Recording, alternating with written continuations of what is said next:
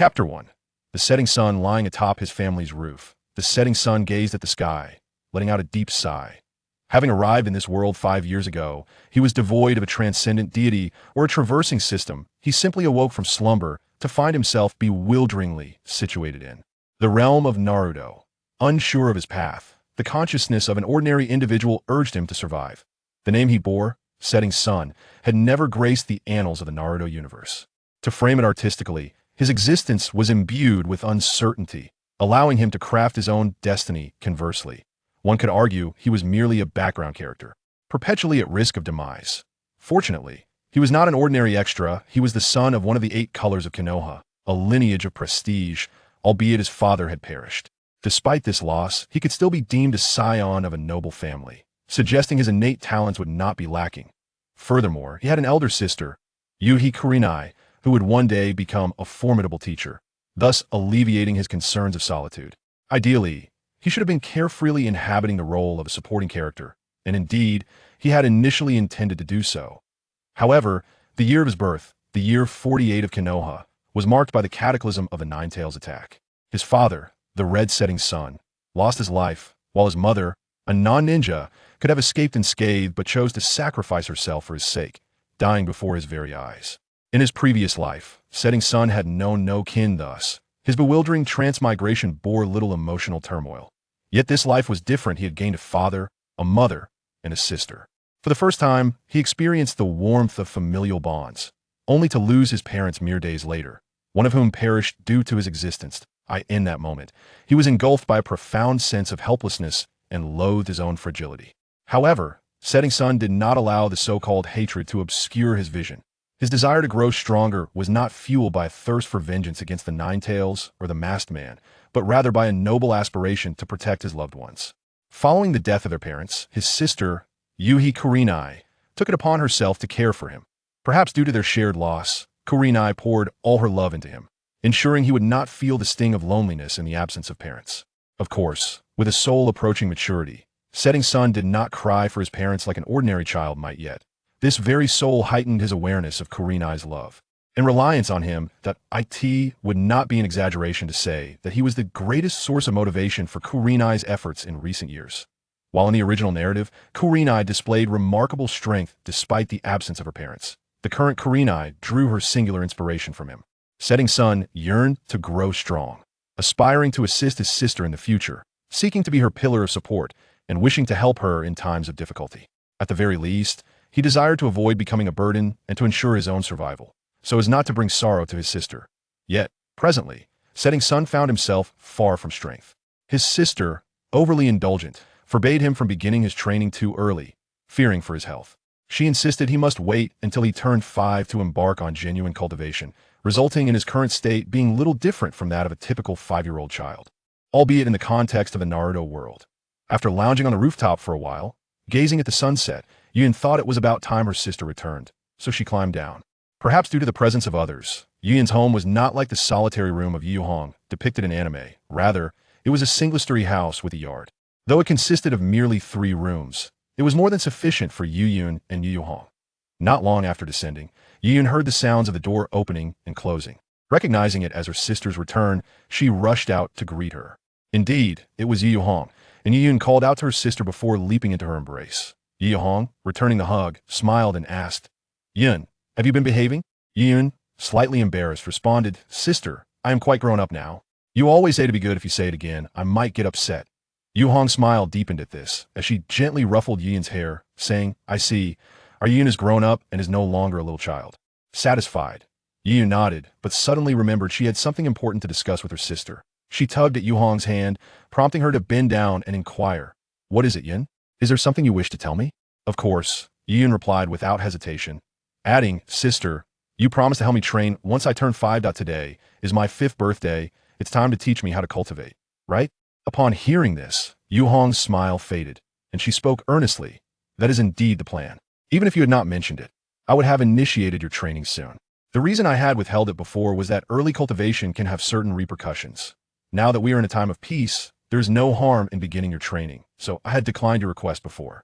But now that you have reached an appropriate age, I will certainly guide you in your cultivation, for in this world, strength is essential for a good life." Yun, with a serious expression, responded, "Sister, I will strive diligently in my training to become strong enough to protect you. I am so pleased, Yun. You must put in the effort. Soon, I may become a Jnin. Although I still have much to learn compared to father, it will be sufficient for self-protection." While Yun acknowledged this, she internally doubted it, thinking that if Yu Hong knew that in 7 or 8 years, when the events of the Naruto storyline commenced, even the strongest would struggle to defend themselves, she would not make such claims. However, Yun understood the necessity of perseverance. She must continuously grow stronger. Yu Hong then produced a kunai, stating, "Today is your birthday, and this kunai shall serve as your present. Next, I will teach you how to extract chakra." Yun joyfully accepted the kunai, thinking that after waiting so long, she could finally begin her training. "Sister, please teach me right away. Patience, dear. Before you extract chakra for the first time, you must be in the right state of mind. Let us have a meal first," she said, before heading into the kitchen to prepare food. Despite the culinary prowess of the esteemed Yuhi Red, Yuni felt a sense of tastelessness during the meal. After waiting a full 5 years for this moment of training, the final moments felt interminably long. Once the meal concluded, Red tidied up the dishes and turned to Yuni, saying, "All right, let us commence with the method of extracting chakra. However, before we proceed, it is essential for you to understand what chakra truly is. Chakra serves as the source of a ninja's power, an energy born from the perfect fusion of mental energy and the vitality of bodily cells.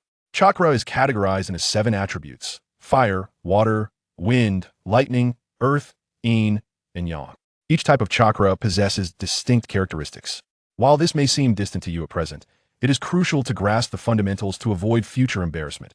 After an extensive explanation, Yuhi Red finally imparted the foundational knowledge and began instructing Yuni on the refinement of chakra. Perhaps due to the maturity of his adult spirit, Yuni sensed the chakra within merely an hour, subsequently employing the techniques taught by Red to refine it. He gathered the chakra using his mental energy, continuing this process repeatedly until a hint of fatigue washed over him. Hearing Red's voice urging him to pause, he ceased the refinement. Red allowed Yuni a moment of rest, and once she saw he had recovered sufficiently, she remarked, "To be able to sense and refine chakra in just 1 hour during your initial training is quite an achievement. By this alone, you could be considered a small prodigy. However, do not let pride overtake you. Our Yuhi clan possesses a naturally superior mental capacity, which has historically elevated our skills in illusionary techniques. Nevertheless, unless your abilities reach the level of your father, illusion techniques will always be inferior to ninjutsu and taijutsu. Thus, you must remain diligent. For the next 2 years, focus on refining your chakra, and when you turn 7, I will enroll you in a ninja academy for further learning." Yuni nodded, clenching his fists as if making a vow, and declared loudly, "I will strive to become the strongest." Seeing this, Red smiled and said, "For now, you should rest. The initial extraction of chakra can leave one feeling quite fatigued." Yuni indeed felt a wave of drowsiness wash over him. He nodded and returned to his room. Chapter 2, 1 year. Since mastering the chakra refinement technique from Red, Yuni has diligently practiced each day, ceasing only when fatigue set in. After the initial attempts at chakra refinement, Yuni was pleasantly surprised to discover that his mental strength exhibited slight increases following each session. He inquired about this phenomenon, to which Red responded that such growth in mental capacity during the early stages was normal, though it would eventually plateau. However, Yuni was astonished to find that each time he concluded his chakra refinement, he experienced a subtle enhancement in his mental acuity, and although he could not fully comprehend this, he deemed it a fortuitous development and accepted it as a year passed. Through relentless effort, Yuni's chakra reserves were nearly at the level of a low-ranking ninja. Though this was only a slight advantage over the average individual, his mental prowess had significantly surpassed that of a typical low-ranking ninja, which astonished Red, who attributed this to the innate talent for illusion techniques within the Yuhi clan. Over the course of a year, Sanagumo not only refined his chakra, but also gradually learned the art of shuriken throwing and some fundamental taijutsu techniques from Hong. Although he could not claim monumental achievements, he was certainly stronger than his peers. One day, after completing his daily chakra refinement, Sanagumo approached the great tree where he usually practiced taijutsu, only to overhear what sounded like an argument. He moved toward the source of the commotion and discovered 3 boys slightly older than himself surrounding a girl of similar age, demanding an apology from her. Though he was unaware of the specifics, it was evident that the girl was not at fault. Just as he was about to step into his sister, he heard a voice command, "Stop." Following the sound, he beheld a boy with yellow hair and a distinctive six-bath whisker mark. Although he had never encountered him before, Tsunagomo immediately recognized him as Naruto Uzumaki. Initially intending to intervene, Tsunagomo decided to observe the situation further. The trio of boys also turned to face Naruto, at which point Tsunagomo realized that the girl being cornered was Hinata Hyuga. The altercation between the boys and Naruto caught Tsunagomo's attention as he witnessed Naruto perform the hand signs for the shadow clone technique, which astonished him. The other boys were equally taken aback. After all, mastering such a technique at their age was remarkable. Tsunagomo was surprised, as he had assumed Naruto to be a mere underachiever. However, to everyone's astonishment, Naruto created a shadow clone, prompting laughter from the boys, including Tsunagomo, who marveled at Naruto's unexpected prowess. As the boys laughed, Naruto lunged at one of them, exclaiming, "You underestimate me.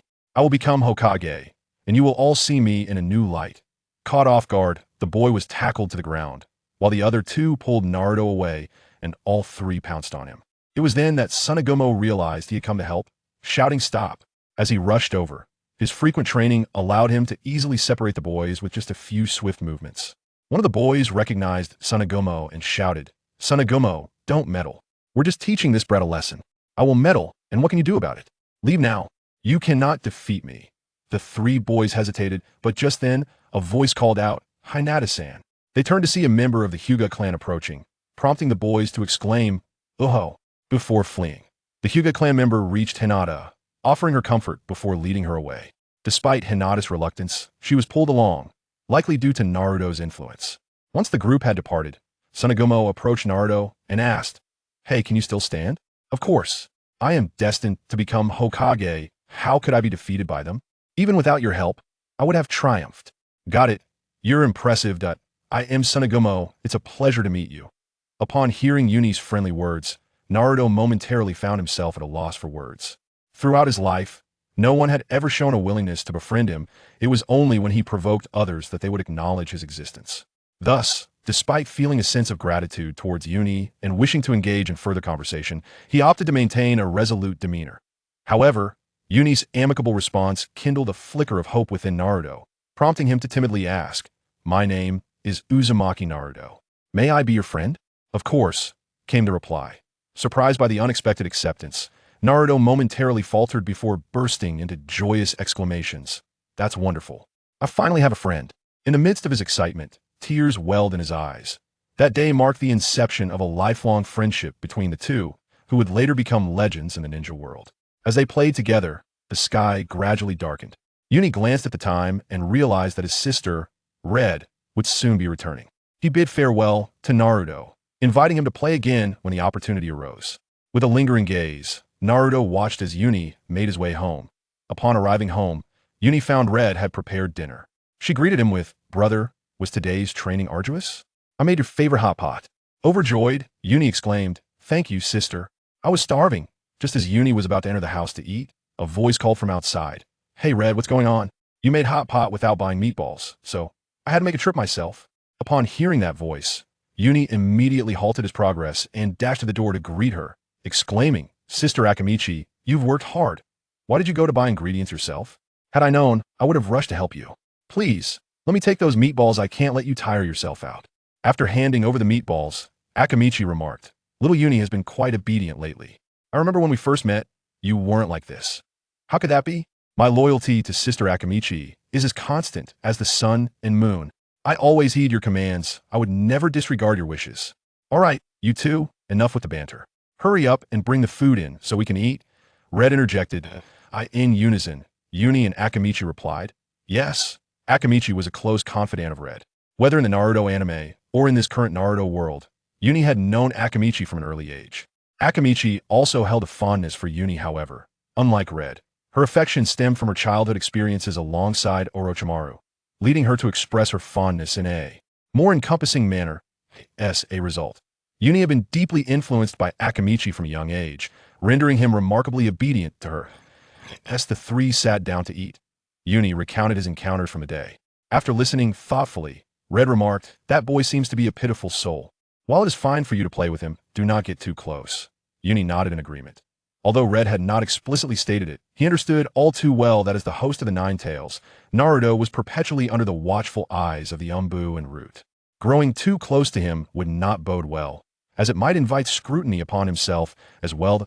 In the ensuing period, Yun continued his cultivation in accordance with his customary practices. Whenever Naruto came to seek his company, he would indulge in playful moments with him. Notably, he occasionally encountered Hinata, who expressed her gratitude for the events of that particular day. Although Yun had invited Hinata to join in their merriment, the Hyuga clan adhered to a strict training regimen, and Hinata was invariably accompanied by members of the branch family whenever she stepped outside. If Yun were alone, he might have allowed a brief respite for play. However, when accompanied by Naruto, Hinata would be whisked away without a moment's hesitation. Thus, a year passed, and in the blink of an eye, Yun and Naruto turned 7, reaching the age at which they were eligible to enroll in the Ninja Academy. Chapter 3. Enrollment. As another year dawned, the Konoha Ninja Academy witnessed the graduation of a new cohort of students. Among them, some aspired to become genin, while others would return for further studies, and yet others would forever sever their ties with the world of ninjas, opting instead for a life as ordinary residents of Konoha. Perhaps, in some distant future, a descendant of theirs might emerge as a ninja, rekindling a deeper connection with this realm. Yet, the question of who among them was fortunate or unfortunate remained eternally ambiguous, contingent upon their aspirations and fate. For some, the dream of becoming a ninja was a lifelong ambition regardless of their future achievements. For these individuals, attaining the rank of genin was indeed a stroke of good fortune. Some individuals yearned for peace and happiness, believing that becoming a ninja would allow them to contribute to such ideals. However, upon truly becoming a ninja, they often realize their own insignificance and discover that being a ninja signifies a disconnection from peace. Most of them choose to go with the flow, and for these individuals, living as an ordinary person turns out to be their fortune. All the enrollment-related tasks were efficiently managed by the Red Gang's Shiyu Yun, which left Yun with ample leisure time. Naruto, too, was carefree, as his registration was directly requested by the third Hokage.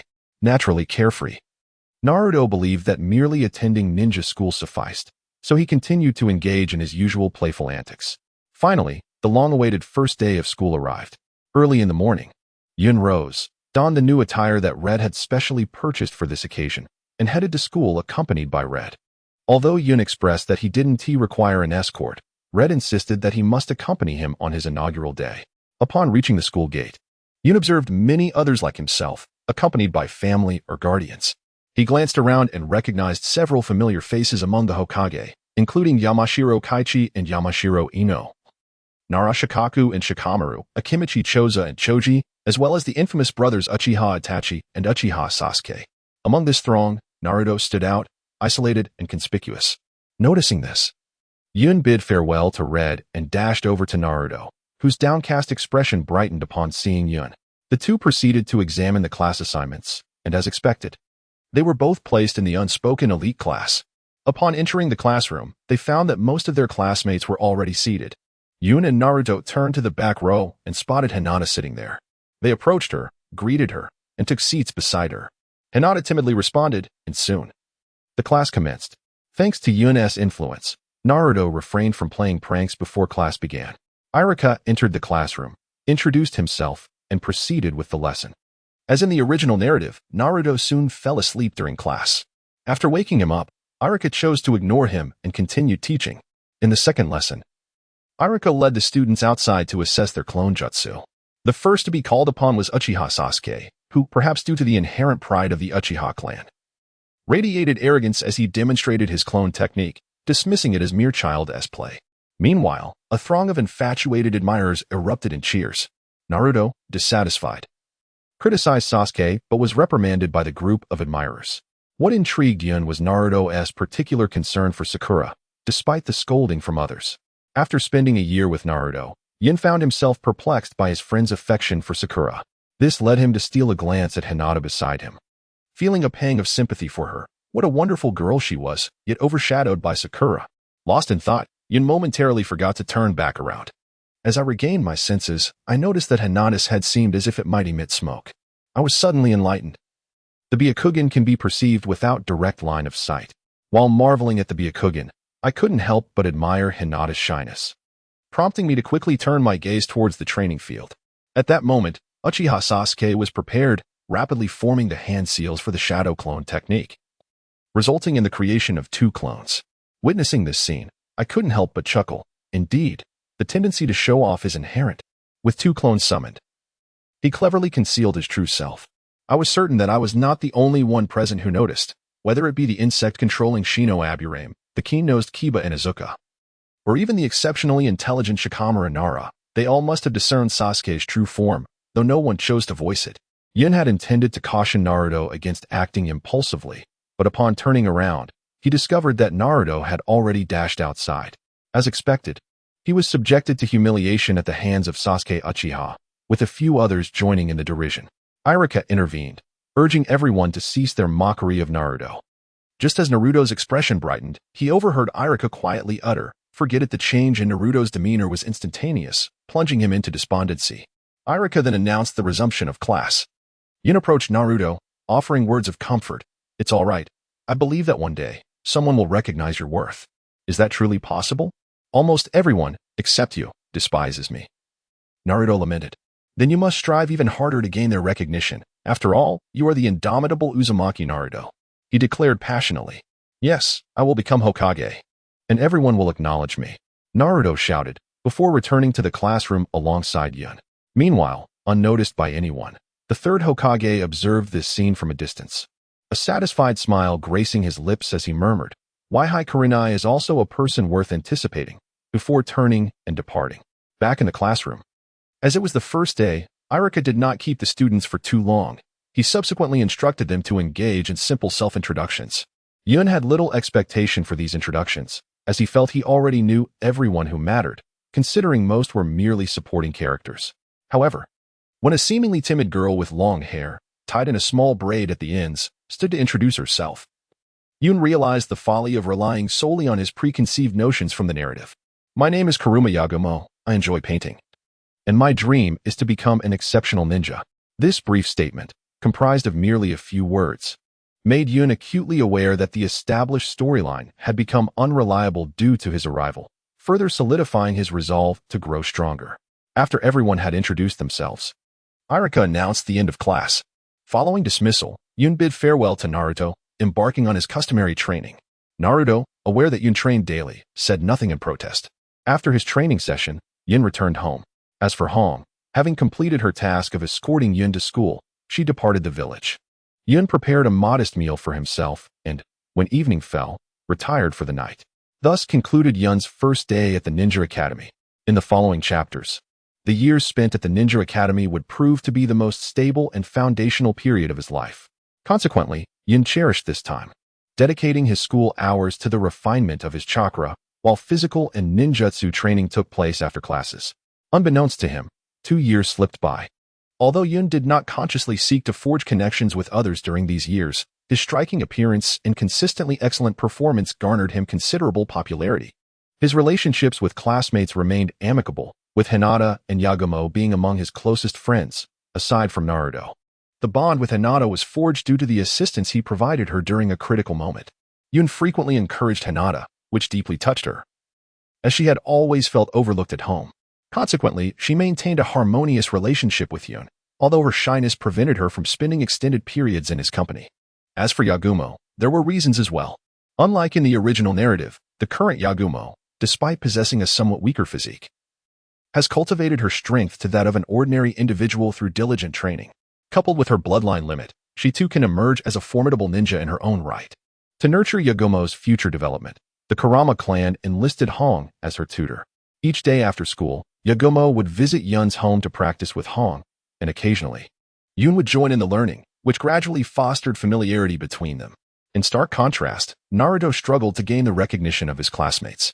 Even among the more open-minded students, such as Nara Shikamaru and Akimichi Choji, there was merely a lack of prejudice against him, yet no genuine inclination to forge friendships.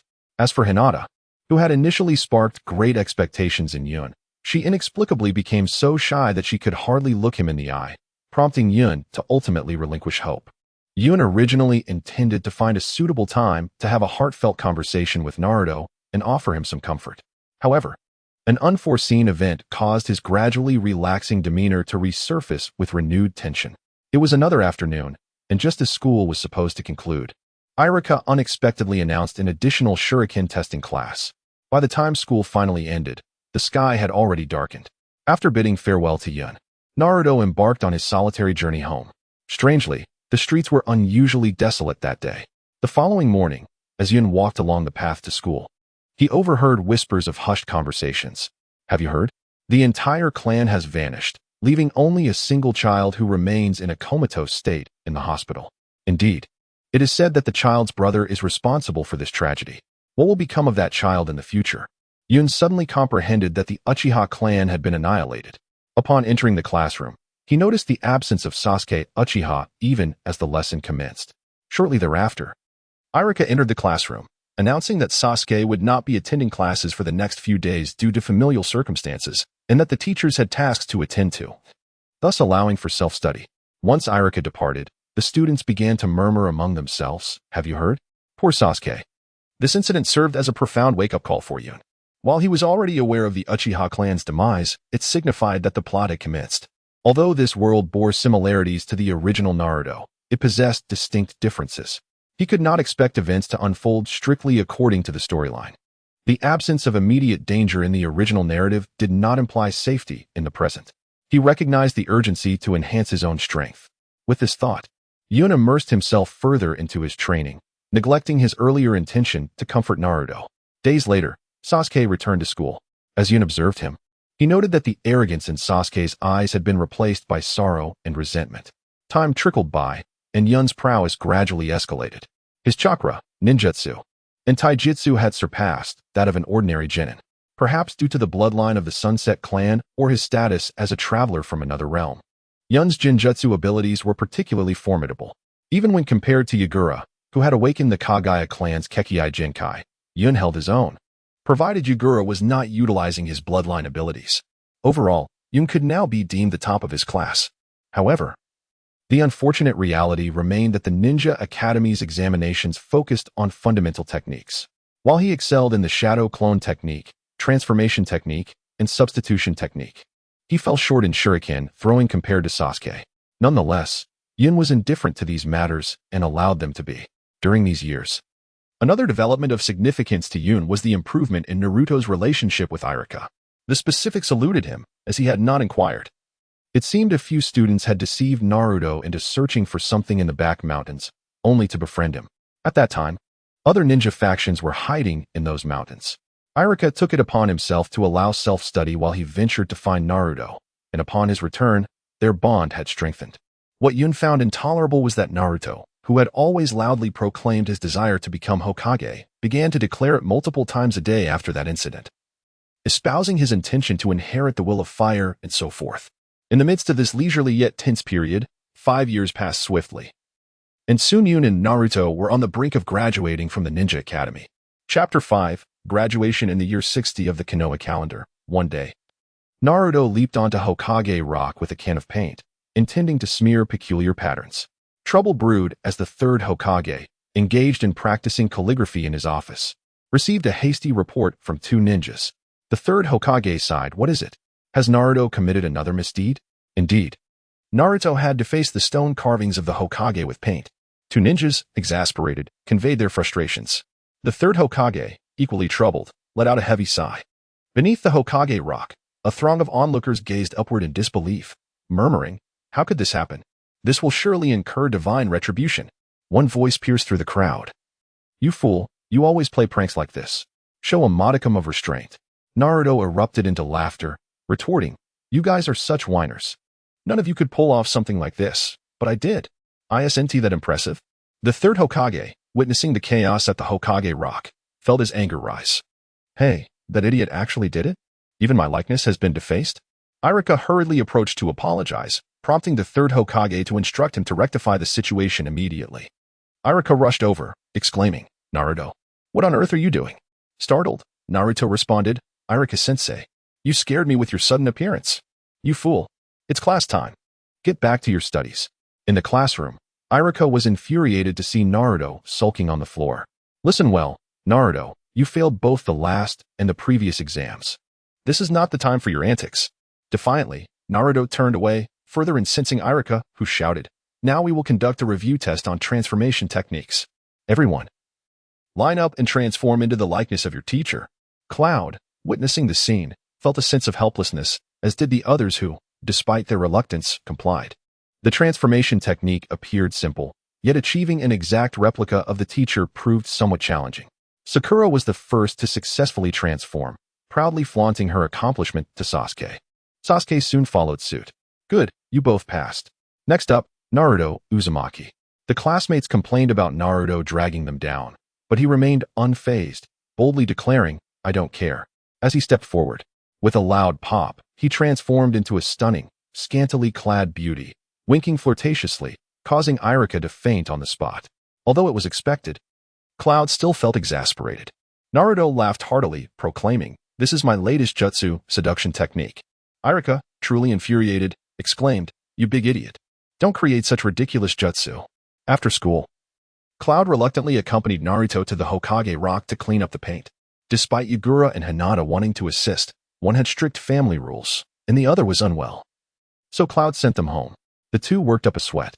Irika, observing their efforts, scolded Naruto, "You two better clean this up thoroughly, or you won't be going home today." Naruto scoffed, "I don't care. No one is home anyway." Curious about where Irika was mumbling, Naruto inquired.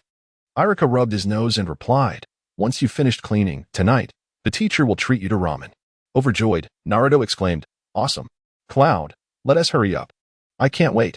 That evening, at a Chiraka ramen, Naruto devoured his ramen at lightning speed, while Cloud savored his meal hungrily, truly famished.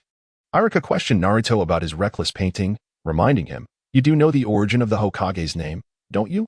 Naruto exclaimed, "Is there any need to say more?"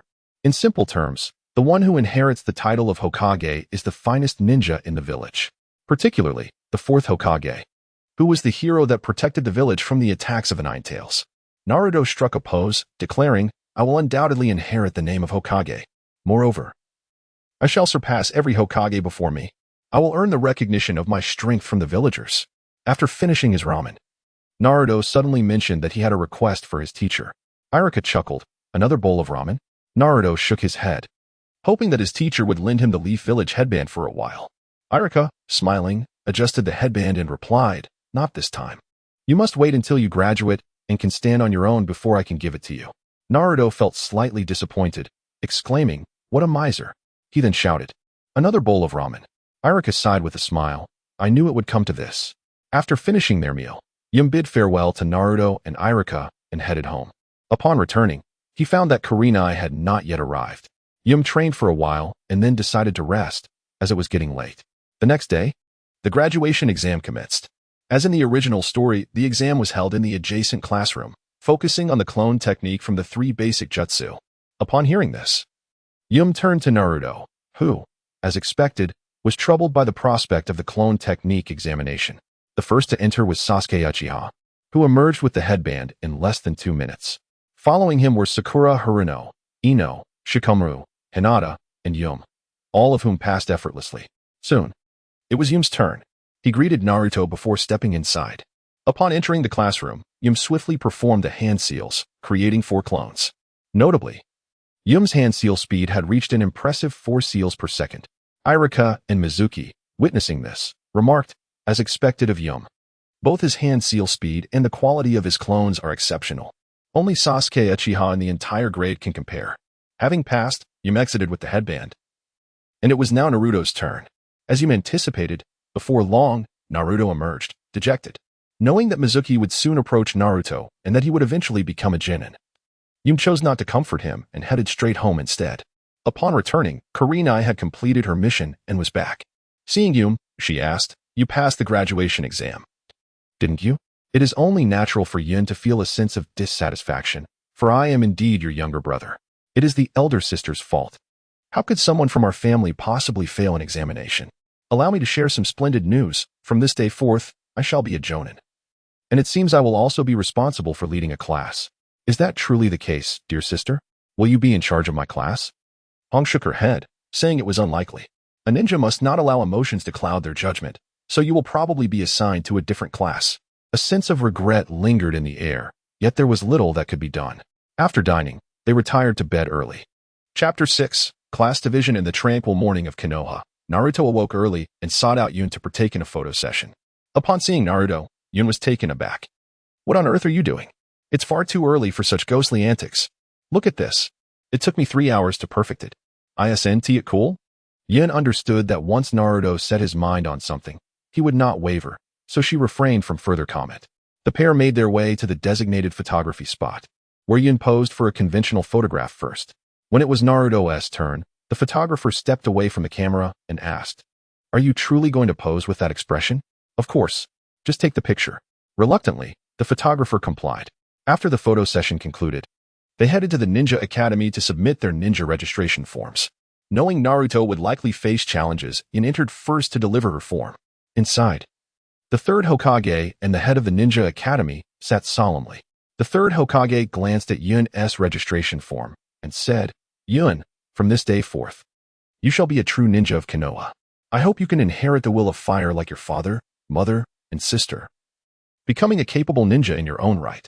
"Thank you, Lord Third. I will strive to do my best," Yun replied before departing. After the clouds parted, Naruto entered. And as expected, his login attempt was unsuccessful. There was no surprise in Cloud's rejection of Naruto's application. However, when Naruto emerged, he was followed by an unwelcome shadow. Cloud recognized it as Konohamaru, yet Naruto remained oblivious, prompting Cloud to remain silent.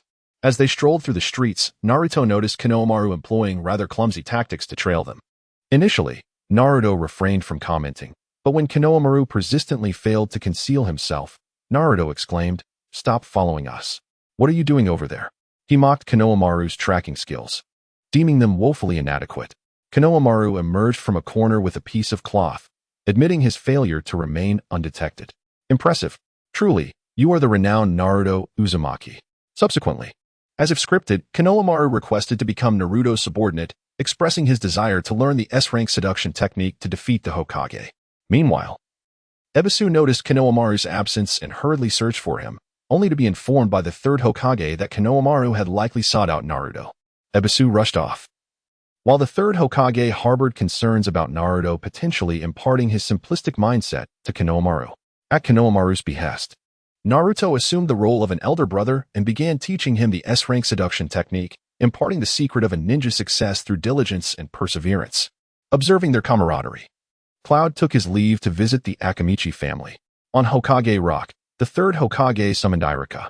Iruka believed that Naruto would evolve into a true ninja, but the third Hokage cautioned that Naruto's path would be fraught with challenges. The adults who were privy to the secret of the Nine Tails were those from 12 years past, and the third Hokage had imposed a ban, leaving many children unaware of Naruto's true circumstances. The fourth Hokage had wished for Naruto to be seen as a hero, sealing the beast within him, with the seal residing at Naruto's navel, making him the vessel for the fox.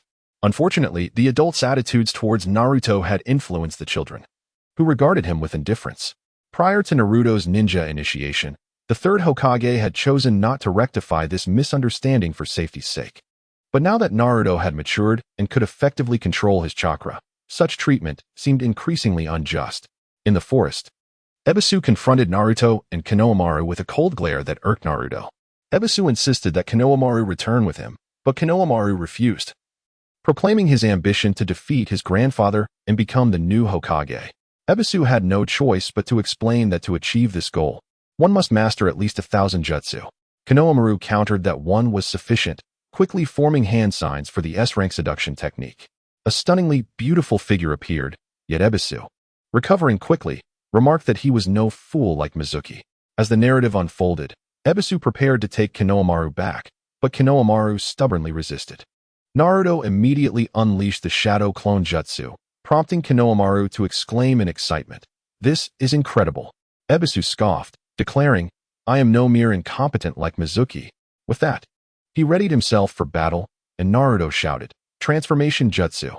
Then a multitude of enchanting maidens, clad in nothing but their allure, surged forth to encircle Ebisu, who immediately revealed his lecherous nature, collapsing in a faint, blood streaming from his nose.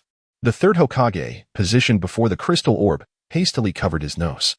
Naruto erupted in laughter, declaring, "This technique is known as the post-G technique."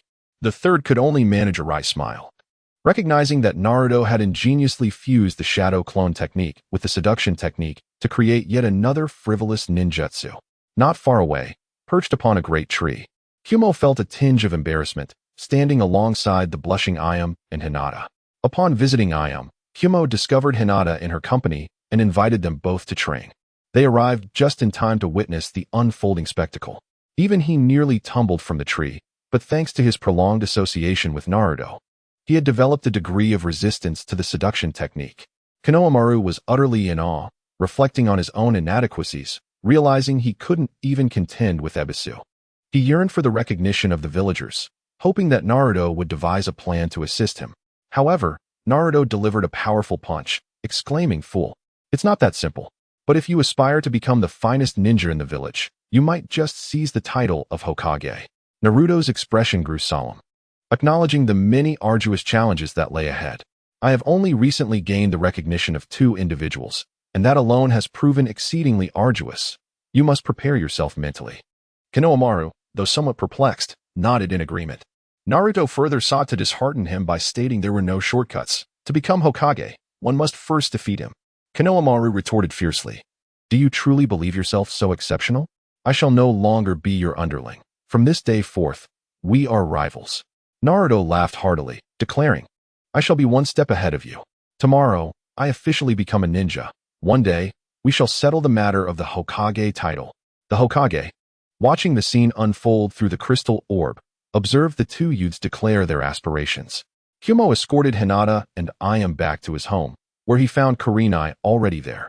Noticing the time, he invited the 2 to dine, and they gladly accepted. After their meal, Kumo accompanied Ayam back to her residence. The following morning, Kumo was awakened by his sister. He opted to wear his ninja headband on his forehead, much like Kurenai. Upon seeing Kumo adorned with the headband, Kurenai encouraged him. "You must strive to excel." Kumo replied confidently, "That is certain, sister. You shall rely on my protection from now on. How could I not work hard?" Kurenai responded, "Then I shall depend on you. I must leave now due to my responsibilities as a team leader. Take care of your meals." With a wave, she departed. When Naruto made his entrance into the classroom, everyone was astounded, for it was known that only those who had graduated could attend the meeting. Naruto pointed proudly at his headband, exclaiming, "From today forth, I am also a ninja." Shikamaru was bewildered, prompting Naruto to explain that he had passed his makeup exam. Although everyone was surprised, they refrained from further comment. Sakura glanced at Sasuke, but Naruto misinterpreted her gaze as directed at him, becoming overly excited. When Sakura rushed over, Naruto stood to greet her, only to be dismissed with a swift hand, realizing at last that Sakura was actually looking at Sasuke. In a moment of surprise, Ino hurriedly stepped forward to intercede, wishing to sit beside Sasuke, who, however, remained noncommittal. Naturally, Sakura was unwilling to concede and thus engaged in a spirited argument with Ino. As in the narrative, Naruto approached to admonish Sasuke, but unexpectedly bumped into someone ahead, resulting in a miraculous collision that brought the 2 together. Meanwhile, Cloud observed this comical scene alongside Ayumi and Hinata, occasionally offering commentary. Despite his foresight, he was still taken aback by the harmony of the situation before him. Unsurprisingly, Naruto was soon met with a wrathful assault from an irate female classmate, and Cloud, having foreseen the event, found himself powerless to intervene. Unbeknownst to the students, the 3rd Hokage and a group of elite jonin were observing their antics through a crystal ball, including Kakashi, Asuma, Kurenai, and several others. After a brief interval, Iruka entered to announce the allocation of ninjas, instructing that they would operate in teams of 3, each supervised by a jonin mentor. Following this, Iruka delivered a lengthy speech that lulled the attendees into a state of drowsiness. Consistent with the original work, the current class had precisely enough students to form 11 groups, just one more than the original narrative. Iruka proceeded to declare the team assignments: 1st team, 2nd team, 7th team, comprising Haruno Sakura, Uzumaki Naruto, and Uchiha Sasuke. The remaining teams mirrored the original storyline, culminating in the 11th team of Yuzuki Cloud, Kuruma Ayumi, and Yamashita Tamahiza. As the grouping concluded, reactions varied.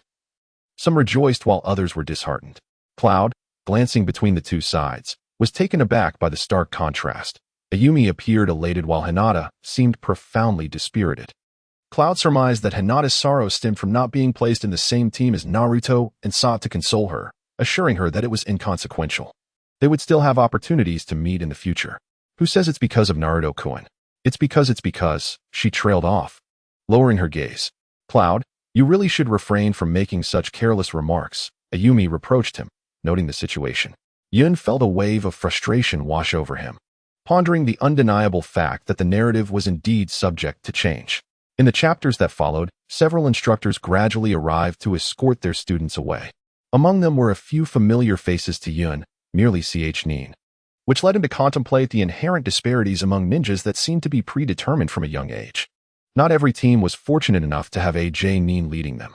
Yun was aware that Naruto and his companions had already been assigned a captain, yet he remained curious about who would be his own instructor. After a short while, the bearded Asuma entered the classroom to take away Team 10.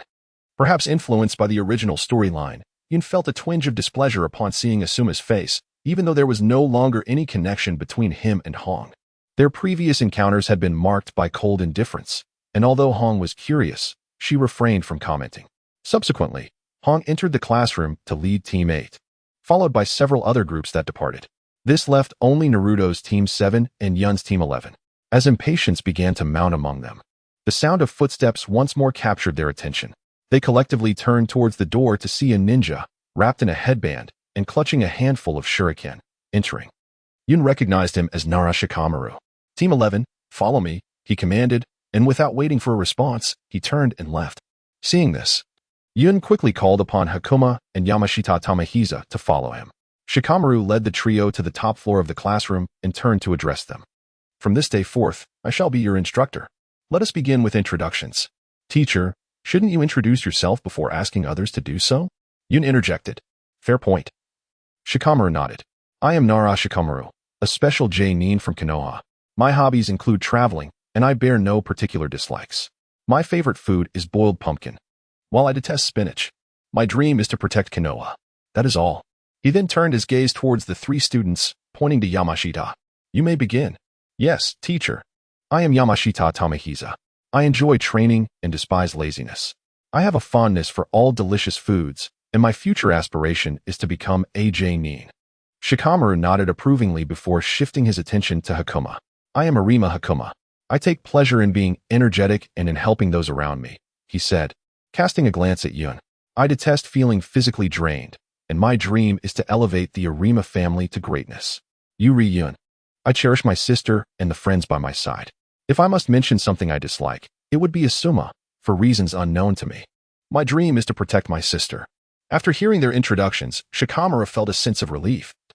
The greatest concern for a team leader was to deal with individuals who lacked self-awareness and merely boasted of their capabilities. Yun and his companions were relatively satisfactory in that regard.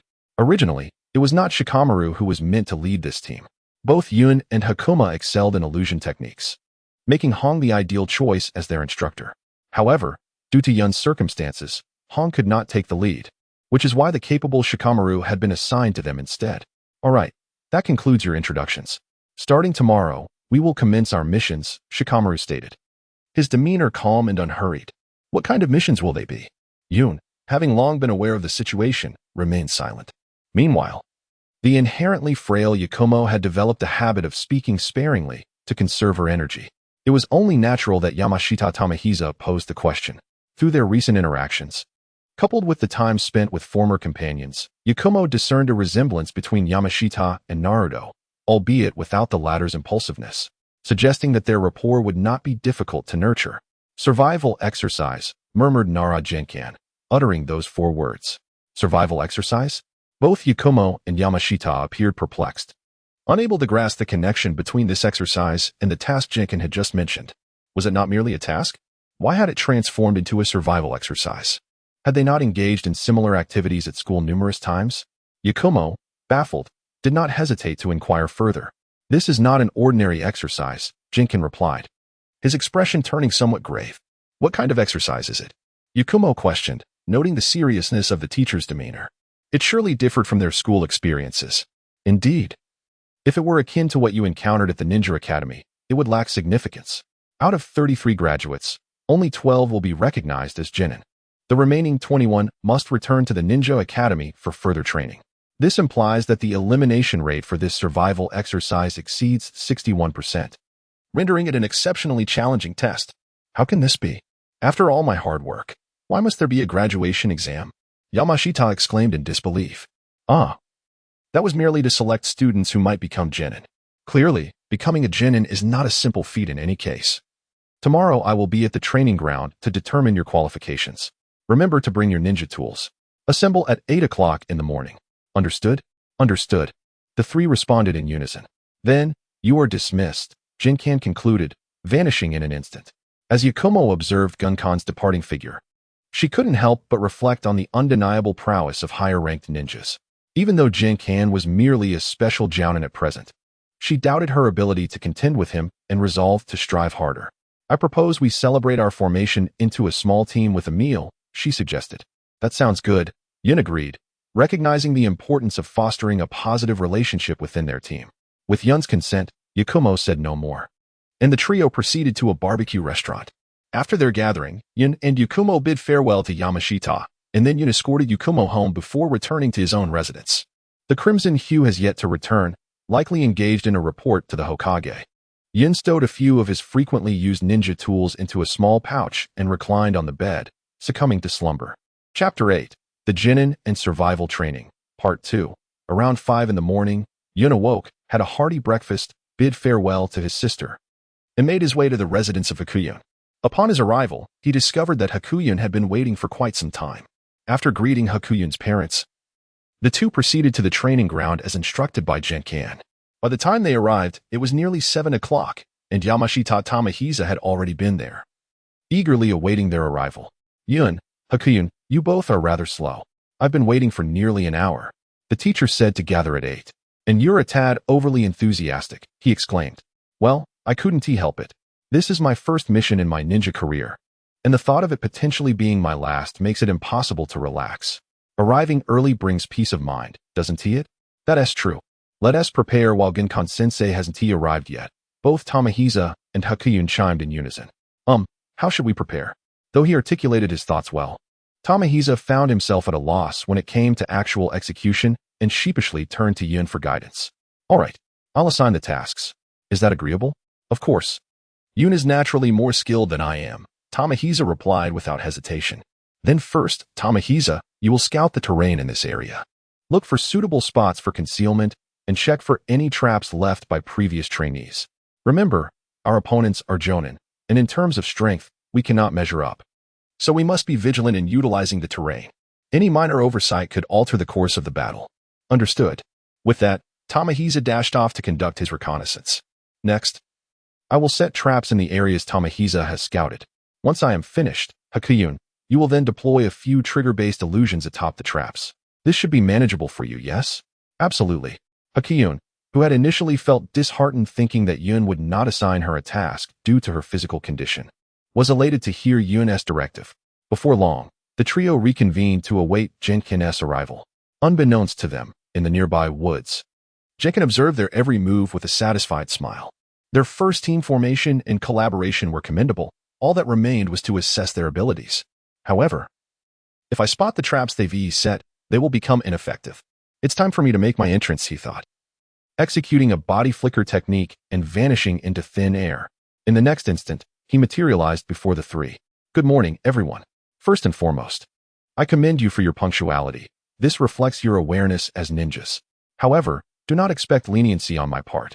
Of course, sensei, if we were to pass merely because of your leniency, it would render the success meaningless, Yin replied with a smile. Indeed, sensei, please disclose the details of the examination. Tamahisa interjected, displaying signs of impatience, while Hakuyun remained silent beside him. Feeling impatient, are we? Today's task is quite simple. The three of you will support me for 10 minutes. If, after 10 minutes, one of you remains unvanquished, you will be deemed successful. However, you must not escape this training ground, for continuous evasion would lead to my vexation and ultimately defeat the purpose of this assessment. How can this be? Teacher, you are a Jonin, while we are merely aspiring Genin. This seems rather inequitable. There is no use in further discussion. The enemy does not concern itself with notions of fairness, nor with the distinction between Jonin and Genin. This is a scenario you will inevitably face in the future. I shall grant you half a minute to prepare, starting now. As soon as the word begin left my lips, Yun, accompanied by the nearby Yakin, leaped towards the woods, and Jijio quickly followed suit. It is indeed unwise to choose the same direction, thought Zoankian, observing the path the three had taken with a shake of his head. Time elapsed swiftly. Before long, Zoankian pursued the direction the three had fled. After less than half a minute, he had located their hiding spot. Upon discovery, Zoankian frowned. for they were ensnared within a perimeter of traps. Though overcoming each trap individually was feasible, it would consume considerable time. I see. So you intend to waste time? A Jonin is not so easily shaken off. Zoankian swiftly formed hand seals and pressed his hand to the ground, invoking the Earth-style, Earth Flow River. Yun had not anticipated that Xianyuan would hastily employ ninjutsu upon his arrival. In a moment of urgency, he could only take Bayun and leap away, turning back. He noticed the bewildered Jijio had already been declared out of the match. Realizing that fleeing was futile, Yun set Bayun down and swiftly formed hand seals. Invoking the Earth-style, Earth Flow River. Xianyuan, upon witnessing this, could not help but be astonished. The extent of Yun's Earth Flow River was not inferior to his own. Though he had not exerted his full strength, it still showcased Yun's remarkable chakra volume and control. Nevertheless, despite his surprise, such ninjutsu posed no threat to Xianyuan whatsoever. The clouds are aware that defeating Xianjian is an impossibility. However, the more trouble they can cause him, the more advantageous it becomes for them. As Xianjin began to leap, he swiftly hurled a shuriken. What a troublesome little brat, he thought, yet his actions did not cease. He expelled the 1,000 blades he had been holding in his mouth, deflecting several shurikens aimed at him. Just as he was about to speak, he heard Yun's voice proclaim, "Wind release, 1,000 faces of wind," which forcefully swept Xuanjin's words back. Xianjin landed awkwardly. Though he sustained no injuries, his headband was blown away, igniting his frustration. "Enough of this," he shouted, charging towards Yun. "I surrender," Yun declared without hesitation as Xianjin rushed towards him. Xianjin halted his advance. There were still 3 minutes remaining. Although the bloodline of the Anma clan was formidable, its full potential would only be realized upon complete awakening. Presently, he posed little threat to AJ Nin, and besides, Yun was already prepared. "I understand, teacher." But Yun chose not to elaborate and instead turned to gaze at Haken, who swiftly transformed into a puddle of water. "Water clone," Xianjin mused. "What a delightful little rascal. I didn't expect you to possess 3 types of chakra. Haken must be in the woods on the other side." "Well done, you've passed." The 3 returned to their original location, where Yun called back the still-hidden Haken. Xianjin announced that the trio had successfully completed the evaluation and would officially become genin, ready to commence missions from the following day, after which they were dismissed. Once Xianjin departed, Jijio expressed his gratitude to Yun repeatedly. The 3 returned to their village in succession, making their way home. Chapter 9. Genin Missions. Lord Hokage, we have come to receive our mission. The next day, Yun and his companions followed Xianjin to the Hokage's office to accept their tasks. Naturally, the assignment of missions is not directly managed by the Hokage. There are designated personnel for that purpose. However, as a tradition, first-time mission assignments must be obtained from the Hokage himself, after which that formality is no longer necessary. Due to the unique circumstances surrounding Naruto's team, the Hokage personally dispatched every mission for them. The third Hokage, pipe in mouth, exhaled a plume of smoke and remarked, "Ah, Xianjin, it appears that Yun and his companions have successfully passed your test." He then produced a mission logbook. "Yes, Lord Hokage. The 3 of them exhibit remarkable teamwork and possess commendable strength. I am confident they will develop into excellent ninjas." "Oh, I see." The third Hokage continued, "This year, we have more genin teams than in previous years, and most of them came to receive their missions yesterday afternoon. Several teams have already completed a D-rank mission. Consequently, this year's D-rank tasks have been swiftly claimed. There are now only a few remaining." Jijio interjected, "Didn't you say the elimination rate was over 60%? How can there be more teams than in previous years?" The third Hokage and Xianjin did not provide a clear explanation, simply stating that this year's students were stronger than those of previous years. Xianjin nodded. "Then how many D-rank missions remain?" The third Hokage glanced at his records and replied, "There are still about 10 left. Come over and take a look. Decide for yourself which task to accept." Xianyuan nodded, then stepped forward to take the task record book from the third Hokage's hands. He scanned the 10 tasks meticulously and pointed to several, saying, "Lord Hokage, I wish to undertake these tasks." A few?" The third Hokage paused slightly, remarking, "You should first accept one task to allow them to acclimate. It would be more beneficial." However, upon noticing Xuanyuan's unwavering determination, he marked the selected tasks, then lowered his head to rummage through his drawer for a moment before producing a scroll. "Here, this is the task you seek." Xianyuan extended his hand to receive the scroll and addressed the third Hokage. Then, "Lord Hokage, we shall take our leave." He then departed the office with the 3 companions. The quartet ascended to the rooftop, where Xianyuan unfurled the scroll. Within, a photograph appeared alongside the task details. Xianyuan glanced at it and announced, "Our first mission is to retrieve the cat belonging to Lady Ji Mei, the wife of the feudal lord of the Land of Fire. The reward is quite generous, totaling 20,000 Rio. This means each of you will earn 4,000 Rio. A commendable D-rank task, indeed." Yun was momentarily taken aback, for he recalled that this task was also encountered by Naruto and his companions in the original narrative. He never anticipated that his inaugural mission would be this one, yet he refrained from voicing his thoughts. Subsequently, Su Jian retrieved a photograph from the scroll and proclaimed, "All right, everyone, take a look at this picture." The trio glanced at the image, which depicted a cat, adorned in brown fur with a striking red bow on its ears, an unmistakable feature. Once Su Jian confirmed that the three had observed the picture, he put it away and stated, "Now, let us embark on our search. This is your first mission. Do you understand?" Jijio nodded and replied, "Rest assured, Teacher Su Jian, we know what to do. Moreover, we shall certainly not allow that cat to escape. We will execute our first mission flawlessly." Su Jian nodded in acknowledgement and, having concluded his words, departed. "Where shall we search?" Jijio could not restrain himself from inquiring as soon as Su Jian had left. Indeed, Konoha is vast, and locating a single cat is no small feat. Yun, "Do you have any ideas?" Yun admitted, "I am at a loss. After all, every field has its expert. Finding things is not my forte. We should search together and consult the residents of Konoha." With no better alternatives, the trio set forth. After 2 hours of relentless searching, they finally managed to capture the elusive cat. They couldn't help but lament how challenging this D-rank task had proven to be. Indeed, being a ninja was no easy endeavor. Nonetheless, the three felt elated, for it was their first mission, and they joyously made their way to report back to Su Jian.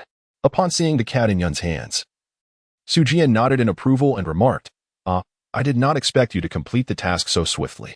I thought you might require more time. Well then, let us report the mission." The trio followed Su Jian back to the Hokage building. This time, however, they did not seek the Hokage but instead headed to the department responsible for task processing. After verifying that the cat in Yun's possession was indeed the one from the mission, they promptly sent someone to notify the task's issuer, Mrs. Ji Mei. "Ahu, my beloved Ahu." Just as they awaited Mrs. Ji Mei, a voice resonated in their ears, followed by a middle-aged noblewoman, her arms thicker than Yun's thighs, bursting through the door.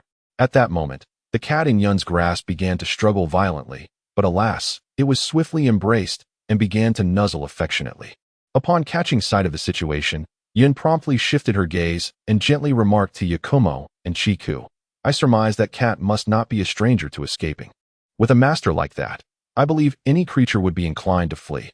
Yakumo stifled a laugh behind her hand, while Chiku exaggeratedly bit his own hand to suppress his mirth. After a short while, Madame Chijimi expressed her satisfaction by bestowing a reward for their efforts, and the trio departed after receiving their compensation. Jenkin nodded and declared, "Excellent work, everyone." The task that was initially estimated to take an entire day was accomplished in a mere 2 hours. Since we still have ample time, let us take on another assignment. The second task also involved searching for a lost item, albeit a different one this time. However, Yun and her companions were not as fortunate as before. It was not until dusk that they finally located it. After submitting the task, Jinkan announced the dissolution of the group, instructing the three to reconvene at the same time the following day before departing. After bidding farewell to Yun and Yakumo, Chiku also left. As was her custom, Yun first escorted Yakumo home before returning to her own residence. Upon arriving home, she found that Hong had prepared dinner. Seeing Yun's return, she inquired, "Yun, how did your tasks go today?" "We completed 2 search assignments," Yun replied. "I had no idea how challenging it would be until I actually engaged in it." "Sister, why are you home so early?" "My team also undertook a search task today," Hong explained. "As you know, that is Hinata and the other's specialty. And they swiftly completed all the assignments I had taken on, allowing me to return home early." As Yun contemplated, she realized it was indeed the case, and thus refrained from uttering anything further. After finishing their meal, she exchanged a few words with her sister before retiring to her room for slumber. Thus concluded the first day of Yun's journey as a ninja. Chapter 10. C-rank mission in the following period, to enhance the intelligence-gathering capabilities of Yun and her companions. Jenkin predominantly assigned the missions centered around information collection. To mitigate the potential monotony of these tasks, he interspersed a few other assignments, such as babysitting, litter collection, and fetching water, among various similar endeavors. Consequently, the trio engaged in approximately a month's worth of D-rank missions. On yet another day, Jenkin led the three to receive their assignments. Upon reaching the mission management department, the ninja responsible for task allocation examined the task record book for a moment and then announced, the upcoming missions for Team 11 include assisting Lord Shiman with childcare, purchasing goods in the neighboring village, or mowing grass outside the village, and enough. Why must we perpetually undertake such tasks? Jenkin was abruptly interrupted by Chiku. Indeed, Teacher Jenkin, we have completed a considerable number of D-rank missions. Surely, we can progress to a higher level of task, Yun stated gradually, although Bayun remained silent. The expression on her face clearly demonstrated her agreement with her companion's proposal. I see. Let me ponder for a moment. All right. You have all performed admirably during this period. It is indeed time for you to engage with genuine missions, Jenkin replied thoughtfully. Thank you, teacher. The three exclaimed joyfully. Jenkin returned the D-rank task record book to the ninja responsible for task registration and requested, please assign us a C-rank mission. Teacher, why don't we select our own tasks? Surely, those we choose would be more suitable, Chiku ventured to inquire. Missions ranked D and above generally require leaving the village. Except for certain more challenging tasks which may be prolonged, most assignments are urgent and cannot be uniformly logged, Jenkin explained. I understand now, Chiku nodded, while Yun and Bayun, although silent, shared expressions of newfound comprehension. We have found one.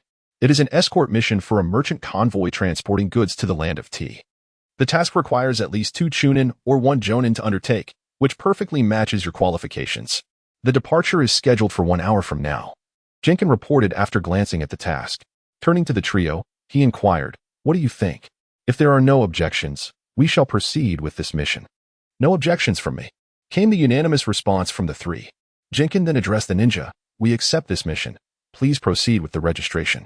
Once the registration was completed, Jenkin led the three out of the mission management department and turned to them, saying, this is your first C-rank mission. Return home to prepare.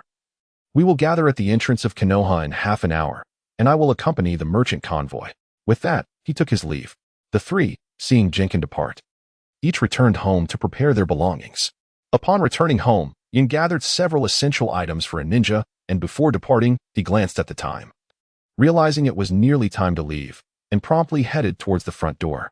By the time Yun reached the entrance, Chijio and Haken had already arrived, and the three of them awaited Jenkin together. It wasn't long before they spotted Jenkin approaching, accompanied by a merchant caravan consisting of roughly 20 individuals and 5 carts laden with goods. As Jenkin reached the trio, he instructed, Yun, take the lead and scout ahead. Chijio, bring up the rear, while Haken stays in the middle to provide support. Unless unforeseen circumstances arise, I shall not intervene in this mission. Understood? Once the three acknowledged their understanding, they arranged themselves according to Gunkan's directive. Initially, the trio was quite anxious, being their first mission. But after a day of travel without encountering any bandits, they gradually relaxed. As night fell, the caravan halted to rest, and the three gathered to share the provisions they had prepared, while Jenkin had already vanished without a trace. Nothing has occurred. This is rather dull, Chijio grumbled between bites. The leader of the caravan, overhearing Chijio's complaints, interjected, of course, if we face danger, what would be the point of hiring ninjas for protection? Chijio simply smiled and refrained from further comment. After their meal, the three organized the night watch. Considering Haken's condition, Yun and Chijio decided to take turns keeping watch, allowing Haken to rest. Acknowledging his limitations, Haken said nothing further. The following morning, after breakfast, the caravan resumed its journey. The subsequent day passed without incident. And with only one final day of travel remaining to reach their destination, the trio felt increasingly at ease, sharing laughter along the way. On the morning of the last day, as the caravan continued its march, Yun, who was at the forefront, suddenly halted. The caravan leader rushed forward, inquiring, "Why have we stopped, ninja? There are dozens of individuals lying in ambush half a kilometer ahead. Please inform the entire team to halt," Yun replied. Although curious about how Yun could discern such a distance, the leader did not hesitate and promptly commanded the caravan to cease its advance. Chijio and Haken, who were further back, quickly approached, and Yun explained the situation to them. After hearing this, Chijio could not help but question, "Yun, how did you know from such a distance?" Yun smiled and said, "I naturally have my own methods. Be cautious, for it seems the adversary has 2 ninjas. This period spent searching for lost items had made Yun acutely aware of his deficiencies, particularly in reconnaissance. It is essential to understand that even the most formidable power is rendered futile if one cannot locate the enemy. Thus, he endeavored to devise a means to compensate for his shortcomings. Recalling a passage from a fantasy novel he had read, wherein cultivators possess the ability to extend their spiritual consciousness beyond their physical forms, he instinctively attempted a similar feat, perhaps due to the unique nature of his traversing soul. He succeeded on his first attempt. However, his spiritual energy was still somewhat limited. Under normal circumstances, he could only extend his perception about 10 meters from his body. While this sufficed in typical combat situations, it fell short for reconnaissance. In an effort to measure the extent of his spiritual penetration into the earth, he discovered that, owing to his innate earth element chakra, his sensing ability underground was far superior to that above ground. He could now detect locations up to half a kilometer away. Although this period might appear to be one of idleness, Yun was perpetually extending his spiritual energy in reconnaissance, which allowed him to unearth ambushes. He could not help but exclaim how vital reconnaissance truly was. Despite the overwhelming enemy presence, which included 2 ninjas and dozens of ordinary individuals, one ninja even possessing chakra levels equivalent to a nin, Yun remained completely unperturbed. For he sensed that Su Njin was concealed not far off. In the nearby thicket, Su Njin, who had been observing the situation intently, murmured to himself, "This kid even possesses sensing abilities. It appears I have long since revealed myself. Having such a disciple is indeed a source of frustration." Chapter 11. The World of Ninjas. Yun, what shall we do? The presence of ninjas exceeds the scope of a C-rank mission, Yun said, her voice tinged with a hint of anxiety.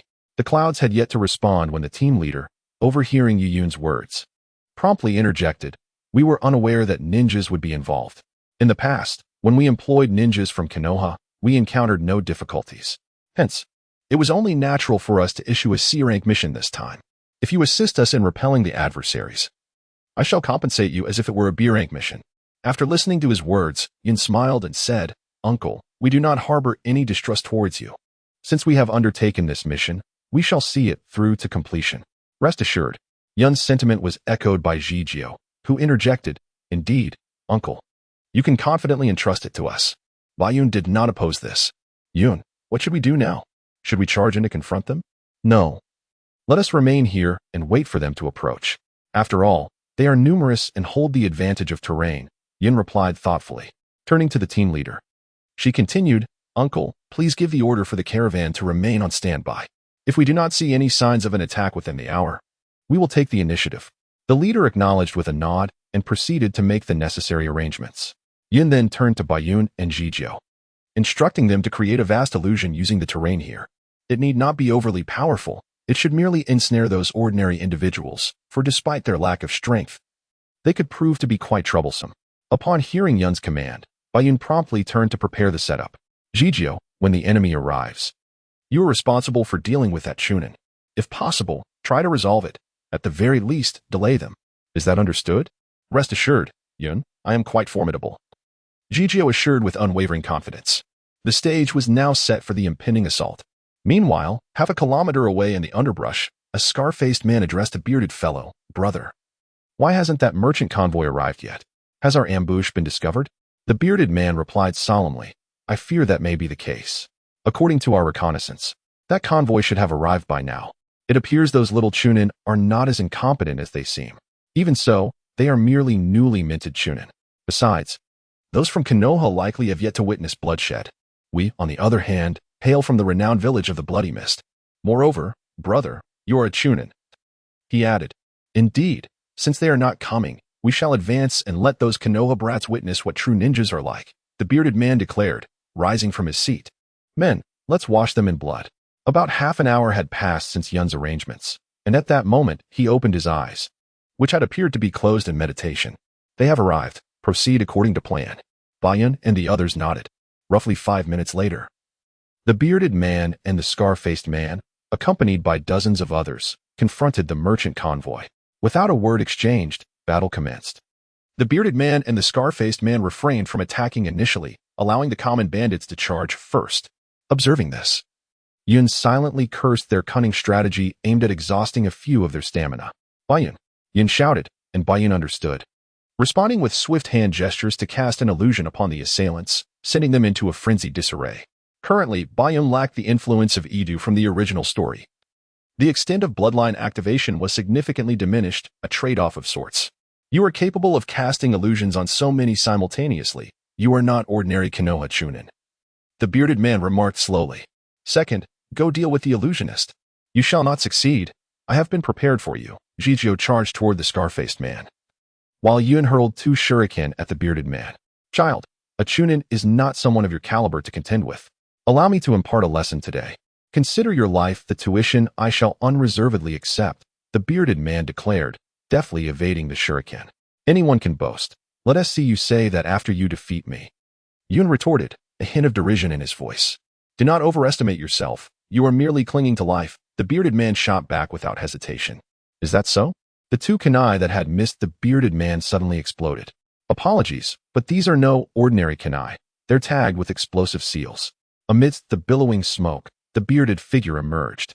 Battered and ragged, though not gravely wounded. Damn brat. I'll kill you. He snarled, lunging toward Yun with furious speed. Yet Yun remained motionless, as if stunned by the man's survival. The bearded man's blade plunged into Yun's body, only for his triumphant grin to twist into disbelief. He looked down slowly. The Yun he had supposedly slain had dissolved into a puddle of water, while a kunai now protruded from his own chest. In the smoke's cover, Yun had swiftly substituted himself with a water clone and burrowed underground, striking from behind the moment his enemy let his guard down. Dropping the lifeless body, Yun sprinted toward Tamahiza's location. Though not in mortal danger, Tamahiza was barely holding his own. Yun intervened with a decisive ambush, swiftly dispatching the scarred adversary. Together, they returned to their original position, where Gunma, who had remained concealed, reappeared. All 3 of you performed well today, Gunma remarked. Especially Yun, defeating a Nin single-handedly, even if through cunning, is commendable. He paused, then continued gravely. Now that you've shed blood, let me impart another lesson. Turning to the trio, he said, Yun, Yakumo, Tamahiza, your skills are formidable, particularly Yun's, which border on Nin level. Yet you share a critical flaw. Unaddressed, it could prove fatal in future life-or-death battles. Though for Yun, it's no longer an issue. Is it? The lack of experience in killing? Yun murmured darkly. Precisely, Gunma affirmed. No matter a shinobi's strength. Without the crucible of mortal combat, they remain incomplete. As shinobi, you kill or be killed. Today, had you hesitated, all of you would have died. Must it always be this way, Gunma-sensei? Yakumo asked, her voice tinged with sorrow. Yes, this is the shinobi's path, the unvarnished truth of our world. A shadow crossed Gunma's face, as if recalling his own past trials. I understand, Yun replied. Then, turning to Chikyu and Yakumo, he remarked that with 30 remaining, each of them could handle 10. It was an unspoken agreement. Both remained silent, perhaps having been forewarned at home, thus offering no resistance as they slowly approached the bandit lying on the ground. 10 minutes later, Jinkan observed the 3, pale-faced and weak, and said, This is the essence of being a ninja. The trio did not respond. Yet they understood that from this moment forth, they had truly become ninjas. After escorting the merchant caravan to the land of tea, the journey proceeded without any complications. Upon arrival, the caravan leader compensated for the B-rank mission as previously agreed, and Jinkan departed with the 3. On their return journey, unencumbered by the caravan's presence, they reached Konoha in less than half the original time. How dull. Since that escort mission, we haven't undertaken any high-level tasks, Chikyu lamented. Enough complaining, Chikyu. Gunkan-sensei must have his own plans, Yakumo replied with a smile. Yakumo had a point. Moreover, during their time in Konoha, they had diligently trained, significantly enhancing their abilities. Surely, Chikyu did not wish to venture out for missions only to require rescue from others. Chikyu ceased his complaints, and this scene unfolded a month after their last escort mission. During that month, Jinkan had refrained from assigning high-level tasks, opting instead for time-consuming yet beneficial D-rank assignments. He tailored a training regimen specifically for Yakumo to address her stamina issues, resulting in her physical capabilities surpassing that of an average person, despite still ranking low among genin. Simple jumps and sprints no longer posed a challenge for her. As for Yun, Jinkan provided minimal guidance, merely encouraging him to continue his training while focusing on the synergy of various elemental ninjutsu. In contrast, Chikyu received thorough instruction from the beginning. Perhaps due to a lack of other tasks for Yun and Yakumo, Jinkin devoted particular attention to Chikyu, starting with the fundamentals of tree climbing and water walking, and introducing him to several basic fire techniques tailored to his chakra nature. Despite the hardships, Chikyu's strength grew rapidly.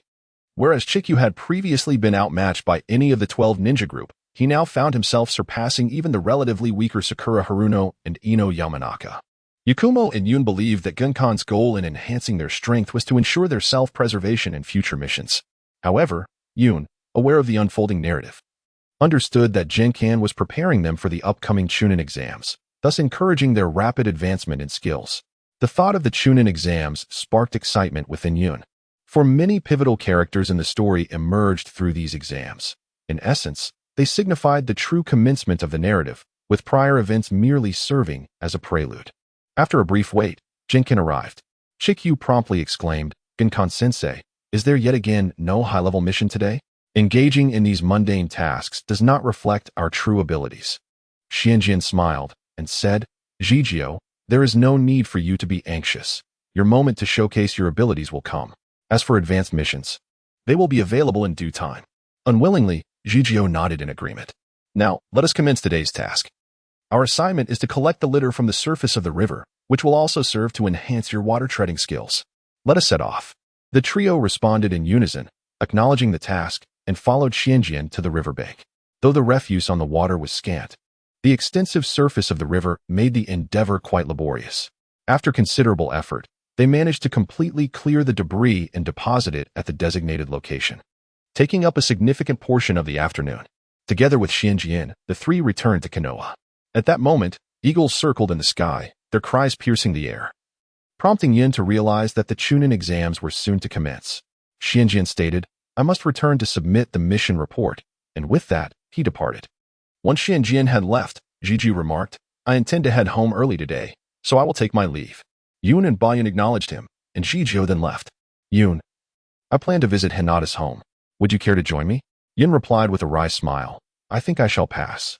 As you know, the Hyuga clan is not particularly welcoming to outsiders. You might be fine, but as a male, my visit would surely attract a multitude of disapproving glances. I shall spare myself the discomfort." Bayun chuckled. "Understood. I shall go alone then." And with that, he departed. With some time to spare, Yin decided to take a long overdue stroll around Konoha. In the office of the third Hokage, a meeting had been convened with the elite shinobi to discuss pressing matters. It was well known that many ninjas from other villages had already arrived. The third Hokage's demeanor was grave, clearly indicating the importance he placed on the upcoming exams. Hong directly inquired, "When do we commence?" The third Hokage, with a cigarette in his mouth, replied, "In 1 week." Xianjin remarked, "I am feeling a bit anxious." The third Hokage exhaled a plume of smoke and declared, "I officially announce that the Chunin selection exam will take place on July 1st, 1 week from now." Chapter 13. The Days Leading Up to the Chunin Exam, Part 1.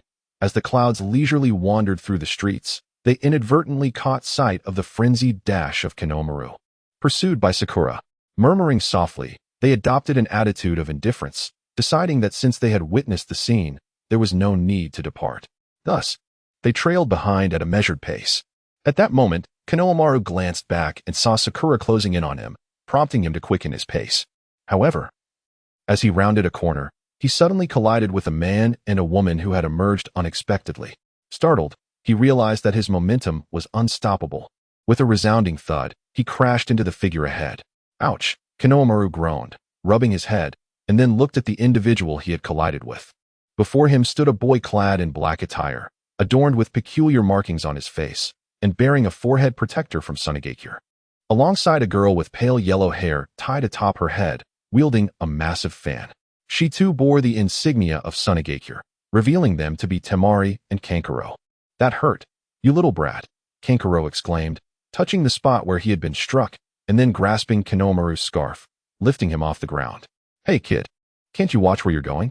Temari glanced around and remarked, "Let it go, or else you'll end up getting lectured." I'm sorry. It was all my fault," Sakura interjected, noticing Kankuro lifting Konohamaru. "Could you please set him down?" Meanwhile, she pondered, "Who are these two? I've never seen them before. And their forehead protectors indicate they are ninjas from Sunagakure. What are they doing here? Put him down already," Naruto shouted in frustration. Kankuro snorted. subtly examining the forehead protector on Naruto's head and thought, "So this is a genin from Konoha? I merely wished to enjoy myself before that tedious fellow arrived." At this juncture, Konohamaru exclaimed, "Hey, let me go." Struggling with all his might, he wriggled his arms and legs. Kankuro chuckled lightly. "Oh, still spirited, are we? You little brat. Let go of Konohamaru." Naruto yelled, sensing the situation escalating as he sprinted towards Kankuro in an attempt to rescue his friend. Kankuro smirked, extending his left hand slightly. An invisible thread surged toward Naruto's feet, causing him to trip unexpectedly. Meanwhile, Cloud had no intention of intervening, as his keen perception indicated that Uchiha Sasuke was not far away, perched in a nearby tree. Just then, Kankuro prepared to strike Konohamaru when suddenly, with a swift whoosh, a stone flew through the air, striking Kankuro's hand. The impact caused him to reflexively release his grip, allowing Konohamaru to escape. Looking at the stone on the ground, Kankuro noted it was merely an ordinary pebble. "What mischief are you causing in someone else's village?" Sasuke perched casually upon a nearby tree, nonchalantly tossing a small stone up and down, exuding a certain coolness as he spoke. All eyes were drawn to Sasuke. Kanjuro wore a face full of resentment. Naruto appeared exceedingly frustrated, while Sakura felt a surge of excitement within her. Temari pondered, is he not a rather handsome fellow? Meanwhile, Kanjuro gritted his teeth and glared at Sasuke, muttering, "Another insufferable brat." He then removed the item he had been carrying on his back and declared, "I detest arrogant little fools like you." Temari, astonished by Kanjuro's actions, exclaimed, "Hey, are you even going to use a crow?" Kanjuro ignored her, extending his hand to reveal several strands of chakra threads. "Kanjuro, cease this," a voice, cold and indifferent, emanated from beside Sasuke. "You will bring shame to our village." Sasuke was taken aback, contemplating silently. When did he approach so stealthily, akin to Kakashi? Turning his head, he beheld a boy of similar age to Naruto, with striking red hair, a crimson love mark on his forehead, and pronounced dark circles beneath his eyes. His aquamarine gaze revealed nothing but indifference. Upon seeing this individual, Kanjuro's expression shifted to one of alarm, and he hurriedly stated, Gaara, you will bring disgrace to our village." "Do you think we are here for mere idle chatter?" Kanjuro appeared increasingly anxious. "Listen to me, Gaara. It was these fellows who instigated first." "Silence, or I shall end you," Gaara replied, devoid of emotion. "I understand. It is my fault. I apologize. Truly, I am sorry," Kanjuro hastily responded. Gaara then turned to Sasuke and said, "My apologies." Sasuke remained silent, cultivating a sense of wariness towards Gaara. Subsequently, Gaara transformed into sand and descended to the ground. "Let us go," Kanjuro affirmed as he pivoted to follow Gaara. At this moment, Sakura halted them, inquiring about their presence in Konoha. Temari explained about the Chunin exams and presented their passes. After their exchange, the trio turned to depart but were called back by Sasuke. "Hey, what is your name?" Temari turned, pointing to herself. "Me? No, the one beside you with the gourd," Sasuke clarified. Gaara turned at this and replied, "I am Gaara of the Sand. And I find you quite intriguing as well." Uchiha Sasuke, initially believing this encounter had concluded, was taken aback as Gaara added, "The one behind you. My interest in you is somewhat piqued." Upon hearing this, Naruto cheerfully exclaimed, "I am Uzumaki Naruto, and you?" "I have no interest in you," Gaara unceremoniously retorted, delivering a blunt blow to Naruto's enthusiasm. "As for you, Yuhi Kurenai, I hardly believe there is anything about you that would capture my interest. You might as well seek someone else," he added with a hint of sarcasm. Presently, Gaara has become a figure so perilous that he would eliminate anyone who piqued his curiosity, given Kurenai's capabilities. If there was anyone she felt uncertain about in this examination, it would undoubtedly be Gaara. Avoiding conflict whenever possible would be wise. Gaara remained silent, turning away and departing with Temari and Kankuro. Subsequently, Naruto directed an expression of profound resentment towards Kurenai, who hastily concocted an excuse to take her leave. As she did, she cast a fleeting glance at a distant tree, where three individuals were engaged in conversation, one seated, while the other two stood. "What do you think?" "Nothing of consequence. Just keep an eye on that dark-haired leaf boy and the one with the gourd." In the Hokage's office, Sarutobi Hiruzen summoned the newly appointed teachers, Kakashi, Asuma, Kurenai, and Kurama Ginma. The third Hokage inquired whether anyone had notable recommendations. Formally, a recommended genin must have completed more than 8 missions, with those accomplishing double that number being the most suitable candidates. Iruka thought to himself that this was certainly the case. For those children, it was still premature. First, let us hear from Kakashi, Hiruzen said. Kakashi, with a serious demeanor, declared, for Team 7, I recommend Uchiha Sasuke, Uzumaki Naruto, and Haruno Sakura to participate in the CH-NIN exams. Kurenai followed suit, stating, for Team 8, I recommend Hige Hinata, Inazuka Kiba, and Waihai Shino for the CH-NIN exams. Asuma chimed in, for Team 10, I recommend Yamanaka Ino, Nara Shikamaru, and Akimichi CHG for the CH-NIN exams. Gama also added, for Team 11, I recommend Waihai Kurenai, Kurama Yakumo, and Yamashita Tamahiza for the CH-NIN exams. A wave of astonishment swept through the room. All three had recommended their students, leading the other J-NIN to perceive it as somewhat excessive. Irika, taken aback, immediately voiced his opposition. He thought that all 12 mentioned were indeed his students and the most outstanding of their cohort, but participating in the CH-NIN exams at this stage was premature. They needed to accrue more experience. Kakashi countered, I was younger than Naruto by 6 years when I became a CH-NIN. Irika, infuriated, shot back, that was during wartime. There was no alternative. Do you wish to ruin these children? Kakashi scoffed. Letting them face a bit of hardship could be beneficial. It might even be entertaining to see them struggle. Realizing Irika was genuinely upset, Kakashi attempted to lighten the mood with a jest. Irika, I understand your feelings, Kurenai interjected, urging Kakashi to cease his interruptions. Kakashi dismissed her, continuing to admonish Irika, they are no longer your students, they are now my subordinates. Irika hesitated, seeking to argue that the CH-NIN exams were fraught with danger. The third Hokage interrupted Irika, clarifying that this time there would be a preparatory selection for the new genin. As Irika observed the third's words, he chose to remain silent. That evening, at the Sunset family's residence, Yoon and Hong were enjoying their dinner. Once they had nearly finished their meal, Hong remarked, Yoon, in just a week, the CH-NIN exam will commence. Suin Ji and has already registered the 3 of you in your team. There shouldn't be any issues, right? Absolutely none. Yin replied confidently. During this time, my strength has significantly improved.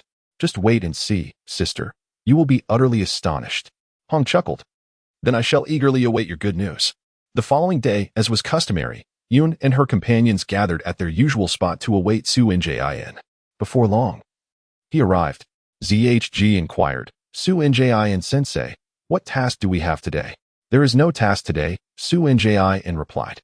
In disbelief, both BYN and ZHG exclaimed, no task?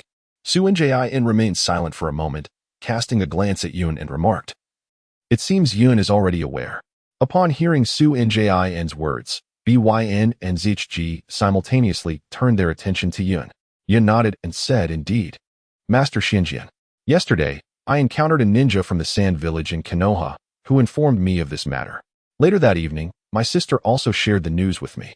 Shinjian replied, I shall not elaborate further. I have already recommended you all for the Chunin exam.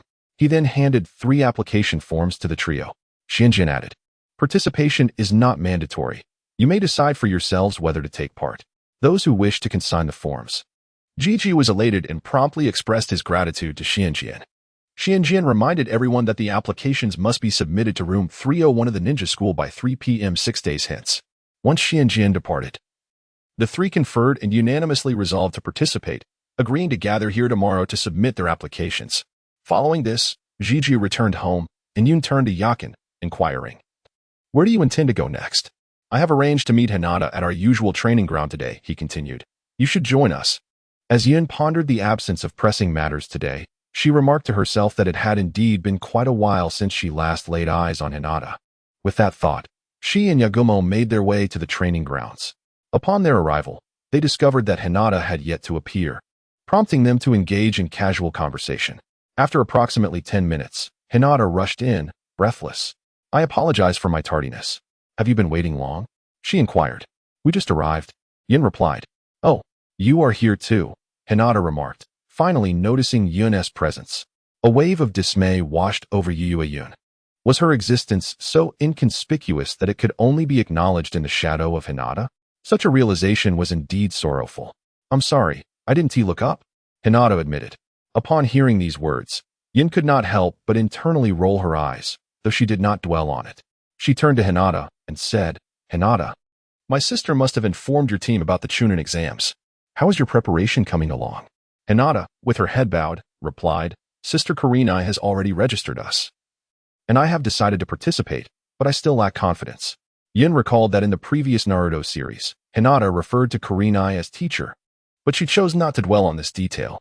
Instead, she encouraged Hinata, saying, "Do not worry, Hinata. You are already quite strong. Moreover, should you encounter an insurmountable opponent, there is no shame in failure as long as you give it your all." Although Yun's words were merely encouragement, they were sincere. Hinata possessed considerable talent. Her initial struggles were primarily due to her shyness and lack of encouragement. Since meeting Yun, Hinata had improved significantly under her guidance. She had even developed the 8 trigrams protection technique, placing her above average among the newly graduated 12. "I understand, Yun. I will absolutely not give up," Hinata said. Still looking down. Afterward, the three exchanged updates about their recent experiences. As the time approached, Hinata prepared to return to the Hyuga clan. Yun and Yagumo escorted her to the outskirts of the Hyuga estate before bidding her farewell. As the time seemed just right, Yun extended an invitation to Bayun to dine at his home, to which Bayun readily acquiesced. Upon their arrival, they found Hong busily preparing the meal. Upon seeing her, Bayun exclaimed, "Sister Hong, I am here to assist you," and proceeded toward the kitchen. The clouds grew heavy with gloom once more. It was one thing for Hinata to call her sister, but now even Yakumo had begun to do so. I recalled that in the past, when Yakumo and Kurenai were learning illusion techniques, she referred to Kurenai as teacher. When had this change occurred? Puzzled, I chose not to dwell on it, as it was ultimately not a matter of great significance. The clouds lingered outside for only a brief moment before the meal was prepared. After the three finished dining, Yun accompanied Bayun back home.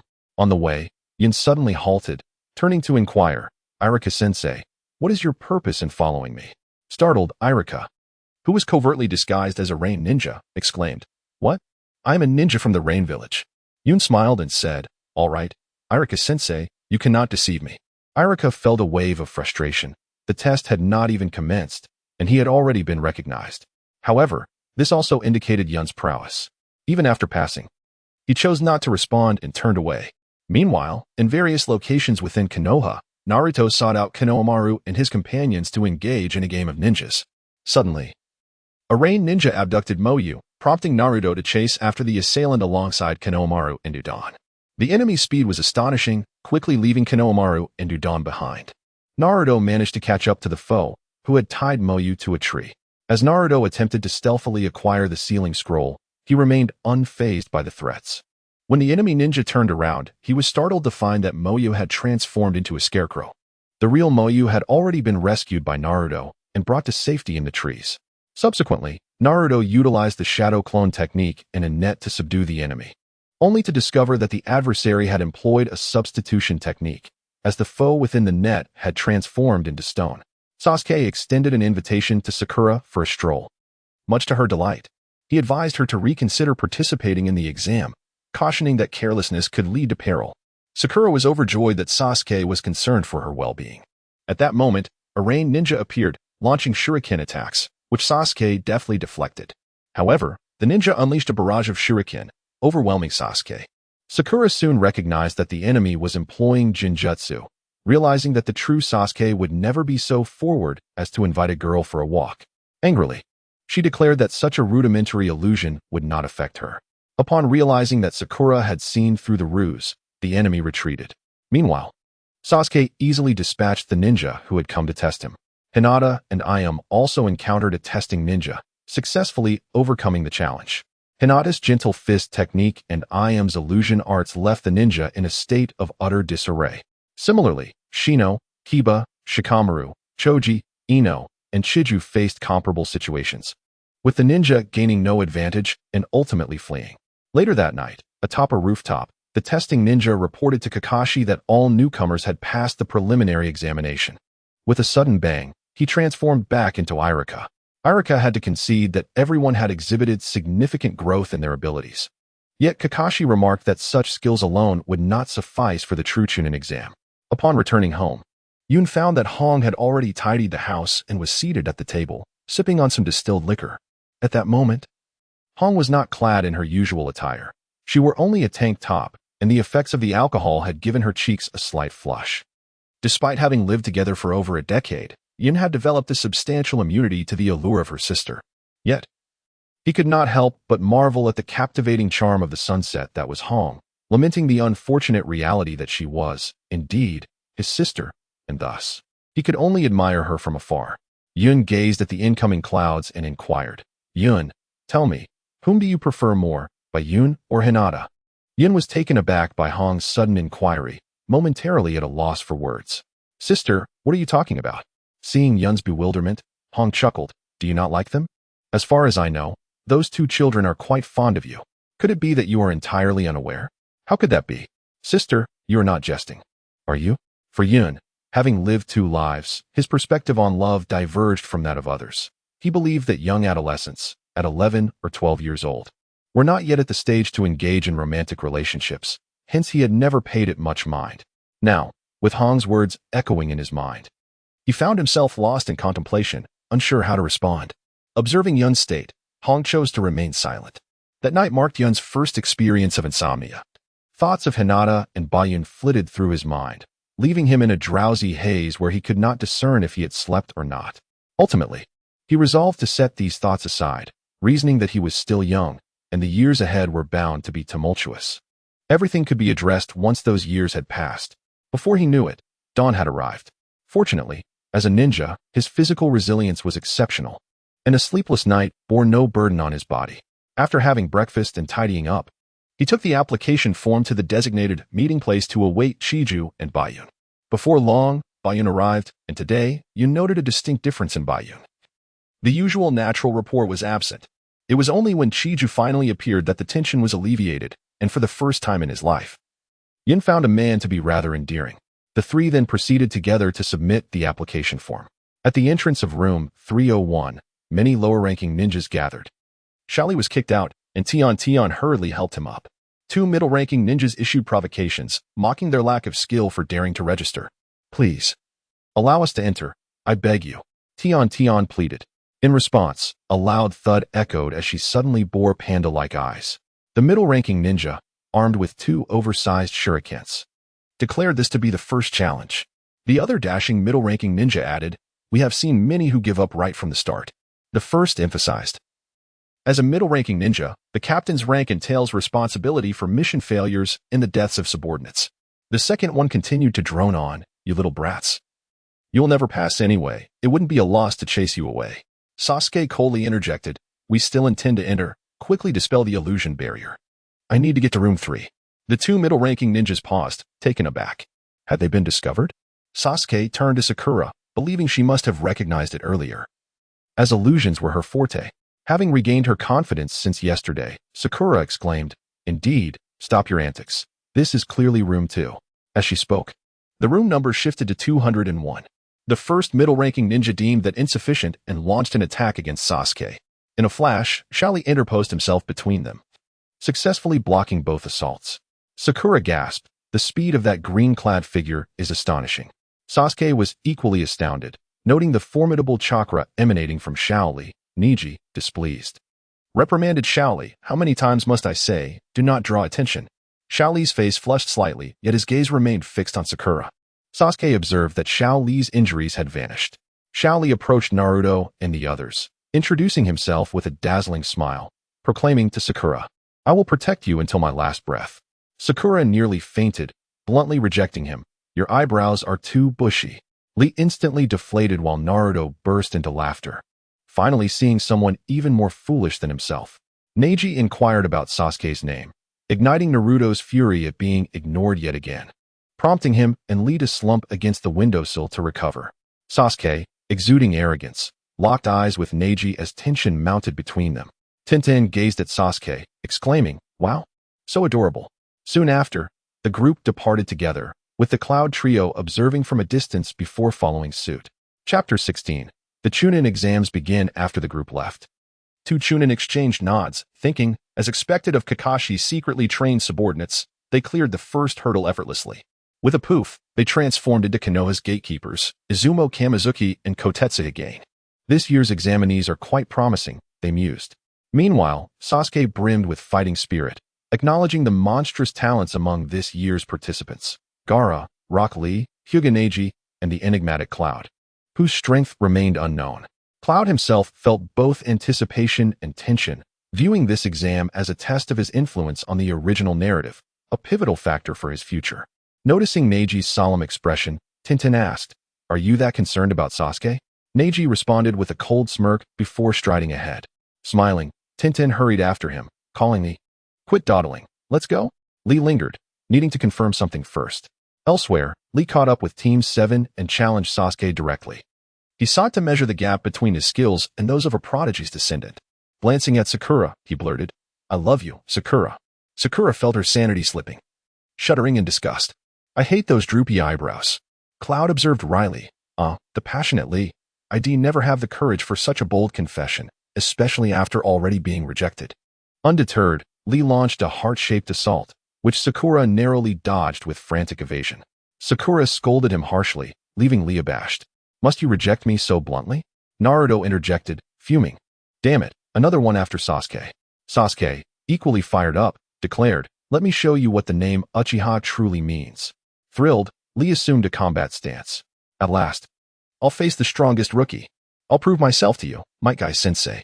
Naruto, however, leaped forward, shouting, "I'll handle the bushy-browed freak." Enraged at being overshadowed yet again, Naruto charged recklessly. Lee effortlessly countered with a Konoha Senpu, kicking Naruto into a wall. Sakura gasped, "He's really strong." Lee preened, "You can't defeat me. I'm the strongest genin in Konoha." Just as Sasuke prepared to engage, Sakura noted their dwindling time. Less than 30 minutes until registration closed. Sasuke echoed Naruto's earlier words. 5 minutes is all I need. Sasuke's rapid strikes missed entirely as Lee unleashed another Konoha Senpu, sending him flying. Bewildered, Sasuke realized his defensive maneuvers had failed despite his efforts. Rising, he activated his Sharingan, Sakura's first time witnessing it in battle. Xiaoli also noticed, having heard the teacher mention the Sharingan. To Sakura's astonishment, Xiaoli launched a flying kick, sending Sasuke hurtling away. The Sharingan failed to foresee this. Although the Sharingan could decipher Xiaoli's taijutsu, it could not keep pace with his speed. Xiaoli began to express his thoughts, stating that warriors could be categorized into 2 types, the gifted and the diligent, with the 2 of them representing these categories. The Sharingan and ultimate taijutsu were not destined to coexist. As he spoke, Xiaoli once again sent Sasuke flying into the air, then leaped high himself, tossing out bandages and activating the Shadow Dance Leaf technique, proclaiming his intention to prove that effort could surpass talent. At this point, Yun turned to leave, followed by Jijio and Yagumo, as they perceived that the strength displayed by the duo was merely competent and not worthy of their full attention. Subsequently, remaining true to the original narrative, Xiaoli, who sought to unleash the Lotus technique, was kicked down by Guy. Guy approached Xiaoli and declared, "As punishment for your transgressions, you shall run 100 laps around the training ground against the setting sun." Xiaoli responded loudly, while Guy's prominent teeth gleamed in the sunlight. The passionate master and disciple were about to depart when Naruto hurriedly intervened, exclaiming, "We have matters to attend to." Sakura echoed, "Today is the registration for the Chunin exams." Urgently calling out, "Teacher Guy, the registration deadline is approaching. Isn't Xiaoli supposed to sign up?" It was then that Guy remembered, chuckling, "I forgot. Haha, Xiaoli. Due to your brawl and use of forbidden techniques, your punishment shall be deferred until after the Chunin exams." Xiaoli nodded in agreement, and Guy shouted, "Let us shout for youth." The 4 stood in stunned silence, with Sakura sighing, "What fools." Naruto inquired about the turtle, and Guy suddenly brought up Kakashi, saying, "Others call us eternal rivals." Sakura and Naruto unanimously deemed Guy's statement a fabrication, while Xiaoli stepped forward to defend his teacher. Guy, with a smile, remarked, "Words alone are insufficient," and vanished. He reappeared instantaneously behind the 4, stating, "My record against Kakashi stands at 50 victories and 49 defeats, which means I am slightly stronger than him." The 4 gasped in shock, astonished by his swiftness, even surpassing Kakashi. Xiaoli exclaimed, "Teacher Guy is incredible." Sasuke felt somewhat disheartened, pondering how each individual seemed more formidable than the last. Guy apologized on behalf of Xiaoli, urging everyone to hurry to the classroom. Xiaoli quietly picked up his weights and re-wrapped the bandages around his hands. After exchanging a few words, Guy and the turtle vanished. Xiaoli informed Sasuke that his purpose for coming today was merely to test his abilities, acknowledging that the true formidable genin was Hinata Neji. Xiaoli aspired to defeat Neji in the upcoming exam, as well as Sasuke. He shouted, "See you at the exam," before vaulting away. Sakura expressed concern that Naruto's jesting might belittle the Uchiha clan. Sasuke's expression darkened, while Sakura scolded him. However, Naruto focused on Xiaoli's hands, speculating that he must engage in rigorous training daily to be so strong. Sasuke quickly recovered, remarking that the Chunin exams were becoming increasingly intriguing. Sakura and Naruto joined in the cheer. Sasuke loudly called out their names, declaring, "Let us go register." At the entrance of room 301, the trio encountered Shinkan, who appeared quite pleased. "You've all arrived. This means you can officially apply to participate in the Chunin exams." Jijio inquired, "What is happening?" The examination is conducted in groups of 3, and Jinkan explains this, prompting a flash of irritation from Tamahisa. "Why didn't you mention this earlier? Didn't you say that participation was optional? If one of us chooses not to partake, wouldn't that prevent the other 2 from joining as well?" Jinkan chuckled. "I have faith that you will all attend. You are a team that fills me with pride. Now hurry inside." The 3 promptly entered the classroom. To their astonishment, the room was already filled with candidates from various regions, each adorned with an array of ninja headbands. Without uttering a word, Tamahisa noticed Hinata and made his way towards her, with Yuki and Tamahisa following suit. The most extroverted of the group, Kiba, greeted them enthusiastically. "Yuki, Tamahisa, Yuki, you've arrived." Yuki replied with a smile, "You all are quite early." Kiba continued, "Now we just need Team 7, and all 12 new students will be present." Yuki surveyed the room and noted that Team 10 had also arrived. After exchanging a few pleasantries, he fell silent. Before long, Team 7 entered, and the trio was struck by the sheer number of people gathered. Sakura appeared somewhat intimidated, as if the presence of so many formidable individuals weighed heavily upon her. Ino rushed to embrace Sasuke, complaining about his tardiness while playfully clinging to him, which elicited an exasperated reaction from Sakura, who scolded Ino. Ino retaliated by mocking Sakura's appearance, and thus began a spirited exchange between the 2 girls. Shikamaru and Choji strolled over, with Shikamaru grumbling, "So, you're also participating in this troublesome exam?" Choji munched on snacks, while Naruto teased, "Aren't you all the 3 idiots?" Shikamaru's displeasure was evident. He found Naruto quite bothersome. Naruto derisively labeled Shikamaru as a lazy complainer, Choji as a gluttonous fool, and Ino as a quarrelsome girl who harbored feelings for Sasuke. Meanwhile, Kiba invited Yuki's group to join him, exclaiming, "Now all 12 of us are here." Hinata greeted everyone softly, and Naruto remarked that she was an unusually shy girl, unable to meet a boy's gaze. He characterized Yuki as a delicate, strong-willed girl fond of painting, while Kiba was the boastful one who often brought Akamaru along, and Shino was the enigmatic figure that everyone found intimidating. Kiba sighed, "I wonder how far we can go." Sasuke smiled, "You seem quite relaxed." Kiba retorted, "We have undergone rigorous training. We shall not be outdone." Choji approached Kiba, commenting on how appetizing Akamaru looked, but Shino intervened, warning him not to step on the insects beneath his feet. Choji, puzzled, asked, "Do you wish to eat them?" Just as Shino was about to lose his temper, Kabuto approached them. "So, you are the 12 rookies fresh from the academy." Kabuto reminded everyone that this was no leisurely excursion. Ino inquired about his identity, and he introduced himself, urging everyone to observe their surroundings. All the ninjas cast unfriendly glares towards the 12, creating an atmosphere thick with the potential for violence. The narrative introduces the character Kabuto, revealing that the ninjas concealed behind the pipes are from the Hidden Rain Village, exhibiting a palpable sense of impatience. The group develops a favorable impression of Kabuto, who appears to be quite attentive to their needs. However, only Yunyun, well-versed in the storyline, recognizes that Kabuto is not a commendable individual. Nonetheless, his ambitions do not target those around him, prompting him to remain silent. Sakura inquires if this is Kabuto's 2nd examination, to which he responds that it is, in fact, his 7th. This examination occurs biannually, marking his 4th consecutive participation. Shikamaru expresses astonishment, while Sakura beams with delight, and Kabuto acknowledges his familiarity with the examination process. Shikamaru questions why he has not succeeded, eliciting an awkward chuckle from Kabuto, to which Shikamaru, feeling overwhelmed, concludes that the examination appears quite challenging. Noticing the group's anxiety, Kabuto decides to offer them some intelligence, unveiling over 200 ninja identification cards. He subsequently demonstrates their usage with chakra, revealing that the first card contains information about the participating nations and their respective numbers, Sunagakure with 30, Aim with 21, Kusagakure with 15, Takigakure with 12, Konoha with 75, and Otogakure with 3. This revelation surprises Yunyun, particularly the fact that Konoha has dispatched 75 participants, implying that aside from their own dozen, Including the 3 from Team Guy, there are an additional 60 genin. Kabuto undertakes an educational endeavor, elucidating the objectives of the ch-nin exams, primarily to foster camaraderie, enhance abilities, and most importantly, maintain a balance of power.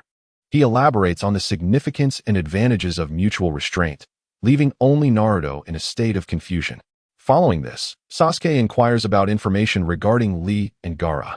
Soon after, the notorious Sound Trio makes their appearance, instigating a scene. A cloud of smoke engulfs the area, and the renowned Jonin Ibiki Marino makes a striking entrance. Flanked by numerous ch-nin, he admonishes the trio, demanding silence, to which they hastily apologize, claiming ignorance of the rules due to it being their first examination. Ibiki asserts the regulations. No combat is permitted without the examiner's consent, and even with permission, lethal force is prohibited. Those who defy these orders will be immediately disqualified from the examination.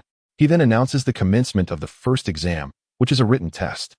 The candidates advance to submit their applications and receive their test papers and identification numbers. As Chapter 17 unfolds, Ibiki's declaration is met with Naruto's exclamation of despair, collapsing onto the ground in anguish over the written examination.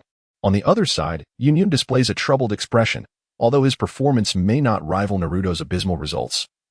It remains far from exemplary. Observing this, Yunyun reassures him, "Do not worry. Everything will go according to my plan. You will surely succeed." Encouraged by Yunyun's words, Jijio feels a surge of confidence. Once the seating arrangements are established, Naruto silently laments the disarray, realizing that he is unable to cheat due to the reshuffling of seats. Sakura finds amusement in Naruto's flustered state, knowing he consistently struggles with written assessments and is undoubtedly feeling dejected now. Hinata quietly greets Naruto, who is overjoyed to discover that she fortuitously sits to his right. He muses to himself about Hinata's faint presence and wonders what Yunyun admires about her. Ibiki begins to announce the examination rules, stating that each participant starts with 10 points. The exam consists of 10 questions, each worth 1 point, with a penalty for incorrect answers, 1 point deducted for each mistake, resulting in a score of 0 if all are answered incorrectly. The examination is based on the collective total score of the group. Sakura hastily stood up to voice her concerns, for Class 7 indeed had Naruto, the underperformer. But her objections were swiftly dismissed. Ibiki announced the third rule: cheating would result in a deduction of 2 points for each offense, implying that even before the papers were submitted, some might be expelled from the examination room. Gongzi Tai and Kamizuki Izumi vociferously asserted that such abysmal acts of dishonesty would not be tolerated. A ninja must embody the qualities of an exemplary shinobi, and we shall vigilantly monitor your actions. Sakura speculated that even if Naruto scored 0, she and Sasuke could still achieve a perfect score of 40 points, allowing them to pass on average. However, Ibiki quickly dispelled her hopes, stating that if any member of the team received a score of 0, the entire group would be deemed unqualified.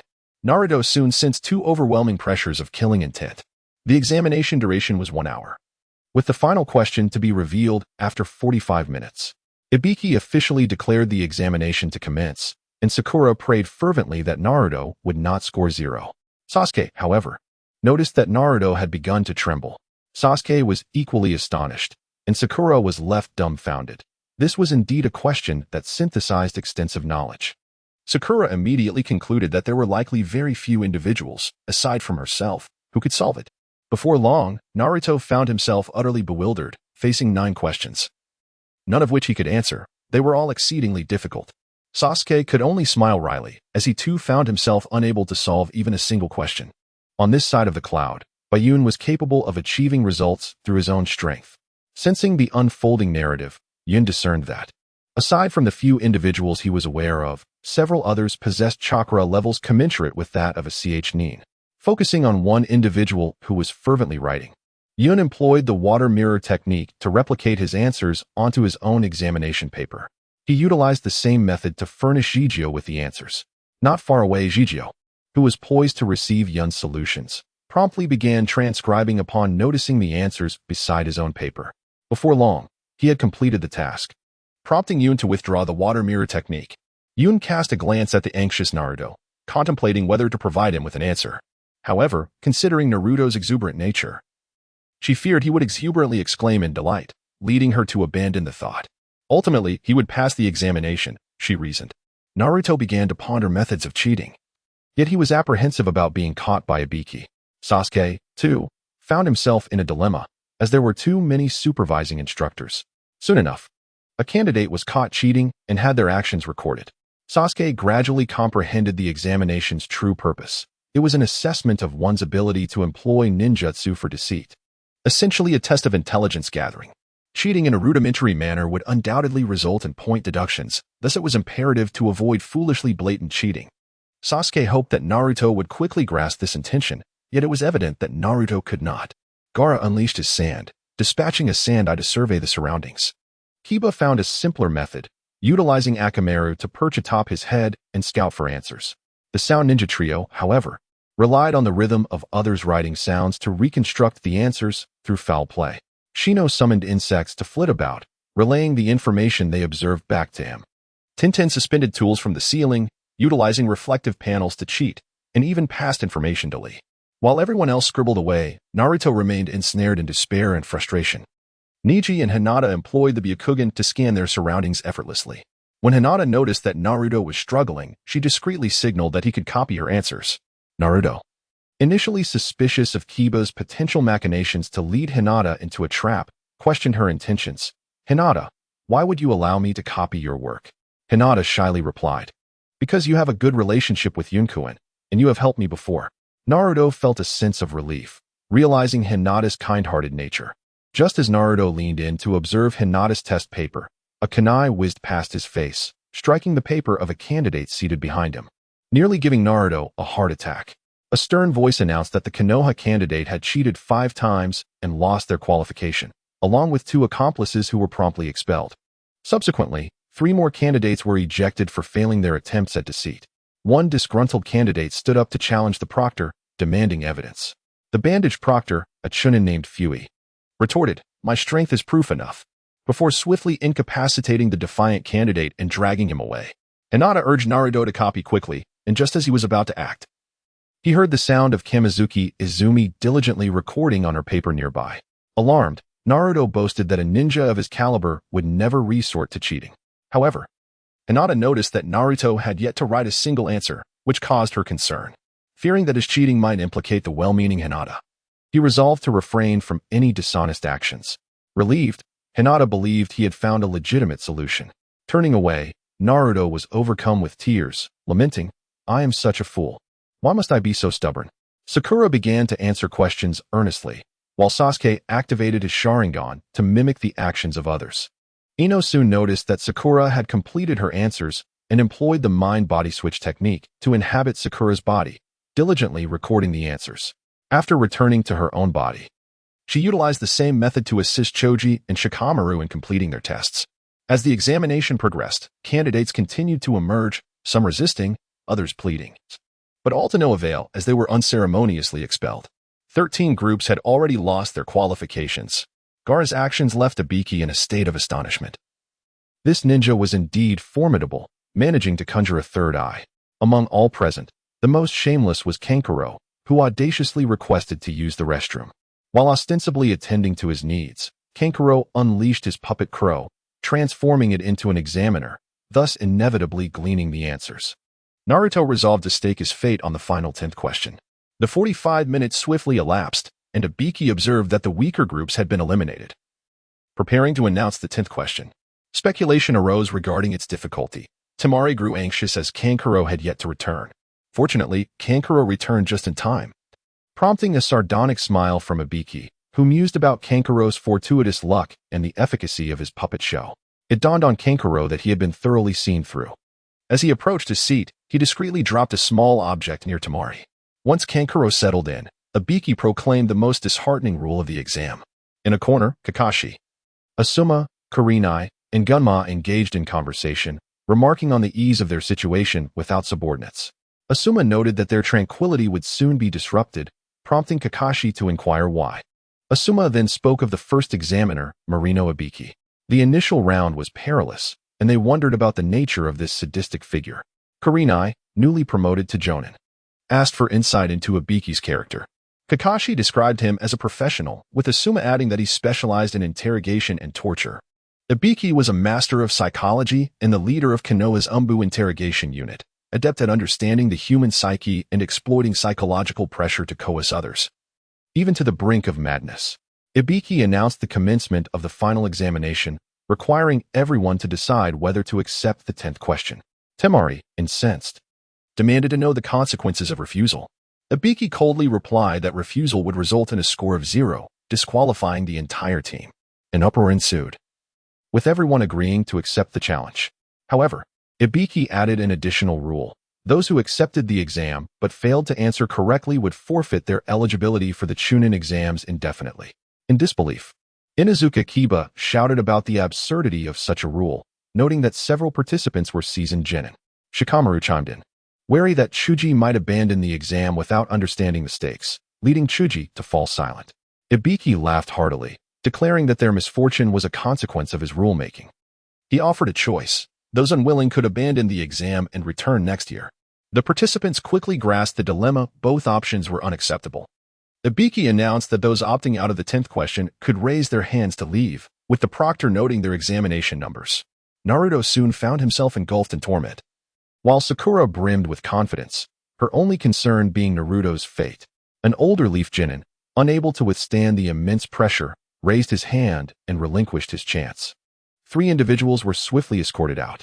Subsequently, more contestants followed suit, opting to save their opportunities for the future. Yet, Naruto remained resolute, and after much contemplation, Sakura resolved to help him withdraw. In a surprising turn, Naruto slammed his hand on the table, proclaiming his determination not to give up. Naruto's words resonate with determination. Even if I remain a lowly ninja for a lifetime, I shall still strive to become Hokage. There is nothing remarkable about it. I am not afraid of you. The atmosphere among everyone is lifted, and Sasuke finds it amusing, realizing that Naruto has undoubtedly overlooked the feelings of his comrades. Driven instead by impulsive bravado, Sakura chuckles, calling him a big fool. In the midst of it all, Yin muses, indeed, this is the essence of Naruto's style. Ibiichi, with a grave tone, reiterates his inquiry. Yet, Naruto boldly proclaims, there shall be no turning back. This is my ninja way. Inspired by Naruto's fervor, the collective unease dissipates among the group. Ibiichi, somewhat resigned, notes that there are still 81 participants remaining, having eliminated only about half. He then solemnly announces that all present have passed the first round of the exam. Everyone is taken aback, and Sakura hurriedly asks, what about the 10th question?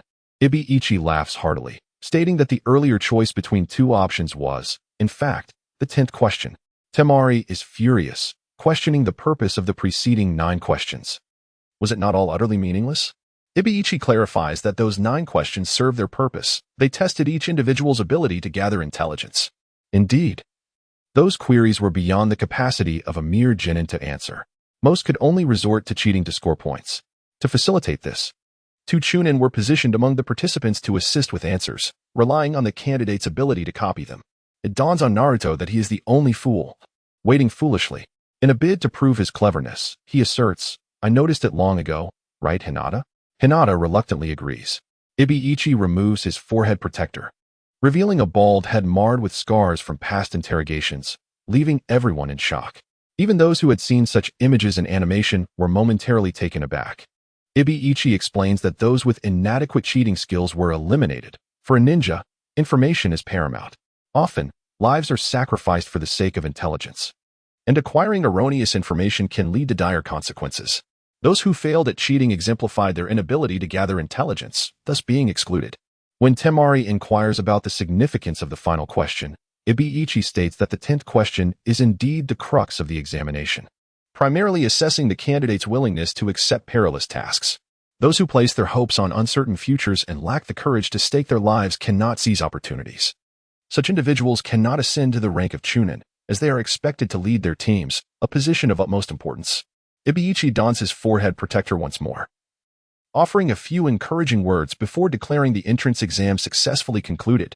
The first round of the chunin exam has ended. I hope you all continue to strive. Naruto springs to life, shouting exuberantly, capturing everyone's attention. Suddenly, a window shatters as a whirlwind sweeps in, and a figure bursts through, launching four shurikens and obscuring Ibiichi with a black curtain. Ibiichi, incensed, exclaims, "What is this guy doing?" The second exam proctor, the stunningly curvaceous Mitarashi Anko, makes a grand entrance, introducing herself with a flourish. This is not a time for celebration. Follow me, she commands, to which Ibiichi retorts. No one is paying you any mind. Anko smiles and replies, is that so? Turning towards the clouds, Yin could not help but lament. Yet his body instinctively began to move as he stood and exclaimed, Sister Hongdo, how impressive. Hongdo, with a satisfied expression, turned to Ibiki, who was rendered speechless. Hongdo then discovered there were still 81 participants remaining, blaming Ibiki for being lenient. Ibiki could only respond that there were indeed many outstanding ninjas. With a cold smirk, Hongdo declared that in the second round of the exam, half of them would be eliminated. After a few more words, she informed everyone that the second round would take place the following day, frightening them further before announcing the dismissal. Once everyone had departed, Ibiki collected the examination papers one by one, only to find that Naruto had left his entirely blank, managing to pass the exam with a blank sheet. Ibiki chuckled, finding Naruto truly amusing. Chapter 18. The second exam commences after listening to Hongdo's words. Everyone left together. Just as Yun was about to return with Yagumo and the others, Hongdo called out to him. Upon hearing her, Yun turned to Yagumo and said, You all can go ahead. As for the exam location, just inquire with teacher Zuankian. There's no need to inform me again. I'll ask my sister when I get home. The two nodded and then departed. Yun turned to Hongdo and inquired, Sister Hongdo, is there something amiss? You performed admirably today. Allow me to treat you to some meatballs. Please wait a moment while I submit my task report, she replied. Yun nodded and stepped outside to await Hongdo. Shortly thereafter, Hongdo emerged, and together they procured the meatballs before heading to Yun's residence. Upon arriving at the doorstep, they fortuitously encountered Hinata, Kiba, and Shino, exchanged a few words, and parted ways. After their meal, Yun inquired about the examination location, and soon after, they retired for the night. The following day, the group arrived at the 44th training ground, the Forest of Death, which bore a sign forbidding entry. Hongdo, accompanied by several nin, awaited them and announced that this would serve as the venue for the second stage of the examination. While speaking, a moving stone approached, causing Naruto to wipe the sweat from his brow, exclaiming, How could a rock suddenly appear on the grass? Unable to endure the absurdity any longer, he called for Konohamaru to come forth. Konohamaru, undeterred, declared, As expected of the man I admire, you found me again. Once the chaos subsided, the Konohamaru Corps emerged, coughing incessantly and complaining that the explosives had been overused. After some playful antics, Naruto informed them of his participation in the nin exams. Citing his lack of time for frivolities, Konohamaru clarified that they were not there for amusement. Moegi explained that they had come to conduct interviews for a special report on the nin exams for their school publication. Hongdo, incensed, began to question their intentions. Naruto, relenting, stated that they were indeed conducting interviews for the yearbook. Hongdo suddenly recalled that the Hokage had mentioned this matter. She promptly announced a 10-minute break, urging the interviewees to cooperate. Naturally, the first interviewee was Naruto, who recounted his dreams yet again, emphasizing that he alone excelled in Team 7. Following this, Sakura was interviewed, where she provided a brief overview of the situation. Upon completion, Konohamaru and his companions took their leave. Everyone sensed something was amiss in the Forest of Death. With a hearty laugh, Hongdo proclaimed, You shall soon understand why it is dubbed the Forest of Death. Unfazed, Naruto provocatively gestured towards Hongdo, prompting Yun to interject. Naruto, what are you doing? Apologize to the teacher. Yet Naruto remained unmoved. Hongdo chuckled. You certainly have spirit. As she spoke, a shuriken was launched, catching Naruto off guard. Yun, noting the shuriken's trajectory was not directly aimed at Naruto, refrained from intervening. The shuriken grazed Naruto's cheek, leaving a small wound. Before Naruto could respond, Hongdo had already appeared behind him, seizing his face and licking the blood, exclaiming, I adore the taste of blood. A grass ninja approached, returning the shuriken to Hongdo with a flick of his tongue. Hongdo expressed her gratitude, warning him, If you wish to avoid death, do not stand behind me radiating hostility. The grass ninja confessed he had unconsciously become thrilled, having had his hair cut by Hongdo. Everyone was taken aback. The examiner was perilous, and this grass ninja was no ordinary foe. Yun's eyes gleamed with admiration, recognizing the prowess of Orochimaru. In his perception, an overwhelmingly powerful chakra emanated a sense of danger he had never felt before. This was only the case because Orochimaru had not yet made a deliberate move. This prompted Yun, who initially intended to observe the unfolding drama, to promptly reconsider his decision. Naruto erupted in laughter, playfully sticking out his tongue in defiance. Although Orochimaru was cunning, he was typically concerned with his reputation and deemed it beneath him to personally deal with mere pawns like them. Hongdo remarked with a smile that this gathering included many spirited individuals, which was truly exciting. Subsequently, Hongdo produced a death consent form for everyone to sign. The second round of the examination would challenge their survival limits. The 44th training ground was encircled by 44 locked gates featuring forests, rivers, and a central tower located approximately 10 kilometers from the main entrance.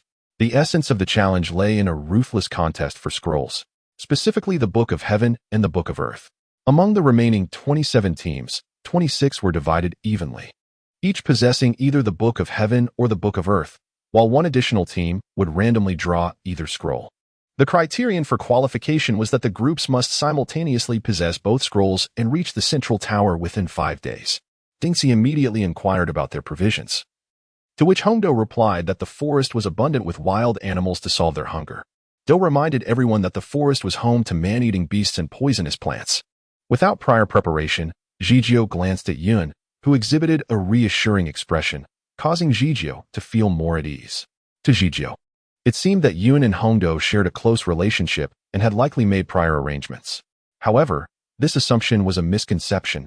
While Yun was indeed prepared, Hongdo had not disclosed any information, and Yun had merely anticipated the developments based on the storyline. Nonetheless, as Jijio held this belief, Yun chose not to clarify, recognizing the futility of explanation. Dingxi appeared the most disheartened, prompting Ino to chide him. "You fool, isn't that why it's called survival training?" Ningxi pointed out that it was improbable for 13 teams to pass. Li added that the daily travel distance was considerable, leaving them with increasingly limited rest periods. Sasuke noted the presence of enemies all around, making it impossible to sleep soundly. Hongdo scoffed, suggesting that some would inevitably succumb under pressure. Shikamaru quickly inquired, "Is it possible to give up midway?" Hongdo coldly replied, "No, you must remain inside for the full 5 days." Hongdo emphasized the conditions for failure. Firstly, any group that failed to reach the central tower with the scrolls within 5 days. Secondly, any group with a member deceased or incapacitated. Additionally, the contents of the scrolls were not to be opened for inspection. Naruto asked what would happen if they did, and Hongdo chuckled, "You may find out for yourself." She explained that this was an opportunity to test the trustworthiness of Nin in handling confidential documents. After elucidating the rules, Hongdo instructed everyone to exchange their death consent forms for scrolls from several Nin, after which they would enter the forest simultaneously. Before they departed, Hongdo offered one final piece of advice: do not die. Upon receiving their scrolls, the teams realized that no one knew what scrolls the other teams had obtained, as they were drawn randomly. This meant they would also need to devise ways to gather intelligence. Aside from their own team, every other team was an adversary. Those who had come here were resolute, and it was certain that the situation would escalate into a bloody conflict. The Red Bean finds the situation amusing, as it appears they have grasped the significance of the consent form. Sakura and Ino collide, and Ino promptly begins to mock Sakura's wide forehead, calling her an ugly monster, while hurling numerous unflattering remarks. Not one to back down, Sakura retaliates fiercely, berating Ino as a grotesque pig and boasting of her intention to spend 5 days alone with Sasuke. Sparks ignite between the two, escalating into a verbal warfare before they storm off in indignation. CHG and Shikamaru stand agape, with CHG inquiring as to the cause of their discord. To which Shikamaru replies, "How could I possibly know about such a troublesome matter?"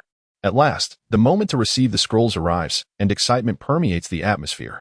The Red Bean muses on how many teams will survive.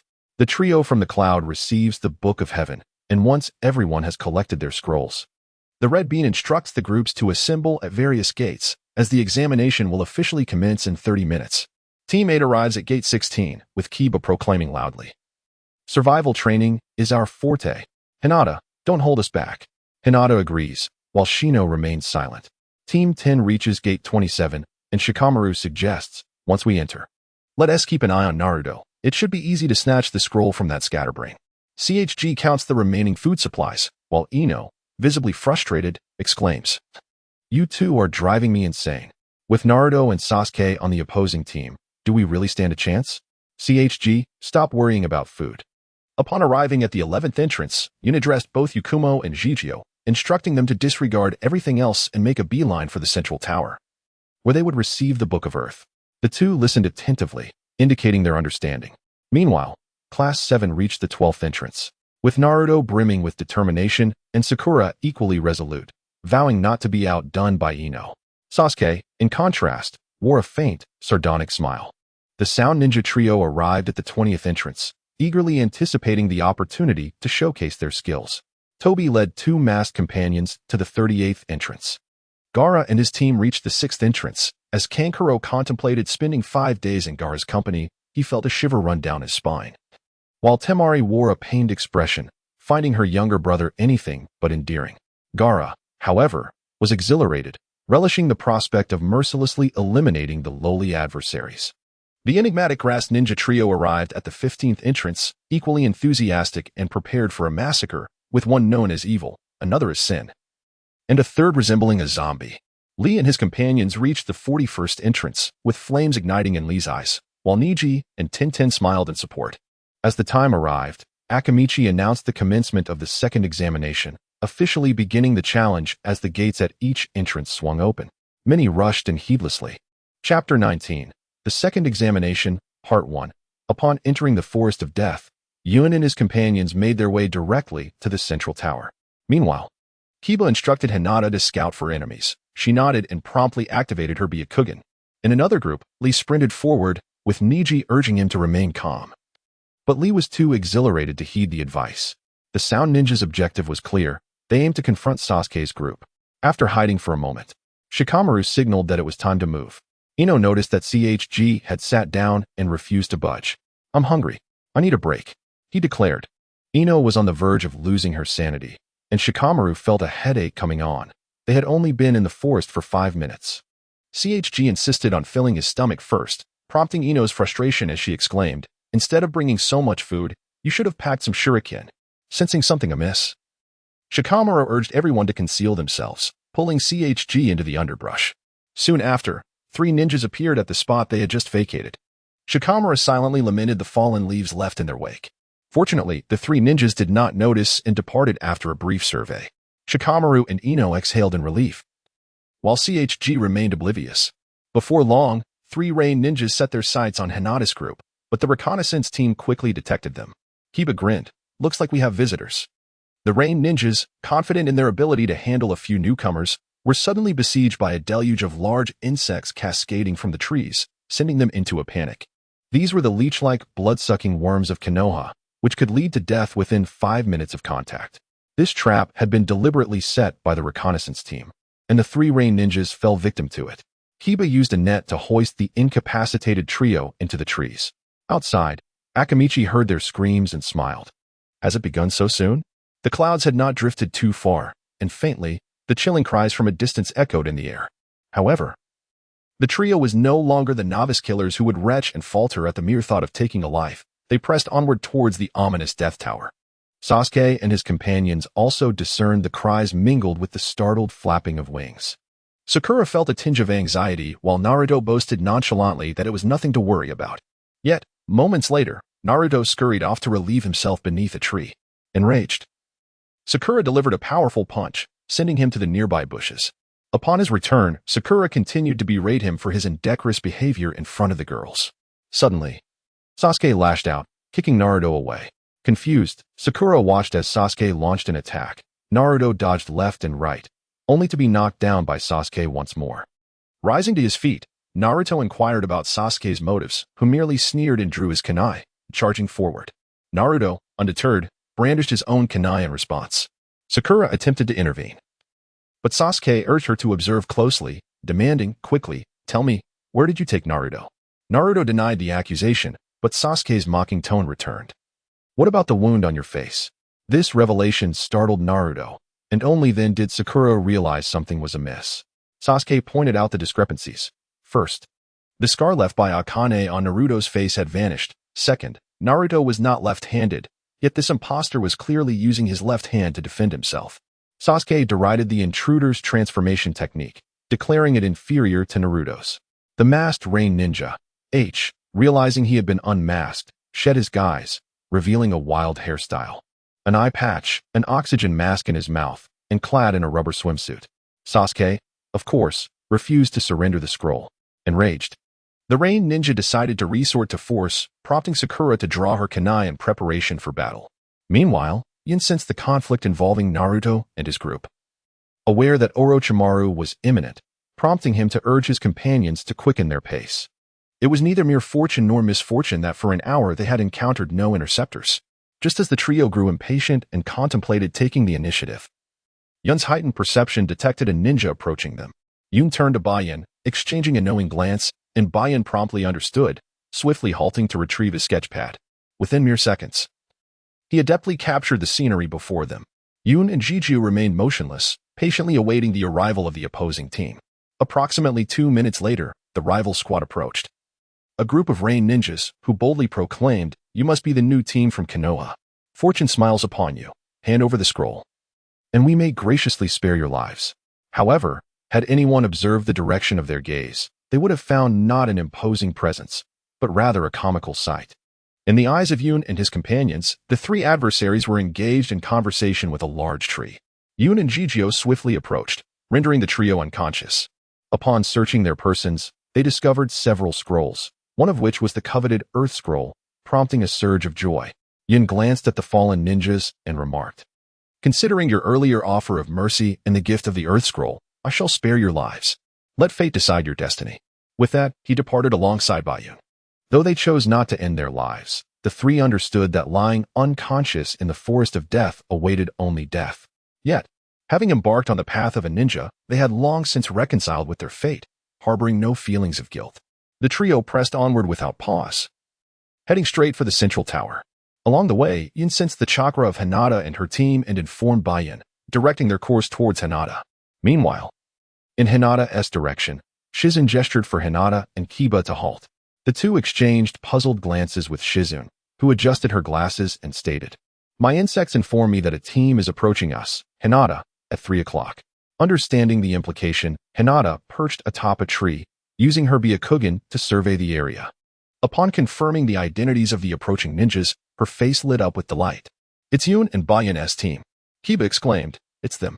Let us wait for them to arrive," to which Shizun readily concurred. Yun perceived the three individuals halting their pace. It was not long before they became aware of the arrival of Yun and Jijio.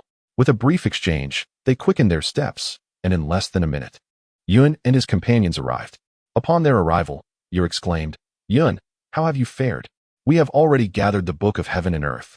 It seems you may be at a disadvantage this time." The clouds had yet to respond when Jijio could no longer contain himself, exclaiming, "Do not underestimate us. We have also made our preparations." Upon hearing this, Yu merely scoffed and refrained from further comment. Meanwhile, Bayun was engaged in conversation with Hinata. Cloud turned to Zeno and proposed, "Since both our teams have gathered the scrolls, why not head to the tower together?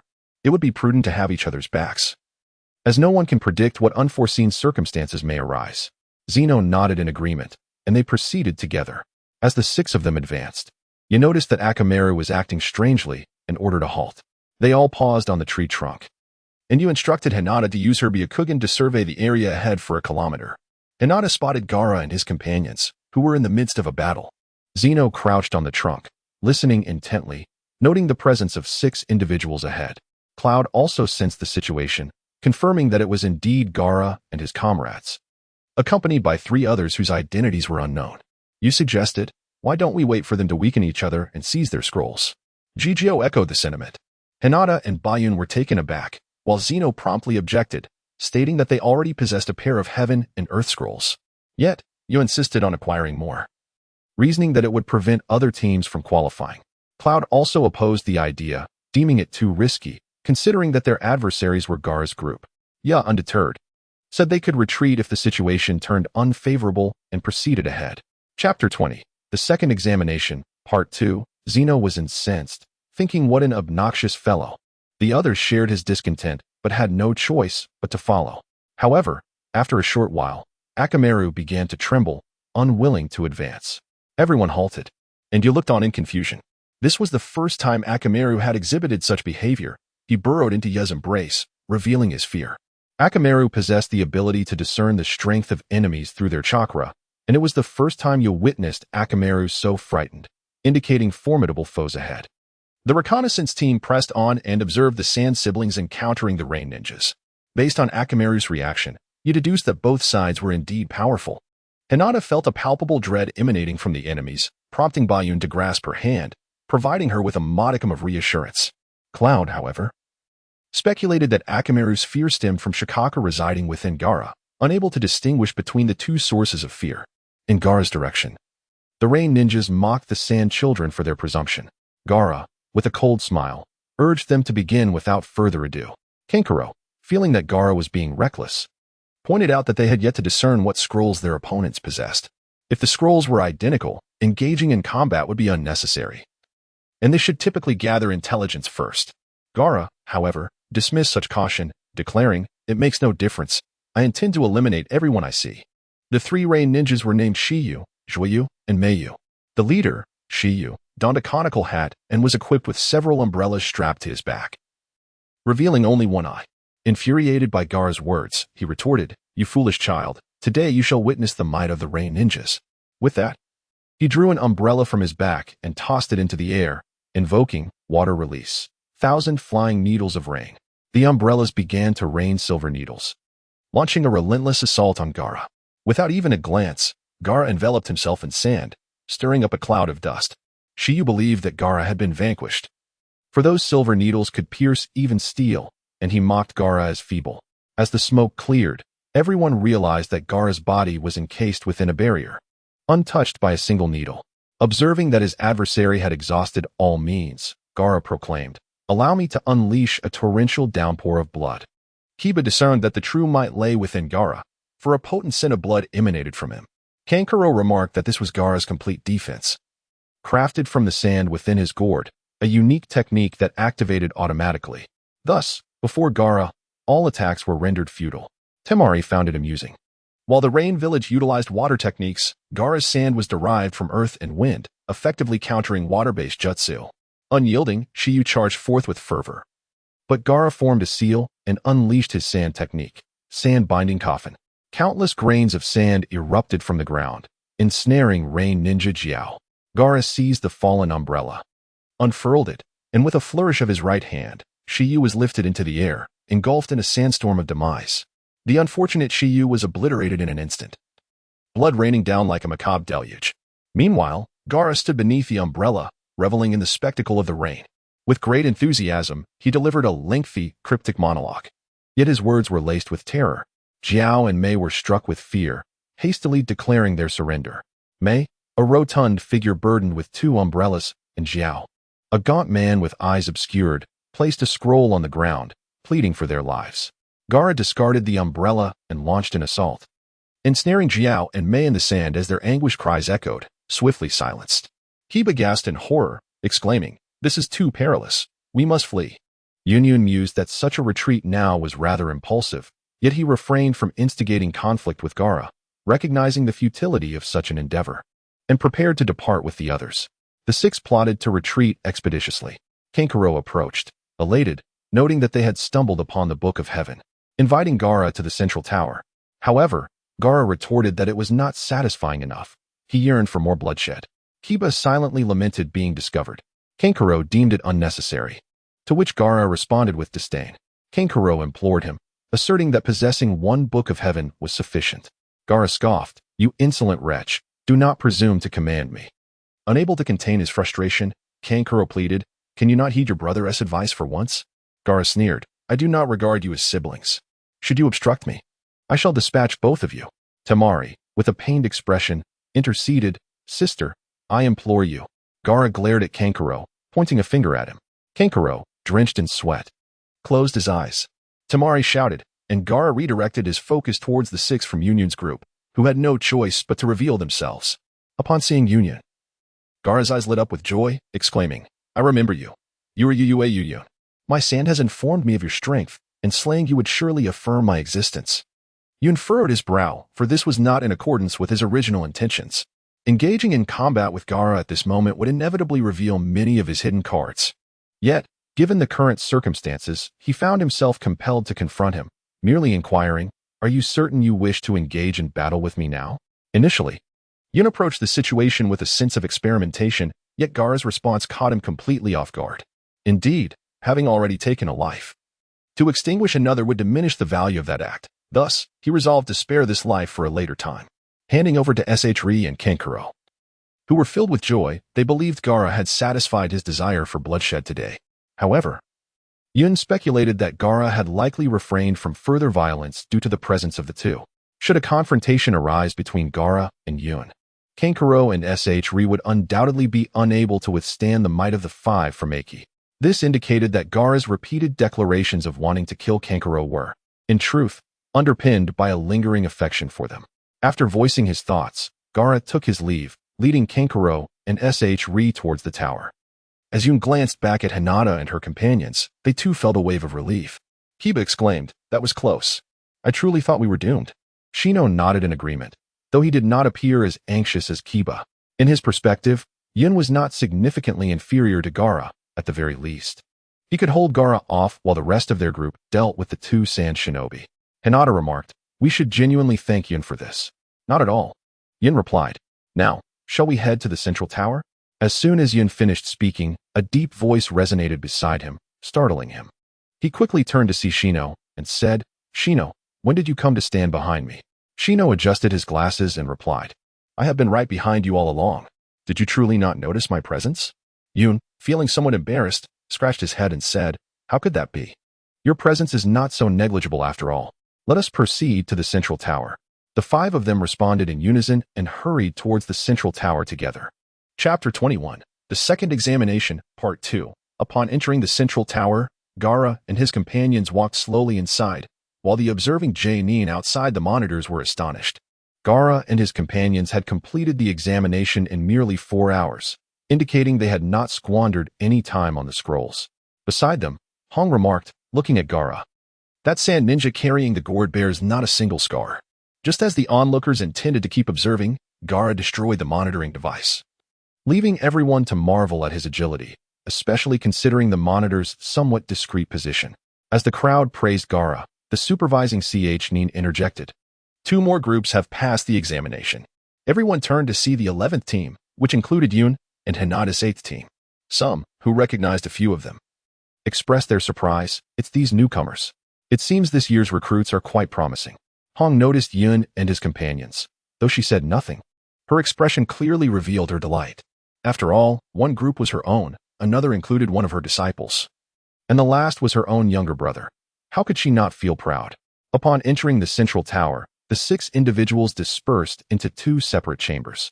Inside, Jijio pointed to the wall, where the handwritten notes of the 3rd Hokage were displayed.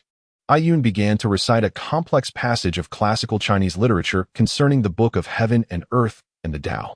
Ayun surmised that they were being urged to open the Book of Heaven and Earth. Jijio and Ayun promptly took action. To their astonishment, they discovered the characters for 2 people within. Ayun immediately comprehended the implication. It was the technique of possession. Jijio and Ayun soon experienced a moment of enlightenment. The 2 swiftly discarded the scroll, which fell to the ground and revealed Irika. Yun exclaimed, "Irika-sensei, what brings you here?"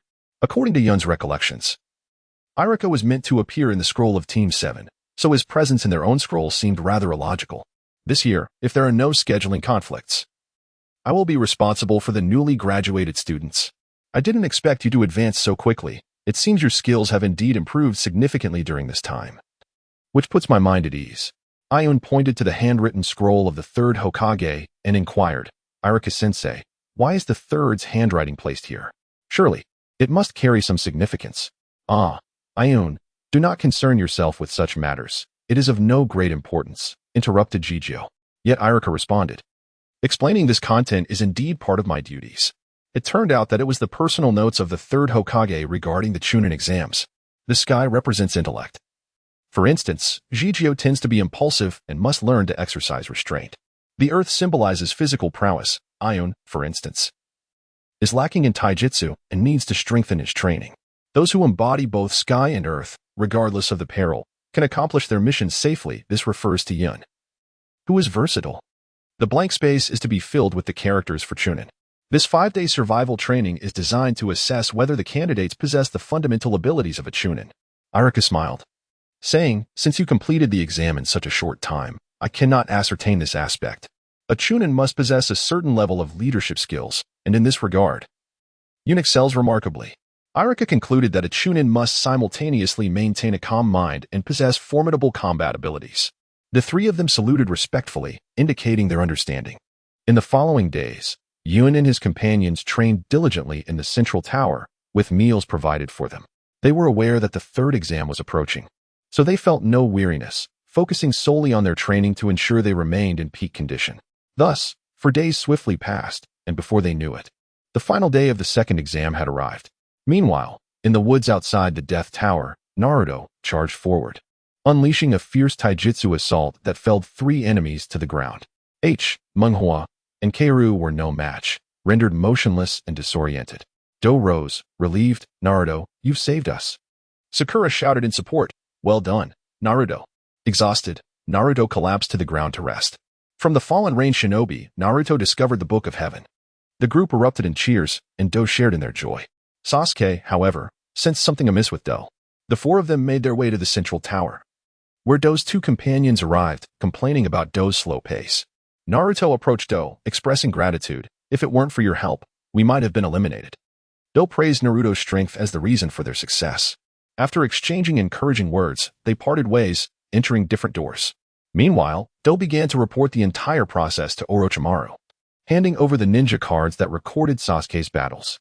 When Orochimaru inquired about Do's perspective, Do replied, I am merely a spy. The decisions rest with you. Orochimaru smiled, commending Do's cleverness before vanishing from sight. Orochimaru remained unaware that Kabuto had not recorded Naruto's performance. At that moment, Yunin, who was in the central tower meditating to refine his chakra, opened his eyes. Naruto's group had also arrived, signaling that the official proceedings were about to commence. Rising to his feet, he addressed Yagura and Chiku, saying, Let us depart. The time is nearly upon us. The 2 nodded in agreement and exited the room alongside him. The third Hokage encountered the suffering Akatsuki, still in pain from the cursed seal, and assisted her in alleviating her discomfort.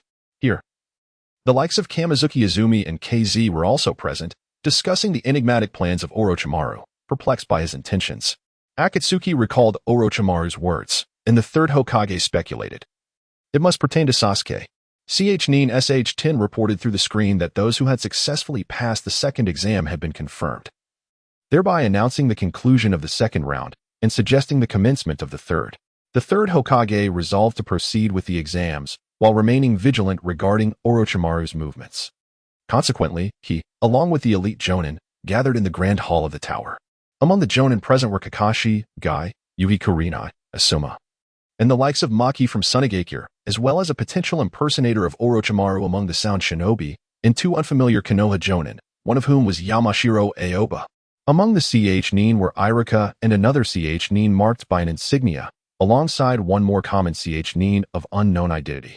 Akatsuki announced the end of the second exam. Surprisingly, out of the 81 participants, 24 had passed, whereas Akatsuki had hoped to reduce the number to a mere handful. The 8 teams that succeeded included 12 newcomers from Konoha, 3 from Team Guy, Gaara's team from Sunagakure, Tisu's team from the Sound, and Kabuto's espionage unit from Konoha. Choji expressed his hunger, while Shikamaru lamented the abundance of remaining participants, finding it quite troublesome. Ino remarked that Sasuke and his team had also passed. Guy lauded Kakashi's students for their fortunate success, then asserted that as long as his own students remained, Kakashi's would have reached their limit. Guy continued to boast, prompting Kakashi to turn and ask, What did you say? Guy nearly lost composure, exclaiming, It truly is you, Kakashi, always managing to appear so stylish in these moments. It drives me insane. Chapter 22. The second exam concludes. Every day, Lee spotted Kakashi, exclaiming that he was indeed the rival of Guy-sensei. In terms of visual prowess, Guy-sensei seemed entirely outmatched. Lee then declared that among all the instructors, Guy-sensei shone the brightest. He was positively radiating. Lee vowed never again to let Sakura shed tears for him, vowing not to falter. Niji noted that all noteworthy opponents were present. Sakan sought vengeance against Sasuke. Temari marveled at how, from the 27 teams that had arrived, only 8 remained. Maki expressed admiration, remarking that Gaara was indeed unscathed. Red observed an unusual demeanor from Akamaru in the reconnaissance team and glanced back at Yunin, who returned a smile. However, Red did not respond and turned away. Chiku noted that Konoha's ninjas had the highest pass rate. Yunin replied with a smile, Of course, our Konoha has the most participants in the exam.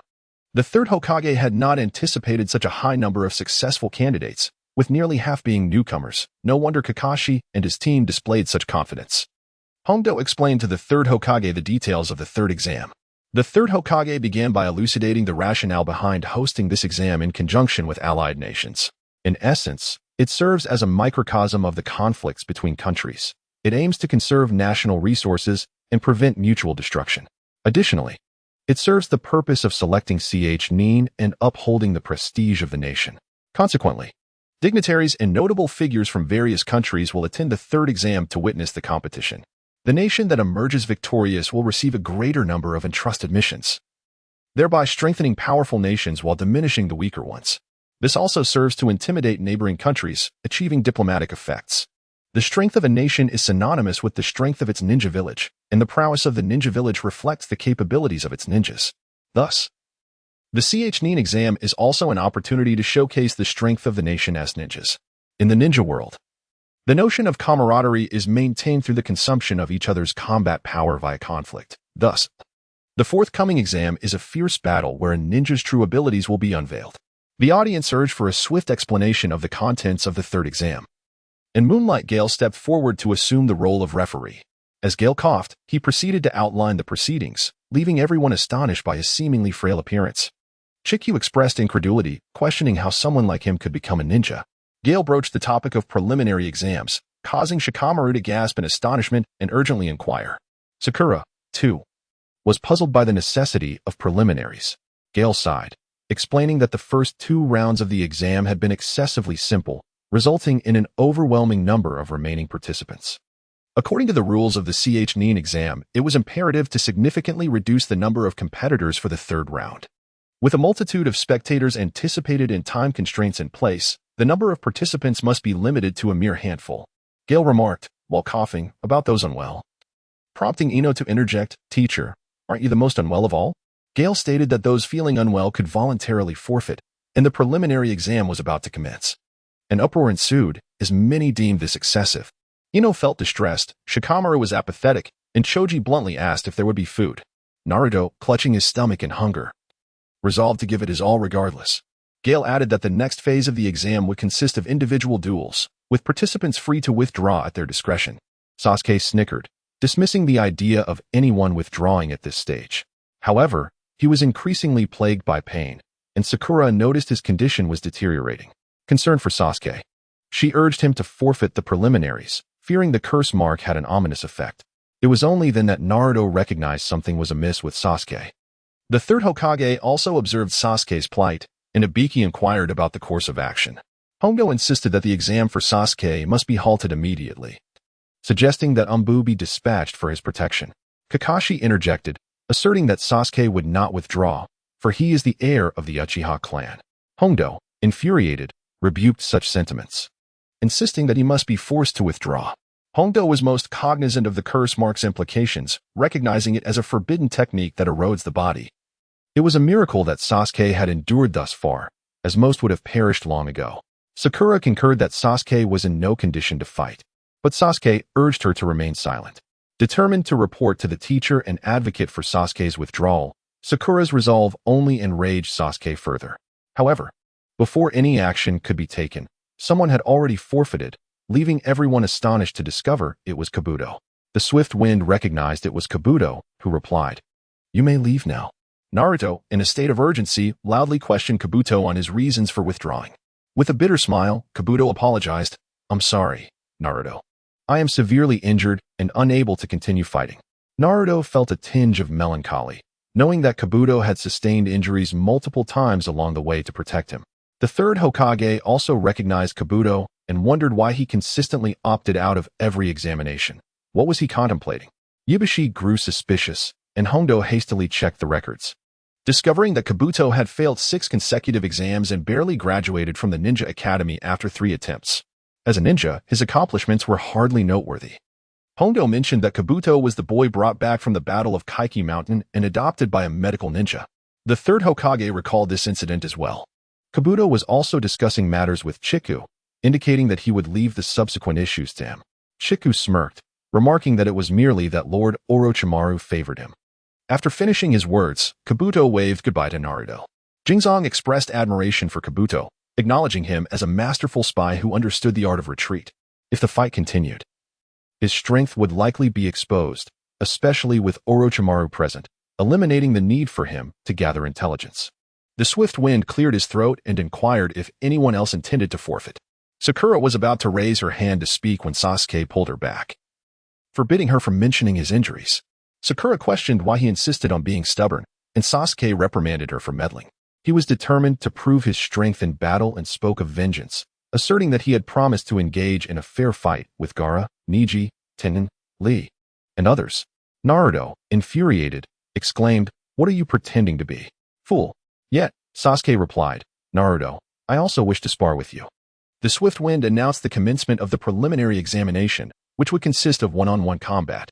Among the 23 participants, 11 matches would take place. The one who received a bye would advance directly, while the victors would qualify for the third round. There were no rules.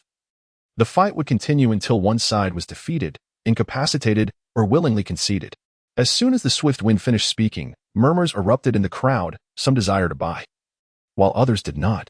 The swift wind called for silence and reminded everyone that if they found themselves overmatched and wished to avoid death, they should concede quickly. When I deem the outcome is clear, I will intervene. The swift wind gestured, and Hondo nodded, activating the electronic announcement board for the random draw system. Chapter 23, Preliminary Examination. The first match was Sasuke versus Chiku. The Cloud Ninjas engaged in lively discussion, with Jijio asking, "Yun, Yakin, who do you think will win?" It should be Sasuke, considering he is from the Uchiha clan.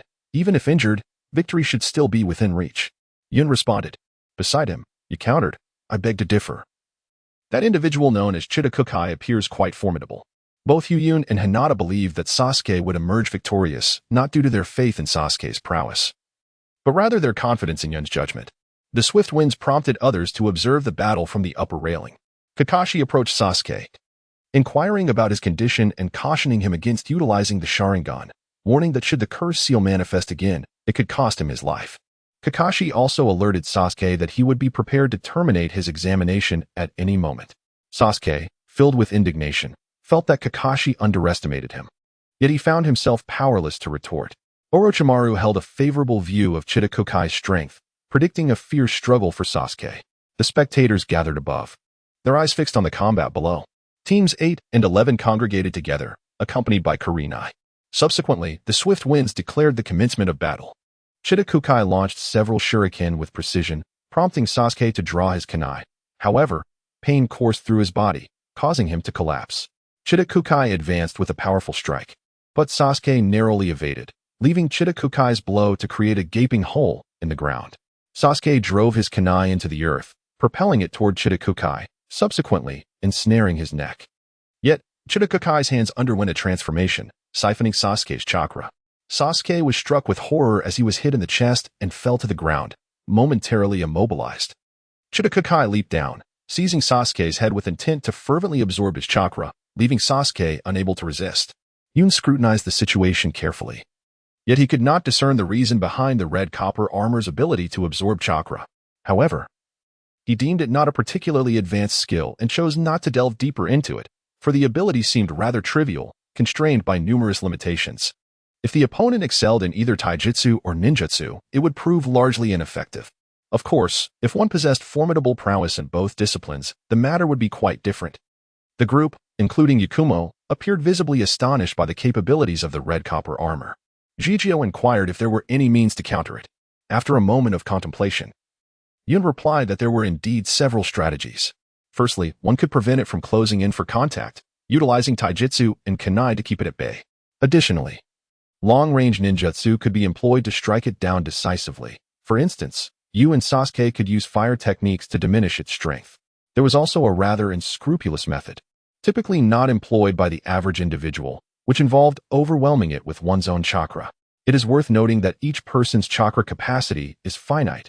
Unrestrained absorption is impossible. Thus, should the red copper armor encounter Naruto, it would be destined for demise, as Naruto's abundant chakra would incapacitate it in an instant. Upon hearing Yun's analysis, everyone nodded in agreement. In a moment of crisis, Sasuke launched a powerful kick, sending the red copper armor flying. Both adversaries regained their footing. But when the red copper armor charged again, Sasuke, now aware of its threat, refrained from allowing physical contact and began to evade its attacks. They exchanged blows for a while, neither landing a hit, before temporarily retreating to reassess. Sasuke realized that the opponent sought to win through close combat, yet he could no longer utilize his fire techniques. Naruto, in a fit of frustration, urged Sasuke to expedite his victory, exclaiming that such behavior was unbecoming of him. Use fire. Quickly, incinerate that foolish opponent. The others wiped their brows, finding Naruto's antics amusing. Sasuke, noticing Lee beside Naruto, was inspired by Lee's taijutsu and formulated a plan. The red copper armor initiated a final offensive, and Sasuke continued to retreat and evade. Suddenly, the armor realized Sasuke had vanished. In an instant, Sasuke reappeared beneath the armor and delivered a kick to its neck, propelling it into the air. Lee gasped, exclaiming, "That's my technique." Aki was equally astonished, as Sasuke had merely engaged once and already replicated Lee's taijutsu. Sasuke then pursued the armor in midair, intending to unleash his original technique, the Lion's Barrage. Aki mistakenly believed he was about to employ the Shadow Dance Leaf. Sasuke struggled as the cursed seal flared up, but managed to suppress it with sheer willpower, leaving Hondo, Kakashi, and Orochimaru astonished.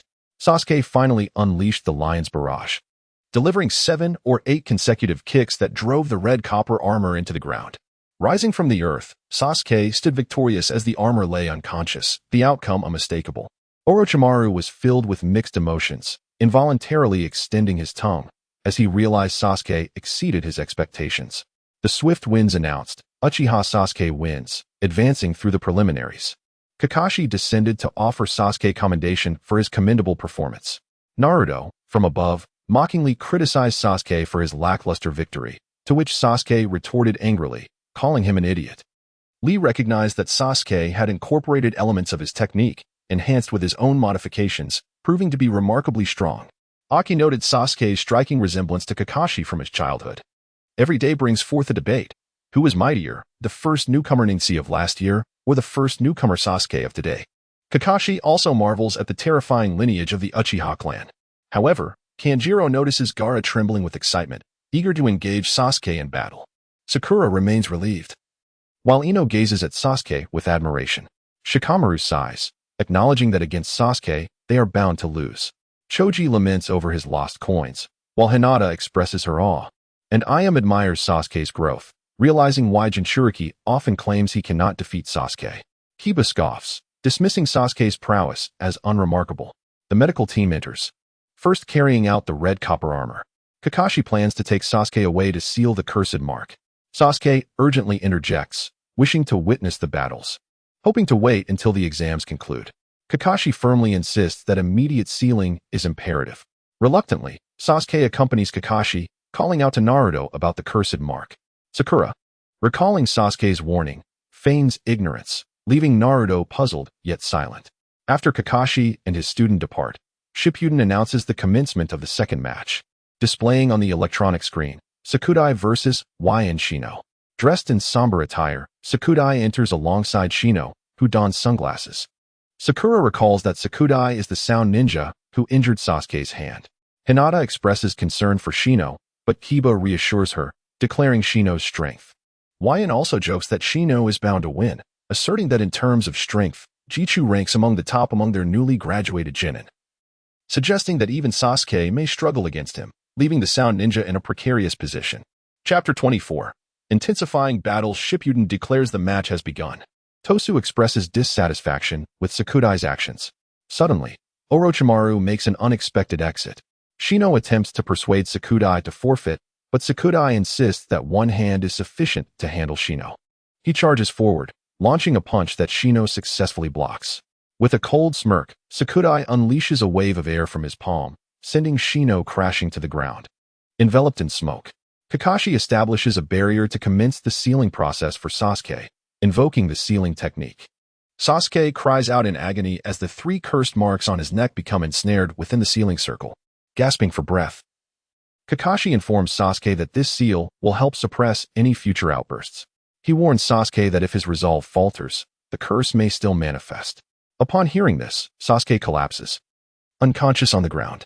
Orochimaru emerges from behind, commending Kakashi, expressing surprise at his mastery of sealing techniques, Noting his significant growth, Kakashi is taken aback, recognizing Orochimaru, the legendary strongest of the Sannin of Konoha. Orochimaru chuckles, saying it has been a long time since they last met. He reassures Kakashi that he is not there for him, but rather for the boy behind him. Kakashi, filled with anger and concern, demands to know why Orochimaru seeks Sasuke. Orochimaru revealed the answer, which was something that Kakashi had already obtained, the Sharingan, along with the power of the Uchiha clan. Orochimaru also admitted that he was the mastermind behind the establishment of the Sound Village. He required more pawns, and Sasuke would be the most exceptional among them. While the Sound Shinobi participating in the exam were merely expendable. As Sakan boasted, Shino suddenly stood up, causing Sakan to be taken aback upon noticing the insects crawling on Shino, continuously emerging from his body. Sakan mocked Shino for being repulsive, but when he turned around, he discovered that the ground was teeming with destructive insects. Shino warned him that he was caught in a pincer attack if Sakan used his left hand to strike him. The insects would retaliate, and if he targeted the insects, Shino would seize the opportunity to strike. To avoid being devoured by the insects, he should swiftly concede. He advised to always keep a hand in reserve. Sakan recalled a time in his childhood when he had stolen food and was punished, followed by his encounter with Orochimaru, which led to him becoming a Sound Shinobi. In a fit of rage, Sakan opened his palm and decided to unleash the Void Wave, moving his other hand towards the legion of insects behind him. Kiba was astonished, realizing that this guy's right hand was still functional. Shino remarked with a chuckle that all is fair in war. Looking on, many had not anticipated that Shino would not lose. Sakan's Void Wave did not emerge as the overwhelming chakra found no outlet, ultimately severing his own arms. Nearby, Shikamaru noted how devious Shino was, as he had anticipated such a move from his opponent, while feigning a plea for surrender. Consequently, the fool was on the verge of self-destruction. Sakan finally discovered that the sound wave emitter in his palm had been obstructed by the insects. It turned out that while Shino was speaking, he had commanded a portion of the insects to block the wind tunnel and remain still, which was the true essence of keeping a hand in reserve. Shino then delivered a decisive blow to the still-resisting Sakan. Simultaneously, Kakashi activated the lightning cutter, preparing to risk everything in a showdown with Orochimaru. Orochimaru laughed heartily, mocking Kakashi's overconfidence. He was certain that Sasuke, as a vengeful spirit in pursuit of power, would eventually seek him out. After finishing his words, Orochimaru vanished. Kakashi finally comprehended the true strength of the legendary Sannin. Kakashi examined Sakan's injuries. His arms were completely shattered, marking the end of the battle. The victor of the second match was Shino Aburame. Lee, perplexed, inquired of Neji. Neji activated his Byakugan and discovered that Shino had allowed the insects to inhabit his own body.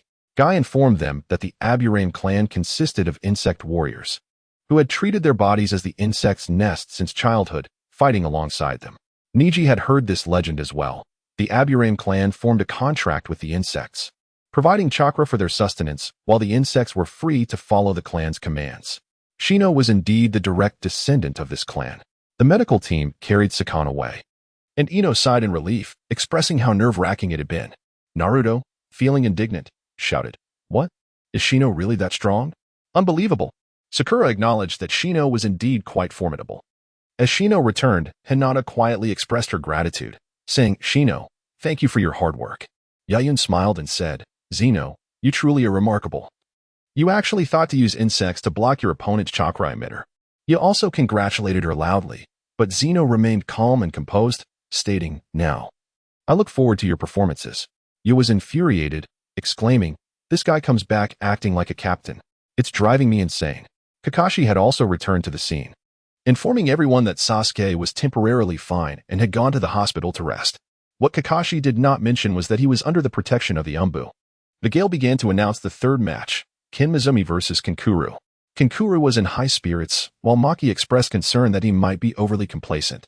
Kin Mizumi declared that he intended to finish the battle swiftly, and Kankuro shared this sentiment, placing his puppet crow on the ground. The Gale announced the start of the battle. Kin Mizumi initiated the attack, and Kankuro blocked Kin Mizumi's fist. Unexpectedly, Kin Mizumi's arm extended and twisted, ensnaring Kankuro, even constricting his neck.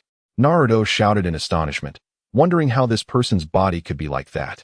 Jingzong discerned that Kin Mizumi's body had undergone chakra modifications, rendering it exceptionally flexible, allowing him to dislocate his arm and extend it at will to strike.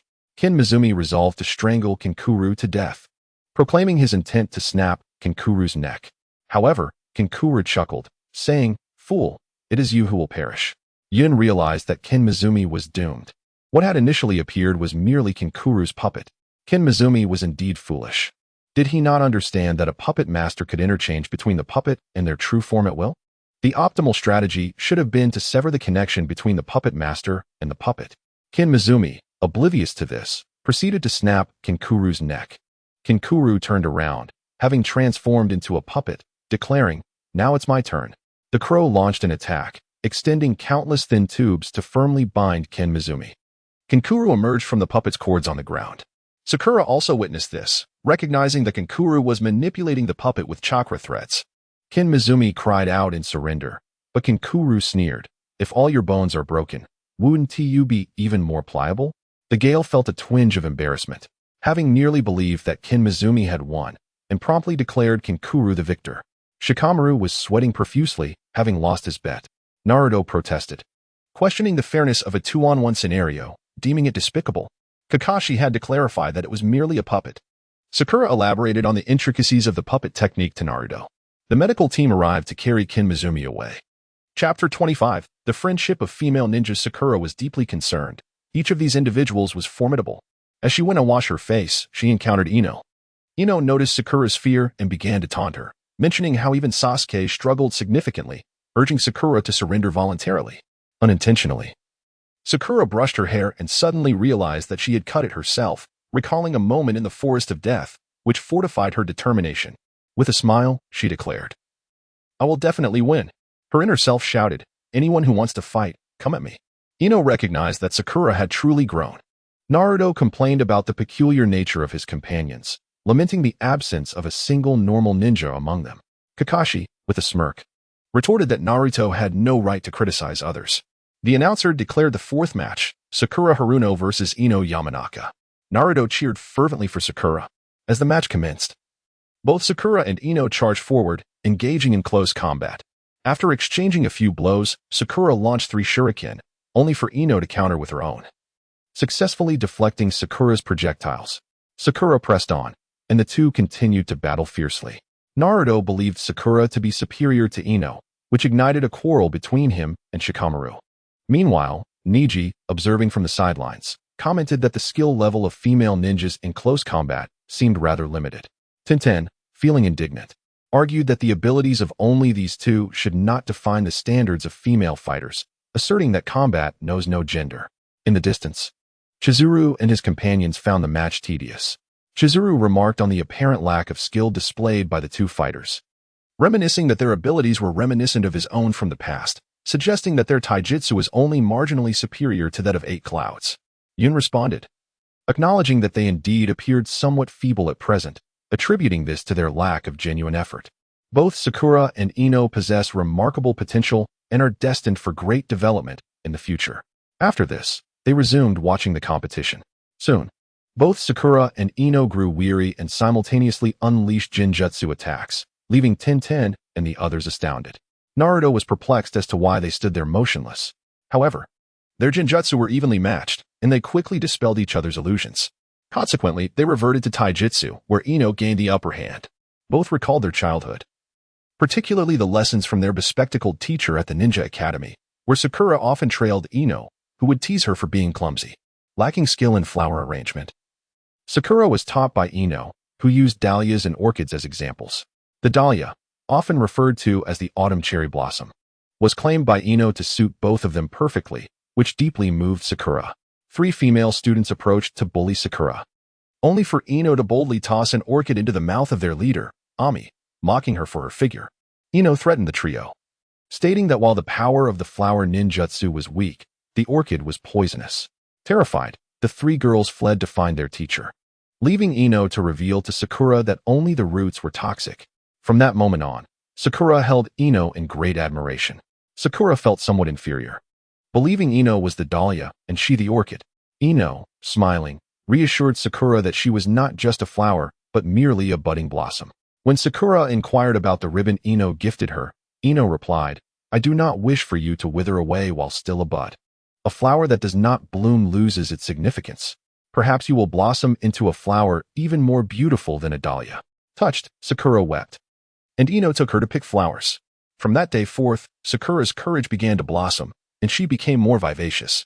Without Ino's support, it would have been challenging for Sakura to become a ninja. Later, after graduation, Sakura was placed in a team with Sasuke and visited Ino to share her victory. Ino, indignant, refused to concede defeat. Sakura returned the red ribbon to Ino, donning a blue one instead, declaring, "I am no longer the little girl trailing behind you. I am a true ninja now." Ino smiled and shook Sakura's hand, acknowledging her words. As they emerged from their reverie, Sakura insisted that Ino was ill-suited for Sasuke and urged her to relinquish any hopes, adding that she had surpassed her. Ino, incensed, retorted, "Do you know who you're speaking to? Do not be so arrogant. I am your elder sister," weeping Sakura. Naruto also sensed that Sakura was overstepping, and Ino was genuinely angry. Kakashi interjected, suggesting that Sakura merely wished for Ino to fight earnestly. It soon became apparent that both Ino and Sakura were growing increasingly excited. Kakashi remarked on the camaraderie that exists between rivals, leaving Guy perplexed. Kakashi waved to Guy, who looked confused, while Kakashi greeted him in an inexplicably stylish yet uncomfortable manner. Simultaneously, Sakura and Ino tied their forehead protectors around their foreheads, preparing for an all-out battle. Sakura charged forward, forming hand seals to execute the shadow clone technique, creating 2 copies of herself. The trio of Sakuras surged forward, ready to launch their assault. In a spirited exchange, Ino scoffed, asserting that this was not a graduation exam, while Sakura resolutely concentrated her chakra beneath her feet, accelerating towards her opponent with fervor. Taken aback, Ino was thrown aside. As she rose, she realized that Sakura had indeed grown stronger. Naruto exclaimed Sakura's prowess, and Kakashi concurred, deeming her mastery of chakra unparalleled. When Naruto inquired if she surpassed him, Kakashi affirmed that even Sasuke fell short in comparison to Sakura. Crestfallen, Naruto watched as Lee began to cheer for Sakura. The two soon engaged in a fierce struggle, only to separate momentarily, both drawing shuriken and launching them into the air, where they collided. After several exchanges, they simultaneously struck each other's faces, collapsing to the ground. Kakashi observed that such a stalemate could lead to no clear victor. Shikamaru lamented the sluggish pace of their duel, noting that they had been fighting for 10 minutes. The two combatants, gasping for breath, unleashed genjutsu attacks, which were deftly countered by one another. Ino seethed, questioning how Sakura could possibly match her. Sakura retorted with a smirk, declaring that someone so fixated on appearances had no right to contend with her. Angered, Ino drew her kunai, prompting Shikamaru to exclaim that Ino had fallen into a trap. Choji echoed his disapproval of Ino's demeanor. In a fit of rage, Ino cut off her own hair, much to Sakura's amusement. Shikamaru noted that Ino had truly lost her composure. Casting her severed hair to the ground, Ino resolved to end the match, demanding Sakura's surrender. Both Shikamaru and Choji recognized that Ino was about to unleash her ultimate technique. Asuma scratched his head, exclaiming that Ino was being foolish. Ino formed hand seals, preparing to attack. However, Sakura was well aware of Ino's technique, the mind-body switch technique, which had a crucial flaw. It could only strike in a straight line. If it failed to connect, the user's spirit would be stranded for several minutes. Asuma understood that this technique was ill-suited for combat, being more effective for intelligence gathering. Kakashi believed that if Sakura moved promptly, the outcome would be determined. Ino, in her fury, countered that one could not know without trying. Kiba remarked on the technique's formidable nature, especially when paired with teammates. Shikamaru nodded in agreement, noting that the technique was meant to be combined with his shadow jutsu to ensnare opponents. Suddenly, Sakura sprang into action as Ino shouted, "Mind-body switch technique." Ino fell to the ground, and Sakura remained still. Yet, Sakura chuckled, "Ino, what a pity." Shikamaru and Choji exclaimed in dismay, realizing that failure was imminent. Just as Sakura prepared to act, she found herself immobilized. Ino crouched on the ground, channeling chakra to ensnare Sakura, triumphantly declaring, "You fell into my trap, Sakura. At last. I've caught you." It turned out that Ino had not executed her technique earlier. She had merely feigned, luring Sakura into a trap. The hair Ino had discarded formed a sporadic line, capable of transmitting her chakra. Ino resolved to immediately utilize the mind-body switch technique to inhabit Sakura's body. Everyone understood that Ino's rage was part of her ruse. Naruto realized the impending danger and urged Sakura to flee. Yet, Sakura found herself unable to escape as Ino enacted her technique, seizing control of Sakura's body. Naruto remained oblivious to the gravity of the situation. While Kakashi admired Ino's impeccable timing, Sakura's body had now been commandeered by Ino. Ino, now in control of Sakura, raised her hand, preparing to declare her victory. Naruto hastily shouted, "Sakura, if you allow yourself to be bested by a foolish woman infatuated with Sasuke, then you are unworthy of being called a woman." The crowd was bewildered, pondering the logic behind his words. At long last, Sakura's alter ego emerged, striving to expel Ino, accompanied by loud outcries. Shikamaru, perplexed, questioned who truly resided within her at that moment. In a rush, he inquired of Ino about her predicament regarding her personality. Unfortunately for Ino, she was at a disadvantage this time. Unable to withstand the pressure, she dispelled the jutsu and retreated to her original self. Both girls collapsed onto the ground, panting heavily. Asuma observed that their chakra reserves were severely depleted. Ino furiously berated Sakura for conjuring a dual consciousness, to which Sakura replied with a smile. "This is a power that rivals beauty." Kakashi noted that neither of them was willing to concede defeat. Determined, Ino and Sakura resolved to launch their final strikes. Their fists collided with great force, and they both fell to the ground, their forehead protectors clattering beside them. They both yearned to rise, yet neither succeeded. Shikamaru had no choice but to declare that the fourth battle concluded without a victor. Both were eliminated. Chapter 26. Tenten's disastrous defeat and Shikamaru's wisdom. Asuma and Kakashi rushed to carry Ino and Sakura back. The crowd gathered around, inquiring about their condition. A medical ninja conducted a brief examination and administered basic treatment, reassuring everyone that they were fine and did not require hospitalization. They would awaken shortly. Asuma and Kakashi praised their growth, affirming that participating in this Chunin exam was indeed a wise choice. The fifth match pitted Tenten against Temari. Tenten was resolute in her intent to swiftly defeat Temari and uplift the morale of the Leaf Village. Leaf fervently cheered her on, and Niji held high hopes for her success. At that moment, Ino and Sakura gradually regained consciousness, and Sakura learned from Ino that their battle had resulted in a draw. Ino handed her forehead protector to Sakura, exclaiming, "You have finally blossomed, and you look stunning." Sakura accepted it and secured it in place, but Ino retorted, "Next time, I will utterly knock you out. I have no intention of relinquishing Sasuke to you." Sakura shouted back, "I return that statement to you in kind." The two resumed their playful rivalry, while Hinata observed with great interest, realizing that their friendship was indeed unique. Team Guy fervently rallied for Tenten, while Naruto covered his ears, exclaiming that the two were excessively noisy. Shikamaru commanded the match to commence, and Tenten quickly distanced herself. Temari smirked, declaring, "If I were to attack, I could eliminate you in an instant." She encouraged Tenten to come at her, and Tenten, undeterred, leaped into the air, launching several shurikens, all of which fell harmlessly at Temari's feet. Tenten exclaimed in disbelief, "Impossible. My shuriken hit rate is 100%. Lee also found it perplexing, asserting that it was inconceivable for Tenten to miss. I suggested, "There is only one possibility." Temari evaded them. Tenten meticulously gauged the distance, preparing her next assault, determined to leave Temari with no escape. Temari, recognizing the impending threat, retrieved the fan from her back. Tenten dashed in circles at high speed before soaring into the air, drawing forth a scroll that enveloped her form. Spinning rapidly, countless hidden weapons rained down from the swirling vortex above. Upon landing, Tenten discovered that all her projectiles had been effortlessly deflected. Temari stood poised with her fan, chuckling, and remarked, "When my fan is fully unfurled and reveals 3 stars, that will signify your defeat." Every day, filled with vexation, she resolved to unleash her ultimate technique, originally intended for the final showdown. Taking out 2 scrolls, Tenten smirked, remarking that no amount of effort would suffice. She formed hand seals and invoked Double Dragon. The 2 scrolls transformed into twin white dragons soaring into the sky. Tenten leaped into the air, extracting hidden weapons from the dragons and launching a rapid assault. Temari opened her fan to the 2nd star and forcefully fanned the air. All of Tenten's projectiles, along with the scrolls, were swept down by the gust of wind.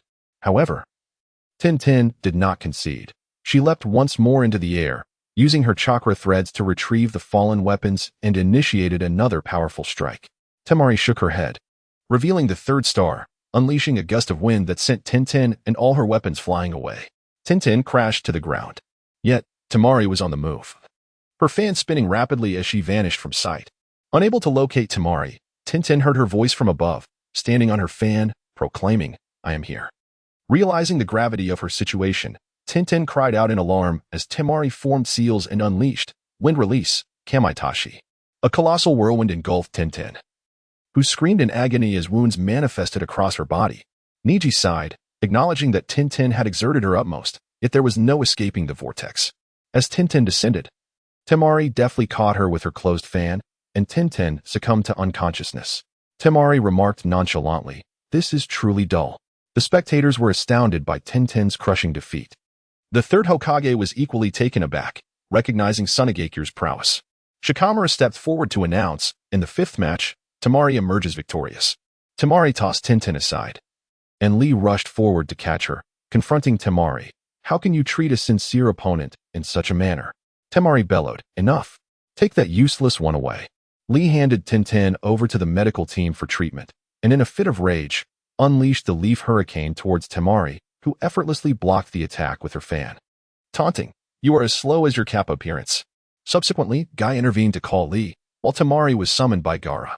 The sixth match featured Shikamaru against Kint. Shikamaru's peers were greatly disappointed, yearning for a chance to showcase their skills. Ino urged them to remain patient, assuring them that their turn would come. CHG noticed Ino's enthusiasm as she fervently cheered for Shikamaru. Tsukushi cautioned Kint about Shikamaru's shadow techniques, to which Kint nodded in acknowledgement. Shikamaru lamented the challenge of facing a female opponent, finding it troublesome to engage. Kint expressed a desire to conclude the battle swiftly. Unfamiliar with Kint's jutsu, Shikamaru observed as Ino's influence took hold of Kint. The match commenced, and Shikamaru formed seals while Kint chuckled. "Is that all you can do?" Angered, Shikamaru retaliated. But Kint adeptly leaped to evade Shikamaru's shadow attack, casually launching 2 flying needles equipped with bells. Shikamaru dodged them, only to face several more needles devoid of bells, prompting him to scoff. "You think to confuse me with bell-less projectiles? You underestimate me." Suddenly, the sound of bells echoed from behind, startling Shikamaru as he turned, fearing an attack from the rear. In truth, the sound originated from the needles lodged in the wall, which were connected by chakra threads. Realizing the peril, Shikamaru shouted in alarm as he was struck by a needle shot directly by Kint, toppling him to the ground. Rising, Shikamaru was relieved to find that he had narrowly avoided a more severe injury, sustaining only a wound to his arm. As Jin 2 activated his illusionary sound wave attack by ringing a bell, Nara Shikamaru fell to the ground, exclaiming in distress.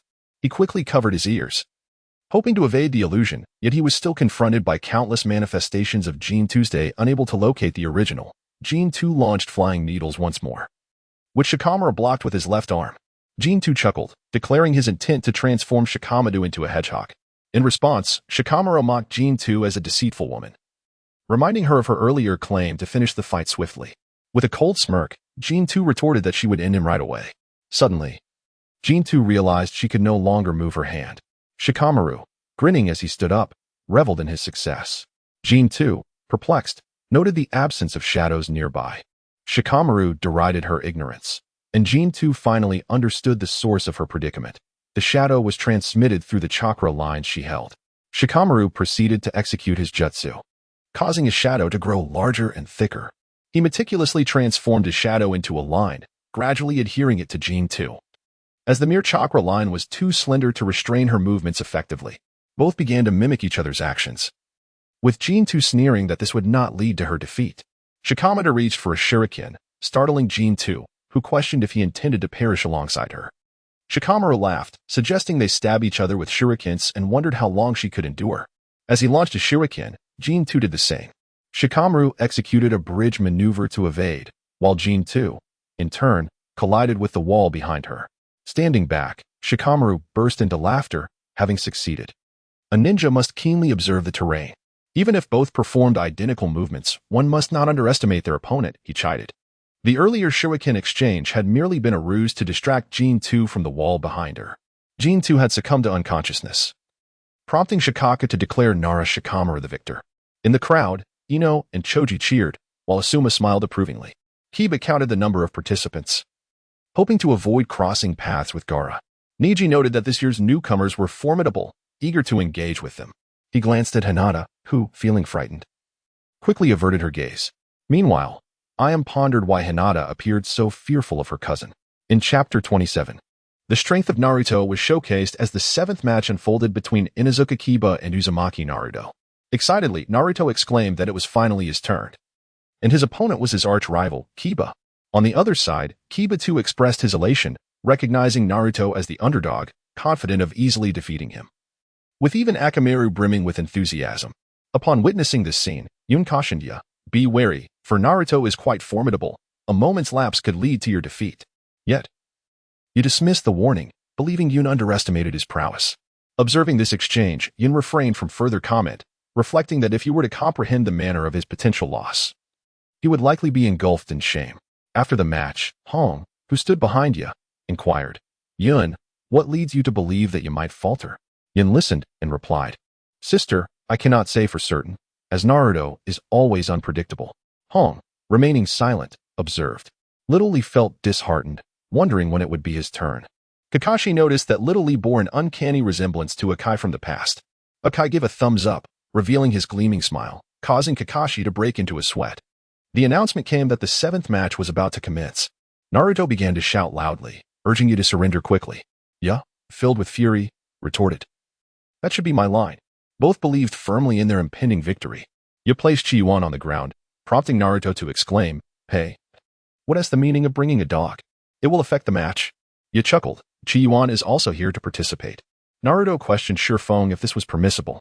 Shifeng confirmed that ninja dogs and insects could indeed be considered as tools. Naruto scoffed, "Fine, it's just more dogs. I'll let it go, consider it my concession." Ya warned, "Just wait until I flatten Chi-Yuan. Don't say I didn't warn you about hitting a dog without its owner." Fueled by anger, Ya challenged, "Let us see you try. You might be surprised who gets flattened." In a hushed tone, you advised Chi-Yuan, "I can handle this alone, just stay back." Chi-Yuan barked twice in acknowledgement. Sakura shouted encouragement for Naruto, urging him not to lose to a dog owner. In Yu's mind, Naruto remained the underachiever he had always known, no match for him. He recalled Iruka teaching the transformation technique, where Naruto had transformed into the third Hokage, always appearing crooked and unstable. You laughed heartily. "I will feel quite sympathetic when I knock you out with a single punch." Naruto retorted, "Is that so? But you stand no chance against me." Their banter continued until Shifeng, exasperated, ordered them to commence without further ado. You crouched down, performing the beast mimicry technique, four-legged technique, and then prepared to attack. He charged swiftly, delivering an elbow strike that sent Naruto sprawling. The crowd sighed, assuming Naruto had lost. You approached Shifeng, eager for the announcement of his victory. However, to everyone else's astonishment, Naruto, bloody but determined, rose to his feet. With a hearty laugh, Naruto declared, "I merely allowed you a moment of glory. Now unleash the dog." Enraged, you warned, "You better not regret this. Chi-Yuan, let us go." Together, they launched an assault.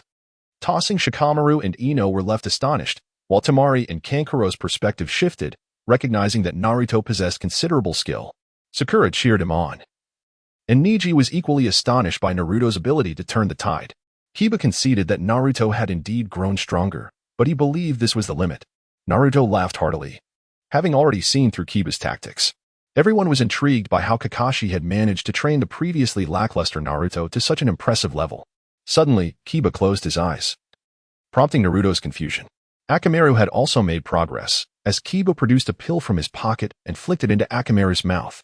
Akamaru suddenly enlarged, transforming into a reddish hue, and broke free from Naruto's shadow clone. The clone was scratched by Akamaru's paws and dissipated. Naruto shouted angrily at Kiba, demanding to know what he had given the dog. As its fur had changed color, Kiba explained that it was a military food pill. Kakashi recognized it immediately. Hinata speculated that Kiba was about to unleash his ultimate technique. Akamaru leaped onto Kiba's head, who then formed hand seals, quickly summoning two Kiba clones that merged into one, creating the beast clone technique. Shikamaru and Ino were baffled by this, but Choji understood the pill's remarkable properties, which allowed one to fight tirelessly for 3 days and nights. The Akimichi clan had similar pills, even more potent than this one. As they spoke, the two Kiba clones rushed forward to attack. Naruto rolled back to evade the assault. After the smoke cleared, Kiba continued his onslaught, with two clones circling around to besiege Naruto. Asuma recognized the danger Naruto was in. Kiba, empowered by the military food pill, infused his chakra throughout his body, rendering him as agile as a beast. Naruto desperately dodged, struggling to counterattack. After several relentless strikes from Kiba, Naruto leaped to evade but was caught off guard, allowing Kiba to seize the opportunity with the beastly body technique, utilizing the dual Kiba attack. Naruto was sent soaring through the air before crashing heavily to the ground. Kiba stood up, laughing triumphantly, proclaiming the evident disparity in strength. As Naruto lay on the ground, he continued to assert his ambition of becoming Hokage. Kiba mocked him for his overestimation of his abilities, suggesting he should let Kiba take on the role instead. However, Hinata interjected, defending Naruto, asserting that he was not so feeble, having witnessed his arduous training with shuriken firsthand. Naruto had been tirelessly striving for everyone's acknowledgement, believing that becoming Hokage was the ultimate path to achieve that recognition. Hearing the encouragement, Naruto gritted his teeth and rose again, vowing that if Kiba sought to claim the title of Hokage, he would reduce him to a wretched state. Kiba, infuriated, called Akamaru to charge once more. Naruto leaped into the air, narrowly evading the attack, but sustaining a scratch in the process. Kiba sneered and threw another smoke bomb, enveloping Naruto in a shroud of obscurity. Together, Kiba and Akamaru launched their combined assault, encircling Naruto completely. Naruto was troubled, realizing that Kiba's tactics were challenging to counter, as evasion was not always feasible. As the smoke cleared, Kiba retreated, and Naruto rose once more. The two began exchanging barbs again. Kiba unleashed another smoke bomb and initiated his attack. Hinata shook her head, noting that such smoke-assisted techniques, if overused, would inevitably reveal weaknesses. While Naruto may have been somewhat dull, if Kiba continued to employ the same strategy without adjustment, that would indeed be absurd. However, Naruto pondered deeply, contemplating how he might strike Kiba effectively. Striking at Yakumo proved utterly futile. As he launched his assault, he was taken aback to find himself confronted by a duplicate of himself amidst the swirling smoke. Kakashi quickly grasped the situation. It became apparent. He hastily ceased his onslaught as the mist dissipated, revealing 3 figures of himself. Confusion washed over him. The astonishment deepened as he realized he could no longer discern which of the 3 was the true Yakumo and which was Naruto. However, Naruto had the liberty to strike any one of them. He chuckled, declaring that Naruto's transformation technique would be of no use against him. Initially, Naruto attempted to bite Yuh but was swiftly detected, as Yuh's acute sense of smell was far superior. Indeed, with a single punch, Yuh sent the transformed Naruto flying, exclaiming that Naruto underestimated his olfactory prowess. Red elaborated that Yuh's sense of smell was 1,000 times sharper than that of an ordinary person. Yet, unexpectedly, the Yuh on the ground transformed into Yakumo, lying motionless. Shino, bewildered, questioned how this could be, as Yuh had seemingly made a mistake. However, Yun interjected, asserting that Yuh had not erred. The Yakumo on the ground was merely another transformation by Naruto, contingent on Yuh's composure. The others, including Yagura, were astounded. Realizing Naruto had devised a clever strategy, Yuh himself was perplexed. What was happening? Sensing the anomaly, Yuh swiftly turned and launched a punch at his own back, declaring, "Then you must be Naruto. How dare you deceive me?" Shino shouted in alarm, warning that Yuh had fallen into a trap. As predicted, this Yuh fell to the ground, transforming into Yakumo, unconscious. Kakashi chuckled, recognizing it as the mischief-maker's ploy, while Red shook her head, remarking that Yuh had lost his composure and acted too hastily. Yuh was struck with shock, for the fallen Yakumo reverted to his true form, Naruto, who swiftly charged forward, delivering a powerful kick that sent Yuh sprawling to the ground. Sakura exclaimed in triumph, having understood Naruto's clever tactics. Struggling to rise, Yuh remained resolute. Naruto laughed heartily, reminding him that ninjutsu should be employed with careful consideration, lest it be exploited by an adversary. Foolish Yuh. Determined to regain his composure, Yuh bit his own hand, forcing himself to focus. He began to contemplate that his speed still surpassed that of Naruto. Having devised a strategy, he drew forth his shuriken. Kakashi felt a twinge of concern, fearing Naruto was about to face a fierce battle. Naruto, however, laughed boisterously, taunting Yuh that without Yakumo, his combat capabilities were halved. "Now, I shall counterattack," he declared, boasting of a new ultimate technique, causing Yuh to feel anxious and question whether Naruto was merely feigning. Determined to prevent Naruto from forming seals, Yuh launched his shuriken first, provoking a furious retort from Naruto, who was compelled to evade. Yuh lunged forward like a beast, delivering a heavy punch, which Naruto barely managed to block, skidding backward. Yuh relentlessly pursued, landing another fierce blow to Naruto's face, sending him tumbling. Wiping the blood from his face, Naruto realized that this approach would render the shadow clone technique ineffective. Indeed, he charged once more, using his claws to inflict injury, casting Naruto aside. Ino recognized his intent to deny Naruto the opportunity to form seals. Rising once again, Naruto found himself under Ya's aerial assault as claws descended upon him, striking his shoulder. Seizing the moment, Naruto grasped Ya's arm with both hands and hurled him away, finally creating some distance. The teeth quickly reacted, launching an immediate assault, leaving Naruto no time to breathe. Naruto's left arm sustained injuries as he was pursued by the relentless attacker, being sent flying. Utilizing his speed advantage to the fullest, you could prevent Naruto from forming the necessary seals to unleash a multitude of shadow clones. Once again, Naruto fell to the ground. And you believed the battle was nearing its end, convinced that Naruto had exhausted his fighting capacity. To Ya's astonishment, Naruto rose once more, shocking everyone present. A typical ninja would have succumbed to unconsciousness long ago. CHG had to concede that Naruto's resilience was remarkable. Shikamaru remarked that if he were Ya, he would have been overwhelmed by a headache by now. Ya charged forward again. Naruto had no time to utilize the shadow clone technique before you reached him. In a manner reminiscent of the original story, Naruto shamelessly restrained Ya, prompting astonished gasps from the onlookers. Seizing the moment, Naruto formed seals and executed the multiple shadow clone technique. Sakura found it amusing, questioning the novelty of this so-called new skill, as it was merely a repetition of an old tactic. The others were astonished. The ability to summon such a multitude of shadow clones was nothing short of miraculous. Countless Narutos surrounded Ya, converging upon him to unleash Naruto's original technique, the spiraling Naruto barrage. This sent Ya hurtling into the air, followed by a relentless barrage of strikes, culminating in a heavy kick that drove him into the ground. Poor Ya lay motionless. Kakashi realized that this was indeed Naruto's new technique, a variant of Sasuke's lion combo. Even borrowing the name, Ship examined his condition and confirmed that he had truly lost consciousness. The announcement echoed, declaring the victor, Uzumaki Naruto. Lee and Sakura erupted in cheers, while the others looked on in astonishment. Naruto, brimming with joy, called out to Kakashi-sensei, Iruka-sensei, and the third Hokage, exclaiming that they had witnessed his victory and that he had truly grown stronger. The three shared a smile, recognizing that Naruto had matured beyond the mischievous ninja he once was. The medical team arrived to carry Inuzuka and Akamaru away. Hinata gazed at you being taken out, feeling a pang of empathy.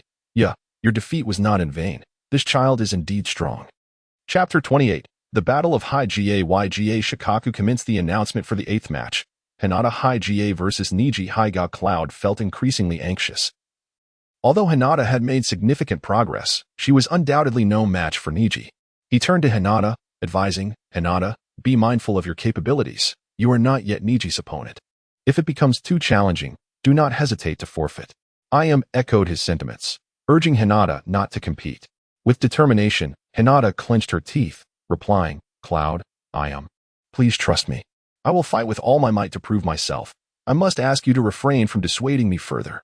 Reluctantly, Cloud acquiesced but cautioned her not to overexert herself. As they spoke, Hinata approached the center of the arena to face Niji. Niji remarked coolly, Miss Hinata, I did not expect to face you. Hinata whispered, Niji and I, leaving Naruto puzzled as to why she referred to Niji as her older brother. Kakashi explained that they were both heirs of the High-GA clan, representing the main and branch families. Lee understood as well. Niji belonged to the branch family while Hinata was the esteemed heiress of the main family, and their familial ties were rather strained. Due to the numerous advantageous clan rules for the main branch within the Hyuga family, the opinions from the branch family are naturally quite significant. As the match commenced, Niji issued a warning to Hinata, stating that she was ill-suited to be a ninja and should forfeit. His reasoning was compelling. Hinata's benevolence and her desire for peace often led her to avoid conflict, and she lacked self-confidence. In Niji's eyes, Hinata's participation in the Chunin exam was merely an obligation to her peers, such as Kiba and Shino, as she did not wish to burden them further. Forcing herself to join the examination, Hinata countered, asserting that her intention was to transform herself. In a moment of reflection, Ino recalled her visit to the Hyuga household. Meanwhile, Hayashi was preoccupied with training Hanabi, completely disregarding Hinata's struggles. Ino attempted to take Hinata away, but Hayashi dismissed her, asserting that the family did not require such a perceived burden, especially since even the younger Hanabi could not surpass her. Ino was incensed, defending Hinata's commendable performance at the Ninja Academy. However, Hayashi shook his head, lamenting that the esteemed eldest daughter of the Hyuga clan was merely an average student. A fact that was indeed disgraceful. He contrasted Hinata with the prodigious Uchiha, who consistently ranked first. He believed Hinata should at least be among the top 5. Hayashi insisted that Ino should swiftly escort Hinata away. Reluctantly, Ino exited the room only to find Hinata crouched at the door, tears streaming down her face. She had overheard her father's words. Nothing pained Hinata more than the thought of being forsaken by her own father. When Hinata fell silent, Niji mocked her, asserting that people do not change. A failure is a failure, as everyone in the Hyuga family knew, and she could not even defeat a little girl. He maintained that neither her character nor her strength would transform. In the arena, Niji articulated his perspective on the elite versus the underachievers, referencing the distinctions between the branch and main families, emphasizing that fate is immutable. He intentionally sought to demoralize Hinata, urging her to withdraw and not waste time. In the stands, Kakashi elaborated on the Byakugan, a unique bloodline limit. Observing Hinata's hesitance to leave, Niji became furious, activating his Byakugan and preparing for battle. Overwhelmed by fear, Hinata averted her gaze. Niji seized upon this weakness, launching verbal assaults to undermine her confidence. As Hinata struggled to withstand the psychological blows, Yuki shouted, "Hinata, you can do it. Since you've chosen to compete, demonstrate your true capabilities and don't let them belittle you." Others joined in to cheer for Hinata. Finally, Hinata steeled herself, her gaze sharpening. "Yuki, I am Chikyu Shino, thank you all." Niji smirked, warning her of the consequences of refusing to forfeit. Yet Hinata declared resolutely, "I refuse to run away any longer." With that proclamation, she activated her Byakugan, challenging her brother. "Niji, let us settle this." Both combatants assumed identical stances, poised to unleash their gentle fist techniques.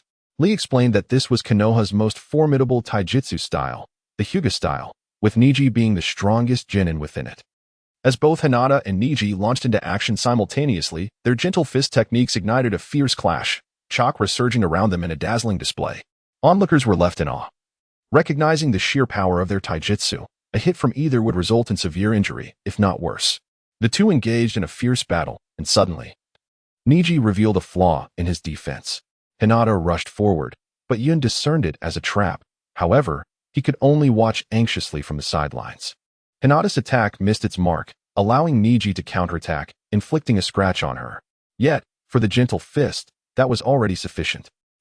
Kai provided commentary, explaining that the martial arts practiced by Lee and his master were conventional forms aimed at breaking bones or causing external injuries. In contrast, the techniques of the Hyuga clan disrupt the chakra pathways, directly harming the internal organs. Kakashi added that no matter how strong a person may be, their internal organs cannot be conditioned. Even the mightiest adversary cannot withstand such an assault. The Byakugan, adept at perceiving the body's meridian system, allows gentle fist practitioners to target these vital pathways directly. Despite the circumstances, Hinata appeared undeterred, continuing her offensive and gaining the upper hand. Naruto cheered loudly, while Ayam, lacking an understanding of martial arts, remained oblivious to the intricacies of the duel. Amidst their conversations, Hinata struck Niji, prompting Naruto's enthusiastic approval, and Shinobu believed victory was at hand. To everyone's astonishment, it was Hinata who spat blood, not Niji, leaving Shikamaru profoundly shocked. Niji scoffed, questioning whether the main branch possessed such meager strength. Naruto exclaimed, "Kakashi-sensei, what is happening?" Hinata's attack clearly hit. As they spoke, Hinata launched another assault. But Niji effortlessly deflected it, striking her arm's pressure points with a mere flick of his finger. The third Hokage marveled, declaring him a once-in-a-century genius of the Hyuga clan. Niji lifted Hinata's sleeve, revealing the crimson marks on her arm. Kakashi elaborated that there are over 300 acupuncture points in the human body, and being struck in such a manner could have dire consequences. Only the Byakugan can perceive these points. Even the Sharingan fails to see through the gentle fist techniques. A synergy between the gentle fist and the Byakugan is essential to effectively damage the meridian system. Finding the situation dull, Niji sent Hinata flying with a single palm strike. Taunting her, "Miss Hinata, this is the insurmountable gap in strength, the difference between the elite and the underachiever." He resumed his relentless assault on her confidence, intimidating her into surrender. Yet Hinata gritted her teeth and stood tall, proclaiming, "I promised Ayam that I would no longer run away. I will prove to Yun that I am strong too." Naruto praised Hinata's resilience, while Lee remarked that her determination bore a resemblance to Naruto's spirit. Yun was profoundly shocked by Hinata's words. Did Hinata truly harbor feelings for him, just as his sister had suggested? He turned to Yakin beside him, who seemed to understand Yun's confusion and nodded slightly. A whirlwind of thoughts surged within Yun, but he had no time to dwell on them and chose to set them aside for now. Hong and the others were anxious, for Hinata had reached her limit. Unable even to use her Byakugan, Kakashi remarked that Niji had sealed Hinata's chakra points, rendering her incapable of executing her gentle fist technique. The outcome of this confrontation appeared to be predetermined. Kakashi privately assessed that Niji was formidable, and even Sasuke would struggle against him. Guy reached a similar conclusion. Hinata stood no chance of victory. Gaara was exhilarated, while Kankuro and Temari hastily distanced themselves, alarmed. Ino expressed her concern, fearing that Niji might actually kill Hinata. Sakura echoed her sentiment, lamenting Niji's overwhelming strength, as Hinata was easily driven into a desperate situation. With great effort, Hinata forcibly activated her Byakugan and employed the previously devised 8 trigrams defense, managing to block several of Niji's relentless attacks. Enraged, Niji demanded her submission, asserting that he would utterly defeat her. Concentrating his chakra, he unleashed the 8 trigram 64 palms. The onslaught of his palm strikes was akin to a tidal wave. And though Hinata struggled to withstand the barrage, she could barely fend off more than half of it. Niji's technique far surpassed Hinata's defense, striking her squarely in the chest. She coughed up blood and collapsed to the ground. The spectators gasped in horror, amazed by Niji's simultaneous execution of 64 strikes. It was no wonder Hinata could not withstand the assault. Yuhi Kurenai sighed, sensing that this was enough. Hinata had given her all and had transformed in the process. Guy recognized the severity of Niji's blow. The 8 trigram 64 palms was not a technique that an ordinary ninja could endure, and Hinata had likely sustained grave injuries. Just as Ship intended to declare the match concluded, Niji interrupted, noting that this young lady seemed unwilling to concede. Hinata struggled to rise, and upon witnessing this, Yun shouted, "Hinata, that's enough. Please give up." After glancing at Yun and smiling, Hinata turned her gaze back to Niji, declaring, "I have finally gained everyone's recognition, especially in front of the one I admire. I cannot allow him to see me in a pitiful state." Hinata took a few steps forward, but Niji urged her not to be stubborn, highlighting her current predicament and mentioning the fate of the main family. Hinata shook her head, responding, "It's not like that, Niji. You desire the acknowledgement of others even more than I do. You are the one suffering from the burdens of our family's destinies. You have worked tirelessly to change your fate, striving to become a genius." Niji, struck by her words, unleashed his Byakugan with fury and charged at Hinata. Ship sensed the impending danger and promptly announced the conclusion of the match. Niji, however, paid no heed and continued his advance. Yun, prepared for this moment, dashed toward Hinata at full speed. In an instant, Ship positioned himself in front of Hinata, while Guy appeared behind Niji, and together they intervened to halt Niji's relentless pursuit. Kakashi stood among the trio, and the swiftness of the 3 Jonin left everyone in awe. However, to their astonishment, Yun matched the speed of the 3. Standing resolutely before Hinata, the crowd gasped. Even without exerting their full strength, the speed of Yun was beyond that of a mere genin. Xiao Li, witnessing this, thought to himself that Yun was not any slower than he was. Akai reprimanded Niji, urging him to cease his petty squabbles regarding the main and branch families. With 2 fingers pointed at Niji's forehead, he warned, "If you continue to act recklessly, I shall strike with my sword, and it may cost you your life." As they descended to the ground, Niji bellowed, Why have all you Jonin emerged? Is this some special favor to the main family?" Hinata, suppressing her pain, collapsed onto the ground, and Yun hurried to support her. Shino, Yagura, Naruto, Sakura, Chikyu, and Xiao Li all rushed down. Hinata looked at Yun and said, "Yun, I hope I haven't disappointed you." "Rest assured, you performed exceptionally well, truly remarkable," Yun replied. Hinata smiled softly. "I'm sorry, Yun, but I want to be able to watch you compete. It's quite all right. Focus on your recovery, and I shall strive to win for both of us," he reassured her. Yet, Niji interjected, "You lot, do not engage in such foolishness as cheering for others. Do you see? The underdog will always remain the underdog. There will be no change." Enraged, Naruto charged at Niji, but Xiao Li stepped in to block him.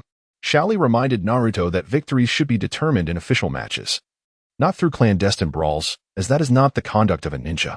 He then issued a challenge to Niji, hoping to settle the score in the arena. Yun entrusted Hinata to the medical ninjas and turned to Niji, saying, "I challenge you once more. I shall defeat you in place of Hinata." Niji replied. I shall await your arrival, but first, you must pass the preliminary examination. Simultaneously, Naruto issued a challenge to Niji, declaring, next time, I will certainly defeat you. Guy loudly praised Lee's determination, and the master and disciple beamed proudly, showcasing their brilliant smiles. In contrast, Sakura lamented that Niji's strikes were excessively forceful. As Yun watched Hinata walk away, he resolved internally to protect her from any future harm. Chapter 29. The illusions of Yagumo and the strength of Chikyu Shikamaru sense trouble. The remaining competitors were formidable. You're in for a rough time. Tsubasa is the strongest among the sound ninjas, Lee's strength rivals Sasuke's. And Gaara of the Sand is the most fearsome. You just witnessed Yun's prowess. Chikyu, you might have a slight chance, but it is minimal. Yagumo's illusions are exceedingly powerful. Upon hearing Shikamaru's analysis, Dingy sighed, I might as well forfeit. Asuma suddenly interjected, then the all-you-can-eat barbecue is off. Dingy was taken aback and immediately protested. Asuma crouched down to console him, saying, if things go awry, I will descend to rescue you just as everyone did for Hinata. How does that sound? Ino chuckled wryly. Once again, the teacher tempts him with food. Shikamaru added, when Hinata was in trouble, only Asuma-sensei did not rush to her aid. In a moment of urgency, Asuma rallied the others, and Niji, fixated on food, leapt up, shouting, barbecue. Barbecue. However, Gaara appeared somewhat unstable, anxious to engage. Kankuro muttered curses, Temari groaned. And Maki expressed his frustration. Kankuro decided to gather intelligence from Naruto, as Niji's display had left him shaken. Kankuro approached Naruto, inquiring, what manner of person is Niji? Naruto replied with determination, I will defeat him. Kankuro, sweating, thought, that's not what I meant. Your skill level is far inferior. Reluctantly, Kankuro complimented Naruto, hoping to extract more information, but Naruto disparaged him, failing to mention anything regarding Niji. Frustrated, Kankuro nearly resorted to physical confrontation with Naruto. The wind began to announce the 9th match, and the electronic board displayed the results, Akimichi Dingy versus Kurama Yagumo. Dingy questioned, what should I do? I cannot break Yagumo's illusions. Asuma hurried over to devise a strategy, instructing, Dingy, listen carefully. Yagumo specializes in illusions. Once you engage, launch your attack immediately. Do not allow him time to weave his seals. Shikamaru added, Dingy, charge forward with your meat tank technique and crush Yagumo to the ground. Even if you are unfortunate enough to fall victim to his illusions, the momentum will carry you, and Yagumo will fall, breaking the illusion. Do you understand? Meanwhile, Sakura and Yun were strategizing for Yagumo, emphasizing the need for him to unleash his illusions swiftly, ensuring Dingy could not close the distance. Yun urged, you must act quickly, Once you employ your illusions, victory is yours, especially since Dingy is not known for his speed. With both sides prepared, Dingy and Yagumo stood ready in the arena, leaving Gaara somewhat disappointed. The swift wind observed the two participants standing ready, signaling that the match could commence. Shikamaru mocked Choji, urging him on, while Ino, fearing that CHG might falter, shouted encouragement to the hefty competitor. Choji, indeed, was ignited with determination, declaring that they should watch closely as he intended to defeat Yakumo and then settle scores with him. Yakumo retorted, asserting that she would soon render him unconscious. The two swiftly distanced themselves from one another, and Choji unleashed his meat tank technique. However, his speed proved slightly inadequate. Yakumo had already formed her signs and cast a multiple illusion technique. As Choji surged forward, generating a powerful whirlwind, Yakumo remained unperturbed. Just as Choji was about to collide with her, he inexplicably veered towards the wall, crashing into it and rendering himself unconscious. Shenjian observed the scene and announced Yakumo's victory, leaving the crowd astounded, as none could fathom how Yakumo had manipulated Choji's direction. Asuma inquired of Kurenai, Kurenai, what transpired here? Kurenai was poised to respond when Yum interjected, explaining that this was an illusion specially designed by her sister for Yakumo, employing the sensory manipulation of Yakumo's bloodline limit to create various deceptions, seemingly to prevent Kurenai and Asuma from conversing extensively. The spectators were left in awe at the sheer complexity of such a formidable illusion. Ino expressed concern for Choji, questioning whether he was in danger. Kurenai reassured her, stating that Yakumo had only employed simple illusions and had not resorted to offensive techniques, assuring that Choji would be fine once the spell was undone. In the distance, the third Hokage smiled, acknowledging Yakumo's prowess as a prodigious illusionist from the Kurama clan, though lamenting her lack of physical combat skills. Asuma leaped down, Intending to dispel the illusion on Choji, Yakumo quickly interjected, "Asuma-sensei, allow me to handle this. The dispelling must follow a specific order, or it may cause significant harm to the afflicted." Heeding her words, Asuma withdrew, and Yakumo proceeded to lift Choji's illusion, declaring that he would awaken shortly. She then returned to the spectator area, where her peers congratulated her. With only 5 participants remaining, Guy proclaimed, "Lee, it is surely your turn now." However, to everyone's surprise, Lee declined, expressing a desire to be the grand finale. Sakura speculated that Lee might be sulking. The swift wind announced the lineup for the 10th match, Yamashita Tamahisa vs. Tors. Tamahisa, upon seeing the announcement, was elated, exclaiming that his moment had finally arrived. Yum cautioned him about Tors' arm, which was equipped with a device capable of emitting soundwave attacks, advising him to be cautious. Tamahisa acknowledged the warning and proceeded to the arena, where Tors awaited, taunting him. "You, the little brat from Konoha, have encountered your misfortune. Surrender now, and you may avoid considerable suffering." Tamahisa laughed in response, dismissing Tors' bravado, stating he was pressed for time to witness the upcoming matches. Tors, incensed, retorted that he was merely sealing his own fate. The swift wind announced the commencement of the 10th match. Tamahisa immediately charged forward, launching a physical attack, while Tors reacted swiftly, blocking the assault with his right arm and countering with a soundwave attack. Jijio had already received Cloud's warning and had taken precautions in advance. This attack was merely to gain first-hand experience, so he quickly retreated. Upon returning, Jijio glanced at the hem of his garment and frowned, for it was evidently torn by sonic waves, even with his defenses in place. Had it not been for Cloud's caution, he might not have faced defeat. But injury was inevitable. From the sidelines, Hakuyu also noticed Jijio had sustained some setbacks and turned to inquire of Cloud. "It seems Jijio is at a slight disadvantage. Is everything all right?" Cloud smiled reassuringly. "Do not worry. While sonic attacks are challenging to defend against, that applies only at close range. Jijio is not solely a taijutsu-type ninja." With this, Hakuyu felt relieved and returned his gaze to the arena. In the arena, as taijutsu became ineffective, Jijio swiftly distanced himself and began forming hand seals. Noticing this, Toshi hurriedly pursued while unleashing sonic attacks, yet his speed fell short of Jijio's. From Jijio's mouth erupted a colossal fireball, the Fire Dragon Flame Bomb. At a moment when Toshi was engaged in his sonic assault, rendering him unable to evade and resulting in his engulfment by the fireball. The spectators, a gathering of ninjas, were astounded. The Fire Dragon Flame Bomb was a more formidable fire technique than the Great Fireball technique.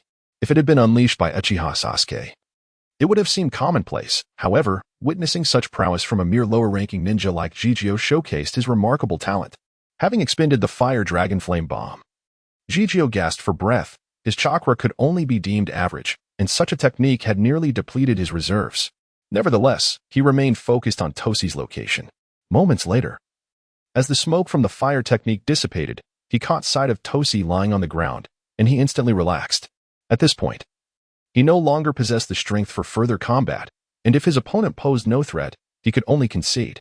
Fortune favored him, as Shippu announced Jijio Yamashita as the victor.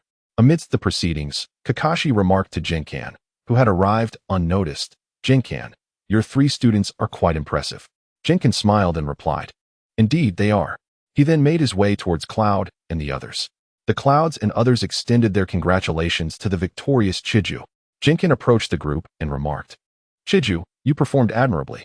Upon hearing this, Chiju was overwhelmed with emotion, exclaiming, "It is all thanks to Master Jinkan that I was able to progress so swiftly."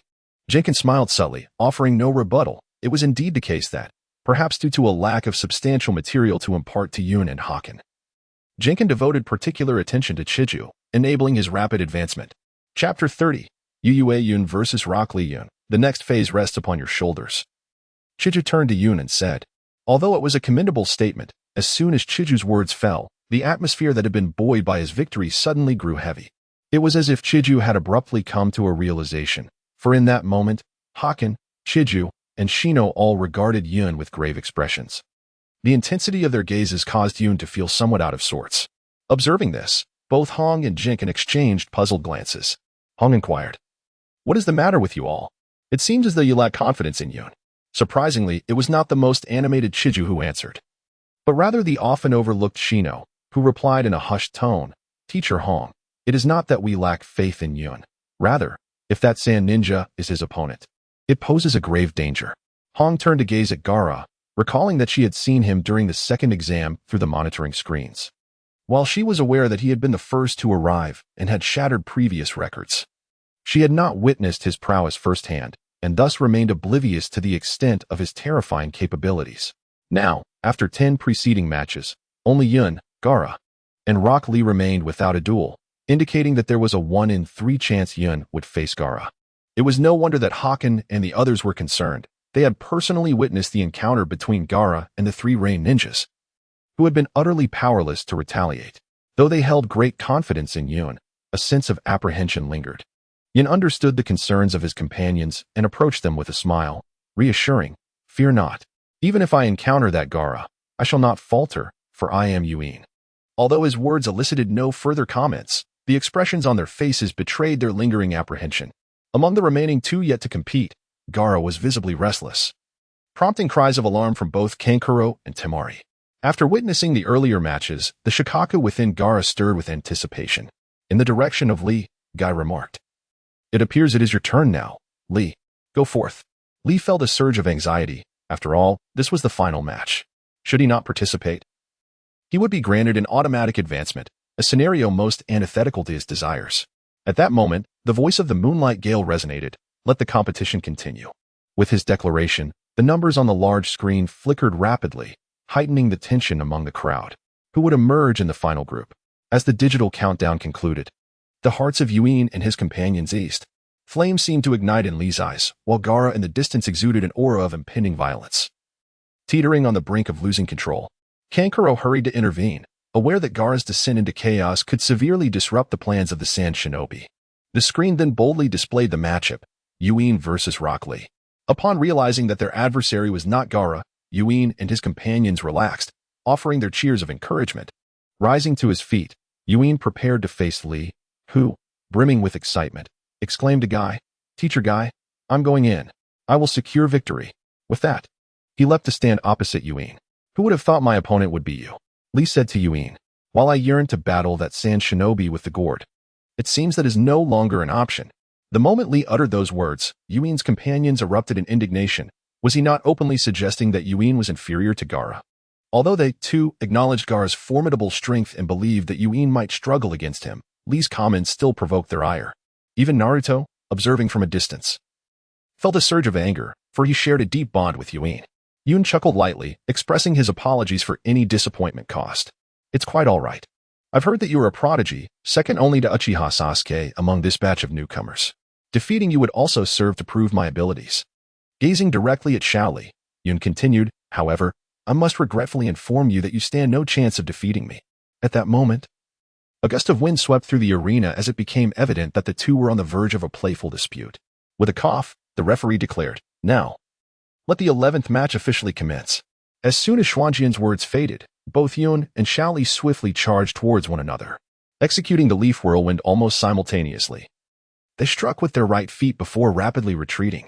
In the blink of an eye, Yun found himself at a considerable distance from his original position, while Shaoli leaped onto a statue of a ninja, poised for the next move. This initial confrontation was merely a test. Following this exchange, both fighters were taken aback. Yun had presumed that Shaoli, without the use of the 8 gates, would possess limited strength. Yet, to his astonishment, he discovered that Shaoli's power was not inferior to his own.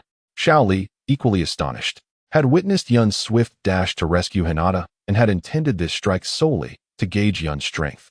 However, not only did Yun match his power, but he also employed his own techniques. Unable to contain his curiosity, Shaoli inquired, "How did you come to learn my techniques?" Yun replied, "I witnessed your duel with Sasuke and observed this technique of yours. Naturally, I learned it along the way. There's nothing peculiar about it. The Konoha whirlwind isn't particularly challenging to master." The words of Yun astonished everyone present. Indeed, as Yun stated, the leaf whirlwind is not an overly difficult technique to master. However, it demands considerable precision regarding the height of the jump and the angle of the kick. Yun's earlier execution resembled a replica of Lee's technique. If Yun possessed the Sharingan, it would be understandable, as the Sharingan's copying ability would easily allow one to replicate a physical technique like the leaf whirlwind. Yet, Yun managed to execute it perfectly after merely observing Lee perform it once, suggesting an extraordinary level of insight and analytical prowess. On the sidelines, Guy remarked to Kakashi, to master Lee's technique after just a single glance. Truly, he is the son of the Red Sunset. Kakashi responded, ah, the son of the Red Sunset. However, Guy, the prowess of the Red Sunset does not solely lie in physical techniques. Your disciple, unfortunately, lacks the means to counter such abilities. It appears he is destined to lose. Hearing this, Guy stroked his chin and murmured, illusions, indeed. Lee is not adept at dealing with Jinjutsu. He lacks proficiency in illusion techniques and ninjutsu, relying solely on taijutsu. Nevertheless, I firmly believe that Lee will emerge victorious, for the strength of youth is absolute. As he uttered this last statement, Guy revealed his bright smile, giving Kakashi a thumbs up. Kakashi shivered, realizing that serious conversations with this fool were ill-advised. On the battlefield, Lee addressed Yun, saying, you are indeed a genius. Both you and Uchiha Sasuke can achieve what takes me considerable effort, or even what I cannot accomplish, in but a brief moment. However, I am determined to defeat you to prove that the underdog can triumph over a genius. Chapter 31. Earthen Armor. Well said, Lee. This is the essence of genuine youth. Guy exclaimed, tears streaming down his face. He turned to Lee and said, Lee, release your weights. You are currently insufficient to overcome your opponent. But, Teacher Guy, did you not say that we must protect everyone? Lee replied, that is of no concern. I permit it, Guy assured him. Upon hearing this, Lee's spirits lifted as he squatted atop a statue, revealing the weights hidden beneath his clothing. Reactions among the crowd varied. Kakashi sarcastically commented on the futility of such training. Naruto appeared to have an epiphany, while Kankuro displayed signs of boredom. Chizuru internally scoffed, thinking, do they believe that merely removing weights will drastically enhance their strength? How naive. Guy had previously instructed his students to carry some weights, though he had not elaborated much on the matter. This was because, unless the weights were excessively heavy, they served little purpose. If too heavy, they would likely be beyond the physical limits of the students. Thus, team leaders only required their students to carry a manageable amount. Lee removed his weights, declaring, all right, now my movements are much more agile and fluid. As he released his grip on the weights, the moment everyone assumed there was no significance to it, the weights fell to the ground with a resounding crash, enveloping the area in a cloud of dust. The onlookers were left in shock, and Kakashi turned to Guy, saying, Guy, you've truly gone overboard. Without heeding Kakashi's concerns, Guy loudly encouraged Lee, Lee, go for it. With a loud shout, Lee dashed towards Yun, and in an instant, he reached Yun's side. Observing from the sidelines, Hong and Shin exchanged worried glances at Lee's current velocity. Yun had no chance to counter. Their apprehensions were soon validated, as Yun attempted to defend himself but was unable to completely evade Lee's onslaught. Within moments, Yun had endured over 10 powerful strikes from Lee, culminating in a decisive kick, the Leaf Hurricane, that connected squarely with Yun's chin, sending him crashing to the ground. Well done, Lee, Akai exclaimed, praising the display. Initially, Kakashi believed Lee had seriously injured Yun, but upon noticing the calm demeanor of Hong and the others, he couldn't help but feel puzzled as he scrutinized the scene. To his astonishment, Yun gradually rose to his feet, prompting Kakashi's surprised remark, so that's how it is. Akai, catching Kakashi's astonishment, turned to him in curiosity. Kakashi urged, just take a look for yourself. Following Kakashi's gaze, Akai was equally taken aback, witnessing an astonishing sight. There were distinct cracks appearing on Yun's face where Lee had struck him. What is that? Naruto exclaimed, his voice booming with curiosity. Naruto, you might not know this, but this is a specialized defensive jutsu that Yun has recently developed to counter unforeseen circumstances. His entire body is enveloped in rock and earth, allowing him to remain unharmed even when he fails to sense an attack, Chiku explained, having approached them unnoticed. That's unfair. How can anyone defeat Yun now? Naruto expressed his dissatisfaction. Although he felt relieved that Yun was uninjured, he couldn't shake the feeling that Yun had gained a significant advantage over him.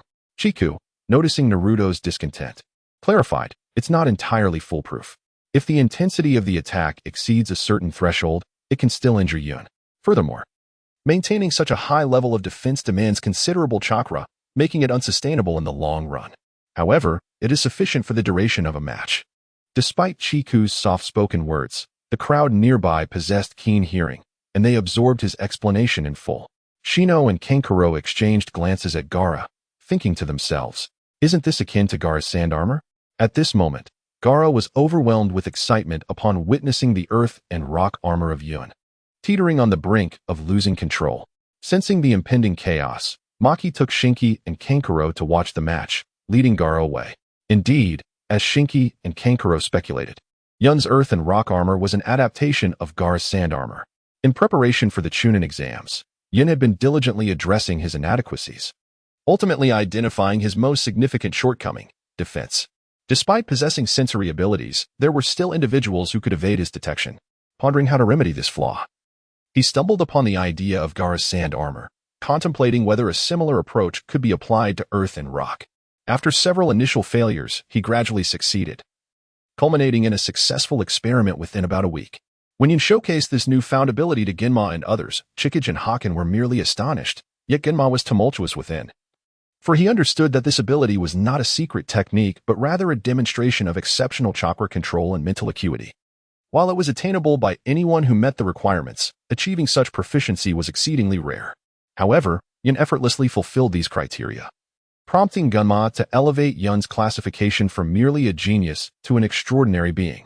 In the arena, Yun taunted Li, asking, "Is this all you can muster? Surely you possess some unused secret techniques." Li remained silent, yet his mind raced with thoughts, contemplating the formidable nature of Yun's defense. No matter how he attacked, he could not inflict harm. He would need to unleash a tremendous attack to shatter the armor in one blow, and then defeat him. The notion of utilizing the Lotus technique crossed his mind, prompting him to turn and look at Guy, who nodded in affirmation. Slowly, Li began to unbind the wrappings from his hands. Lotus, is it? Yun mused, refraining from intervention, as he had yet to test the limits of the armor he had developed. The Lotus technique, with its balanced defensive power, seemed fitting. At that moment, Li was prepared, declaring, "Awaken. Out of respect for a fellow leaf ninja, I shall hold back a bit." "It is unnecessary. Such actions would bear no significance," Yun replied. "Then I shall give it my all," he declared as he charged at Yun. Remarkably, Yun chose not to evade, observing from a distance. The people of Konoha regarded Yun's stance as somewhat presumptuous. He could have easily endured the attack and unleashed his ninjutsu. To them, his inaction seemed the epitome of folly. "As you wish," Li exclaimed, executing a swift shadow dance leaf kick that struck Yun. To everyone's astonishment, Yun's body did not get sent flying. Instead, Li followed up with a series of consecutive kicks that propelled Yun into the air. Kakashi commented, "What an impressive barrage of kicks." Meanwhile, those who previously dismissed any concern for Yun, such as Chikyu and others, began to feel a twinge of anxiety. Hachi-Yun, too, could feel the sweat forming in his palms. Yet Red, having watched Yun grow, understood his nature and remained largely untroubled, confident that Yun had a plan. Curiously, the usually exuberant guy was now in a state of prayer, aware that such a technique, Lotus, would impose tremendous strain on the body. He hoped that Li would secure victory with this maneuver. At that moment, Li wrapped Yun's entire body in bandages and spun rapidly towards the ground. The impact of the Lotus on the surface created a thunderous noise, far surpassing that of Li discarding his weights. The spectators were left in stunned silence as Li leaped down beside the massive crater, all eyes fixated on the cloud of dust. Chapter 32. The weight of Yun. As the smoke cleared, Yun's motionless form lay in the crater, akin to that of a lifeless being. The audience gasped in shock. Hachi-Yun covered his mouth in disbelief, while Naruto murmured, "No way." Shikamaru, too, speculated, could he be dead? Yet, in a sudden twist, Li's body jolted, and everyone's amazement. Yun, who had appeared inert, gradually rose to his feet, rocks and dirt cascading from his body. Although the crowd was elated, they were equally astonished. Guy turned to Kakashi, questioning, "After enduring such an onslaught, it's impossible for him to stand again. What is happening?" Kakashi replied, "Indeed, if he had truly borne the brunt of that attack, he would have been rendered incapable of further combat. But consider this." Upon hearing Kakashi's words, Guy turned back to Yun, exclaiming in astonishment, "This wasn't due to a single attack. When did this happen?" Kakashi explained, "Just as you closed your eyes to pray." He utilized a force to shatter the rocky ground before landing, allowing the Lotus attack to merely break the rocky armor, leaving Yun himself unharmed. Although the method remains a mystery, it is indeed remarkable. "It was the wind," Asuma interjected, having approached Kakashi unnoticed. He likely combined the sharpness of the wind with the airwaves from those sound ninjas to create a new technique. "Wind, you say? What an extraordinary genius." Regardless of the aspect, it is quite remarkable, Kakashi remarked in admiration. The other lower-ranked shinobi, upon hearing the analyses of several higher-ranked shinobi, stood in stunned silence, their faces betraying nothing but awe. Rising slowly, Yun addressed Lee, stating that one must never underestimate their opponent. He had nearly met his demise. He declared that he would give his all from that moment forth and suggested that if Lee wished to concede, now would be the time. At that moment, Yun's body trembled from the pain inflicted by the lotus technique, yet he exhibited no inclination to surrender. Enduring the agony, he assumed his stance. Observing this, Yun remarked, "Is that so? Although I anticipated this, I still held a glimmer of hope. After all, we are both part of Konoha. And I do not wish for you to suffer unduly because of me." Lee responded with a clenched fist. "I sincerely appreciate your sentiment, but please, unleash your full strength. I must defeat the best version of you." "As you wish," Yun replied. Contrary to everyone's expectations, he did not charge at Lee but, likely before him, squatted down to reveal the weights on his legs. Kakashi could not help but glance at Guy, his expression conveying a silent inquiry, suggesting that this could not possibly be another of his shenanigans. Guy quickly denied it, equally perplexed. In the arena, Yun lifted the weights higher and gradually released his grip, creating a thunderous sound as they fell. Although not as earth-shattering as the prior impact caused by Lee, the noise was significant due to the weight's magnitude, and no one doubted its heft. On the stands, Hong initially gasped in surprise before turning to Jinkan, exclaiming, "What kind of training have you subjected Yun to? Don't you realize this could be detrimental to his health?" Jinkan, looking innocent, replied, "I am unaware of when he began such arduous weight training." He then glanced at Hachiyun and Chikyu, both of whom also expressed ignorance. In their recollections, Yun had indeed engaged in weight training, but it had only been the basic level, and for a short duration, it could not possibly have reached such extremes. Their memories were accurate. Yun had indeed begun his weight training alongside them. Initially, he approached the weights with little enthusiasm, understanding that it was a long-term endeavor. Overexertion could lead to severe physical harm. Yet, to his astonishment, his adaptation period was merely 1 day. In other words, every other day, Yun's weights would increase, ultimately becoming progressively heavier. The duration of this phenomenon had expanded from an initial day to the current 3-day cycle. Such an occurrence was unprecedented. Despite the myriad of peculiarities in the world of Hokage, Yun's situation had never been encountered before. Due to various concerns, Yun had refrained from disclosing this to anyone until today, when he truly revealed the extent of his burdens. "I ask you once more, are you certain you do not wish to concede? Please take action." Xiao Li's words remained resolute. As soon as he finished speaking, Yun surged toward him with a speed that rivaled Xiao Li's earlier display. In stark contrast to the previous situation, Xiao Li found himself with little opportunity to retaliate. As Yun unleashed a relentless barrage of techniques, such as the Leaf Whirlwind and Leaf Gale, seemingly exacting retribution for prior assaults upon Xiao Li. Ultimately, a decisive Leaf Whirlwind sent Xiao Li flying. Concern for Xiao Li now gripped the onlookers. Sakura directly inquired of Guy why not evade? With Xiao Li's speed, he should have easily dodged. Guy's voice bore a somber tone. It's not that he cannot evade. Sakura, perplexed by his response, pressed further. It was Kakashi who interjected, explaining. The last move was the lotus, a double-edged sword. Sakura, bewildered, listened as Kakashi elucidated the principles and side effects of the technique, ultimately seeking confirmation from Guy. Meanwhile, Xiao Li gradually rose to his feet. Still not giving up? Yun remarked before charging at Xiao Li once more, who had just regained his footing, only to be sent flying again. Yun taunted him, "Give up. No matter what techniques you possess, as a solely taijutsu practitioner, you cannot hope to match me." The spectators urged Xiao Li to concede, noting that without ninjutsu or genjutsu, and with only his taijutsu as a crutch, defeat seemed inevitable. Yet Xiao Li refused to surrender so easily, for the last few words remained unspoken by Guy, who silently contemplated. That is because Xiao Li, you have always persevered. Rising once more, Xiao Li declared, I must defeat you to prove that hard work can indeed triumph over genius. And with a speed that matched Yun's, he charged at his opponent, who mirrored his advance. Sakura gasped in astonishment. He's regained his speed. But even so, he cannot possibly best Yun. Sooner or later, he will find himself in dire straits once again. Guy countered with conviction. No. This time it will be Xiao Li who pushes his adversary to the brink. The lotus of the leaf shall bloom once more. Sakura, puzzled, recalled Xiao Li's words in the forest of death.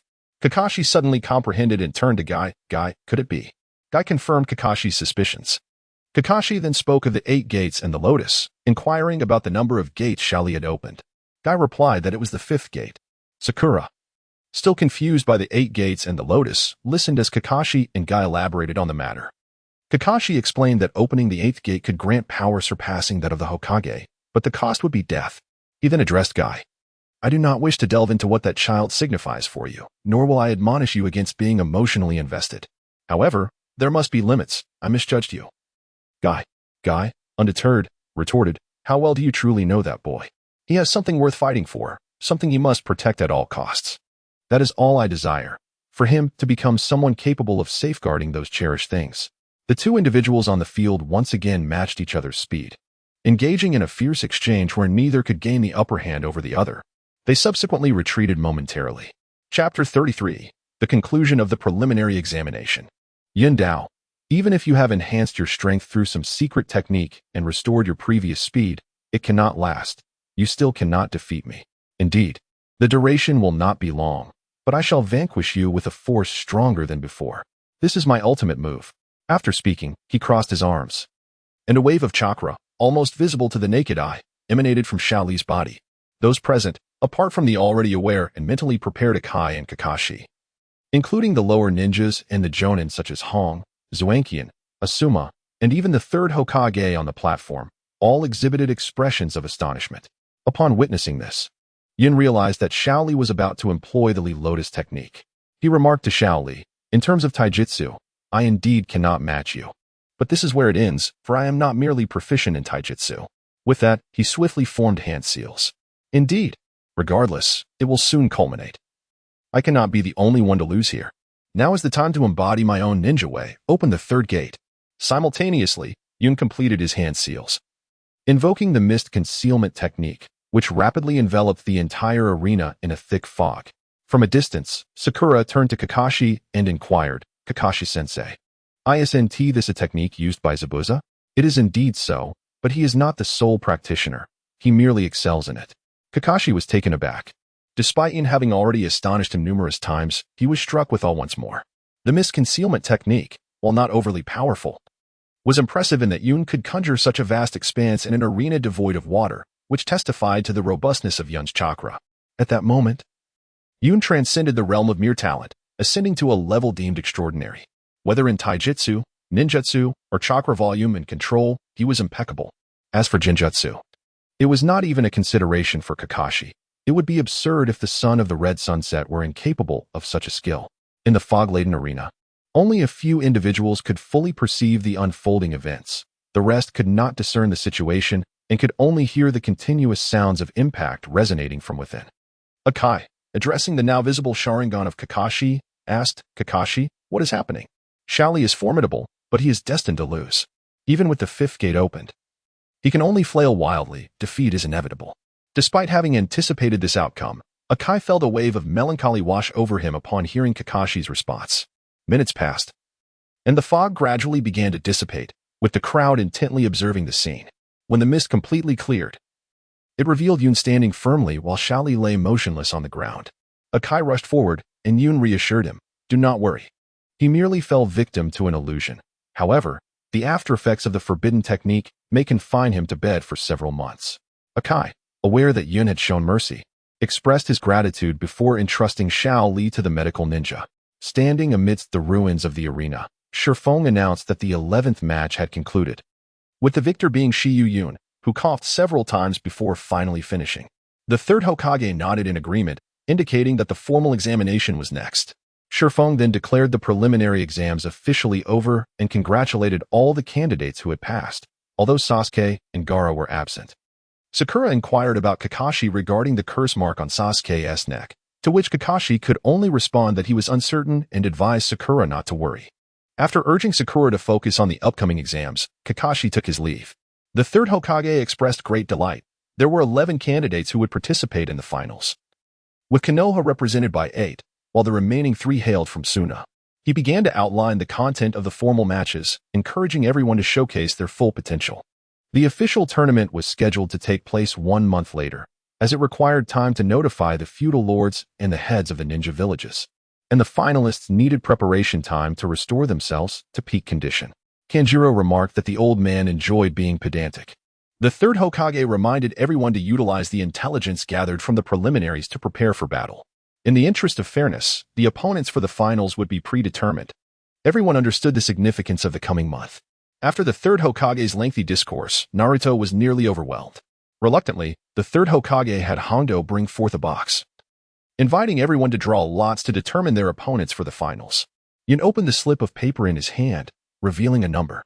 Ibiki requested that everyone announce their numbers before asking Shikamaru and Naruto to draw for the absent Sasuke and Gaara, ultimately revealing the matchups. The first match was Nara Shikamaru versus Shiyu Yun. The second was Uzumaki Naruto versus Hyuga Neji. The third was Uchiha Sasuke versus Gaara. The fourth was Kanjiro versus Yun Yoshino. The fifth was Yamashita Tamahiza versus Temari, and Kuruma Bayun received a bye in the first round. Tamahiza quietly lamented, recognizing that this woman was exceptionally formidable. Temari, on the other hand, pondered that it was indeed an elimination round, while Shikamaru felt speechless, questioning why he was grouped with Yun, deeming victory impossible. Kanjiro sighed in relief. As long as he was not paired with Gaara, he would be content. Neji wore a smile as the situation suited him perfectly.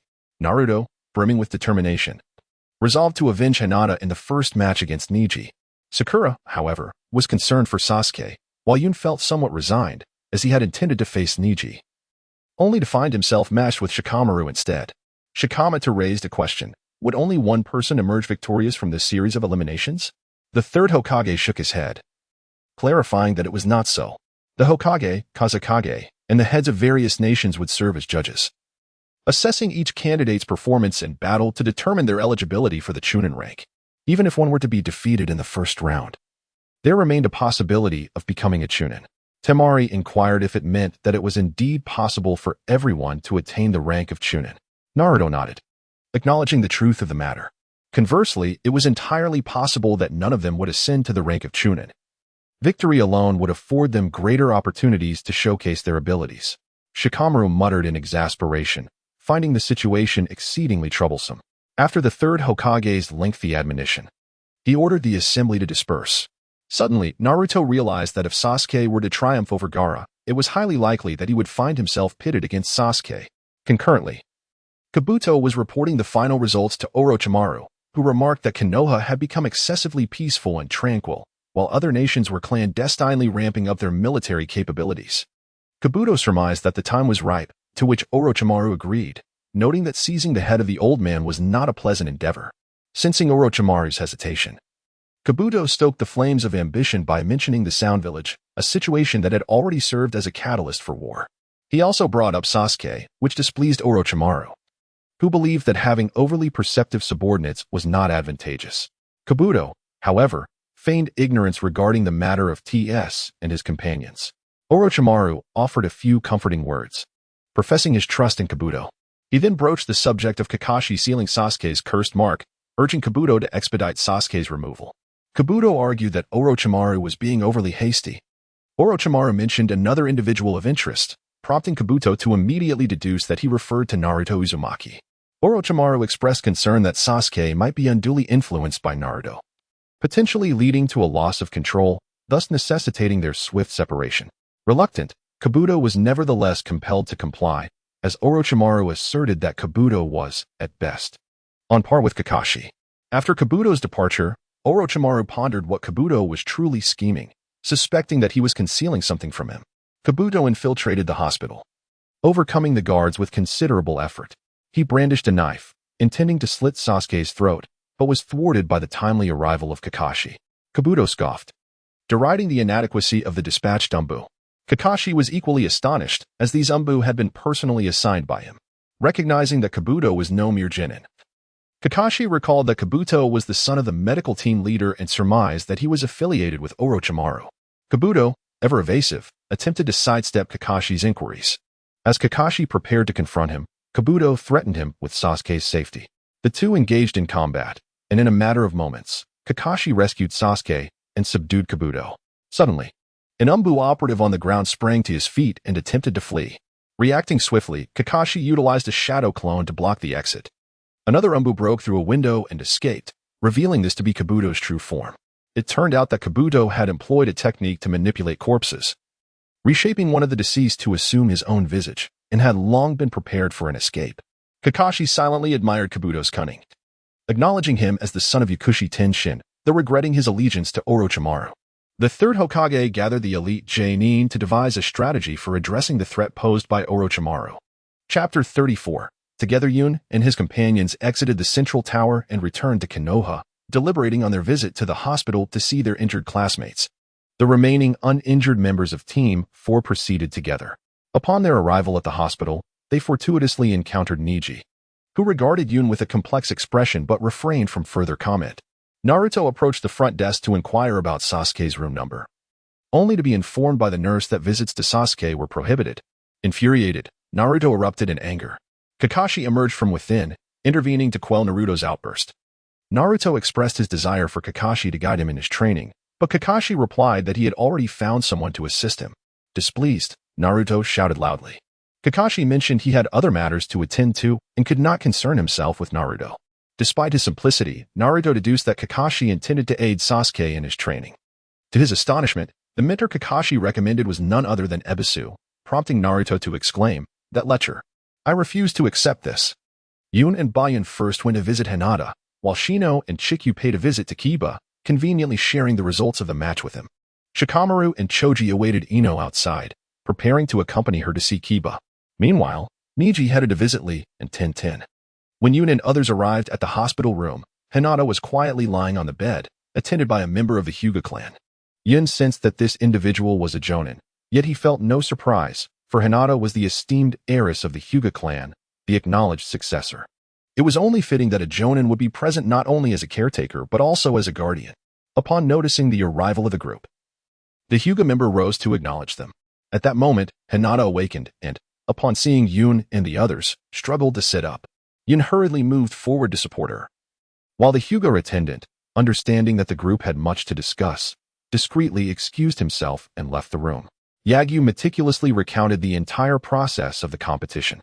Despite Yun sitting there calmly, Hinata listened with bated breath, as the scenes of battle were exceedingly intense in her mind.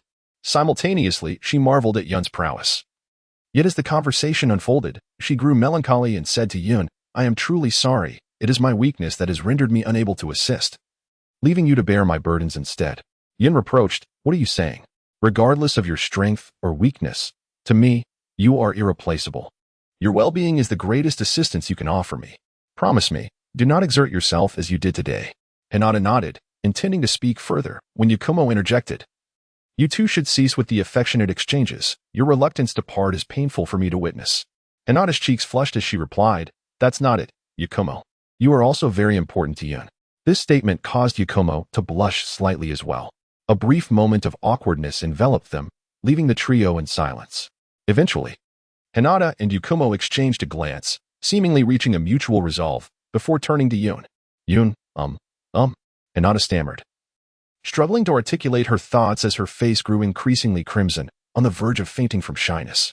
Sensing her distress, Yakumo quickly intervened. "Perhaps it would be best if I spoke on our behalf." This remark was like a lifeline, allowing Hinata to regain her composure, her face returning to its natural hue. Yun, we. Yet Yakumo found himself at a loss for words, his hesitation mirroring Hinata's earlier struggle. Observing this, Yun interrupted. "What is it you wish to convey? Please, take your time. I am listening intently." Perhaps Yun's reassurance granted them the courage they needed. Yakumo lifted his gaze and spoke slowly. "Yun, both Hinata and I hold deep affections for you, but we do not wish to place you in a difficult position. Therefore, we have discussed it, and if you are amenable, we hope to remain together, the three of us, forever." Although Yun appeared calm after listening, his heart was tumultuous. The phrase "the three of us will always be together" echoed incessantly in his mind, as if seeking validation. Yun turned to Hinata beside him, and this time, she unusually did not lower her gaze, but met his eyes directly, seemingly to demonstrate her resolve. Yun embraced both individuals tightly and expressed gratitude, saying, "Thank you for loving me, despite my perceived shortcomings." Just as Yun was about to articulate further, she was interrupted by Hinata, who asserted, "You are far from being without merit. In my eyes, you are unique and of utmost importance. Whenever I faced adversity and contemplated surrender, it was you who stood by me, encouraging me and affirming my potential. It is through your support that I have become who I am today. Although I still have much to improve upon, I am determined to strive harder until I earn the recognition of all, and it is you, Yun, who has instilled this resolve within me." Hinata's words rang true. "I too owe my progress to Yun. since childhood. Many have deemed my physical condition inadequate for a ninja's life, yet only Yun has consistently believed in me, accompanying me in my efforts. My journey to this point is a testament to your unwavering support. Moreover, Yun, you are the foremost genius of Konoha. It is absurd to claim you possess no value. Yun, upon hearing the words of the two, felt deeply moved yet guilty. After all, his initial support and encouragement stemmed merely from his fondness and sympathy for the characters in the original work. It was only after truly engaging with them that he gradually became enamored, eventually growing to love them. I cherish you both. I admire the shy yet resilient Chu Tian and the seemingly fragile yet indomitable Bayun. I will always hold affection for you and protect you, he declared, intertwining their hands and affirming their bond of eternal togetherness. We too shall remain with Yun forever, Bayun and Hinata chimed in unison. Despite having solidified their relationship, the trio refrained from excessive displays of affection, as none of them were particularly open individuals. Setting aside Hinata and Bayun, who no longer had to contemplate such matters, Yun found himself navigating the uncharted waters of romance for the first time in both his past and present lives. While he might have mustered some courage for an individual, the prospect of two made the situation feel rather daunting. They engaged in conversation for a while longer. Upon learning that Yakumo had advanced to the finals, Hinata was filled with joy. "Yakumo, you must give it your all," she exclaimed. However, turning her gaze away, she remembered that Yakumo was also facing formidable opponents, which made her feel a sense of dread. Let us not even mention it. The next opponent, a sand ninja, is particularly adept at countering my abilities. If she employs her ninjutsu from a distance, I will be utterly helpless against her. Hinata had also witnessed the match between Temari and Shino today, and she was acutely aware of Yakumo's strengths. Most of Yakumo's potent illusions either required considerable preparation time or necessitated the enemy to come close, making her particularly vulnerable to a long-range attacker like Temari, who was indeed a bane to her current capabilities. Yun comforted Bayun, saying, "Do not be so pessimistic. As long as the tactics are appropriate, there remains a chance of victory. How about I assist you with some training using wind release techniques during this period? If we can secure even a little time for you to cast your illusions, I firmly believe you will achieve success." Upon hearing this, Bayun initially felt a surge of joy, but soon a troubled expression crossed his face. "No, Yun, you must also prepare for your upcoming examination. Although your strength is formidable, it is wise to avoid any unforeseen complications." Yun initially intended to assert that, given his capabilities, he would manage just fine without further training. However, the impending events of the CHNIN exam suddenly crossed his mind, causing him to swallow his words and nod in agreement, saying, "Very well." Yun advised Hinata to focus on her recovery, leaving Bayun to keep her company while he attended to the other injured individuals. Chapter 35, Untitled. Struggling to find a title, Yun was the first to arrive at Xiao Li's hospital room, as it was only fitting that he came to visit. Considering Xiao Li's injuries were a direct consequence of their competition. Upon entering the room, he encountered Ning Xiai, who stood quietly by, along with Tian Tian, who had also sustained injuries but was nearly recovered. The atmosphere within the room was rather tranquil, which was quite natural. Ning Xiai had always been a reserved individual, while Xiao Li and Tian Tian appeared to lack enthusiasm, likely disheartened by their defeat in the match. Perhaps it was also due to the fact that Xiao Li had not been determined, as in the original narrative, to be unfit to continue as a ninja. Moreover, Kai was absent from the hospital room. Upon entering, Yin found 3 pairs of eyes fixed upon him. He greeted the trio and inquired about Xiao Li's injury. Tian Tian responded in a rather indifferent manner, while Xiao Li, brimming with fighting spirit, was about to speak but was suddenly struck by a wave of excruciating pain. Tian Tian hastily admonished him, to which Ning Xiai remarked, "You must have just come from Lady Hinata's side, haven't you?" Yun's expression turned slightly serious as he remarked, "Niji, I do not concern myself with the discord between you and the main family, but I implore you not to impose it upon Hinata." This brief statement, though succinct, carried profound implications. "Why, hi, I acknowledge your prowess, yet I cannot acquiesce to your threats. As for Lady Hinata, as long as she does not provoke me, there is no need for me to target her. Thank you for your understanding. I apologize for any discomfort I may have caused," he concluded with a bow. "I shall not intrude further, as I must attend to other patients. Farewell." After leaving Shaoli, Yin arrived at Ye's place, where the atmosphere contrasted sharply with that of Shaoli's. Even before entering the house, the sounds of commotion reached his ears. Shikamaru, Dingji, and Shino were all present.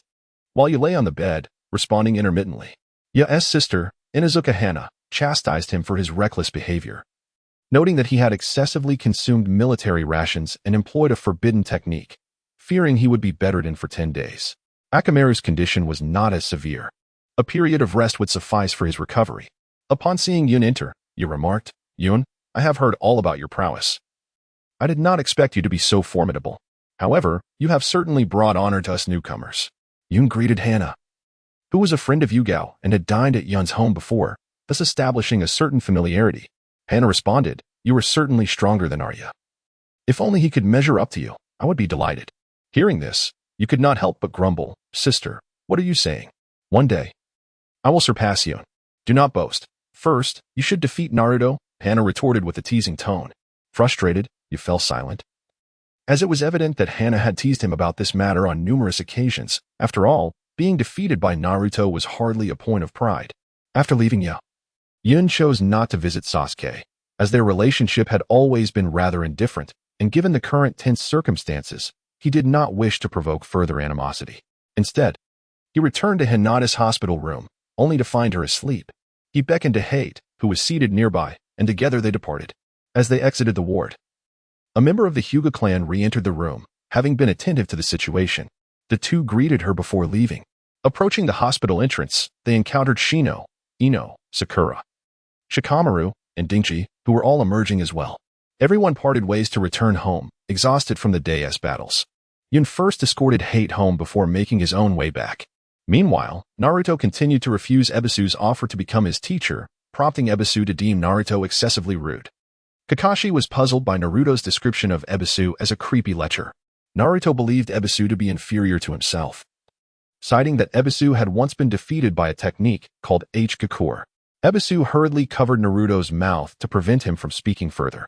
Kakashi then realized that the two were already acquainted. Ebisu laughed heartily, exclaiming, "This is fate." Yet inwardly, he lamented the humiliation of the situation. Naruto resumed his criticism of Ebisu, who was equally displeased, stating that had it not been for Kakashi's request, he would not have come to teach Naruto. Kakashi, attempting to placate Naruto, described Ebisu as a special jonin and an elite instructor, emphasizing that Naruto had the weakest foundation in Team 7 and should focus on his studies. Enraged, Naruto questioned where he fell short compared to Sasuke and Sakura. Kakashi, with no other recourse, reiterated the importance of a solid foundation before taking his leave. Ebisu arranged to meet Naruto the following day. Upon returning home, Yun found Hong already there, having prepared a meal and engaged in conversation with Hong Do. Upon seeing Yun, Hong Do complained, "Hey, Yun, you're so late. Your sister Hong Do has been waiting for quite some time.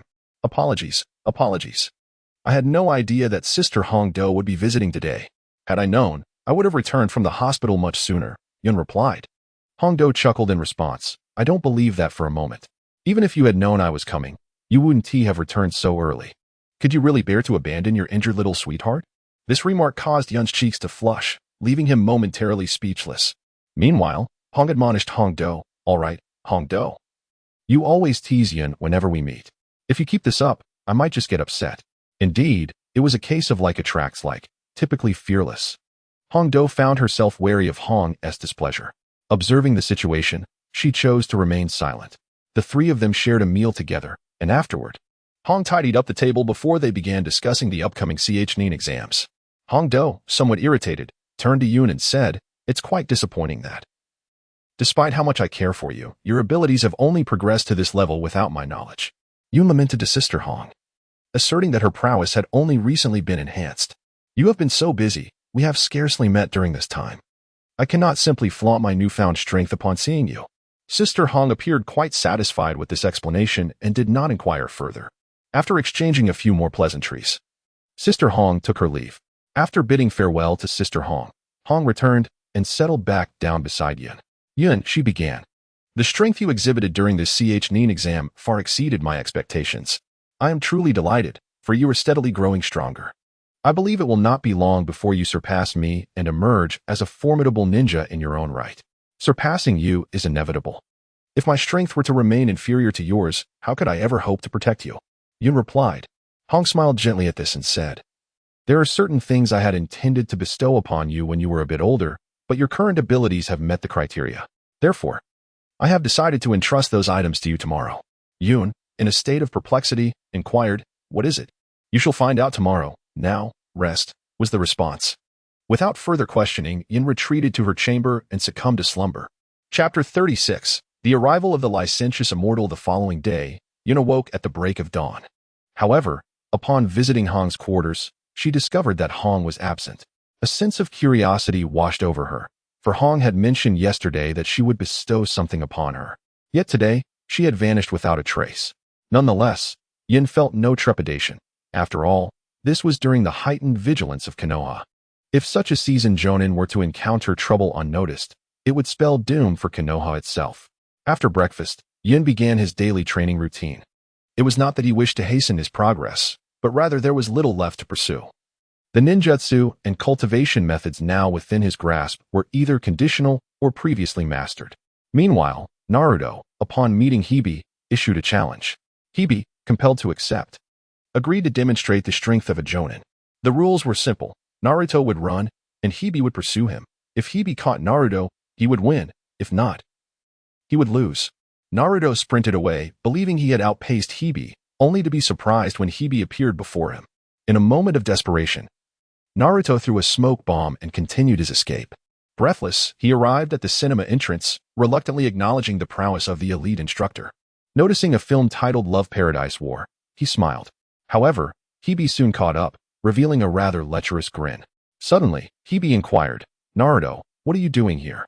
Startled, Naruto had no choice but to dispel his transformation jutsu, revealing he had taken on the appearance of the leading lady on the poster. Infuriated and embarrassed, Naruto unleashed a shadow clone technique, creating numerous clones that scattered in all directions. Hebe laughed heartily, conjuring his own clones to pursue Naruto. What ensued was a spectacular battle of shadow clones amidst the village of Konoha, with Naruto's clones falling one by one. Exhausted, Naruto collapsed on a bridge, only for Hebe to catch up, causing him to tumble into the water. Rather than retreat, Naruto charged at Hebe, yet his attack missed, and he fell back into the water. Hebe laughed uproariously, while Naruto, feeling defeated, had no choice but to concede. The two then went to Ichiraku to enjoy some ramen, where Hebe remarked that Naruto struggled with chakra control. He presented Naruto with a diagram illustrating that chakra is a fusion of mental and physical energy. The chart clearly indicated that a ninja's physical energy was at 100% before using any ninjutsu, allowing for complete conversion into taijutsu, with chakra rarely utilized. This was one reason some practitioners were so devoted to taijutsu. However, to employ ninjutsu or genjutsu, one must generate chakra and perform hand seals. In essence, the use of ninjutsu and genjutsu necessitates a simultaneous exertion of physical and mental energy. The consumption of physical and mental energy in ninjutsu is roughly equal, although the proportion varies among different techniques. Consequently, excessive chakra use can burden the body, leading to collapse. Kakashi, for instance, had to rest for a week after overexerting his chakra while using the Sharingan to replicate techniques. Genjutsu, on the other hand, drains mental energy far more than physical energy. Thus, the physically weakest, such as Yagura, could only resort to genjutsu while being limited to the most basic of ninjutsu. Therefore, the most exceptional ninjas must possess both robust physical and mental strengths, ensuring a balanced capacity for taijutsu, ninjutsu, and genjutsu, making them less susceptible to defeat by adversaries. When a person's physical strength and chakra are entirely depleted, they are confronted with the peril of death. Naruto, inquisitive as ever, probed further, prompting Hibiki to draw comparisons between him and the other two.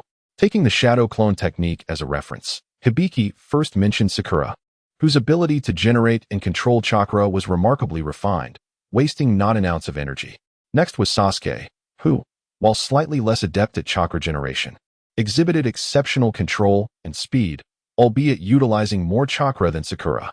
In contrast, Naruto possessed the greatest reservoir of chakra, yet the chakra he produced was of inferior quality, and his control was lamentably poor, allowing him to create only 2 clones when, in truth, he could have summoned over 10 with the chakra he expended. This led to the conclusion that Naruto squandered more chakra and stamina, rendering his jutsu inconsistent. Although Naruto believed he surpassed the other two in certain aspects, Hibiki countered that it was merely Naruto's physical prowess that eclipsed theirs. His stamina was indeed superior. Hibiki surmised that Naruto's enhanced stamina was influenced by the Nine Tails. Yet his chakra control remained woefully inadequate. Hibiki persuaded Naruto to accompany him for training. However, when it came time to settle the bill, they discovered that Naruto had consumed an exorbitant amount of ramen, leaving a mountain of empty bowls. Ainami and her father watched Hibiki with amused expressions, causing him to exclaim in despair. Hibiki then took Naruto to a hot spring district, but as Naruto stepped forward, Hibiki urgently shouted for him to halt, warning him of the women's bath ahead. Frustrated, Naruto retorted that it was Hibiki who had led them there, solidifying his reputation as a lecher in Naruto's mind. Hibiki clarified his intentions, instructing Naruto to walk on the surface of the hot spring. Naruto, skeptical, challenged Hibiki to demonstrate first. Hibiki explained that climbing trees was to enhance chakra generation and maintenance, while walking on water would train chakra's sustained quantitative control. After reiterating the principles and finding Naruto bewildered, Hibiki proceeded to showcase the technique himself, successfully walking on the water's surface. Overjoyed, Naruto resolved to try it himself. However, reality was harsh. He plunged directly into the water, yelping from the scalding temperature. Hibiki chuckled, informing Naruto that the hot spring was at 60 degrees Celsius, warning that repeated failure would turn him into a grilled octopus. Undeterred, Naruto persisted, encountering failure after failure. Hibiki recalled Konoha, who, inspired by Naruto, began to train earnestly. Recognizing that there were no shortcuts to becoming Hokage, only through diligence could one succeed.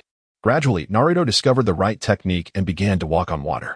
Hibiki, impressed, began to acknowledge Naruto's progress. Suddenly, Hibiki noticed someone peering from beside the women's bath, igniting his fury as he confronted the intruder. It turned out to be Jiraiya, who was also indulging in the voyeurism. He summoned Gamabunta, who unwittingly ensnared Hibiki with his tongue, sending him crashing to the ground, leaving the unfortunate Hibiki dazed and unconscious. Jiraiya urged him to remain quiet, cautioning that being discovered would lead to dire consequences. Naruto, astounded, wondered who this notorious lecher was that had been so easily defeated. Approaching Hibiki, who lay motionless on the ground, Naruto crouched down and executed the secret technique of the Hidden Leaf Village, the 1,000 Years of Pain. Unfortunately, Hibiki remained unresponsive. Naruto shook his head, realizing that his strength was indeed lacking, as he had truly fainted. He turned to Jiraiya, demanding an explanation for the large frog's presence. "Who exactly are you?" Jiraiya struck a remarkably cool pose, declaring himself the sage of Mount Myaboku, also known as the Toad Sage. As he spoke, Jiraiya retracted his loyal toad and leaped before Naruto. In Chapter 37, upon encountering Jiraiya, Naruto chastised the lecherous sage for incapacitating Ebisu, which hindered his training. Jiraiya retorted that Ebisu had interrupted his research and brandished a book titled Ica Paradise, claiming it to be his own creation. Naruto recognized it as the very novel that Kakashi frequently read. Jiraiya, mistakenly believing that even a youth like Naruto was one of his readers, felt elated. However, Naruto erupted in anger, accusing Jiraiya of spying on women bathing. The women in the bath overheard the commotion and fled in alarm. Jiraiya scolded Naruto for being foolish, as his peeping had been exposed. Naruto branded him a pervert, to which Jiraiya insisted he was merely seeking inspiration. Naturally, Naruto dismissed this as an excuse and implored Jiraiya to assist him with his training. Infuriated, Jiraiya exclaimed, "I have no interest in your trivial matters." Naruto chased after him, only to receive a lecture from Jiraiya about his lack of manners. Quick on his feet, Naruto began to flatter Jiraiya, praising the popularity of Ica Paradise. Jiraiya chuckled, noting that the book was unsuitable for anyone under 18, calling him a fool. "Your flattery is of no use." With that, Jiraiya unleashed a gust of wind, creating a whirlwind as he made his escape. Astonished, Naruto marveled at Jiraiya's prowess, acknowledging him as a formidable figure. Meanwhile, Jiraiya was in a tavern, flirting with a woman, only to receive a slap across the face. The woman stormed out, and Jiraiya hurried after her, offering apologies, but was met with another slap before she angrily departed. As Naruto caught up, he began to doubt Jiraiya's true strength. The two resumed their quarrel, this time concerning Naruto's training.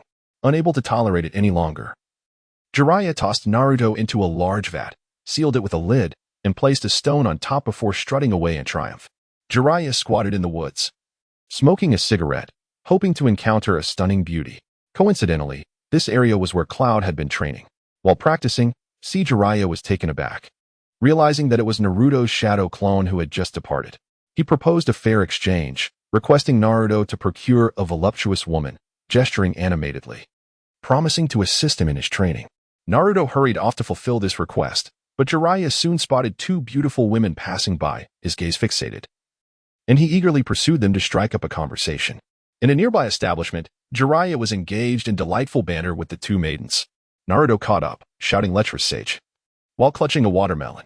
Jiraiya, nearly driven to madness, lamented the sheer foolishness he witnessed. In a fit of anger, he sliced the watermelon into several pieces, prompting Naruto to devour it ravenously. Upon realizing the two young women had departed, Jiraiya was filled with despair. At that moment, Ebisu, passing by, recognized Jiraiya, one of the legendary Sannin. Once again, Jiraiya and Naruto began to bicker, with Naruto expressing his dream of becoming Hokage, while Jiraiya remained steadfast in his desire for beautiful women. Naruto employed the S-rank sexy jutsu, leaving Jiraiya astounded, while Ebisu fainted into a well. Jiraiya's lecherous nature erupted, repeatedly exclaiming qualified. Naruto concluded that Jiraiya was equally foolish. Jiraiya praised Naruto as a genius for inventing such a technique. Eventually, Jiraiya agreed to train Naruto, albeit insisting that he maintain the appearance of a beautiful woman. When Naruto dispelled the transformation, he erupted in curses. After a lengthy back and forth, Jiraiya relented and consented to guide Naruto in his training. Ecstatic, Naruto shouted that he was ready to begin at once, but first, he needed to ascertain the identity of the boy who had just insulted him before dashing off in pursuit. At that moment, Cloud had not activated its sensory state. Yet they still detected the two. Had it been solely Jiraiya, Cloud would have been oblivious, but Naruto's presence made a difference. It was not that Naruto was always oblivious to stealth, but in the case of Konoha, he had never grasped the concept of concealment. Jiraiya, though aware of being discovered thanks to Naruto, felt no anger. After all, to him, it was a trivial matter. As they approached, Cloud bowed to Jiraiya, addressing him as Lord Jiraiya. Jiraiya was taken aback, for he only knew older ninjas. "You know me?" he inquired. The response was, "I have heard tales from my family about you, Lord Jiraiya, one of the legendary Sannin. Your appearance confirms it." Jiraiya felt elated, recognizing that even the children in his village knew of him was quite commendable, while Naruto, astonished, remarked, "Could it be that this lecherous sage is genuinely formidable?" Jiraiya could not help but feel irritated. Yin replied, "Of course, not to mention others, but Kakashi-sensei would surely not be his match. Lord Jiraiya must have taught you well, and your strength should have increased significantly during this time." Naruto exclaimed with joy, "That's fantastic. This way, I can surpass Sasuke." Jiraiya turned to Yun and remarked, "You seem somewhat familiar. Whose child are you?" "I am Yuhi Yun, and my sister is Yuhi Kurenai." "Ah, that explains it. No wonder you look so familiar. You are indeed the child of the setting sun." After a moment of scrutiny, Jiraiya continued, "Your strength is quite impressive, at least far superior to this fellow beside me." Naruto, feeling disgruntled, urged Jiraiya to take him for training. Jiraiya and Naruto bid farewell to Yun and departed for their training session. Jiraiya instructed Naruto to walk on water, and Naruto stepped onto the surface, managing to wobble as he stood upon it. However, a wave soon swept over him, causing him to plunge beneath the surface. Jiraiya burst into laughter, mocking Naruto for his lack of mastery over the technique. Naruto shed his outer garments, determined to try once more. Jiraiya advised him to gather chakra for examination. Upon inspecting Naruto's belly button, Jiraiya noticed an unusual seal, recognizing it as the seal of the Nine Tails, a dual four-symbol seal, encased within an 8-trigram seal, which transformed the leaking chakra of the Nine Tails into Naruto's own chakra. Jiraiya reflected on how Minato had devised this to protect the child. To his surprise, Jiraiya observed an additional 5-element seal suppressing the 8-trigram seal, causing chaos within Naruto's chakra. Suspecting Orochimaru's involvement, Jiraiya employed a method of elemental opposition to unravel the 5-element seal. Subsequently, when Naruto attempted to walk on water again, it felt as effortless as walking on solid ground. Overjoyed, Naruto believed a miracle had occurred. Jiraiya announced his intention to teach Naruto a secret technique, eliciting great delight from him. Jiraiya inquired about the 2 types of chakra, to which Naruto recalled moments of uncontrollable powerful chakra. He described his usual chakra as blue, while that uncontrollable one was red. Jiraiya understood that the red chakra belonged to the Nine Tails. As night fell, Jiraiya declared the training session concluded. Naruto complained about not having learned the secret technique yet. However, Jiraiya was eager to head to the hot springs, prompting Naruto to follow, fearing Jiraiya might play tricks. To his astonishment, he noticed Jiraiya brought along the large-toed, Gamabunta, to the hot springs. Jiraiya quipped that if he soaked in the hot springs all the time, he would become a roasted frog. They both burst into hearty laughter. Later that evening, after Jiraiya had escorted Naruto home to rest, Ebisu approached him. Jiraiya apologized to Ebisu for taking his student. Ebisu shrugged it off, stating that Naruto was never truly a student. He expressed his joy at Jiraiya's return to the village, especially since the third Hokage was seeking him. Jiraiya requested Ebisu not to inform the third Hokage of his return, explaining that he was merely passing through to gather materials and would not concern himself with village matters. Ebisu, in a state of urgency, insisted that the only one capable of assisting Konoha in countering Orochimaru was Jiraiya, as the village desperately needed his strength at that moment.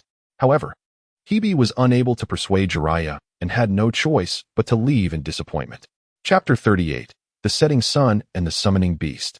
As Yun continued his training after Naruto and the others departed, he noted that the sky was beginning to darken, contemplating that Hong should be returning soon.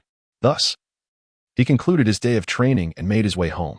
Upon arriving, Yun found Hong already at home. Upon seeing him, she paused her household chores. Yun inquired about Hong's whereabouts today. Upon hearing the question, Hong smiled and replied, "Didn't I mention yesterday that I would impart some knowledge to you? I ventured out early this morning to retrieve those items.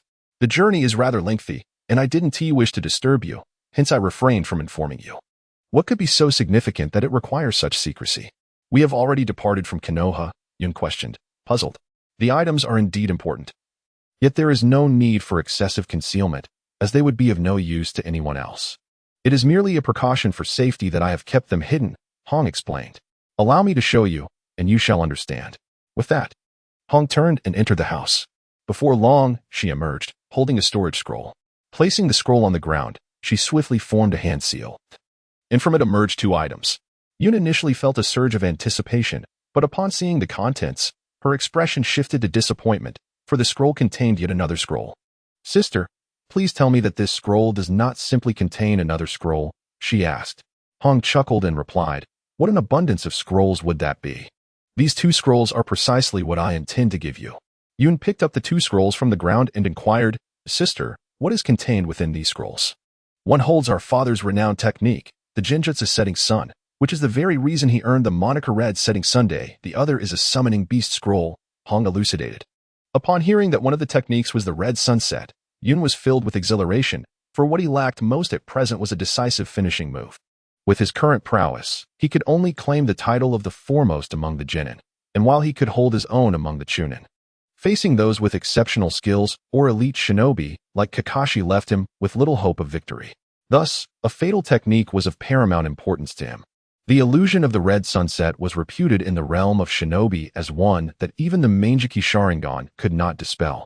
It was said that the only one capable of breaking it was Kakashi's father, the legendary Konoha White Fang.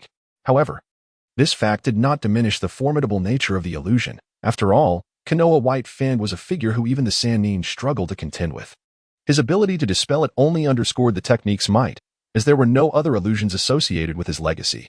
When Yin heard about the summoning beasts, he was momentarily dumbfounded, overwhelmed by an unexpected surge of joy that rendered him speechless for quite some time. Summoning beasts were not a commonplace asset, regardless of their type. They provided immense assistance to any ninja. After a prolonged moment, Yun regained his composure and, noticing the smiling expression on Hong's face, felt a twinge of embarrassment. Clearly, he needed further refinement in his demeanor. Scratching his head, he inquired, "Sister, what kind of summoning beast is it?" As soon as he uttered this, Hong, who was poised to tease Yun, abruptly swallowed her words, her expression mirroring Yun's previous astonishment. Alarmed, Yun exclaimed, "Sister, do you not know what summoning beast it is?" Hong, appearing somewhat dejected, replied, "Indeed, I do not know. Even others in Konoha are unaware of this summoning beast. Perhaps only my father is privy to its identity." "Why is that?" Yun asked, puzzled. "My father has never summoned it before others, and I was only informed about the summoning beast and my father's ultimate technique on the night of the Nine-Tails assault. Perhaps it is due to some innate talent. I have never been able to master my father's technique, and as for the summoning beast, I confess, I cannot even write its name on the scroll." "How can this be? Even if one cannot meet the requirements, one would at least write the name before terminating the contract. Why is it that you cannot write it? Surely it cannot be that you do not possess a summoning scroll? That is impossible. My father would never deceive me." Moreover, whether it is a scroll or not can be ascertained by a simple trial. I believe you will succeed, Yun. Upon comprehending the situation, Yun unfurled the summoning beast scroll. To his astonishment, he discovered that only the name of the Crimson Sunset was inscribed upon it. However, he refrained from lingering on this perplexity and swiftly pricked his finger, allowing his blood to inscribe his own name upon the scroll. He then pressed his handprint beside it. After completing these actions, Yun and Hong fixed their gaze upon the scroll, aware that the name of the Crimson Sunset would inevitably fade. Despite the confidence shared by both Yun and Hong, a tinge of anxiety lingered. A minute elapsed, and the ink upon the scroll showed signs of drying, yet Yun's name remained intact. It has succeeded, Hong exclaimed softly. To which Yun nodded in affirmation, his previously racing heart finally finding tranquility. Hong, suppressing his inner joy, turned to Yun and said, "Very well. Now I shall impart to you the principles and techniques of summoning." Yun attentively listened to Hong's explanation, as he had not experienced it personally. Hong could only convey the most fundamental principles in the sequence of hand seals, which Yun was already well acquainted with.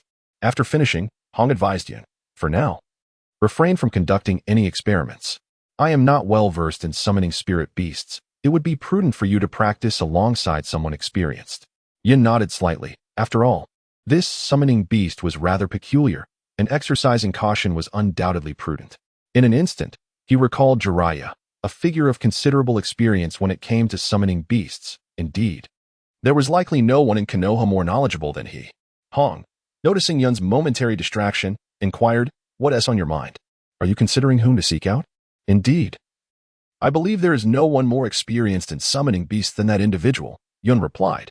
Hong did not press for a name, understanding that Yun would not make such a statement without reason. "I see.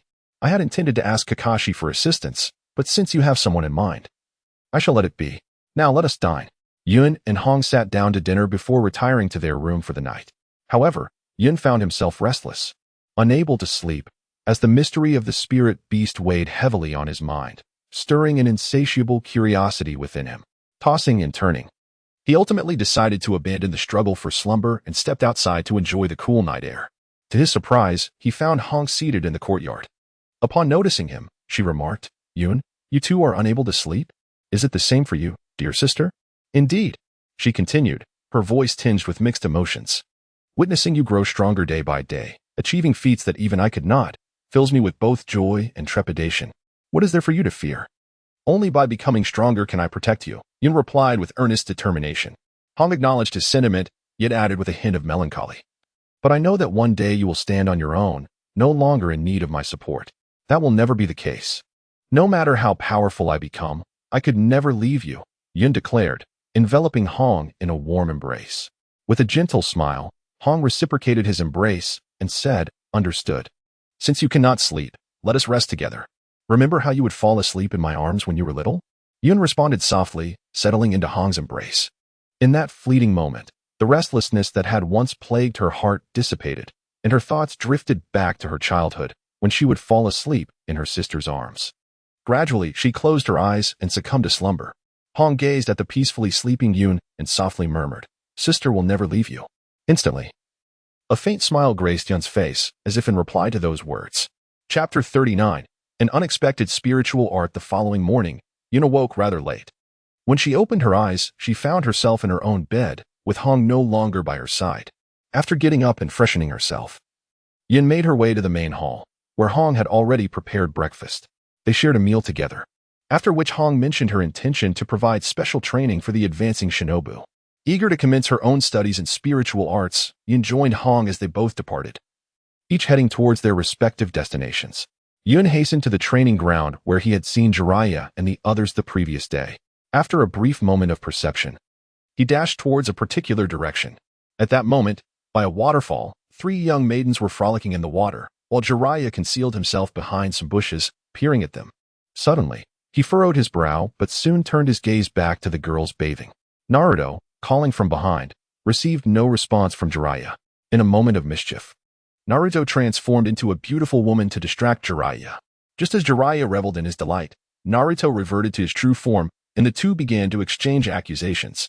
Meanwhile, the 3 maidens gathered their clothes and departed, leaving Jiraiya in a state of profound disappointment. "Lecherous sage, surely you can teach me to cultivate now?" Naruto lamented. Let us wait a little longer, Jiraiya replied. Why must we wait? At that moment, Yun arrived before them. Upon seeing Yun, Naruto exclaimed in surprise, Yun, how did you come here? Jiraiya remained silent, though a hint of curiosity flickered in his expression. The cloud responded, I have come in search of Lord Jiraiya. For I hope to seek your guidance on certain matters of cultivation. What questions do you have? If it does not take up too much of my time, I would be more than willing to assist. Yun replied, it pertains to the summoning beasts. I just signed the summoning contract yesterday, but I am unaware of the specific type of summoning beast. My sister lacks experience in this area as well, so I hope to receive your guidance. Oh, I see. Since you have already acquired a summoning beast, mere guidance is not an issue, Jiraiya nodded. Naruto, unwilling to be left out, interjected, Hey, perverted sage, what about me? You promised to guide me in my training. Rest assured, today I shall also teach you the art of summoning. Jiraiya responded, turning back to Yun. I need to teach this fellow some fundamentals first, so please wait a moment. Yun nodded and stepped aside. Jiraiya began instructing Naruto in his training, initially asking him to manifest the red chakra of the Nine Tails. Naruto agreed to give it a try, but he could only produce blue chakra. Jiraiya scoffed, and Naruto retorted in anger. Jiraiya, irritated, admonished him to stop babbling and to produce it quickly. Reluctantly, Naruto persisted but continued to fail.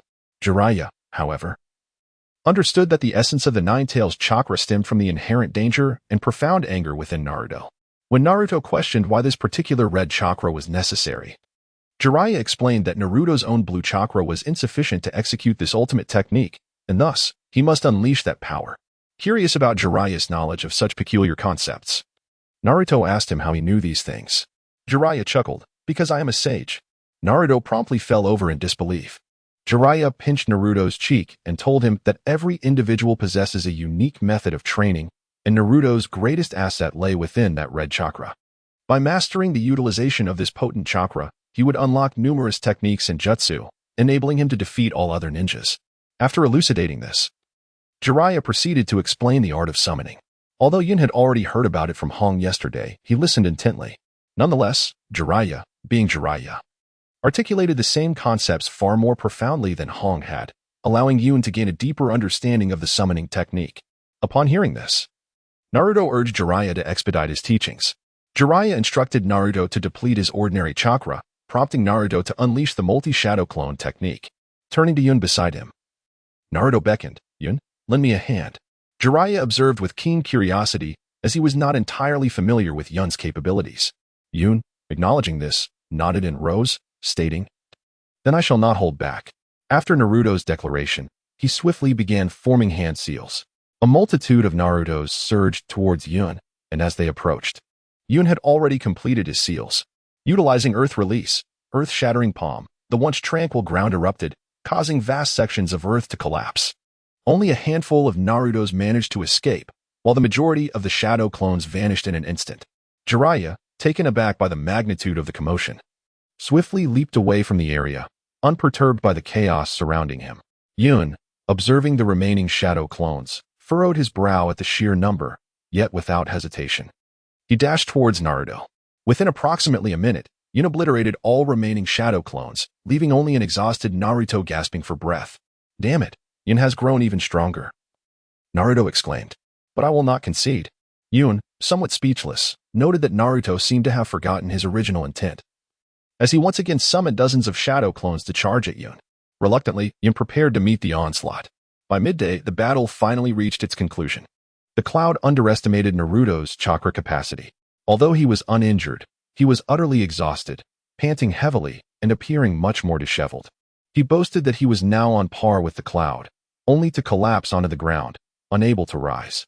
Jiraiya, witnessing this, mockingly remarked, Had this been a true battle, you would have been slain countless times by now.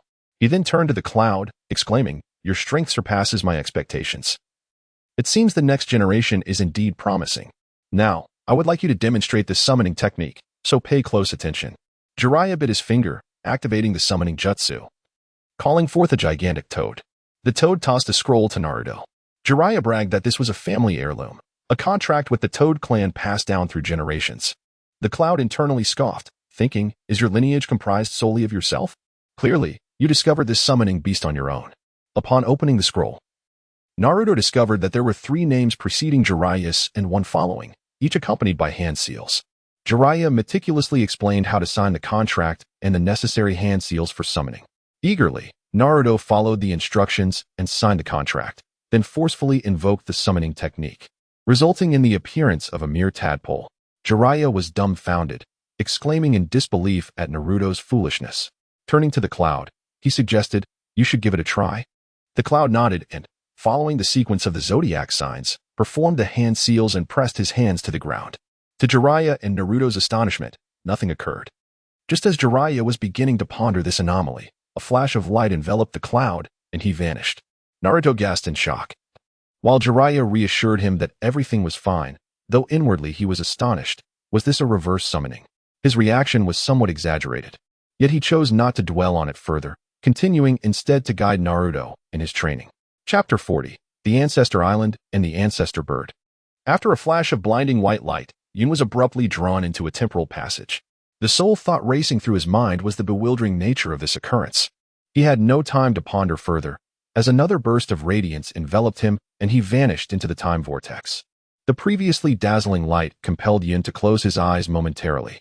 When he finally opened them again, he found himself amidst a lush, verdant forest, where towering trees stretched endlessly into the sky. Lowering his gaze, he was astonished to discover he stood upon a star-shaped altar, intricately designed with a hexagonal pattern. Just as he prepared to observe his surroundings more closely, a voice pierced the silence. "Human, how long do you intend to gaze?" Yun was startled, despite his heightened senses. He had failed to perceive the presence of any creatures nearby. Following the voice, he noticed 2 unfamiliar beings approximately 3 meters away, resembling magpies from his world, yet possessing broad, rounded wings and elongated tails. Their feathers bore some resemblance to modern birds, but sharp teeth adorned their beaks, and each clawed foot had 3 curved talons, complemented by long, bony tails. One of the creatures was around 2 meters in height, while the other was approximately 1 meter tall, the latter being the one that had spoken. "What manner of beings are you, and where is this place?" Yin inquired softly. "Human, are you truly unaware that we have formed a pact? Are you the fabled simpleton of legend?" The smaller creature responded with an air of haughty expectation. The term fabled simpleton struck Yun like a dagger. He had never considered himself such, let alone a figure of legend. At a loss for words, he was relieved when the larger bird interjected. "Enough, young master. If you are curious, you may inquire later. Our immediate priority is to escort you before the ancestor." After addressing Yun, the larger bird continued. "We serve the ancestor and have been commanded to bring you to the ancestor's hall. Should you have any questions, you may pose them to the ancestor." "I understand. Please guide me to meet the ancestor," Yun replied. "Come onto my back," the larger bird instructed, spreading its wings, which measured an impressive 6 meters in span. The smaller bird attempted to take flight as well, but the larger one cautioned, "Young master, it would be prudent for you to ride with the human. Your speed is insufficient.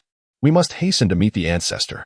The smaller bird protested, "Yifeng, you underestimate me. One day, I shall surpass your speed. That is natural." "Young master," Yifeng, the larger bird, replied. "But for now, please take your place upon my back." Though the smaller bird was displeased, it complied, joining Yun on Yifeng's back. With a steadying motion, Yifeng took to the skies. Bored, Yun struck up a conversation with the smaller bird. "What is your name?" The small bird, filled with indignation, retorted, "How dare you address me, the mighty ancestor bird, in such a manner?" Upon hearing this, Yun promptly apologized, acknowledging his fault. "You must tell me your name, little mirror," he urged. "The ancestor has always referred to me as such, little Jing," she replied. "Do you know why the ancestor calls me?" Yun inquired. "How could I possibly know?" "Once you meet the ancestor, you will understand," little mirror replied with an air of dismissiveness. Yun, realizing her tone, chose not to take offense. After a brief pause, little mirror asked, "What is the world outside like?" Yun, taken aback, responded, "Have you never ventured outside?" Little mirror nodded slightly. They continued their conversation, with Yun sharing insights about the outside world, while little mirror recounted details about her own realm. The island was named Ancestor Island, after the ancestor bird. All the birds on the island bore identical appearances. However, what intrigued Yun was little mirror's revelation that only she and the ancestor were true ancestor birds, which explained why Feng referred to her as the young master. Little mirror was unaware of the specific reasons behind this, only knowing what the ancestor had conveyed to her. As their dialogue flowed, the bond between the two deepened, and Little Mirror's initial aloofness faded, a reflection of her inexperience with outsiders. About 10 minutes later, Yifeng addressed Yun, stating, "We have arrived at the Ancestor Hall. I shall descend now." Yun nodded in acknowledgement, and Little Mirror informed him, "I will go down first." With that, she spread her wings and gracefully flew down. Yifeng descended slowly, and Yun felt no turbulence as they landed. "The Ancestor awaits within the Ancestor Hall. You may enter alone," Yifeng remarked. Yun expressed his gratitude, and Yifeng took to the skies once more as Yun turned to make his way toward the Ancestor Hall. Yun leisurely stepped into the Hall of Ancestors, where the decor was sparse and the presence of people was minimal. On the elevated platform, a colossal ancestral bird sat in repose, while beneath it, a small mirror stood silently. Upon noticing Yun's arrival, the mirror greeted him briefly before falling silent. "Are you the son of my old friend, Shiyu Yun?" the ancestor inquired slowly. Although Yun could discern that the ancestor was attempting to lower his voice, the resonance still echoed in his ears. However, Yun paid little heed to this and countered with a question. "Are you well acquainted with my father?" "Indeed, it is so," the ancestor replied. "It was I who forged the contract with your father." Yun did not linger on this matter, for his heart was burdened with countless questions. Why could his sister not inscribe her name upon the contract? Why, despite having entered into his spirit contract, was he transported to this place? Moreover, why were only Xiao Jing and the progenitor regarded as the ancestral birds? And why had Xiao Jing never left the ancestral island? The spirit realm and reality should be interconnected. In a rush, Yun voiced all these inquiries. The progenitor, seemingly amused, replied, "My child, do not be in haste. I shall elucidate everything for you in due time." The cloud acknowledged its impatience and offered an apology to the ancestor, preparing to listen attentively to the ancestor's explanation. However, the ancestor inquired, "Is there someone waiting for you outside?" Puzzled, the cloud responded, "What do you mean?" The ancestor continued, "There are many tasks to undertake. Strictly speaking, you have not yet entered into a contract with our clan. One of your forthcoming responsibilities will be to sign this contract, which will require a considerable amount of time. If there are individuals awaiting your return in the outside world, it would be prudent to make arrangements first." "I see. In that case, I indeed need to step out and make some arrangements. Please hold on for a moment. I shall escort you out. You may manage the time as you see fit, but it would be best not to exceed a day. Upon your return, you need only perform the hand seal for the communication technique." With that, the ancestor exhibited no further action, and the cloud vanished in a flash. After the clouds dispersed, several large birds entered, inquiring, "Great ancestor, is this young man suitable?" The ancestor replied, "I have just assessed him. His qualities surpass my greatest expectations. Indeed, it is a blessing for our clan. We shall promptly inform the other clan members." With that, the large birds departed from the ancestor's palace. Chapter 41. Asuma's joyous occasion by the waterfall, Naruto summoned the tadpoles once more, infuriating Jiraiya, who erupted in rage, yet continued to watch beautiful women bathe. Meanwhile, Naruto paused his practice and asked, "Perverted sage, has Cloud been gone for quite a while? Why has he not returned?" Without turning his head, Jiraiya retorted, "How should I know? Not all summoning beasts are the same. Why is it that I can use the summoning technique so effortlessly, while Cloud finds it so troublesome? Could it be that your summoning beast pales in comparison to his? You dare suggest that my summoning beast is inferior to others? Let me tell you, Mount Mayaboku is among the strongest legacies of summoning beasts. Your ease is due to my guidance. Do you comprehend?" Jiraiya exclaimed in anger. Naruto, unfazed, was on the verge of a quarrel when suddenly Jiraiya remarked, "He's back." Just as Naruto turned in confusion, a flash of white light erupted from the spot where Cloud had vanished, and soon Cloud reappeared. Seeing this, Naruto rushed over and asked, "Cloud, where have you been? What kind of summoning beast is it?" Jiraiya also observed Cloud with keen interest. "I'm not quite sure how to describe it. It seems like a type of bird, yet it doesn't," Cloud replied, leaving Naruto puzzled. What does that even mean? He thought, increasingly bewildered by Cloud's words. "Fool. Don't ask so many questions," Jiraiya scolded Naruto before addressing Cloud. "It appears you have found your own fortune. Make sure to seize it." "I understand, Master Jiraiya," Cloud nodded. "However, I have some matters to attend to, so I must take my leave." Naruto inquired further, "What for?" But Cloud did not respond, choosing instead to bid farewell to both before departing. After leaving Naruto and the others, Ian swiftly made his way to the Konoha hospital. Hinata was still recuperating within its walls, and at this moment, she was the only one with nothing pressing to attend to. Sakura was likely training shinobi. While Yakumo was probably busy preparing for the third examination, Yun hastened towards the Konoha hospital, but upon passing a flower shop, he chanced upon Sakura. He paused to greet her, and she inquired about his destination. Yun informed her that he was on his way to visit Hinata. Sakura then suggested that it would be thoughtful to bring a bouquet for the patient. Reflecting on her words, Yun realized the wisdom in her suggestion. It would indeed be inappropriate to visit someone empty-handed. Subsequently, Sakura mentioned that she too was headed to the hospital and proposed that they select flowers together. Thus, Yun and Sakura entered the flower shop. Upon entering, Yun was taken aback to discover Ino standing behind the counter, which reminded him that Ino's family owned this establishment. At that moment, Sakura also recalled that this flower shop belonged to Ino's family, and a sense of unease washed over her. Ino addressed the two, expressing her astonishment at their unexpected encounter in her family's shop. Sakura countered, stating that it was indeed peculiar for Ino to be surprised, as she and Yun had merely met at the entrance of the shop, coincidentally both intending to visit patients, hence their decision to purchase flowers. Ino then remarked that Sakura was likely visiting Sasuke, and turned to Yun, asserting that he was surely going to see Hinata. Yun nodded in affirmation. Ino proceeded to impart some knowledge about selecting flowers. After greeting her mother, she decided to visit Sasuke as well. This time, Ino chose red roses, Sakura opted for daffodils. And after a moment of hesitation, Yun also selected red roses, mirroring Ino's choice. Ino, surprised, exclaimed, "Yun, are you finally going to confess your feelings? What will Yakumo do?" Yun, upon hearing this, finally understood that everyone had been aware of the relationship among the three all along. He scratched his head and said, "Since we have already agreed, there is no need for further discussion." Ino and Sakura, though slightly taken aback by the nature of this agreement, refrained from inquiring further out of respect for others' privacy. The trio, each holding a flower, set off together. This time, with Ino and Sakura accompanying him, Yun felt reluctant to abandon them and race ahead at full speed. Though fortunately, they had ample time. As they passed a barbecue restaurant, they heard the voice of Choji from within. Curious, they peered through the window and spotted Asuma, Shikamaru, and Choji inside. Choji was indulging heartily, declaring that the remaining meat was all his. Ino and Sakura approached the window, chuckling at Choji for starting to eat meat in broad daylight. Ino admonished Shikamaru, urging him to hurry and train in preparation for the upcoming exams. Shikamaru protested, exclaiming how troublesome it was, while lamenting that Asuma-sensei tortured him daily. Yun greeted the trio and offered a brief explanation before falling silent, casting an irritable glance at Asuma.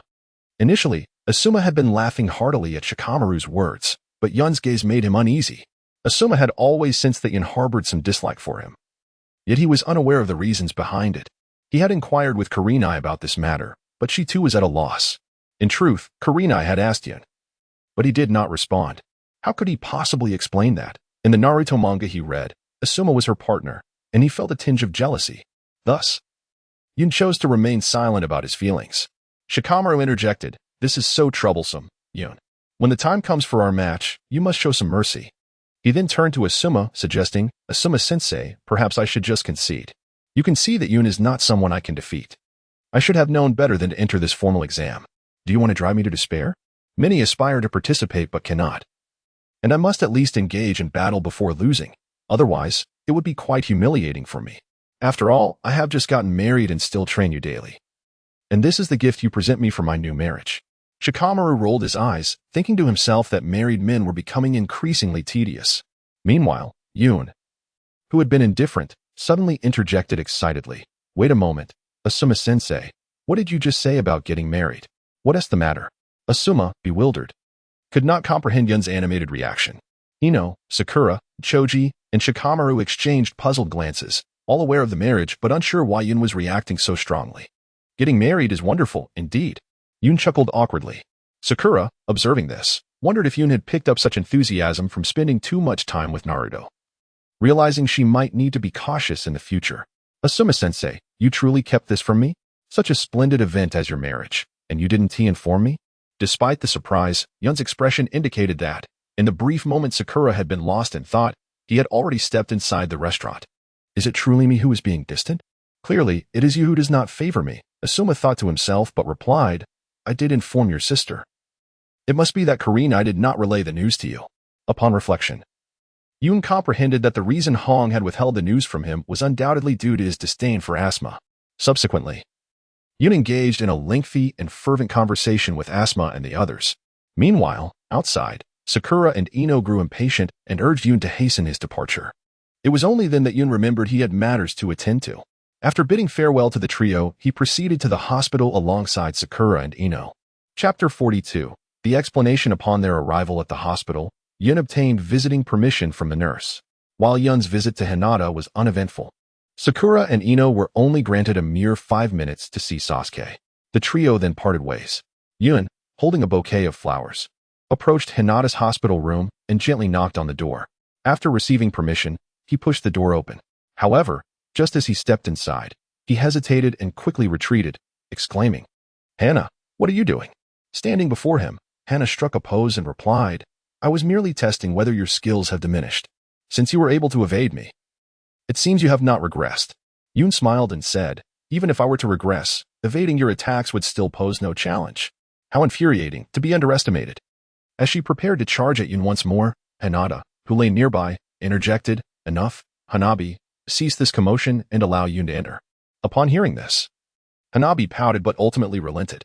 Despite her usual fearlessness, Hanabi, apart from her unwavering confidence in her own abilities, would heed Hinata's words. Even though Hinata had never asserted her authority as an elder sister, Yun approached the bedside and delicately placed a red rose into the vase beside it. At that moment, Hinata and Hanabi finally noticed the flower in Yun's hand. Hinata's cheeks flushed with shyness, while Hanabi glared at Yun with indignation, without uttering a word. Both girls comprehended the underlying message. Hinata's understanding fell well within Yun's expectations, yet Hanabi's awareness took Yun by surprise. Was she maturing too quickly? This prompted Yun to regard Hanabi with a teasing gaze. Feeling a bit embarrassed under Yun's scrutiny, Hanabi exclaimed, "What are you staring at?" and hurriedly dashed out of the room. However, she paused at the door to warn Yun, "Don't you dare bully my sister, or I won't let you off easily." Before swiftly departing, Yun approached Hinata's bedside and took a seat, inquiring about her injuries. Hinata responded that she would fully recover in about 10 days. Yun then recounted the events of the past few days and informed Hinata that he might not be able to visit her during this period. Hinata felt a surge of happiness for Yun. Being a member of the Hyuga clan, she understood the significance of summoned beasts to a ninja. This realization instilled a slight sense of guilt in Yun, as their relationship had just begun when Hinata was injured, and he could not be by her side. However, this was not the time for such concerns. He resolved in his heart to cherish Hinata more deeply in the future. After chatting with Hinata for a while, Yun glanced at the time and, having given her a gentle reminder, took his leave. Upon exiting, he noticed the Hyuga clan member, who had been caring for Hinata. Waiting outside, Yun nodded in acknowledgement, and she returned the gesture before entering the ward, allowing Yun to depart. As Yun made his way towards the Yakumo residence, he soon arrived at the gathering place of the Kurama clan.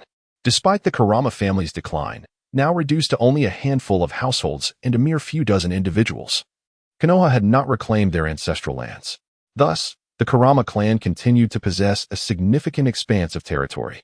The Yakumo family, as the head of the Kurama clan, was situated at the very heart of their domain, boasting the largest estate. Yun gazed at the Yakumo residence and was reminded of Hinata's expansive yet elusive home. This led him to reflect on his own modest courtyard, prompting a cascade of thoughts. Fortunately, this was the world of Naruto. Otherwise, the prospect of having 2 girlfriends wealthier than himself would surely evoke feelings of inadequacy. Yun gently knocked on the door of the Yagumo residence.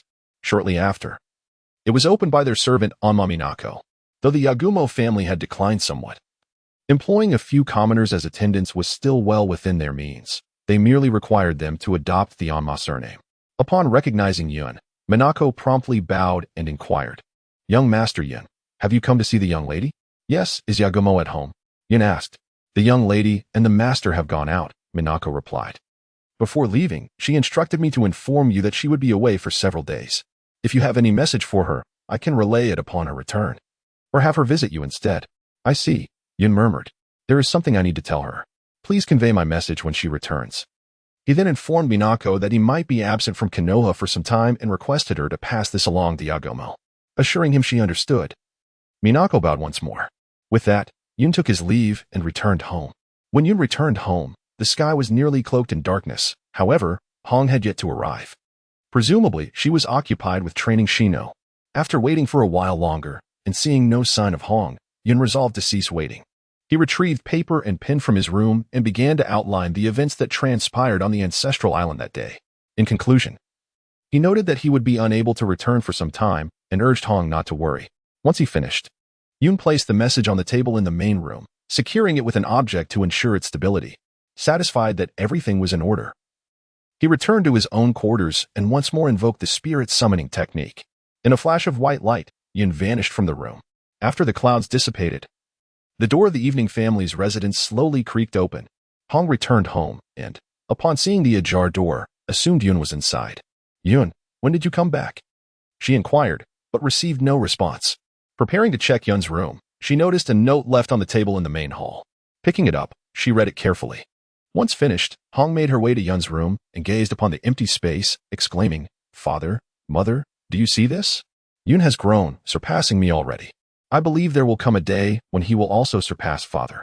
Let us together wish him well." With that, Hong turned and left Yoon's room. Meanwhile, in a hospital ward in Konoha, Hinata silently prayed for Yoon.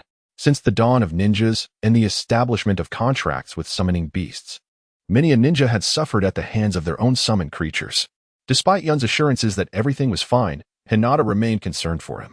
In a valley several miles away from Konoha, Yukumo was diligently engaged in training.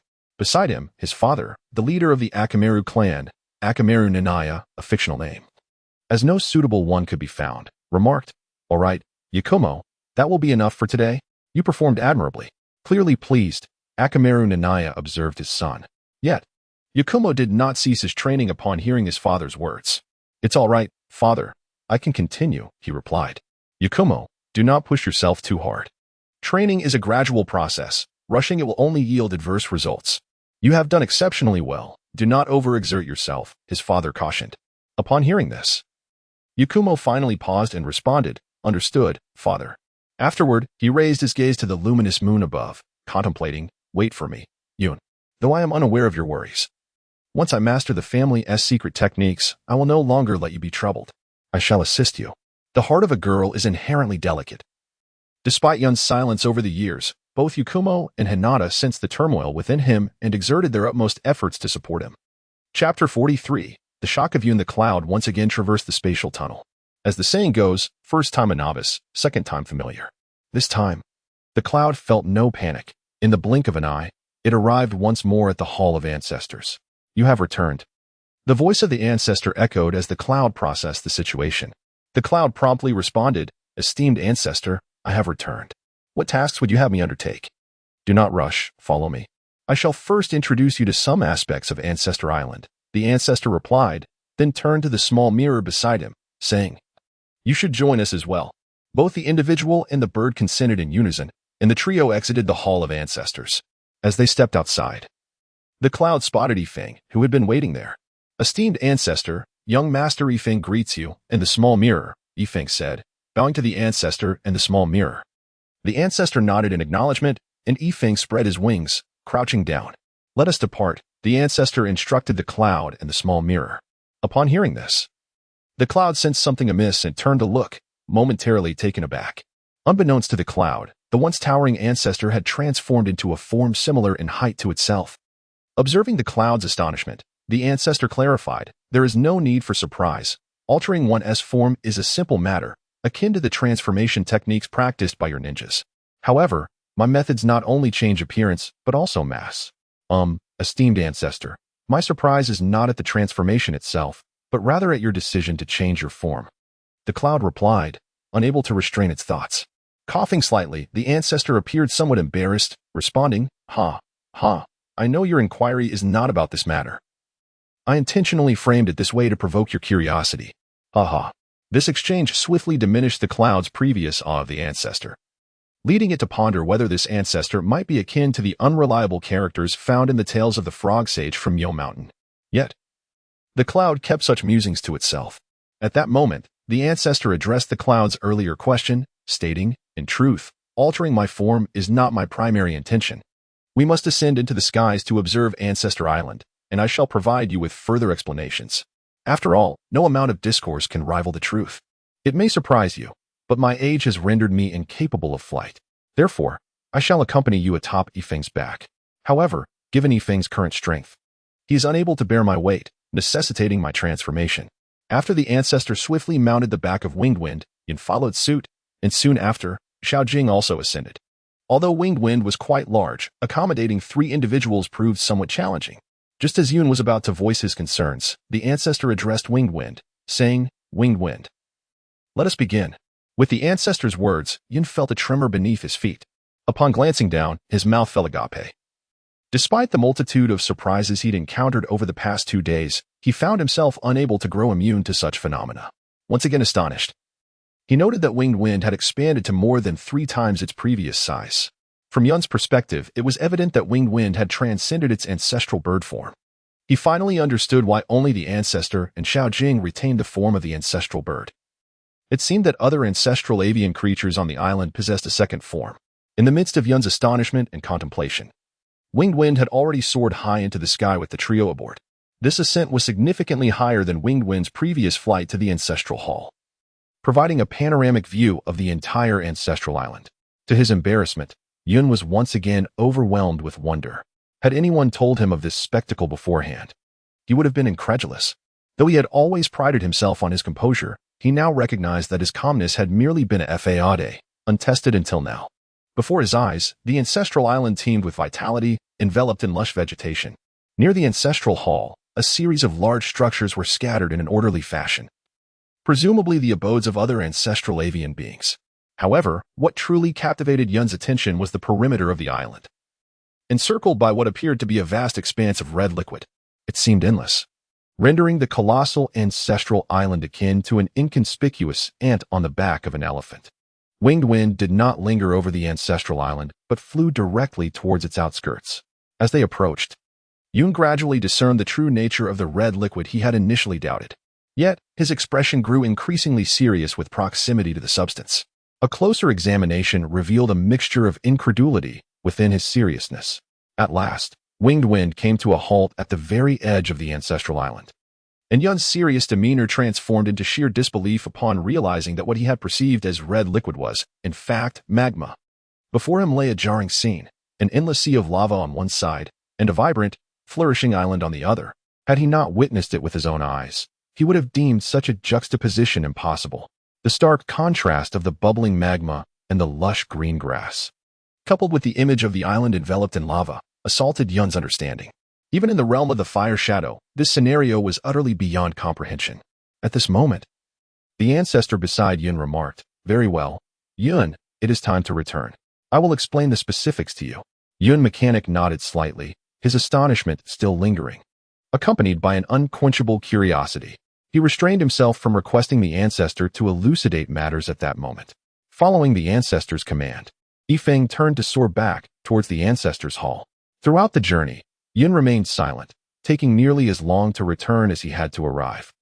Upon reaching the ancestor's hall, Yifeng transformed back to his original form, exchanged a few words with the ancestor, and then departed once more. Yun and Xiaoying, meanwhile, returned to the ancestor's hall alongside the ancestor, who had reverted to his usual appearance. Upon entering the Hall of Ancestors, Yun discovered the presence of 3 avian-like beings resembling ancient birds. The trio paid their respects to the ancestors, exchanged greetings with Yun and Xiaojing, and then took their seats in the 3 vacant spots beneath the ancestral throne. Yun observed that their demeanor towards Xiaojing lacked the profound reverence shown towards Yifeng. Instead, they treated her with the familiarity of elders addressing their juniors. In turn, Xiaojing exhibited a hint of respect towards them. The ancestor returned to his seat and addressed Yun. "These are the 3 esteemed elders of Ancestor Island, Yishou, Sunlei, and Kongzhua. They will join me in establishing a covenant on your behalf." Yun bowed to the 3 individuals in succession, and the ancestor spoke again. "Now, allow me to dispel the doubts that linger in your heart."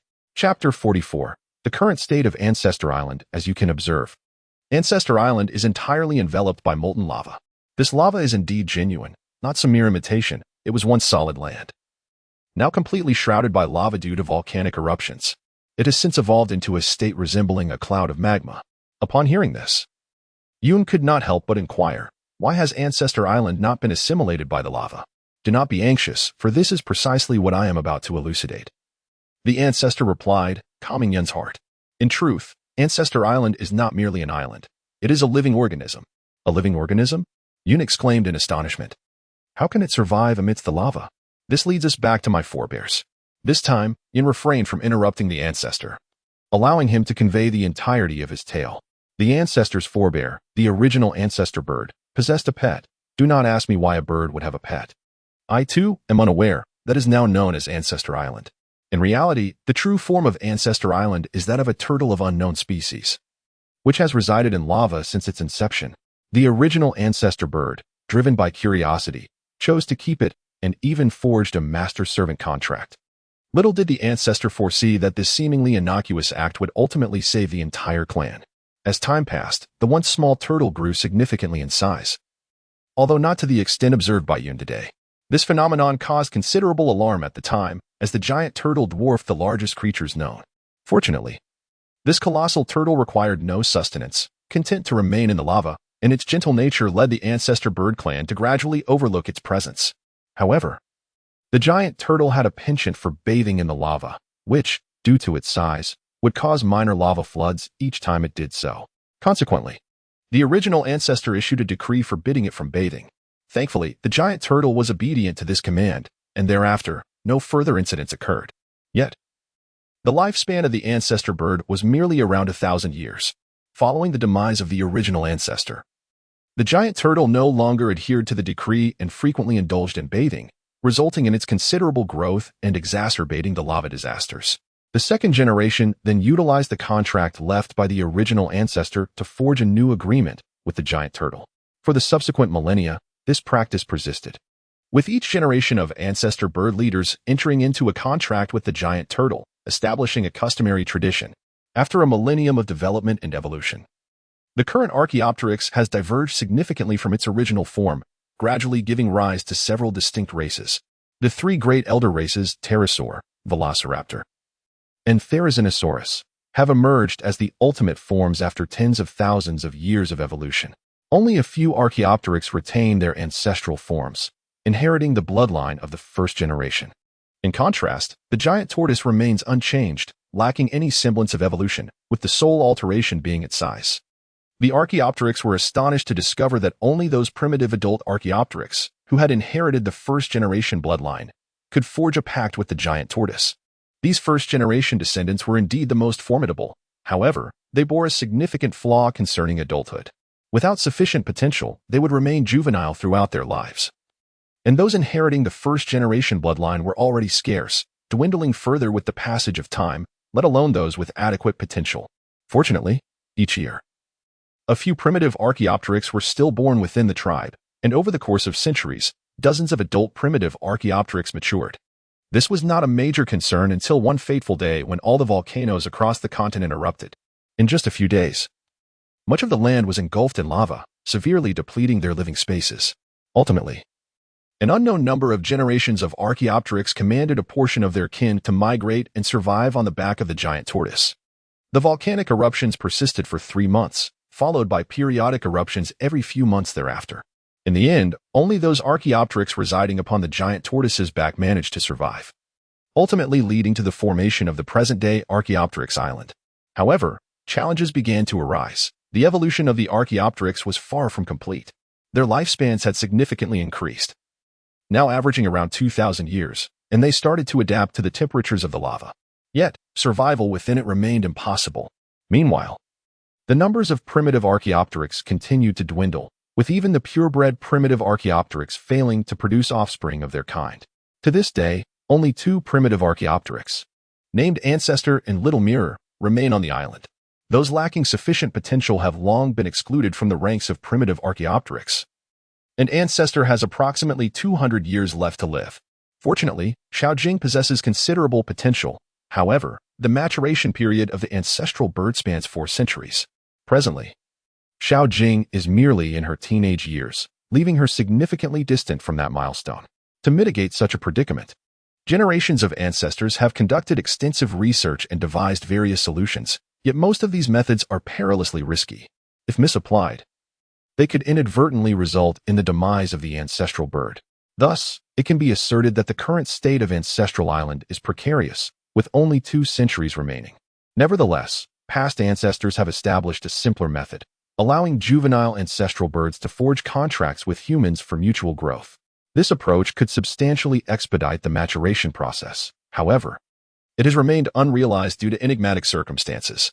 Whenever chance visitors arrive at Ancestral Island to enter into a contract with the ancestral birds, they invariably perish due to conflicting bloodlines. Consequently, previous ancestors contemplated abandoning this endeavor until the unexpected arrival of Hong Se-shi-yang, the father of Yun, over 2 decades ago. At that time, during the Second Shinobi World War, Shi-yang, despite the ancestors' warnings, insisted on returning. In a moment of desperation, the ancestors resolved to forge a contract with him. To everyone else's astonishment, Shi-yang successfully signed the contract and subsequently returned to Konoha, earning a formidable reputation as one of the esteemed 8 colors of Konoha. The ancestors, witnessing hope through Shi-yang, entrusted him with a scroll that could validate potential contracts. Subsequently, Shi-yang tirelessly sought suitable candidates for the ancestors. However, none met the criteria. Ultimately, the ancestors surmised that Shi-yang's unique bloodline might indicate that the future contractor resided among his descendants. The year Xiaojing was born coincided with Yun's birth. Initially, the ancestors intended to contact Shi-yang, yet tragically, he perished during the Nine-Tails incident that same year. As for Hong, he did not fulfill the requirements, and Shi-yang had not disclosed the situation to him. Thus, it was only until now that everything has come to light. After Yun listened to everything, the mysteries in her heart were completely unraveled. She asked, "Great Ancestor, is it sufficient for me to sign a contract with Xiaojing?" Indeed, the ancestor nodded. "We have already made arrangements for the contract. It is not troublesome, merely a matter of time." Yun expressed his understanding, and the 3 elders, Isho, Xuanlei, and Kongjua, stood up and said, "Ancestor, let us proceed to sign the contract with the young master and Yun." The ancestor agreed in response, and the 5 then exited the ancestors' hall. Chapter 45, Yun's potential. The 5 ancestors led the way, followed by the 3 elders, with Xiaojing and Yun bringing up the rear. Upon exiting the ancestors' hall, Elder Isho quickly advanced to the forefront, transforming in an instant into the form of a winged dragon, much like Yifeng, yet noticeably larger in size. Cloud was once again navigating with ease, for this marked his 3rd ride, including the 2 previous occasions with Winged Wind. After the ancestor and Little Mirror ascended onto the back of Winged Head, Cloud followed suit. However, the other 2 elders, Thunderbolt and Fearsome Claw, did not join them. At that moment, 2 pterosaurs flew in from a distance. One of them was Winged Wind, while the other was unfamiliar to Cloud. Winged Wind first paid his respects to the ancestor and Little Mirror, then to the 2 elders. And it was only upon greeting Winged Head that Cloud learned Winged Head was the son of Winged Wind, while the other was named Winged Water, also a son of Winged Head. The 2 elders mounted Winged Wind and Winged Water, and thus the 7 of them soared directly towards a specific direction. Cloud noted that the path they were taking was the same as the location from which he had arrived, and recalling the altar-like structure at the site of his initial appearance, he surmised that it was likely the place where the contract would be signed. As expected, Winged Head, Winged Wind, and Winged Water descended at the altar's location. Once Cloud and the others disembarked, Winged Head, Winged Wind, and Winged Water returned to their original forms. The ancestor then stated, "Cloud, Little Mirror, this altar is the place where you will sign the contract, and it will also serve as the venue for Little Mirror's future agreement with the giant tortoise. Now, you 2 may ascend." After listening to the instructions, Yun and Xiaojing ascended the altar without further inquiries. The ancestor instructed them to stand in the center of the hexagram, and then addressed the 3 elders, urging them to commence. The ancestor and the 3 elders each filled 4 of the grooves with their blood from the corners of the hexagram. The ancestor then directed Yun and Xiaojing to fill the remaining 2 grooves with their own blood. Following their compliance, the ancestor signaled for the 2 to move to the center of the hexagram. Subsequently, the ancestor nodded to the 3 elders, who began to chant incomprehensible incantations, while the ancestor closed his eyes. As the chanting commenced, the blood in the 6 grooves flowed towards the vacant area beneath Yun and Xiaojing's feet. With the completion of the incantation, the entire blank area was enveloped in crimson, emitting a dazzling light from the hexagram, and in an instant, the bodies of Yun and Xiaojing vanished from the altar. At that moment, the ancestor, who had kept his eyes shut, opened them and remarked, "The 2 have already arrived at the blood fusion pool. Now we need only to wait." Isho replied, "This is indeed a great fortune. As long as their blood can merge for over 3 days, our ancestor island shall be safeguarded for at least a millennium." It was agreed that, based on the ancestors' assessment of the youth, 3 days posed no issue. What a stroke of luck. Elder Xuanlei beside them was evidently elated as well. A millennium. Surely, Even without evolving into the magma-resistant ancestor bird, new methods will emerge, echoed Xiaozhua. Very well, let us return. We shall observe the situation again in 3 days. The ancestor instructed the three, and they departed. Meanwhile, at the lowest level of the ancestor's domain, the uppermost layer of the turtle's back, Yun and Xiaojing lay motionless in a vast blood pool. However, upon closer inspection, one could observe a continuous stream of red light flowing over their bodies and into one another. This red light, after completing a cycle, would amplify in intensity, perpetuating an unceasing cycle as if it would never cease. 3 days later, beside the altar of Ancestor Island, the ancestor and the three elders stood by the silent altar, their faces adorned with joy. 3 days had passed, signifying that the crisis of Ancestor Island had indeed been averted.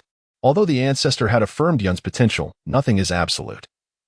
Only through confirmation can one ascertain the truth.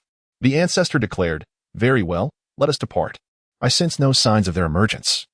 So it seems they will not return from the blood fusion pool today." With these words, the three would first convey the good news to their kin, Isho responded. After the ancestor's consent, the three departed, while the ancestor was carried back by Yifeng. As they returned, the ancestor murmured, "Sunset cloud. I eagerly anticipate the surprises you shall bring me." For 6 days, the altar remained unresponsive. On the 12th day, still no reaction. The 13th day passed in silence. And by the 15th, the altar continued to show no signs of life. 18 days elapsed without any response. On the 20th day, the ancestor and three elders stood solemnly beside the altar. The ancestor, "There has been no reaction thus far. I fear today will be no different," remarked the impatient Xuanlei. "That cannot be," the ancestor asserted firmly. "Regardless of the circumstances, they will surely emerge today." The three elders exchanged doubtful glances, prompting the ancestor to elaborate. "The limit of the blood fusion pool is precisely 20 days. Limit? Isho exclaimed. "I have never heard of such a constraint regarding the blood fusion pool. Every entity possesses its boundaries," the ancestor explained. "The maximum duration for a single group of talents within the blood fusion pool is 20 days. This was an intentional design by a predecessor, who believed no one could exceed 15 days. 20 was merely a precaution against unforeseen events." "Is this an unforeseen event?" Kongyao inquired. "Not at all," the ancestor replied, shaking his head. "The potential of this child has far surpassed everyone's expectations. Even the progenitor who conceived this technique could not have anticipated that the blood fusion pool would be unable to withstand such extraordinary talent." The three elders fell silent, joining the ancestor in quiet anticipation. At long last, the 20th day arrived. "They have returned," the ancestor exclaimed. As his words resonated, the previously dormant hexagram array erupted in a dazzling display of light. Following this illumination, Yun and Xiaojing reappeared at the altar. Under the watchful gaze of the four, Yun slowly opened his eyes and, upon seeing the ancestor and the three elders before him, inquired, "Has the contract been fulfilled?" The ancestor nodded. However, Yun's next statement nearly caused the elders to choke in disbelief. "So all this time, the ancestor was deceiving me. Wasn't the contract supposed to be instantaneous? Why did you say it would take so long?" "Instantaneous?" the ancestor replied. "It has been 20 days since you signed the contract." This revelation left Yun astonished. Just then, Xiaojing began to awaken as well. Yun gazed at Xiaojing and was struck by a profound sense of connection, akin to a shared bloodline, though not as intense as that of a true kinship. The ancestor then elucidated the situation to Yun and Xiaojing, granting them full understanding. Yet he refrained from divulging the significance of the 20-day duration. The three elders remained silent, and subsequently, Elder Isho, along with Yun and Xiaojing, returned to the ancestors' hall, while Xuanlei and Kong Zhao chose not to accompany them. Chapter 46. Returned to the village, Yun sat quietly upon the back of Isho, contemplating the words of the ancestor regarding these past 20 days. Yet, no matter how he tried to reflect, all he could recall were fleeting moments at the altar. Everything that transpired thereafter was a complete void in his memory. He then glanced at the small mirror beside him, whose eyes were equally clouded with confusion, suggesting that it too was oblivious to the events of those 20 days. However, Yun chose not to delve deeply into this matter. Shortly thereafter, Isho carried Yun and his companions to the ancestors' hall. Upon their arrival, Yun and his companions disembarked, and Isho, having signaled to the ancestor, took flight once more. Yun and Xiaojing followed the ancestor into the Hall of Ancestors. Once the ancestor settled into position, he retrieved a scroll from behind his seat and said, "Yun, please inscribe your name on this scroll now." Cloud, filled with confusion, accepted the scroll, for he had previously entered into a contract. Yet, the ancestor insisted he sign on a different scroll, prompting him to inwardly lament the complexities of the contracts associated with the ancestor bird. Upon unfurling the scroll, he was astounded to find that the name he expected, that of his father, was conspicuously absent. The scroll bore no words whatsoever. With a perplexed gaze, he turned to the ancestor. Observing his bewilderment, the ancestor spoke, "Do not be troubled. This scroll is indeed the first to be presented for signing a contract. The scroll you signed earlier is also imbued with the art of spirit summoning. It is the one your father signed years ago. However, this new scroll represents a more advanced contract for spirit summoning. By entering into this agreement, you shall possess the ability to summon all ancestral avian creatures residing on Ancestor Island.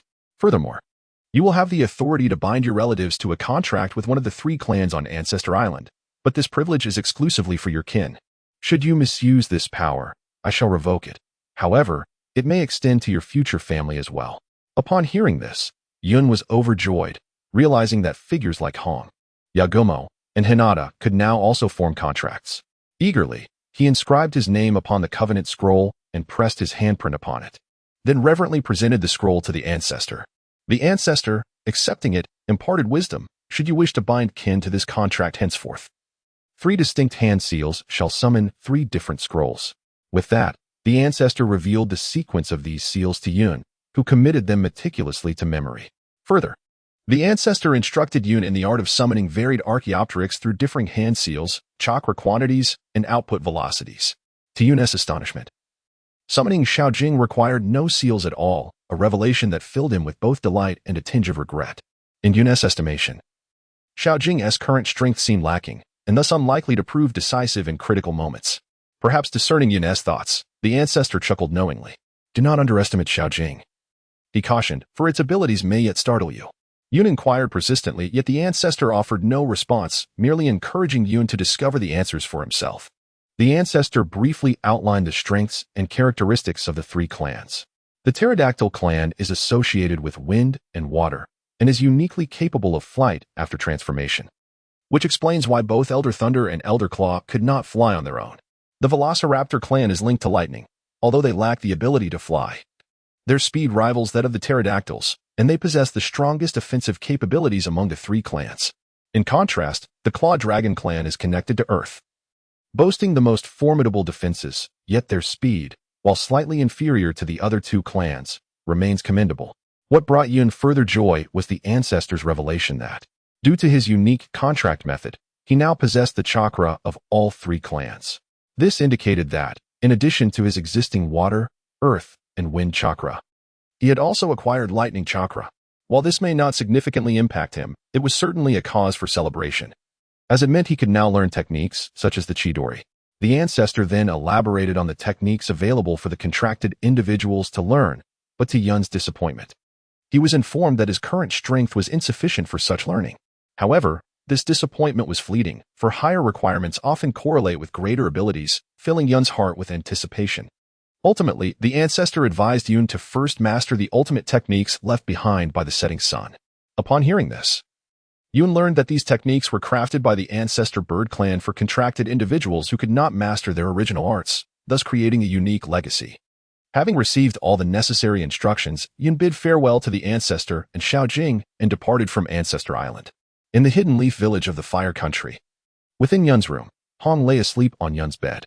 Despite Yun having left a message, his absence stretched to 20 days, causing Hong to feel a twinge of concern. Consequently, since the 10th day, Hong had taken to sleeping in Yun's room, eager to be the first to see him upon his return. This time, perhaps due to the completion of their contract, Yun's arrival was not accompanied by the radiant brilliance of previous occasions. Instead, he manifested quietly, akin to a typical reverse summoning technique. At first glance, he beheld Hong resting on the bed, and rather than surprise, he was engulfed in a wave of deep emotion. Yun quietly approached, crouching beside Hong, his gaze traversing her flawless face, delicate features, porcelain skin, and curvaceous form. In that moment, Hong seemed to emanate an enigmatic allure that ensnared Yun completely. As Yun's eyes returned to Hong's face, he noticed her eyes flutter slightly, as if on the verge of waking, yet her eyelids struggled momentarily before ultimately remaining closed. Hong's exquisitely charming nose twitched as she inhaled deeply, seemingly catching a whiff of something familiar. Her lips curled into a gentle smile as she murmured, "Yun, you're back. Come here, let your sister hold you." The cloud remained oblivious to what Hong was dreaming of at that moment. The scene before him evoked memories of his childhood. At that time, his parents had already passed away, and every night after completing her tasks, Hong would lie beside Yun, gazing at him just as he was being observed now. Occasionally, when Yun would awaken, he would find himself enveloped by the love reflected in Hong's eyes. In those moments, he often pondered that having his sister by his side was more than sufficient. It was during that time that Yun resolutely vowed to protect his sister at all costs. The clouds gazed silently at Hong. As Yun's eyes lingered once more upon Hong's lips, whether illusion or reality, an insatiable thirst arose within him. His gaze remained fixated on those crimson lips, an overwhelming desire to press his own against them. At this moment, reason waged war against temptation. On one side stood his own elder sister, on the other an irresistible allure. Ultimately, desire triumphed over rationality. Just one kiss. He reassured himself, such affection between siblings is perfectly ordinary. The clouds gradually lowered their heads, inching closer to the crimson lips. At last, their lips met. And in that fleeting moment, Yun felt as if jolted by an electric shock, swiftly retreating from the embrace. Afterward, he gazed at Hong, reassured to find that she remained in slumber. With a sense of guilt, he quietly exited his room and made his way towards hers. What Yun did not notice was that, after his departure, Hong, who had been peacefully slumbering in bed, gradually opened his eyes and softly murmured, "Silly brother," while gazing in the direction Yun had left. Chapter 47. The following morning, upon awakening, Yun heard the commotion outside and realized that Hong was already awake.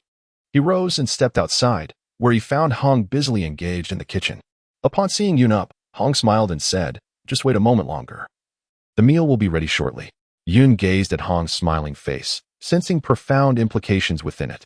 The events of the previous day flashed through her mind, causing her cheeks to flush.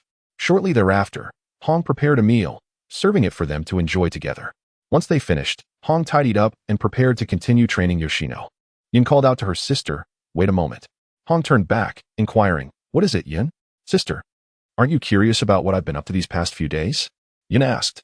"Why would I be curious? Whatever it is, you will surely share it with me in due time, so there is no need for me to rush. Besides, I prefer it when you tell me voluntarily."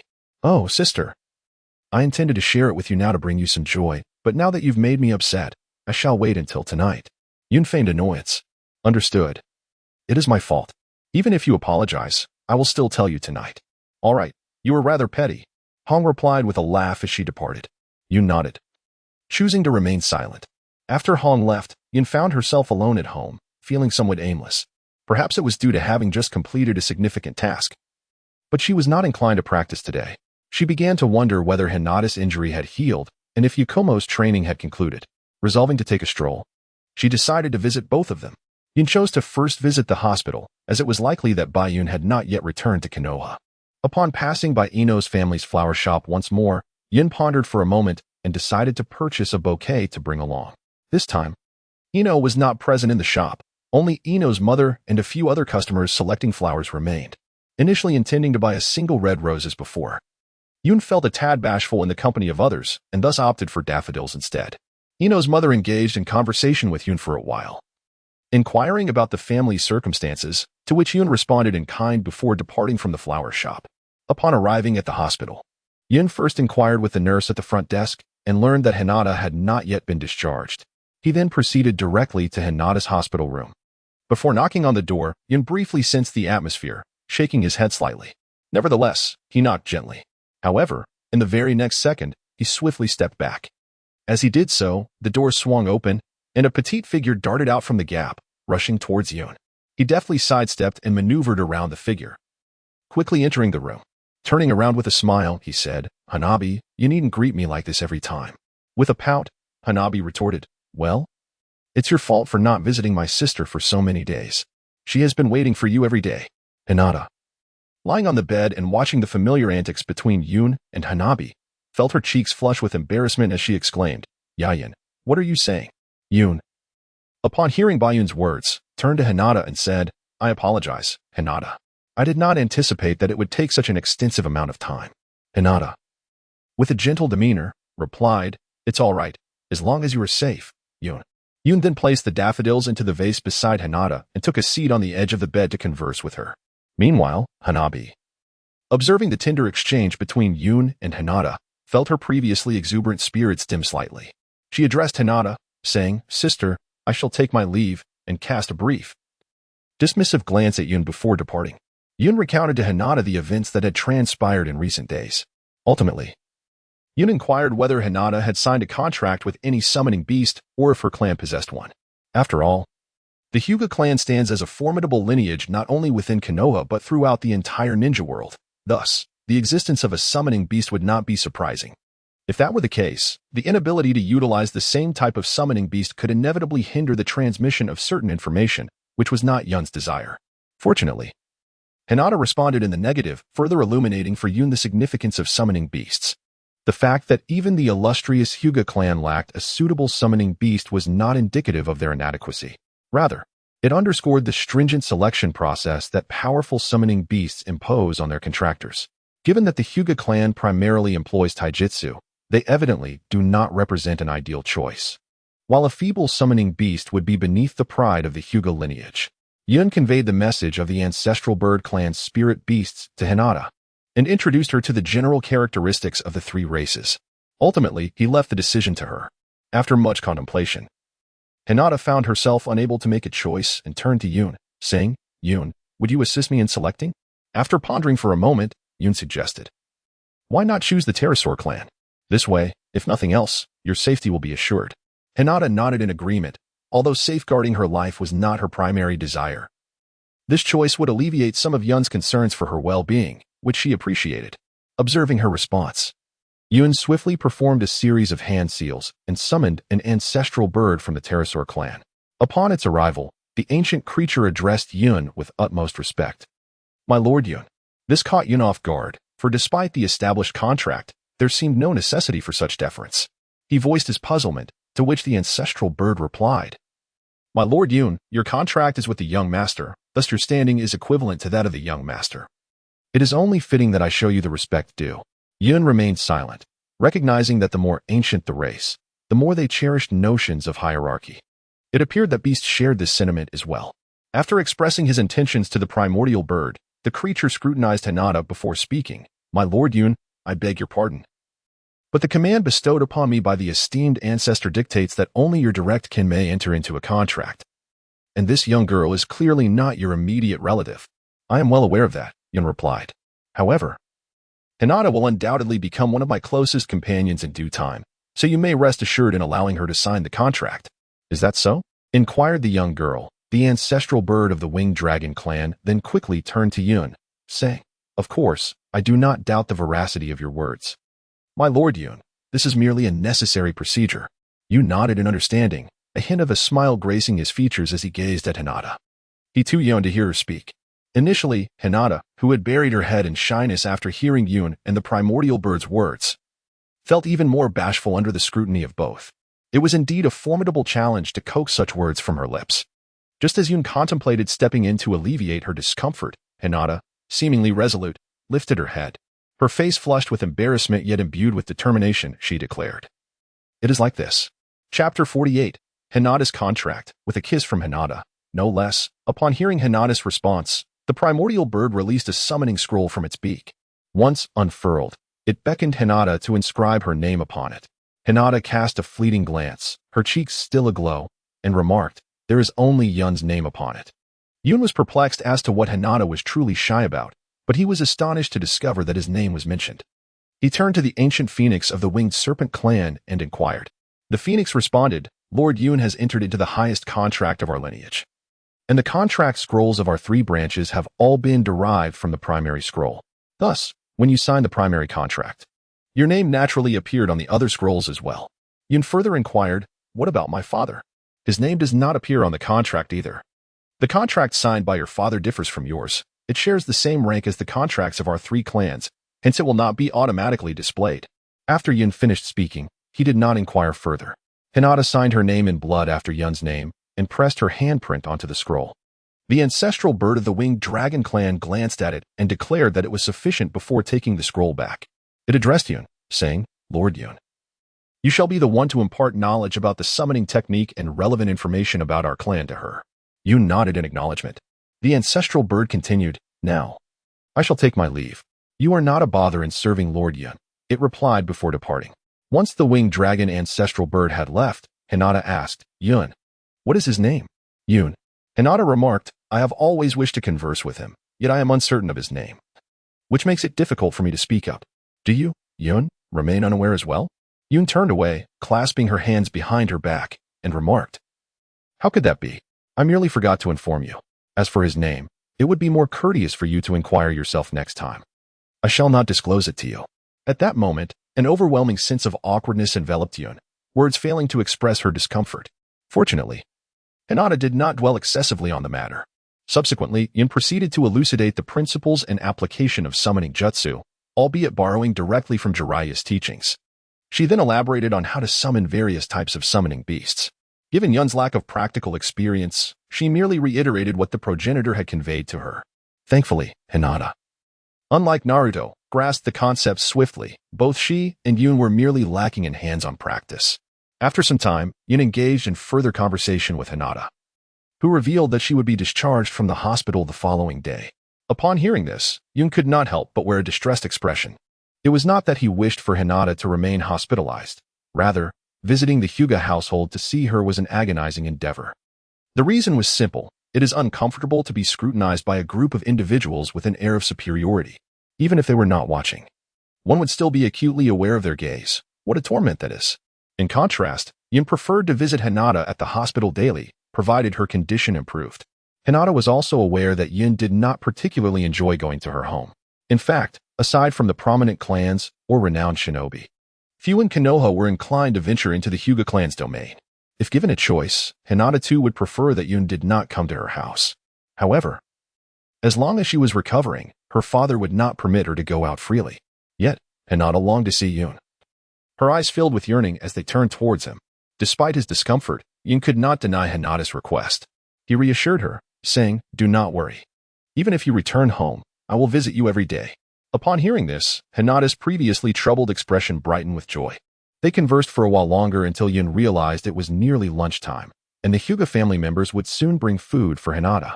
Remembering he still needed to find Yakumo, he bid her farewell. Naturally, Hinata allowed him to leave, but just as Yun was about to rise, she grasped his sleeve. Yun gently stroked Hinata's head and asked, What is it, Hinata? I promise I will come to see you tomorrow. Hinata, still holding onto his sleeve, lowered her head and said, Yun, please close your eyes. Although somewhat puzzled, Yun obediently closed his eyes as Hinata requested. The girl who had been clutching the hem of his garment released her grip and lifted her gaze toward him, as if steeling her resolve. Slowly, she leaned forward and pressed a fleeting kiss upon his cheek before attempting to retreat hastily. However, just as Hinata sought to withdraw, Yun, who had initially kept his eyes shut, opened them abruptly and encircled her with his arms. You can't just ambush me and leave like that, he murmured. I'll have to retaliate. Flushed crimson within his embrace, Hinata stammered, Tate, that wasn't my intention. It was just an accident. Then I suppose I'll have an accident too. Yun replied before capturing her lips with his own. The sensation was unlike his encounters with Kurenai. Hinata's lips bore a delicate, tender texture, reminiscent of moistened candy wrappers. Devoid of the electrifying transience he had experienced before. There was no tension, only a sweet floral fragrance, intoxicating and irresistible, compelling him to savor her further. Pressed against Yun's chest, Hinata's slender frame trembled slightly. Her widened eyes reflected momentary shock before the flush on her cheeks softened into a gentle pink. Yun lost himself in the moment until Hinata, breathless, pushed against him weakly. Reluctantly releasing her, he watched as she recoiled like a startled fawn.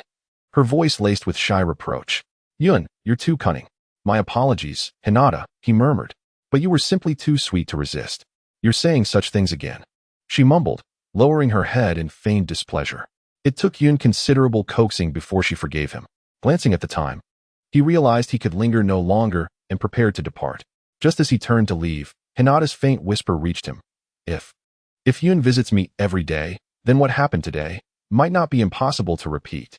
Overjoyed, Yun spun around, only to find Hinata already burrowed beneath her blankets. In that instant, his heart bloomed with boundless delight, as though 10,000 flowers had unfurled within him. After Yun left the ward, Hinata, curled up in her blanket, peeked out again. Unconsciously, She extended her tongue to lick her lips. But as if suddenly aware of her actions, her face flushed once more, and she burrowed back into her cocoon of blankets. As Yun exited the hospital, it was the hour of lunch. He encountered a member of the Hyuga clan delivering a meal to Hinata, but chose not to greet her and continued on his way. Once outside, Yun reflected that Hong would not return for lunch, prompting him to decide to indulge in a bowl of ramen at Ichiraku. In his previous life, he had a particular fondness for noodle dishes, and Ichiraku's offerings were indeed to his taste, leading him to frequent the establishment alongside Naruto. However, it was usually Yun who bore the expense. Fortunately, Hong had generously provided Yun with ample pocket money, and on occasions when she was in good spirits, she would request him to purchase dango, leaving him with leftover coins that he never felt compelled to return. Thus, he was not financially strained when treating Naruto. Consequently, through these interactions, Yun had become quite a regular at Ichiraku Ramen.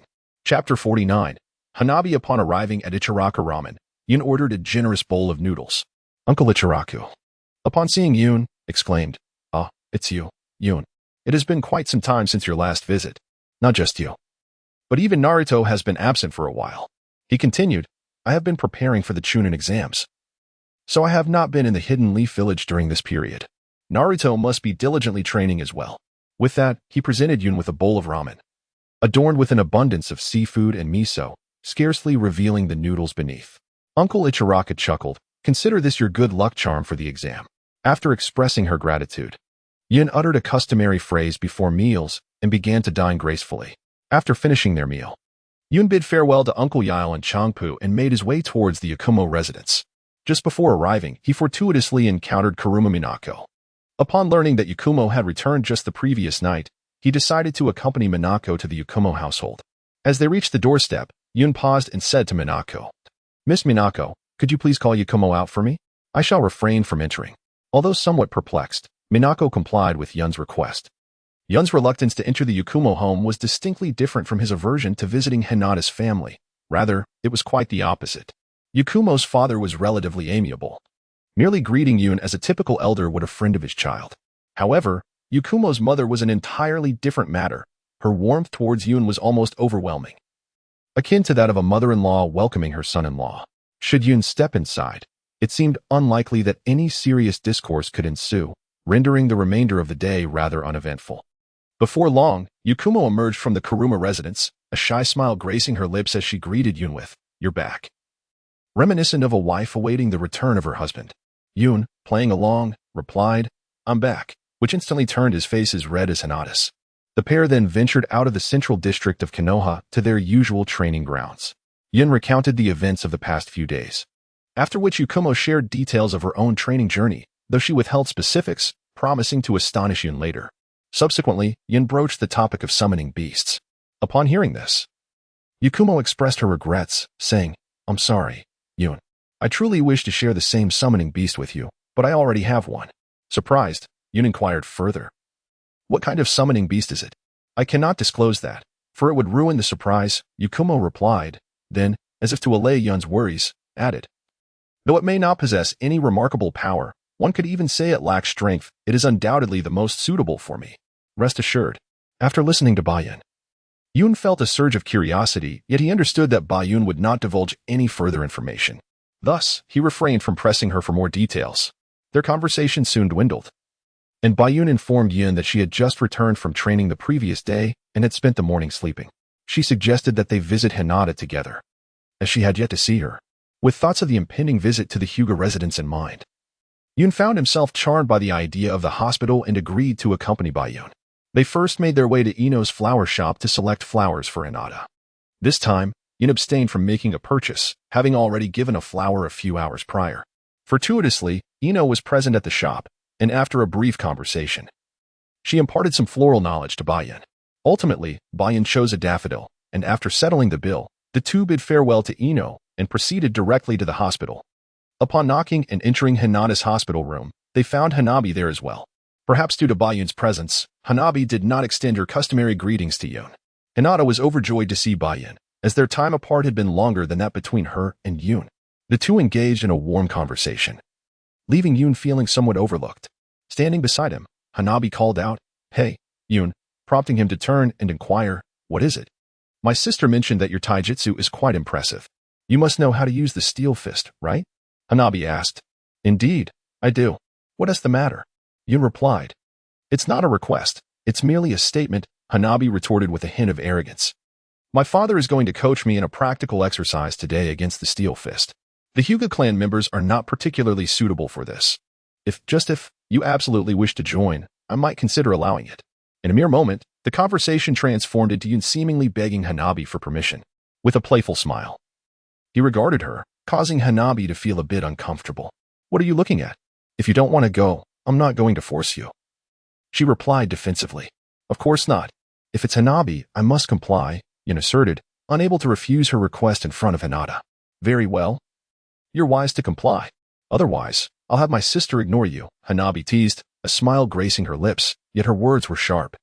This was typical of her demeanor. As the second daughter of a prominent family, she maintained politeness with everyone except for Yun, which led him to speculate whether Hanabi harbored some sort of complicated feelings towards him. Yun lingered in Hinata's hospital room for a while before departing the hospital alongside Hanabi. As the two reached the front desk, Yun suddenly halted, casting his gaze towards the entrance. Observing Yun's pause, Hanabi also came to a stop and turned to look at the door. There, approaching slowly, was Jiraiya, cradling what appeared to be an unconscious Naruto in his arms. Yun stepped forward to meet Jiraiya, calling out, Jiraiya-sama, while casting a questioning glance at the unconscious Naruto. Jiraiya, upon seeing Yun, smiled and reassured him, this guy is fine. He merely fainted from exhaustion. Just as Jiraiya finished speaking, the previously unconscious Naruto opened his eyes and declared, Who said I fainted from exhaustion? I'm perfectly fine. He then turned to Yun and added, Yun, I've summoned someone incredibly powerful. Next time, I will surely defeat you. Yun smiled and said, I understand. You should focus on your recovery for now. The exams are fast approaching, and I wouldn't want you to be unprepared by then. Of course. The latter part of Yun's statement was merely a jest, for with Naruto's remarkable healing abilities, such minor injuries would likely mend in no time. Stop pretending to be brave. You clearly need rest, Jiraiya remarked to Naruto before turning to Yun. I must take this fellow to recuperate. Our conversation must be cut short. Just as Yun was about to bid farewell to the two, Jiraiya glanced down at Hanabi and quipped, I didn't realize you had a preference for those younger than yourself. You certainly have my youthful spirit. With that, he chuckled lightly. Yun, momentarily taken aback by Jiraiya's comment, found himself at a loss for words. As he prepared to retort, he realized Jiraiya had already departed. Feeling a tad embarrassed, Yun turned to Hanabi, who had clearly overheard Jiraiya's words. Her cheeks flushed a delightful shade of pink, making her all the more endearing. Noticing Yun's gaze upon her, she shyly exclaimed, You are not a good person, before darting out of the room. The clouds linger in silence, a calamity unforeseen. Chapter 50. Sparring. Yun hurriedly caught up with Hua, who was briskly walking with her head bowed low. Fortunately, with the Byakugan, she was not concerned about colliding with others. Observing this, Yun refrained from calling out to her and simply followed closely behind. Thus, a scene unfolded on the streets of Konoha, a little girl, head down, running swiftly, with a slightly older boy trailing closely behind her. Due to Hua's rapid pace, the two soon arrived at the Hyuga clan's gathering place. Upon reaching this location, Hua slowed her pace, transitioning to a more casual walk, and lifted her head. After all, she was the second daughter of the Hyuga main family, and it would be quite unbecoming for her to maintain a lowered head within her own clan. This alleviated Yun's concerns. If the Hyuga clan members were to witness their second daughter seemingly being bullied and running ahead, Yun would undoubtedly face dire consequences. With his current strength, he was ill-equipped to withstand the scrutiny of the Byakugan surrounding them. The two walked leisurely towards Hinata's residence. Much like the Yakumo family, Hinata's home was situated at the very center of the Hyuga gathering place. Along the way, every Hyuga clan member who encountered Hua greeted her with a bow before continuing on their way. Hua reciprocated each gesture with a nod of acknowledgement. Before long, the pair arrived at Hinata's home. Upon seeing Hua return, a servant from the Hyuga household rushed over to greet her, saying, Second miss. The Lord has instructed that you go to the training ground to await him. The servant then turned to Yun and remarked, Young Master Yun, it has been quite some time since your last visit. Yun replied, I have been away from the village for a period of cultivation. Following this, the servant withdrew once more. The clouds accompanied Hanabi to the training grounds, where the sun had yet to rise. However, neither Hanabi nor the clouds displayed the casual demeanor they exhibited outside. Hanabi's demeanor was shaped by her father's stringent expectations, while the clouds were purely motivated by the desire to leave a favorable impression on their future father-in-law. At a side table in the training area, Hanabi prepared a cup of tea for the clouds. Upon receiving it, the clouds took a sip and remarked with a smile, "I never expected you to brew tea so well, Hanabi. I always thought your talent lay solely in soft fists." Hanabi cast a slightly disdainful glance at the clouds and replied, "Of course. While I may not rival my sister, I have indeed studied various skills." The clouds simply smiled in response, choosing to savor the tea in silence. As the final sip of tea approached, Lord Hizashi arrived. Both father and Hizashi quickly rose to greet him. Hizashi nodded and addressed Yun, saying, "Yun, I would appreciate your assistance in training Hanabi today. It is my honor." Yun replied, bowing his head. Hizashi, evidently pleased with Yun's response, nodded and declared, "Very well, let us commence. You two need only to engage in earnest combat. Do not fear injuring one another, but Yun, you are permitted to use only your taijutsu." The two nodded in understanding and took their positions in the arena. Upon Hizashi's command to begin, they launched towards one another, exchanging blows in a fleeting instant. After a brief flurry of encounters, they momentarily withdrew. Yun glanced at the slight creases in the hem of his garment and furrowed his brow briefly, but quickly restored his composure. Hizashi, having noticed this, remarked to Yun, "Do not underestimate Hanabi. Although she is young, she is undeniably a prodigy of the Hyuga clan, second only to Niji. In terms of strength, Hanabi slightly surpasses Hinata." Yun nodded slightly, acknowledging that he had indeed underestimated Huohua. His attack speed and focus had not been exerted to their fullest extent, nearly resulting in injury during their close quarters encounter. Fortunately, Yun had managed to accelerate just in time, though his garment was grazed. Huohua regarded him with a hint of provocation, to which Yun responded with a smile, declaring, "Huohua, I shall now give it my all. Do take care." With that, Yun launched himself towards Huohua once more, this time with a velocity nearly double that of his previous attempt. At this moment, his mental energy enveloped his entire being.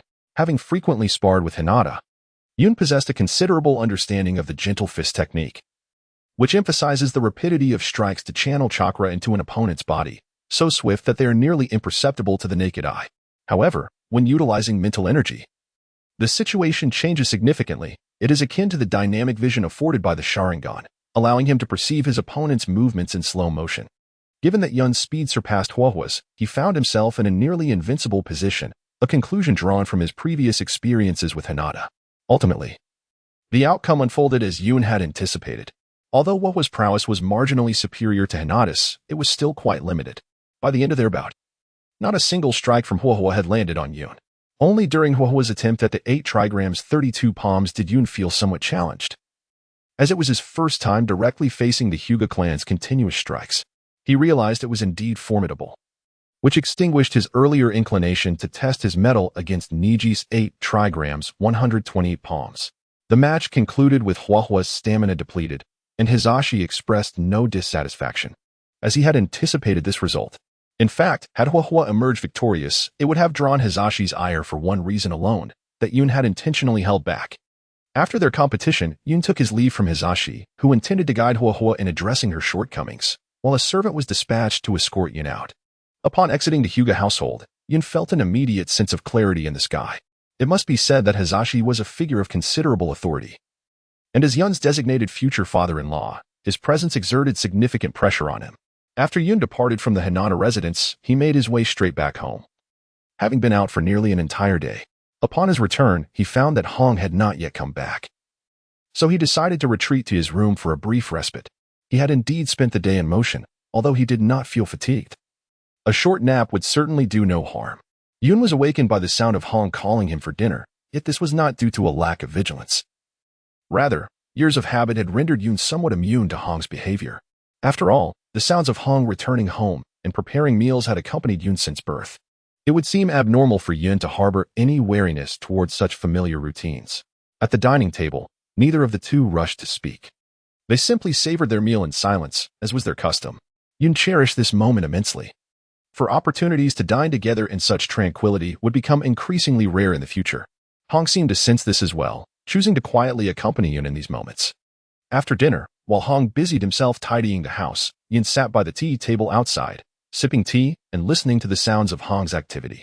For reasons he could not quite grasp, Yun felt a profound sense of intoxication. He began to understand the essence of simple happiness. Raising his gaze to the sky, he beheld the luminous moon, gracefully suspended above, exuding an extraordinary beauty. He pondered how many could foresee the impending turmoil in the ninja world that would revolve around this very moon, and how many would survive it. Yun questioned whether he would endure, considering even the formidable Jiraiya and pain would eventually depart. Yet, one unwavering resolve resided in Yun's heart, to protect those he cherished. Chapter 51. The current state. At some point, Hong, having tidied up, sat beside Yun, observing the weight of contemplation on Yun's face as he gazed skyward. In Hong's memory, whenever Yun looked up at the sky, a hint of melancholy, unusual for his age, would flicker across his features. Hong chose not to pry further. Silently wrapping his arms around Yun. Lost in thought, Yun suddenly felt the warmth of Hong's embrace but did not resist. Instead, he nestled closer, finding comfort and solace in that moment. Breathing in the fragrant scent emanating from Hong, he became entranced. Hong remained silent, simply holding Yun as they both gazed at the heavens. After a considerable time, Yun, nestled in Hong's arms, softly declared, "Sister, I will always protect you, without fail." Hong responded with a gentle affirmation, "And I will undoubtedly protect you as well." Once again, a prolonged silence enveloped them. Yet their unspoken sentiments were perfectly conveyed in that stillness. "All right, sister. Now I must tell you about the events of the past 20 days. Yun said as he rose from Hong's embrace. "Coincidentally, I have some things to share with you as well." "Please, go ahead," Hong replied. Yun then recounted the happenings concerning the Ancestor Island and the Ancestor Bird, ultimately inquiring about the summoning beast he wished to contract. After a moment of contemplation, Hong remarked, "I shall choose the Velociraptor. It seems most suitable for me." Yun inquired, "Why not choose the pterosaur? This would help avert numerous dangers." Hong chuckled softly in response, "Sister, I am a Jonin. Ordinary threats pose little challenge to me. Moreover, my selection of the Velociraptor was made with careful consideration. What I currently lack most is a technique for delivering a decisive blow, and the attributes of the Velociraptor align perfectly with my needs.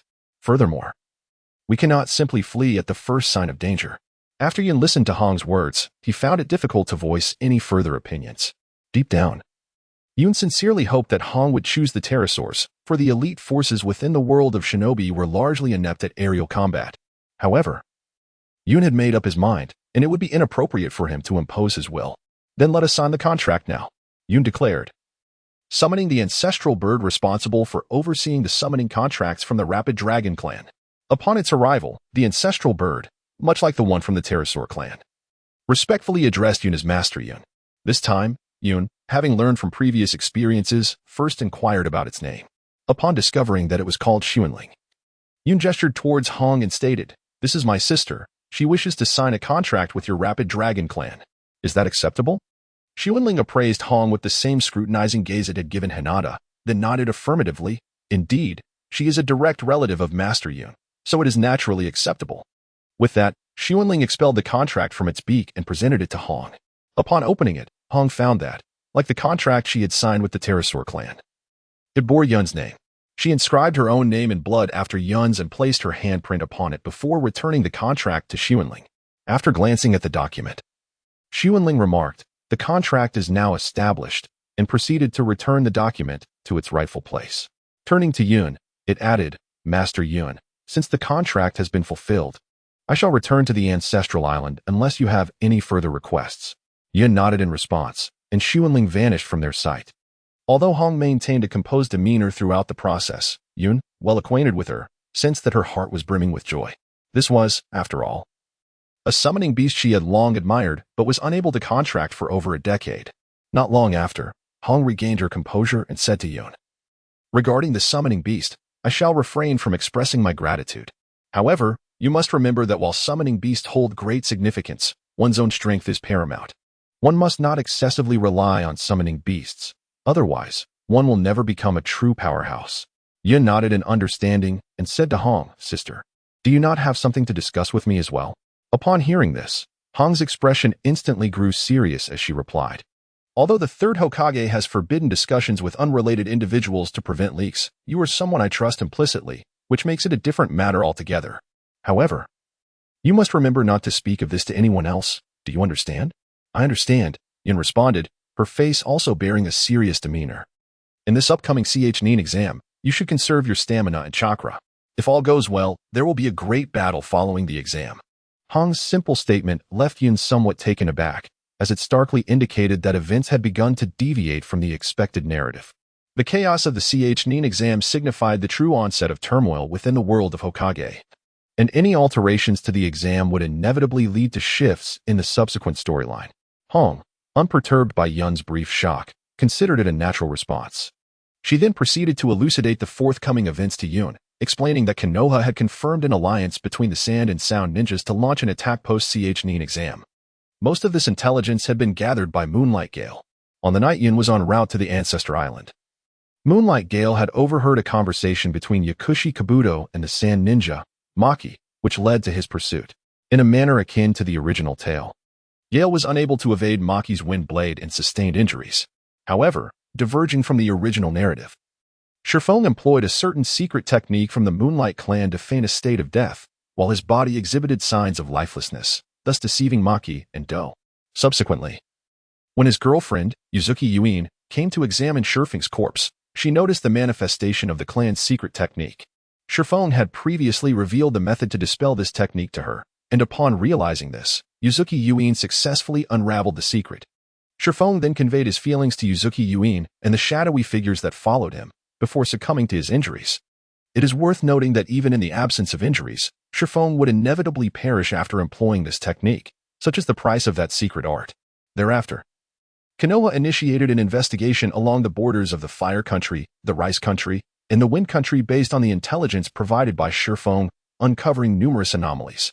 Simultaneously, Konoha received reports from spies in the Sand Village indicating preparations for war, alongside a series of events pertinent to Konoha. Following a comprehensive analysis of the relevant intelligence by Konoha's higher-ups in the intelligence department, a conclusion was reached. The Sand Village intended to ally with the Sound Village to wage war against Konoha. Upon hearing this, Yun's astonishment grew even more profound. The changes appeared to be quite numerous. However, this was ultimately advantageous for Yun, as Konoha's thorough preparations would likely mitigate their losses. As a member of Konoha, Yun naturally wished for its prosperity. Had he not feared suspicion, he would have considered informing the third Hokage himself. After Hong concluded her remarks, she reiterated her caution to Yun not to disclose this information to others, to which Yun once again acquiesced. The two then engaged in a discussion about topics related to the Chunin exam, and when the time drew near, they returned to their respective quarters to rest. Chapter 52. Before the exam the following morning, neither Yun nor Hong broached the subject of the impending assault by the Sand and Sound villages. Each preoccupied with their own affairs. Hong continued her training with Shino while also participating in various pre-war defensive measures. Meanwhile, Yun focused on mastering the summoning technique during his usual practice sessions. As for the illusion technique left by Yun's father, the sunset technique, Yun merely glanced at it, recognizing that it could not be grasped in just a few days. Thus, he decided against delving deeper into it. Yun planned to dedicate concentrated time to learn it fully after the Chunin exam, for a half-hearted understanding would only serve to distract him. Regarding the training of the summoning technique, a few days had sufficed for Yun to attain proficiency. In addition, he learned about Xiao Jing's abilities and finally comprehended why the progenitor had remarked that Xiao Jing's power would astonish him.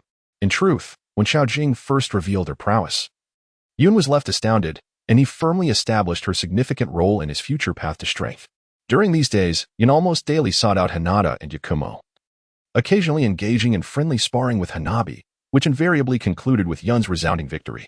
The only disappointment for Yun was that Hinata's promise remained unfulfilled, primarily due to the lack of favorable circumstances. Yet, he accepted this with resignation, reminding himself that time was still on his side. Yun took a moment to visit Naruto, who was recuperating in the hospital. Naturally, he did not bring flowers, but in compensation, he brought several bowls of Ichiraka ramen, which filled Naruto with immense joy, alleviating some of the gloom that accompanied his hospitalization. During his time at the hospital, Yun also met Jiraiya several times and inquired about the knowledge of summoning jutsu. Perhaps due to the unimportance of the information or his connection to Yun's father, Jiraiya elaborated in detail on the subject. A significant factor contributing to Yun's swift mastery of the summoning technique within just a few days.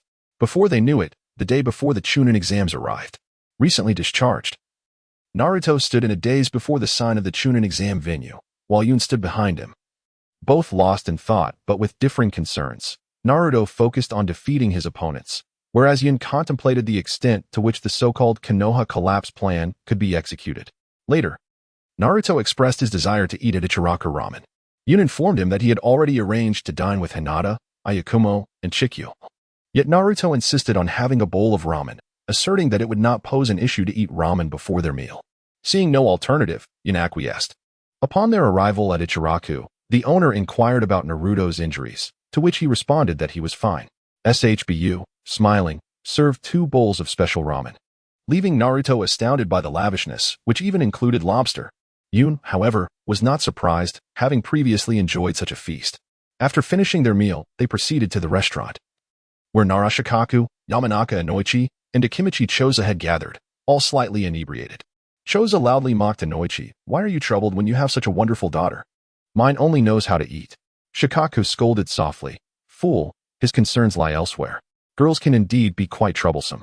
Inoichi nodded, lamenting, "No matter what. She just doesn't understand." Shikaka sighed, "Being a man is truly difficult." Choza smirked, "As if I'm the only villain here." He then opened the menu and ordered a plethora of dishes. When Yun and Naruto entered, the first sight that greeted them was the 3 of them. Yun greeted each one in turn, and upon realizing that both Yun and Naruto had entered the official competition, they encouraged them to do their best. Rakuji took another sip of his drink and remarked, "By the way, who are your opponents?" Yun and Naruto were momentarily speechless. Although Shikaku was unaware of Naruto's opponent, it was perplexing that he was also oblivious to his own son's rival. Naruto thought to himself how foolish Shikamaru's father was, while Yun contemplated the notion of heredity, realizing that Shikamaru's lethargy was indeed inherited. Upon Naruto revealing his opponent, Yun was about to respond when the door swung open, and Shikamaru entered. Dingzwa invited him to order as well, prompting Shikamaru to sigh. Even at this hour, the 3 of them still had the leisure to indulge in drinks. Shikamaru approached, urging his father to return home promptly. Shikaku declined, expressing that women were quite troublesome, and returning home would only lead to more noise. Shikamaru complained that today was not a festival, yet they were consuming so much alcohol. Shikaka remarked that each Chunin exam was a celebration for Konoha. Shikamaru retorted that he, being Shikaku's son, was to participate in the upcoming exam. Shikaku, puzzled, asked whether he was indeed competing. Shikamaru nearly fainted, exclaiming, "How much have you had to drink, Dad?"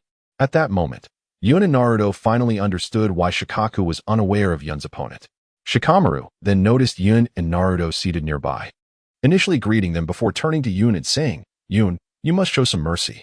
Shikaku interjected, "Could it be that Shikamaru's opponent is Yun?" Shikamaru, in exasperation, replied, "You just figured that out." Subsequently, Shikamaru, Shikaku, Dingzwa, and Inoichi departed in succession. Shortly after, Hinata and Yagura arrived together, followed closely by Chizen. The group shared a meal, during which Naruto and Chizen boasted about their recent power enhancements. Finally, Yun reminded everyone to prepare adequately for the next day. Yagura and Hinata, having presumably received notifications, displayed no signs of surprise. Trusting Yun, Chizen nodded earnestly, while Naruto remained bewildered. Nevertheless, Yun was not concerned about Naruto. If anyone were to be least likely to encounter trouble, it would surely be him. That day, the Wind Shadow also arrived in Konoha, ready to witness the competition the following day. The 3rd Hokage stood on the high platform, silently observing, wondering if the event was about to commence. That night, many found it difficult to sleep. Yun lay in bed, restless, uncertain of how the events would unfold the next day. His feelings for Konoha ran deep, and he naturally wished to see it spared from further suffering. Tossing and turning, he found himself unable to slumber, prompting him to rise and stroll into the courtyard. As he stepped out of his room, he noticed the door to Sakura's room opening, and she emerged, saying, "Can't sleep, can you?" Yun nodded slightly, and Hong comforted him, saying, "There is no alternative. After all, tomorrow you may encounter your very first battle. Although it may not reach the level of a full-blown war, it will surely come as a shock to you." After spending some time conversing, Hong suggested, "Why don't we sleep together tonight? It will save you from sleep deprivation tomorrow." Yun did not refuse. He had shared countless nights sleeping alongside Hong since childhood, and thus felt no embarrassment. Embracing Hong, he inhaled the familiar fragrance that enveloped her, and before he realized it, he drifted off into slumber. Chapter 53, the commencement of the 3rd examination at dawn the following day. As the first light of day began to permeate the sky, Yun awoke. By this time, Hong had already risen early and prepared breakfast.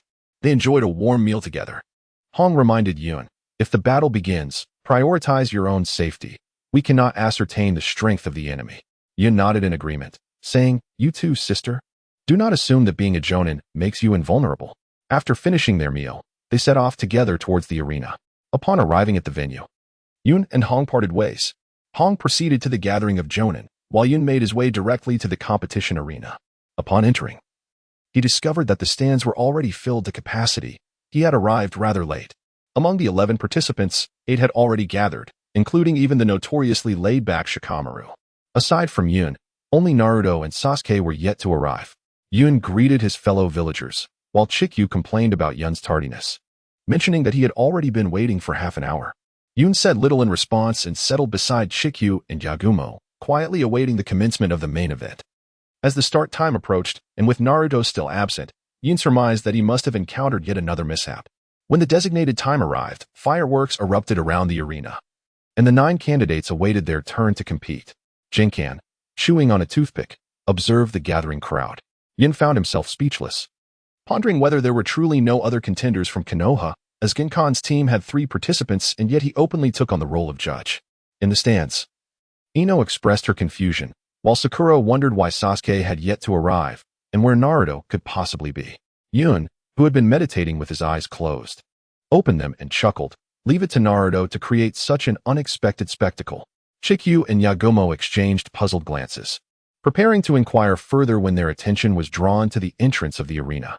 They beheld a throng of Narutos huddled at the gate, surrounded by a frenzy of wild bulls, leaving the 2 guarding Chunin utterly dumbfounded. Amid the chaos, Naruto tumbled into the arena with a resounding thud. Laughter erupted from the stands. Sakura and Ino gaped in disbelief, while Chikyu and Yagumo began to comprehend Yun's earlier remark. Chikyu rushed forward to help Naruto to his feet, who exclaimed, "The army of wild bulls has invaded. Everyone, flee." The crowd looked at him as if he were a fool, and it was only then that Naruto realized Sasuke was also absent. The raging bull outside was swiftly subdued by 2 Seichnin, who emerged from the encounter somewhat perspiring. Under the guidance of Ginma, the other candidates finally noticed that the stands above were filled to capacity, resounding with cheers. Ginma informed them that in this examination, they were the protagonists. At the highest point, the Hokage was reporting to the 3rd Hokage about the inability to locate Sasuke. As he spoke, the masked Kazekage arrived, accompanied by 2 Jonin. The trio from Sunagakure also noticed, with Temari and Kankuro displaying signs of anxiety, while Gaara's expression turned to one of anger. The 2 Kage exchanged pleasantries, with the Kazekage urging the 3rd Hokage to swiftly decide upon the 5th Hokage's successor. The 3rd Hokage laughed heartily, asserting that he could still hold his position for another 5 years. He then addressed the crowd through a microphone, announcing that 11 candidates had passed the Seichnin preliminary exam, and the formal matches would now commence. The Kazekage noted the absence of one contestant. Ginma once again presented the match schedule for Naruto and the others to confirm, to which Naruto inquired about Sasuke's tardiness. Ginma replied that if Sasuke had not arrived before his match, he would be deemed to have forfeited. Yun is aware of the training sessions involving Sasuke and Kakashi. Recently, during his own training, he happened upon them, though their interactions were minimal. Naruto found it peculiar that, given Sasuke's nature, he would undoubtedly show up, even if injured. Sujin informed them that the competition rules mirrored those of the preliminary exams, continuing until one party is defeated, incapacitated, or concedes defeat, even unto death. Once the referee renders a verdict, no further actions are permitted. In the stands, Sakura and Ino expressed their concerns for Sasuke. Ino suggested that Sakura should cheer for Naruto instead, as Sasuke might arrive shortly. Hinata and Hong sat together in the stands, supporting both competitors, while the other team leaders, aside from Kakashi, had also gathered. Sujin announced the official commencement of the match, with the first bout being Yun versus Nara Shikamaru. After Sujin's declaration, the other participants vacated the arena, leaving only Yun and Shikamaru. Shikamaru sighed, addressing Yun, "I had intended to forfeit right away, but Asuma-sensei adamantly opposed that notion. Therefore, I find myself compelled to compete." Yun smiled and reassured, "Rest assured, I shall show mercy." As Xianjian announced the commencement of the match, Yun swiftly charged towards Shikamaru. Just as it appeared he would strike, Yun abruptly retreated. His initial intention was to swiftly subdue Shikamaru, given that the latter had unleashed his clan's shadow techniques and possessed exceptional intellect, rendering everything else trivial. However, having witnessed Yun's speed, Shikamaru anticipated this possibility. At that moment, he found himself encircled by shadows, fully in a defensive stance. Had Yun truly advanced in that instant, he might have been ensnared by the shadows. For he could not ascertain whether his speed surpassed that of Shikamaru's shadows at such close proximity. Of course, Shikamaru was aware of this. Yet his sagacity ensured that Yun could not deduce the outcome. Recognizing he was not Yun's match, Shikamaru exhibited no inclination to strike first. Meanwhile, Yun found himself in a quandary, contemplating how to secure victory while conserving chakra and avoiding harm to Shikamaru. The strategy employed by Shikamaru was precisely what made him most difficult to contend with. Yun pondered deeply for a moment, as if having made a resolute decision, and swiftly formed the necessary hand seals. Observing this, Naruto exclaimed, "Isn't that my shadow clone technique?" As Naruto's words echoed, Yun's shadow clone technique was fully executed. Naruto, glancing at the 3 clones with a hint of smugness, remarked, "Is that all? You only managed to produce 3 clones, while I can create dozens in a single go." The others around him regarded Naruto with expressions of incredulity, as Neji disdainfully retorted, "The strength of the shadow clone technique is not measured by quantity. Your weakness necessitates the creation of numerous clones." Naruto, promptly feeling indignant, attempted to argue with Neji, but the latter dismissed him, leaving Naruto to continue his soliloquy in boredom, ultimately surrendering to the futility of the exchange. One of the clones of Cloud swiftly hurled a shuriken towards Shikamaru. Just as the shuriken was about to pierce Shikamaru, the clone was ensnared by Shikamaru's shadow and vanished. Observing this, Cloud chuckled slightly. In the stands, the vigilantly turned to Guy and remarked, "Teacher Guy, it seems Shikamaru is destined to lose." Guy replied, "Unless something unexpected occurs, that will likely be the outcome." However, Asuma, who stood nearby, turned back and cautioned, "Do not underestimate Shikamaru." Chapter 54. Naruto Uzumaki vs. Neji Hyuga on the battlefield. Cloud's main body and the other 2 clones surged towards Shikamaru from different directions, rapidly closing the distance. In an instant, the first and second clones were swiftly dispatched, yet the main body of Cloud was poised to strike Shikamaru. There was no time for the shadows that had dealt with the first 2 clones to counterattack Cloud. At that moment, everyone, including Cloud himself, believed victory was assured. However, in the next instant, Cloud's movement suddenly halted. That was close. Shikamaru wiped the sweat from his brow and remarked, "Indeed, Cloud is formidable. I almost faced defeat." Yun smiled and remarked, as expected of Shikamaru, "Did you foresee my impending attack from the very beginning?"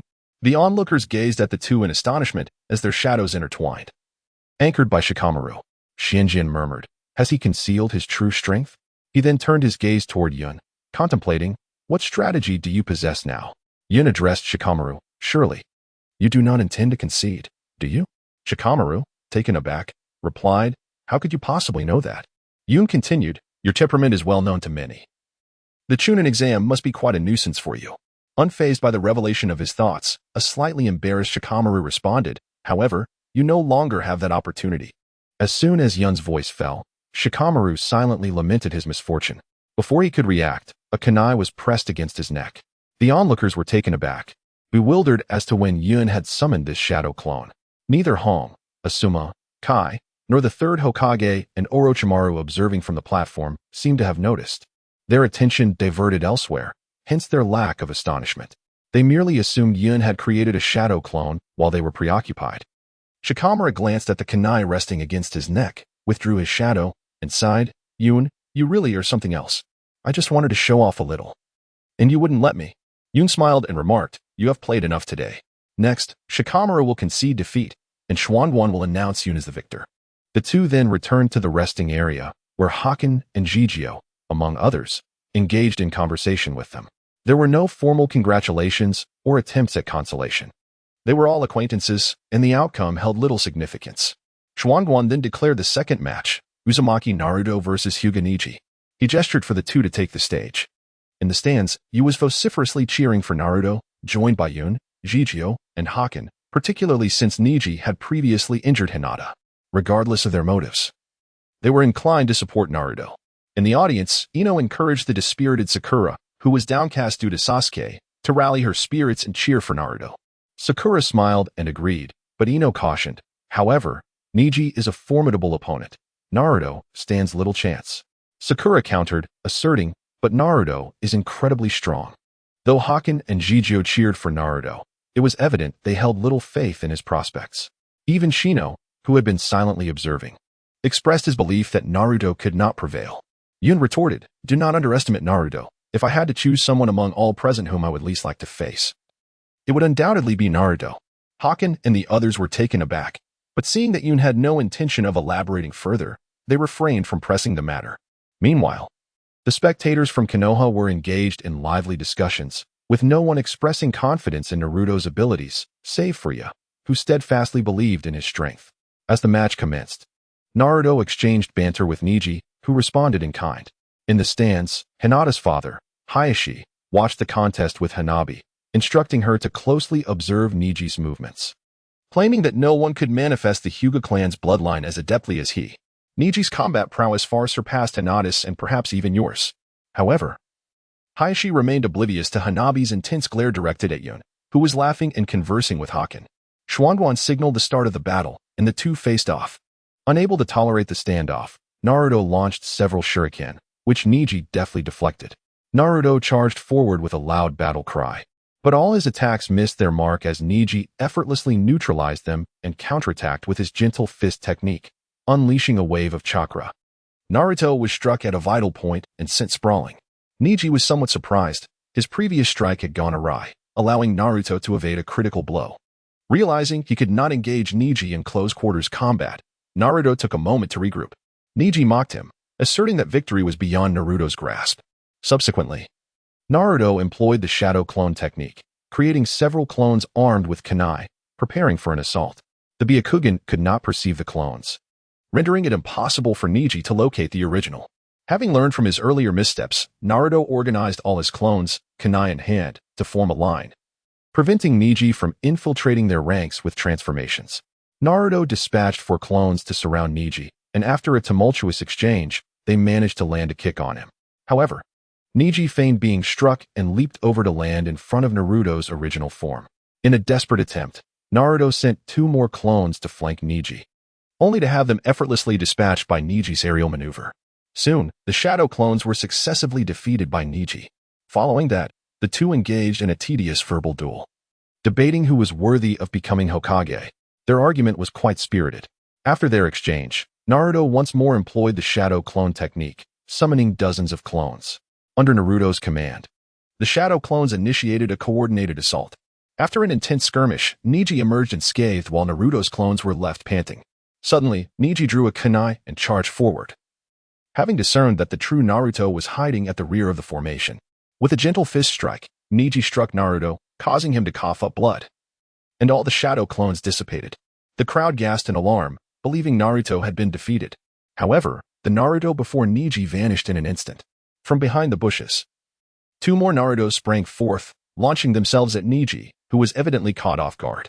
Naruto managed to reach Neji's side, leaving Neji no time to evade or defend himself. Yet, Neji executed the heavenly spin, successfully blocking both Narutos. Naruto was sent sprawling, and 1 clone vanished, leaving only the original Naruto rolling helplessly on the ground, while a large circular crater appeared beneath Neji's feet. Regaining his footing, Naruto activated the shadow clone technique once again. A multitude of shadow clones encircled Neji, trapping him in the center. Naruto was reluctant to believe that Neji's defense, akin to Hinata's, had no blind spots. However, the outcome left Naruto utterly astonished, as every single shadow clone was struck down by Neji's 8 trigrams palm. Subsequently, just as in the original narrative, Naruto was hit by Neji's attacks, unleashing the 9 tails within him. Afterward, he dug a hole and utilized strategy to overcome Neji, thereby proving his point. Amidst the crowd's astonishment, Shinjin declared Naruto the victor, while Neji was taken away by the medical team. Meanwhile, Hisashi followed closely behind, explaining the matter of the day to Neji. Ultimately, Neji granted Hisashi his understanding, and thereafter, Hisashi returned with Hanabi. In Chapter 55, the Sand Ninja who continuously forfeited, Naruto had returned to the resting area, where everyone congratulated him. The atmosphere following the exhilarating match between Naruto and Neji was charged with excitement.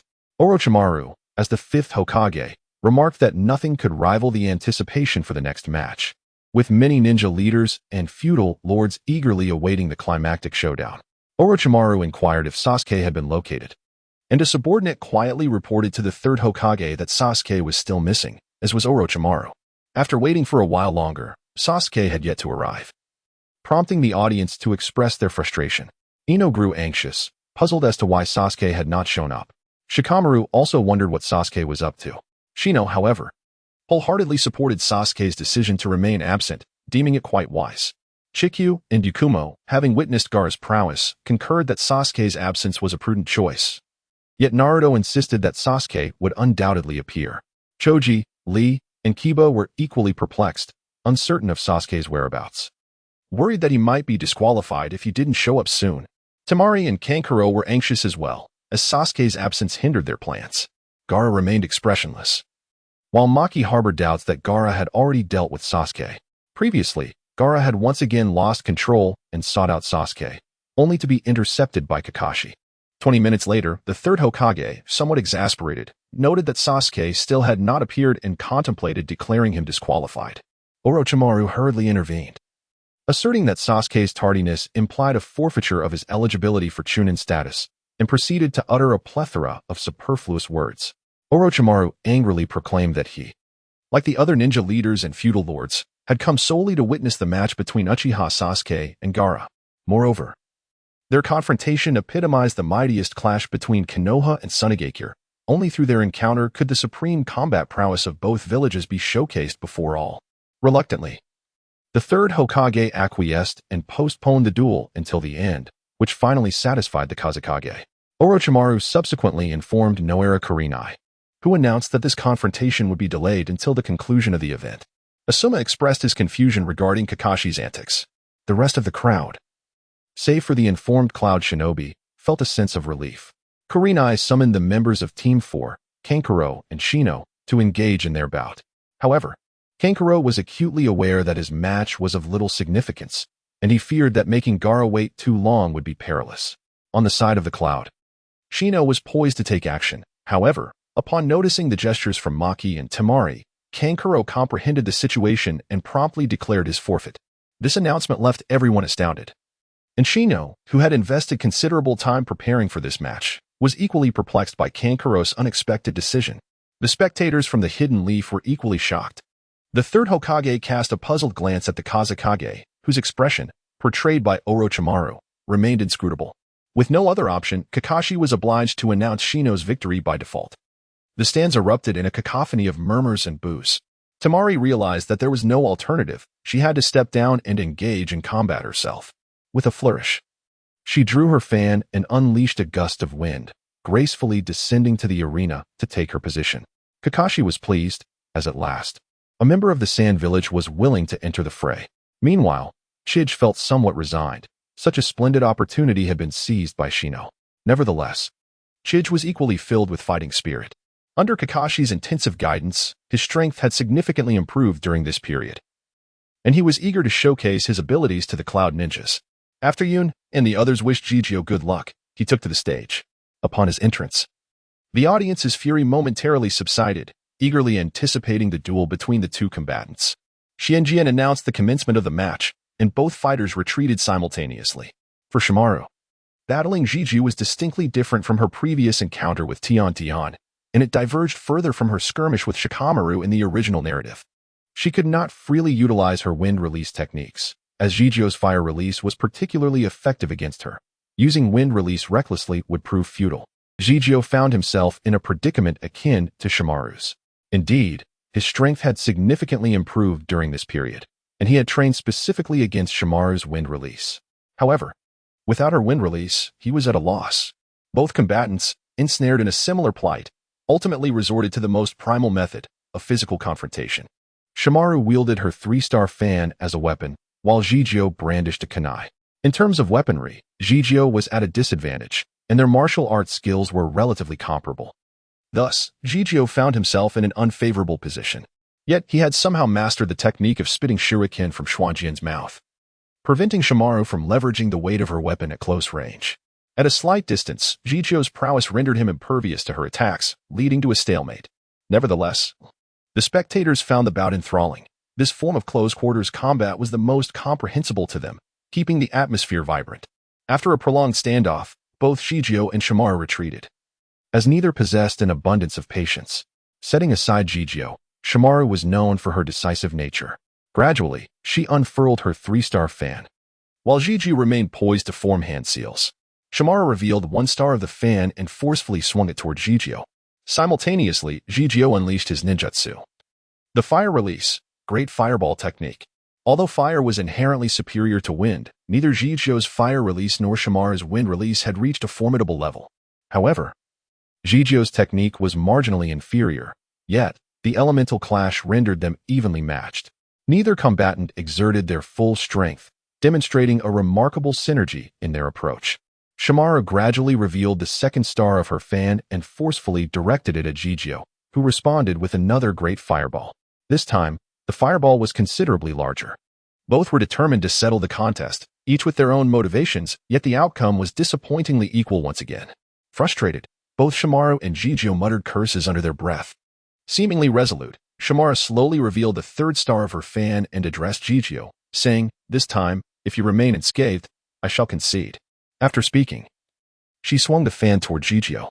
The intensity and range of the wind this time have significantly surpassed the previous encounters. However, Chikta remained unperturbed. Employing the fire release, Phoenix fire technique, several large fireballs surged towards Handoru, propelled by the wind. As fire clashed with wind, a cloud of smoke enveloped the area, revealing the figures of the two. Handoru emerged unscathed, yet Chikyu appeared somewhat disheveled. A closer inspection would reveal that Chikyu was also unharmed. Handora glanced at Chikyu and then back at Maki, who signaled her. Turning to Jinkan, Handora declared her surrender. Despite his reservations, Jinkan announced Chikyu as the victor. Chikyu's victory, albeit somewhat bewildering, did not diminish his spirits. He understood that, should the battle continue, he would undoubtedly be at a disadvantage against Handora. He speculated that Handoru had surrendered to conserve chakra, as prolonging the fight would lead to excessive chakra depletion, detrimental to future battles. By halting now, both could utilize the remaining time for recovery. Chapter 56, Sasuke vs. Gaara. Although yet another match concluded with a forfeit, the audience, having been captivated by the thrilling display of taijutsu and ninjutsu between Handoru and Chikyu, exhibited no signs of discontent. Instead, they reveled in the spectacle. Upon returning, Chikyu was greeted with congratulations from Yun and others. Although his victory was shrouded in ambiguity, it did little to dampen his mood. Yun urged Chikyu to swiftly recuperate his stamina and chakra.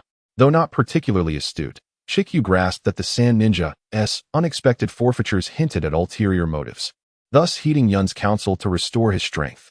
The audience's enthusiasm soared after the bout between Chikyu and Handoru, leading to animated discussions about the potential splendor of the upcoming main event. However, after a prolonged wait, Sasuke still had not arrived, prompting the third Hokage to consider canceling the match.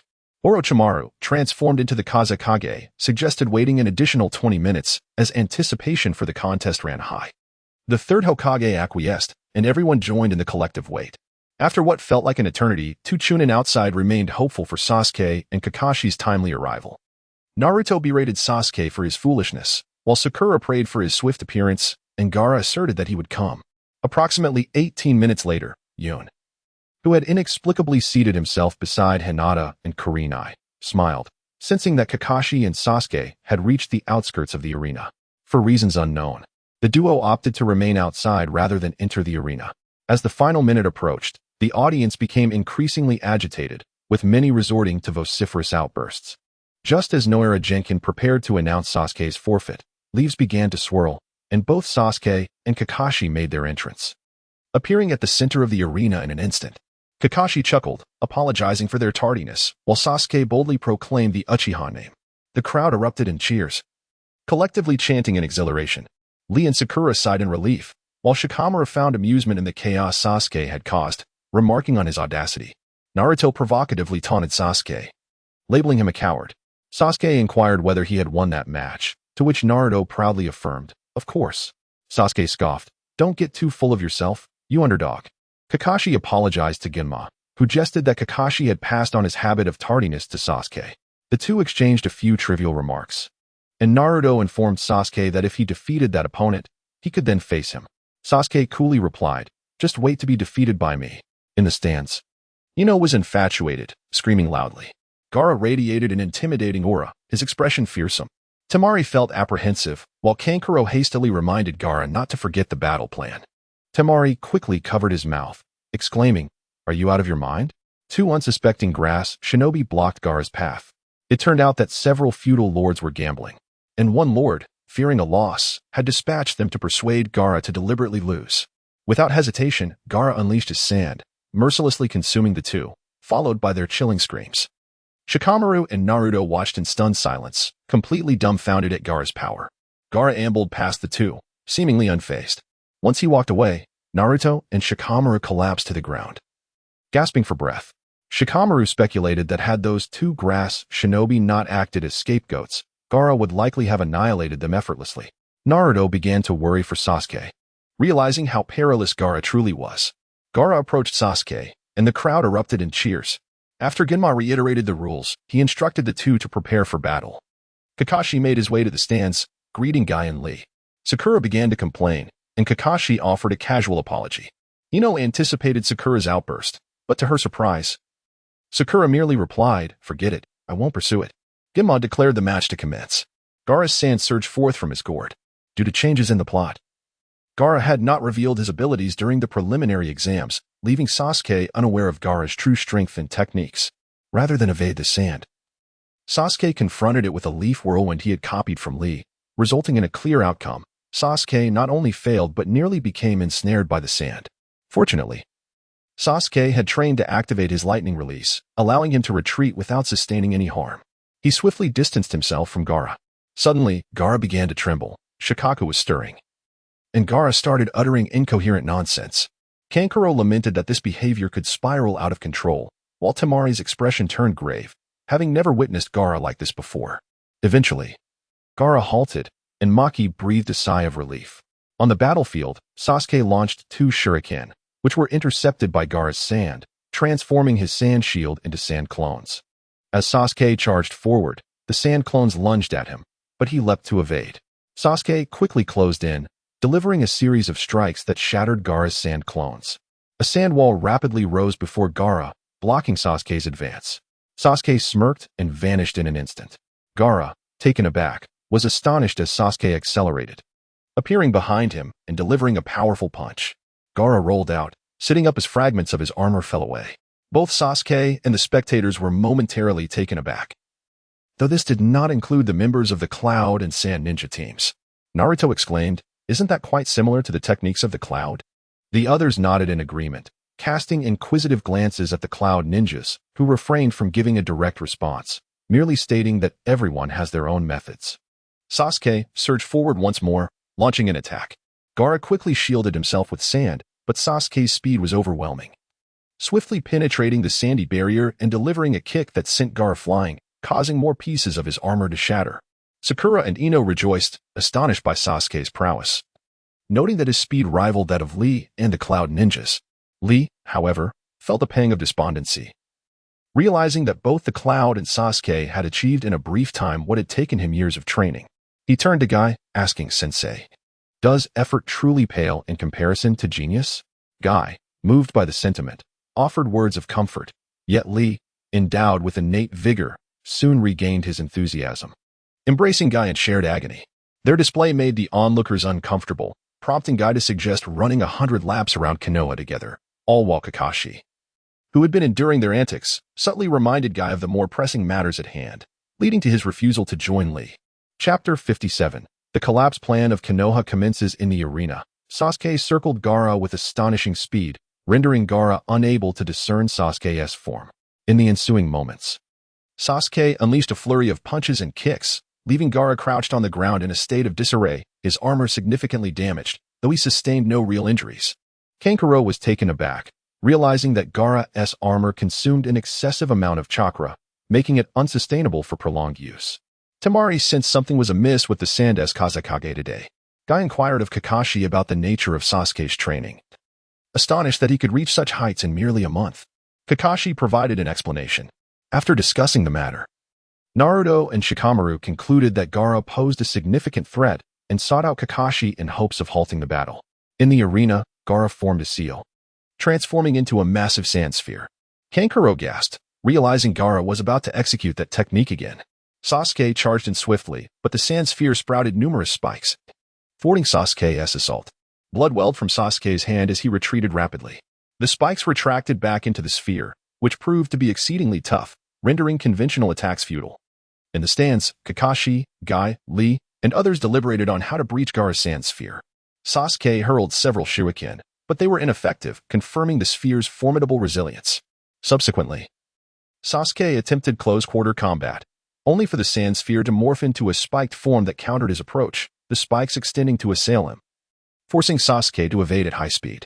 He then circled around, launching a series of attacks, yet achieved little, narrowly escaping several near-fatal encounters with Gaara's sand spears. Sasuke sighed, realizing that the absolute defense was indeed flawless.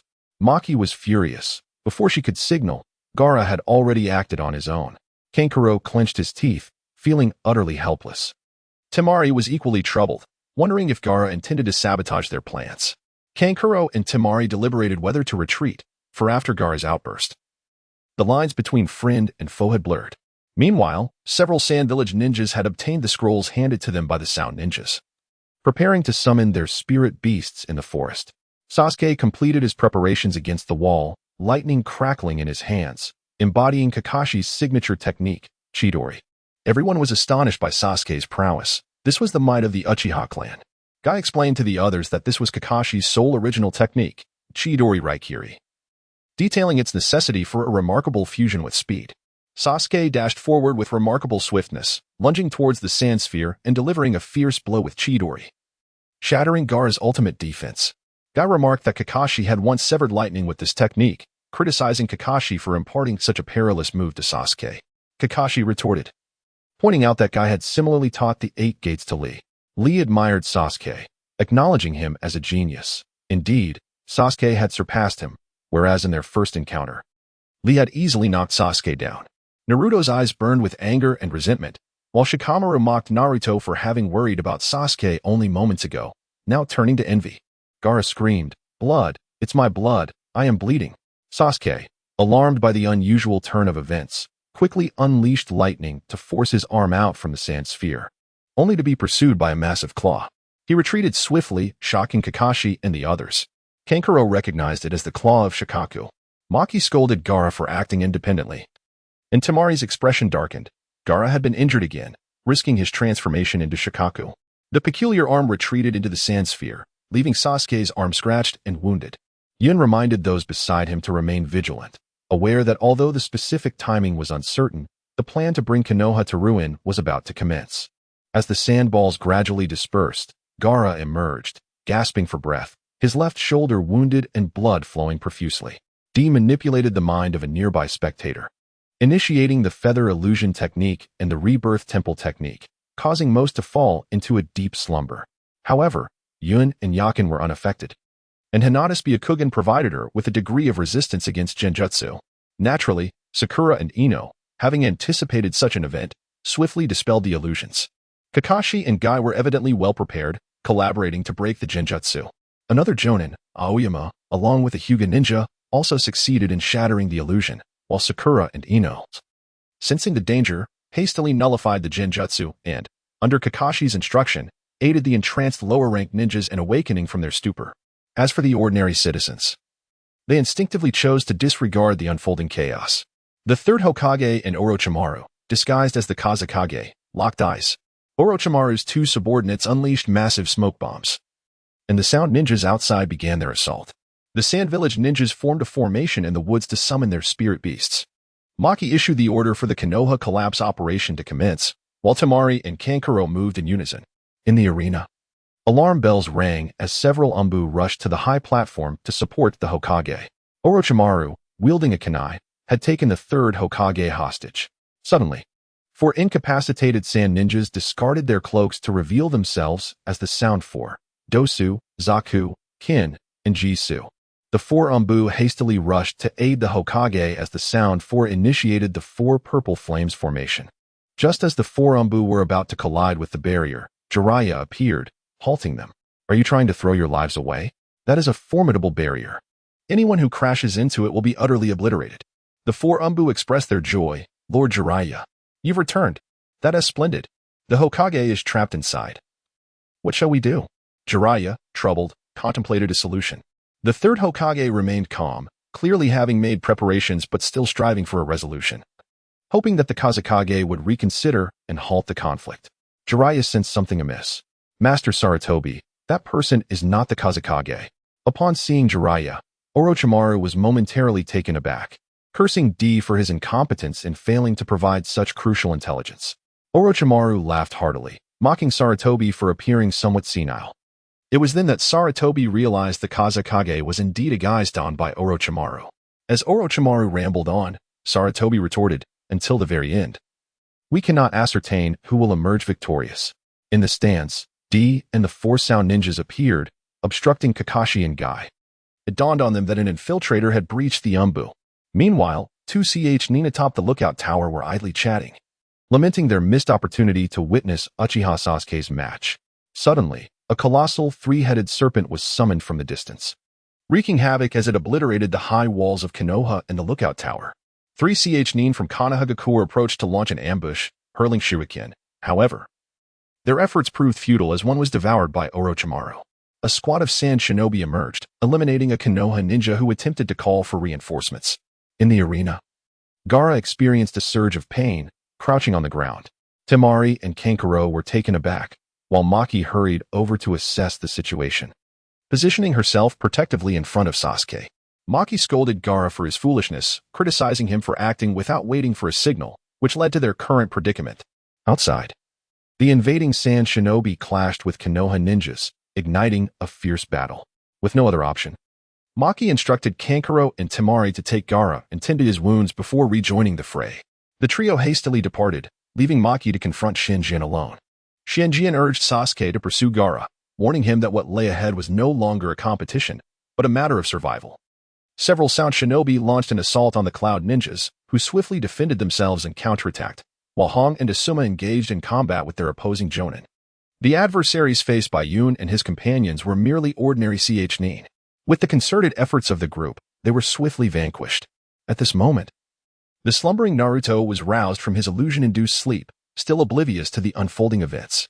Meanwhile, Shikamaru, feigning slumber, was abruptly awakened by Ino's kick. Kakashi instructed everyone to regroup in teams of 4 to launch a counterattack. Through their collective resolve, the enemy's onslaught was soon subdued, allowing the group to take stock of their surroundings. Sakura soon realized that Sasuke was missing, and Yun's group noted that Shino had also vanished. Kiba, utilizing the lingering sense in the air, deduced that Sasuke and Shino had pursued Gaara and his allies. Consequently, Kakashi commanded the physically adept individuals present, Kiba, Lee, Naruto, Yun, and Chijio, to follow suit. Asuma suggested that Shikamaru accompany them, and worried for Sasuke, Sakura insisted on joining as well.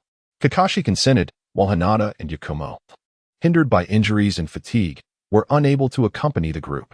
Hinata's wounds had yet to fully heal, and after multiple skirmishes with the enemy, signs of a relapse had emerged. Kakashi instructed Yakumo to escort Hinata to the infirmary, and the two departed together, accompanied by another member of the Hyuga clan.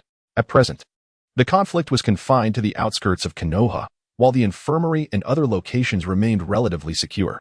Yun harbored no excessive concerns and thus joined Naruto and the others in pursuit of Gaara. Before their departure, Kakashi cautioned everyone to exercise caution, reminding them that this was an A-rank mission. After receiving his admonition, they set off together.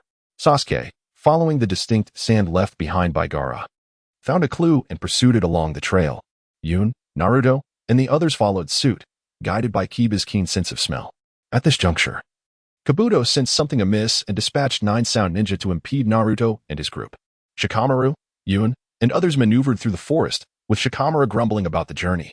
The others joined in the banter, when Kiba declared that their target was not far ahead and was in rapid motion. Upon Kiba's assertion, Yun immediately heightened his senses to the maximum, locating Sasuke and the others while also detecting the pursuing enemies behind them. Yun alerted everyone, stating that 9 pursuers were trailing behind, among whom 8 were ch-nin, led by AJ-nin. Shikamaru and the others were taken aback, given their current strength. They stood no chance against such formidable opponents. The sound ninja were closing in, following the traces left by Yun and his companions. Although they had attempted to disguise their tracks, these measures proved ineffective, merely causing minor inconveniences for their relentless pursuers. Naruto suggested that they lie in ambush and eliminate the enemy. Sakura, Kiba, Shizuku, and Lee concurred, but Yun and Shikamaru shook their heads. Despite the enemy being sound ninja, they were all seasoned ch-nin, with one even being a Jainin. Moreover, Orochimaru hailed from Konoha and was well acquainted with its various circumstances. Thus, their ambush strategies would likely be futile. Shikamaru elaborated that two fundamental conditions must be met for an ambush. First, the fleeing party must maintain absolute silence while moving and must first detect the enemy. Second, they must find a location from which to launch a surprise attack capable of inflicting damage on the enemy. Clearly, the second condition was unattainable. After some contemplation, Yin concluded, Naruto, create several shadow clones to disguise themselves as the others and stay with me to confront the enemy. Shizuku and Naruto immediately objected, saying that is unthinkable. Even Yun cannot withstand them, and the others agreed with their perspective. Yun smiled and said, I never mentioned engaging them in battle. Rest assured, I possess absolute confidence in my ability to escape. Just follow my instructions. Ultimately, Naruto complied, while Shikamaru and a few others continued their pursuit of Gaara and his companions, cautioning Yun to stay vigilant as they departed. Once the group had left, Yun instructed Naruto's shadow clones to swiftly erase the traces of their passage. The clones, mirroring Naruto's temperament, grumbled, Why must I do everything? Yet, despite their complaints, they diligently completed the task. Following that, Yun directed Naruto's shadow clones to employ transformation jutsu to assume the appearances of several others. Sensing that the sound ninjas were approaching, he and Naruto's clones swiftly fled in the opposite direction of their previous path. Hardly a minute had passed since Yun and Naruto's clones vacated their original position when the sound ninjas caught up. The leading Jonin surveyed the scene and ultimately recognized Yun and his companion's ruse. However, adhering to the principle of leaving no one behind, he dispatched 4 Chunin to pursue Yun. At that moment, Yun, while running, came to a halt. Naruto's clone, puzzled, inquired about Yun's sudden stop. With a wry smile, Yun remarked, It appears I underestimated them. After all, they have already attained the rank of Jonin. They are not so easily deceived. With a sigh of resignation, he instructed Naruto, recall one of your clones and inform Shikamaru that 5 individuals are pursuing them, including that Jonin. Naruto nodded, and one of his clones dispelled. Observing this, Yun instructed the remaining clones, when the enemy arrives, try to gather them together as much as possible. I will handle the rest. The clones nodded in agreement. Before long, the 4 sound ninjas caught up. At this point, Yun had already concealed himself nearby, and they could only see Naruto's clones standing together. Without uttering a word, they charged towards Naruto's clone. Thanks to Yun's prior instructions, Naruto did not scatter but instead engaged the sound ninjas where he stood. As Naruto faced off against the sound ninjas, Yun swiftly performed hand seals to activate the mist concealment technique. A dense fog enveloped the area, and during the chaos, Naruto's clone was eliminated by several sound ninjas.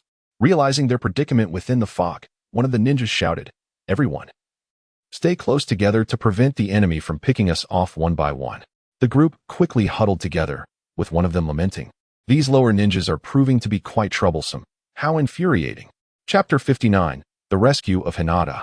Observing from the sidelines, Yin smirked. This is precisely what I wanted, to gather you all together. The clouds swiftly formed hand seals, and the earth release technique manifested a sound ninja prison, encasing the 4 within its confines. One side of the earthen wall was infused with chakra by Yun. After several minutes, he retracted the chakra, causing the wall to gradually crumble, revealing the 4 sound ninjas, now depleted of chakra and lying on the ground. In the face of their despairing gazes, Yun concluded their lives. Having dispatched the sound ninjas, Yun intended to pursue Naruto and his companions, but abruptly halted his steps. A slight furrow appeared on his brow as he turned to dash in the opposite direction. Soon, he arrived at his destination, where he beheld Tion engaged in combat with a pack of earthwolves, which, upon being struck, would reconstitute themselves. The clouds swiftly raced towards Tion, along the way dispatching several obstructive jackals. Like those jackals defeated by Tion, these creatures transformed into mere puddles of mud, only to regain their original forms once more. Upon seeing Yun approaching, Tion urgently exclaimed, Yun, do not concern yourself with me. Quickly pursuing Ningxi. What is happening? Shouldn't you all be in Konoha? How did you end up here? Yin inquired. I don't have time to explain in detail. Hinata has been captured by the ninja from Yunrin village. Ningxi has already given chase, so you must assist him first. I am fine here. Yun's heart was thrown into disarray upon hearing this. How could Hinata have been captured? His only thought was to hasten after her and rescue her. However, reality dictated otherwise. It was evident that Tion could not hold out for much longer. Yun sent another jackal flying with a forceful strike and asked, Tian Tian, do you have a way to defeat all these jackals at once? Well, I do have a method, but I already tested it earlier, and it was ineffective, Tian Tian replied while fending off the jackals. Do not dwell on it. Unleash your power fully and leave the rest to me. Then I shall entrust it to you, Tian Tian said as she retrieved a scroll from her leg and unfurled it. Explosive Dragon Strike. In an instant, a fire dragon erupted from the scroll, hurtling towards the jackals. After a cloud of smoke dissipated, the jackals were reduced to a heap of mud, but they were on the verge of transforming back into their original forms. Not on my watch, Yin declared, swiftly forming hand seals. Earth Release, Earth Flow River. The vast expanse of land where the jackal mud resided transformed into a torrent of mud, causing the remnants that were about to revert to jackals to vanish alongside it. Seeing this, Yin felt a wave of relief wash over him. He surmised that the reason these mud remnants could become jackals was due to their composition, which prompted him to mix impurities into the mud with the Earth Flow River technique. Fortunately, his hypothesis proved correct. Yun, well done, Tian Tian exclaimed joyfully. The clouds did not respond to Tian Tian's praise. Instead, they bit down, drawing blood, and swiftly formed a seal. In an instant, the complete form of Wing Wind appeared beneath Yun's feet. Ignoring Tian Tian's astonishment, Yun instructed, Tian Tian, quickly ascend. We shall converse later. Prompted by Yun's reminder, Tian Tian regained her composure, understanding that now was not the time for wonder. The urgent priority was to assist Niji in rescuing Hinata. Without hesitation, Tian Tian leaped onto Wing Wind's back, indicating the direction of pursuit. Yun commanded Wing Wind to proceed at full speed, and on its back. He grasped the sequence of events. Hinata, whose injuries had flared up again, was escorted to the infirmary by Akiyama and the Hyuga clan members. The journey was uneventful, as the Sound and Sand Ninja lacked the energy to concern themselves with the two. However, the Cloud Ninja, who had come to observe, harbored ulterior motives. They had previously attempted to target the Byakugan of the Hyuga clan multiple times without success. Noticing that Hinata was being taken to the medical room, they perceived the current chaos as an opportunity. Seizing the moment when the three were caught off guard, one of them attacked a Hyuga clan member. Upon hearing the commotion, Akiyama and Hinata engaged in battle, unaware that another assailant lay in ambush. First, Akiyama was struck from behind, and soon after, the injured Hinata was powerless against the two elite ninja, who wounded her and abducted her. Niji, who had sustained injuries during his battle with Naruto, was resting in a different part of the lounge, far from Hinata. Tian Tian visited Niji, and after a brief conversation, both sensed that something was amiss in the arena. Niji activated his Byakugan to survey the chaos unfolding throughout Konoha, and he spotted the Cloud Ninja taking Hinata away. At this moment, Niji had resolved his conflicts with the main family and swiftly pursued them. Outside, he encountered the unconscious Akiyama and the Hyuga clan member, learned the circumstances. And together with Tian Tian, he continued the chase. Akiyama intended to join, but her condition prevented her, and Niji declined her participation. What followed was the scene witnessed by Yun. As the Cloud Ninja departed, they set traps along their path. Niji and Tian Tian triggered one of the traps during their pursuit, finding themselves in a deadlock. Ultimately, considering that the trap had been activated, and the enemy was now aware of their pursuit, Tian Tian, prioritizing Hinata's safety, urged Niji to proceed ahead while she confronted the traps and the lurking threats. After hearing the news, Yun was consumed by a fury that was beyond his control. It was abhorrent that these individuals had not only abducted Hinata but had also injured Yun. Until now, Yun had witnessed two of those he held dear being harmed by them, and at this moment, a singular thought pervaded his mind. They deserved to perish. Tian Tian, observing the storm brewing on Yun's face, recognized that he was engulfed in a profound rage and chose not to disturb him. Meanwhile, the wings of the wind beneath Yun and Tian Tian seemed to respond to his anger, their already swift pace quickening further. Before long, Yun caught a glimpse of Niji and Hinata in the distance. Pointing towards Hinata's location, he commanded, Wings of the wind, there. Proceed at full speed. The wings acknowledged with a swift response, propelling towards Hinata's direction. As the distance closed, Yun's anxiety intensified. Hinata, hold on. You must not come to harm. At that moment, Hinata was seated on the ground, clearly gravely injured. Niji was by her side, panting heavily, while one of the opposing Cloud Ninjas appeared injured yet still possessed the will to fight. The other Cloud Ninja, however, was unscathed, and the situation was starkly evident. The uninjured Cloud Ninja remarked, just a mere chunin, unexpectedly performing well, managing to injure my comrade. but your good fortune ends here. Despair flickered across Hinata and Niji's faces. Both understood that victory was beyond their reach. The Cloud Ninja swiftly formed seals and addressed the two, declaring, "Embrace death." At that moment, a voice filled with fury reverberated through the air. "It is you who shall perish." Chapter 60. Return to the village. As the words of the cloud echoed, a tremendous sound followed, as a powerful gust of wind erupted from the mouth of the winged wind, launching a massive wind projectile that hurtled towards the two Cloud Ninjas. In the wake of a thick cloud of smoke, the scene on the ground was revealed. The spot where the two Cloud Ninjas once stood had transformed into a large crater. One ninja lay motionless at the bottom, while the other stood at the edge of the pit, vigilant against potential aerial assaults. Under the command of the cloud, winged wind gently descended beside Hinata. The Cloud Ninja hastily leapt down, enveloping Hinata in his arms, murmuring, "I'm sorry, I'm late." It was only then that tears streamed down Hinata's face as she cried, "I thought I would never see you again." Nearby, Tenten echoed her sentiments to Niji, who, typically stoic, revealed a rare smile. In the distance, a Cloud Ninja glowered at the unfolding events, his anger palpable. He had been on the brink of success, poised to achieve great merit for the Cloud Village, yet the tides had swiftly turned. A sense of unwillingness consumed him, yet he refrained from recklessly charging towards the group.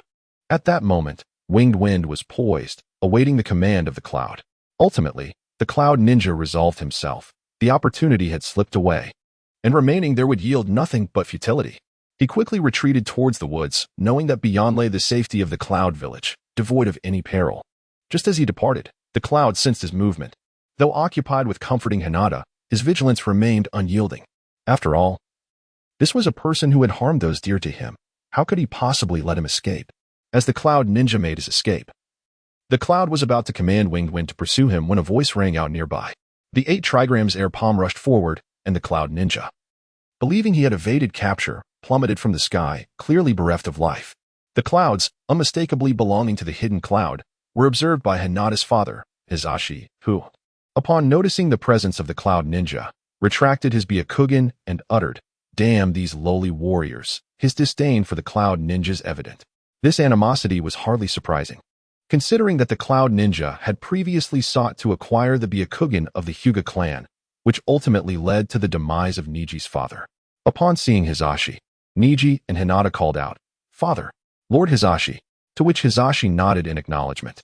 Niji then inquired, "How did you come to be here?" Hisashi replied, "I heard of the situation from the workers, and thus I hurried here." Niji lowered his head and remarked, "I see. But it is quite concerning that the main family would personally come to such a place amidst this great conflict." Although Niji did not voice his apprehensions outright, the worries were palpable. Hisashi should have been stationed at the Hyuga compound, safeguarding it. Turning to Niji and Hinata, Hisashi expressed, "Hinata is my cherished daughter, and you are the beloved orphan of my dear brother." His words deeply moved both Niji and Hinata. It was the first time Hinata had heard her father declare his affection for her since she could remember, prompting tears to flow anew from her eyes as she buried her face in the embrace of Cloud, fearing the world might see her vulnerability. Hisashi then addressed Cloud and Tenten, saying, "I owe my gratitude to both of you." They quickly replied, "It was nothing."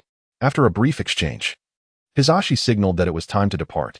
However, as Cloud prepared to leave, he realized that Hinata had fallen asleep in his arms, exhausted from the day's turmoil, the relentless attacks, and her still healing injuries. She had held on through sheer will, but eventually succumbed to slumber in Cloud's embrace. Hisashi noticed this and cast a glance at the sleeping Hinata, a flicker of tenderness in his eyes. He gently instructed Cloud, "Take Hinata home." Upon the back of Winged Wind, Yin called upon Niji and Tenten to join him. One by one, they leaped onto the creature, yet Hisashi showed no inclination to ascend. Yun urged Hisashi to come aboard, but Hisashi insisted on returning alone. Respecting his wishes, Yin commanded Winged Wind to take flight back to Konoha. As they soared into the sky, Winged Wind cast a glance at Hisashi before ascending higher. During their journey, Winged Wind elucidated to Yun the reasons behind Hisashi's refusal to mount him. In the realm of summoning contracts, the bond between a summoner and their beast is one of equality. The beast aids the summoner, while the summoner must not place the beast in jeopardy due to trivial matters. Generally, summoning beasts are capable of carrying passengers, yet their backs are particularly vulnerable to assaults. Thus, over time, an unspoken rule emerged. Aside from the summoner themselves, or individuals incapable of inflicting harm upon the beast, no one is permitted upon the beast's back. Clearly, Niji and Tintin lacked the power to threaten Winged Wind, and Hinata, being a summoner of the Wyvern clan, was even less of a concern.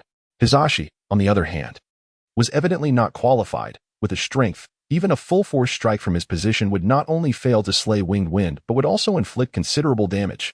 As the esteemed leader of the Hyuga clan, Hisashi was well-versed in these customs. He assumed that Yun was unaware of them, thus refraining from mounting Winged Wind to avoid any conflict between Yun and the beast. In truth, Yun was indeed ignorant of these nuances. Typically, a standard summoning beast would convey various precautions to their summoner. However, Yun's contract was not typical and did not require attention to such details. Furthermore, the progenitor of the Wyvern clan was not a traditional summoning beast, thus no advisement was provided to Yun. Upon Winged Wind's explanation, Yun finally comprehended. It was evident that Hisashi, a man of reason, would have his motives behind any unconventional actions. Hinata remained in slumber, and Yun chose not to rouse her. Niji and Tintin also remained silent, quietly regaining their strength, for none could ascertain whether the war had truly concluded. After some time, the gates of Konoha came into view from a distance. Yun instructed Winged Wind to descend, and as they neared Konoha, Winged Wind gently lowered itself. Yun cradled Hinata as he leapt down, followed closely by Niji and Tintin. At Yun's signal, Winged Wind returned to the ancestral island. As Yun entered the village of Konoha through the main gate, he found it unguarded, a consequence of the ongoing war.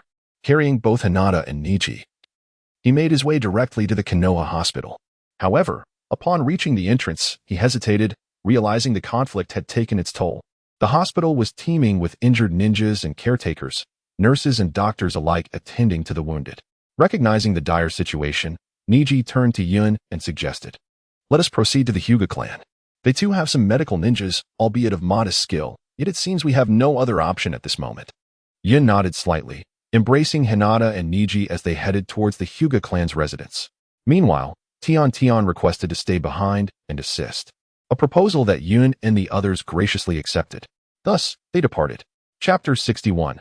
The Battle Situation. Cloud, embracing Hinata and Niji, arrived at the Hyuga residence. Niji guided Cloud to the area designated for healing, which was bustling with activity, albeit not as crowded as the Konoha hospital. Upon seeing Hinata in Cloud's arms, the onlookers gasped, "Lady Hinata." Before long, medical ninjas arrived to check on Hinata. After a thorough examination and treatment of her external injuries, the medical ninjas reassured Cloud and Niji that Hinata was no longer in danger. However, due to the reemergence of old injuries compounded by new ones, she would need to rest for a while. Cloud felt an immediate sense of relief, recognizing that the healing area was unsuitable for Hinata's recovery. Cloud and Niji decided to take her to her home for a more comfortable rest. On their way to Hinata's house, Niji was overwhelmed with guilt, believing that his past resentment towards the main family had led to Hinata's injury during their match, which had precipitated a series of unfortunate events. Cloud sought to console Niji. Although Cloud initially felt inclined to blame him, Niji had nearly sacrificed his own life to save Hinata. This rendered Cloud unable to hold Niji accountable. Furthermore, had it not been for Niji's intervention, Hinata would likely have been captured, and the dire consequences of such an outcome were too horrific to contemplate. Thus, on the whole, Cloud remained deeply grateful to Niji. Yun spoke at length to Niji, yet the weight of Niji's self-reproach remained unabated. After finishing his discourse, Yun turned to Hinata, nestled in his embrace, and inquired playfully, "Isn't that so, Hinata?" Upon hearing this, Niji glanced at Hinata, who, realizing she had been discovered feigning sleep, felt her cheeks flush with embarrassment. In truth, Hinata had awakened during their journey to the hospital. However, upon noticing her position in Yun's arms, she hesitated to shift, gradually growing reluctant to break free. Yun had been attentively observing Hinata's demeanor and had noticed her awakening the moment it occurred. Yet, sensing her shyness, he refrained from mentioning it, as he too cherished this intimate moment and had no desire for her to leave his embrace. However, witnessing Niji's steadfast refusal to forgive himself, Yin, in a moment of desperation, resolved to ask Hinata to intercede. After all, being the victim, her voice would undoubtedly hold weight with Niji. Once Hinata overcame her initial shyness, she grasped Yun's intention and timidly addressed Niji, saying, "Niji and Yun is right. I bear you no ill will. If it weren't for you, I would have surely been captured, and perhaps we would never see each other again." Upon hearing Hinata's words, Niji felt a measure of relief and vowed, "I will protect Lady Hinata with my life." Although Hinata insisted that Niji refrain from calling her lady, he remained steadfast in his address. Before long, the three of them arrived at Hinata's home, and whether by design or mere chance, none of them mentioned the fact that Hinata was still cradled in Yun's arms. Thus, Yun continued to carry Hinata all the way to her residence. Yun had become quite familiar with Hinata's household. The servants of the Hyuga clan did not intervene upon seeing Yun holding both Hinata and Niji, so he proceeded directly to Hinata's room. Niji, on the other hand, intended to pay his respects to the elders of the main family and did not accompany Yun any further. Yun cradled Hinata and gently laid her upon the bed. As he prepared to fetch her a glass of water, the sound of Hanabi's voice echoed from outside. "Sister, how are you?" Without a moment's hesitation, Hanabi burst into the room, disregarding Yun's presence, and rushed to Hinata's side. After exchanging a few words, Hanabi personally examined Hinata's injuries. Yun handed each of them a glass of water, and Hanabi, taking hers, remarked, "It's all your fault for not protecting my sister. That's why she got hurt." Those words weighed heavily on Yun's heart. Indeed, he had initially believed that Hinata's injuries were solely a consequence of Niji's attack. Yet, he could not escape the multitude of his own shortcomings. Had he made more prudent arrangements, Hinata would not have been abducted. Lost in thought, Yun's expression grew somber, his face betraying a profound sense of guilt. The feeling of guilt that Yun experienced was inconsequential. However, Hanabi and Hinata became noticeably unsettled. Hinata hurried to console Yun, while Hanabi clarified, "I was merely jesting. In truth, you performed admirably." The two then exchanged a plethora of complimentary words. Fortunately, Yun recognized that this was not the moment for self-reproach and, with a smile, assured both of them, "I am perfectly fine. You needn't worry." Simultaneously, Yun resolved within to steadfastly protect Hinata, Ayakumo, and Kurenai, vowing never to allow a recurrence of today's events. After spending some time at Hinata's home, Yun prepared to visit Yakumo, who was likely still preoccupied with concern for Hinata. Hinata, equally anxious about Yakumo's well-being, incessantly urged Yun to seek out Yakumo. Once Yun ascertained that Hinata was safe, he felt a measure of relief and encouraged her to rest well before departing from the Hyuga residence. Setting his course for Yakumo's home, as Yun stepped out of the Hinata residence, he was taken aback to find Hanabi pursuing him. He halted in his tracks and inquired what was on her mind. Hanabi gazed at Yun, her shyness evident as she stammered, yet could not articulate her thoughts. Yun inquired with a smile, "What is the matter? You are not acting like yourself, Huohua." "I apologize. I should not have spoken to you that way," Huohua retorted loudly after hearing Yun's words. "It's all right. I was at fault from the beginning. Do not think I meant it sincerely. I would not have apologized had it not been for my sister's request." After saying this, Huohua dashed away. Yun watched her retreating figure and couldn't help but smile, thinking to herself that she was indeed a rather proud little girl. Although Yun was eager to learn about Ba Yun's situation, she did not rush. On her way to Ba Yun's residence, she inquired with several ninjas regarding the recent battle against the Sand and Sound ninjas. The news she received was quite uplifting. It appeared that Konoha had been well prepared, resulting in significantly less damage than depicted in the original narrative. The most substantial losses were limited to the buildings on the outskirts of Konoha. The villagers had been evacuated prior to the onset of war, and as for the ninjas, due to prior precautions, their casualties were not as severe as in the original tale. Of course, there were still losses, but they did not threaten the foundation of Konoha. The attacking Sand and Sound ninjas were thoroughly defeated, with only a handful of formidable ones managing to escape back to their village. The others were either slain or captured.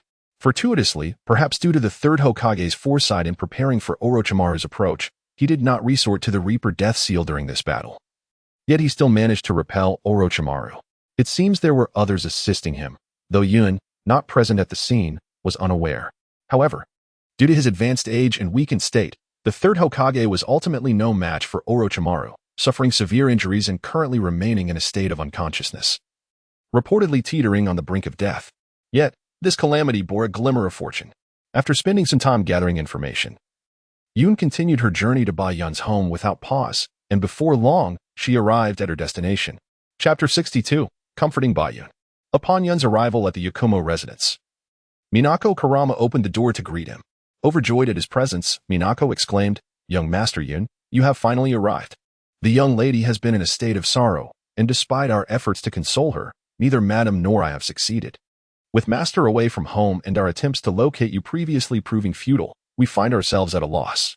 Yun promptly reassured Minako, saying, "Minako, do not fret. I shall seek out Yakumo at once. The young lady is currently in her bedroom.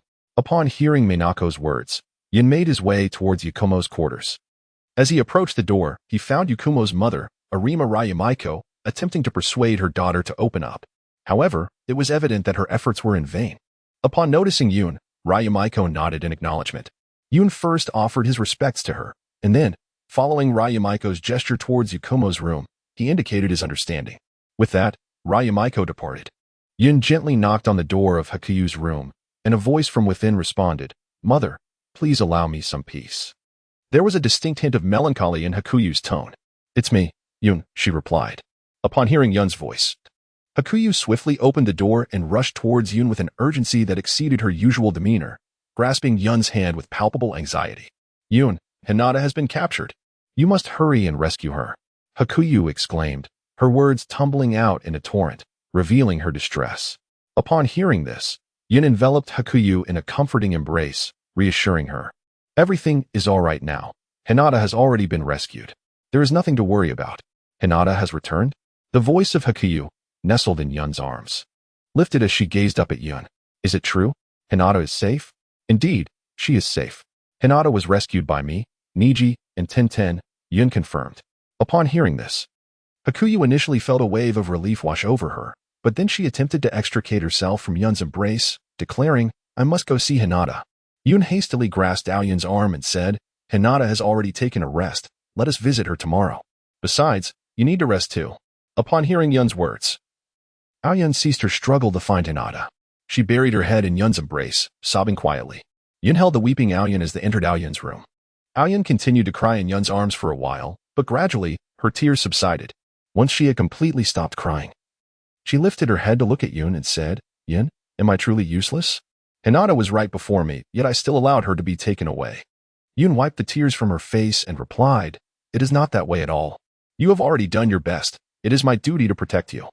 If there is any fault, it lies solely in my failure to safeguard you properly." After a while, Yun comforted Bayan, and only then did Bayan's spirits begin to ease. After a while of conversation between Yun and Bayan, the voice of Bayan's mother echoed from outside, calling, "Bayan, come out for dinner." By the time this was said, Arima Yumiko had already entered Bayan's room and added, "Yun should join us as well. I've instructed Minako to prepare an extra serving." It was at this moment that Yun noticed the sky had darkened and dinner time had arrived. He did not decline the invitation from Bayan's mother, having already gone much of the day without food. Moreover, it was an invitation from Bayan's mother, which he could not refuse. Bayun's father, Arima Shikiya, had not yet returned. But this was to be expected, given that Konoha had recently endured a significant attack. It would indeed be unusual for the current head of the prestigious Arima family to remain at home undisturbed. It was likely that Arima Shikiya was either engaged in post-war recovery efforts or attending meetings with the elders of Konoha and the leaders of various noble clans. After Yun, Hakuyu, and Yumiko finished their meal, they took their leave. Hakuyu and Yumiko were aware that Yun had other matters to attend to, and thus refrained from prolonging her stay. Before departing, Yun informed Hakuyu that she would visit her again the following day, intending for them to pay a visit to Hinata together. Hakuyu acknowledged this, and Yun went on her way. Upon exiting Hakuyu's residence, Yun did not head straight home. Instead, she made her way to Shikamaru's house. Yun wished to inquire about the situation regarding the pursuit of Gaara and the confrontation with the 5 Sound Ninjas. Her choice to seek Shikamaru's counsel rather than that of others was a well-considered decision. On one hand, Shikamaru's aversion to unnecessary complications meant he would likely dispense with superfluous chatter, which was advantageous for Yun, who was weary from the day's exertions. Furthermore, she anticipated that others, even if victorious against their adversaries, would likely be gravely injured. As a strategist rather than a primary combatant, Shikamaru would presumably have sustained minimal harm, making him the most suitable choice for Yun's inquiries. The Nara family, known for cultivating a vast array of medicinal herbs, resided in a somewhat remote area of Konoha. Consequently, Yun did not rush her journey and took a considerable amount of time to reach Shikamaru's home. When she knocked on the door, it was Shikamaru's mother who answered. Yun promptly greeted her with a bow, well aware of the formidable reputation Shikamaru's mother held among all newcomers. However, she was known to be particularly strict with Shikaku, while remaining quite amiable towards Yun and Shikamaru's classmates. Except for Naruto. Everyone else instinctively adopted a more respectful demeanor in her presence. Shikamaru's mother welcomed Yun warmly into their home. It is noteworthy that despite the Nara family's traditional roots in Konoha and Shikaku's position as the clan leader, they did not employ any servants. All household duties were performed by Shikamaru's mother. This was also the case with the Ino and Cho families, likely reflective of the understated nature characteristic of the trio's clans. Upon witnessing the scene, Yin retracted his previous assumptions. At this moment, Shikamaru was entirely bound in bandages, save for his head, presenting an extraordinarily pitiful sight. However, a closer examination of Shikamaru's expression revealed that his injuries were merely superficial, nothing of great concern. Yin, gazing at Shikamaru, couldn't help but chuckle. Displeased by this, Shikamaru retorted, "Yun, have you lost your humanity? Despite my dire state, you still find amusement." Yun, unable to contain his laughter, quickly apologized and inquired, "How did you end up like this? Overexerting yourself is unlike you." To which Shikamaru replied, "Do you think I desired this? The enemy's strength was overwhelming. Achieving victory without sustaining any injuries was utterly impossible. Do not let my appearance deceive you. Ino, CHG, and Naruto are not significantly better off than I am." After hearing Shikamaru's words, Yun felt a sense of relief. Since Shikamaru had expressed it so, it seemed that no one had sustained serious injuries. Otherwise, he would not have been in the mood to jest. Yun inquired further about the details, and after he instructed Naruto's shadow clone to relay the information, Shikamaru swiftly devised a plan to ambush the enemy. Perhaps due to their overconfidence, the ambush was successful, however. The victory came at a grievous cost, with Kiba and CHG succumbing to the battle. Subsequently, they caught up with Sasuke and Gaara. Gaara transformed into Shikaku. And although he was ultimately defeated by Naruto as in the original narrative, the journey was fraught with numerous twists and turns. Shikamaru bore the scars of battle from that encounter. Due to a shortage of hospital beds and the abundance of medicinal herbs in the Nara household for treating external injuries, Shikamaru found himself recuperating at home, while the others lay in the hospital. Chapter 63. The Eternal Elegy. Upon hearing Shikamaru's words, Yun realized that tomorrow would be quite busy. A trip to the hospital was inevitable, and he also needed to check on Ayam and Hinata. After calculating, Yun concluded that he wouldn't have time for training. Merely running around would consume nearly an entire day. He didn't linger long at Shikamaru's home before returning to his own. By the time he arrived, night had fallen. Yet there was no sign of tranquility in Konoha. Many villagers were diligently assisting in the reconstruction of the ravaged buildings. As Yun observed the industrious townsfolk and the gradually rising structures, an inexplicable sense of responsibility welled up within him. The notion of protecting Konoha took root in his heart. In that moment, he comprehended the devotion of those who cherished Konoha, willing to sacrifice themselves to shield it. Their mission transcended the mere safeguarding of the village. They sought to preserve their own hearts filled with a love for peace. If, as a ninja, he could not attain true peace, then he would strive to ensure that these villagers could lead lives of tranquility, perhaps finding solace in that pursuit. Perhaps that encapsulated their sentiments. At this moment, Yin has begun to comprehend Uchiha Itachi, understanding his unwavering resolve to protect Konoha, even at the cost of sacrificing his entire clan. However, Yin is not Itachi, nor does he possess the same selflessness. If faced with the choice between Konoha and his family, Yin would likely choose his kin without hesitation. As the clouds drifted, lost in thought, I found myself at the doorstep, faintly illuminated by the warm glow of the lights within. It was evident that Hong had returned. I snapped out of my reverie and pushed open the gate, announcing my arrival.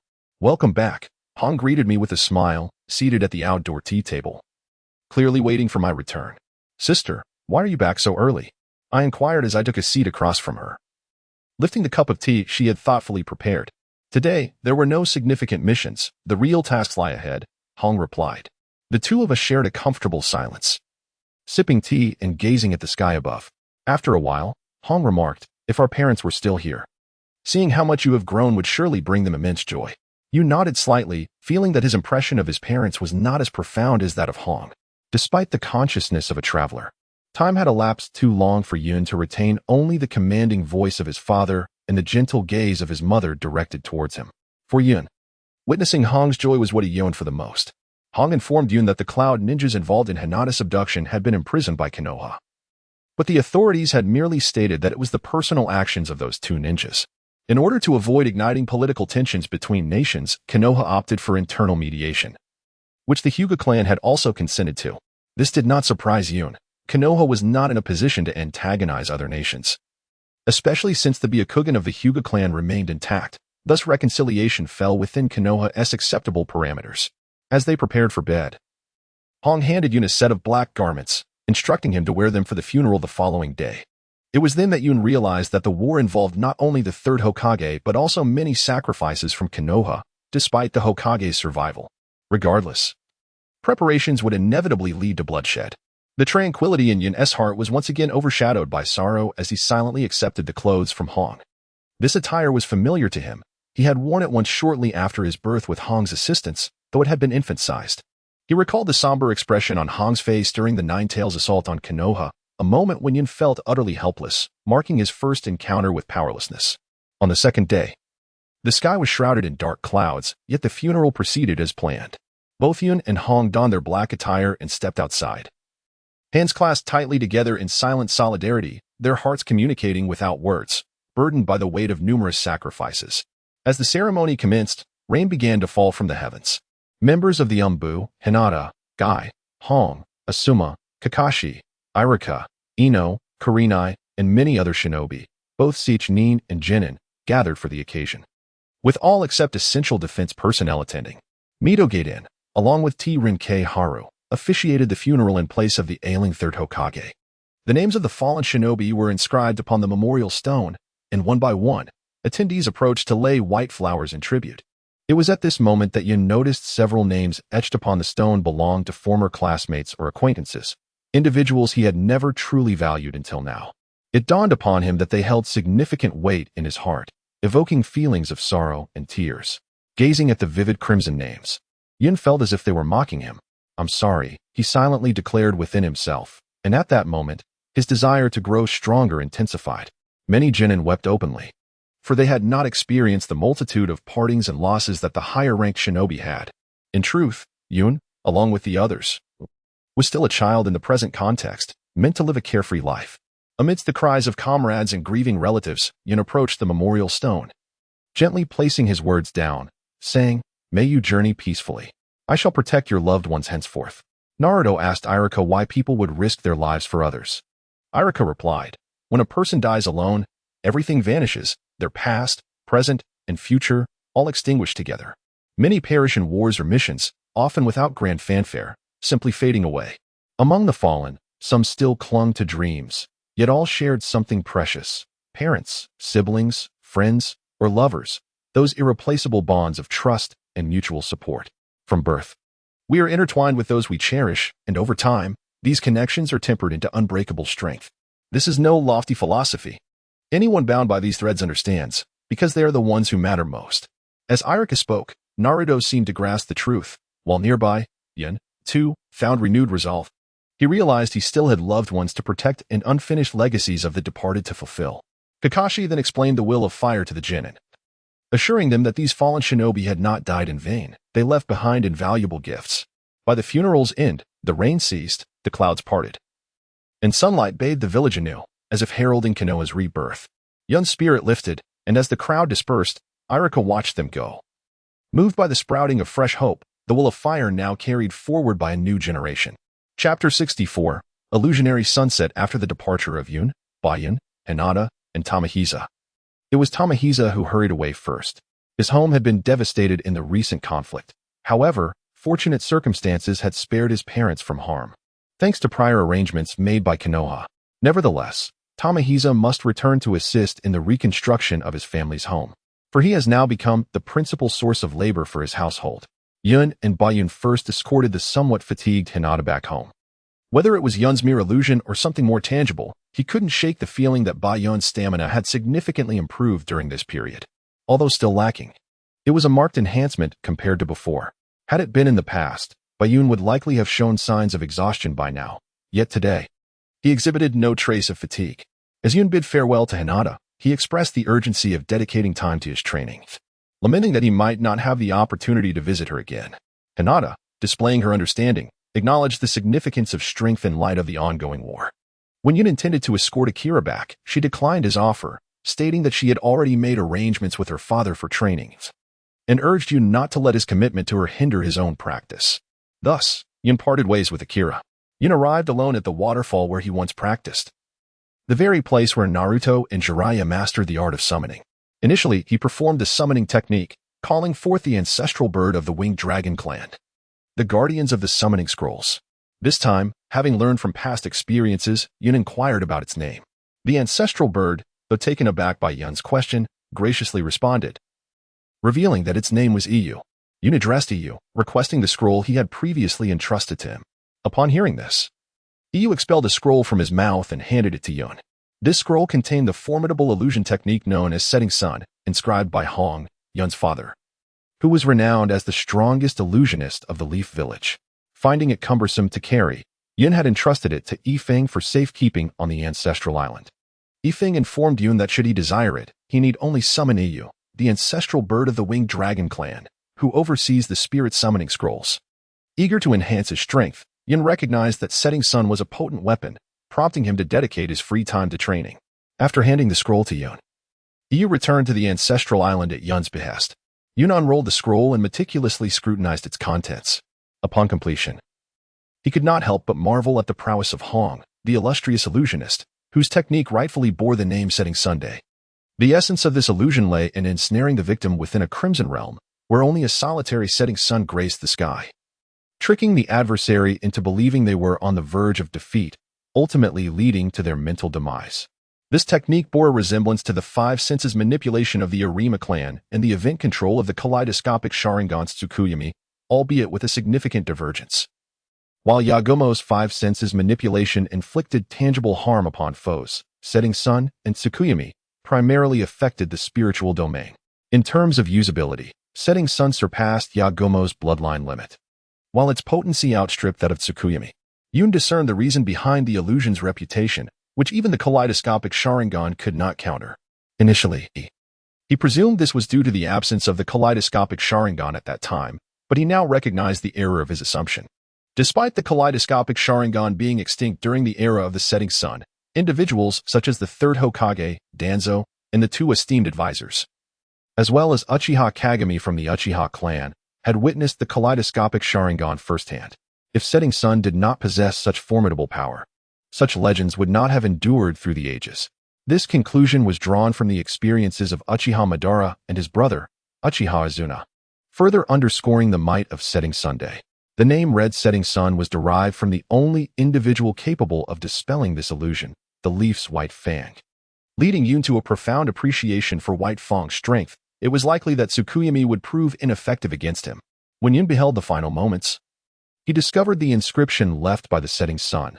Note: this illusionary art can only be practiced by those who possess the bloodline of the Sunset Clan and the unique crimson eyes associated with it. Both are indispensable. Failure to meet either condition may result in dire consequences. Practitioners are urged to proceed with caution. This revelation marked the first occasion when Yun understood that his striking red eyes were not merely for aesthetic appeal, but bore genuine utility. He mused that if the art of the Setting Sun were indeed attainable, the crimson eyes of the Sunset Clan could even be regarded as a form of bloodline limit. However, such a notion was far from feasible, for even with the mastery of the red illusionary arts, one could not successfully cultivate the Setting Sun, underscoring the formidable difficulty involved. Beyond the necessity of the Sunset Clan's bloodline and eyes, the paramount requirement for this cultivation was mental fortitude, which served as the very foundation. The Sunset Fire cautioned that without a mental capacity at least several times greater than the practitioner's current level, any attempts at cultivation, even if superficially successful, would ultimately result in detrimental repercussions for the practitioner, with the minimum multiplier being fivefold. Yun, upon realization, understood the reason behind Hong's inability to succeed in cultivation. Although Hong possessed considerable spiritual strength, it was merely 2 to 3 times that of an ordinary upper ninja, evidently falling short of the minimum requirements set by the higher authorities. In stark contrast, Yun faced no such impediment. His current spiritual power was on par with that of 8 Yun, if not superior. When measured against the strength of an ordinary upper ninja, his capabilities could be approximated to 5 times greater, and when compared to that of a middle ninja, it was nearly tenfold. This remarkable endowment of spiritual strength was undoubtedly linked to Yun's innate prowess as a traverser, yet it was equally attributable to his frequent engagement in spiritual perception. With every extended session of awareness, he experienced a subtle yet discernible enhancement in his spiritual power, a gradual evolution that ultimately culminated in the formidable strength he now wielded. Yun commenced his cultivation journey following the aforementioned methods. It is indeed fortuitous that he arrived at the waterfall. For one essential aspect of cultivation involves the elimination of distracting thoughts. The goal is to perceive the flowing waterfall as still. Naturally, this is a task reserved for the latter stages of one's practice. There are a total of 8 steps in this cultivation process, and observing the waterfall constitutes the 6th step. The cloud was not in haste to commence its practice. Instead, it took the time to cultivate its spirit, ensuring that its entire being was in a state of utmost completeness. After all, from the very outset of the day, it had felt a tinge of despondency, though it later regained its composure. Nevertheless, it could not be said to be entirely whole. The cloud's ambition was to traverse all the preceding steps in one single endeavor. After a considerable time, the cloud exhaled deeply, finding itself in a state of perfect harmony, both physically and mentally. Having fortuitously arrived beside the waterfall to engage in its practice, the cloud's goal for the day was to complete the first 6 steps. As for the final 2 steps, it was not that the cloud lacked the desire to achieve them directly. Rather, upon careful consideration, it realized that the time required for solitary practice was excessively prolonged. The cloud recognized the necessity of companionship in its journey. After reviewing the various steps and indicators of success outlined in the scroll, Yun, confident in his memory, stowed it away. He then settled by the waterfall, adopting a meditative posture to commence the first step of his training. Chapter 65. In action, the initial 5 steps correspond to multiples of mental fortitude.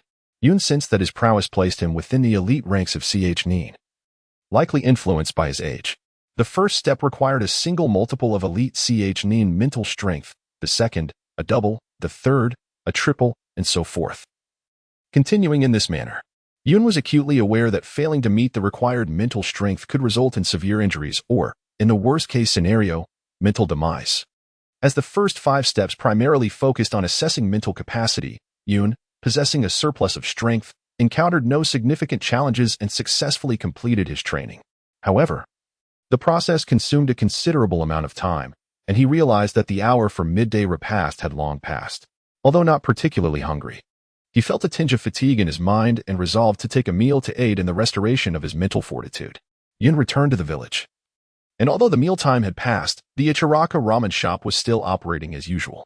It is worth noting that despite the extensive destruction of buildings in Konoha, Ichiraku ramen remained unscathed. Upon entering the establishment, Yun ordered a large bowl of ramen. As the owner, Uncle Ichiraku, prepared the dish, he inquired, "Yun, it is rare for you to come in at such an irregular hour." Yun responded, "I was preoccupied with my training and lost track of time." Before long, Uncle Ichiraku completed the ramen, and SHBU presented the dish to Yun. To Yun's delight, it was the deluxe version overflowing with rich miso. He accepted the bowl with gratitude and exclaimed, "I shall indulge," before eagerly devouring the meal. Cloud was savoring his meal when he heard Naruto's voice behind him.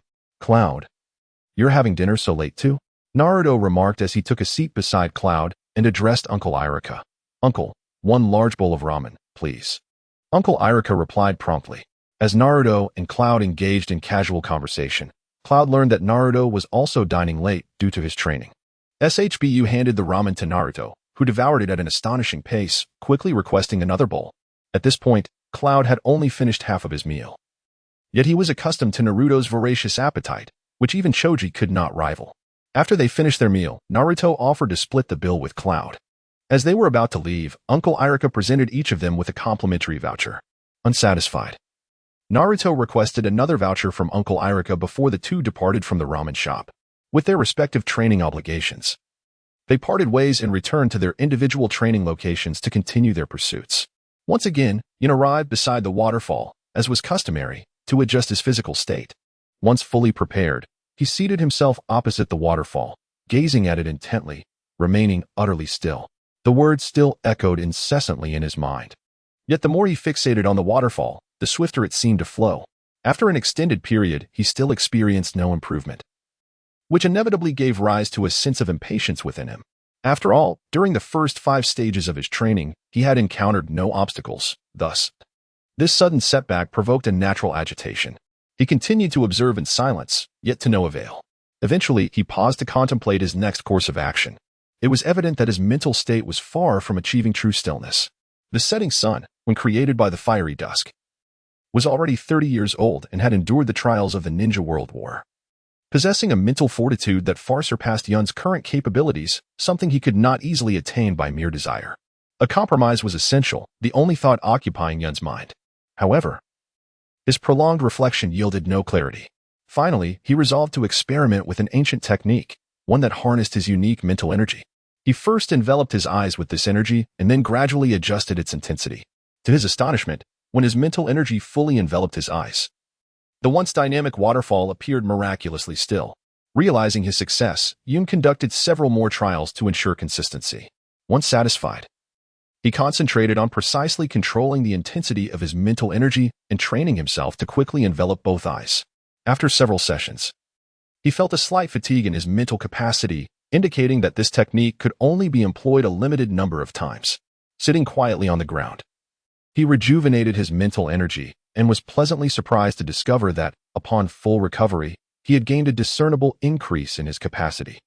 This was indeed a boon for Yun as he pursued the mastery of formidable illusions.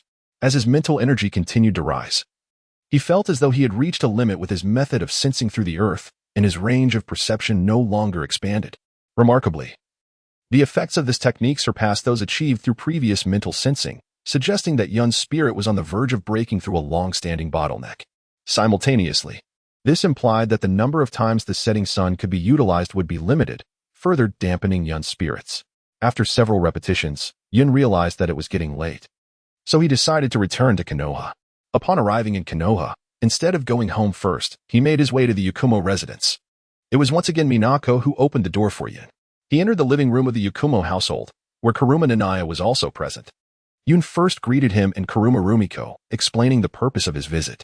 Yun seeks to harness the bloodline limit of the Kama clan to expedite the training of Shiyang.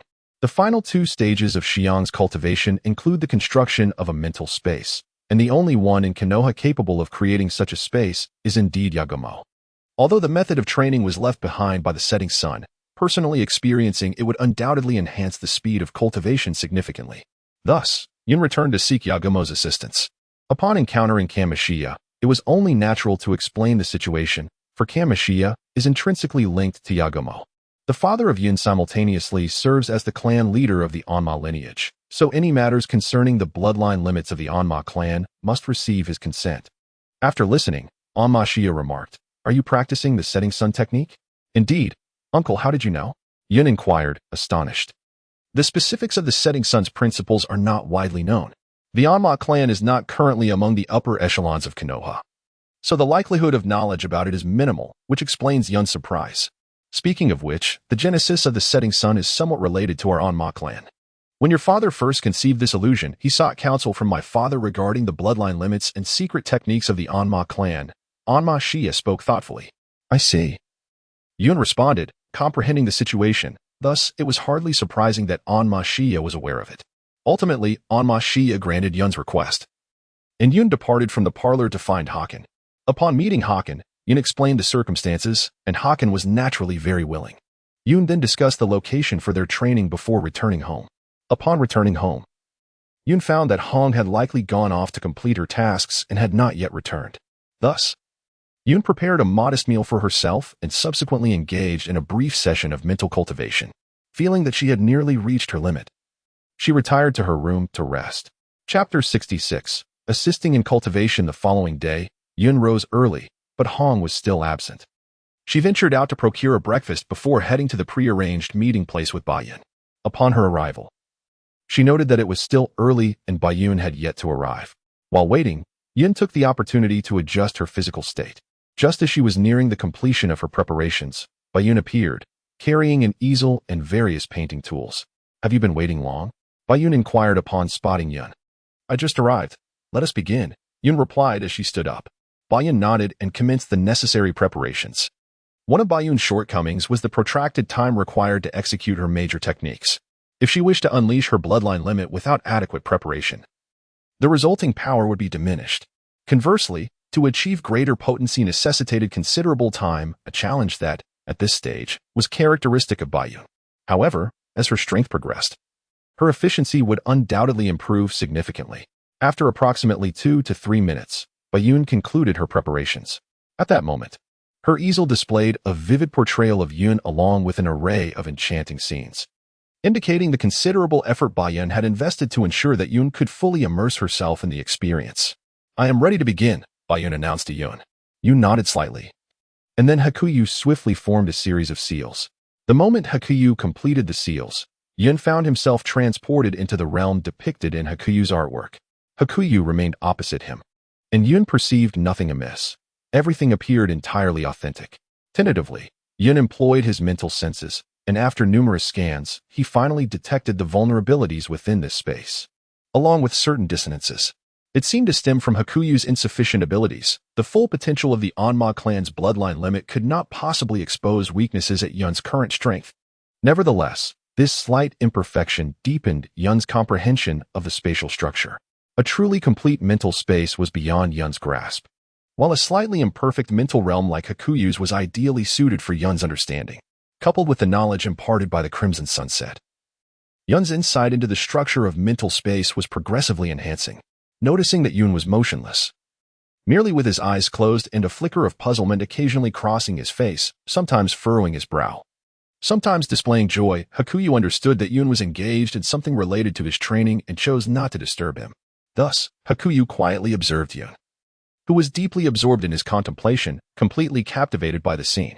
The two of them existed in a peculiar state, one seemingly meditating, while the other remained transfixed, unblinking. Fortunately, there were no other witnesses around. Otherwise, one could easily surmise that something was amiss between the two. As time slipped by in this manner, a whole morning passed. Yun finally opened his tightly shut eyes and withdrew his mental perception. This space remained under Hakuyu's vigilant watch, and Yun's movements could not escape his notice. Just as Yun was about to open his eyes, Hakuyu had already turned away, concealing the fact that he had been observing Yun all along. The cloud remained oblivious to the subtle movements of the other, persistently attuned to the nuances of the mental realm. However, the expenditure of its mental energy was alarmingly swift, and even its formidable recuperative abilities could not keep pace with such depletion. The cloud ceased its exploration of mental power precisely because its reserves had dwindled. It required a period of respite to restore its mental vitality before embarking on the endeavor anew. As the cloud dispelled the illusionary realm, Yagumo formed seals to lift the enchantment. It was only then that Young realized it was already noon, which explained why his mental energy was nearly depleted. Young resolved to pause his cultivation and accompany Yagumo for a meal. Were he alone, he might have disregarded the need for sustenance. However, being in Yagumo's company, he had no justification for allowing her to go hungry alongside him. Yun and Bayun ventured to the barbecue restaurant in Konoha, not out of Yun's own culinary inclinations, but rather in deference to Bayun's preferences. The inherently gentle Bayun possessed a rather robust taste for food, particularly favoring the grilled meats typically relished by young men. This particular fondness bore resemblance to that of Hong, whose tastes, while distinct from Bayun's, leaned toward strong spirits and a pronounced aversion to cake. Yun, who possesses a fondness for barbecued delicacies, felt a joyful inclination to take Bayun to indulge in such culinary delights. The two strolled leisurely, engaging in a light-hearted conversation along the way. Before long, they arrived at the entrance of the barbecue restaurant. Upon entering, they were greeted by the voice of Shikamaru, who called out for 10 servings of barbecue.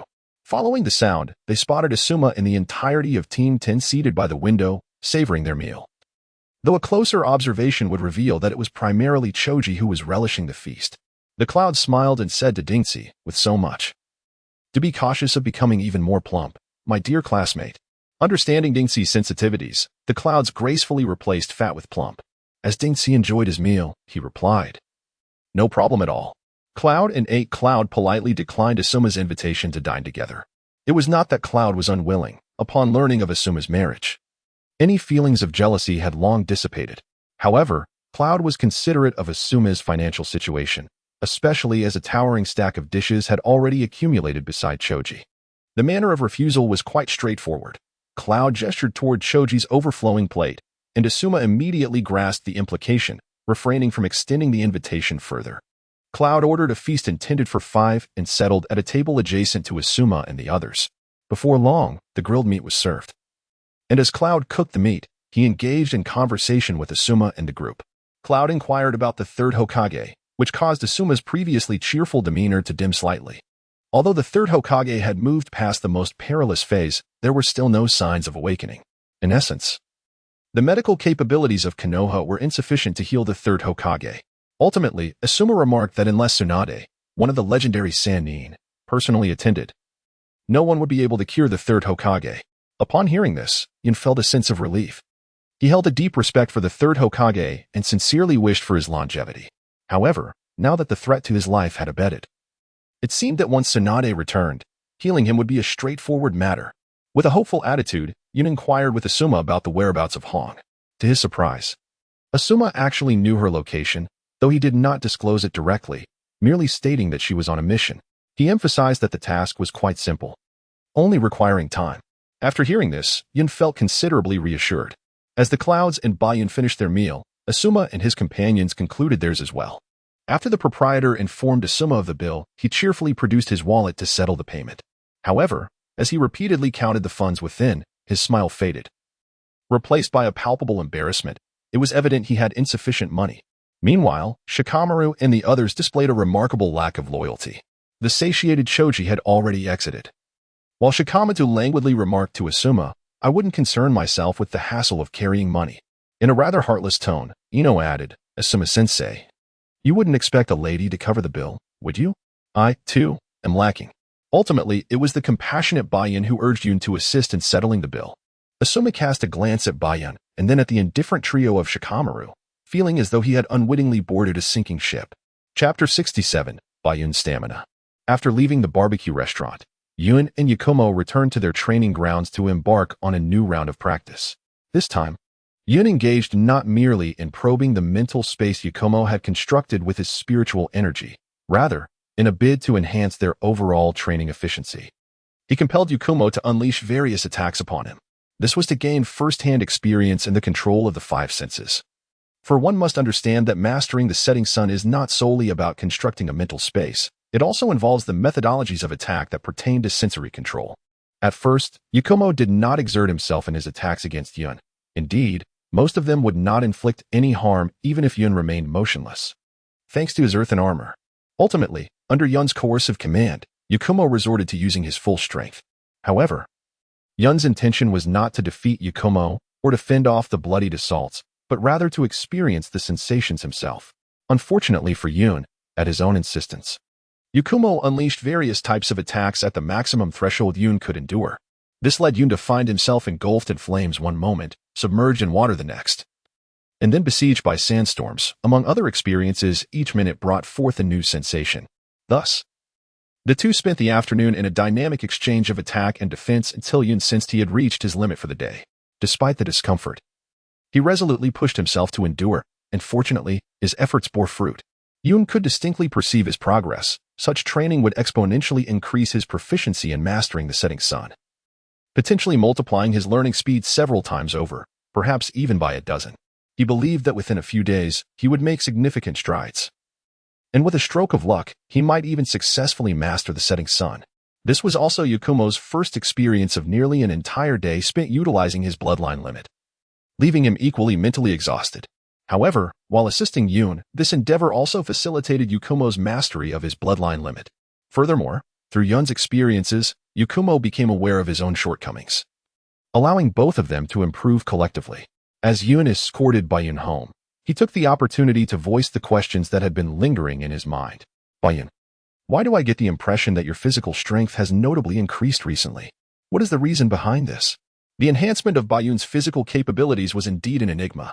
The Anma clan had previously sought the assistance of medical ninjas and ordinary physicians, ultimately concluding that Bayun's physical limits would only reach that of an average genin, and only upon complete maturity. Yet, from Yun's observations over the past few days, Bayun's vigor had markedly improved, nearing the threshold of a genin's strength. Yun had refrained from inquiring before, partly due to the suspicion that it might be a mere illusion and partly due to a lack of opportunity. Now, however, he was certain it was not an illusion, prompting him to seize the moment to ask. I thought you wouldn't ask, Bayun replied with a smile. I wanted to see how long you could endure before questioning me. The amusement in Bayun's expression deepened. What exactly is going on? Yun pressed once more. Patience.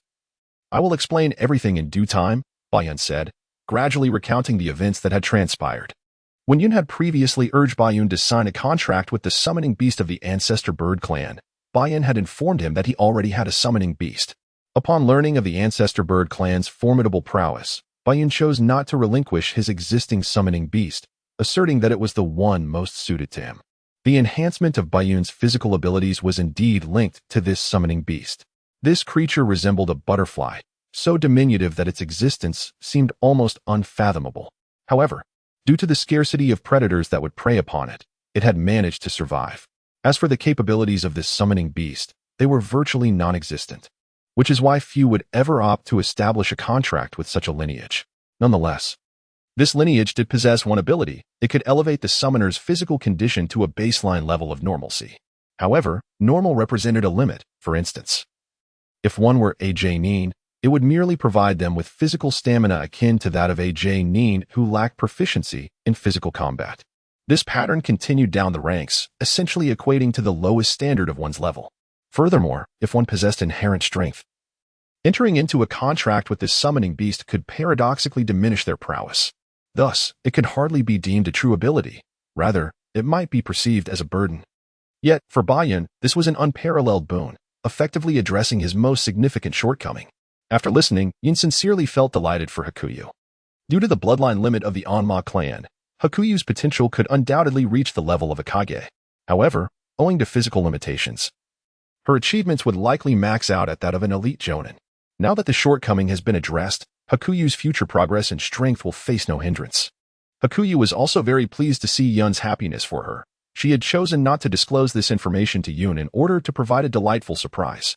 Little did she know that during the Chunin exams, Hinata was unexpectedly taken away while she was accompanying her, leaving her devoid of any face to present. Cloud said. After sending Hakuyu home, they agreed to continue their training the following day before parting ways. Upon returning home, it was unsurprising that Hong did not come back. Cloud, exhausted from the day's endeavors, both mentally and physically. After all, Hakuyu's illusions were not easily born, skipped dinner and retired to bed. The next day, as per their routine, Cloud trained with Hakuyu.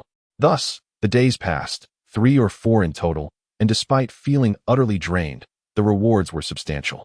Cloud had nearly grasped the structure of the mental space and could independently create a modest mental realm, albeit lacking in offensive capabilities.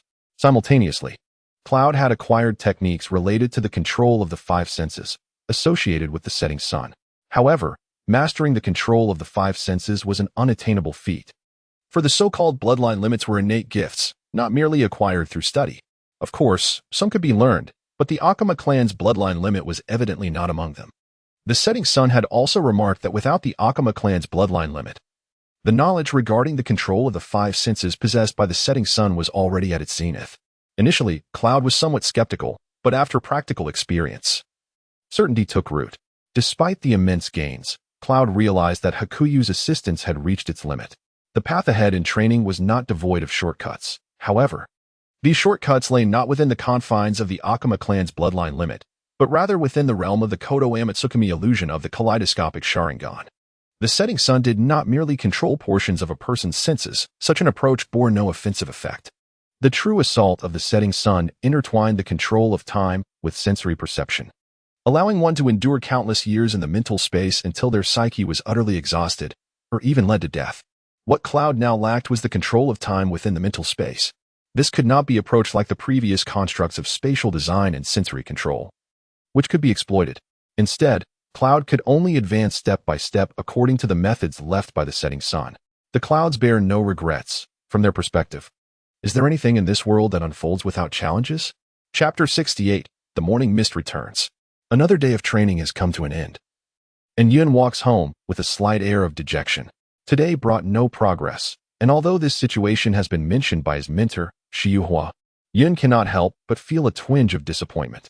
Throughout his journey of mastering various ninjutsu and illusions, he has never encountered such formidable obstacles. He has always completed his training in a remarkably swift manner. This marks his first true failure. Upon returning home, Yun is astonished to find the courtyard gate ajar. Realizing that Hong must have returned, he pauses to shake off his gloomy demeanor, smoothing his expression before stepping inside. "I'm back," he announces. "Welcome back," responds a voice almost instantaneously. As he turns around quickly, he exclaims, "Hongdo, is that you?" At that moment, Hongdo is seated at the tea table, in her usual spot, smiling warmly at Yun. "Why wouldn't it be me?" She replies playfully. Meanwhile, Hong, who has been busy within the house, overhears their exchange and steps out to add, Hongdo has been accompanying me on assignments these past few days. Upon our return, I invited her to join us for dinner. Yoon suddenly realized, oh, I see. That's why I haven't seen Sister Hongdo lately. Upon hearing Yun's words, Hongdo leaned her face closer to Yun's, teasingly remarking, have you been missing me after these few days apart? Yun's face flushed slightly as she remarked, Hongdo, you are at it again.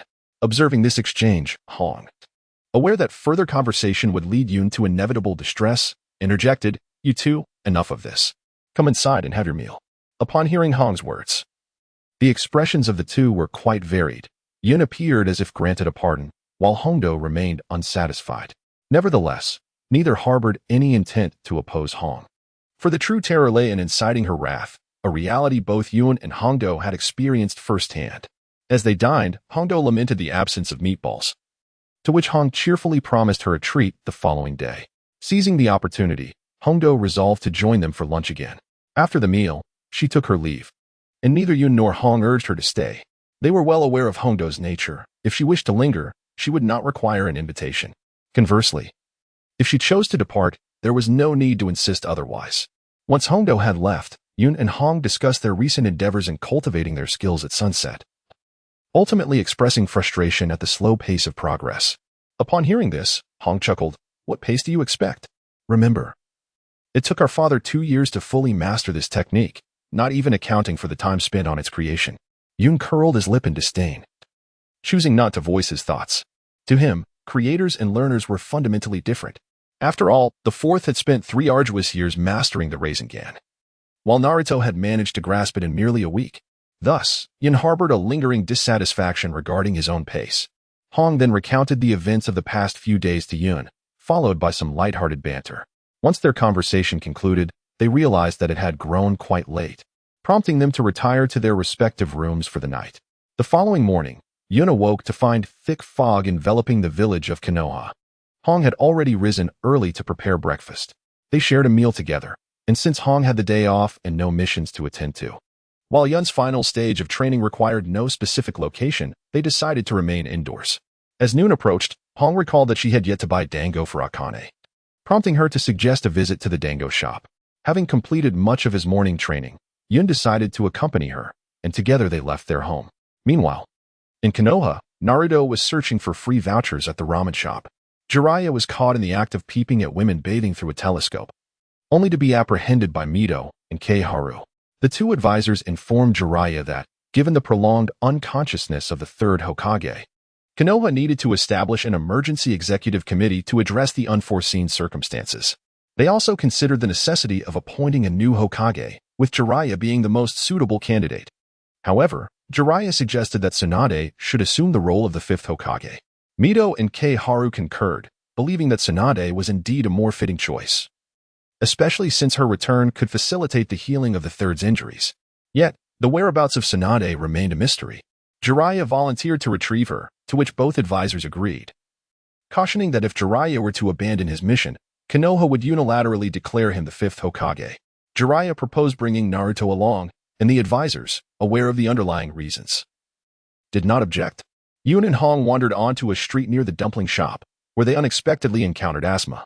Hong inquired why Asma was not at home, to which Asma bashfully replied that he had lost track of time while playing chess at Shikamaru's house. Notably, the route from Asma's home to Shikamaru's conveniently passed by the dumpling shop, prompting the trio to walk together. Upon arriving at the dumpling shop, they spotted Kakashi standing outside. Kakashi remarked, "It is indeed a rare sight to see the three of you together." It is worth mentioning that Yun had previously harbored a well-known disdain for Asma and Konoha, which led him to often urge Hong to leave whenever she was with Asma. Thus, this instance of the three walking together was unprecedented. Hong explained that they had coincidentally run into Asma while purchasing dumplings for red bean paste. Asma then inquired what Kakashi was doing there. Kakashi replied that he was buying offerings, though he was actually waiting for Sasuke. Inside the shop, Kisame and Itachi overheard the conversation. Itachi's hand twitched slightly, yet he did not escape the notice of the four. Yun, fully attuned to his surroundings, acutely sensed the presence of Itachi and Kisame. Kakashi and Asma exchanged a few cryptic words, prompting Yun to discreetly tug at Hong's hand for her attention. When Sasuke arrived, He was taken aback to find Kakashi there first. Kakashi nonchalantly stated that he occasionally arrived early, though he seemed preoccupied. At that moment, Yun's perception revealed that Itachi and Kisame had swiftly departed. After Kakashi signaled, Asuma and Hong immediately left to pursue them. Yun endeavored to follow suit but was intercepted by Kakashi. Sasuke, observing the exchange, felt a twinge of suspicion but refrained from pressing for further details. As Yun bid farewell to Kakashi, he swiftly departed. At the bridge by a river in Konoha, Asuma and Kurenai confronted the duo, Kisame and Itachi. Asuma inquired about them, and upon hearing their response, Itachi greeted the two, prompting Asuma to realize that they had once been ninjas of the leaf. Itachi removed his hat, revealing his Sharingan, which astonished Asuma and his companion. Kisame introduced himself as Kisame Hoshigaki, and Asuma candidly expressed his intent to eliminate the two there and then. Kisame mockingly remarked to Itachi that it seemed he was disliked by the villagers, while Kurenai provided background information on Kisame. Itachi, however, expressed his reluctance to kill, asking the two not to involve him. Following this, Asuma uttered a few trivial remarks. Chapter 69, Setting Sun vs. Tsukuyomi. Kisame could no longer restrain himself and unsheathed his sword, preparing for combat.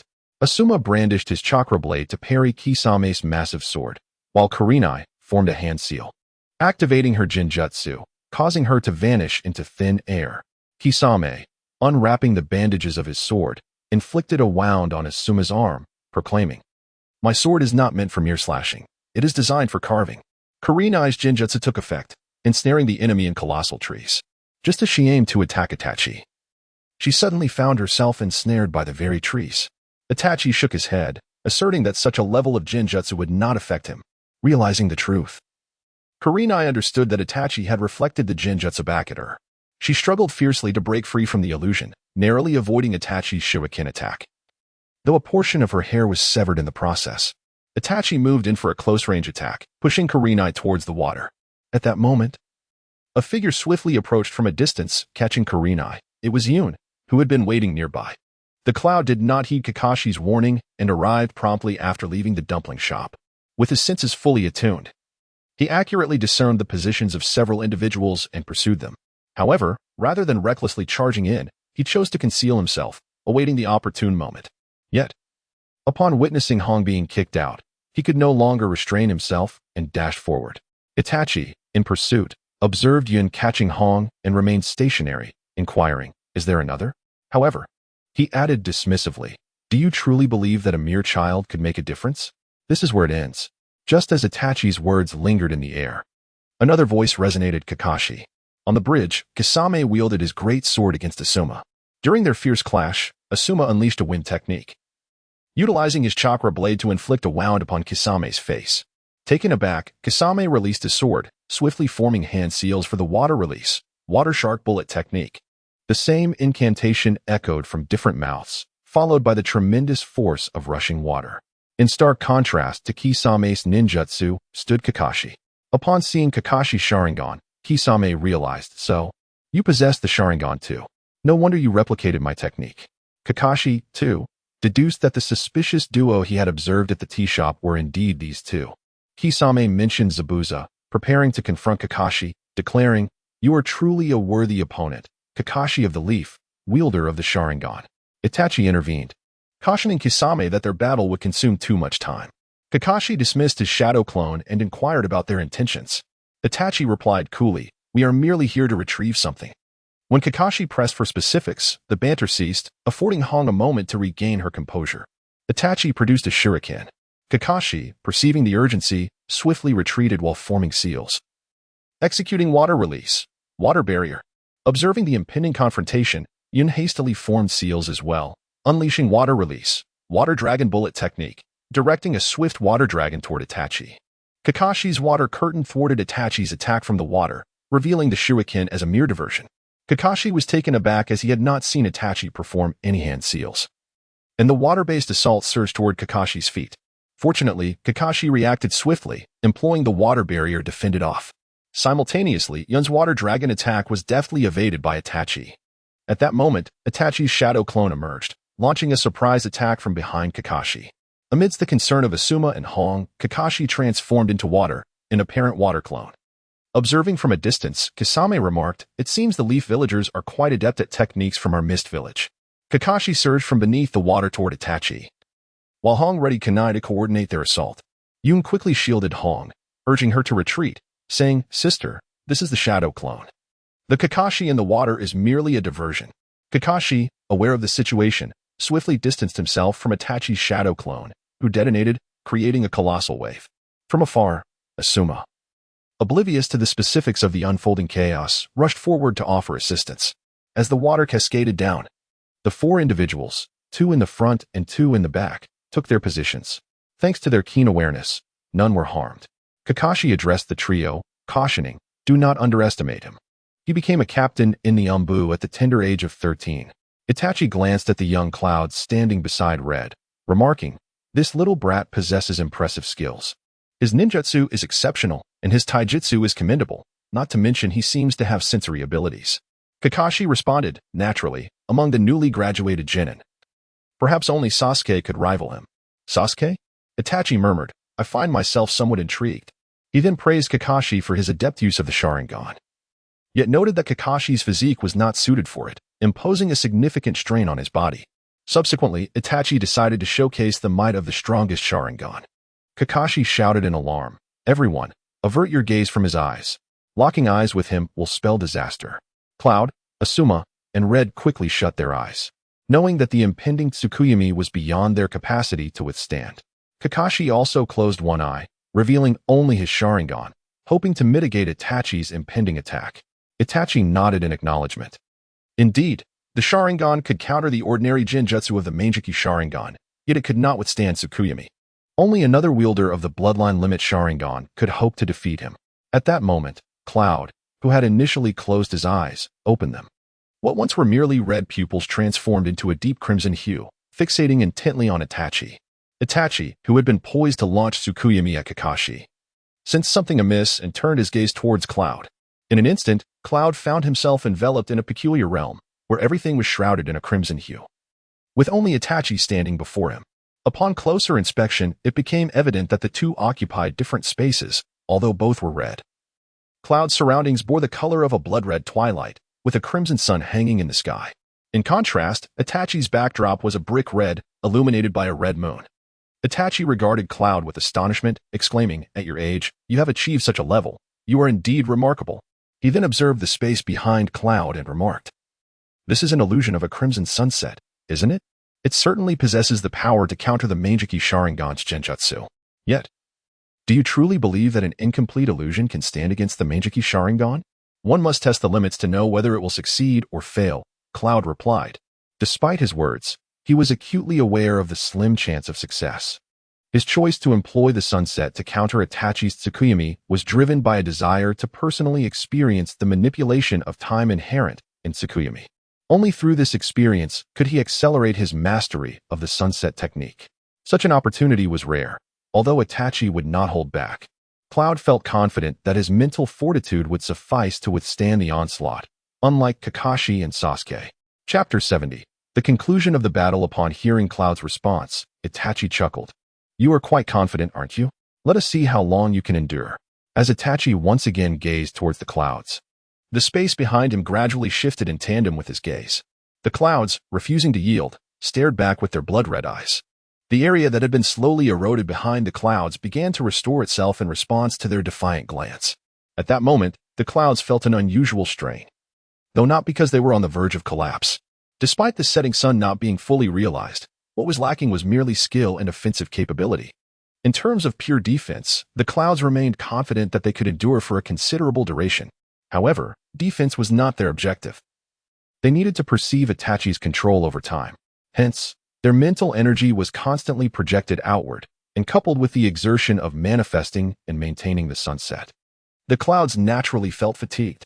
Seeing that the clouds had withstood the encroachment of Tsukuyomi's space, Itachi remarked with a smile, "Impressive that you can resist Tsukuyomi. But how long can you endure? This space must be sustained for a full 72 hours. An hour passed, and the space behind the clouds was gradually eroded. After 2 hours, the sunset realm had been half consumed. 3 hours in, the sunset space was nearly entirely devoured, yet the rate of erosion had significantly diminished. After all, For the clouds, maintaining a small area required relatively little energy. By the 5th hour, the sunset space was completely engulfed. The sunset, after all, was not a long-duration illusion like Tsukuyomi. The control over time only affected the one who was subjected to it. Ultimately, it was merely a fleeting moment. The clouds' prolonged resistance was evidently inadequate, sustained only by their formidable mental strength and extraordinary recuperative abilities. As the sunset space dissipated, the clouds found themselves instantaneously bound to a cross. Itachi approached, wielding a long blade, and said, "You have done well to withstand Tsukuyomi for such an extended period." But this is where it ends. The cloud remained silent, while he continued to perceive the flow of time and the structure of this space. Perhaps Itachi had not noticed. Or perhaps he did perceive it, but chose to disregard it. Itachi spoke to the cloud once more. "In the realm of Tsukuyomi, both space and time, as well as mass, are entirely at my command." With that, he plunged his blade into the cloud's body. After the long blade penetrated, Itachi was once again taken aback. For the cloud did not emit the anguished cry he had anticipated. As if conducting an experiment, Itachi inserted a second blade into the cloud's body, yet still, the cloud remained silent. In astonishment, Itachi inquired, "How is it that you are unscathed?" Yun smiled lightly and replied, "Even if the anguish of this space is genuine, it remains a mere manifestation of the mind. By diminishing the sensations of the spirit, such suffering becomes trivial." This was knowledge Yun acquired while practicing illusions with Yakumo. Lacking the bloodline limit of the Uchiha clan, he could not manipulate the 5 senses of others. However, he successfully attempted to regulate his own, achieving remarkable results. At present, Yun had managed to lower his own perceptions to the utmost degree possible. Upon hearing Yun's response, Itachi remarked, "While your assertion holds truth, to what extent can you truly diminish your awareness?" As soon as Itachi finished speaking, his form multiplied rapidly, an increasing number of Itachi's brandishing blades charging towards Yun, ultimately reaching the limit of Yun's perceptual capability. In the physical realm, Kakashi, who believed Itachi would attack him, observed the stillness of both Yun and Itachi. Realizing Itachi was targeting Yun, Kakashi, though uncertain of Itachi's reasoning behind this misstep, was determined not to squander the opportunity and swiftly advanced toward Itachi. Not far away, Kisame, who had been watching, was taken aback, also perceiving Itachi's actions as misguided.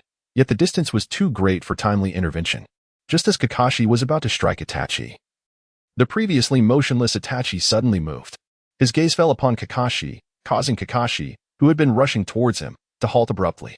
Returning to reality, Yun witnessed this scene with clarity yet felt utterly powerless. His mental energy had been severely depleted, rendering him nearly incapable of offense. Itachi dispelled the illusion, and Kakashi collapsed onto the water's surface. Hong and Asuma dared not blink, uncertain of Kakashi's condition. Kakashi struggled to rise, glancing at Yun, astonished. Although Yun appeared drained, he evidently possessed greater strength than Kakashi. Having personally experienced Tsukuyomi, Kakashi was merely enduring to remain standing, while Yun seemed only fatigued, leaving Kakashi astonished. Kakashi was perplexed, unable to comprehend why Itachi refrained from delivering a lethal blow. Kisame praised Kakashi for enduring Tsukuyomi without succumbing to despair, then turned to Itachi, saying, "Itachi, could it be that you cannot bring yourself to harm a child?" Itachi appeared somewhat weary. The consecutive use of Tsukuyomi had drained him significantly, preventing him from responding to Kisame's inquiry. Kakashi probed further, questioning whether Itachi's objective was Sasuke. Itachi shook his head, stating, "It is the legacy of the 4th Hokage." The 3 Jonin immediately grasped the implication. Itachi's true aim was Naruto, a fact already known to Yun. Kakashi challenged, "You seek the 9 tails within Naruto, do you not?" He even mentioned the Akatsuki by name. Itachi furrowed his brow and instructed Kisame, "Take Kakashi with you. He possesses too much knowledge." He then suggested that the remaining 3 should be eliminated. Kisame brandished his sword, charging forward, but Guy appeared just in time, executing the leaf gale to kick Kisame away. Regaining his footing, Kisame questioned, "And who are you?" Guy struck a pose, declaring, "The proud azure beast of the leaf, Might Guy." Guy recognized Itachi as well. Kakashi sighed in relief and fainted, prompting Guy to hurriedly hoist him onto his shoulder, witnessing Kakashi in such disarray for the first time. Asuma urgently cautioned Guy, "Do not look into Itachi's eyes." Hokage, however, claimed to have been aware of it all along. In preparation for his confrontation with Kakashi, he had meticulously researched methods to counter the Sharingan, which entailed avoiding direct eye contact with it during battle.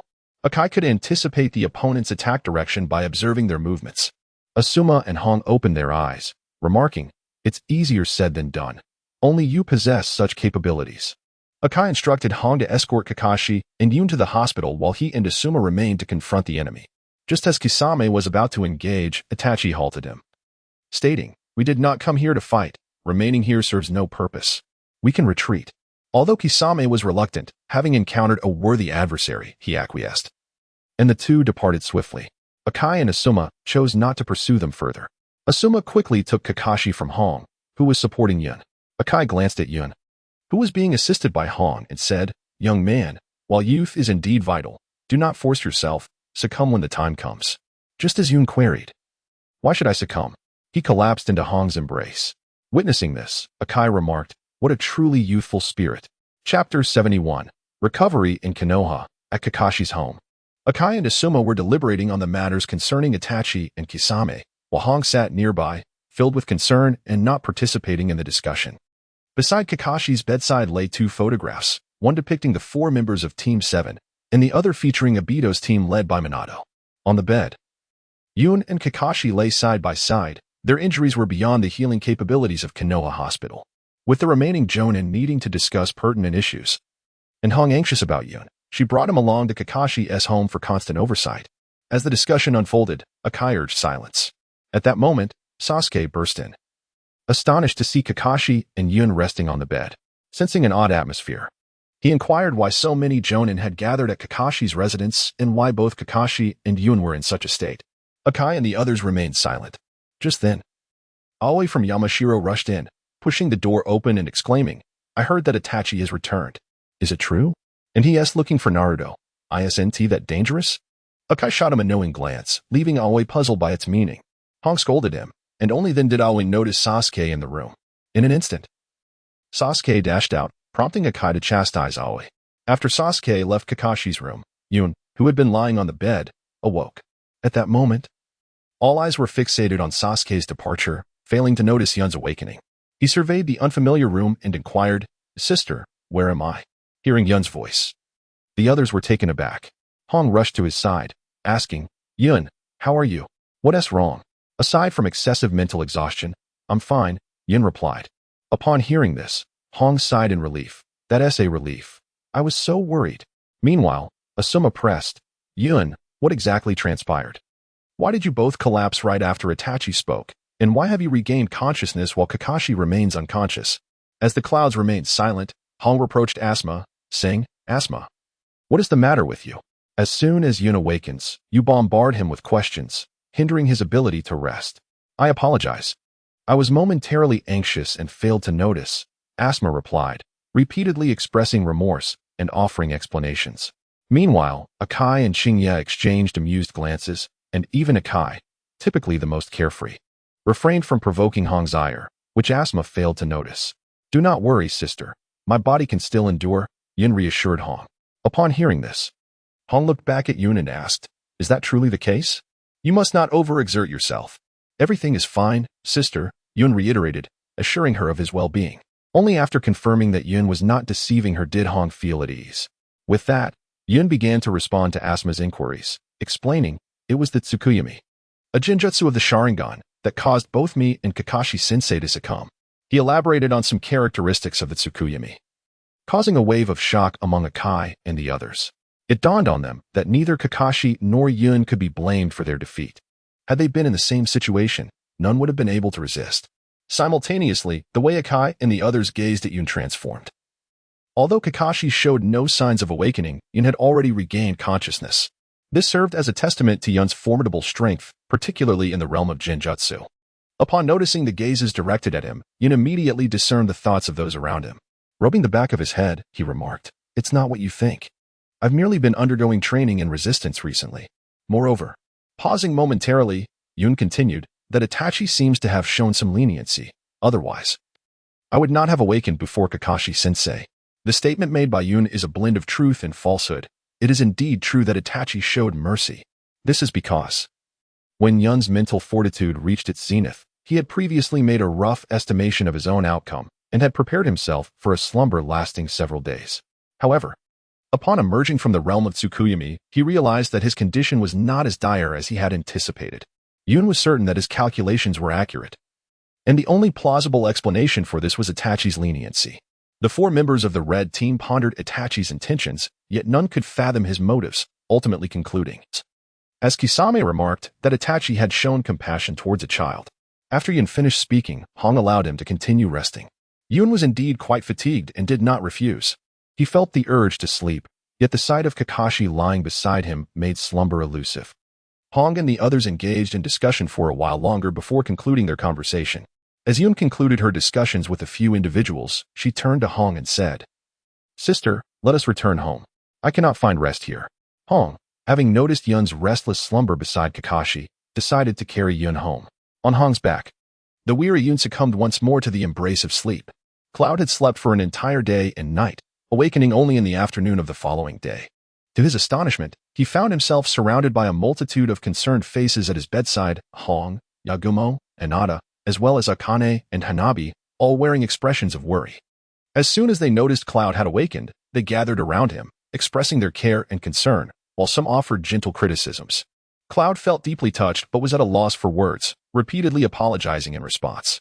Hong conducted a brief examination of Cloud's condition. After a full day and night of rest, Cloud was not at his peak but had regained about 70 to 80% of his vitality. This sight reassured everyone present.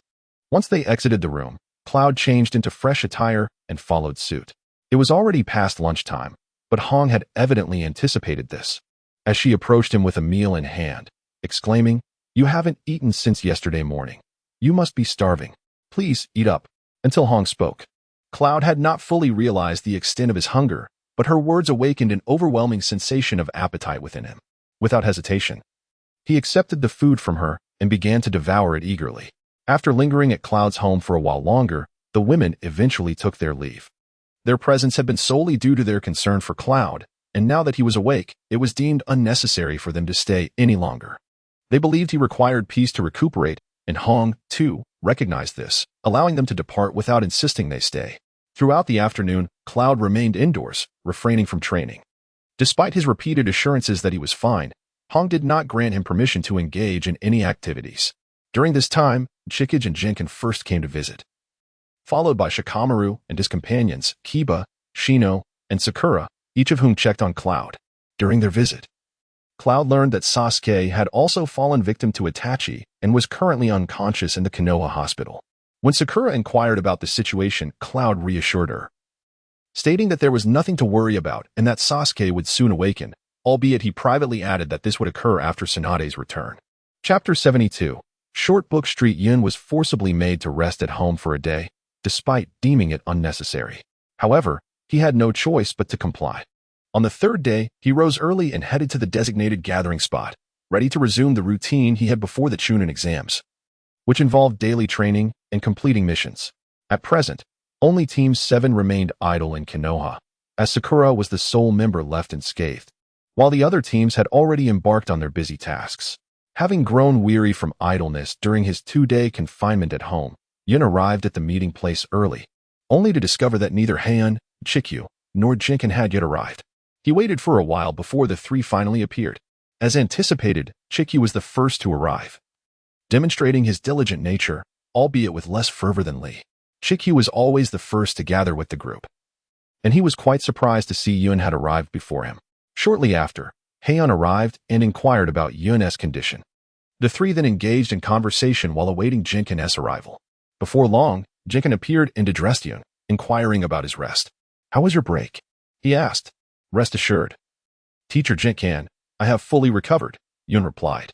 "That is good to hear." Jinken nodded and continued.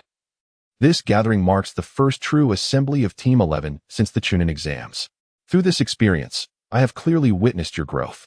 Moreover, you 3 are the only team from Konoha to have all members advance to the finals, which fills me with great pride. However, I urge you to remain humble and continue your efforts. A ninja's negligence can only lead to death." In unison, the 3 replied, "We understand, Teacher Jinken." After a moment, Chikyu asked, "What is our mission for today, Teacher Jinken?" Jinken chuckled at his eagerness and replied, "Let me finish speaking first." Chikyu nodded, settling in to listen attentively. Jinken continued, "I will not elaborate further. This Chunin exam has not only elevated your abilities but has also thrust you into the realities of true warfare. Though it was on a smaller scale, you are no longer the ignorant children you once were. Therefore, the tasks you will undertake from now on will be of a higher level. Splendid, Teacher Shinjian. What task do we have today? As soon as Shinjian finished speaking, Jijio could not contain himself. Shinjian, without chastising Jijio, addressed the three of them. Today's mission is a C-rank task. We are to escort the owner of the casino safely to Shao Street. We shall convene at the Konoha gate in half an hour. You are dismissed. Upon concluding his instructions, Shinjian departed. Shortly thereafter, Ayun and Jijio also returned home to prepare their belongings. Yun, contemplating the training that awaited after the mission, had already packed all necessary items and thus headed straight towards the Konoha gate, murmuring softly to himself, Shao Street, I am rather looking forward to it. Half an hour later, at the Konoha gate, Yun, Jijio, and Ayun awaited Shinjian. It wasn't too long before Shinjian arrived with the client. A middle-aged man of similar height to Shinjian but slightly plump. Through Shinjian's introduction, the trio learned that his name was Takaya Kimura. Takaya appeared to be a congenial individual, though whether this amiability extended to everyone or was reserved solely for ninjas like Yun remained uncertain. The five of them set off together towards Shao Street. The journey was largely uneventful, with only a couple of mountain bandits attempting to ambush them. Upon realizing they were facing Konoha ninjas, they promptly turned and fled. The four followed Takaya's pace, which, while not very swift, was commendable enough. Yet it still took them 2 days to reach Shao Street. Upon arrival, Shinjian informed Yun and the others that they would need to provide additional protection for Takaya for a few more days until his guards arrived. He presented the trio with the remuneration for the task, advising them to remain within Shao Street and not wander off. As for accommodations, that would be solely managed by Takaya. The three accepted this without objection, and Yun felt a surge of delight within. He had been contemplating how to concoct an excuse to linger in Shao Street for several days, but now that was rendered unnecessary, sparing him further effort.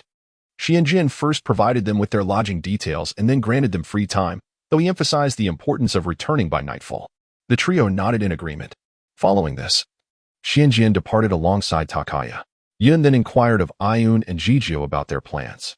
Upon hearing the question, Jijio hastily replied, I shall not accompany you too. You may enjoy yourselves while I attend to my own matters. Yun was deeply puzzled. When had Tamahisa ever visited Tanzaka Street before? And how did he already have a place of his own here? What Yun failed to notice was the admiring glance Kurama cast toward Tamahisa as he departed, to which Tamahisa responded by turning back and giving Kurama an encouraging gesture.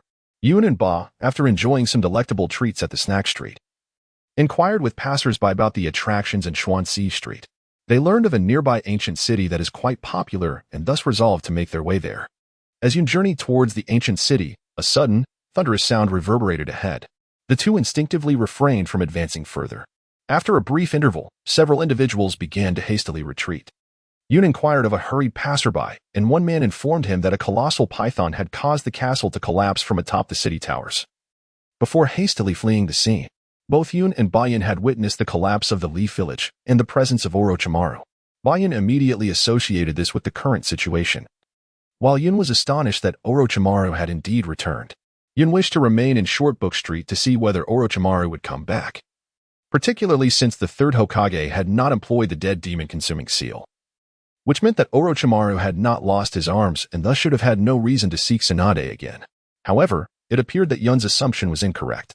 Bayun suggested they investigate further, but Yun declined, stating to Bayun, if the opponent is indeed an enemy attacking the Leaf Village, neither we nor teacher Shinjian stand a chance against him.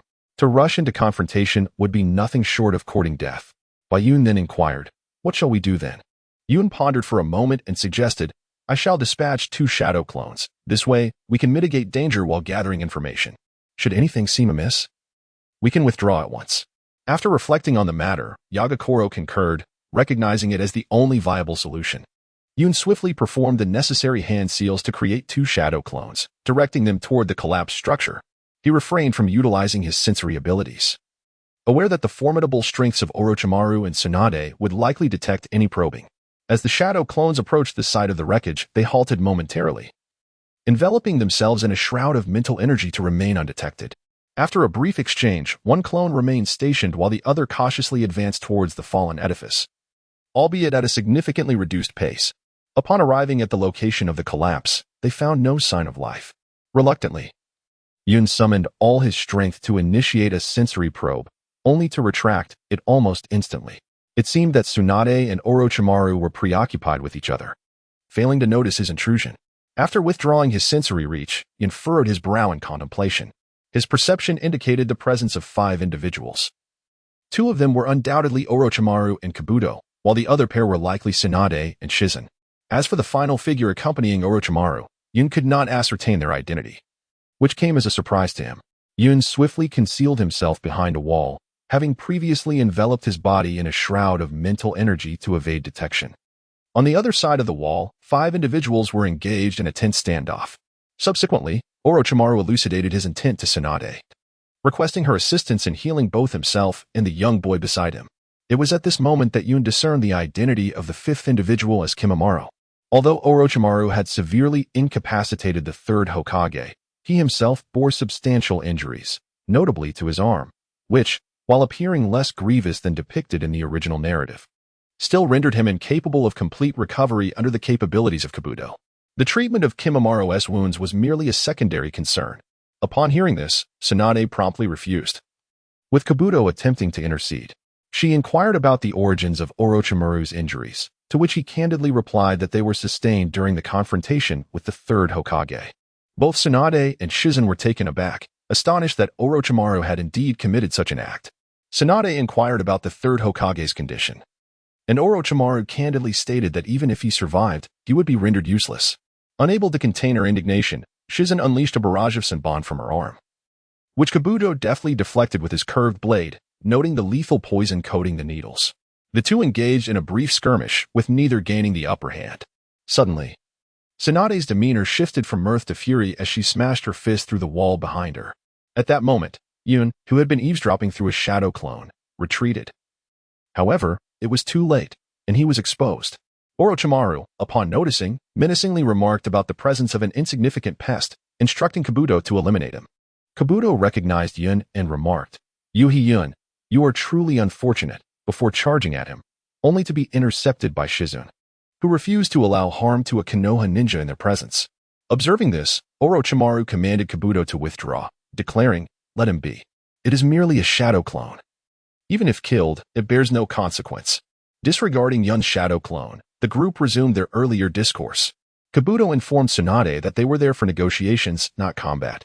Tsunade, however, declined to engage in talks, prompting Kabuto to exhaust all efforts to persuade her to at least consider their terms.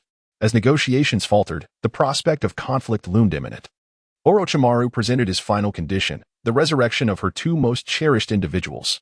Tsunade hesitated, caught in a moment of contemplation, yet Orochimaru sensed the negotiation's success. Tsunade then questioned Orochimaru about his plans following the healing of his arm. He replied candidly, "Next time, I intend to annihilate Konoha completely." Shizen, realizing the gravity of the situation, understood the profound significance of Dan and Hashirama to Tsunade. Meanwhile, Yun remained unfazed, confident that Tsunade would never acquiesce to Orochimaru's demands. Shizen promptly urged Tsunade to awaken from her moment of doubt, insisting that Orochimaru was deceiving her and imploring her not to believe him. She spoke fervently of dreams and aspirations, invoking the name of Tsunade's grandfather, Hashirama Senju, in a desperate plea for her to refrain from aiding Orochimaru. Tsunade interrupted Shizen, commanding her to be silent. Kabuto interjected, offering Tsunade a week to deliberate, as resurrecting 2 individuals would necessitate the preparation of 2 living sacrifices. Silence was filled with frustration, and I hoped Tsunade would regain her composure. I urged her, taking advantage of Orochimaru's injury, we can join forces and summon reinforcements from Konoha. Together, we could certainly eliminate Orochimaru and his companions. At this, Yun felt a flicker of interest. Although it was impossible to kill Orochimaru, eliminating Kabuto would significantly reduce future troubles.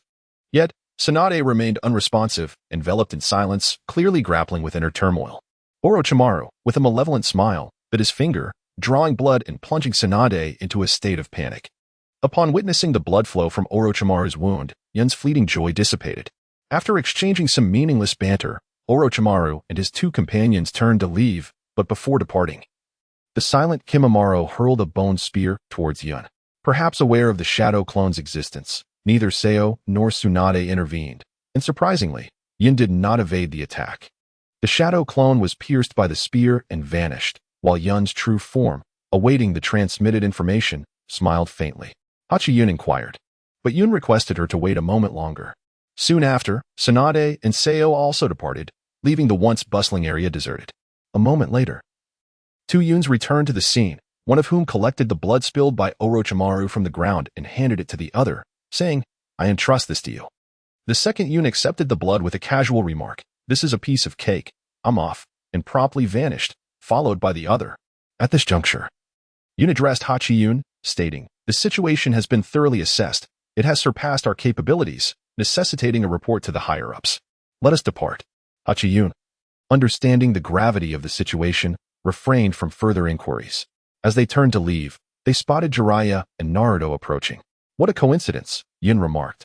Hachiyun looked at him, puzzled, to which Yun responded with a smile, "It seems there's no need to inform anyone else."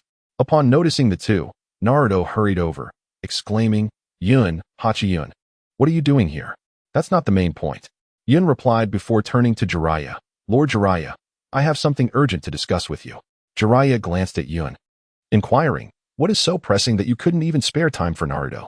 At that moment, Naruto shot a resentful glance at Yun. Yun led Jiraiya a short distance away, then recounted the recent events. Jiraiya listened intently, his expression now serious. "You need only discuss this with me. Do not disclose it to anyone else, or it may lead to unforeseen complications." "Understood, Lord Jiraiya." Jiraiya then addressed Hachiyun, "This young one will be accompanying me for the next few days. Please inform your supervising teacher." After hearing this, Yakumo turned to Yin, who signaled that there was no issue. Yakumo then departed, leaving Yin to continue her journey alongside Jiraiya and Naruto. Chapter 74. Conversation. Once Yakumo had left, Jiraiya turned to Yun and remarked, "You possess the ability of perception, do you not?" Upon receiving a positive affirmation from Yun, he continued, "Why not attempt to sense Tsunade's location?" Yun concentrated fully on her perception and discovered that both Tsunade and Shizen were in a constant state of movement. She promptly relayed this information to Jiraiya. Upon hearing her, Jiraiya suggested, "Let us head toward her general vicinity. We shall wait until she comes to a halt before seeking her out." Yun nodded in agreement, and thereafter, Jiraiya led a bewildered Naruto away. Naruto was filled with questions, yet his carefree nature allowed him to dismiss them, choosing instead to boast to Yun about his aspirations to master formidable ninjutsu. Upon returning to the residence of Xianyan, Yun briefed Xianyan on the situation. Upon learning that it involved Jiraiya, Xianyan refrained from further comments and reassured Yun that there were no issues, which allowed Yun to finally relax completely. After Yun and Tsunade came to a halt, they informed Jiraiya, who then led the two towards their destination, eventually stopping in front of a tavern. Yun and Naruto followed Jiraiya inside. Upon their meeting, Jiraiya and Tsunade immediately engaged in a verbal sparring match. Naruto, upon seeing Tsunade, questioned whether this woman truly was over 50 years old. Shizen was puzzled as to why all three legendary Sannin were present that day. Meanwhile, upon noticing Yun, Shizen realized that Jiraiya was aware of the events that had transpired in the afternoon, and her anxious heart was finally at ease. After their initial exchange, Jiraiya and Tsunade fell silent, merely sipping their drinks. Once a jug was emptied, Tsunade remarked, "Today truly is a day for reuniting with old friends." Jiraiya then spoke up, "Orochimaru is far more diligent than I am." Tsunade glanced at Yun and inquired, "This little brat has undoubtedly told you everything, hasn't he?" As she spoke, she retrieved a deck of cards from her bosom and began to idly shuffle them. Jiraiya passed some dishes to Naruto and Yun. Naruto ordered fish while Yun opted for fried chicken. Tsunade, no longer paying attention to the two, asked, "What brings you to me?" Jiraiya directly revealed Konoha's request for Tsunade to assume the role of the fifth Hokage. Everyone was momentarily taken aback, and Naruto, caught mid-bite, nearly choked on his fish. Tsunade then asked, "How is the old man faring?" Jiraiya replied, "He has not yet awakened from the injuries inflicted by Orochimaru, and even if he does, he would not be capable of fulfilling the duties of Hokage." Unable to contain himself any longer, Naruto asked, "Who exactly is Orochimaru? Is he the one who severely wounded the third Hokage?" Jiraiya and Tsunade casually responded to Naruto's question as they continued to play cards. Finally, Tsunade inquired, "Who is this child?" Jiraiya answered, "This is Naruto Uzumaki, and the other is Yuhi Kurenai." Tsunade quickly connected the dots, realizing that this was the Nine Tails. Earlier that day, she had not given Yun much thought, But now, upon observing his features and surname, she recognized him as the son of the fourth Hokage. Subsequently, Naruto launched into a series of accusations, only to be restrained by Yun. Jiraiya also urged Naruto to be quiet, and he exchanged 3 poor cards for better ones, once again earnestly proposing that Tsunade take on the mantle of the fifth Hokage. Tsunade, looking at her dismal hand, felt a tumult of emotions. Everyone awaited her response. And ultimately, she discarded her cards and declared, "Impossible, I refuse." Shizen felt a profound disappointment, while Naruto sighed in relief. Jiraiya laughed heartily. "You remain unchanged. Your tone is exactly the same as when you turned me down all those years ago." Furious, Naruto pointed out a myriad of questions. Jiraiya introduced Tsunade's background and emphasized that this was a unanimous decision made by Konoha's higher-ups, adding, "Naruto, you, as a mere genin, have no right to interject here." Tsunade mocked Jiraiya, stating that this apprentice was far inferior to the previous one, while Jiraiya spoke highly of Minato Namikaze, the fourth Hokage. Upon learning that it was the fourth Hokage being referenced, Naruto's anger subsided. Tsunade continued to voice her criticisms of the past Hokages, which infuriated Naruto. As this was his dream being belittled, he shouted that he would take action and show Tsunade a thing or two. Tsunade responded to Naruto's challenge. As everyone gathered outside, Tsunade declared that she would defeat Naruto with a mere finger. The outcome was evident as Naruto was effortlessly knocked down by her single finger. Tsunade inquired why Naruto held the Hokage in such high regard, to which Naruto expressed his aspiration to become Hokage, accompanied by his fervent declarations. Taken aback by his words, Tsunade was momentarily stunned, allowing Naruto to seize the opportunity to unleash his incomplete Rasengan in an attack. Tsunade, startled, mistook it for the perfected version. With a light tap of her finger on the ground, she created a fissure, and Naruto fell directly into it, leaving the onlookers astonished. After a bout of nausea, Sakura rushed over to assess Naruto, finding him mostly unharmed. Tsunade surmised that Jiraiya had taught Naruto the Rasengan, lamenting that he had imparted a jutsu that Naruto would likely never master. Tsunade further mocked Naruto's naivety, ridiculing his dream of becoming Hokage. Rising to his feet, Naruto boasted that he would master the Rasengan in just 3 days. Infuriated, Tsunade proposed a wager with Naruto, extending the time frame to 1 week. If Naruto succeeded in mastering the Rasengan, she would bestow upon him the necklace of the first Hokage. Sakura quickly opposed this, while Jiraiya highlighted the immense value of that special necklace, which was worth a fortune. Overjoyed, Naruto eagerly accepted the challenge. Tsunade then revealed Naruto's wallet, stating that if he lost, she would claim all his money. After saying this, she beckoned Sakura to leave, at which point Naruto realized his wallet was missing. Sakura was astonished that Tsunade had even put the necklace on the line, something that had never happened before. The group then proceeded to the inn, where Cloud addressed Jiraiya, stating that he needed to leave briefly to attend to some matters. Jiraiya nodded, and Cloud departed. Upon leaving the inn, Cloud arrived at the residence of Genma, quickly sensing the positions of several individuals. He knocked on Genma's door and, following Jiraiya's instructions, refrained from divulging specific details, merely advising Genma to remain cautious during this period. Understanding that Cloud would not make arbitrary decisions, Genma refrained from questioning further. The Clouds once again graced the chamber of Bayan, where they shared the circumstances of the day, ultimately entrusting Bayan with a promise of silence. Bayan nodded in agreement, advising the Clouds to exercise caution before they departed, returning to the inn where Jiraiya resided. Jiraiya had arranged for the Clouds, Naruto, and himself to share accommodations, citing financial constraints. Upon locating Naruto's quarters, the Clouds prepared to enter, only to notice Naruto emerging from the room, his spirit visibly diminished and an air of sorrow surrounding him. The Clouds called out to Naruto, inquiring about his destination. Only then did Naruto acknowledge the Clouds, stating, "I am off to train," before hastily exiting. Cloud was enveloped in confusion, although Naruto was typically brimming with enthusiasm. Such a situation was rare, suggesting that he had been profoundly affected by something. Upon entering the room, Cloud discovered Shizune still present, her expression betraying a hint of excitement. From this, Cloud surmised it was likely related to Tsunade. After exchanging goodnight with Cloud, Shizune departed. Following her exit, Cloud retired to bed, while Jiraiya indulged in a night of revelry and did not return.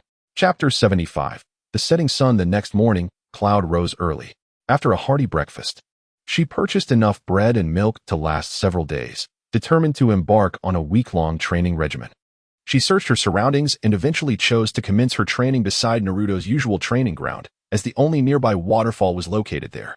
Through her mental confrontation with Itachi and the observations of the time manipulation within the Tsukuyomi, Cloud's comprehension of time and her application of the setting sun technique had significantly advanced. If possible, she aspired to master the setting sun technique within the week, aiming to imbue this illusion with a preliminary offensive capability.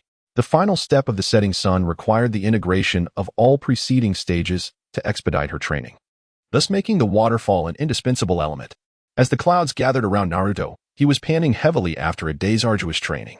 Yin greeted him warmly and offered some bread and milk.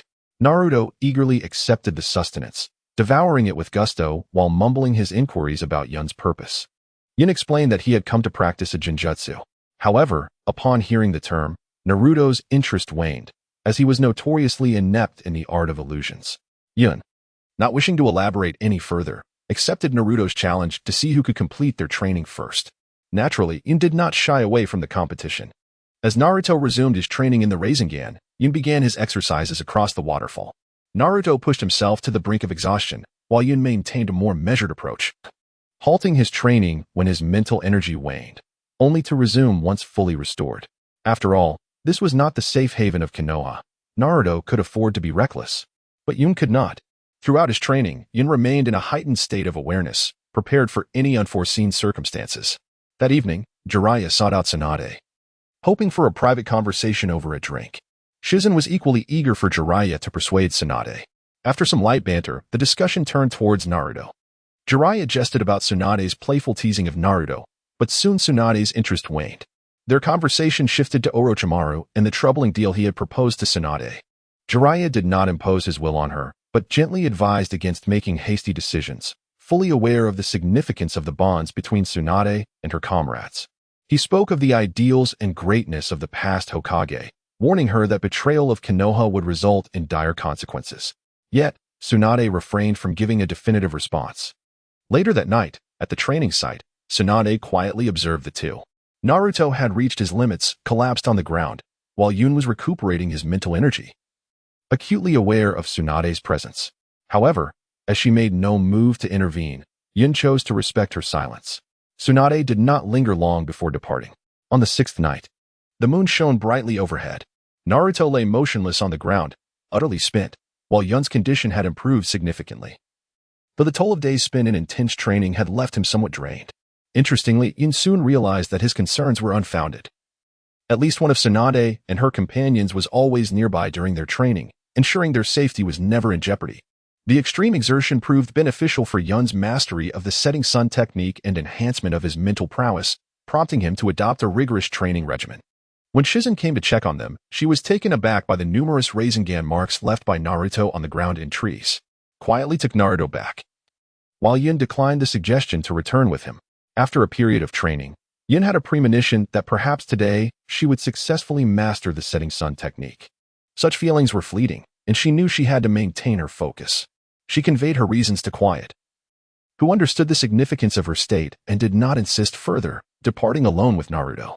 Jiraiya went to invite Tsunade for drinks, and they discussed Naruto's training. The conversation soon turned to Yun, with Jiraiya praising her as a true genius, to which Tsunade readily agreed. Both were familiar with the technique of the setting sun illusion and immediately recognized Yun's training state, leaving them both astounded. After all, the difficulty of mastering the setting sun technique was well known among the higher echelons of Konoha, and they could only marvel at Yun's talent. As they conversed, Tsunade discreetly tampered with Jiraiya's drink, pouring him another glass. Enchanted by her beauty, he drank it without hesitation. When Tsunade arrived at the room of Yun and the others, Quiet had already returned with Naruto. However, Naruto's hands were severely burned, and he lay unconscious. After examining him, Tsunade concluded that he would not awaken until the day after tomorrow, and she couldn't help but mock him. Quiet rebuked her and advised against visiting Orochimaru. In the end, Quiet declared, "If it comes to that, I will do everything in my power to stop you." Furious, Tsunade retorted, "Who are you talking to?" and struck Quiet, knocking him out. As dawn broke, Jiraiya remained in a drunken slumber at the bar. Meanwhile, Orochimaru, Kabuto, and Kimimaro headed to their meeting place, where Orochimaru instructed Kabuto to seize the opportunity to eliminate Quiet. Following his orders, Kabuto made his way to the inn. At this moment, Yun, still training by the waterfall, opened her eyes. Her gaze now mirrored the crimson eyes she had during her battle with Itachi, though a closer comparison revealed a more aggressive intensity. After quiet had departed with Naruto the previous day, Yin swiftly regained her mental strength and eagerly commenced another round of training. Once she felt prepared, she directed the setting sun illusion at the waterfall. Instantly, Yin entered the realm of the setting sun, surrounded by a blood-red twilight. A blood-red sun hung in the sky, casting an atmosphere of melancholic dusk over the space. Before her stood a figure identical to herself, yet enveloped in blood. As Yun gazed into the figure's eyes, she found herself entranced, acutely aware that these eyes brimmed with the essence of the setting sun. Immersed in this experience, she contemplated deeply until she could no longer perceive any potential for advancement, at which point she finally opened her eyes. As the crimson hue in the clouds gradually faded, it became evident that dawn was approaching. Realizing the urgency, I exclaimed in alarm and swiftly made my way back to the inn. Within the embrace of the setting sun, it felt as though only a brief moment had passed. However, to my astonishment, so much time had elapsed in reality. I pondered. Perhaps Tsunade has already gone to meet Orochimaru. The unforeseen shift in the narrative left me anxious and apprehensive about the outcome. Chapter 76. The battle against Kimimaro. Yun swiftly returned to the inn, discovering Shizen lying on the floor while Naruto slumbered on the bed. Notably, Yun entered through the window, first waking Naruto with a swift kick, and subsequently rousing Shizun. Upon awakening, Shizun, startled to see Naruto and Yun beside her, exclaimed, "What time is it?" "No. What day of the week is it?" "It's Monday," Yun replied. Shizun was taken aback by Naruto's quick response, but recalling that he was the host of the Nine Tails, she felt a sense of relief. Yun inquired about Tsunade's whereabouts and learned that she had indeed gone to seek Orochimaru. Shizun opened the window, eager to find Tsunade. At that moment, Jiraiya staggered back, panting heavily, and called out to Shizun. She quickly discerned that Jiraiya too had fallen victim to Tsunade's drug. Jiraiya recounted the events of the previous night, cursing Tsunade as a wretched old hag, lamenting that he could not produce chakra and was entirely paralyzed, unable even to perform body techniques. Naruto mocked Jiraiya, saying, "Aren't you always boasting about being a great ninja? Huh, how utterly pathetic you are, ensnared by a beauty trap.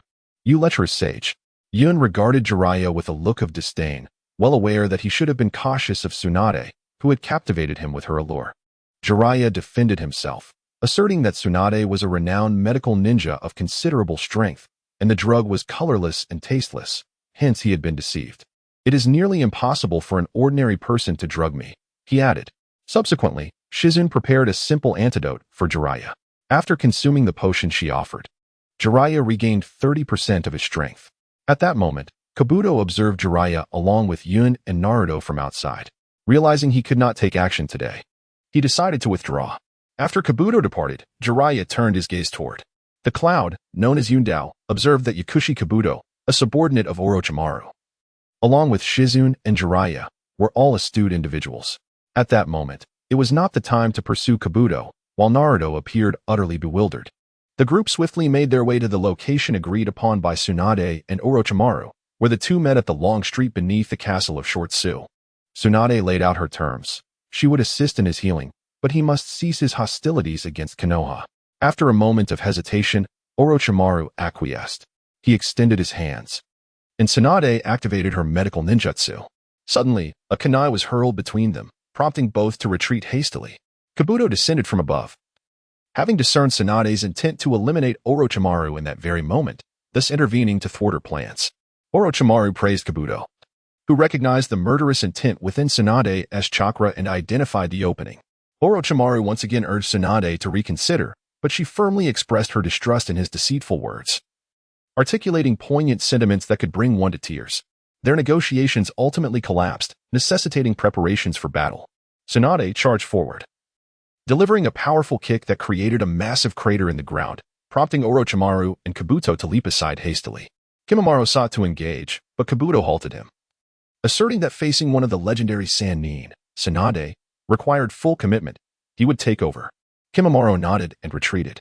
Tsunade discarded her green cloak and lunged again, delivering a punch that shattered a wall, forcing the three to take refuge in the trees. Kabuto finally comprehended Tsunade's method of attack. Realizing the terrain was not conducive to evasion, he suggested relocating. Orochimaru concurred, and Kabuto mentioned Jiraiya, causing Orochimaru to frown slightly. Tsunade pursued them, prompting the duo to flee. As Tsunade chased from behind, Kabuto fought while retreating, and the four ultimately departed in succession. Upon the arrival of the four from the cloud, they encountered nothing but ruins and craters. A collective sigh of relief emerged as Yundao remarked that it appeared the negotiations had indeed failed. At that moment, a sense of reassurance settled over the cloud. If Tsunade's situation were to change, the world of Hokage that he knew would be irrevocably altered. Yun swiftly perceived the positions of several individuals and, leading the way, pursued them. When Yun and his companions arrived, D was charging towards Tsunade with a kunai in hand. But they quickly positioned themselves in front of her. Subsequently, Orochimaru and Jiraiya exchanged some light-hearted banter, while Naruto gazed at D in astonishment. Tsunade pushed Jiraiya aside and charged at D, striking away his kunai and engaging him in combat. D, clearly at a disadvantage, hastily stabbed his own palm with the kunai, causing blood to spatter. Tsunade, afflicted by her fear of blood, instantly turned into a quivering mass, only to be kicked away by D. Yun quickly caught her. Orochimaru turned to Kimimaro, stating, "Kimimaro, intercept that black-haired brat, but take care of your health. You remain quite valuable to me. Do not perish prematurely." Upon hearing this, Kimimaro swiftly charged towards Yun, who, upon Jiraiya's signal, met him head-on. Meanwhile, Naruto attempted to join the fray, but Jiraiya restrained him, clarifying that Naruto's task was to protect Tsunade alongside Tantan. In numerous encounters of martial prowess between Yun and Kimimaro, realizing the futility of their skirmishes, they retreated momentarily. Kimimaro remarked to Yun, "Your strength is commendable. However, opposing Lord Orochimaru is destined to lead to a dead end." To this, Yun retorted without hesitation, "Is that so? I shall put it to the test." Unbeknownst to Kimimaro, Yun harbored no intentions of leveraging his knowledge of Kimimaro's past and future as a time traveler. Nor did he aspire to enlighten Kimimaro with ideals of love and friendship. Such notions seemed overly naive. Kimimaro's betrayal of Orochimaru was as improbable as Naruto's betrayal of Konoha. "Then I shall closely observe your prowess," Kimimaro declared, extracting 2 bones from his body, transforming them into bone blades. Upon witnessing this, Yun swiftly retreated, aware that he was not arrogant enough to believe he could match Kimimaro in physical combat. "You are aware of the Shikatsu Kekkai," Kimimaro noted, recognizing Yun's understanding of his own strengths and bloodline limits. "Naturally, I could not be oblivious to such a renowned bloodline," Yun replied. Without further discourse, Kimimaro charged at Yun, who promptly completed the hand seals for the hidden mist technique. The mist was not extensive, yet sufficient to obscure Kimimaro's vision. Yun believed that even in physical combat, he would not fall short of Kimimaro's capabilities. However, he soon realized his misjudgment. Despite the obscured visibility, Kimimaro's combat instincts were alarmingly acute. Each time Yun prepared to strike, Kimimaro anticipated his moves, resulting in a stalemate. Outside the dense fog, Orochimaru and his associates watched in astonishment. Orochimaru was surprised by Yun's strength, while Jiraiya was intrigued by Kimimaro's Shikatsu Kekkai. Jiraiya also felt a tinge of concern for Yun, given that his opponent was the legendary Shikatsu Kekkai. Nevertheless, witnessing Yun hold his ground, Jiraiya was not overly anxious. Orochimaru, on the other hand, brimmed with confidence, firmly believing that regardless of Yun's abilities, defeating Kimimaro was an impossibility. In a separate scene beyond the mist, Naruto remained oblivious to the circumstances, mistakenly believing Kabuto to be an ally. After receiving a scolding from Jiraiya, Kabuto admitted to being a spy from Otogakure infiltrating Konoha. Following a brief exchange, Kabuto revealed that the purpose of the Nin exams was merely to gather intelligence, mocking Naruto's lack of ninja talent. Meanwhile, Shizen busied herself tending to Tsunade's wounds. Kabuto relentlessly undermined Naruto's confidence, deriding him as an insignificant insect. At last, unable to endure any longer, Naruto charged into battle, employing the shadow clone technique to attack Kabuto. The outcome was evident. Kabuto easily dispatched both Naruto and his clones. Just then, Shizen launched a needle from her mouth, startling Kabuto, who hastily ducked and shielded himself with his forehead protector. Retreating to Orochimaru's side, Kabuto produced a blood-enhancing pill and consumed it. Orochimaru bit through the bandages on his hand, preparing for combat. Jiraiya instructed Shizen to engage Kabuto and left the matter of Orochimaru to himself, once again urging Naruto and Pakken to protect Tsunade. Jiraiya contemplated allowing Tsunade to first restore his body. However, Shizen interjected that there was no remedy available yet, as the effects of the medication still required some time to take effect. At that juncture, a voice emerged from the thick fog, Kisame's voice. The sound of iron flower dance trailed behind, and from the mist, the cloud receded, swiftly dispersing the fog. This revelation unveiled Kisame and the lengthy bone whip he wielded. It turned out that, frustrated by the prolonged stalemate, Kisame resorted to the dance of the large for a wide-ranging indiscriminate assault. Given this situation, the cloud had no choice but to withdraw, as the area covered by the fog concealment technique he employed was rather limited for sustained engagement. Upon emerging, Kisame apologized to Orochimaru, saying, "I am sorry, Lord Orochimaru, for failing to accomplish the task you entrusted to me thus far." Orochimaru replied, "Do not disappoint me again, Kisame." Meanwhile, Jiraiya inquired about the situation from the cloud, who assured him not to worry. The cloud and Kisame, exhibiting remarkable synergy, engaged in combat once more. The cloud combined ninjutsu with taijutsu, while Kisame employed his body technique alongside the corpse bone path, resulting in a fierce and evenly matched struggle. Kabuto assisted Orochimaru in executing a summoning technique, which conjured 5 colossal snakes. In contrast, Jiraiya's summoning brought forth Gamabunta, eliciting laughter from Orochimaru. Subsequently, Naruto activated his own summoning technique, astonishing everyone by calling forth the Toad Dragon. Orochimaru commanded an offensive. 2 giant snakes crashed violently into the ground. As the smoke cleared, Shizen, clutching Tsunade, retreated hastily, only to be struck away by Kabuto's punch. One of the giant serpents engulfed Naruto, prompting a frantic shout from Jiraiya. Under Orochimaru's command, the giant snake advanced menacingly. Jiraiya formed hand seals and unleashed Earth Release, Hell Swamp. The giant serpent beneath Orochimaru became ensnared in the mire, immobilized for the moment. A standoff ensued between Jiraiya and Orochimaru, both facing their respective challenges. Shizun launched shurikens at Kabuto, who deftly evaded them, retaliating with a chakra scalpel that sent Shizun flying.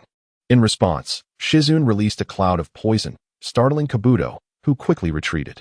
Eventually, Shizun fell to Kabuto's assault, while Naruto, akin to his original tale, succumbed to unconsciousness. The cloud, witnessing the unfolding chaos, desired to assist but found it impossible, as Kisame was not easily dismissed. Kabuto began to torment Tsunade, whose screams echoed in distress. When Naruto regained consciousness, he found himself momentarily paralyzed. A new exchange of banter commenced between Orochimaru and Jiraiya, before Kabuto aimed to attack Tsunade again. In that critical moment, Naruto deflected Kabuto's strike with his forehead protector, thereby saving Tsunade. With unwavering resolve, Naruto unleashed the Rasengan, but Kabuto, no fool, swiftly countered with a chakra scalpel, injuring Naruto and causing him to collapse once more. The previous blow had ravaged Naruto's leg muscles, rendering him immobile.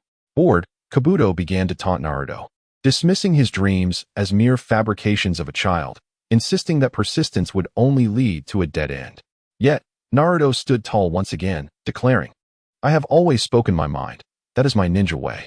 Kabuto, infuriated, felt as though his words had been futile, advancing with a scalpel strike that sent Naruto flying once more.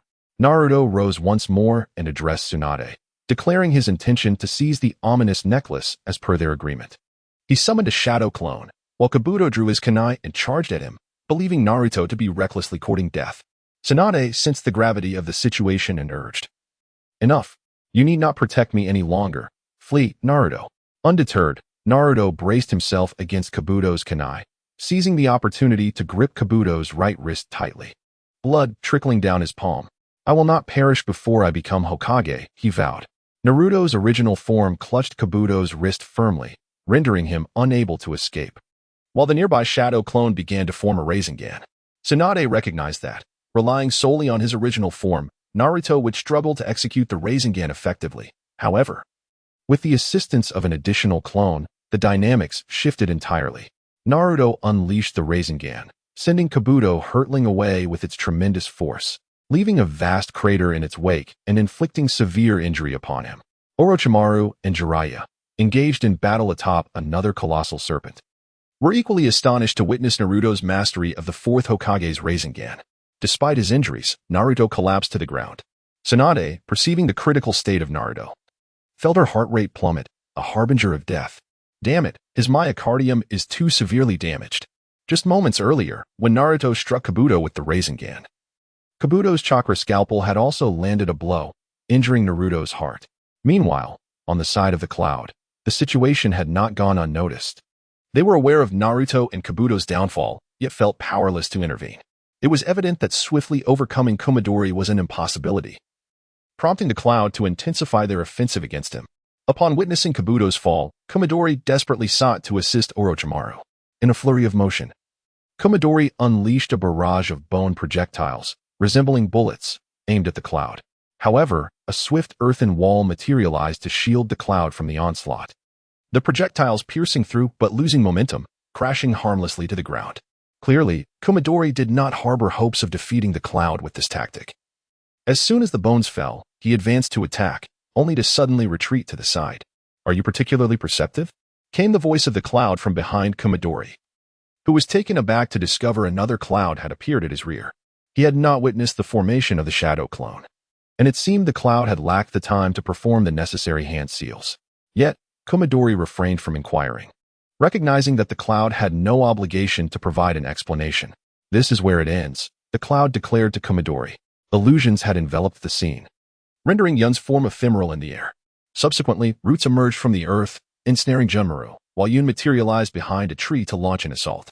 The greatest nemesis of the corpse bone path was undoubtedly illusionary techniques, a domain in which Yun excelled.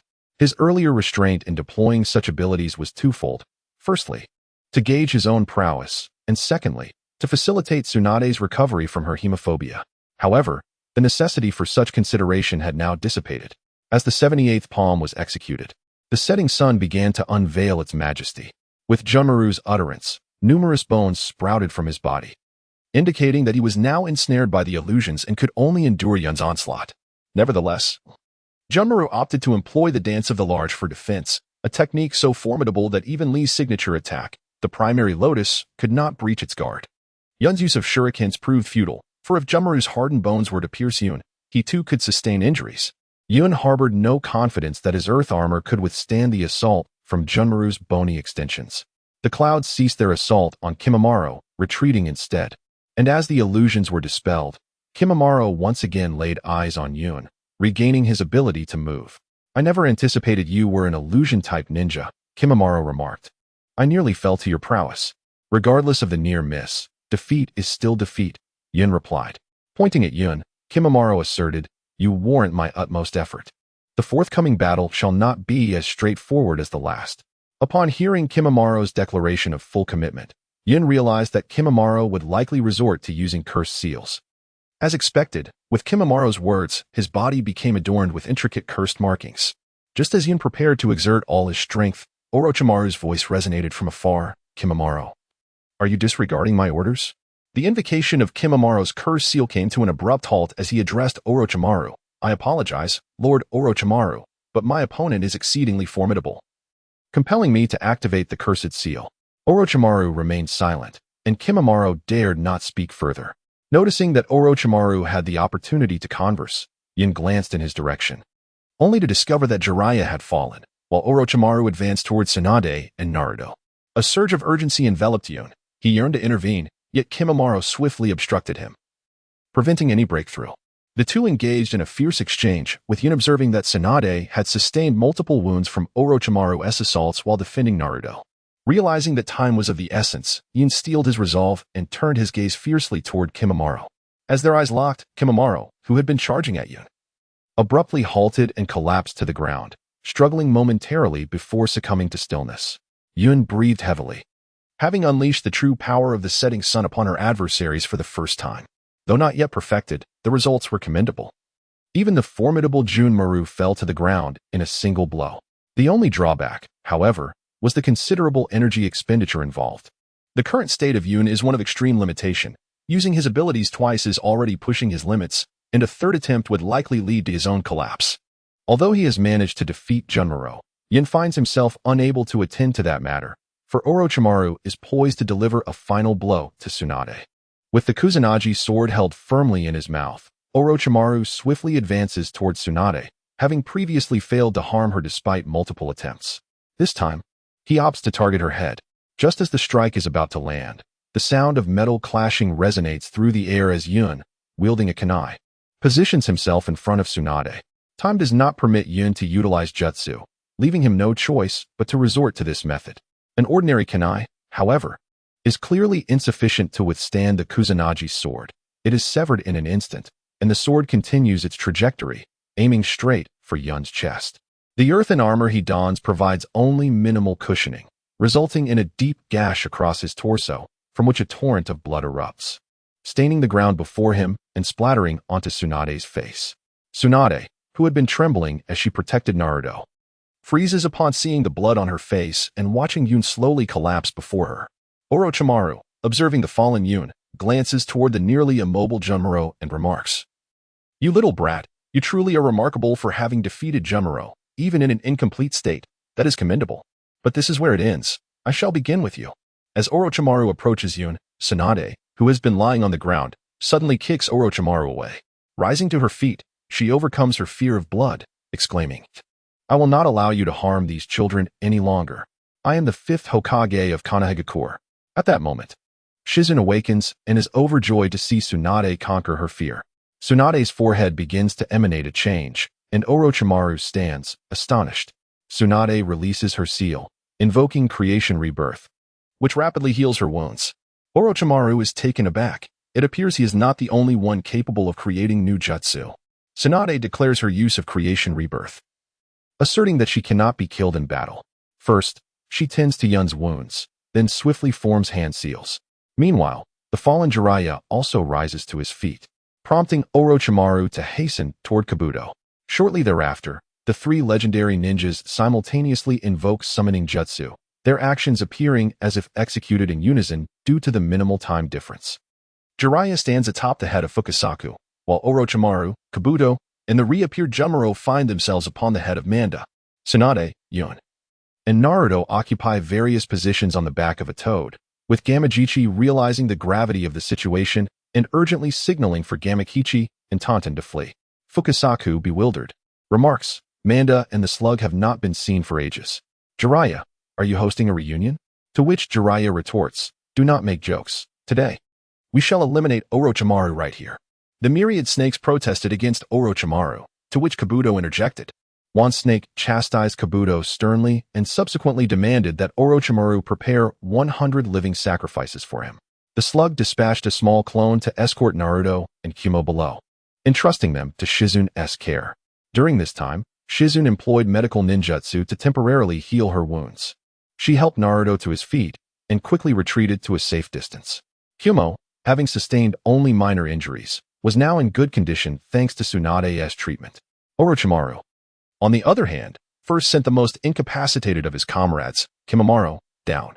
Bunta exhaled a puff of smoke that caused one snake to tear up, inciting one snake's wrath as he declared he would transform Bunta into a toad. Unfazed, Bunta retorted that he was in search of a snakeskin wallet. After a few exchanges between Jiraiya and his companions, the battle commenced. The slug initiated an attack with its slime, while one snake nimbly evaded, only to have his tail ensnare the slug. Bunta drew his blade to assist, but one snake bit down on Bunta's short sword. The 3 summoned beasts found themselves in a standoff, and under Tsunade's direction, the slug transformed into countless clones to escape one snake's grasp and reassembled at a distance. Bunta discarded his sword, and one snake launched the short sword from his mouth.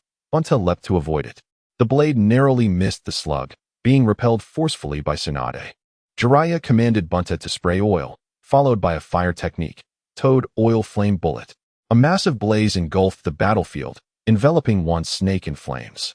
One snake shed its skin and burrowed underground to mount an attack.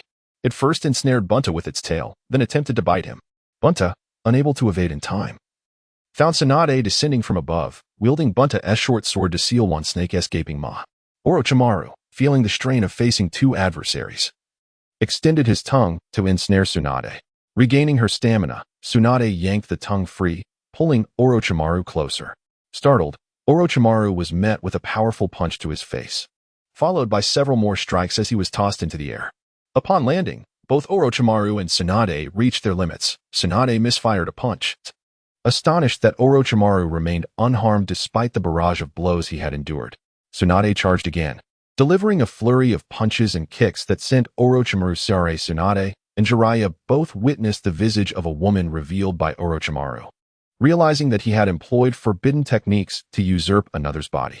After boasting of his immortality and eternal youth, Orochimaru vanished into the depths beneath. Kabuto and Kimimaro also disappeared from sight. In Chapter 79, Return to the Village, Jiraiya suffered injuries to his ribs and feet. While the side effects of Tsunade's ninjutsu began to manifest, rendering her body somewhat uncooperative, and the blue mark on her forehead reappeared. Shizen and Yun were also injured. Not lacking in the strength to pursue, but aware that even if they caught up, capturing them would be futile, Naruto remained in a deep slumber. Jiraiya noticed the necklace around Naruto's neck and mocked Tsunade for losing another bet. Tsunade's body showed signs of aging, suddenly appearing frail. Jiraiya expressed concern, but Tsunade reassured him, stating that it was merely a matter of resting for a while before she would recover. Once Naruto awoke, they would return to Konoha. At that moment, Yun, who had been seated, stood up and gazed in a particular direction. Jiraiya and Tsunade noticed Yun's movement, and soon after, the figure of Gunma appeared in the direction of Yun's gaze. Gunma swiftly approached Yun, who remarked, "Gunma-sensei, when did you catch Kakashi's lateness? There ought to be a limit to tardiness. Is everything over?" Gunma observed the scene and, with a hint of apology, replied, "I apologize. When you sent me the message, I happened to be away, and upon my return, I spent some time evading Ayam and Chiku." At the conclusion of his morning training, Yun sent a message to Xianjian. Yet it was not until now that Xianjian arrived. Consequently, Yun's perception of Xuanjian's ineptitude reached its zenith. Upon seeing the blood on Yun's body, Xianjian inquired about his injuries, to which Yun assured him there was nothing of concern, while also instructing Xianjian not to inform Bayun. Xianjian nodded in agreement. The following day, Yun, Naruto, Bayun, Jijio, Tsunade, Jiraiya, Xianjian, Shizen, and Taunton gathered for a meal. Prior to this, Yun had already briefed Bayun and Jijio on recent events, omitting details of his own injuries. As they conversed, the topic shifted to Tsunade's acceptance of the position of Hokage. Jijio and Bayun, unaware of this development, were taken aback, while Naruto, in a fit of exasperation, exclaimed, "Tsunade Baba is more willful and impulsive compared to the third Hokage, spending money like water, devious, and foolish." Tsunade's expression darkened, prompting Shizen to hastily suggest ordering more dishes. Naruto continued, "Isn't it inappropriate for a 50-year-old woman to deceive everyone by appearing youthful as Hokage?" Veins throbbed on Tsunade's forehead as she retorted, "You brat, come outside with me." The others exchanged glances, silently mourning for Naruto. This time, Tsunade insisted she could defeat Naruto with a mere finger. Displeased with her constant jabs about his height, Naruto declared, "I will eventually succeed you as Hokage." He charged forward to throw a punch, but Tsunade sidestepped gracefully, flicking her finger, causing Naruto to gasp and shut his eyes. However, Tsunade kissed his forehead and placed her hand on his chest, saying, "Be a good man, and strive to become a great Hokage." Realizing her encouragement, Naruto cheered loudly. Jiraiya suggested returning to Konoha, to which Naruto quickly replied, "But I haven't eaten yet." After spending the day traveling back to Konoha, Tsunade proposed a visit to the hot springs, enticing Jiraiya with her charm, which led to his agreement. Later, a commotion arose due to Tsunade's debts, but fortunately, it was nothing serious. Jiraiya merely fainted from the hot springs. Eventually, the group resumed their journey back to Konoha. After a leisurely return, they arrived at the gates of Konoha. Xianjian intended to take Yun and the others to report their mission, parting ways with Jiraiya and the rest. Once they completed their report, Xianjian informed them that the new Hokage would be quite busy in the coming days, resulting in the cancellation of their tasks, and subsequently announced the disbandment of their group. Jijio, having been away from home for an extended period, decided to return to alleviate his parents' worries. Yun and Bayun, on the other hand, felt little concern, as both hailed from ninja families and were well prepared for such matters. Besides, Yun mused that even if he returned home, perhaps Hong would not be there. Bayun suggested they seek out Hinata, to which Yun naturally did not object. Through his sensory perception, Yun soon discovered Hinata in the woods of Konoha, accompanied by Kiba and Shino, and he and Bayun proceeded to join them. In the Konoha woods, Shino lifted a box filled with insects, searching for the critters. Kiba was directing Akamaru to leave tracking marks, with the little dog urinating everywhere and scaring off the insects Shino intended to capture. Meanwhile, Hinata appeared to be taking a leisurely stroll, though her hands clasped behind her back betrayed her troubled thoughts.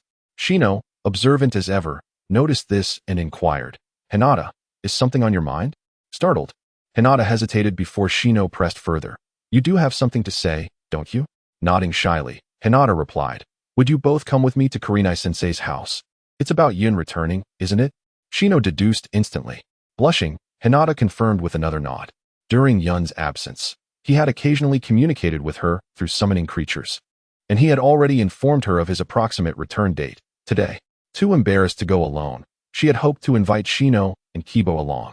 Shino, addressing the still downcast Hinata, remarked, "Of course we can go, but I believe it's no longer necessary." Before Hinata could process his words, Yun's voice called out, "Hinata, we're back." Overjoyed, she turned immediately and spotted Yun and Yakumo approaching. Rushing toward them, she exclaimed, "Yun, Yakumo, you've returned." The three conversed animatedly for a while before Yun exchanged a few words with Shino and Kiba, informing them that the fifth Hokage had returned to the village and sharing some details about Tsunade. Eventually, Kiba and Shino tactfully excused themselves, leaving the reunited trio to their reunion. Yun recounted to Hinata the events that had transpired during this period, omitting the perilous details. Upon learning that Yun had successfully mastered the setting sun technique, Hinata felt a surge of joy for Yun. The three of them lingered together for quite some time, only realizing that it was nearly noon before they reluctantly parted ways to return to their respective homes. Upon returning home, Yun found that Hong was already there. Upon seeing Yun, she warmly greeted, "Welcome back. I've prepared dinner. Let's eat." Yun said little in response, simply savoring the moment. By Hong's side, he always felt a comforting warmth. As Hong brought out the meal, it was Yun's favorite, beef hot pot. While enjoying the meal, Yun recounted the events of the past few days. Hong listened attentively, her expressions shifting with the unfolding narrative. Yun did not conceal anything from her, even sharing about his injuries, for he understood that if he were to deceive Hong, she would certainly sense it. Hong was far from the naive girls like Ba Yun and Hinata. Chapter 80, The Mission in the Land of Tea in the Afternoon. Yun lay resting on the roof of his home when he noticed the messenger hawk from Jinkan. What could Master Jinkan want? Hadn't he mentioned that there would be no matters to discuss in the coming days? Despite his musings, Yun's actions did not falter. He swiftly made his way to the designated meeting point agreed upon with Jinkan. As the clouds gathered, both Yun and Chikyu arrived from different directions. It is worth noting that this meeting point had been meticulously chosen by Jinkan, who calculated the normal walking speeds of the three individuals. He selected a location in Konoha where the trio could arrive from their homes with minimal time discrepancies, ensuring a swift assembly in the future. Upon their arrival at the designated spot, they spotted Jinkan hastening towards them from a distance. Once he reached them, Jinkan remarked, "Although I previously mentioned that there may not be any tasks in the coming days, I must now assign you one. What task is it?" In an unexpected turn, it was not the usually impatient Chikyu who inquired, but Yun, whose curiosity was piqued by the urgency with which Jinkan summoned them. Chikyu and Yun shared the same intrigue. The task is rather straightforward. Within a single day, ensure that the majority of the populace in Konoha is informed of Lady Tsunade's appointment as the fifth Hokage, Jinkan replied. Then, what is the rank of this task? Chikyu inquired. Just as he finished his question, Genkan's expression shifted to one of discomfort. After a moment of forced composure, he stated, "This task does not carry a rank, as it is a personal assignment I am giving to you. I hope you will excel and meet my expectations." Upon hearing this, Jinkan noticed Yun, Chikyu, and Akyun regarding him with a look that suggested disdain. They were not naive. The task was not particularly challenging, but rather bothersome. Jinkan clearly wished to avoid the hassle, which is why he delegated the responsibility to the three. In truth, two esteemed elders had originally assigned this task to Jinkan and Aoyuki Yamashiro. For various reasons, Aoyuki had passed the task solely to Jinkan, who, wishing to evade complications, sought the assistance of Yun and her companions. Finally, unable to withstand their scornful gazes, Jinkan exclaimed, "Stop looking at me like that. Once the task is completed, I will treat you all to a meal." Upon hearing this, Yun and the others relented. "If you had mentioned that earlier, would we have stared at you for so long?" They replied, "Indeed, where is the fairness in gaining without effort?" Yun, Chikyu, and Akyun each took turns subtly mocking Jinkan, who ultimately retreated, leaving behind a reminder to diligently complete the task. The trio erupted into laughter at his departure, although Yun and his companions mocked Xianjian. Since Xianjian had already given his instructions, the three of them would diligently carry out their tasks. Eventually, they divided their respective territories and departed for the areas they were responsible for. Yun was tasked with traversing the distance from Konoha Hospital to the Hokage Tower. Along the way, he encountered several familiar faces and conveyed the message from the fifth Hokage, requesting them to relay the information to others. Upon completing his duties at Konoha Hospital, Yin fortuitously met Tsunade and Shizune as they exited the hospital. Aware that Tsunade had come to treat the third Hokage and others, Yin inquired about their condition. He learned that, under Tsunade's care, the third Hokage had regained consciousness, and both Kakashi and Sasuke had also awakened in succession. Fortunately, Kakashi and Sasuke were not in grave danger. However, due to the third Hokage's advanced age and the severity of his injuries, although he was out of immediate peril, it was likely that he would no longer be able to engage in large-scale battles in the future. Tsunade then asked Yun about his activities, to which he replied truthfully. With a smile, Tsunade remarked on his efforts, and, after exchanging a few more words, she departed with Shizune. As the time drew near, Yin returned to the rendezvous point, where Haken and Tamahiza were already waiting. The trio initially intended to have Jinken treat them, but after waiting for some time, without sight of him, they deduced that Jinken must have been preoccupied and decided to part ways. The following day, Tsunade's inauguration ceremony was officially held, attended by Sarutobi, Mido, Koharu, Jiraiya, and other ninjas from the Hidden Leaf. Tsunade proclaimed, "From this day forth, I shall protect this village as the 5th Hokage of Konoha." The crowd erupted in cheers, celebrating the dawn of a new spring for the village. The 11th team undertook several missions over the next few days, during which Jinken informed the trio that he would be occupied with other jonin on missions, leaving them to tackle assignments suitable for their abilities. The three were both agreeable and exhilarated, as it marked their first experience executing missions independently from Jinken. After agreeing to meet the following day to accept a mission, they each returned home. Upon arriving, Yin found that Hong was absent due to her own tasks. He completed his usual training and then retired to bed. Early the next morning, Yin had breakfast with Haken and Tamahiza before heading to the mission reception area. Upon entering, they encountered Team 7, with Tsunade overseeing the assignments. Noticing the trio, Tsunade remarked, "So, the 11th team has come to receive a mission as well? Perfect. This task will be undertaken jointly by Team 7 and Team 11. At this, Naruto exclaimed, "How can you say that, Granny Tsunade? The three of us are more than capable of handling this task." Although Sasuke remained silent, his expression conveyed agreement with Naruto. After all, for him, having Team 11 assist on a mission assigned to Team 7 felt like a sign of distrust in their capabilities. Tsunade reprimanded Naruto, admonishing him not to be so arrogant, for this was a B-rank mission that could potentially escalate to an A rank at any moment. To mitigate any unforeseen circumstances, she stated, "If you are unwilling, I shall assign this mission solely to Team 11. Realizing the gravity of the situation, Naruto quickly relented, eager to be part of the task. It was then that Yun and his companions seized the opportunity to interject. Yun inquired, "Lady Tsunade, what kind of mission is this?" "It is a B-rank escort mission. You can inquire about the specifics with Team 7 shortly. Now, let us depart without delay." Understanding the urgency, the trio from Team 11 set off alongside Team 7. During their journey, Yun learned the mission's details. They were to protect long-distance runners participating in a race in the Land of Tea, a neighboring nation to the Land of Fire, which was preparing for its quadrennial festival at the Tsu-Ri-Mu Shrine. However, an attack had occurred prior to the emissary's arrival, and further information would need to be gathered from Wasabi Jiro, the chief of the Land of Tea. Hearing this, Yin looked inquisitively at Naruto, who confirmed that it was indeed the same individual they had met previously. As fatigue set in, the group decided to rest and refresh themselves at a tea house by the roadside, where they encountered Marino Idai. Ida mocked Naruto before approaching Sakura, boldly declaring his intention to marry her. This provoked Naruto's ire immediately. Yun and Chikyu, seated at another table, observed the commotion with amusement as Naruto and Ida bickered.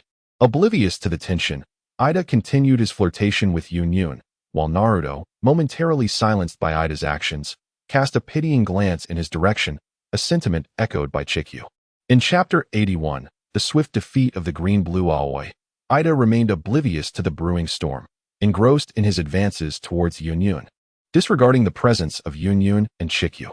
Just as he attempted to articulate his next thought, Yun could no longer contain herself and delivered a swift kick, sending Ida tumbling out of the establishment.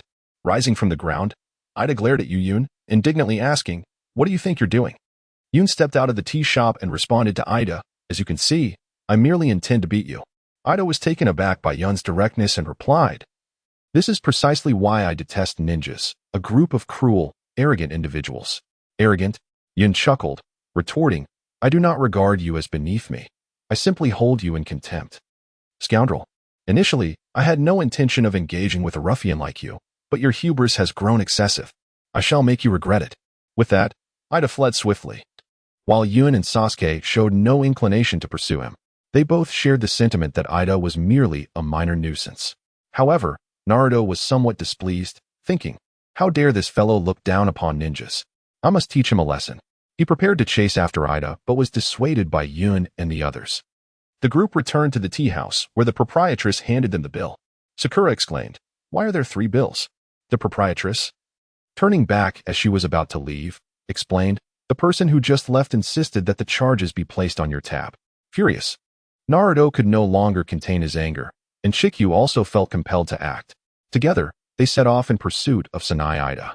Realizing they were closing in, Ida quickened his pace, only to trip over a tree root. Surrounded, he deceitfully claimed that he had been robbed of his wallet. To their surprise, Sakura and Naruto believed him. Just as Naruto was about to console Ida, he spotted the wallet lying on the ground. Upon noticing this, Ida hastily retrieved his wallet, freed himself from his burdens, and fled once more. As the group prepared to follow, Yun obstructed their path, asserting, I will handle this myself.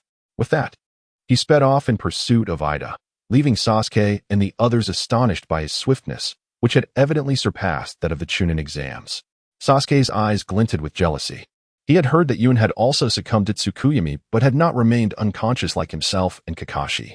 Initially, he believed Itachi had not exerted his full strength. But now he realized that Yun's speed far exceeded his own. In no time, Yun caught up with Ida, who gasped in disbelief at the impossibility of being overtaken. Yun intercepted him and retrieved Ida's wallet, stating, consider this as compensation. With that, Yun disregarded Ida and returned to rejoin Yagura and the others. Yun distributed the money from his wallet amongst several individuals, each receiving a small amount, and none refused. They then set off again towards the Wasabi gang. Upon arrival at the Wasabi household, the 6 of them met Jiro, the head of the Wasabi family. Jiro elucidated the origins of their situation and assigned tasks to the group. As the competition had yet to commence, and the town posed no significant danger, they decided to venture out together, though their enjoyment was somewhat lacking. During this time, Sasuke and Yun reprimanded some subordinates from the Aoi family. Anticipation filled the air as the competition was about to begin, and they clarified the detailed route. The rules of the contest dictated that they would depart from Aoi Port, cross the sea to the northeast, and reach the Moritake Shrine, where they would retrieve a Dragon Tiger gem. They were to then run southwards to their destination, the Yuzu Islands Kudai Shrine, to claim victory. However, any cunning or deceptive tactics were permissible, as long as they reached the destination first. The representative from the Wasabi family was Marino Idate, while the Aoi family's contender was Hikakuya Fuku. The competition commenced amidst an exuberant atmosphere. According to the prior arrangements, Team 7 was tasked with protecting Idate, while Team 11 was to engage the opposing competitors. Although Naruto felt that such tactics were unscrupulous, the plan was unanimously approved. For some reason, Idate chose to run in a different direction, prompting Naruto and his companions to follow suit. Upon witnessing this, Chikyu inquired of Yun, that kid is fleeing. Is that acceptable? Yun smiled and replied, what if he escapes? At worst, it would result in a draw. It was evident that Yun regarded Aoi with disdain. Chikyu reasoned that as long as they dealt with the opposing contestant, everything would be fine. Subsequently, the 3 of them pursued Hikakuya Fuku, taking considerable time to catch up in order to accommodate Iam's speed. Aoi then appeared to obstruct their path, declaring, Konoha brats, this is where it ends. What ends here is you, Yun retorted. No sooner had Yun spoken than Aoi collapsed. Chikyu and Iam exchanged incredulous glances, with Chikyu exclaiming, is that it? Just like that? Yun nodded affirmatively. Chikyu, suddenly elated, exclaimed, Yun, are you even human? That was a Jonin. What Jonin? At best, he is merely of Chunin level. Sensei Jinken would have no trouble dealing with him, Yun scoffed. Thus, the rogue ninja from Konoha, the Aoi village Jonin Aoi, fell without even drawing the sword of Raijin. Yun searched Aoi's person, uncovering the sword of Raijin and several ninjutsu scrolls, and swiftly dealt with him. Fukakusuke, who had been watching from the sidelines, was so frightened that he could hardly move, repeatedly begging for mercy. Yun, unimpressed by his pitiful demeanor, instructed Iam. Let him sleep for a couple of days. Upon hearing Yun's command, Iam cast a Jinjutsu on Fukakusuke, causing him to fall into a deep slumber. Chapter 82. Yun and Azuki by the shrine. Everyone awaited anxiously, especially Jiro of the Wasabi family, who was filled with worry. A subordinate approached, delivering a letter to the daimyo of the land of tea. The elder, who had consistently favored the Aoi family, inquired. But the daimyo merely dismissed it as a trivial matter. The three from the Cloud Village returned to the shrine and greeted Jirocho Wasabi before joining the crowd. Upon seeing them, Jirocho felt an immediate sense of relief, quietly awaiting the arrival of Marino Idachi. Eventually, Idachi arrived, exhausted, placing the dragon tiger jade upon a red cloth and expressing his grievances against Cake. His reasoning was that his subordinates had been harmed and that the Wasabi clan had employed deceitful tactics, which earned him the admiration of the onlookers for his audacity. It turned out that the feudal lord was already aware of Cake's misdeeds, leading to the old lord's decision to renounce his position and live as a monk in seclusion, thereby abolishing the Cake family, resulting in a most favorable conclusion. Naruto and his companions approached the Cloud Trio, with Naruto inquiring how they managed to escape when the Rain Ninja claimed that a Jonin was protecting the Flying Foot House after they had defeated several of them. Such a question could only be posed by Naruto. A perceptive individual like Sasuke could easily discern that it was the Cloud Trio who had vanquished the Rain Ninja. However, Sasuke was quite curious about how they had managed to defeat the Jonin, considering that the trio had struggled against 3 of the Rain Village's Chunin. Chiku, dissatisfied, retorted to Naruto, "What do you mean escape? That Jonin was merely a Fade. We hadn't even engaged in battle before he was dispatched by a single move from Cloud." Naruto and his companions were taken aback, with Naruto expressing his frustration. "What? If we had known, we would have dealt with that Jonin ourselves instead of enduring all this hardship." Sasuke, however, did not share the same sentiment. After all, a Jonin is still a Jonin. It is improbable for one to be defeated by a Chunin in a single strike. This only underscored the current strength of the Cloud Village. Frustratingly, Sasuke recalled how Cloud had not succumbed to Itachi's genjutsu, unlike himself and Kakashi, which led him to fully realize that Cloud's prowess had surpassed his own. His yearning for power intensified as he observed Sasuke's inner turmoil, which did not go unnoticed by Sakura, who grew increasingly concerned for him, yet felt powerless to help. With the mission concluded, the 6 from Cloud set sail back to their homeland, with Jirocho and others coming to bid them farewell. Ibiki personally arrived to greet them, likely eager to see his brother after hearing news of him. Their conversation was brief before they parted ways again. Throughout the journey, Sasuke remained in a foul mood, frequently glancing towards Cloud and Naruto, while Sakura continued to worry about Sasuke, though she could do little to alleviate his distress. Upon returning to Konoha, Ibiki led everyone to report the mission's completion. Cloud handed over the Thunder God's sword, which he had retrieved from Aoi, to Tsunade. She remarked, "I never expected you to bring back this sword as well. However, it is of no use to us now, since you have retrieved it. I shall leave it in your care." After listening, Yin inquired, "What is the meaning of this?" "This is the relic of the second Hokage." Tsunade chuckled and replied, "Who said this is my grandfather's relic? The sword of the Thunder God only manifests its true power in the hands of my grandfather. It was already destroyed during his battle against the Golden and Silver brothers from the Cloud Ninja Village. This sword is merely a replica, and an incomplete one at that. Given its current condition, it is unlikely to retain its potency for much longer. Thus, granting it to you is of little consequence." Understanding dawned upon Yun as he nodded.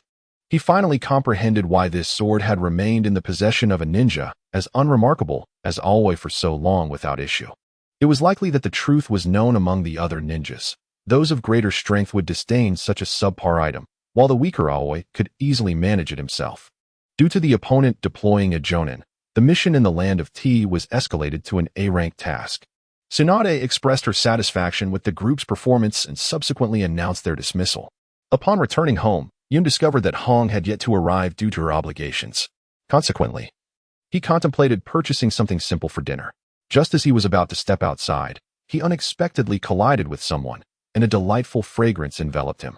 He instinctively inhaled deeply, reflecting on how much courage he had gained in such a short time. Realizing it was Hong Do, he suddenly came to his senses, feeling a sense of dread. Since he had been looking down while preparing to lock the door, he had inadvertently bumped into her, caught between her bosom. This was the sole thought racing through Yun's mind. He was in deep trouble. Hong Do, observing Yun's expression of brave resignation, chuckled and teased, "Little lecher, fret not. Your sister won't devour you." Hearing her words and noticing she wasn't truly angry, Yun felt a wave of relief wash over him. Hongdo playfully prodded. Wasn't it fragrant just now? Would you like to experience it once more? Yun nearly blurted out a response but managed to suppress it. Noticing his hesitation, Hongdo smirked. A lecher with lustful thoughts but no courage. Yun dared not reply any further. As they entered the house, Yun inquired about Hongdo's purpose for visiting. She replied, "The third Hokage asked me to inform you to visit the Hokage's office tomorrow, as there are matters to discuss. I figured it was nearly mealtime, so I thought we could have a meal together. I've brought some dumplings." At that moment, Yun finally noticed that Hongdo was still holding something in her hand. It was merely that he had been in a state of tension and had overlooked it. Yun took the dumpling from Hongdo's hand and inquired, "What could the third Hokage want with me?" Hongdo, unfazed by Yun's curiosity, decided to keep him in suspense, replying, "You'll find out tomorrow if you go on your own." After contemplating for a moment, Yun surmised what the matter might be and chose not to press further. Observing that Yun had ceased his inquiries, Hongdo too fell silent. Having no further words to impart, Yun prepared meatballs using the red beans, creating a delightful soup to accompany them. After finishing dinner, Yun engaged in her customary practice. While the red beans showed no sign of departing, recognizing that she could not provoke them, Yun chose to ignore the red beans. After the cloud cultivation was completed, it was discovered that Hongdo was still present. Unable to contain the curiosity, one inquired, "Sister Hongdo, are you not planning to leave today?" Hongdo smiled and replied, "That is indeed my intention. Have you only just realized it?" Although Yun was somewhat surprised, it was not to the point of shock. For Hongdo had previously spent the night at Yun's home on numerous occasions, but it had always been while Hong was present. Today, however, marked the first instance of being alone with Hongdo. After taking a shower, Yun lay down in his room, but upon drifting into slumber, he vaguely sensed the presence of something beside him. Instinctively, he reached out and found it to be quite delightful, prompting him to grasp it a couple more times. Suddenly, an unsettling feeling washed over him, and he quickly opened his eyes, only to discover Hongdo glaring at him with fury, and to his astonishment, he was clutching Hongdo's chest. Yun immediately retreated, asking, "Why are you in my room, Hongdo? And why are you only wearing pajamas, lying on my bed?" Hongdo chuckled and replied, "Isn't it quite normal to sleep in your room? I used to hold you while you slept when you were little." She added playfully, "I just didn't expect you to be so lewd now, even forgetting to refrain from little antics in your sleep." Yun's face flushed at her words. Ultimately, he hurriedly fled to Hongdo's room to sleep. After he left, the smile on Hongdo's face deepened. Before long, she fell asleep. Meanwhile, Yun lay on Hongdo's bed, inhaling the lingering scent of her presence, but found it impossible to calm his racing heart. Thoughts of today's sensations filled his mind, and lost in contemplation, he too drifted off to sleep. Chapter 83. Promotion to Chunin. The next day, upon rising, Yun discovered that Hongdo had not yet awakened, so he refrained from calling her. He ventured into the kitchen to prepare a modest meal. Just as Yun finished cooking, Hongdo stirred from her slumber. Upon seeing her, memories of the previous day's events flooded Yun's mind, causing his cheeks to redden involuntarily. Noticing his reaction, Hongdo merely smiled, refraining from her usual teasing. The two shared dinner together, and under Hongdo's guidance, Yun made his way toward the Hokage's office. When Yun and Hongdo arrived at the Hokage's office, they discovered that many people were already waiting inside. Tsunade, Shizen, Ibiki, and Genma were present, and even the third Hokage was seated nearby. Jinzu and Kamizuki Izumo leaned against the wall, while Shikamaru stood awkwardly alone facing the crowd. Upon noticing Hongdo and Yun's entrance, Tsunade addressed Hongdo, saying, "Hongdo, you are a bit late. Everyone has been waiting for you." Apologizing, Hongdo positioned herself between Genma and Ibiki, while Yun stood alongside Shikamaru. Tsunade then announced to the two, "Due to the abrupt termination of the Chunin exam, it was initially decided that no one would advance to Chunin. However, considering your performances during the exam and the recommendations from the third Hokage and the other examiners, you both are now officially promoted to Chunin." Shikamaru, clearly already aware of the news, and Yun, who had sensed their advancement upon encountering Shikamaru and the examiners, exhibited no surprise. Shikamaru even wore a look of exasperation. Subsequently, Tsunade instructed them to retrieve 2 sets of Chunin vests from the logistics department. After exiting the Hokage's office, Genma accompanied Yakumo and Chikage, while Asuma took Ino and Choji to wait outside the Hokage building. After everyone collected the vests, Asuma proposed a celebratory gathering to make the occasion more festive. to which Genma readily agreed. Together, they set off towards the Konoha barbecue restaurant. During the journey, Yin and Shikamaru were compelled to don their Chunin vests, despite their reluctance. However, Asuma and Genma insisted that they should at least wear them once after their promotion. As they feasted and conversed, the gathering eventually concluded, and they all departed. While walking home, Yin unexpectedly spotted Naruto. She called out to him, but he did not respond.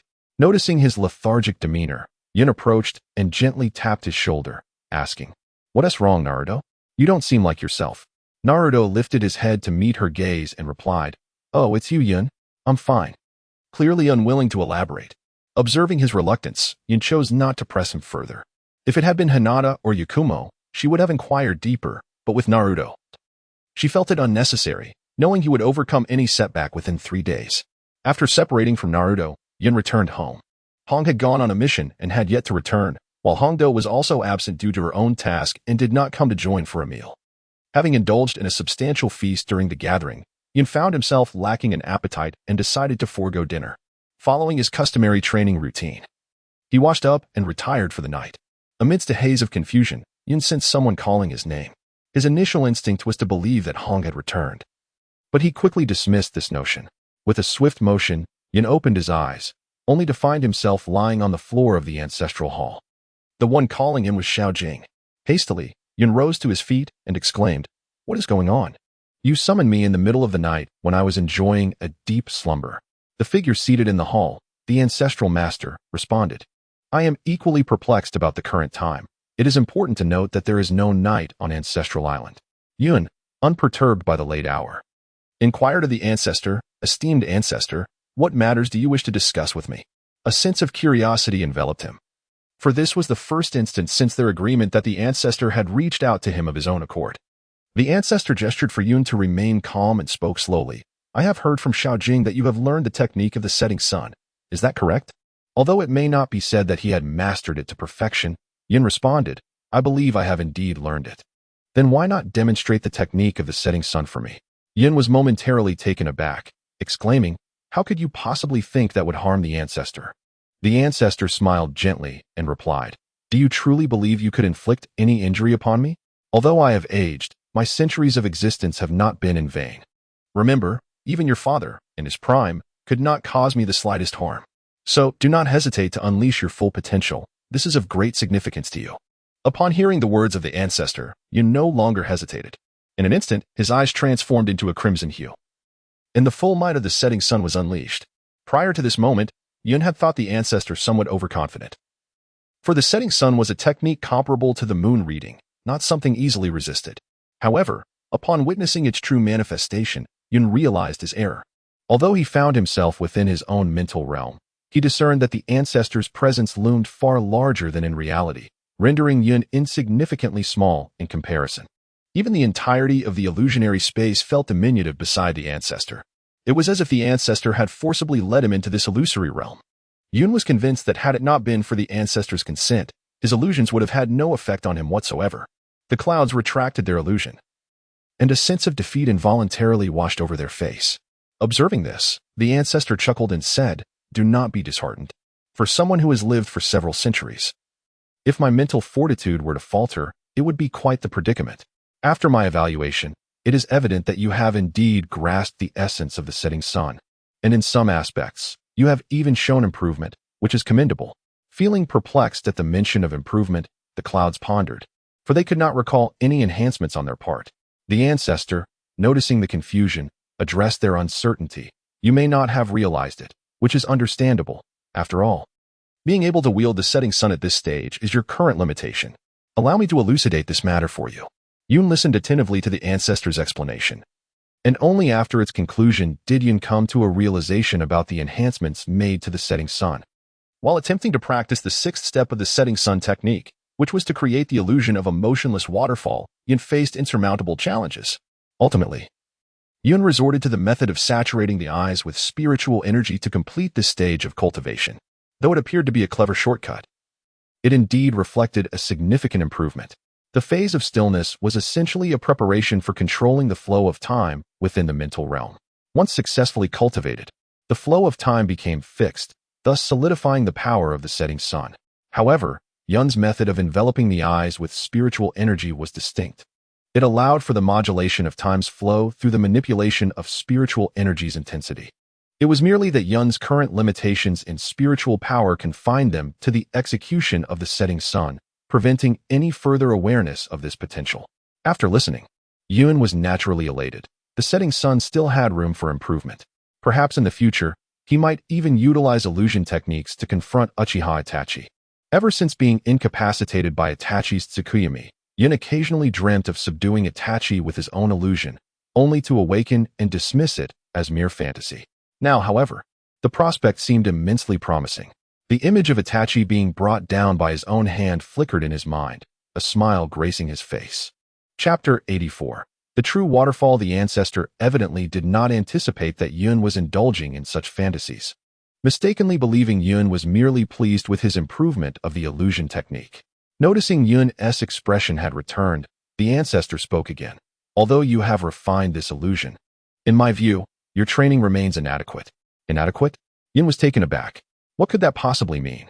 The ancestor elaborated on Yun's bewilderment, stating, in terms of cultivating the setting sun technique, you are indeed fully competent, even surpassing what could be described as excellent.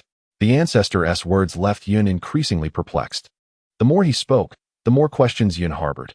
Without waiting for Yun's inquiry, the ancestor continued.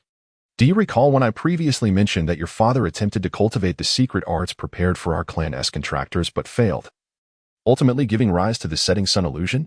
Yun nodded. The ancestor had indeed conveyed that, even advising him to master the secret arts of the ancestor bird clan. Beginning with the setting sun, the ancestor continued, you have indeed grasped the setting sun, yet the mastery I refer to is still lacking. This deficiency is not in strength but in the methodology. The reason I had you practice the setting sun was not to have you master it in a short time, but to help you achieve the immobility required in your training. Yet, you succeeded in mastering the setting sun without completing the immobility training. Is immobility truly that significant? Yun questioned, puzzled. Naturally. Immobility is a fundamental requirement of the ancestor bird clan secret arts. Regrettably, your father only advanced to this stage with my assistance and made no further progress. The ancestor replied, it is somewhat embarrassing to admit, but the requirements for immobility are indeed high. I took a shortcut without successfully completing the training. Should I follow in my father's footsteps and only achieve success at 30? Yun lamented. That is certainly unnecessary. The reason I summoned you today is to assist you in completing this training, the ancestor responded. Is there truly a shortcut? Yun blurted out. If one wishes to complete this training simply, it seems there is no other method. Indeed, shortcuts do exist. Otherwise, your father would not have succeeded, the ancestor replied. Originally, my intention was for you to train for several months before attempting to complete this practice. Who would have thought you would find an alternative method? In that case, even if you continue to train, you will not achieve any further results, which is why I have decided to expedite your training. Come with me. After the ancestor spoke, he exited the ancestor hall, with Yun and Xiaojing following closely behind. Outside, a pterosaur ancestor had already transformed and was waiting. The group climbed onto its back, and the ancestor commanded, EU, proceed to the true waterfall. Upon receiving the ancestor's instructions, EU took flight towards a direction on Ancestor Island that Yun had never visited before. Before long, Yun spotted a luminous area from the sky. As they drew closer, he discerned a vast lake adorned with a magnificent waterfall. EU hovered above the lake. Halting opposite the waterfall, the ancestor addressed Yun, saying, this is indeed the true waterfall, which allows one to perceive their true self. You must conquer it in your own way. Thus, your training in immobility shall come to an end. Upon hearing the introduction from the ancestor, Yun was immediately reminded of the magnificent waterfall atop the colossal tortoise in the land of clouds. He voiced his curiosities, to which the ancestor responded, from both the process and outcome, the two waterfalls appear to serve a similar purpose. However, the authentic waterfall of my ancestral island cannot possibly be compared to that mere cascade. You shall understand this for yourself through experience. Upon following the ancestral instructions, Yun seated himself opposite the waterfall and closed his eyes. When he reopened them, he discovered that he remained in the same space, yet the ancestral figures were absent. Yun realized that he had, akin to Naruto in the original tale, entered the genuine realm of the waterfall. Gradually, he rose and gazed towards the waterfall, where he beheld another manifestation of himself emerging from the cascading waters. Upon hearing the progenitor speak of a similar process, Yun prepared himself mentally, thus feeling little astonishment. He merely gazed quietly at the waterfall before him, from which a figure, resembling himself, gradually emerged. Yun observed closely. Every aspect of this figure mirrored his own, save for one distinguishing feature, its eyes. The eyes of the figure, akin to clouds at dusk, were drenched in a crimson hue. The blood-eyed Yun approached, halting approximately 3 meters away, and addressed Yun with a greeting. "Hello, subject." Inquisitively, the subject Yun echoed the words of the blood-eyed figure. "Indeed." The blood-eyed Yun replied with a faint smile. "I am you, your true self. However, at present, this false version of you holds dominion. Yet, regardless of how deceptive you may be, the conclusion that you are the subject remains irrefutable." Yun listened and laughed. "You are the real me, while I am the false one. Then tell me, what is the real me like?" "The real you?" "The real you is me," blood-eyed Yun replied. "Then tell me what you are like." Yun asked again. "I am you. Whatever you are, that is what I am," blood-eyed Yun repeated. Yun grew somewhat irritated. "What exactly are you trying to say? Can't you make it clear?" Blood-eyed Yun chuckled once more and said, "Then let me explain it simply. Yuhi Yun, you look down on everyone around you. You believe their affection and trust for you are natural, that befriending them is a favor you bestow upon them. Because you are a transmigrator, because you know the future, you inherently consider yourself superior. Am I wrong? What nonsense are you talking? I have never thought myself stronger just because I'm a transmigrator, nor have I ever taken others' love, trust, or friendship for granted. Is this the absurdity you wanted to say? Is that so? Then tell me, did you truly grieve for your parents' deaths? You did not. To you, it was merely an inevitable event, as if two strangers had died, even though they gave you life, even though that woman died protecting you." As Yun opened his mouth to refute, blood-eyed Yun continued, "Tell me again, do you not look down upon those around you? When you befriended Uzumaki Naruto, was there not a hint of pity and condescension in your heart? And tell me, have you not fantasized, like in the novels you've read, about amassing women and dominating the entire shinobi world? These are but fragments of your thoughts. Dare you deny them?" The clouds remained silent, and blood-eyed Yun gazed at Yun, inquiring, "Have you thought it through? All of this is you, proud, selfish, self-serving, believing yourself to be irreplaceably unique. This is the true essence of Shinyun, an ugly facade, a being unwilling to confront its own existence." Chapter 85, Sasuke's Defection Nonsense. "This is not the real me," Yun exclaimed loudly. With that, he swiftly charged towards blood-eyed Yun. Employing the spiral sphere, do not dwell on why it is the spiral sphere. An explanation will follow. Blood-eyed Yun chuckled at the sight, remarking, "Are you throwing a tantrum? You speak bravely, yet your actions betray you." The two spiral spheres collided, sending them both retreating. Blood-eyed Yun addressed Yun, saying, "It is futile. I possess all the abilities you have, and I can wield them far more effectively." He unleashed the great jade spiral sphere towards Yun, who, caught off guard, had no choice but to retreat, ultimately sustaining injuries and spitting blood. Observing the fallen Yun, blood-eyed Yun declared, "Leave. You are not yet capable of defeating me. I look forward to the day when you can surpass me." With that, blood-eyed Yun vanished into thin air. And Yun opened his eyes once more to find himself back in his original realm. The ancestor, Little Mirror, and Wing Yun all witnessed Yun spitting blood. Little Mirror turned to the ancestor and inquired, "Ancestor, what happened to Yun?" "I did not see him move." The ancestor, unresponsive to Little Mirror's question, addressed Yun, asking, "Have you failed?"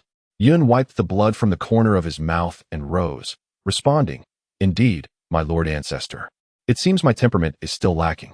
At this moment, Yun had fully recovered, realizing that he had indeed been somewhat impulsive in the realm of the true waterfall. The ancestor, seeing Yun's restored state, smiled and remarked, "Not bad. When your father first experienced this, he was not much better than you." "Ancestor, I intend to enter again shortly," Yun declared, yet he did not acknowledge the ancestor's praise. "That may not be advisable. Since you struggled this time, entering again will likely yield the same result. You must undergo more experiences before you can truly succeed." Additionally, a young lady from another contract has conveyed through the Pterosaur clan's messenger that she wishes to speak with you. Yun inquired, "Did she specify what she wanted to discuss?" "She did not. You may return and ask her directly. Time is of the essence. It has already been half a day since she sought you." "Half a day?" Yun exclaimed, "It feels as though only a mere 10 minutes have passed." The ancestor chuckled softly. "I neglected to inform you that the flow of time within the true waterfall differs from that of reality. Furthermore, you have not merely spent half a day there. It has been an entire day. That young lady called for you in the morning at your location, and now it is already noon. I finally comprehend the distinction of the true waterfall, my lord ancestor. Please, return me home at once. After Yun spoke, the ancestor did not immediately send him back but instead cautioned, Yun, refrain from experimenting with the true waterfall again until you possess absolute confidence. For one may only sit before the true waterfall 3 times in a lifetime. I hope that your next attempt will be successful. I understand, Yun replied, recognizing that this was likely the reason the ancestor discouraged him from further experiences. Upon finishing his words, the ancestor sent Yun back to Konoha. Upon returning to his abode, Yun swiftly changed his attire and set off towards Hinata's residence. He hurriedly made his way to the Hyuga household, and upon reaching the entrance, the guarding ninja informed him that Hinata had requested him. The 5th Hokage sought his presence and urged him to proceed without delay. Upon hearing the news, Yun sensed that something significant was afoot. Without pausing to greet Hinata, he hastened towards the Hokage's office. Upon his arrival, he found Tsunade engaged in conversation with Gaara and 2 others, the details of their journey to Konoha remaining a mystery to him. Tsunade, upon noticing Yun, exclaimed, "You have finally arrived. We have an urgent A-rank mission at hand. You must immediately assist Shikamaru and his team, and at the very least, ensure the safe return of those being pursued. I entrust this to you." Yun felt a momentary bafflement as Tsunade succinctly recounted Sasuke's departure. In addition, Shizune disclosed the defeat of Gunma and Rado, yet the village currently lacked the surplus of jonin required for deployment. Yun suddenly comprehended the gravity of the situation. He had not anticipated such events unfolding in the brief interval since his departure for Shizu Island. The coincidence was rather remarkable. Swiftly, he inquired about the circumstances and discovered that the companions who had pursued alongside Shikamaru were largely the same as those in the original narrative, with the addition of Chikyu. Due to physical exhaustion, Yukumo was unable to accompany them. Upon gathering this information, Yun resolved to set off immediately. Upon hearing this, Gaara and his companions expressed their desire to join the endeavor. Initially, Tsunade was reluctant, but the determination of Gaara and his companions led her to relent. Sakura, who had been anxiously awaiting news, also insisted on accompanying them. Yun consented, stipulating that Sakura could only assist in the rescue and must adhere strictly to his commands. Sakura nodded in agreement. As the group made their way toward the outskirts of Konoha, Ino joined their ranks, asserting that although her strength may be lacking, she could still be of assistance when necessary. Yun welcomed her addition. When they arrived at the gates of Konoha, Yun noticed Hinata waiting in the distance. He halted at the entrance and addressed her, "What brings you here?" Hinata replied, "I heard from the others that you had returned, so I waited here. I wish to accompany you in aiding Shikamaru and the others." Yun understood that it would be futile to prevent Hinata from joining, so he acquiesced. Thus, the 7 of them set forth towards the land of rice. In an effort to conserve chakra for the impending battle, Yun refrained from utilizing summoning techniques, and Hinata's abilities were insufficient to summon a creature of the level of winged wind, as few possessed chakra as prodigious as Naruto's. As the journey of the cloud continued for approximately an hour, a faint chakra was sensed in a particular direction. "Cloud," exclaimed Hinata, who promptly pointed towards the source of the chakra. Without delay, Hinata activated her Byakugan and, after a moment of scrutiny, remarked that there were 2 individuals lying on the ground, one stout and the other slender, separated by a short distance. It was apparent that one was confirmed deceased, while the other exhibited a faint life force. Upon hearing the description of the stout figure, Ino's thoughts immediately turned to Choji, causing a wave of anxiety to wash over her. Cloud reassured her, saying, "Do not panic, it may not be Choji. There is also a stout member among the Sound Ninja." Hinata added comfortingly, "It seems he is indeed larger than Choji. There is no cause for concern." With this, Ino began to feel relieved, yet the urgency in their steps intensified. They arrived in the forest, taken aback by the devastation surrounding them. Sakura and the others shared in their astonishment, their worry for Naruto and the others deepening. Fortunately, since it was not Choji, Ino felt a sense of ease. They then proceeded to the location of the slender individual, and to their great surprise, it was none other than a drastically slimmed-down Choji. Cloud understood that Choji had consumed the secret medicine from his clan, placing his life in jeopardy. He instructed Ino to administer basic treatment and to swiftly transport him to the 5th Hokage. Ino remained to tend to Choji, while the rest hastened once more towards the land of rice. Chapter 86. Transformation. The group continued their pursuit when Cloud suddenly changed direction and informed Hinata, "It is Niji." "Brother Niji," Hinata exclaimed, immediately activating her Byakugan. She spotted Niji lying motionless on the ground. They rushed over, and Cloud gently lifted Niji, asking, "Niji, how are you?" Niji slowly opened his eyes, offering a faint smile. "It is Cloud and Miss Hinata. I have not brought disgrace to the Hyuga clan of Konoha. The rest is up to you." With that, Niji succumbed to unconsciousness once more. "You have already done remarkably well," Cloud whispered to the unconscious Niji. Yin entrusted Niji to Hinata, instructing her to swiftly take him back, lest it become too late. Hinata took Niji and hurried back with Yun and the others. As they proceeded, Yun addressed the remaining members, stating that in the event of any further complications, they should leave one person behind at a time. Otherwise, their efforts would merely be a waste of precious time. The others nodded in agreement. By the lakeside, Yun and his companions encountered the fallen Chikyu, Kiba, and the bloodied Akamaru. While Chikyu and Kiba appeared to be in no immediate danger, Akamaru seemed to be in a more dire condition, and it was evident that the two could no longer move. Chikyu, upon seeing Yun, smiled and remarked, "Yun, you are too slow. We have already dealt with the enemy." Yun Jianjiu, despite his injuries, could not resist boasting. "Do not be overly proud. You are in this condition. This time, it was unplanned, leaving one person behind." Ultimately leading Sakura and Kankuro to escort the two back to Konoha. Both were somewhat reluctant, yet understood the importance of the greater good. During their journey, Yun sensed that Shikamaru was embroiled in a fierce battle against the last member of the Sound Ninja 4, Doyo. Instead of halting their advance, Yun instructed Temari to provide support while he and Gaara continued onward.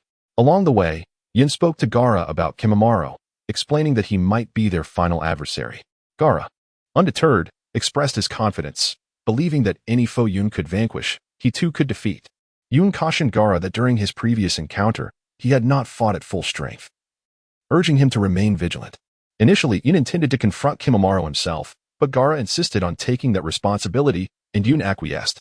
In the grassy field, Rock Lee unwrapped the bandages on his hands and began to spin rapidly around Kimimaro, preparing to unleash his Lotus technique. Lee released the bandages, ensnaring Kimimaro, and executed the Lotus. His foot struck heavily against Kimimaro's chest. However, bones sprouted from Kimimaro's torso, absorbing the impact and ensnaring Lee's leg in the process. Stunned, Lee marveled at the fact that the bones had not shattered. Kimimaro commended Lee for his speed, but declared, "This ends now." In a perilous moment, a massive surge of sand swept in, pulling Lee to safety and evading Kimimaro's bone blade attack. Lee found himself at the back, standing beside a figure who coldly regarded everything before him. Kimimaro, unfamiliar with Gaara, turned to Yun and stated, "You are Yuhi Yun, are you not? Last time, I was unable to fight at full strength due to Lord Orochimaru's orders, but this time is different. I shall surely eliminate you to prevent you from becoming an obstacle to Lord Orochimaru."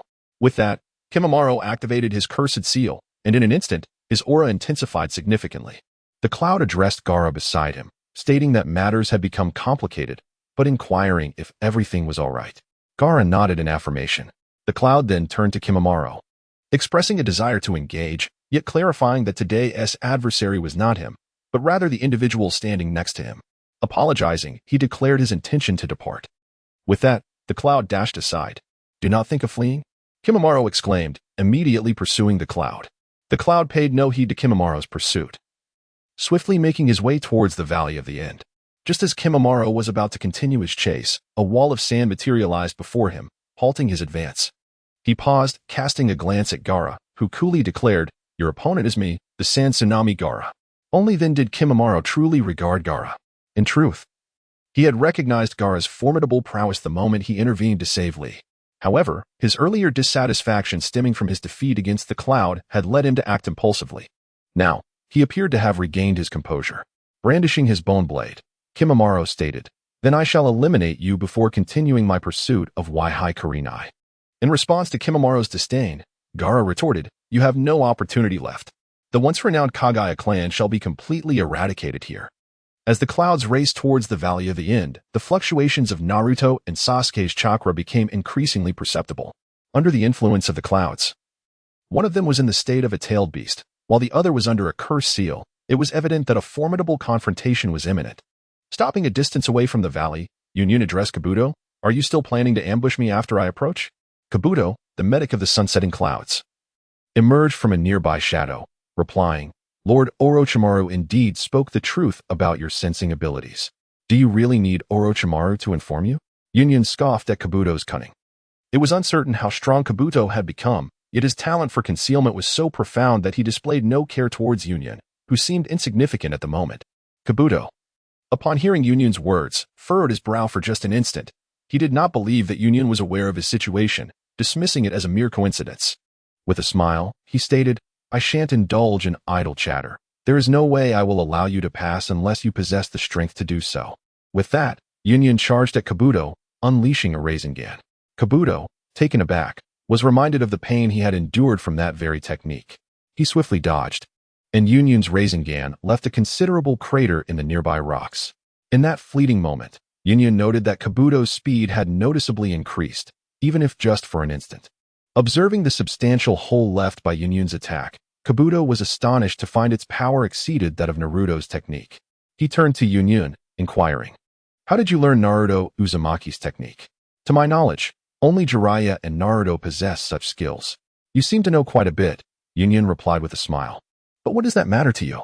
Kabuto refrained from pressing further and remarked, It seems I am currently inadequate to deal with you. Fortunately, my task does not require me to defeat you. That is sufficient for now. Is it merely to buy time?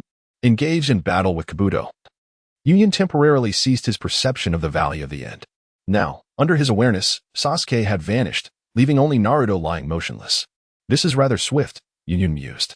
He had anticipated that the two would continue their struggle for some time, but evidently he had misjudged based on the original narrative. It seemed a third party had taken Sasuke away, putting Naruto in peril. Chapter 87, The Talent of Little Mirror. A gentle rain began to fall from the heavens, drenching both Yun and Kabuto. Looking up at the sky, Do declared, My purpose has been fulfilled, farewell. With those words, he formed a seal and vanished from the spot. Although Yun could distinctly sense Do's presence, he chose not to pursue him. At that moment, Yun's concern was primarily for Naruto's safety. He hastily made his way to the Valley of the End. Upon arriving, Yun felt a wave of relief wash over him. From a distance, he struggled to perceive clearly. But as he approached, he realized that Naruto was not in mortal danger, only severely injured. Yun rushed to Naruto's side, observing that his injuries were far more severe than in the original narrative. Despite the assistance of the Ninetales, recovery would not be an easy feat. Without needing to form any seals, an identical figure of Yun appeared beside him. I entrust this to you, Xiao Jing. The other Yun nodded and instantly transformed into Tsunade. She proceeded to perform medical ninjutsu on Naruto, temporarily alleviating some of his injuries. After completing her healing technique on Naruto, Tsunade, at Yun's signal, swiftly dashed toward a particular direction. She struck the ground with a powerful punch, causing the earth to split open, revealing the lifeless body of Zetsu's clone. Yun followed closely behind and, upon witnessing the scene, remarked, Indeed, it is Zetsu. As Yun first sensed this area, he discovered the clone of Ju hidden underground. His initial instinct was to signal Xiao Jing to launch an attack, thereby ensuring that his own information would remain undisclosed. Unlike shadow clones, Ju's clone could not relay intelligence to the original upon its disappearance. Meanwhile, in the land of water, Ju, who was with the masked man, shifted slightly. Seeing this, Afei inquired, What is the matter, Ju? It's nothing, Ju replied, merely that the clone I utilized to monitor the Ninetales Jinchuriki and Uchiha Sasuke has been eliminated. Is Uchiha Sasuke all right? He is an individual of utmost importance, Afei asked, concern evident in his voice. There is no issue. Another clone has already conveyed news that Uchiha Sasuke has been taken to the land of rice by Orochimaru. The discovery of this clone should be merely a coincidence. Thus there is no cause for alarm, Ju reassured him. After Afei spoke, he vanished into the darkness. Yin turned to the nearby Tsunade and said, All right, Xiao Jing, you may return now. With a graceful farewell, Xiao Jing, having reverted to her original form, vanished without a trace. The initial appearance of another Yun was indeed Xiao Jing, who had graced the presence of many on multiple occasions. Her first appearance was during the Chunin exams, in the battle against Shikamaru. Due to their shared bloodline, Yun could summon Xiao Jing without the need for hand seals or his own blood as a catalyst. Merely a thought was sufficient for her to materialize. This convenience led Yun to regard Xiao Jing as a formidable weapon in his arsenal. The ability of Xiao Jing to transform into Yun or Tsunade was not without reason. The progenitor had once remarked to Yun that, despite Xiao Jing's modest combat prowess, her innate skills were astonishingly potent. Yun came to fully acknowledge this fact when he recognized the extent of her talents. What she possessed could scarcely be labeled as mere talent. It was akin to an unfair advantage. Xiao Jing's unique ability was that of replication, a form of mimicry that transcended the capabilities of the Sharingan in terms of ninjutsu and taijutsu. To articulate it more precisely, one might refer to it as absolute replication. Xiao Jing could wield the techniques, physical prowess, and even the bloodline of those she replicated. However, this ability was not without its limitations. Otherwise, Xiao Jing could effortlessly replicate the masked man and achieve invincibility. Several conditions governed Xiao Jing's replication. Firstly, she required the blood of the individual she sought to copy, which explained why Yun had previously collected the blood that Orochimaru left on the ground. Additionally, the techniques to be replicated had to be ones that either Xiao Jing or Yun had witnessed, although experimentation was also permissible, albeit at the cost of time that was often deemed unworthy. The final constraint pertained to chakra attributes. As a result of her contract with Yun, Xiao Jing could only utilize chakra types that mirrored his own: water, earth, wind, and lightning. Unlike Yun, who could amplify his chakra consumption to employ fire techniques, Xiao Jing was confined to these 4 attributes. This limitation meant that she could not replicate Kekkei Genkai that required the fusion of 2 or 3 chakra types, such as Mei Terumi's lava and boil release. Yet, Yun overlooked this shortcoming entirely, as the sheer potency of Xiao Jing's ability more than compensated for it. In fact, one could argue that such a limitation was only natural. Its absence would defy the laws of nature.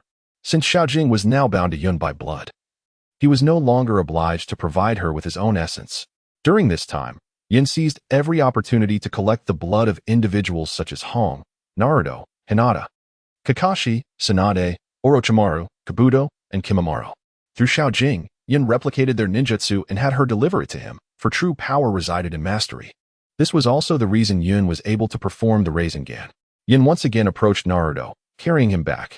Upon reaching the edge of the Valley of the End, Yun halted, spotting Kakashi coming towards them. "Kakashi-sensei, you're late," he uttered, unsure whether he was addressing Kakashi or himself. Kakashi accepted Naruto from Yun and gazed towards the valley, sighing as he beheld the relentless river, reminiscent of battles that seemed to stretch into eternity, mirroring the fates of the 2 legendary figures who formed Konoha. Yun understood that Kakashi referred to Shinja Hashirama and Uchiha Madara. However, in this moment, Yun's thoughts did not dwell on Sasuke and Naruto. Observing the vast Valley of the End, he recognized it as merely the aftermath of a confrontation between 2 powerful beings. Yun pondered the day he would encounter such formidable adversaries himself, contemplating when he might attain similar strength. On their way back, Naruto awakened on Kakashi's back, inquiring, "Kakashi-sensei, where is Sasuke?" Kakashi remained silent, and Yun sensed the weight of Kakashi's guilt for not fulfilling his duties as a leader. He gently reassured Naruto, "You've done your best." Naruto understood, realizing that he had always known Sasuke was not brought back. He simply struggled to accept the harsh reality. Lying on Kakashi's back, he chose not to utter another word. As they continued their journey, 3 medical ninjas swiftly approached, inquiring about Naruto's condition and subsequently about Sasuke. Kakashi merely shook his head. Yun then asked about the others, learning that, aside from Kiba's injuries being slightly less severe than depicted in the original narrative, the conditions of the others remained unchanged, with Niji and Choji hanging on to life by a thread. Chapter 88. Farewell. Yun, alongside Kakashi, escorted Naruto to the Konoha hospital. At that moment, everyone was gathered within the hospital, where Shizen took Naruto from Kakashi's back and carried him into the treatment room. Tsunade approached Yun, nodding in acknowledgement, and remarked, "Well done." Yun felt a twinge of shame, apologizing for not bringing Sasuke back. Tsunade shook her head and said, "There is no need for you to apologize. Although you did not return Uchiha Sasuke, everyone came back safely. The mission I assigned to you was solely to ensure that, so Yun, you have performed admirably." After saying this, Tsunade turned to Shikamaru and remarked, "Your task was to bring back Uchiha Sasuke, so this mission is deemed a failure." Shikamaru wept bitterly, vowing that he would certainly accomplish the task flawlessly next time. Just moments before Yun and Kakashi's return, Shino and Tsunade had successfully rescued Niji and Choji, ensuring their safe return. The emotions that Shikamaru had long suppressed finally erupted in this moment. Kumo approached Shikamaru and said, "I'm sorry, Shikamaru. Had I been in Konoha this morning, everyone wouldn't have suffered such severe injuries, and you wouldn't have had to endure so much hardship." Shikamaru gazed at Kumo with a faint smile and replied, "Indeed. Let's not have a repeat of today, all right?" "Understood," Kumo responded, mirroring his smile. The group then visited Naruto at the hospital, only to find him asleep once more, Even someone as resilient as him could not withstand the exhaustion after a full day of battle. Afterward, Kumo, along with Hinata and Yakumo, went to see Shikamaru and Kiba. However, Niji and CHG were still not permitted visitors, so they eventually headed back. By dawn the next day at Konoha Hospital, Naruto, his body swathed in bandages, awoke, staring blankly at Sasuke's forehead protector. Shikamaru and Kumo entered the room together. "You're awake already?" they remarked. The two proceeded to update Naruto on everyone's condition. Relieved to hear that his comrades were safe, Naruto exhaled in quiet reassurance. Just then, Tsunade stepped in, followed by Sakura. At the sight of Sakura, Naruto fell silent, unable to muster words. Tsunade chuckled. "You seem quite lively," she observed. Finally, Naruto spoke. "I'm sorry, Sakura. Once more." He vowed to bring Sasuke back. After leaving Naruto's room, the group visited Kiba and Shikamaru again, both in high spirits, before departing. CHG remained off-limits for visits, and Niji had already been retrieved by the Hokage clan. Uncharacteristically, Kumo did not head to train afterward, but instead returned home. As he reached his doorstep, he encountered Kurenai, who was just unlocking the door. Spotting Kumo, she smiled softly. "You're back early today. Just felt like coming home," Kumo murmured, stepping forward to embrace her. Kurenai gently stroked his hair. "What's the matter?" she asked. Yun shook his head, merely wishing to embrace his sister Sasuke and depart. To Yun, this had always seemed an inevitable occurrence. He had never contemplated the desire to alter this fate, nor had he believed he would be emotionally affected by it. Yet, in truth, this event profoundly impacted Yun. The melancholy of Naruto, the sorrow of Sakura, and the joy of Shikamaru upon witnessing his comrade's salvation. All these emotions lingered in Yun's heart, rendering it increasingly burdened. He had thought that knowledge would extinguish his feelings, yet the weight of emotion remained as profound as ever. Yun could hardly fathom the repercussions of losing Hong. It was a thought too daunting to entertain. Coincidentally, during these past few days, Hong had been absent, leaving Yun in a state of disquiet from last night until today. Yun bore the weight of these emotions silently, refraining from confiding in anyone. Only upon Hong's return did Yun's spirits begin to lift, yet it was only when they embraced that Yun felt a genuine sense of relief. It was as if Hong could sense Yun's inner turmoil, responding with a comforting embrace. The two remained entwined in silence, their hearts communicating in a profound, wordless exchange. A few days later, at Ichiraka Ramen, Yun, Irika, and Naruto were sharing a meal. This gathering marked Naruto's final supper before departing from Konoha. Initially, the group intended to host a grand farewell celebration for Naruto, but he had declined the idea, and they respected his wishes. The bonds forged through their shared battles had deepened their friendships, and now, with Sasuke also preparing to leave Konoha, the atmosphere was tinged with melancholy. Though Naruto would eventually return, the parting carried an inherent sadness, one that Naruto surely wished to avoid, thus he opted for a more subdued farewell. Consequently, the send-off was reduced to an intimate occasion at Ichiraku Ramen, where Yun and Irika offered their well wishes to Naruto. As Irika savored his noodles, he advised Naruto to diligently train alongside Jiraiya, cautioning him against laziness. Naruto, unfazed, responded, "How could I possibly be lazy? Come on, Irika-sensei." He then turned to Yun and added, "Yun, when I return, don't let me surpass you." Yun smiled slightly and said, "I look forward to it." At that moment, Jiraiya approached, stating, "It's almost time. Naruto, let us depart." "Okay," Naruto exclaimed, swiftly finishing his bowl of ramen. He grabbed his bag from the side and declared, "I am setting off." Throughout the various corners of Konoha, numerous genin bid farewell to Naruto in their own unique ways. Yun gazed at Naruto's departing figure, lost in contemplation. 3 years had passed. Irika observed Yun and inquired, "What's on your mind?" Yun quickly regained his composure, mimicking Naruto's mannerisms as he hastily polished off his ramen. After finishing, he dashed out, calling back, "Irika-sensei, please cover the cost of the ramen." Irika chuckled at Yun's retreating silhouette, saying, "You rascal. When did you learn to emulate Naruto?" Watching Yun and Naruto fade into the distance, Irika silently encouraged, "Naruto, Yun, may you both strive with all your might." Chapter 89. Shadows. Upon leaving Yun Xingyao Ramen, Yun returned home directly. Hong had gone out on a mission and was not present. Yun entered his room and summoned Xiao Jing, who appeared in Yun's form, likely due to a preference for this guise. It was said that even on the ancestral island, Xiao Jing mostly maintained this appearance. As soon as Xiao Jing manifested, he inquired about Yun's well-being. Noting that it was unusual for Yun to summon him under circumstances devoid of training or combat, Yun replied, It's nothing.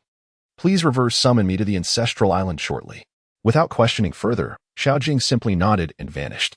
Within a minute of Xiao Jing's departure, Yun too disappeared from the spot. Yun stood within the ancestral hall, where the venerable ancestor sat loftily upon his throne. It appears you are prepared, observed the ancestor. Yes, ancestor, Yun nodded solemnly. I wish to attempt once more. This time, I believe I shall succeed. Confidence is commendable, yet do not overextend yourself. The ancestor cautioned with paternal concern. I understand, ancestor. On this occasion, I shall not accompany you. Let Xiao Jing guide you instead. Understood. Both Xiao Jing and Yun acknowledged in unison. As Yun and Xiao Jing emerged from the ancestral hall, he noticed the absence of the ancestral bird of the winged dragon clan waiting outside. He turned to Xiao Jing and remarked, Shall we walk? To which Xiao Jing, adopting a condescending tone, replied, Certainly not. This time, it shall be this young master who carries you. Yun cast a glance at the proud little mirror and couldn't help but question, Are you capable?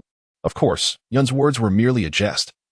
Little Mirror's abilities had been growing in tandem with Yun's own strength.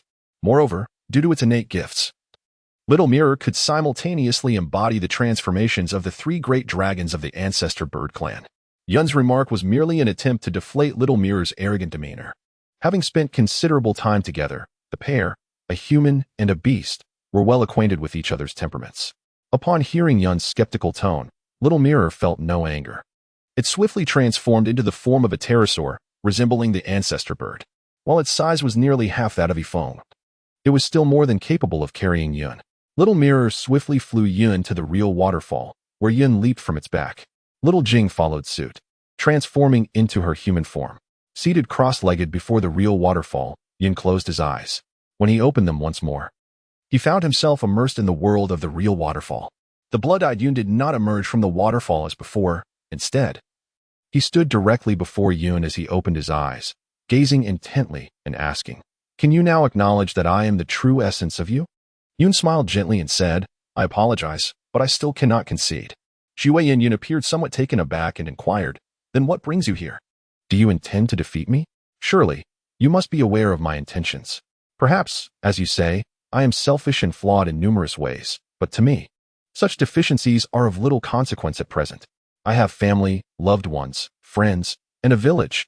These are of paramount importance to me. My desire to protect all that I hold dear is genuine. It is so profound that I would willingly forsake myself for it. Therefore, if you were in my position, let us strive together. I implore you. Upon finishing, Yun deeply bowed to Shui and Yun. Shui and Yun chuckled softly and replied, I am you. Thus, I will certainly aid you in safeguarding this sentiment. In fact, my existence is predicated on assisting you in preserving this very heart. However, for a long time, you have failed to confront this truth, blindly adhering to the so-called narrative. That is why I previously resorted to provoking you with words. But now, such measures are unnecessary. With that, Shui Yun extended his arms, saying, Allow me to be your strength. The two embraced tightly, and slowly, Shui Yun began to fade away. Yun, in turn, opened his eyes and gazed at his reflection upon the lake's surface, whispering, Let us strive together, my brother. The ever-watchful Xiao Jing, having awaited Yun's awakening, hurried over and asked, How is it, Yun? Did you succeed? Yun smiled lightly. Of course, one should not forget who they are. Do not flatter yourself too much. After all, it was not long ago that someone was left bleeding from the mouth. This time, however, the duration spent amidst the real waterfall was not as lengthy as before, lasting merely half a day. Yun and Xiao Jing exchanged playful banter before returning to the ancestral hall together. Upon seeing Yun's proud expression, the ancestor remarked, It appears you have succeeded. Yun nodded. And upon noticing this, the progenitor continued, Now I have two pieces of pertinent news to share with you, one favorable and one unfavorable. Which would you prefer to hear first? Let us begin with the good news. In truth, you are already aware of it. The reflection within the authentic waterfall is, in fact, your own shadow. Henceforth, it shall serve as your ally and accompany you in your endeavors. Yun nodded slightly.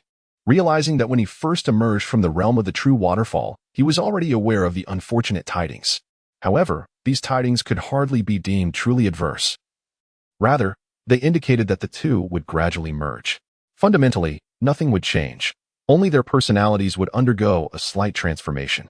With a hint of dissatisfaction, Yun inquired, Could you please clarify, ancestor? What exactly is this? The response came, It's not that I am unwilling to explain, but rather that there were no prior references. You are the first to fuse with a shadow. Surprised, Yin replied, but my father underwent this training as well. Did he not achieve fusion? The answer was clear, naturally. You must understand that such immense power is not easily acquired. Only individuals of extraordinary potential, like yourself, who have signed the highest covenant with our clan, possess a genuine chance of success. To be frank, I initially harbored little hope for you. I did not expect you to truly succeed. Disappointment washed over Yun. Just moments ago, upon discovering her newfound abilities, she had felt a surge of joy, envisioning the possibility of imparting this training to others like Hong and Hinata, thereby enhancing their strength and providing greater security in the battles to come. Yet, in retrospect, she realized how naive she had been to think that such opportunities would simply fall into her lap. Yun has returned from the ancestral island with a sense of fulfillment. As for the alleged change in temperament, Yun remains indifferent. Based on Yun's own observations, the personality of Blood-Eye Yun is quite similar to his own. Thus Yun believes that no significant transformation will occur. As the clouds returned to Konoha, night had already fallen. Upon hearing commotion outside, Yun realized that Hong had returned from his mission. Stepping out of his room, Hong noticed Yun emerging from his own quarters and surmised that Yun had once again ventured to the ancestral island. He inquired, "What business took you to the ancestral island this time?" Yun briefly recounted the events, and Hong, upon hearing this, felt a surge of joy. The two then discussed Naruto's journey of training. Hong expressed her admiration, acknowledging that with the guidance of that esteemed master, Naruto would undoubtedly return even stronger. Yun expressed some dissatisfaction, remarking, "Your brother will become stronger too." Hong chuckled softly. "When did you learn to feel jealous?" "Of course, you will surpass Naruto." Now, enough of that. Both remained oblivious to the subtle changes within Yun. The former version of Yun would never have resorted to such playful antics with Hong over trivial matters. But the transformation was so nuanced that it went unnoticed. Chapter 90. The Scroll of Yuki Kijin. 1. We cannot reach any destination. The path ahead has diverged, spoke a swordsman, kneeling on the ground. This expedition was destined to yield no results. A monk lay nearby, uttering meaningless words. Thus, all of this illustrated that Yun and the others were merely watching a film. Cloud has long abandoned the urge to critique. Why is he here, watching a film? Why is it the Snow Princess Ninja Scroll, a tale he once thought did not exist, or perhaps belonged to the past? Why is his guiding teacher Kakashi? All these inquiries trace back to two unscrupulous jonin. One day, a masked man addressed a toothpick-wielding companion, saying, "Toothpick, an elderly gentleman has specifically requested that I undertake this escort mission. I have no subordinates to spare, lest I suffer embarrassment."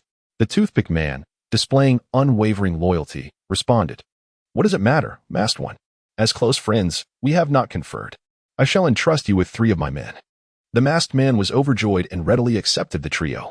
Thus, the origins of it all began. Yun gazed at the film with palpable boredom. Although she had never experienced cinema since her arrival in this realm, after enduring half an hour of the movie, she found herself utterly intolerant of it. Simply put, she did not enjoy it. Baya Kirin, too, lacked the inclination to watch, as she remained absorbed in her sketchbook, diligently painting. In contrast, Tamaharu was swept away by a tide of emotions, exhilarated by the unfolding narrative. After watching the film as instructed by Kakashi, Yun and the others waited at the back door of the cinema. It was at this moment that Yun truly understood why Kakashi was dubbed the King of Tardiness. Initially, Yun had entertained the faintest hope that Kakashi might arrive on time, which was why he decided to wait, as per Kakashi's instructions. However, reality proved that even this slender hope was merely a figment of Yun's imagination. As the group continued to grumble with each passing moment, the back door suddenly swung open. A woman astride a white horse emerged, followed closely by several figures clad in black who were galloping after her. At first glance, it appeared as though a kidnapping was unfolding. Yun recognized that it was the escape of Kazahana Yukagetsu, yet he felt no inclination to pursue her, his disinterest prevailing. Upon witnessing the scene, Tomoyuki quickly exclaimed, "That's the actress Kazahana Yukagetsu. Yun, Akatsuki, let us hurry to assist her." Upon witnessing the scene, Yun repeatedly gestured dismissively, declaring, "She poses no danger whatsoever. If you wish to go, then go. I shall not accompany you." Meanwhile, Yagura remained engrossed in her artwork, not lifting her head even once. Jijio, observing this, refrained from expressing any agitation. After a considerable wait, Kakashi finally arrived, apologizing, "I sincerely regret the delay. A black cat obstructed my path." Upon hearing such an explanation, Yun and the others were too indifferent to respond. noting that even excuses should possess a modicum of plausibility. Noticing their lack of engagement, Kakashi chose to remain silent. Shortly thereafter, Sanjiro emerged from the back door, instructing Kakashi to locate Xiaoxue. Kakashi, upon hearing this, glanced at Yun and the others. Feeling a pang of frustration, it was evident that they were utterly unconcerned about Fenghua Xiaoxue's departure, which left Kakashi, accustomed as he was to the fervor of Naruto and his companions, somewhat disconcerted. Kakashi then addressed Yun, saying, "Yun, I entrust the task of finding her to you." Yun nodded in acknowledgement. This was anticipated, as Kakashi was aware of Yun's sensory abilities, and Yun had already memorized Fenghua Xiaoxue's spiritual fluctuations. In a concealed underground bar, Yun successfully located Xiaoxue. Paying no heed to her complaints, Yun employed a jinjutsu to render her unconscious and brought her back. Upon awakening, Xiaoxue found herself aboard a vessel. Despite her reluctance, she exerted every effort to fulfill her role in the film. As the ship approached the waters of the Land of Snow, it was abruptly halted by a colossal iceberg. Yun, showing little interest in commenting on the iceberg, sensed that something was amiss. The chakra fluctuations were excessively potent. The director of the film, brimming with excitement, urged the entire crew to ascend the iceberg for filming, exclaiming that it was a divine setting. Not long after the shoot commenced atop the iceberg, 3 snow ninjas eagerly approached Xiaoxue. Observing that Yun remained inactive, Kakashi swiftly threw several kunai embedded with explosive tags toward the direction of the snow ninjas. Aware of their discovery, the snow ninjas discarded their disguises and stood revealed.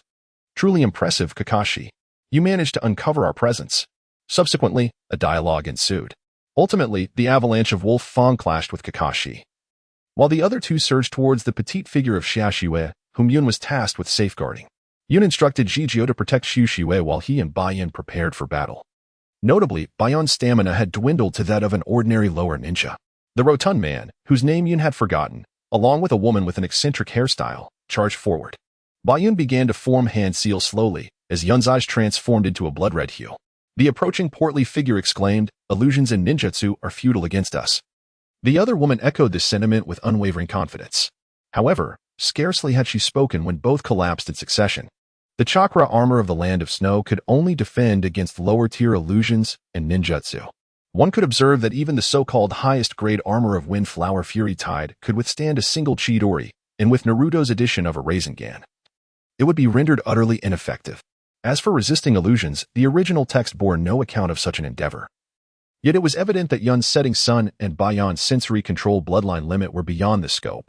Without the enhancement of their chakra armor, the capabilities of these two were akin to that of an ordinary mid-level ninja unskilled in illusions, rendering them incapable of withstanding the might of Yun and Baiyan. At this juncture, Avalanche of Wolf Fang, locked in confrontation with Kakashi, noticed that his 2 subordinates had already been dispatched by Yun and his companions. Realizing he stood no chance against the 4, he hastily formed seals. Utilizing ice release, he summoned a colossal ice whale that shattered the iceberg into countless fragments, threatening to crash into the large vessel. Kakashi, disregarding Avalanche of Wolf Fang, swiftly dashed towards the ship, urgently instructing Yun, ensure the safety of the vessel. The 3 swiftly returned to the ship. After a nod from Jijio, he hastily formed seals, executing the fire release, great fireball technique, while Yun completed the wind release, great breakthrough. This combined ninjutsu, wind and fire link, unleashed a formidable force that propelled the vessel away from the colliding icebergs. Kakashi had also returned to the ship, and as it began to come to a halt, the Avalanche Wolf Fang had vanished. Since the mission was merely to protect Little Snow, Yun and his companions chose not to pursue. The ship docked at a shore, and within a small conference room in the cabin, the director, the assistant director, and the actors Shintefu, Kakashi, Yun, Haken, and Jijio convened. Shintefu detailed the situation regarding Fenghua Xiaoxue. Yun and Kakashi, already aware of the circumstances, displayed no surprise, while Haken and Jijio expressed astonishment at the identity of Princess Xiaoxue. The director, brimming with excitement, noted that Xiaoxue was far less fearful than depicted in the original narrative, as Yun and his companions had effortlessly dealt with Fenghua subordinates. At Shintefu's earnest request, they decided to continue the mission. Chapter 91, The Snow Princess Ninja Techniques 2, filming was set to proceed, and Yun and his companions remained vigilant as Xiaoxue's protectors. The next filming location was alongside a railway near a tunnel.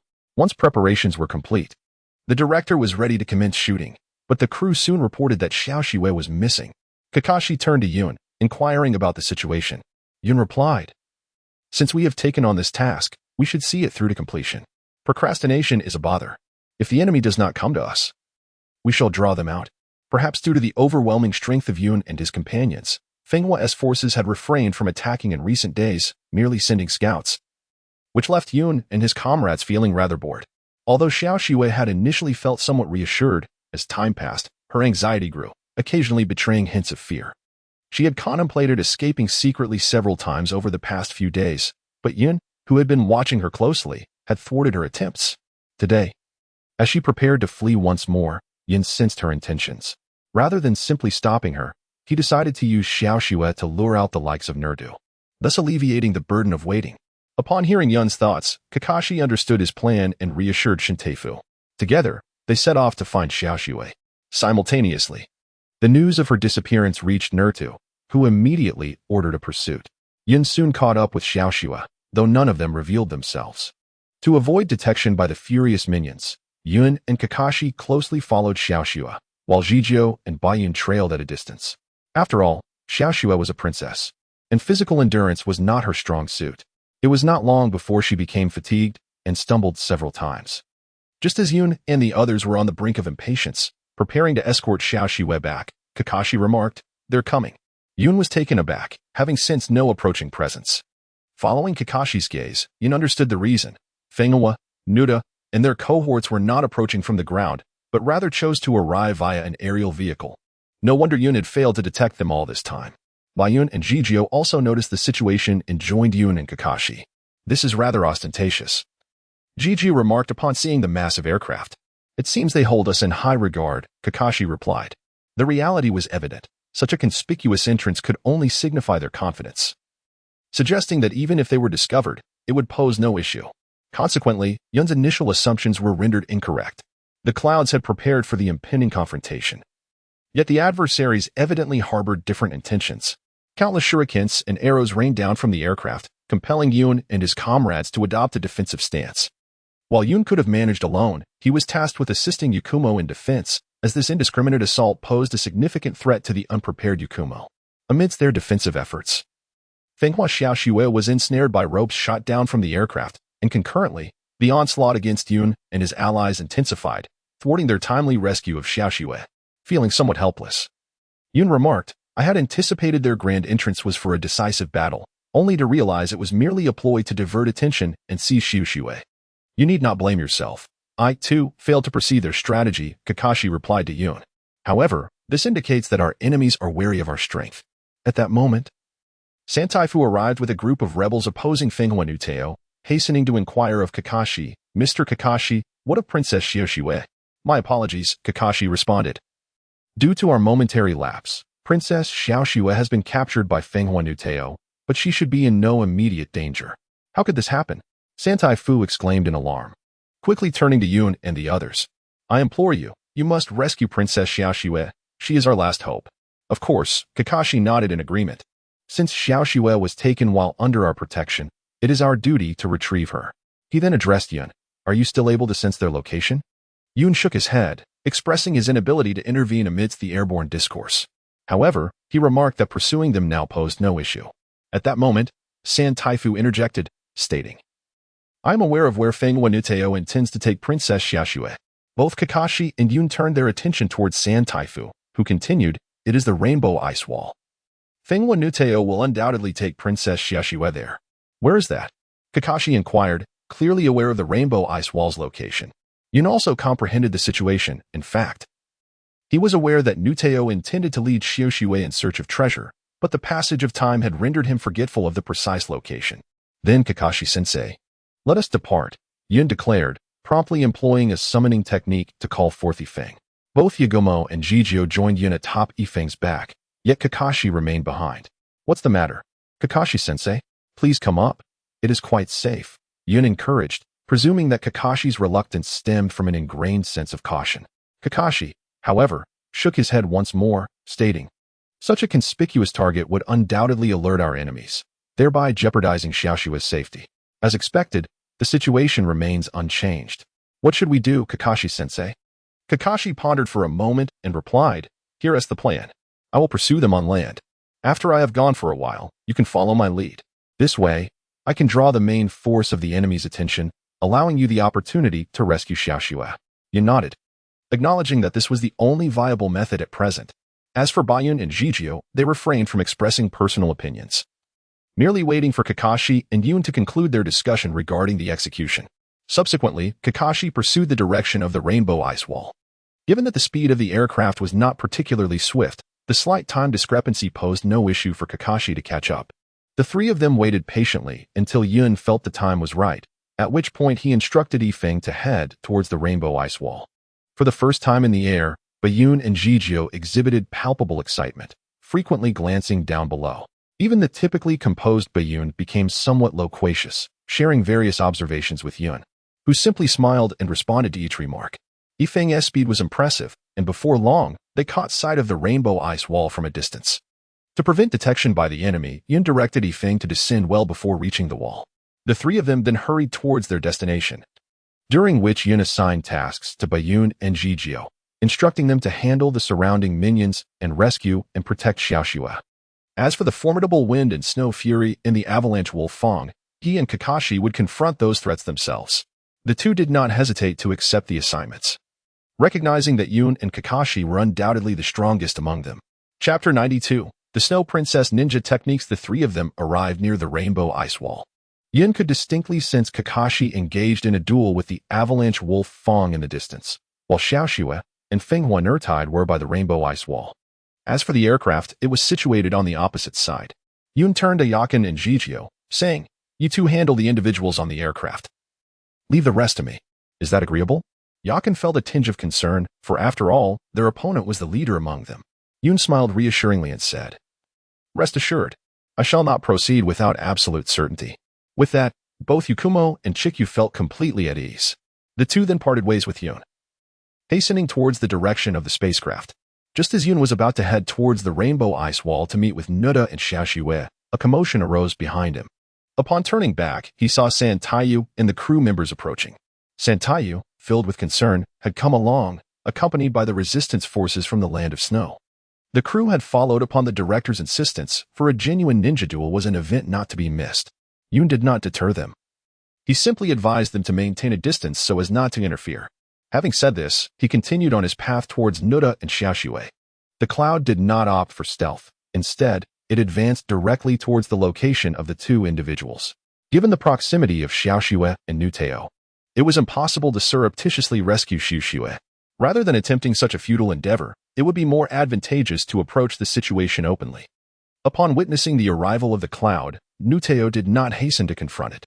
Meanwhile, Xiaoxue, who was engulfed in despair, momentarily exhibited a glimmer of hope upon seeing the cloud, only for that flicker to swiftly extinguish, as she believed that the cloud could not possibly be a match for Nuteo. The cloud spoke to the raging waves. It seems you have yet to acquire the so-called treasure.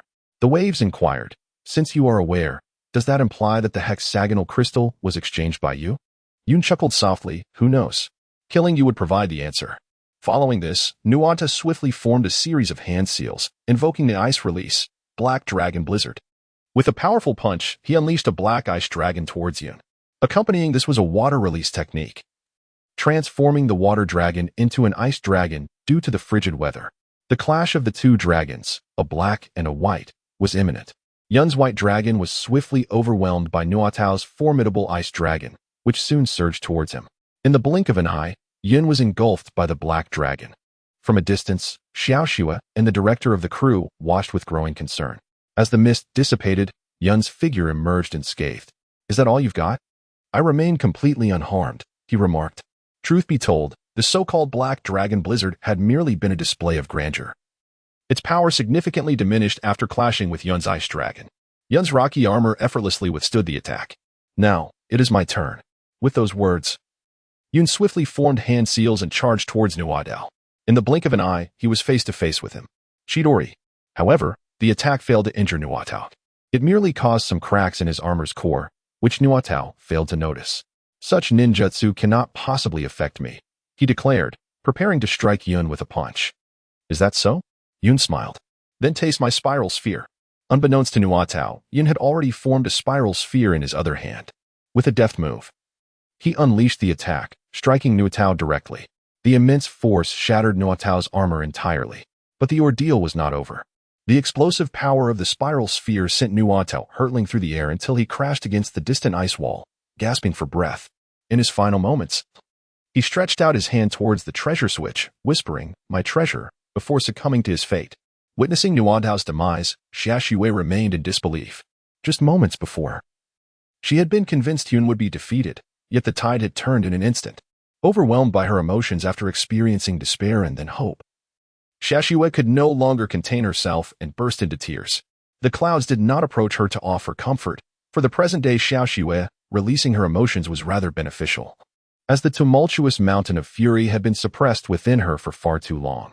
Kakashi, Yagami, and Shijio also made their way over, each having dealt with their respective adversaries. The Wolf Fong avalanche was elegantly resolved by Kakashi with a single lotus blossom strike, while Yagami and Shijio effortlessly managed the individuals aboard the flying craft, albeit taking a bit more time. Kakashi approached Xiaoxue, extending the hexagonal crystal to her. "I swapped this while you were asleep to prevent its theft. Now that everything has concluded, it is time for it to return to its rightful owner." However, Xiaoxue did not accept the hexagonal crystal from Kakashi. Instead, she shook her head and replied, "It is no longer needed. My father perished because of this treasure." With that, Xiaoxue turned to leave. Yin called out to her, urging, "You should take a look at it. After all, it is something left behind by your father, and he surely hoped for you to inherit it." Xiaoxue glanced at the hexagonal crystal in Kakashi's hand, then met Yun's gaze, which held a hint of approval. Gradually, she approached Kakashi and accepted the hexagonal crystal. Xiaoxue activated the geothermal device, swiftly ushering in spring for the land of snow, and she soon encountered the holographic projection left by her father. Subsequently, Xiaoxue ascended to the position of the Lady Daimyo of the Land of Snow, expressing her intent to continue her acting career. The director, upon Xiaoxue's assumption of the title, proclaimed the conclusion of the film's production. As Yun and the others prepared to depart, Xiaoxue took a commemorative photo with them.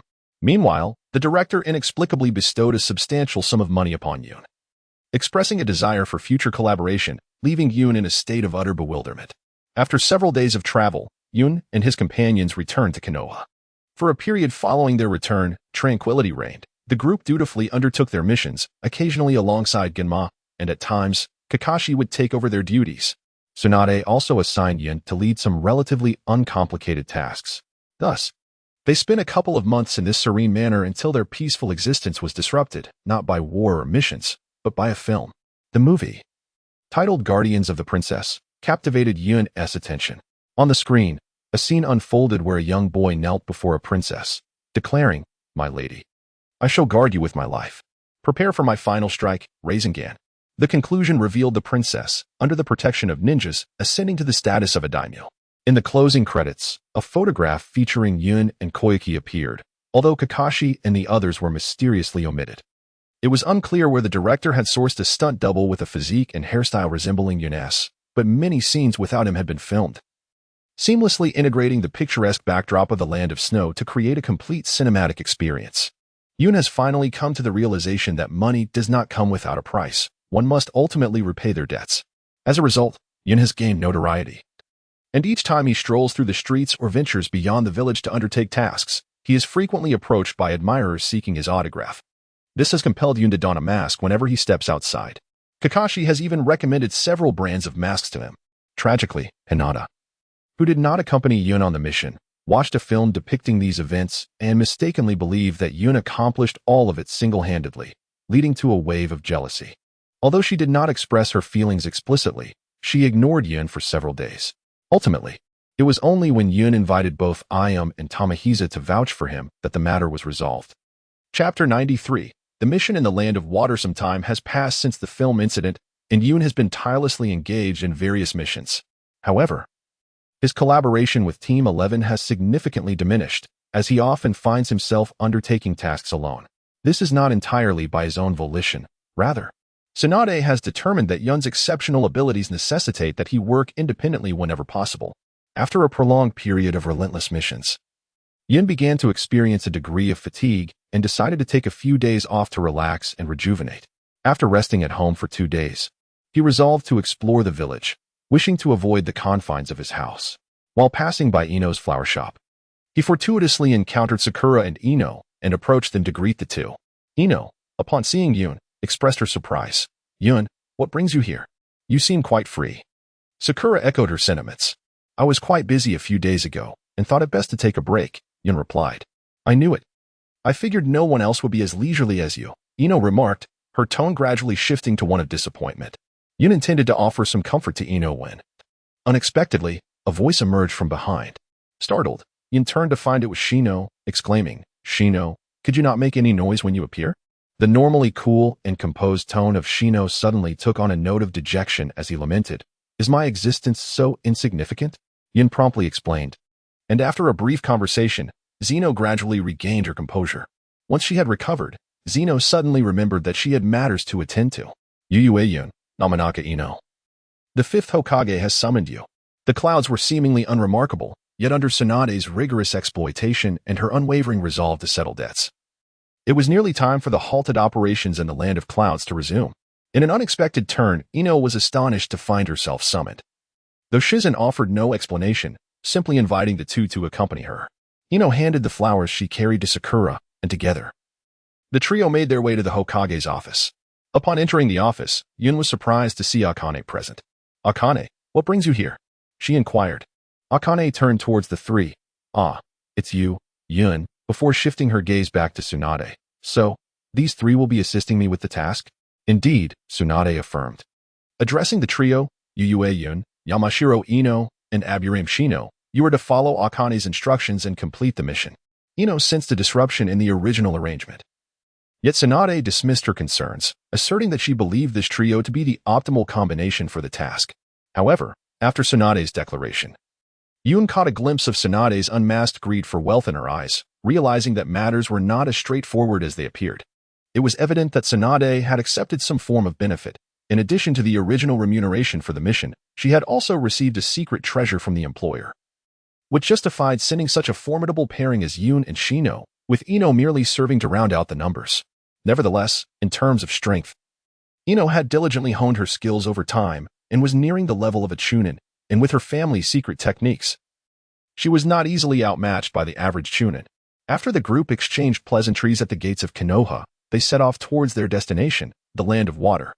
During the journey, Akane elucidated the details of their mission to eliminate a sea monster, which essentially entailed removing a mysterious entity that had been attacking vessels and plundering their goods, thereby ensuring the safe passage of ships from the Land of Water. The group needed to travel by land initially, before taking a boat to the main island of the Land of Water. After nearly a day's travel, the four arrived at the opposite side of the main island of the Land of Water. Akane pointed towards the island. "That is the main island." However, her voice suddenly faltered, as if she had recalled something dreadful, only to quickly regain her composure. A fleeting moment that did not escape the notice of Yun and Shino. Akane instructed the three to seek out a vessel, stating that she would gather information and would head off alone. As Akane departed, Yun turned to Shino. "I will join her. I'll leave the task of finding a ship to you and Ino." Shino nodded in agreement, while Ino, perplexed, asked, "What is going on with Yun?"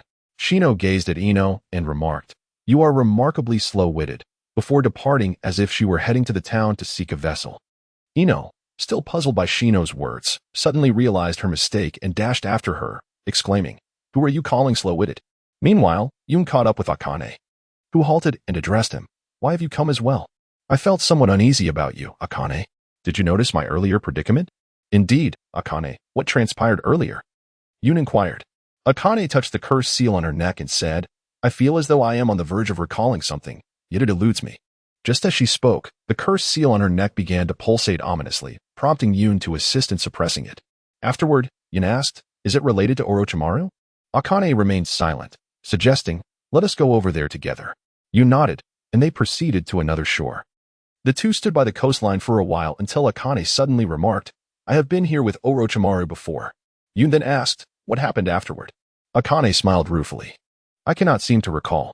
You are well aware that my memories concerning Orochimaru have been largely erased. I only just remembered that. Speaking of which, Akane, you were discovered in the Land of Water, correct?" Yun queried. "Indeed. I have not returned here since." The fifth Hokage likely assigned me this mission in hopes of aiding me in recovering my memories, Akane replied. What significance does it hold whether you remember or not? Regardless. You will always be my one and only Akane, Yun whispered. Upon hearing this, Akane playfully scolded, You little rascal, why are you trying to sound so profound? She then flicked Yun's forehead. Although it did not hurt, Yun instinctively rubbed his head and said, Honestly, Akane, do not disrupt the atmosphere I have painstakingly created. And I am not a little rascal. One day, even you will heed my words. Quite the bold statement, Akane remarked, casting an unkind glance at Yun. In truth, Yun regretted his words as soon as they left his mouth. He typically would not express such sentiments, but something had compelled him to blurt it out. This time, Akane did not scold him, and the two proceeded to inquire about the sea demon before seeking out Shino and Ino. Under Yun's keen perception, they swiftly rejoined Shino and Ino, who had already found a vessel. Yun and Akane lavished praise upon them. While Shino remained inscrutable, Ino appeared somewhat embarrassed at their compliments. A fact that intrigued Yun, though he could not discern the reason behind it. However, when the four of them approached the so-called vessel mentioned by Ino and Shino, Yun understood Ino's embarrassment. This is the vessel you found? Yun emphasized the word vessel with a certain incredulity. What is this? It is merely a makeshift raft. And from the marks upon it, it is evident that it was constructed just recently. Do not be so dismissive, Yun. It is already quite impressive to have built a raft in such a short time, Ino defended. After a moment of silence, Yun did not mention the two individuals again. Having inquired about the situation, Yun was well aware of the difficulties in securing a boat at present. However, Yun hoped that the duo would at least manage to find a small vessel to maintain appearances. To Yun's surprise, they had constructed one themselves. With no alternative, the four of them boarded the makeshift raft and paddled towards the island. Chapter 94. The ambush. The group paddled for quite some time. And when they reached the heart of the island, Yun ceased their efforts and addressed the three companions. There are some suspicious movements in the water. The others immediately became alert. At that moment, a large whirlpool appeared in the water ahead, drawing the raft toward it with an irresistible force. Leave this to me, said Yun, and without hesitation, they steered the raft towards the swirling vortex. As the clouds departed from the vessel, they swiftly formed seals. The water release, water dragon bullet technique, due to its execution over the ocean, manifested a water dragon several times larger than usual. The colossal dragon surged towards the vortex's center, giving rise to towering waves, which subsequently obliterated the original whirlpool. At that moment, the raft was inexplicably severed in the middle, leaving Akkad and her companions standing upon the water's surface. Qian Niao Yun once again formed seals and hastily propelled towards a designated direction. Upon reaching the destination, she extended Qian Niao into the water. The distance, albeit considerable, did not hinder Akkad and her companions. After executing the technique, Yun ceased her assault and returned to the side of Akkad and her compatriots. Jingye remarked upon Yun's return. So, you truly can perform Qian Niao. I had thought it mere fabrication from the movies. Thus, it appears you have also mastered Naruto's technique. Yun smiled in affirmation, a subtle acknowledgement of the inquiry. The film guarding the princess attracted nearly all the lower-ranked ninjas of Konoha. When they witnessed Yun executing the techniques of Sasuke and Naruto on the screen, they assumed it was merely special effects and did not question it further. Yun found it difficult to disclose that those were not effects, but rather a demonstration of genuine skill, as it would carry an air of boastfulness. After the clouds receded, two figures slowly emerged from the spot that had previously been assaulted by Yun's thousand birds technique. One of them was equipped with an underwater breathing apparatus, which explained their remarkable endurance beneath the surface. It was unfortunate that Yun's offensive capabilities underwater remained rather feeble. Had the two remained submerged, Yun would have had no means to counter them. The purpose of employing the thousand birds technique was to induce paralysis in their bodies, thereby limiting their underwater duration. However, had Yun remained stationary, they would certainly have refrained from surfacing, prompting Yun to retreat. Once they ascended, instead of launching an immediate assault, one of them remarked, I didn't expect you to be quite capable, a genin from Konoha. Yun smiled and replied, I cannot claim to be exceptionally capable, but dealing with insignificant opponents like you is certainly within my means. It seems you truly recognize me. I have often felt a peculiar sense of familiarity with you. As if we have crossed paths before, yet something feels distinctly different. Allow me to clarify. I am no longer a mere genin. I have proudly ascended to the rank of chunin. Who would have thought that a mere brat like you would rise to chunin? It appears that even if you passed the Chunin exams, it was merely a humiliation for another, one of them retorted. This dismissive attitude confirmed Yun's suspicions, evidently. The two had participated in the last Chunin exam. He recalled a figure with exceptionally long arms from that event. What was their name? Surely one of you must be that person. How dare you? I am known as Kim ACH, the irate ninja interjected. So your name is Kim ACH. My apologies. Your presence was so negligible that I scarcely remembered. Now, the other one is called. I am Akage no Kei, the other ninja interjected, seemingly eager to ensure Yun did not forget his name. Indeed, Yun had forgotten. He had long assumed the two were either deceased or imprisoned in Konoha. Who would have thought they would meet again? What a surprise, Ino chimed in, her previously tense expression now casual. Those two were easily dispatched by Sasuke and the Sand Shinobi during the Chunin exams. The two ninjas were infuriated by Ino's words, nearly choking on their rage. You insolent brat, today you shall witness our true prowess. We are not the same as we once were, Kei declared angrily. Indeed, Yun mused, they were indeed different. He had failed to recognize them due to the significant changes in their mental presence and chakra, a transformation that should have been impossible. After contemplating this, Yun proclaimed loudly, regardless of your changes, you shall remain here today. And let me make this clear. I detest being referred to as a mere brat. As the voice of the cloud faded, the surface of the water behind the two figures in crimson armor rippled with a sudden disturbance. Following this, a figure with blood-red eyes unleashed a technique known as Thousand Birds, piercing through the body of Jian Meiching, though she was enveloped in confusion and resentment. Jian Meiching succumbed to her fate. The figure with the crimson gaze smiled at the crimson-armored warrior, who, taken aback by the shocking turn of events, realized the peril and attempted to escape beneath the water. However, it was too late. Just as the crimson warrior moved, he heard the voice of the cloud beside him. In the next instant, a sword, unmistakably the sword of the thunder god, penetrated through the crimson warrior's body. In order to save time and ensure a decisive strike, Yun resorted to using a replica of the Raijin sword crafted by Tsunade. This choice eliminated concerns regarding the crimson armor's ability to absorb chakra. Given the uncertainties surrounding the changes in the number of individuals, Yun feared that employing ninjutsu might not achieve the desired lethal blow. Therefore, he opted for the Raijin sword, which similarly possessed the capability to absorb chakra. After Cloud had resolved the matter regarding the red copper armor, the blood-eyed Cloud vanished and reverted to merely a shadow of itself. This change went unnoticed by individuals like Hong Do, who merely assumed it was a mere shadow clone of Cloud. Elated, Cloud intended to take credit for his actions, only to be met with a sudden and fierce reprimand from Hong Do. Why did you kill them all? What will we do about the intel now? This left Cloud feeling quite disheartened. Ordinarily, he would not expect Hong Do to chastise him over such matters. However, it soon dawned on him that the issue stemmed from Orochimaru. The two individuals in question could be loosely considered subordinates of Orochimaru, and thus, Hong Do likely wished to extract information about Orochimaru from them. Reflecting on this, Cloud felt a sense of relief for eliminating the two.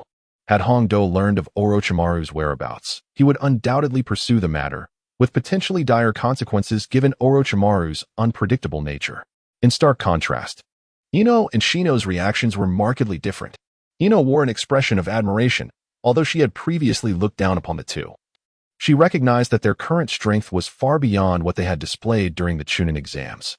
Cloud had dispatched them with such swiftness that it underscored his formidable prowess. Shino, however, voiced his discontent, stating, Cloud, you shouldn't resolve everything on your own. At least let me have a chance to hone my skills. Otherwise, I risk fading into obscurity. If you continue like this, I might just inform Hinata about how close you and Ino have become during this mission. Yun repeatedly expressed his apologies, assuring that next time he would allow Shino to take the lead. It was evident that merely watching the film had already provoked Hinata's ire. Should Shino have exchanged words with her, Yun feared he could not absolve himself even by jumping into the Yellow River. It was unrealistic for him to expect Akamaru to testify on his behalf. Meanwhile, Ino, upon hearing Shino's words, shyly lowered her head and fell silent. Observing this scene, Akamaru offered a gentle smile, momentarily setting aside concerns regarding Orochimaru. Chapter 95, Journey to Ghost Island. Yun and his companions, a party of 4, arrived at the designated meeting place, the White Chrysanthemum Inn, to rendezvous with the guardians of the Royal Gold Ship from the Kingdom of the Sea. Upon their arrival, they encountered the protectors, collectively known as the Starfish. As they had arrived slightly later than originally scheduled, they offered an explanation. The leader of the Guardians expressed understanding, stating, "Given the recent ninja attacks, your delay is quite justifiable." With a hint of regret, he added to Hongdo, although it is difficult to convey, "The departure of the Royal Gold ship has been advanced to tomorrow morning. I sincerely apologize for informing you only now. But the public's fervent desire for an alliance with the Kingdom of Water necessitated this change." Hongdo initially responded with a subdued acknowledgement before inquiring, "I have some matters to attend to. May we go directly to the Gold Ship Guardians tomorrow?" The leader acquiesced to this request, and as the group prepared to depart, he earnestly urged them once more to take care. After leaving the White Chrysanthemum Inn, Hongdo instructed her 3 companions to gather intelligence regarding the sea demon. Complying with her directive, Yun and the others set out to investigate. They approached a coastal fishing household, which was home to only a woman and her mother. Initially, when they inquired about the sea demon, the woman was reluctant to respond. However, upon hearing their conversation, the woman's mother mentioned the term shinin, only to be promptly silenced by her daughter. Ultimately, after clarifying that they sought to vanquish the sea demon, the woman relented and shared the legend of Ghost Island. She recounted how everything that approached Ghost Island seemed to vanish one by one, including those who ventured to find it. Her husband had also disappeared there, which contributed to the island's moniker, Shinin Island, meaning Hidden Island. After listening intently, Aino asked, "What about the girl we encountered in the town?" "What girl?" Yun inquired, perplexed. Shino elucidated, "She is the girl we met while searching for a boat in the town.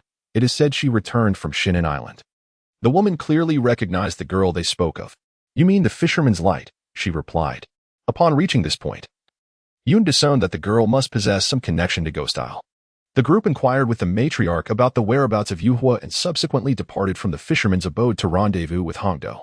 After hearing their account, Hongdo resolved to search for the girl, speculating that they might uncover intelligence regarding Ghost Isle. Observing Hongdo's composed analysis, Yun felt reassured. He feared that upon hearing any news about Orochimaru, Hongdo might recklessly charge ahead, a course of action that would undoubtedly be unwise. Yuhua resided in a seaside cave, and as the group approached their destination, Hongdo commanded them to halt. Following her gaze, the trio spotted a girl making her way toward Yuhua's dwelling. Yun surmised that this must be Yuhua, and Ino's astonishment confirmed his suspicion. To Yun's surprise, the girl was largely swathed in bandages. As she advanced toward the cave, it seemed unremarkable. However, her occasional glances around her added an air of suspicion. Under Hongdo's further command, they cautiously trailed behind her. Upon entering the cave, Yun observed that there was no place to rest, but what truly astonished him was the transformation of the girl named Yuhua. The areas of her body wrapped in bandages were now entirely exposed, revealing little more than a faint visage. She resembled a fish in her entirety. Ino, pointing in disbelief, exclaimed, "Could you be the sea demon Yuhua?" At that moment, Yuhua hastily fled, prompting Yun to pursue her, only to notice that Hongdo had suddenly become uncharacteristically agitated. "Hongdo, what is wrong?" Yun steadied her. Ino and Shino also turned their attention to the two. Yun instructed them to chase after Yuhua, realizing the urgency of the situation. They swiftly pursued her, but they were a moment too late. The brief delay had allowed Yuhua to escape the cave and swim toward the ocean, leaving Ino and Shino with no choice but to return empty-handed. Despite the assistance of Yun, Hongdo could not withstand the relentless onslaught of the curse and ultimately succumbed to unconsciousness. Yun cradled Hongdo and carried her to the shore. While her body continued to tremble incessantly, Yun understood that Hongdo was haunted by some dreadful thoughts. Though reluctant, Yun found himself powerless in the moment, left with no choice but to await Hongdo's awakening. In the meantime, Ino dampened her handkerchief and placed it upon Hongdo's forehead. The trio seized this opportunity to deliberate their subsequent course of action. Shino proposed that they should return to the inn to reunite with the guards of the Jinchuan, thus ensuring that their journey the following day would not be delayed. Ino concurred, and both inquired about Yun's thoughts on the matter. Yun gazed at the slumbering Hongdo and replied, "In truth, I concur with this plan. However, I fear that Sister Hongdo will not acquiesce, even if we return. Once she awakens, she will likely venture forth alone." Yun was naturally averse to the prospect of Hongdo confronting Orochimaru, and despite it being merely a possibility, he was unwilling to take such a risk. Yet, given Hongdo's temperament, her agreement seemed improbable. Does Yun truly grasp my sentiments? He pondered. Moreover, that girl might not necessarily be the sea demon. There was someone lurking behind the scenes, orchestrating events. Just then, during Yun's contemplation, Hongdo had already awakened. "Sister Hongdo, are you well?" Yun inquired with concern. "I am fine now," she replied. I merely recalled certain matters that jolted the seals in my mind. Allow me to share with you the information regarding the sea demon. Hondo elucidated that the sea demon was, in fact, a synthetic human altered for Orochimaru's experiments. Orochimaru's betrayal of Konoha was intimately linked to his research of forbidden jutsu, and he had exploited the bodies of Konoha's own comrades for his experiments. To facilitate his work, Orochimaru established several clandestine bases, one of which was the Ghost World Island. The trio was incensed upon hearing this revelation and ultimately resolved to journey together to Ghost World Island in search of the fishing lights. They paddled their small boat toward the island. En route, Hondo's cursed seal suddenly reacted, and Yun distinctly sensed that Orochimaru was currently on Ghost World Island, which stirred a sense of unease within him.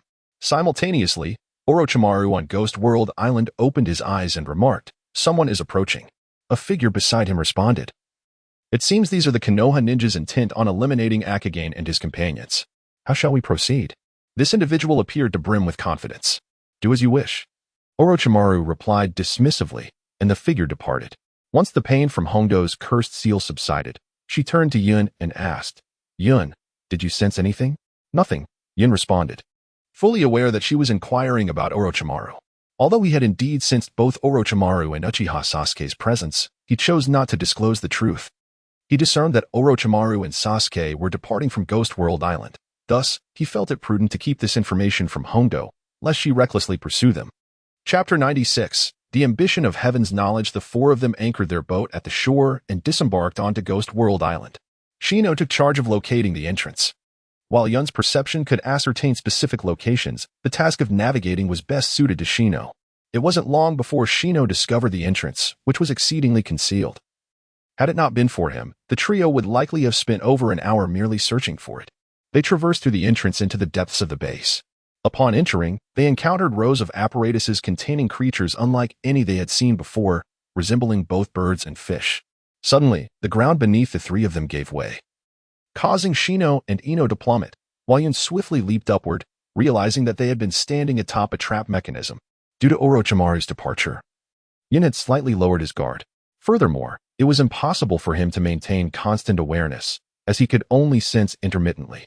Little did he know that he was being ambushed, prompting a mental reminder to himself to remain vigilant. The mechanism had been activated by a girl named Yuhi, who at that moment had been restrained by Akkad. Yun believed the situation was under control, but to his astonishment, the scales on the girl's body proved to be remarkably resilient. Caught off guard, Akkad was thrown aside, providing the girl with an opportunity to escape. The clouds no longer pursued. At this moment, they had awakened their perception. In the eyes of the clouds, there existed matters of greater significance than chasing after the girl. Hondo, too, sensed the shift in circumstances. Both turned their gaze towards the wall beside them, which, until now motionless, began to rise slowly, revealing colossal creatures that bore a resemblance to lions yet felt akin to cats. Ultimately, these beings were merely large in stature. Neither Yun nor Hondo expended much effort in dispatching them. However, the curse mark upon Hondo's neck reacted with increasing intensity. Yet, Yun failed to sense Orochimaru, suggesting that the curse mark was merely responding to the lingering aura left by him. Yun, with the support of Hondo, continued to advance. Along the way, Hondo inquired whether Yun had sensed Orochimaru, to which Yun honestly replied that he had not. However, Hondo urged Yun to remain vigilant, for it would not be difficult for someone of Orochimaru's caliber to evade detection. After walking for a while, Hondo regained her composure, and eventually, they came upon a door. Realizing it marked their destination, Yun signaled to Hondo that there were only the two of them, and together they slowly pushed the door open and stepped inside.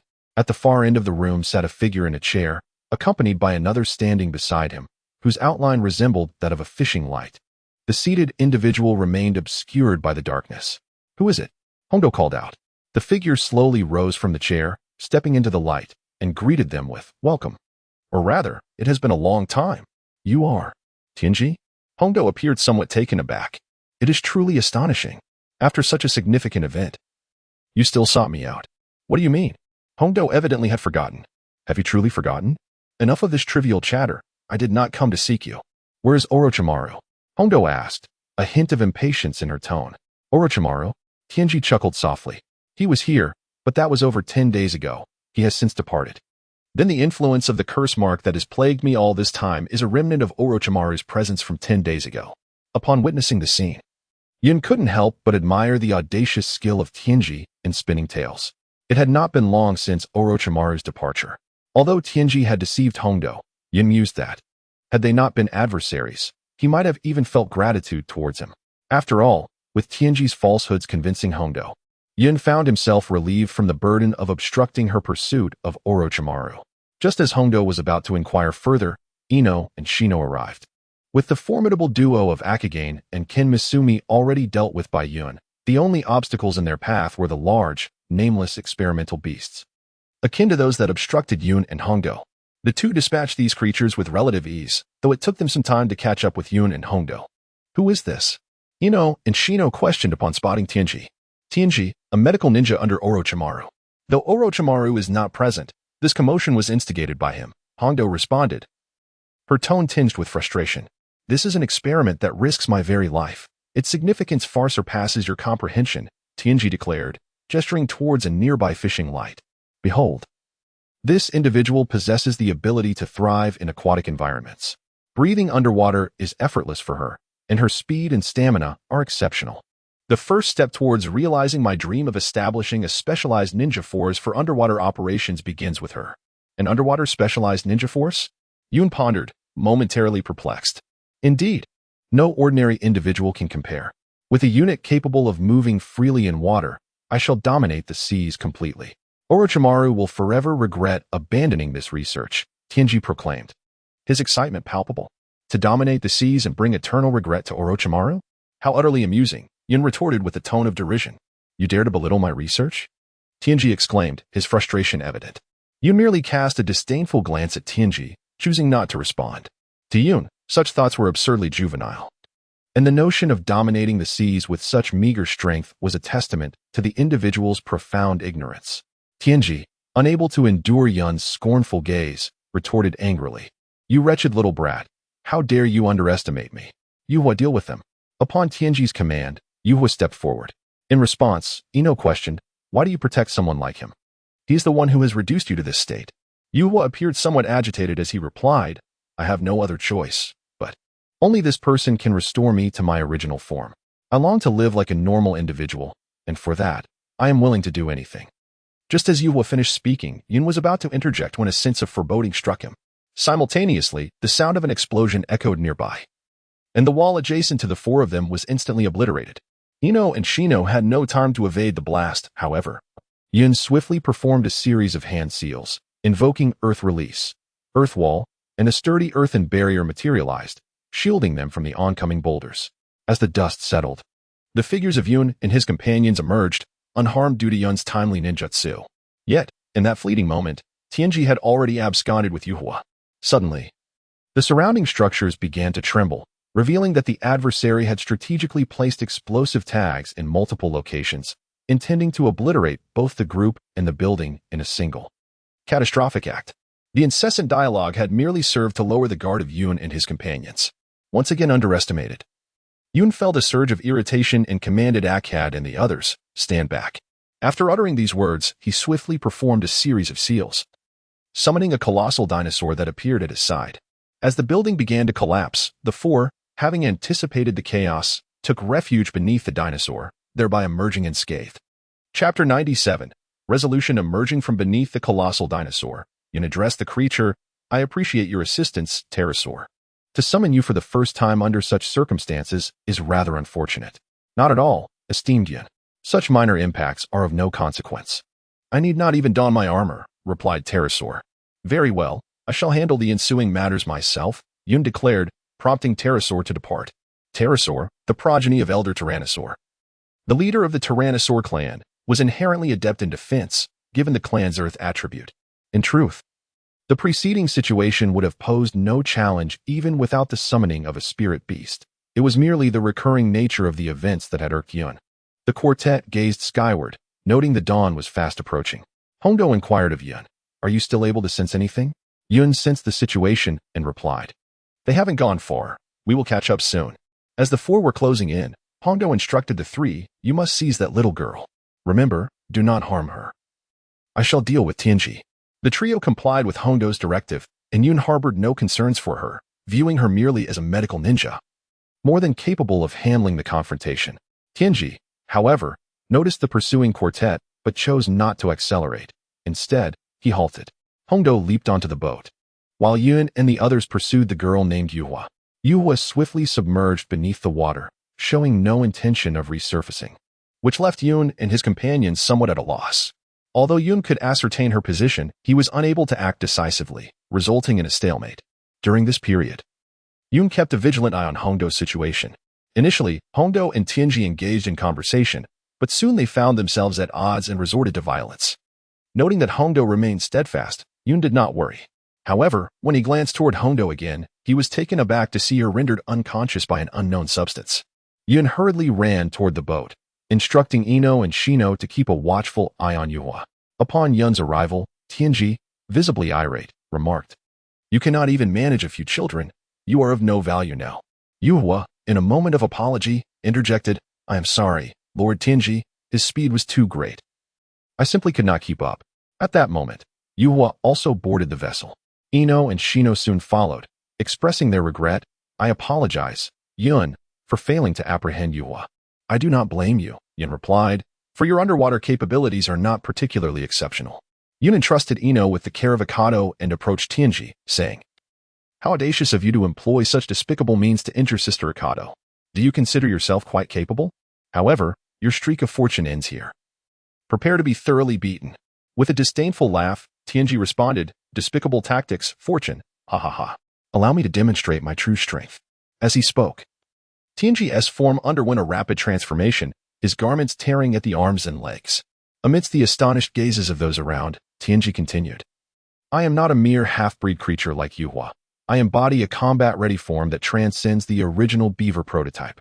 Lord Tianji dismissed Yuhua with a glance, stating, "Get out of my way, you worthless experimental material," before delivering a swift kick that sent Yuhua sprawling aside. Yin shook his head and said, "You are truly deranged. It appears that your so-called assistance in restoring her to her former self is nothing but a deception." Tian laughed heartily and replied, "I did not deceive her. But who can predict when that will happen? 10 years, 20 years, or perhaps only after her demise." The clouds too smiled. Yet it was not the arrogant laughter of the heavens, but rather a derisive chuckle, mocking the frog at the bottom of the well. "Alas, your life reaches its conclusion." Upon uttering these words, the cloud's eyes transformed into a crimson abyss, and in an instant, the heavens collapsed. The clouds gazed down at the semi-crouched figure of the celestial being. Observing, this form seems to offer some resistance against the illusionary arts, rather impressive. However, you possess no further strength to continue fighting, do you? Do not underestimate me." The celestial being roared, invoking the art of spirit communication. As the words echoed, the clouds turned their gaze towards the sea, where a somewhat translucent colossal creature emerged. The celestial being, summoning its last reserves of strength, rose to its feet and declared, "O child of the ocean, slay them all." Yun was on the verge of making a move when Zeno intervened. "You have always been the one to fight. Now it is our turn. You may watch from the sidelines." The clouds ceased their movements, and Tianji, witnessing the scene, chuckled, "You little brats have underestimated the son of the sea. Prepare to meet your demise." To those who belittled these children, the fate of death awaited them. The recently awakened Hongdo, upon hearing Tianji's words, retorted with scorn. Yun awakened to find the red bean and approached joyfully, inquiring, "Sister Hongdo, are you well?" "Of course, it was merely a momentary lapse that led to my predicament," she replied. As they spoke, Shino had already engaged in battle with the sea child. Due to the parasitic infestation, the once translucent sea child had transformed into a shadowy figure. Tianji, witnessing this, remarked with a laugh, "It is futile. The sea child cannot be so easily vanquished." "You are too verbose," Red Bean retorted, delivering a punch that sent Tianji sprawling to the ground. After a considerable time, the stalemate between the sea child and the parasites continued. "What is happening, Shino?" "Even with an abundance of chakra, this should have been entirely absorbed," Yun inquired. "It is the sea child," Shino finally managed to articulate after a prolonged pause. Yun observed that each time the parasites eroded a portion of the sea child's body, the seawater would replenish that section, perpetuating an endless cycle. This could go on indefinitely. "Is there anything I can assist you with?" Yun asked. "Though this is not my desire, it appears I must rely on your aid. Within the sea child lies a core, if my parasites can reach it. All will be well. However, it is encased in a protective membrane that my parasites cannot penetrate. Please help me create an opening, and I shall take care of the rest." Understanding, Yun nodded at Shino. The sea child, now entirely enveloped by parasites, had a few gaps left. Yun unleashed the Chidori, deftly breaking through the protective membrane of the sea child. He then retreated, allowing Shino's parasites to infiltrate through the opening he had created. Before long, the sea child had completely vanished. Red Bean turned to the prostrate Tianji, saying, "You have witnessed the power of these children, have you not?" Throughout the battle, Yuhua had merely watched, her eyes filled with confusion. Upon realizing that Tianji would not aid her in returning to her original form, Yuhua instantly lost her life's purpose. Yun approached her, saying, "Come with us to Konoha, where the finest medical ninjas in the entire ninja world reside. They can surely help you regain your original self." Upon hearing Yun's words, Yuhua seemed unable to believe it and glanced at Ino and the others, who offered her affirming nods. Subsequently, the four of them, along with Yuhua and Tianji, returned to the main island. Chapter 98. Orochimaru upon their return to the island, just as the royal gold ship was poised to embark. The leader of the Sea Stars expressed his discontent upon seeing the arrival of several individuals. "I thought you were not coming. The gold ship is about to set sail. You should hurry aboard," he remarked. "There is no longer a necessity for that," replied Hondo to the leader of the Sea Stars. "What is the meaning of this?" The leader inquired, somewhat perplexed. "Uncle, we have dealt with the sea demon overnight, so you shall encounter no dangers on your future voyages," Yun clarified the leader's confusion. "Is that truly the case?" The leader of the Sea Stars appeared incredulous and turned to Hondo for confirmation, who nodded affirmatively. "That is splendid news. You truly are the elite ninjas of Konoha. Your assistance has greatly benefited our entire nation of the sea," the leader expressed joyfully. Afterward, he glanced towards Tianji and Yuhua. Although the leader did not recognize Tianji, he evidently knew Yuhua and inquired about the two. "This man is a rogue ninja from Konoha, connected to the recent sea demon incident, while this young girl is a victim. As for the details, it is not my place to divulge," Hondo elucidated. Recognizing that this was not a matter of great significance, the leader refrained from further inquiry. "Then we shall take our leave." "Thank you, ninjas of Konoha," he said, and returned to the royal gold ship. Shortly after the leader boarded, cheers erupted from the ship, indicating that he had informed the Sea Stars of the resolution regarding the sea demon. The royal gold ship gradually departed from the harbor. Hondo announced the completion of their mission to the three companions and subsequently interrogated Tianji. Yun was not present during this, but he speculated that Hondo was likely inquiring about Orochimaru. After the interrogation, Hondo instructed Yun to cast a genjutsu on Tianji that would induce several days of slumber. Following Hondo's orders, Yun executed the task meticulously. To be cautious, he employed a combination of genjutsu that, unless dispelled by him, would keep Tianji unconscious for at least a fortnight. The group returned to the Baiju Inn, where Hondo declared a day of rest, stating they would return to Konoha early the next morning. Ideally, missions would conclude with an immediate return to the village, making Hondo's command somewhat questionable. Ino remained oblivious to the inconsistency, while Shino glanced at Yun, who remained unresponsive and silent. The cloud exhibited no reaction, for it was during the interrogation of Red Bean by Tianji that it became evident to the cloud that Red Bean would not relinquish her pursuits so easily. As anticipated, after lunch, Red Bean concocted some excuses to venture out. A short while after her departure, the cloud swiftly followed in pursuit. By the riverbank, Red Bean was preparing a small boat for her journey to sea. "Sister Red Bean, where are you headed?" the cloud inquired. Red Bean turned around, her expression tinged with annoyance, and replied, "I knew you wouldn't be fooled, you rascal. Come aboard." Yun smiled cheerfully as she boarded the boat. "Aren't you worried about Sister Hondo?" Hondo handed the oar in her hand to Yun and pointed in a specific direction, saying, "Sail towards that way." Yun glanced over, her brow furrowed in confusion, and inquired, "Is that the dungeon island?" Upon hearing this, Hondo chuckled softly and replied, "Impressive memory. I recall mentioning it only once before while introducing the Kingdom of the Sea." With a hint of pride, Yun continued, "Well, that is only natural, considering who I am." She then posed another question, "Sister Hondo, what brings you there?" With a somber tone, Hondo responded, "I learned from Tianji that it is the place where my nightmares began. I believe it may help me recall certain memories." Yun, witnessing the situation, consoled Hondo, saying, "There is nothing to worry about, Sister Hondo. Even if you cannot recall, you shall always be my Hondo." Hondo smiled faintly and replied, "Well, when did I fall to the point of needing comfort from a little imp like you? Focus on your task." The two arrived at the shores of Dungeon Island, and after a short distance, they encountered several traditional Japanese-style cottages. which seemed to resonate with Orochimaru's aesthetic. The cottages were in a state of disrepair, and as they pushed open the door to one, they found nothing particularly remarkable within, merely the remnants of decay. Observing the scene, Hondo appeared to be lost in thought, and Yun, noticing her contemplation, chose not to intrude. Suddenly, the cursed seal on Hondo's neck flared up once more, this time with an intensity greater than before, bordering on uncontrollable. Yun hastily supported the faltering Hondo, continuously channeling chakra into her, yet the effect remained minimal. The seaside weather was not particularly cold, one might even describe it as brisk. However, for reasons unbeknownst to him, Yun felt an inexplicable shiver run through him. At that moment, Hondo regained her composure, grasping Yun's hand and stating, "Orochimaru is nearby." As soon as the words left her lips, the door, which they had carelessly closed, slowly creaked open, revealing a stranger shrouded in bandages. Yet, the serpent-like eyes and sinister gaze unmistakably revealed his true identity, Orochimaru. What a surprise, Hondo. I never anticipated that my casual visit to retrieve some discarded items would lead me to you, Orochimaru intoned in his characteristic ominous tone. Hondo, despite the pain coursing through me, I must confront you here, she declared, rising to her feet. Yun, too, braced himself for battle.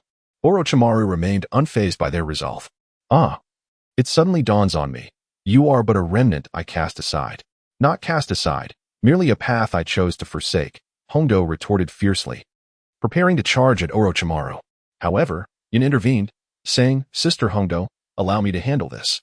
With urgency in her eyes, Hondo implored, Yun, you must flee. Orochimaru is not someone you can contend with. How will I know unless I try? Trust me, Sister Hondo, I can defend myself perfectly well, Yun asserted. Stepping forward and challenging, Orochimaru, are you willing to accept my challenge? Orochimaru regarded Yun with his chilling, serpentine gaze. How intriguing. Why, hi, Yun. Let me witness the source of your confidence, he replied, stepping out of the small room. The clouds refrained from seizing the opportunity to launch a surprise attack, for they understood that such a tactic would be futile. Together with Hondo, they emerged from the small dwelling, positioning themselves in opposition to Orochimaru. Now, let me witness the prowess you claim to possess, Cloud declared, his words barely escaping his lips when three manifestations of clouds surged toward Orochimaru. The sudden appearance of the trio momentarily astonished Orochimaru, yet his surprise swiftly dissipated. Unconsciously, he flicked his tongue across his lips, intrigued by the unfolding spectacle. Chapter 99, Cloud versus Orochimaru. In an instant, the three clouds reached Orochimaru's side, launching their attacks from various angles. At that moment, Orochimaru too had divided himself into three, each counterpart facing one of the clouds. The trio unleashed their Rasen guns simultaneously, hurtling toward the three Orochimarus. It appeared as though the latter were unable to react in time, as they were struck and sent flying by Cloud's Rasen guns. The clouds did not cease their movements. Blood-Eyed Yun charged towards the fallen Orochimaru with the Sword of Thunder God in hand. Meanwhile, the other two of Orochimaru's clones vanished the instant he collapsed. The remaining two Yuns awaited the opportune moment to strike, for their opponent was Orochimaru, and a reckless attack could yield disastrous results. Just as Blood-Eyed Yun was about to land a blow on Orochimaru, the latter swiftly expelled the Kusanagi sword from his mouth to counter the Sword of Thunder God. The clash of the two weapons sparked a flurry of embers, and a slight crack appeared on the Sword of Thunder God and Blood-Eyed Yun's grasp due to the collision. Yet the spectacle was not over. A brilliant flash of electricity surged from Blood-Eyed Yun's hand, sending a powerful current coursing through the Kusanagi sword towards Orochimaru. The latter's movements momentarily stiffened, allowing Blood-Eyed Yun to retreat swiftly. Yun and Xiao Jing had been preparing, and upon witnessing the situation, they unleashed their ninjutsu simultaneously. The combined techniques of wind release, spiraling sphere, and water release, violent water wave, formed a massive spiral torrent that surged toward Orochimaru, leaving no blade of grass intact in its path. The three Yuns remained vigilant, monitoring the situation within the torrent. Once the water completely dissipated, Orochimaru's figure emerged from the deep crater created by the violent water wave technique. Observing the scene, Yun felt a tinge of disappointment. Despite appearing somewhat disheveled, Orochimaru was unscathed. Although Yun had anticipated that such an attack would not inflict significant damage upon Orochimaru, the fact that he emerged completely unharmed was indeed unexpected, prompting Yun to re-evaluate Orochimaru's strength. After all, the violent water wave was an S-rank ninjutsu. Orochimaru leaped from the crater and regarded Yun with a hint of regret, saying, Yun, you truly are a genius. Had it not been for Sasuke, I would have undoubtedly chosen you. What a pity. You ought to be thankful that you did not choose me. Otherwise, your demise would have been rather gruesome, Yun retorted without hesitation. Unfazed by Yun's scornful remarks, Orochimaru replied, Indeed, I should not underestimate you. Now, let me see if you truly possess the merit to utter such words. Yun retorted, Have you not already witnessed it? At this moment, Yun felt a resurgence of confidence. Earlier, he believed that Orochimaru was unscathed, which had caused his spirits to wane. However, when Orochimaru appeared before him at close range, Yun discerned that he was not entirely unharmed. Though the changes were subtle, Yun noticed them. Orochimaru was now somewhat different, not only in appearance but also in aura, which seemed slightly diminished. If Yun's intuition served him well, Orochimaru had indeed shed skin recently, indicating that the hurricane water vortex technique had inflicted irreparable damage on him, at least temporarily. Observing the battle intently, Hongdo felt reassured as Yun gained the upper hand against Orochimaru. Orochimaru, noticing the shift in Hongdo's expression, taunted, Are you feeling at ease now, Hongdo? It seems my prolonged absence has led you to underestimate me. Upon hearing these words, Hongdo's previously relaxed demeanor shifted back to concern. Enough of this useless chatter. If you intend to strike, do so swiftly, Yun interjected, unable to tolerate the influence of Orochimaru's words on Hongdo. Impatient, are we? Orochimaru replied with a sinister smile. Then feed my snakes. Countless serpents erupted from Orochimaru's mouth, surging toward the trio. Yun understood that in the face of such overwhelming numbers, dubbed the Wall of Snakes, both defense and evasion were futile. They would be consumed alive by the serpentine horde. Casting a glance at Xiao Jing, she nodded and vanished. The blood-eyed Yun also disappeared in an instant. He swiftly formed hand seals, summoning his spirit beast, Tuchan, who materialized beneath him in a magnificent display. Before Tuchan's immense form and formidable defenses, the myriad snakes were utterly ineffective. Tuchan looked down at the serpents gnawing at his body and scoffed. A horde of ignorant insects dares to breach my defenses? With that, Tuchan moved like a mobile fortress, obliterating the entire swarm in mere moments. You possess such a powerful spirit beast, Orochimaru exclaimed, visibly surprised. Given Tuchan's size and strength, he must have been at least on par with Wantai. Yet Orochimaru had never heard of such a creature before, leaving him astonished. Yun stood upon the back of Itu, gazing down at Orochimaru with a smile. Do I not possess the merit to utter such words now? Orochimaru chuckled softly, acknowledging, undeniably, you harbor the potential and conditions to become a true powerhouse. Yet, do you truly believe that your current self can contend with me? One must endeavor to discover the outcome, Yun replied. Though I am not inclined to engage in battle with you today, circumstances compel me to fight. Upon hearing this, Orochimaru glanced at Hongdo, seemingly concerned for her well-being. Fear not. Although I may be a flawed creation, I possess sufficient means to ensure my own survival. Yun furiously rebuked Orochimaru, exclaiming, Sister Hongdo is far from being a failure. If you continue to speak of her in such a manner, I shall surely end your life. Orochimaru's words had thoroughly enraged Yun. Hongdo was one of the individuals closest to him. Despite her relentless teasing since his childhood, Yun could distinctly sense her affection for him. Her mischief stemmed from her fondness, and he had never witnessed her treat anyone else with such intimacy. Each of her pranks was unique, a means for Hongdo to bring a semblance of joy to Yun, who, though in a youthful body, possessed a heart that often shunned frivolity. Initially, Yun struggled to comprehend her intentions, but upon realizing her goodwill, he was profoundly touched. She was the second person to invest such effort in him, albeit through misguided methods. Over time, their playful banter and her antics became an indispensable part of his life, elevating Hongdo to a position of great importance in his heart, second only to that of Hong. The notion that someone Yun cherished more than his own life could be demeaned by Orochimaru was utterly intolerable to him. Hongdo was momentarily taken aback by Yun's furious demeanor on her behalf in that instant. The image of the boy who had once begged for his sister's help after being bullied by her faded away, replaced by the sight of a true man in Yun's essence. You are exceedingly arrogant, brat. It seems I cannot spare you, Orochimaru declared, his murderous intent igniting. On one hand, he was infuriated by Yun's repeated underestimations of him. On the other, he felt an unfamiliar twinge of fear, an emotion he could not accept. He, one of the legendary Sannin, was experiencing trepidation at the words of a mere child. Chapter 100, The Rising Sun of Konoha, 100 chapters. Quite an endeavor, the two stood in stark contrast, one high above and the other below, gazing intently at each other. In this moment, both recognized the intent to annihilate one another reflected in each other's eyes. The air grew thick with tension as their stares solidified into a palpable standoff. A great battle seemed imminent when, unexpectedly, both moved, not to strike, but to retreat. This was not a matter of equal strength rendering them unable to fight, but rather a shared hesitation that emerged in that instant. Hongdo, sensing the shift, turned her gaze to the periphery of the island. Slowly approaching from the outskirts was a young man clad in white with black hair, emanating an aura of lethal intent. It was none other than Uchiha Sasuke. In just a few short months, Sasuke had undergone significant transformation.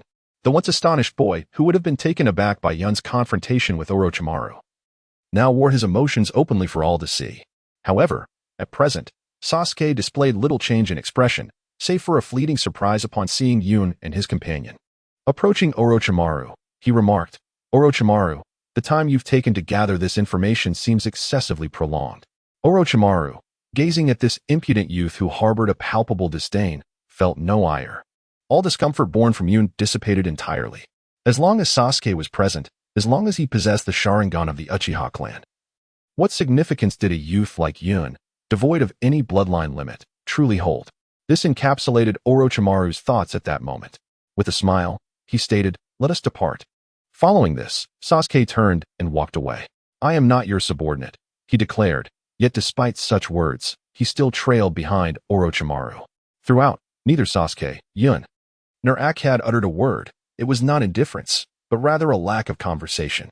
Thus, a confrontation that promised to escalate into a grand spectacle quietly concluded before it could even commence, each participant shackled by their own reservations, one concerned for their beloved, the other preoccupied with their own future. After Orochimaru and Sasuke had long departed, Yun and Ak had too set sail from the dungeon island. On the vessel, Yun rhythmically wielded the oars, while Ak had observed from the side. The two exchanged occasional words, their silhouettes illuminated by the setting sun, appearing less like an adult and a child than ever before. The following morning, Yun and his three companions, alongside Tenchi, who was to return to Konoha, and the fisherman needing Tsunade's healing, departed from the land of water. Neither spoke of the events that transpired on the dungeon island, yet compared to the previous day, Yun had grown notably more reticent, lost in contemplation throughout the journey. "What troubles you, Yun? You seem rather listless," Ino finally inquired as their vessel neared its destination. Yun glanced at Ino and forced a smile, saying, "It's nothing, just pondering a few matters. Could you share it with me? If possible. I would also like to offer my assistance to you, Yun." Yun hesitated momentarily, and upon noticing this, Jingye felt a twinge of disappointment and inquired, "Is it not possible? How could that be?" "I simply do not know where to begin," Yun hastily clarified. Upon hearing this, Jingye's previously somber expression transformed into one of brightness, as he promptly replied, "No problem at all. Since you are unsure of where to start, just speak of what you wish to convey." Yun pondered for a moment and remarked, "I often feel utterly useless, lacking the strength to protect those I hold dear." Before Yun could finish, Ino interjected. Yun glanced down at Ino, who, at that moment, had become acutely aware of her own heightened emotions. Her once fair complexion appeared unusually flushed, perhaps due to her excitement or possibly shyness, momentarily distracting Yun. Ino, realizing her own fervor, noticed Yun's steady gaze upon her and instinctively lowered her head. In that instant, Ino resembled a bashful Hinata, yet there was an additional, indescribable sentiment lingering in the air. Yun is certainly not a useless person, whether in the past or present. Ino murmured softly, her head still bowed. Yun, having regained her composure, expressed, "There is no need for you to console me. The reality is as I have stated. All along, I believed myself to be strong, much like you. However, through the events that have transpired recently, I have come to realize that I am far less significant than I had imagined. There are occurrences unfolding before my eyes that I could not prevent. Whether it be the assault on Konoha, the pursuit of Sasuke, or this current mission, there have been countless moments where I felt utterly powerless." In response, Yain, with a surge of emotion, raised her head. Those events were challenges that even Lord Hokage and many elite jonin could not resolve. At that time, you were merely a Jinin, and even now, you are still only a Chunin. Such feats were beyond your capabilities. You have performed admirably, surpassing many of the jonin. Yun shook his head and said, "That is not correct. There are matters you remain unaware of. Those were tasks I was meant to accomplish. Yet my own inadequacy prevented me from succeeding." Upon uttering these words, the expression of disappointment on Yun's face deepened. While I may not be privy to all of Yun's experiences, I do know that he is typically brimming with confidence and treats others with kindness. Everyone enjoys his company, and his formidable strength serves as a bastion of support for those around him. To me, such a Yun is already remarkably strong. If he still perceives himself as inadequate or lacking in prowess, then he should strive to enhance his abilities. I firmly believe that if Yun sets his mind to it, he can indeed achieve greatness. In a resolute manner, Jingye looked at Yun and declared, "Indeed, I can. If I cannot succeed now, then I shall transform myself into someone stronger." Yun softly murmured in agreement, and a sense of renewed confidence began to reappear on his face. Observing Yun regain his former self-assurance brought genuine joy to Jingye. "Thank you," Yun exclaimed, suddenly enveloping Jingye in a warm embrace. Caught off guard by Yun's sudden display of affection, Jingye's body stiffened momentarily. It was only after a brief moment that Yun sensed the awkwardness and quickly released him. "I apologize, Jingye. I got carried away." Jingye lowered his head once more, responding in a hushed tone, "It's nothing. If it's you, Yun, then there's no issue." However, the final few words were barely audible, and even Yun could not discern them clearly. Curiously, he asked, "Jingye, what did you say?" "Nothing." Jingye quickly waved his hand. "I must return to the cabin now." With that, Jingye left in a swift manner, almost as if he were flying away. As the sun began its ascent over the sea, Yun felt an invigorating surge of confidence. Even if he currently fell short compared to the renowned ninjas of the past, his greatest asset was his youth. With over 2 years remaining, Yun was resolute that he could surpass them. In that fleeting moment, the heavy burden he had carried lifted entirely. He had long been too close to his own limitations, often comparing himself not to any of the ninjas from Konoha or the shinobi world, but to the transmigrators he had read about in novels during his previous life. Those protagonists, under the author's narrative, often dominated their adversaries effortlessly, their every action shaping the unfolding story, everything under their control. In stark contrast, Yun found himself merely a trivial participant in events such as the initial collapse of Konoha and Sasuke's defection, where he had no influence over the outcomes or processes. The pain of seeing his beloved harmed during these tumultuous times lingered heavily in his heart, a weight he struggled to release. His recent battle with Orochimaru had drained the confidence he had painstakingly built up, not because he realized he was no match for Orochimaru, but because he recognized his inability to protect those around him in a real fight. This revelation served as the final straw, deepening his sense of inadequacy.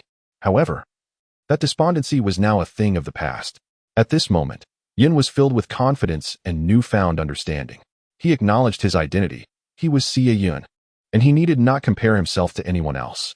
He was determined to grow strong enough to safeguard those he cherished. At this moment, to the eyes of Hongdo and Ino, who had been watching him closely, Yun's figure seemed to merge with the rising sun, radiating an extraordinary brilliance. Hongdo murmured, "The dawn of Konoha. Just how high will you rise?" Chapter 101. S-rank confidentiality upon returning to Konoha. Hongdo brought the still unconscious Tianji to the interrogation department of the Umbu for questioning. Before departing, she instructed Yun to submit the mission report. Yun also took the opportunity to dispel the genjutsu affecting Tianji. Despite Yun's efforts, Tianji, having been in a comatose state for several days, did not awaken easily. After Hongdo left with the still unconscious Tianji, Yun headed to the Hokage's office with Ino and the others to submit the mission report. At the door of the Hokage's office, Yuhua caught Yun's attention. Turning, Yun inquired about her concern. Although Yuhua had received guidance from several individuals along the way, she still felt a wave of anxiety upon reaching the Hokage's office. She feared that entering might violate Konoha's regulations and worried about losing her last glimmer of hope. Perceiving her unease, Yun smiled reassuringly, "Don't worry. The fishing fire, since Tianji can accomplish it, Lady Tsunade will certainly have no issues either." "Indeed. The fishing fire must have faith in Lady Tsunade." Ino comforted the fishing fire, which allowed her to relax. Wyan pushed open the door to the Hokage's office and entered first, followed closely by Ino and Shino, while the fishing fire walked cautiously behind them. Upon seeing the four, Tsunade smiled and remarked, "I have received word regarding the mission from the Land of Water. You all have done splendidly, truly splendid." As she spoke, Tsunade laughed heartily, leaving Yn and the others bewildered. The fishing fire, who had never seen Tsunade in this light, felt her initial apprehension diminish significantly, though it was soon replaced by doubts regarding Tsunade's medical ninjutsu. In, standing beside Tsunade, noticed her becoming somewhat carried away and quickly reminded her. Tsunade then realized that she had perhaps overstepped, apologizing, I am just overly delighted that Konoha has produced such outstanding next generations like you. The thoughts of Yin and the others at that moment were filled with skepticism. Meanwhile, Yin silently prayed that this matter must not be disclosed. The mission to the Land of Water was entrusted as a private task to Akatsuki and Yin, and beyond the apparent rewards. There lay the treasures of the deep sea, specifically intended for Tsunade. Before Yin and the others returned to Konoha, Tsunade had already sold the rewards, sufficiently clearing half of her gambling debts, which surely would keep her in good spirits. Yun submitted the mission report, and the more Tsunade read, the more her brows furrowed. After finishing, Tsunade lifted her head and said, "You have all worked hard. In light of the various unforeseen circumstances surrounding this mission, it has been classified as an S-rank mission. Moreover, it is to be treated as a top-secret matter and must not be disclosed to anyone. Do you understand?" Upon concluding her statement, Tsunade stamped the report and set it aside. "I understand," Yun nodded in response. In contrast, Ino was taken aback by the S-rank designation, while Shino was equally astonished. Given the mission's intensity, it should have only warranted an A-rank classification. There was no conceivable reason for it to be elevated to S-rank. The sole explanation could only lie in. Shino turned his gaze towards Yun, who smiled in acknowledgement. It was entirely expected for this mission to be classified as S-rank. Any task involving Orochimaru would invariably be regarded as such, as it pertained to a level of significance akin to that of Hokage. Tsunade then glanced at the girl named Yuhi, who had been mentioned by the others. "Is this the girl you spoke of?" "Yes, Lady Tsunade. Please, help her," Ino implored, gently pushing Yuhi forward. Tsunade scrutinized Yuhi for a considerable time before shaking her head. Upon witnessing this, Yuhi's face paled instantly. "Is it truly impossible? Lady Tsunade, can't you give a definitive answer? Don't just shake your head." Tsunade replied, "It is not feasible for me to restore her to her original state. On one hand, I lack the necessary research materials. On the other, the time required would be excessive. However, transforming her into a normal appearance is entirely within my capabilities." "Is that true, Lady Tsunade?" Yuhi exclaimed, filled with excitement. "Of course. Please stay at the Konoha hospital for now. I will make time to perform the surgery for you tomorrow." "How frustrating. You could help her. Yet you keep shaking your head." Yin couldn't help but grumble. "How dare you criticize me, you little brat? I will shake my head whenever I please," Tsunade retorted, a hint of irritation in her voice. Then, with a touch of curiosity, she remarked, "Is it merely my imagination? You seem to have changed significantly this time, at least. That is the impression you give." Yun smiled softly, perhaps having let go of certain burdens. After speaking, she glanced at Ino, who, upon meeting her gaze, hurriedly shifted her eyes away. Subsequently, the group left the Hokage's office. Once they had departed, Shizune inquired of Tsunade, "Lady Tsunade, what is the meaning of this? Why has this seemingly straightforward mission been classified as S-rank confidential?" "Take a look for yourself," Tsunade replied, handing Shizune the mission report of Yun and her companions. The so-called S-rank confidentiality was merely a precaution to prevent leaks, and as Tsunade's dedicated secretary, Shizune was evidently not bound by such restrictions. The more Shizune read, the more astonished she became. After finishing, she took a deep breath and remarked, "It's truly remarkable that such events transpired. It is no wonder this has been classified as S-rank confidential. My astonishment does not stem from Orochimaru's appearance. His presence is hardly surprising, but rather from Yun's capabilities.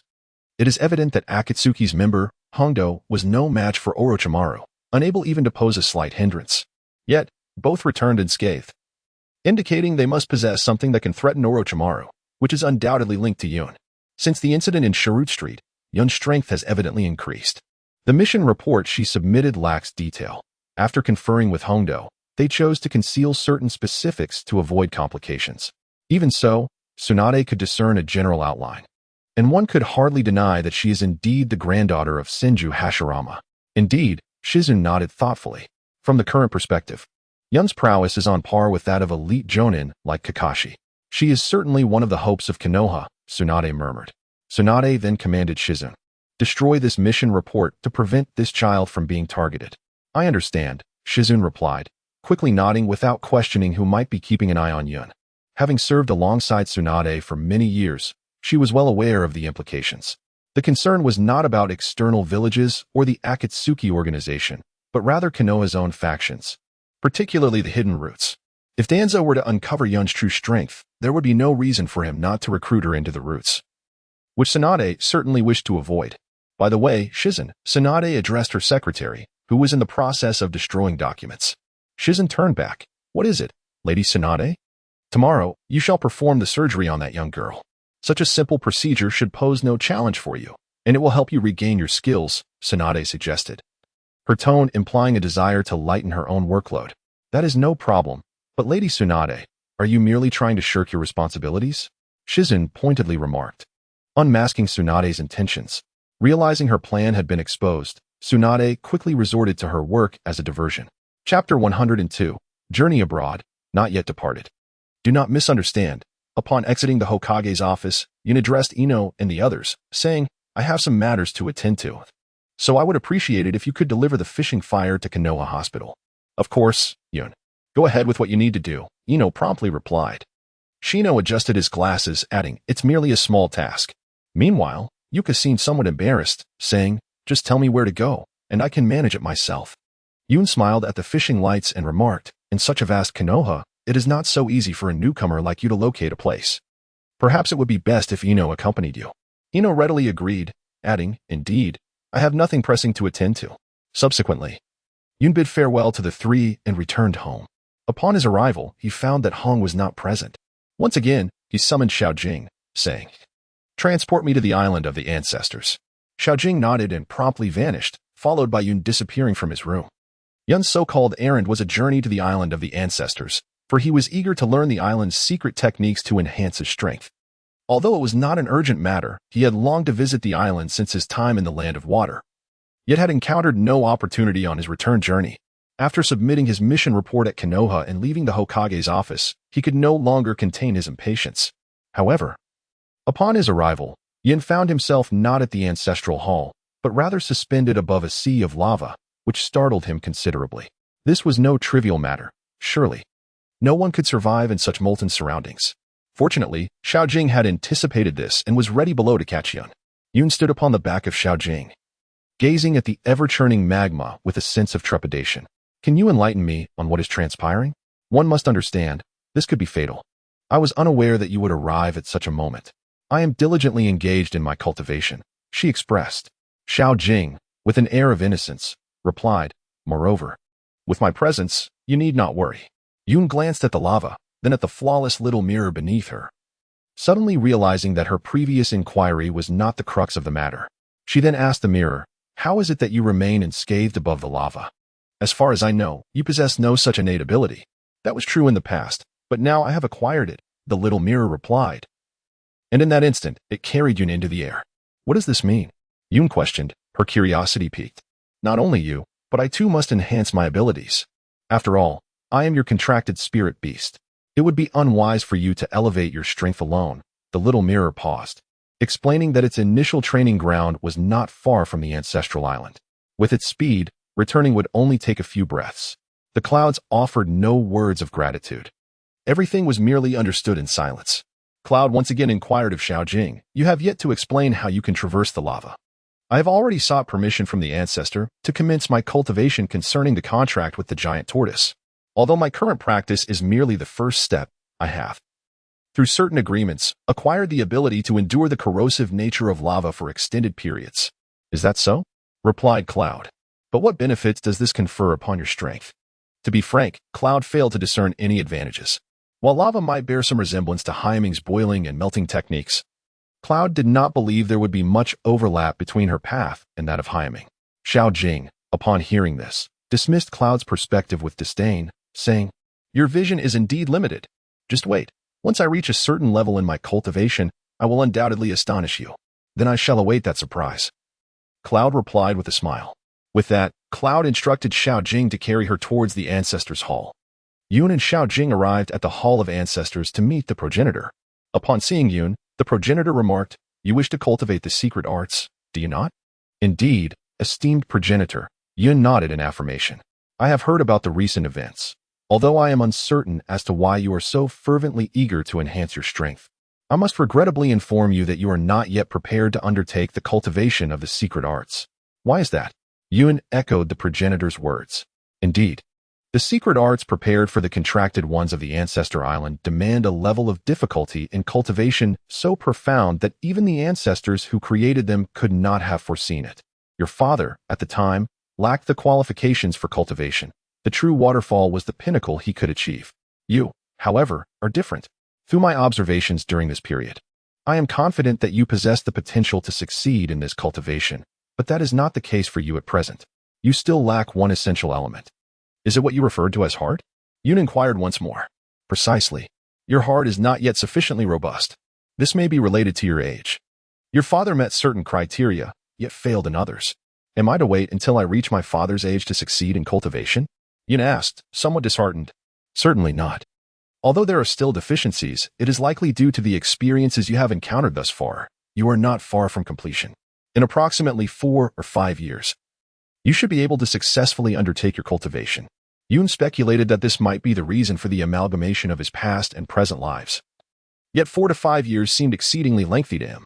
Unable to contain his curiosity, he inquired of the ancestor, is there no shortcut? Considering that 4 to 5 years is indeed too long, the ancestor, with a playful tone, replied, indeed, there is a shortcut, but it will still require approximately 2 years. Upon hearing that 2 years was the time frame, Yun felt a modicum of relief, as it fell within his realm of acceptance. What is the shortcut? He asked. Long journey. The ancestor succinctly articulated. So simple? Is there no destination to reach, nor tasks to undertake? Yun questioned in astonishment. No, everything depends on your own heart. However, you must be mindful not to communicate with your loved ones during this journey, as it would significantly diminish the effectiveness, the ancestor advised. Must I refrain from contacting my family? Yun pressed. Indeed, otherwise it would render your experience indistinguishable from your time in Konoha, the ancestor affirmed. I understand, Yun nodded.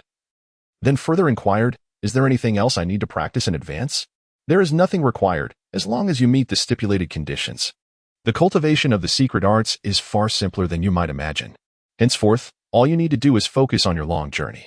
When you reach the requisite stage, I will summon you to the Ancestor Island for the cultivation of the secret arts, the ancestor explained. I comprehend, ancestor.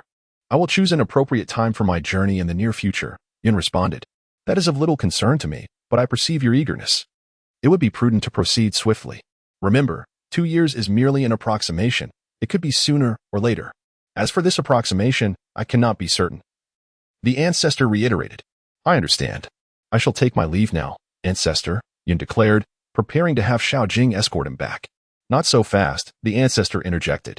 Since you have come, I shall assign you the tasks that need to be completed all at once. Chapter 103, The Second Bloodline Fusion. Yun gazed at the ancestor with a sense of uncertainty and inquired, is there anything else that must be done? The ancestor nodded affirmatively and replied, indeed. You and Xiao Jing shall accompany me. With that, the ancestor rose and proceeded towards the entrance of the ancestor hall. Yun and Xiao Jing closely followed the ancestor. Upon reaching the central plaza of the ancestor's hall, the ancestor came to a halt. Shortly after, Yun noticed Yifeng soaring towards them, landing gracefully before the trio. The ancestor approached Yifeng and instructed, proceed to the altar. After the ancestor's words, Yifeng ascended with the wind. Yun, feeling a tinge of confusion, pondered why they must go to the altar. Was it necessary for Xiao Jing and him to forge another contract? The ancestor shook his head, clarifying that it was not a matter of signing a contract, though the process bore some resemblance. Thus, a visit to the altar was essential. You may eagerly anticipate the experience. The rewards will surpass your wildest dreams, he assured them. After listening, Yun became increasingly perplexed, unable to comprehend the situation despite his efforts to think it through. When he inquired of the ancestor, the latter was reluctant to divulge any information. Consequently, Yun chose not to dwell on it further. Before long, Yifeng descended beside the altar. The ancestor then addressed Yun in shouting, saying, go ahead. Yun and Xiao Jing ascended the altar.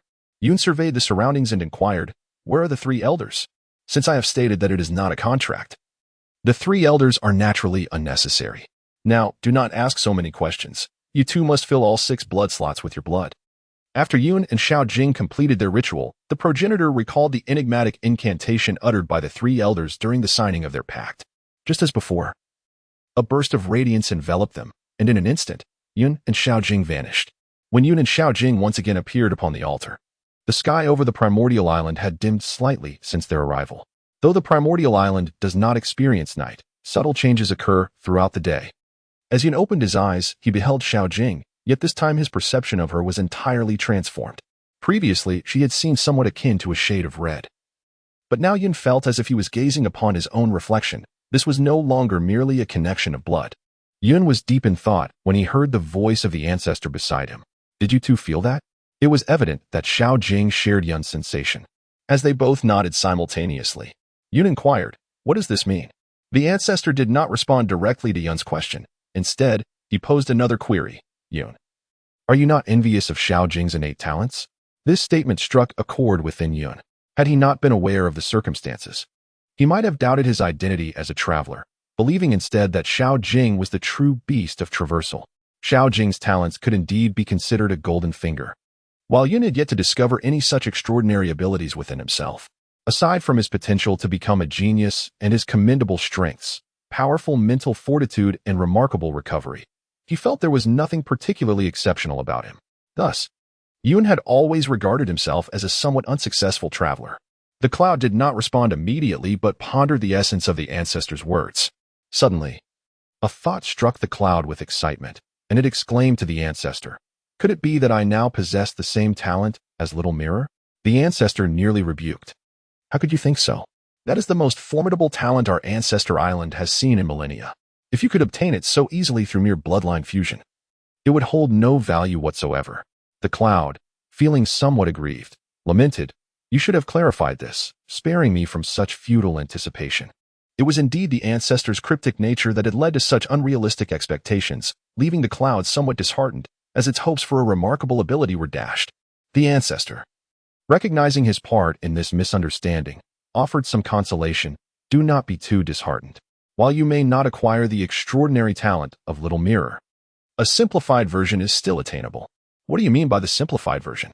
the cloud inquired, a glimmer of joy emerging in its voice. "Patience," the ancestor replied, first helping the cloud to calm its thoughts before continuing.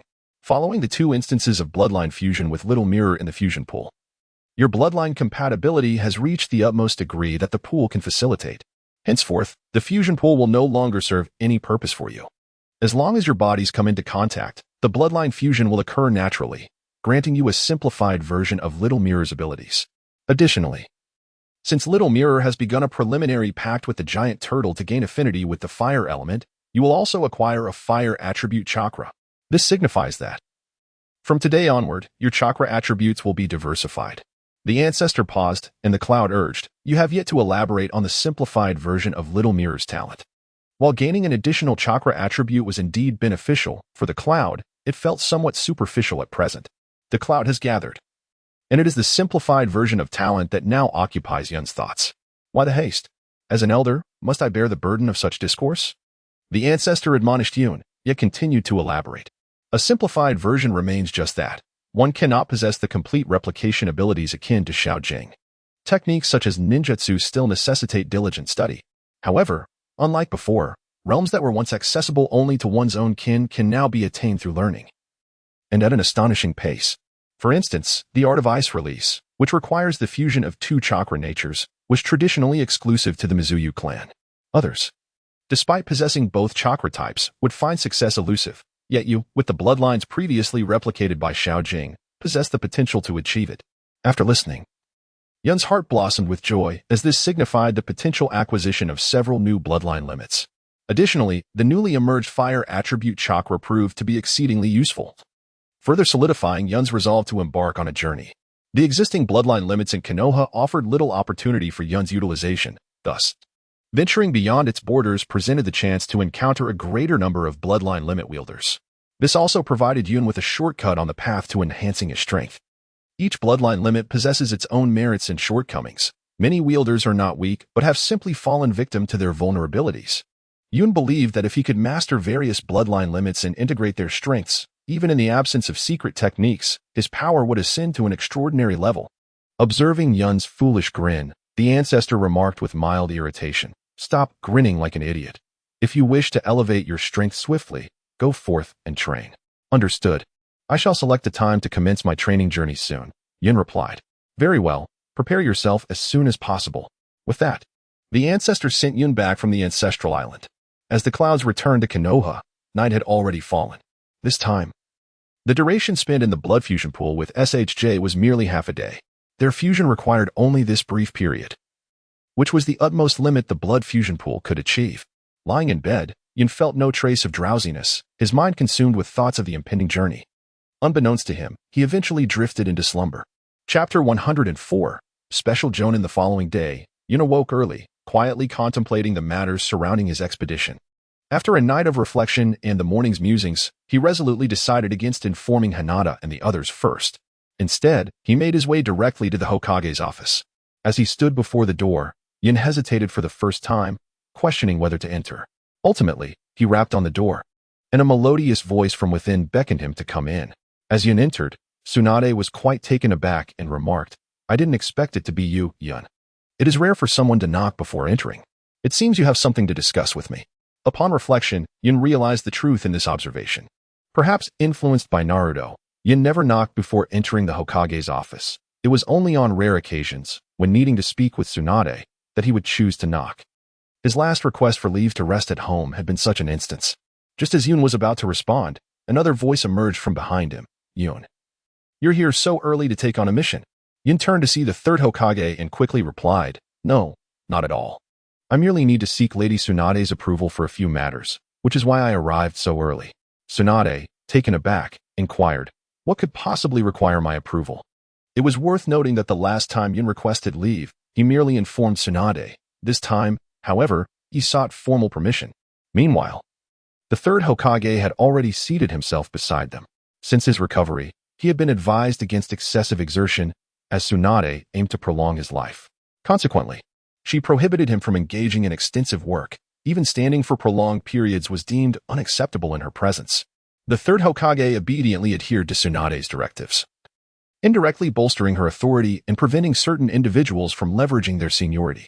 Among those was Danzo, who, alongside the two principal advisors, held greater influence than Tsunade. Nevertheless, the advisors remained staunch supporters of the third Hokage and would not oppose Tsunade. Intrigued, the third Hokage inquired, "I am quite curious about the matter." The ever-curious Shizen, who stood nearby, shared a similar expression. "I wish to request a leave of absence for a period." Yun concluded, and Tsunade, seemingly unconcerned, replied, "It's merely a request for leave. What is there to hesitate about? Although you have just taken a leave recently, considering your outstanding performance during this phase of tasks, I would approve your request even if it were for 1 or 2 months. After listening to Tsunade's response, Yin felt a bit embarrassed and replied, "You're right about the leave of absence, but 1 or 2 months is simply insufficient. A preliminary estimate suggests it will take approximately 2 years. Both the third Hokage and Shizen were taken aback, yet Tsunade seemed momentarily oblivious. 2 years? Just 2 years? That's absolutely manageable. Please proceed," Tsunade began. But suddenly realized what Yun had just stated. "Yun, how long did you say?" With a sincere smile, Yun extended 2 fingers and affirmed, 2 years. "No need to point." Tsunade retorted irritably, "Do you have any idea how much income one stand to lose during those 2 years? I intend to use your earnings to pay off my debts. How could my leave of absence possibly affect Lady Tsunade's debts?" Yin inquired, astonished, upon realizing she had inadvertently disclosed too much. Tsunade quickly turned to the third Hokage and urged, "Old man, you say something too." Clearing his throat, the third Hokage, feigning ignorance, asked, "Could you elaborate on the reason behind this?" At this moment, Yin was too preoccupied to ponder why he had become entangled in Tsunade's debts. He replied, "Through this recent mission, I have come to realize that my strength is still insufficient. In order to enhance my abilities, it is imperative that I embark on a journey of training." Upon hearing this, both the third Hokage and Tsunade adopted a serious demeanor. The third Hokage inquired, "Is it due to the fact that you are no match for Orochimaru?" Yin shook his head, insisting, "No, there are indeed reasons. Strictly speaking, this is merely a catalyst that has expedited my plan to leave the village for training." He understood the third Hokage's sentiment regarding the reluctance to face failure. Yet his opponent was Orochimaru. Even he had suffered a similar fate, and Yun had already fared quite well. "Do not allow power to cloud your judgment," the third Hokage admonished gravely. Yun recognized the wisdom in the third's words, yet he felt an urgent need to enhance his strength. He had people to protect, a village to safeguard. Whether it was Orochimaru or someone even more formidable, he could not permit his own failures to endanger those he cherished. Upon hearing Yun's explanation, The third Hokage felt reassured, yet he pressed further. Why must you leave the village? One can also strengthen oneself within Konoha, and I could personally instruct you. Yun shook his head and replied, although I can enhance my abilities in Konoha, it still falls short of my aspirations. Moreover, embarking on a journey is a requirement set forth by the leader of my contracted summoning beasts. Is it related to the summoning beasts? Tsunade interjected. Indeed, Yun nodded. There are certain ninjutsu practices associated with it, but I have yet to meet the necessary conditions. Thus, I need to venture outside the village for about 2 years. I see, Tsunade acknowledged. Since it pertains to ninjutsu related to summoning beasts, there is little that can be done. As one who possesses one of the 3 great summoning beasts of our time, Tsunade naturally understands the significance of the ninjutsu taught by summoning beasts. Given this, I have no reason to refuse. Your 2-year leave is approved. However, before that, you must complete one final task.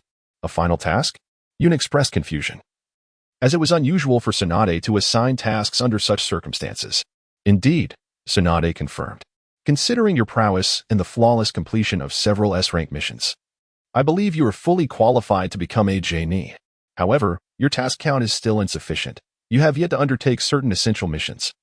After discussions with the third Hokage, we initially planned for you to complete a few more missions before promoting you to Genin.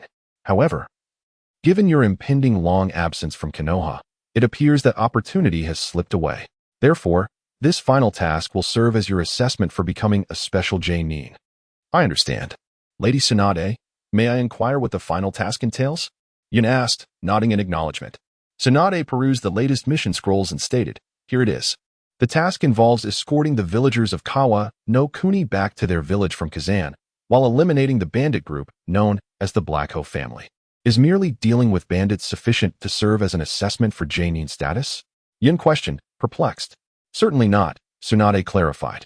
However, reports suggest that the leader of the Black Ho family may be a rogue ninja from the Mist Village, specifically Kurigane Raiga, one of the former 7 ninja swordsmen. If the intelligence proves accurate, it would qualify as an assessment task. If there are complications, consider yourself fortunate. I see, Yun responded, recalling that he had indeed heard of this situation, though it had nearly slipped his mind. Taking the mission scroll from Shizen, he inquired, when does the task commence? Since the villagers of Kazan are recuperating, we will likely have to wait a day or 2. Prepare yourself. Once their injuries are healed, we shall set forth, Tsunade replied. Having concluded the conversation, Yun prepared to leave the Hokage's office, but the third Hokage called out, Yun, please come to my home tomorrow morning. I have some matters to discuss with you. Yun replied affirmatively, and since the third generation had not spoken further, he refrained from inquiring any further. Chapter 105. The Intentions of Jinya. As Yun was about to depart, he suddenly recalled that the surgery for the girl known as Yuhua should have commenced. He turned to Tsunade and inquired, Lady Tsunade, when will the surgery for the girl we brought back take place? This. Tsunade replied, I nearly forgot you mentioned it. She then addressed Shizen, saying, Shizen, accompany Yun to the hospital to attend to the treatment of that young girl. Yun approached with a calm demeanor, displaying neither surprise nor skepticism towards Shizen's medical prowess, which was undeniably the second to none in Konoha. Even in the future, little Sakura would find it difficult to match Shizen's skills. Together, Shizen and Yun made their way to the Konoha hospital. Once outside, caution became paramount. The world beyond Konoha was far less forgiving. Having spent many years outside with Lady Tsunade, I was acutely aware of this reality. As we exited the Hokage's office, Shizen took on the role of a caring older sister, offering heartfelt advice to Yun, who was about to embark on a journey. Yun responded with a smile, assuring, Rest assured, Sister Jingin, the only ones capable of threatening a ninja are other ninjas. Should any situation arise, I will exercise caution. Moreover, if my strength proves inadequate against an opponent, escaping is certainly an option. Upon hearing this, Jingin replied sternly, Yun, your perspective is misguided. There exists another profession in this world called the samurai, which, over time, has gradually been supplanted by ninjas. However, in the Land of Iron, there remain many formidable samurai, with some of the most powerful capable of rivaling even your 3 ninjas. As they enjoyed a moment of laughter, Yun Ting suddenly recalled something he had forgotten, leading to a slightly awkward admission. I will be more cautious. This elicited a wave of laughter from Jing'in. The two continued their jovial exchange as they made their way toward the Konoha hospital. Meanwhile, in the Hokage's office, Tsunade spoke solemnly to the third Hokage, Old man. Are you really considering showing that to Yun? The third Hokage nodded in response, stating, although he lacks both age and experience, his strength is undeniably sufficient. Besides, I would rather not see Konoha lose a potential genius who could one day become Hokage in just 2 years. With additional strength, life itself becomes more secure. Does it not? Tsunade, after a moment of contemplation, replied nonchalantly, very well, do as you please. Yun and Jingyin arrived at the Konoha hospital shortly after. And upon their arrival, the hospital staff eagerly welcomed Jingyin as Tsunade's foremost aide and secretary, as well as a supervisor and the second medical ninja of Konoha. Jingyin commanded considerable authority within the hospital. Many of the young nurses and doctors looked up to her as an idol. Inquiring about Yuhuo's hospital room, Jingyin proceeded with Yun to the ward, where they found Ino already present, accompanied by Sakura, who was clad in a nurse's uniform. Sakura had been training in medical ninjutsu alongside Tsunade, and to facilitate the application of her newly acquired knowledge, she had taken on a position at the hospital. Yun, accustomed to Sakura's usual attire, was momentarily taken aback by her different appearance, feeling a fleeting sense of admiration that quickly dissipated, as Sakura was not the type he favored. Observing Yun's reaction upon first seeing Sakura, Ino glanced at Sakura's outfit and seemed to resolve something within herself. Jingyin instructed Sakura to administer anesthesia to Yuhuo, and then she directed the waiting nurse outside to escort Yuhuo to the operating room, with Sakura accompanying them to learn and lend her assistance. Yun and Ino were waiting outside the operating room. Ino inquired, Yun, have you completed what you needed to do? The tasks at this stage are finished. The next steps will be undertaken after we leave Konoha. Ino gasped in astonishment. Why must we leave?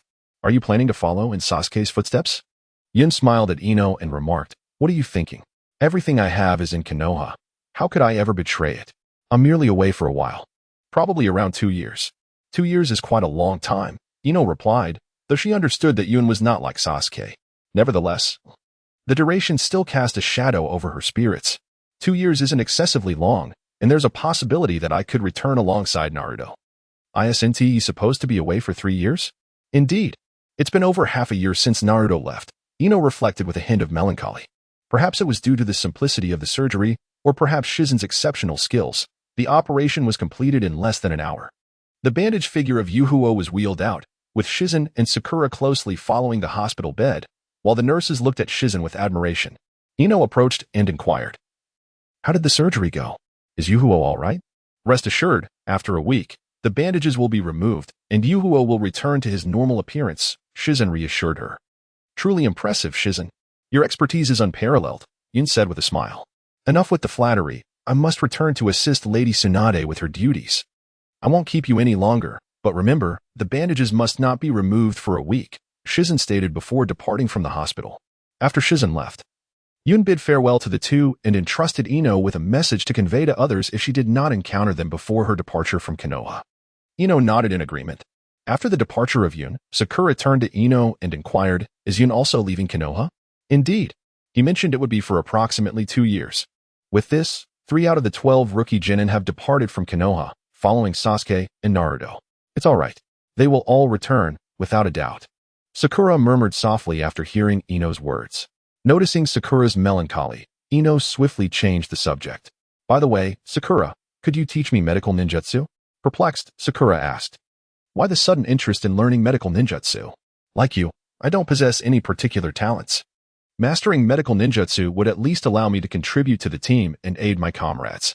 And, Ino trailed off, her words dissolving into bashfulness. Unable to suppress her curiosity, Sakura pressed, what is really going on? If you don't confess honestly, I want to teach you. Realizing she couldn't evade the question, Ino lowered her voice. Earlier, I noticed Yun seemed quite fond of your attire. I thought, if I wore something similar, perhaps he'd like it too. This response left Sakura momentarily speechless. After a prolonged silence, she finally uttered, so that's why you want to learn medical ninjutsu? Ino hastily denied, that's just an added bonus. I genuinely wish to be useful. Please, help me out. Sakura probed further. Does this mean you don't actually like Sasuke but Yun instead? This time, Ino admitted candidly, unlike you, I haven't spent much time with Sasuke. Claiming to like him was merely superficial, like idolizing a celebrity. In truth, my heart belongs to Yun. I just hadn't realized it until now. Ah, I see, Sakura remarked, her expression shifting to one of playful teasing. In that case, I suppose I'm your senior now. Address me as such first. Are you asking for a beating? Ino retorted, recognizing Sakura's jest. The two soon dissolved into laughter. Meanwhile, Yun, en route to the Hokage household, remained oblivious to the scene unfolding at the hospital. Had he known, he would undoubtedly have been overjoyed. The mission to the land of the sea had kindled a subtle affection within Yun for Ino, though he remained unaware of it himself. Chapter 106. The sealed scroll. Yun approached the Hyuga residence, inquiring with the gatekeeper about Hinata's presence at home. However, the servant was uncertain of her whereabouts. Consequently, Yun decided to enter and ascertain for himself. As a frequent visitor of the Hyuga household, Yun enjoyed a certain familiarity within its walls. Although their relationship had not been publicly acknowledged, the members of the Hyuga clan were well aware of the close bond shared between Yun and Hinata. Furthermore, due to Hong being Hinata's supervising teacher, Yun had always been granted unobstructed access to the Hyuga estate. As Yun made his way towards Hinata's room, he was halted by a call as he passed the training ground. I inquired, "What brings you to my home at this hour?" Yun, realizing that it was indeed Huohua, turned around and inquired, "Is your sister at home?" Huohua, slightly irritated, replied, "How can you not even know this and still be my sister's boyfriend?" Yun smiled and said, "Even if I am Hinata's boyfriend, it is impossible for me to know everything. Moreover, what are you so angry about? If I am upset, does it concern you?" The retort struck Hua like a direct hit to a vulnerable spot. Yun helplessly waved her hand, saying, "All right, I can no longer manage this. I truly do not understand what a young girl like you is thinking." Upon hearing this, Hua became agitated, retorting, "I am not a mere child. What is your purpose for coming here, if not to irritate me? Do I appear to be someone with so much free time?" Yun, in a somewhat irritated tone, replied, "Since Hinata is not home, please convey a message to her when you see her. I fear I may not have another opportunity to speak to her in person." Seeing the seriousness in Yun's demeanor, Hua retracted her earlier discontent, asking, "Do I really need to relay such messages? I am about to leave Konoha for approximately 2 years." Yun stated slowly. Hua, upon hearing this, became quite agitated. "How could that be? Is there no reason for your departure? I cannot permit you to leave." Realizing the weight of her words, she quickly added, "I mean, it's not like that. My sister would never allow you to go." The flurry of Huahua's words nearly left Yun speechless. Observing Huahua's troubled expression, Yun remarked, "I do not wish to leave either. However, it is essential for me to grow stronger. Only then can I protect Hinata, safeguard my sister, defend Yagumo, and cherish everything I hold dear." With a teasing glance at the somber Huahua, she added, "Of course, there is also the matter of my future adorable sister-in-law." "Who is your sister-in-law? Stop flattering yourself. My sister may not even consider marrying you." Despite Yun's explanations and playful banter, Huahua's spirits were only slightly lifted as she still gloomily inquired, "Is there truly no way for you to stay?" Yun shook her head and said, "I do not wish to become someone unable to protect even the one I cherish. You must strive as well, Huahua. Perhaps one day, I may find myself in need of your assistance." In that moment, Huahua seemed to cast aside her discontent, reverting to her previous tone when speaking with Yun, and declared, "When that time comes, you must kneel and bow to me if you wish for my aid." Yun gently patted Huahua's head and smiled. "Understood, Second Mississippi. That's good to know," Huahua replied with a hint of pride, and then added, "I shall be practicing now. You may return on your own." With that, Huahua dashed away. Upon leaving the Hinata household, Yun shook his head and departed. After his exit, Hanabi returned to her previous spot, observing the retreating figure of Yun, her typically confident gaze betraying a rare hint of melancholy. "What is it, Hanabi?" came a maternal voice from behind her. Hanabi swiftly turned around and replied, "It's nothing, mother." "Is it truly nothing? You can share anything with me," her mother said with a smile, instinctively reaching out to pat Hanabi's head. "I assure you, there is nothing amiss," Hanabi insisted, shaking her head before inquiring, "When will my sister return? I have something to discuss with her." "I am uncertain, but she should be back in a couple of days," her mother replied. "I understand. Then I shall continue my training," Hanabi declared, returning to the practice grounds. After departing from the Hinata residence, Yun made his way directly to the Yakumo household. Yakumo had also gone on a mission, so Yun informed Minako of his intention to leave the village for training, requesting her to convey the message to Yakumo before heading home. Upon his return, Yun chose not to engage in training but rather decided to clean the entire house, both inside and out. He was unsure why he felt compelled to do so, but having the thought, he felt it necessary to act, thus familiarizing himself with the state of his home. The following morning, as instructed by the third Hokage, Yun visited his residence. Since the third had been injured, it seemed that the burden he once posed on Asuma had lessened. Perhaps Asuma simply believed it was time to care for the third in his old age. For he and the third had reconciled and were now living harmoniously together, with both families residing in close proximity. The clouds gently knocked on the door of the Sarutobi household, and a woman in her 20s answered, exuding a sense of grace and warmth. Upon seeing Yun, she smiled and said, "You must be Yun. My father has already mentioned you. Please come in." "Thank you, Chidai," Yun replied, scratching his head, unsure of how to address her. Sarutobi Chidai chuckled softly. "Just call me Chidai-ne. I am quite familiar with Hong, so it would feel inappropriate to take advantage of her connection." "Understood, Chidai-ne," Yun responded as they made their way to the main hall. There, the third Hokage was engrossed in a book, a smoking pipe in hand, though it remained unlit. Upon noticing Yun's arrival, he rose and said, "Come join me, Yun." Yun nodded and followed him, ascending to the second floor where the third Hokage's chamber resided. Once seated, the third addressed Yun. "Your father and sister are both exceptionally skilled ninjas of Konoha, having made immense contributions to our village. You have not disappointed their expectations.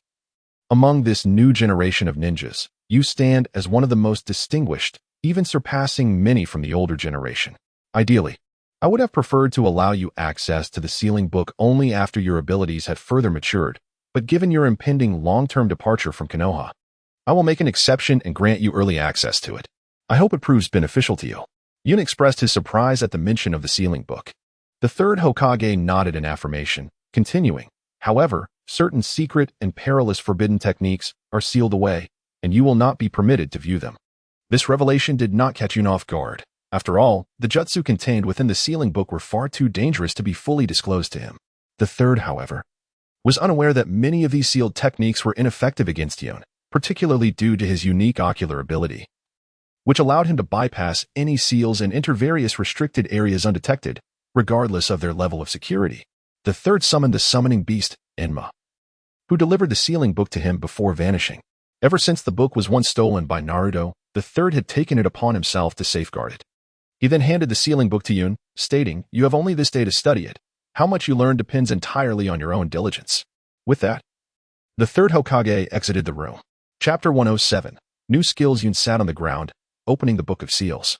The first technique he encountered was the Shadow Clone Jutsu, which he swiftly turned past. Subsequently, he bypassed the multiple Shadow Clone Jutsu and the 8 gates, all of which he had either learned from Xiao Jing or acquired through his own efforts. The forbidden techniques sealed by the third Hokage did not pique his interest either. Although their presence was faint, Yun could sense the third observing him through a crystal ball. Yun paused at a section dedicated to the recorded techniques of the second Hokage, particularly the ultimate mastery of water release, the spiraling water blade, and the illusion technique known as the dark travel technique. It is difficult to ascertain whether this belongs to the first or the second Hokage, as discrepancies exist between the anime and the manga in this narrative. It is designated as belonging to the second. These techniques greatly piqued Yun's interest. As for the second space-time ninjutsu and the reanimation jutsu, they are classified as sealed techniques, which Yun merely glanced at while perusing the material. Meanwhile, in another chamber, the third Hokage observed Yun through a crystal ball, retracting his long-range observation technique with a contented expression. Though he acknowledged Yun's prodigious talent, he did not believe Yun possessed the ability to break those seals. Moreover, even if Yun were to succeed, the third would be immediately aware of it. Thus, his intention in observing Yun was to ascertain whether he would wisely select suitable ninjutsu for his training, rather than fearing that Yun intended to pry into the sealed techniques. The third had noted Yun's aptitude for water release and illusion techniques during the Chunin exams, but subsequent events had precluded him from offering guidance. The third's primary objective in allowing Yun access to the sealed book was to facilitate his understanding of the second's water release and illusion techniques. In the third's view, no matter how gifted one might be, it is impractical to pursue multiple techniques simultaneously. Should Yun strive to learn too many things at once, the third would undoubtedly have to admonish him. Unbeknownst to Yun, the third's intentions aligned perfectly with his own desire to swiftly master useful techniques that were not sealed away. Yun sensed that the third generation had ceased its observations, prompting him to halt his own research on the hard vortex water blade. He lowered his head and spoke to his shadow, saying, "Little mirror, it is time." As the cloud spoke, its shadow gradually receded, declaring, "I shall commence now." No sooner had the words left its lips than the eyes of blood-eyed cloud transformed, becoming the three-tomo Sharingan. Cloud exhibited no surprise. This manifestation was the fusion of Little Mirror and Blood-Eyed Cloud, a novel skill born from the second bloodline integration of Cloud and Little Mirror. This fusion allowed them to share abilities temporarily, extending even to Blood-Eyed Cloud. By merging the capability of Blood-Eyed Cloud to perceive seals and Little Mirror's ability to replicate Uchiha Sasuke's Sharingan, Cloud flawlessly transcribed the ninjutsu documented in the Book of Seals. Once the fusion dissipated, these replicated techniques would reside within Little Mirror's mind, enabling Cloud to learn them at a later time. The forbidden techniques inscribed in the Book of Seals that Cloud was unfamiliar with were not extensive. In a brief span, Little Mirror had completely transcribed them. Subsequently, Little Mirror returned to the Ancestral Island, and Blood-Eyed Cloud reverted to being Cloud's shadow. Unlike in the past, Blood-Eyed Cloud no longer possessed its own consciousness. Instead, its awareness had gradually merged with Cloud's. At present, Blood-Eyed Cloud's actions were entirely governed by Cloud's consciousness, only exhibiting instinctive reactions during moments of crisis when Cloud could not respond. This signified that Cloud was impervious to ambush.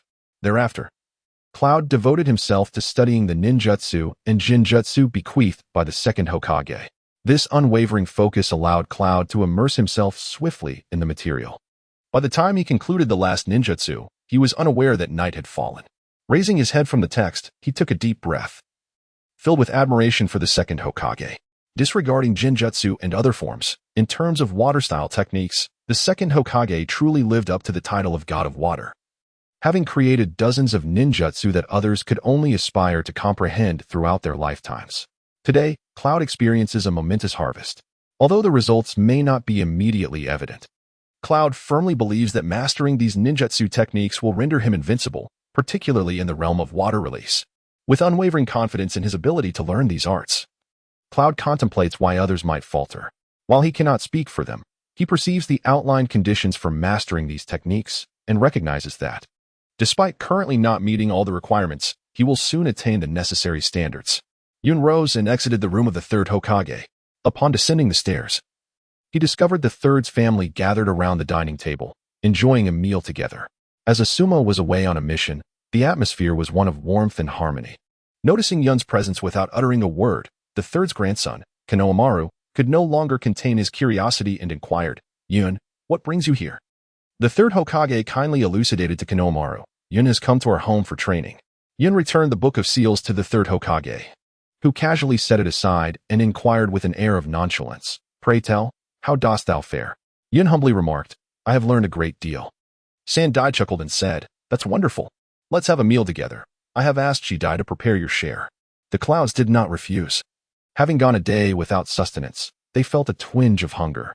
After the meal, Sandai informed Yun that the injuries of the villagers from Kusakinsen had nearly healed, and that tomorrow Yun could embark with them towards the land of rivers.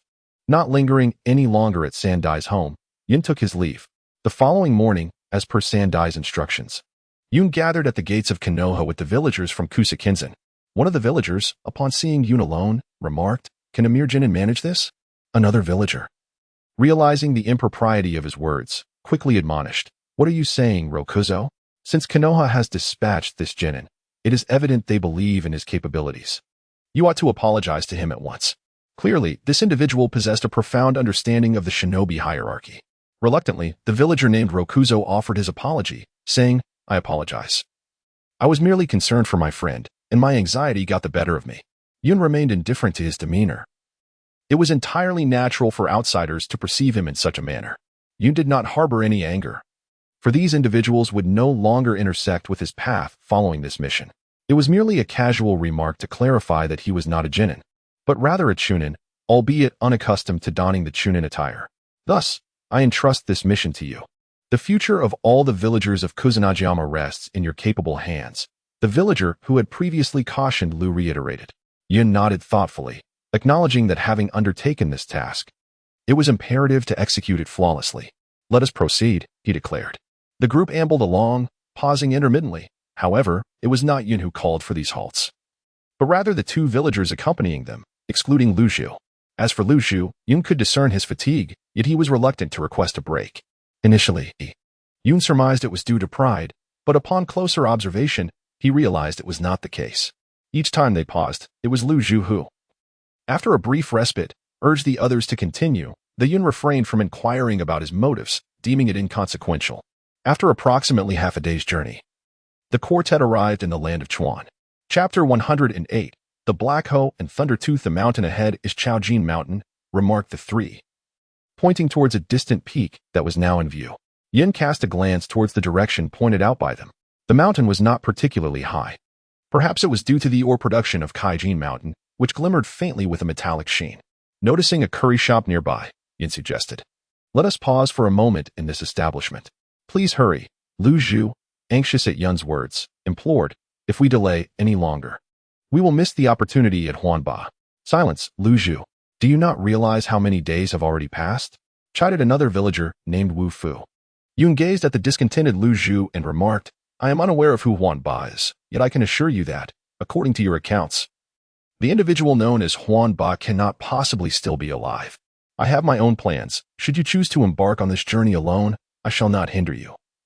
But do not blame me if misfortune befalls you." Lu Zhu's momentary concern for his friend momentarily eclipsed his inner trepidation, and upon hearing Yun's words, he dared not voice any further objections. The four of them arrived at the curry restaurant, where Yun ordered 4 servings of curry. He was well acquainted with this establishment, having been recommended by Shaoli countless times. Being fond of spicy food, Yun had long desired to visit. Once the curry was served, Yun indulged heartily, thinking to himself that it truly lived up to its reputation. Even he found it somewhat spicy, yet invigorating. As for the feelings of Chao, Jean, and Shan, they were no longer within Yun's purview. After finishing the meal, Yun addressed the trio, stating, "I am now going to confront the members of the Haishu family at Chaojin Mountain.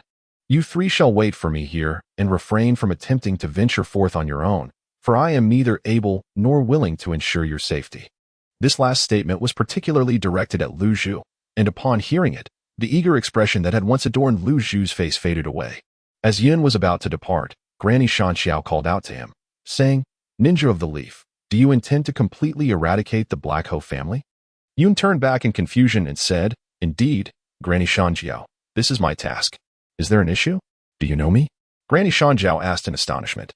Yun smiled gently and replied, "I am quite familiar with Shaoli. It was he who recommended your curry restaurant to me." "Which child are you referring to? How is he faring now?"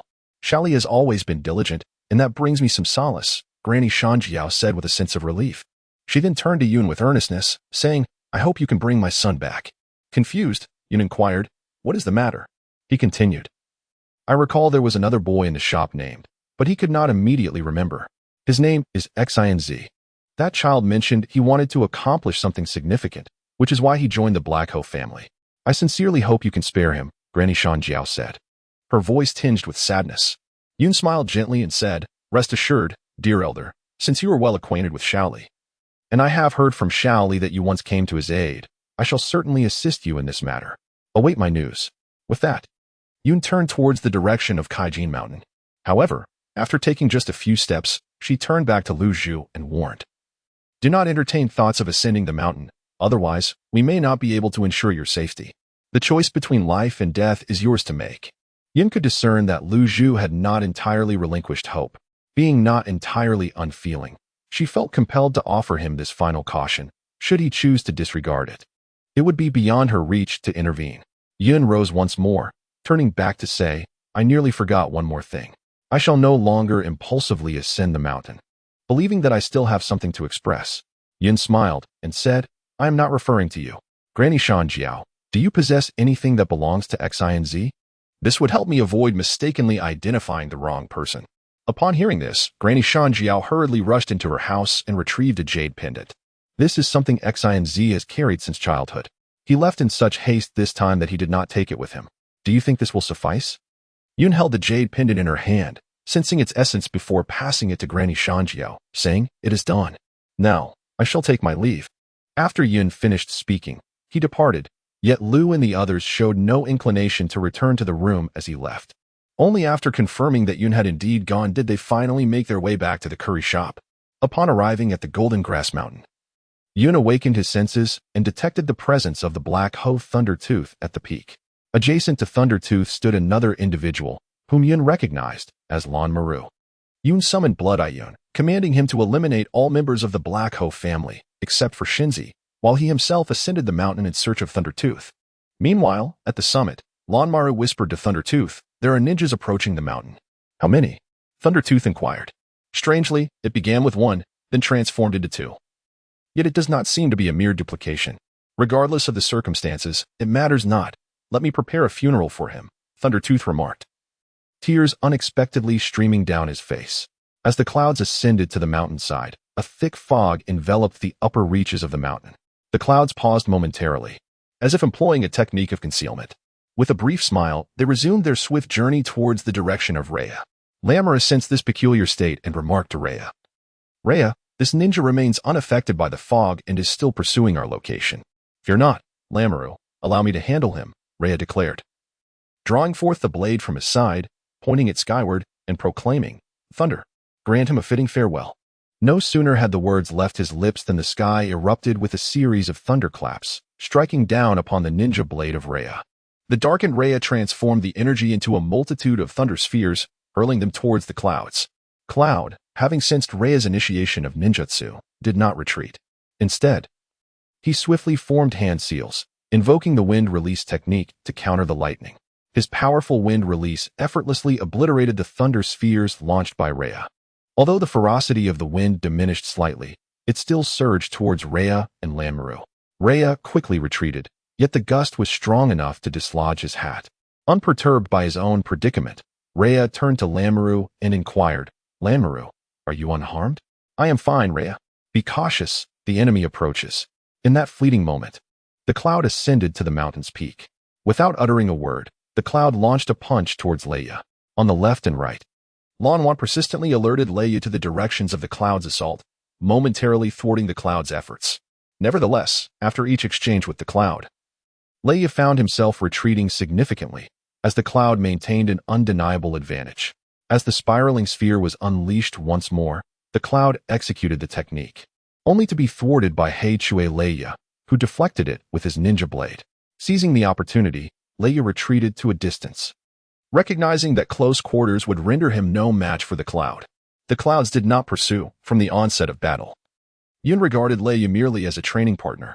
This was also the reason Yun relied solely on physical techniques when he first entered the fray.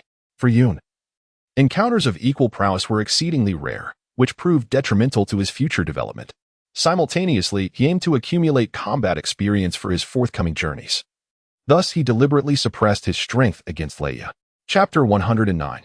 The task concludes. You have brought me joy, and now, allow me to once again appreciate your virtues. If I host your funeral, I shall discover your merits.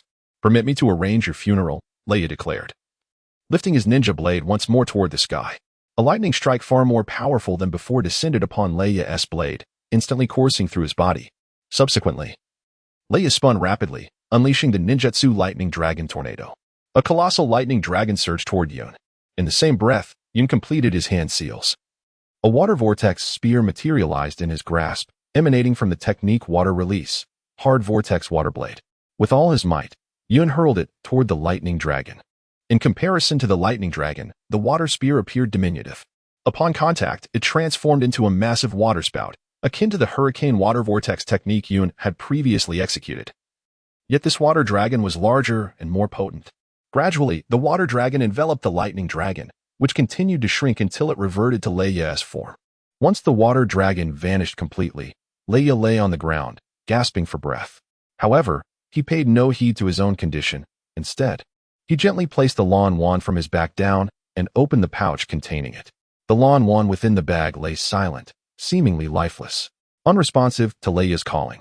The clouds drifted slowly towards Raiga, who ceased his desperate calls for Ranmaru.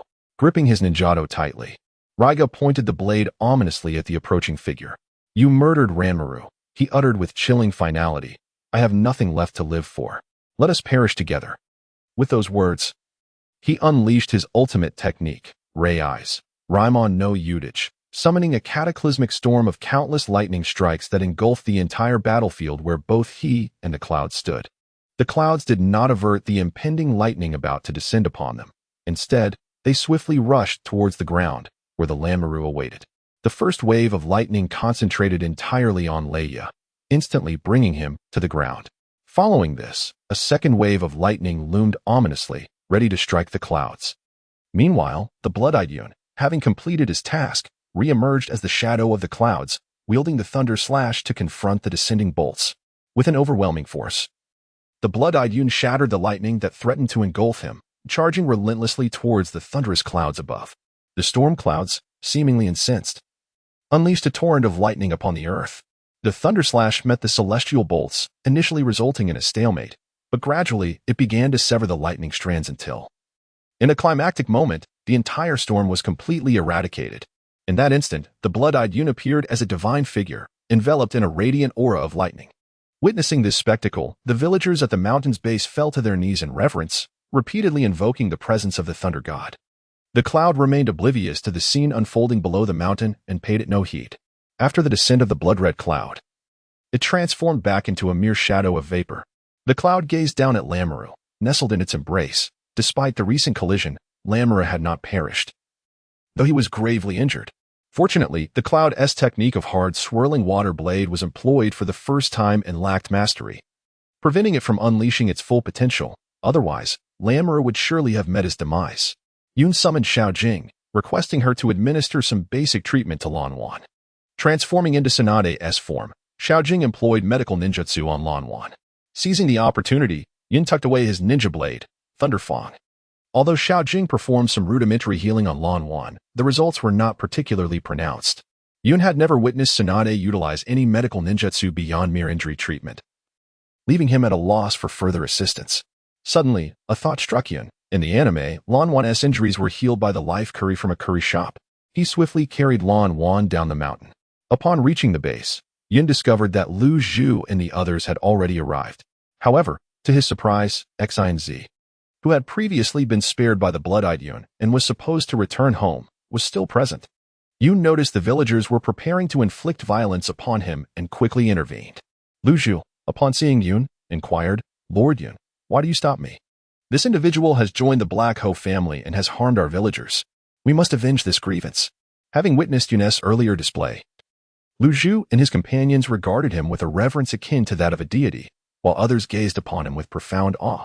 Before Yun could respond, Shinzi began to justify himself, stating, "I was also compelled by circumstance. If I had not acted as I did, I would have faced a funeral organized by Boss Leia." This declaration only fueled the anger among the crowd, prompting one individual to exclaim, "Then we shall also be compelled by circumstance." As he spoke, he advanced towards Shinzi, who hurriedly stepped back in retreat. Upon witnessing such chaotic circumstances, Yun exclaimed loudly for everyone to cease their actions, and upon hearing this, the crowd promptly halted. Yun glanced around and declared, "I am indifferent to whatever he may have done to you. However, I have acquiesced to Granny Shanjiao's request to take him back. Moreover, this individual has previously extended his assistance to the shinobi of Konoha. Therefore, should you choose to harm him now or in the future, it would be tantamount to opposing me, a situation I would prefer to avoid." With that, Yun pointed at Xin and continued, "Let us return together. I require your assistance with a matter." Yun passed by the crowd with Shinzi, and none dared to utter a word. In truth, Yun could have resolved the matter in a gentler manner. However, the time such an approach would consume was excessive. Thus, Yun opted for a more assertive stance. Yet the outcome remained unchanged, and Yun paid it no mind. Upon returning to the curry house, with the combined efforts of Granny Shanjiang and Shinzi, a pot of life curry was prepared. During this time, Shinzi apologized to Granny Shanjiang, and after consuming the life curry, Lan Wan recovered. Upon seeing Yun, he implored, "You should kill me." To which Yun responded, "Why would I kill you? Is living not preferable?" Subsequently, Lan Wan recounted his story, though Yun was already aware. Witnessing such a young child share such a harrowing tale evoked profound emotions.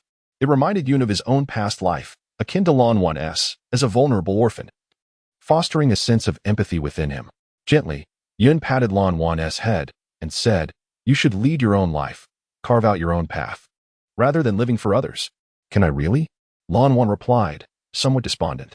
It was not Yun who answered, but Granny Shanjiang, who served another plate of curry to Lan Wan. As he ate, she softly inquired, "How does it taste?" After finishing the last bite, Lan Wan cried out, "It's exquisite. It feels like I could eat it for a lifetime." Yun smiled and said, "Then you must live your life to the fullest." After enjoying a sumptuous meal of curry, Yun prepared to take his leave. Lamoureux decided to stay behind to learn the art of curry making from Granny Shanjiao. As Yun was departing, he turned to Granny Shanjiao and said, I entrust Lanmaru to your care. Rest assured, I shall nurture her into a master of curry. Thank you. Watching Lanmaru having someone to rely upon felt akin to witnessing a past version of himself finding support, and he unconsciously invested his emotions in the moment. Then, addressing Granny Shanjiao once more, Yin added, if possible, it would be prudent for you to relocate. Although I have commanded the villagers not to harm Shinzi, my absence for an extended period makes it difficult to ensure safety, especially with Lanmaru involved. For the sake of security, I recommend you move. I understand. I will find a moment to leave this place, Granny Shanjiao replied, a hint of sadness in her voice. For this was the place she had nearly spent her entire life.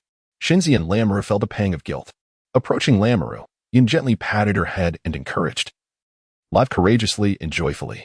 Lanmaru, with tears in her eyes, nodded and asked, will I see you again?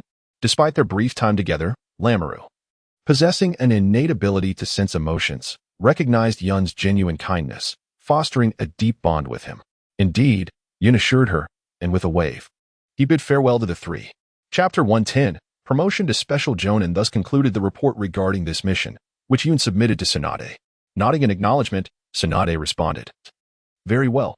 Since it has been confirmed that the opponent is one of the 7 ninja swordsmen of the mist, namely Kurokiri Raiga, this mission shall undoubtedly serve as your promotion to Special Jonin. With that, Tsunade set the mission report aside and, with solemnity, declared, Yuhi Kurenai. As the 5th Hokage of Konoha, I hereby officially appoint you as a Special Jonin. I hope you shall meet the expectations of all and uphold the esteemed title. Yuhi Kurenai vowed to do his utmost to protect Konoha, responding with equal gravity. Neither Tsunade nor Yun mentioned the matter of Raiga's sword. The Raijin sword had been stolen property of Konoha, so it was only natural for Yun to return it. As for Raiga, it was Yun's personal trophy, and he had the right to dispose of it as he saw fit. Satisfied, Tsunade nodded and inquired, when will you depart? I will rest tomorrow and set out the day after. Regardless of the outcome of my training, I shall return in 2 years, Yun replied. Tsunade rummaged through some documents and produced a pass, saying, I have prepared your proof for leaving the village.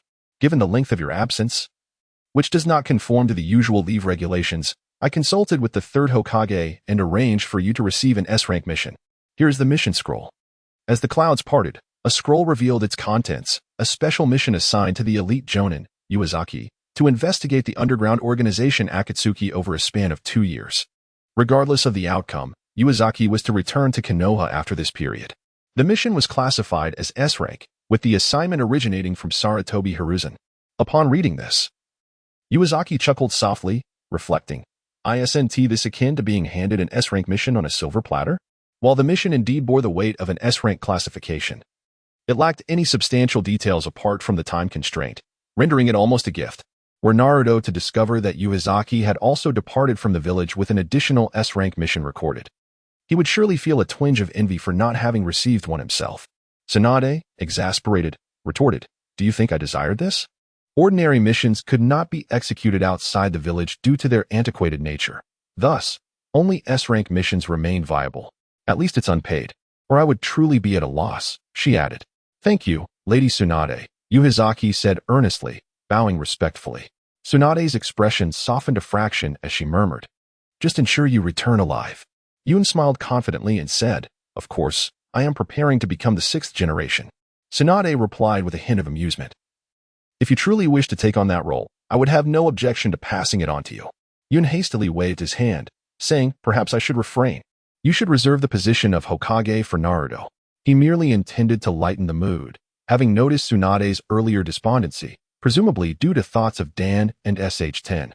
In truth, Yun held no interest whatsoever in the Hokage title. Tsunade, observing his demeanor, smiled and remarked, I want to see you off then. But do exercise caution while you're out there. Yes, I shall take my leave now, Yun replied, and with a nod from Tsunade, he departed. Upon exiting the Hokage's office, Yun found himself at a loss as to where to go. Ultimately, he resolved to stroll through Konoha, cherishing this final moment before his departure. He ambled leisurely, greeting familiar villagers along the way, often pausing to exchange a few words with acquaintances. As he passed by the familiar Ichiraka ramen shop, the beloved barbecue restaurant, the quaint flower shop, and the Konoha hospital, he felt an overwhelming sense of nostalgia wash over him, stirred by both familiar and unfamiliar faces. It was only when Yun had traversed the village that he realized the sky had darkened. Cloud strolled home. the darkness enveloping his abode suggesting that Hong had yet to return. As he pushed the door open and stepped into the courtyard, a profound silence greeted him. The sky was adorned with only a few scattered stars, twinkling like distant diamonds. Observing the scene around him and reflecting on his experiences throughout the day in Konoha, Cloud realized that it was these ordinary yet seemingly insignificant moments that he truly wished to protect, the very essence of what he cherished. All of this, along with the people he loved and valued, constituted the entirety of Cloud's existence. He settled beside the tea table, sipping his tea while watching the few solitary stars gradually transform into a magnificent tapestry of constellations, only to witness that celestial splendor slowly fade away. Throughout that night, Cloud remained awake, lost in thought. As dawn broke, Cloud had no intention of venturing out. On this final day, he yearned to remain at home, savoring the atmosphere of a sanctuary. He had no desire for a farewell gathering. To him, such festivities seemed unnecessary. Though he would depart, he would surely return. It sufficed for others to know, whether through hearsay or his own words. Cloud preferred not to meet them again, for he feared the pangs of melancholy that such encounters might evoke. Yun felt a twinge of relief that Haken, Hinata, and the others were not in Konoha, for he truly did not know how to convey to them his impending departure. However, even without informing the Sun family, tranquility was elusive. As noon approached, Yun was greeted by a flurry of visitors. Haken, Hinata, Chikyu, Shikamaru, Choji, Ino, Kiba, Shino, Niji, Tintin, and Lee, each one standing at the threshold of Yun's home. Some laughing, some melancholic, and others simply maintaining their usual demeanor. Upon seeing them, Yun was momentarily taken aback. How is it that they had all come? Of course we came. Otherwise, you would not have bid us farewell, Haken replied, his voice tinged with an uncharacteristic quaver. Indeed. If it weren't for Lady Tsunade informing us of your return, we would have remained oblivious. You've been rather inconsiderate, Kiba chimed in, echoing the sentiments of the group. The others nodded in agreement, yet Hinata remained silent, her gaze fixed downward, not uttering a single word. Yun, feeling a bit embarrassed, scratched his head and remarked that it was nothing significant. Besides, he assured that he would return. As soon as the words left Yun's lips, Hinata lifted her head and exclaimed loudly, if Yun's departure is not considered a significant matter, then what truly constitutes a grave issue? Regardless, at the very least, one should inform us. In the midst of her speech, she unexpectedly burst into tears. Yun extended his hand to gently wipe away the tears from Hinata's eyes. I apologize. I merely wished to spare you the sorrow. After this, Yun bowed to everyone, saying, I am truly sorry, everyone. As a gesture of my contrition, I invite you all to indulge in a feast at the barbecue restaurant. What do you think? It was then that Yun realized his thoughts had been rather self-centered. In his desire to shield himself from sadness, he had neglected to bid them farewell. Surely, since yesterday, both Yugura and Hinata had been waiting at home for him to say goodbye, only to come seeking him today upon noticing his persistent absence. That sounds much better, Yugura said, her tears transforming into laughter. This can also serve as a celebration for your promotion to Special Jonin. Just as she finished speaking, Kiba exclaimed, Special Jonin? When did this happen? Everyone turned to Kiba, who was in disbelief, while Shino, with his typically subdued voice, expressed his astonishment. You truly did not know? Everyone was discussing it on the way here, and even Akamaru was stammering in excitement. Chapter 111. The favorite read, as evening descended, everyone took turns bidding farewell to Yun, leaving only Yugura and Hinata by his side.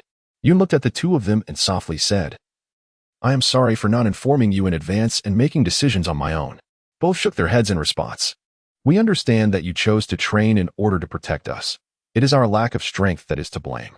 Yun smiled and said, What can I say? With your strength improving, there's hardly a chance for me to showcase my abilities, and that would be quite embarrassing for me. Upon hearing Yun's response, the two others broke into laughter, and the trio continued their conversation for quite some time. As night began to envelop the sky, Hinata and Yagumo prepared to return home. Yun made no request to accompany them, as their homes lay in different directions within Konoha, leaving Yun uncertain about whom to escort first. As they reached the doorway, Hinata, who had stepped out first, was taken aback and exclaimed, Hanabi, what brings you here? At that moment, Hanabi also emerged, having been lingering in the corner. She quickly stepped into the center of the path and explained, I saw it was getting dark and wanted to fetch my sister home. When I noticed you all were still here, I hesitated to approach. She waved her hands dismissively, insisting, I definitely wasn't here already. I was outside and didn't dare come in. This somewhat absurd excuse lightened the spirits of the trio, who had been feeling a bit melancholic. Yun stepped forward and gently touched Huohua's head, expressing his gratitude. Thank you, Huohua, for being willing to see me off. Huohua's face flushed momentarily before she realized and pushed Yun's hand away, saying, I am not here to see you off. I have come to fetch my sister. With that, she dashed over to Hinata's side. Hinata, holding Huohua's hand, turned to Yun and said, Huohua and I will return together. You can take Bayun home. Yun nodded in agreement and was about to leave with Bayun when Huohua turned back, a hint of worry in her voice as she addressed Yun. My father mentioned that the outside is quite perilous. You won't encounter any trouble, will you? Yun approached Huohua once more, instinctively reaching out to ruffle her hair. Do not worry. Remember, I am Shiri Yun. In a swift motion, Huohua brushed Yun's hand away, asserting, I am not concerned about you. Please refrain from touching my head as if I were a child. But you are indeed a child, Yun retorted. You are the real child here, you silly. With that, Huohua took Hinata's hand and departed with a swiftness akin to flight, leaving Yun in a state of perplexity, unable to fathom Huohua's intentions. Observing this scene, Bayun merely chuckled and shook his head, choosing not to comment. However, as Hinata glanced back at Bayun while departing, her eyes conveyed a glimmer of encouragement, causing Bayun to blush. As Yun reached the doorstep, preparing to depart, he felt an unexpected grip on his arm. Turning around, he softly inquired, What is it, Bayun? Bayun remained silent, her gaze lowered. Believing that Bayun was reluctant to see him leave Konoha, Yun turned back and clasped her hand, saying, Bayun, I too wish to remain with you, but above all, I yearn to protect you. Otherwise, what right do I have to be with you? I promise I will return soon. Bayun tightened her hold on Yun's hand, and after a prolonged moment, she lifted her gaze and said, Yun, kiss me. Cloud was momentarily taken aback, failing to respond immediately. Kiss me, Yaba Young repeated, then closed her eyes, presenting herself as if to be plucked. Cloud gazed at Yaba Young's lips, feeling an inexplicable thirst rise in his throat. Slowly, he leaned down towards her lips, their mouths merely brushing together, devoid of skill. As they aimlessly connected, gradually, the contact became moist, their teeth clashing together, and soon their tongues entwined. MMM, a soft moan escaped Yaba Young's nose, and her body melted into Cloud's embrace, who found himself increasingly silent in this moment. At this instant, her lips exerted a greater influence on Cloud than the most powerful illusion in the world, ensnaring him in a state of blissful oblivion.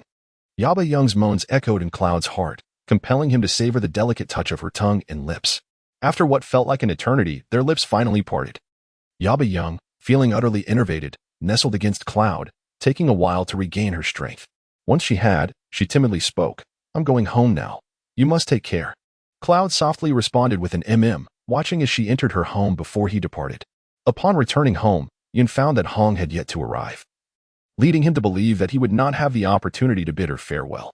While a sense of regret lingered, a hint of solace accompanied it. A day of separation had nearly reached Yun's limit. Should he have to part with Hong once more, he doubted his resolve to leave would remain steadfast. In his room, Yun pinned a message for Hong before deciding to retire early for the night. After a sleepless day, he needed to replenish his energy to face the impending challenges. Just as he was about to step outside for a drink of water, a knock echoed from the door. Upon opening it, he found the third Hokage standing there. The Hokage did not enter but merely conveyed a few matters before departing. At the break of dawn the following day, Yun placed his message for Hong on the table, gathered his essential belongings, and embarked on his journey. The morning in Konoha was remarkably serene. The sun had yet to rise, as if in silent agreement. No one came to bid Yun farewell. He glanced back at Konoha and softly murmured, Wait for me, before turning away. Meanwhile, at Akane's home, Hong was bidding farewell to Akane, who, feeling somewhat downcast, asked, Aren't you going to see Yun one last time? Hong shook her head, replying, If I did, wouldn't that render my stay at your home these past few days meaningless? Since Yun has made his decision, I must allow him to proceed without hindrance. After all, I am his sister. Akane chuckled. I truly cannot comprehend the dynamics between you siblings. What is permissible and what is not? Hong gazed towards the sky beyond the outskirts of Konoha, contemplating. Although Yun appeared strong, she knew his heart was fragile. If she were to see him, it would likely disrupt his plans, making her an obstacle in his path. Akane understood, saying, If it's Yun, he will surely carve out a broader sky than ours. Indeed. Hong nodded, and after bidding Akane farewell, she returned home. Upon entering her house, Hong observed the courtyard, which Yun had tidied up, and smiled. She strolled into the main courtyard and discovered the letter Yun had left on the table. The more she read, the brighter her smile became. After perusing it several times, she eventually knelt down, clutching the letter, and began to weep. The letter contained few words, yet the sentiment was profound. It read, Yun likes sunset Hong. Yun cherishes his sister. Yun loves Hong most dearly. Yun vows to protect Hong. For a lifetime, Yun must depart from Hong, as he intends to love her and protect her for eternity. The phrases Yun loves Hong and Yun will protect Hong echoed repeatedly, a refrain of affection and guardianship. The cloud hesitated to leave a message for Hong, struggling to find the right words. Ultimately, only these two sentences emerged. The cloud knew it must protect its beloved sister. In chapter 112, Sakurazaki Tomoki, the dawn of the land of crafts unfolded as a youth with black hair and crimson eyes, clad in a mask, stepped from the land of fire. This was the cloud, who had departed from Konoha 2 days prior. Thanks to the third Hokage, the cloud had determined its path. The night before the departure, the third Hokage summoned the cloud to discuss several pertinent matters, entrusting it with a significant task. A momentous event in the forging world was imminent. The grand forging competition held once every 20 years. Renowned blacksmiths from various nations within the ninja realm would soon converge upon the hidden craft village for the contest. Among them, the third Hokage's old friend, Sakurazaki Tomoki, was a favored contender for victory. Yet, treachery lurked in the shadows. In a bid to thwart Sakurazaki's triumph, rival competitors launched an attack, resulting in the death of his bodyguard. Fortunately, Sakurazaki arrived safely at the hidden craft village, where he received protection from the competition committee. However, should he venture beyond the village, peril would await him. Thus, Sakurazaki sent a plea for aid to his old friend, the third Hokage, who, regrettably, found himself short of capable personnel in Konoha, with most either absent or unable to take orders. Consequently, he turned to the cloud, who was on the verge of leaving the village. Yun readily agreed after listening, for several reasons. Firstly, he genuinely had no need to go to that place. Secondly, he felt hesitant to refuse the third generation. Yet, the most compelling reason was the revelation he heard from the third generation about the imitation of the Thunder God's sword, crafted by Tomoki Sakurai, which stirred his heart profoundly. The cloud yearns for a suitable sword, a contemplation that has lingered for quite some time. In the two encounters with Orochimaru, the first left the cloud at a disadvantage due to a lack of proper weaponry, while the second, wielding the sword of the Thunder God, provided a slight advantage. However, a replica remains but a mere imitation, following the confrontation with the Kusanagi. The sword of the Thunder God proved inadequate. After a few casual attempts, it effortlessly shattered. While perusing the Book of Seals, the cloud took a particular interest in the second generation's Leaf Village sword techniques, igniting a desire to seek a fitting chakra sword. During the time spent at Kusanagi Mountain, the cloud acquired the Raiga, which, despite its capabilities, was not to the cloud's liking in appearance and was ill-suited for the Leaf Village sword techniques. Thus, a plan emerged to forge a new weapon using materials from both the Raiga and the sword of the Thunder God, though the challenge lay in locating a skilled blacksmith. Fortunately, Sakurai Tomoki seemed perfectly suited for the task. To avert any unnecessary complications, the cloud concealed its face and removed the Leaf Village forehead protector, deeming it unnecessary for the forthcoming 2 years. At noon, the cloud set foot on the land of the craftsman ninja village. Though smaller than the Leaf Village, it thrived with prosperity, each household seemingly a forge, with frequent sightings of large quantities of ninja tools being transported. Rather than hastily seeking out Sakurai Tomoki, the cloud first opted for a meal at a local eatery, recognizing the value of gathering information. Undoubtedly, the best places to glean news are restaurants and entertainment venues. After all, Jiraiya's daily presence in such locales was not without reason. As the latter was off limits, the cloud settled for the restaurant, simultaneously satisfying its hunger. Yun found a bustling restaurant, ordered a few side dishes, and sat down to eat alone. In the world of ninjas, no one would underestimate a child, for that child might very well be a ninja themselves.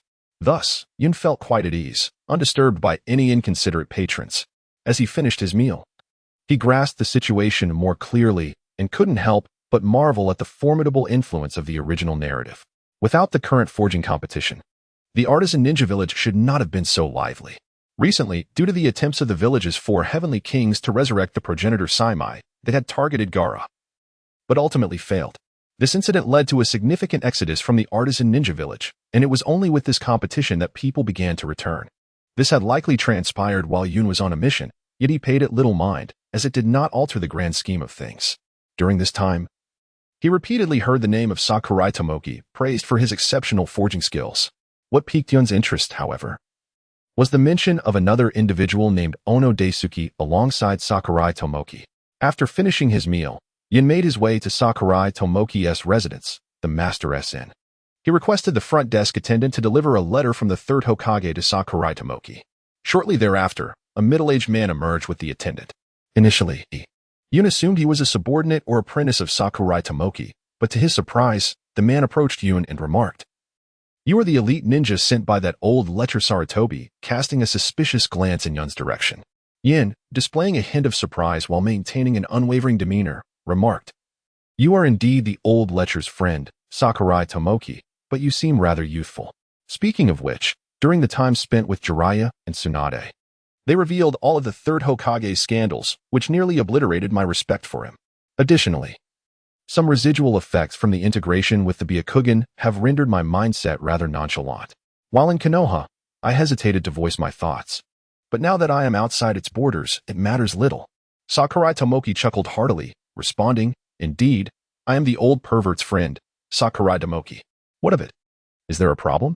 "Too youthful, one might ponder," Yun candidly stated, sensing that Sakurai Tomoki possessed no chakra, thus lacking any means akin to Tsunade's ninjutsu to preserve his youthful appearance. Tomoki appeared to be no older than Jiraiya, hardly fitting the mold of Sarutobi's companion. Upon hearing this, Sakurai Tomoki smiled and said, "It seems Sarutobi did not clarify matters for you. Let's return to my room. I shall explain everything shortly." As Yun accompanied Sakurai Tomoki to his room, Sakurai elucidated the reasons behind their encounter. In truth, Sakurai was a decade or more younger than the third Hokage. However, the two families had maintained a long-standing camaraderie. Sakurai's father and the third Hokage, Sarutobi Asuma, were close friends, a bond that had been passed down through generations. The technique of Asuma's hien was also a creation of Sakurai Tomoki. After conveying this, Sakurai turned to Yun with a solemn expression and said, "Regardless of your age, your presence here indicates that Sarutobi has faith in your capabilities.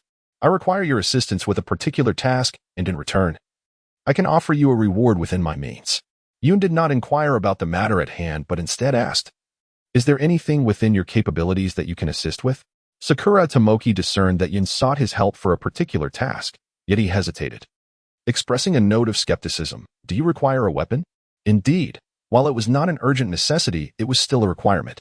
Upon hearing this, Sakurai Tomoki shook his head, stating, "I'm afraid I cannot assist you with that." "Why not? Crafting a weapon should be a simple task for you," Yun replied. Sakurai Tomoki shook his head once more, explaining, "While it is indeed straightforward to forge a weapon casually, I regret to inform you that now is not the appropriate time. I must devote all my energy to creating a weapon for an upcoming competition. Until that is accomplished, I cannot forge any additional weapons, and afterward, I will likely be unable to craft new ones for an extended period. Therefore, I sincerely apologize. If your requirements are not too demanding, I could have my apprentice forge one for you, though the wait may be somewhat prolonged." Chapter 113, The Secrets of the Crafting Ninja Village. Yun felt a tinge of disappointment. It was evident that Sakurai Tomoki's apprentice did not meet his expectations. However, Yun was not one to impose undue pressure on others. Unbeknownst to him, the craft of weapon forging entailed numerous intricacies. With a final glimmer of hope, he inquired, "Is there truly no possibility at all?" Sakurai Tomoki stroked his beard, responding with a hint of amusement. "Unless the weapon you wish to forge surpasses the level of what I am to create." It was clear that Sakurai Tomoki did not take this seriously. Before Yun could respond, Sakurai Tomoki continued, "Of course, that is impossible, unless you are aiming for a weapon of the caliber of the 7 ninja swords of the mist." This time, it was Yun who adopted a playful tone. Yet, Sakurai Tomoki remained skeptical, stating, "Although you have attained the rank of special jonin, your age is still quite young. Do you even know what the 7 ninja swords of the mist are?" The cloud did not respond, but instead produced the sealed scroll containing the remnants of the Thunder Fawn and the Sword of Thunder, handing it to Tomoki Sakurai. Tomoki, somewhat irked, retorted, "Are you not aware that I am not a ninja?" This left the cloud feeling rather embarrassed, for it had originally intended to astonish Tomoki with the contents of the scroll. In a moment of prideful oversight, the cloud had overlooked such a trivial detail. The scroll was unfurled, releasing the Thunder Fawn and the Sword of Thunder. The cloud then smiled, having achieved its desire to witness Tomoki's astonished expression. Once Tomoki regained his composure, he examined the Thunder Fawn in disbelief, while the Sword of Thunder remained unnoticed beside him. After a considerable pause, Tomoki set down the thunder fong and inquired of the cloud. Is the thunder fong insufficient to meet your expectations for a weapon? Yin shook his head and said, no, it's not that. I simply dislike the appearance of Leia, and dual blades do not suit me. However, if possible, I would prefer a weapon that surpasses Leia. Sakurai Tomoki did not consider this unattainable. Instead, he inquired, what kind of weapon do you desire? Yun felt a surge of joy in his heart. Realizing that Leia had indeed impressed Sakurai Tomoki, he gestured towards the remnants of the Thunder God's sword on the ground and remarked, if possible, I would like to combine the Thunder God's sword with Leia's abilities. Upon hearing this, Sakurai Tomoki chuckled and replied, you are quite greedy, but I must admit, I find this trade endearing. Is it feasible? Yun inquired. Sakurai Tomoki shook his head, responding, I cannot make any promises. There is a possibility of success, but it could also lead to failure. Even if we succeed, I cannot guarantee the outcome. However, should we fail, Leia would be utterly destroyed. Are you still willing to take the risk? Why not? Yun smiled. To me, Leia is akin to a useless object. If it has the potential to become useful, why would I hesitate to try? Very well, Sakurai Tomoki exclaimed, turning to Yun. Yun, since you are daring enough to wager, I shall stake my 20 years of preparation alongside you. 20 years of preparation? What do you mean? Yun asked, somewhat puzzled. Young man, do you truly believe that forging a divine weapon is a simple endeavor? For this grand competition, I have been meticulously honing my skills for 20 years. The only weapon of note I have crafted during this time is the Fian, and that was only due to my long-standing friendship with Sarutobi. Yin was taken aback and inquired further, is winning this competition truly of such significance? Sakurai Tomoki shook his head and replied, for a true craftsman, winning this grand tournament is merely secondary. The ultimate pursuit in life is to forge a genuine weapon. Cloud harbored some doubts regarding the attainment of enlightenment. If that is the case, why must one specifically journey to the land of artisans for forging? Surely, any place would suffice. It seems you truly know nothing at all. Yun was once again perplexed, pondering what exactly was known. Sakurai Tomoki, wearing an expression of realization, replied, allow me to explain it to you step by step. Yun nodded slightly. Sakurai Tomoki continued, the location of each country's ninja village is not a matter of mere chance. And the same holds true for the artisan ninja village. This entire village is constructed beneath an active volcanic range, with the eruption point not far from here at Takumi Mountain. The geothermal energy from this volcanic vein is exceptionally suitable for forging. Weapons crafted with this fire will significantly enhance both the success rate and quality. Over time, this place has become a gathering hub for artisans. The progenitor of the artisan ninja village, Kaimitsu, was merely one of the most capable craftsmen among them. However, this alone does not suffice to attract truly skilled blacksmiths. There are numerous volcanic veins across the world capable of such feats, and even some specialized furnaces can achieve similar results. Do you know why the competition is held every 20 years? After asking, Sakurai Tomoki glanced at Yun, who appeared to be distracted and with a hint of irritation. He exclaimed, hey, are you even listening? Yes, replied Yun. Sakurai Tomoki, growing more agitated, retorted, then why do you not respond when I pose a question? It's because I don't know, Yun replied. Don't you know how to express that you are unaware? I don't know how you could not know that my silence indicates my ignorance. 3 minutes later, breathless, Sakurai Tomoki said, you are quite something, kid. Yun wore an expression of innocence, yet inwardly reveled in a quiet delight.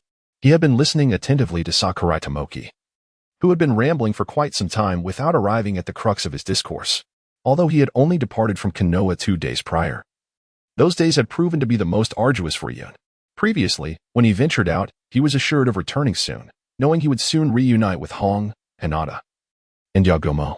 However, this time, he was acutely aware that it would be a long, long time before he could see them again, which weighed heavily on his heart, rendering him somewhat unlike his usual self.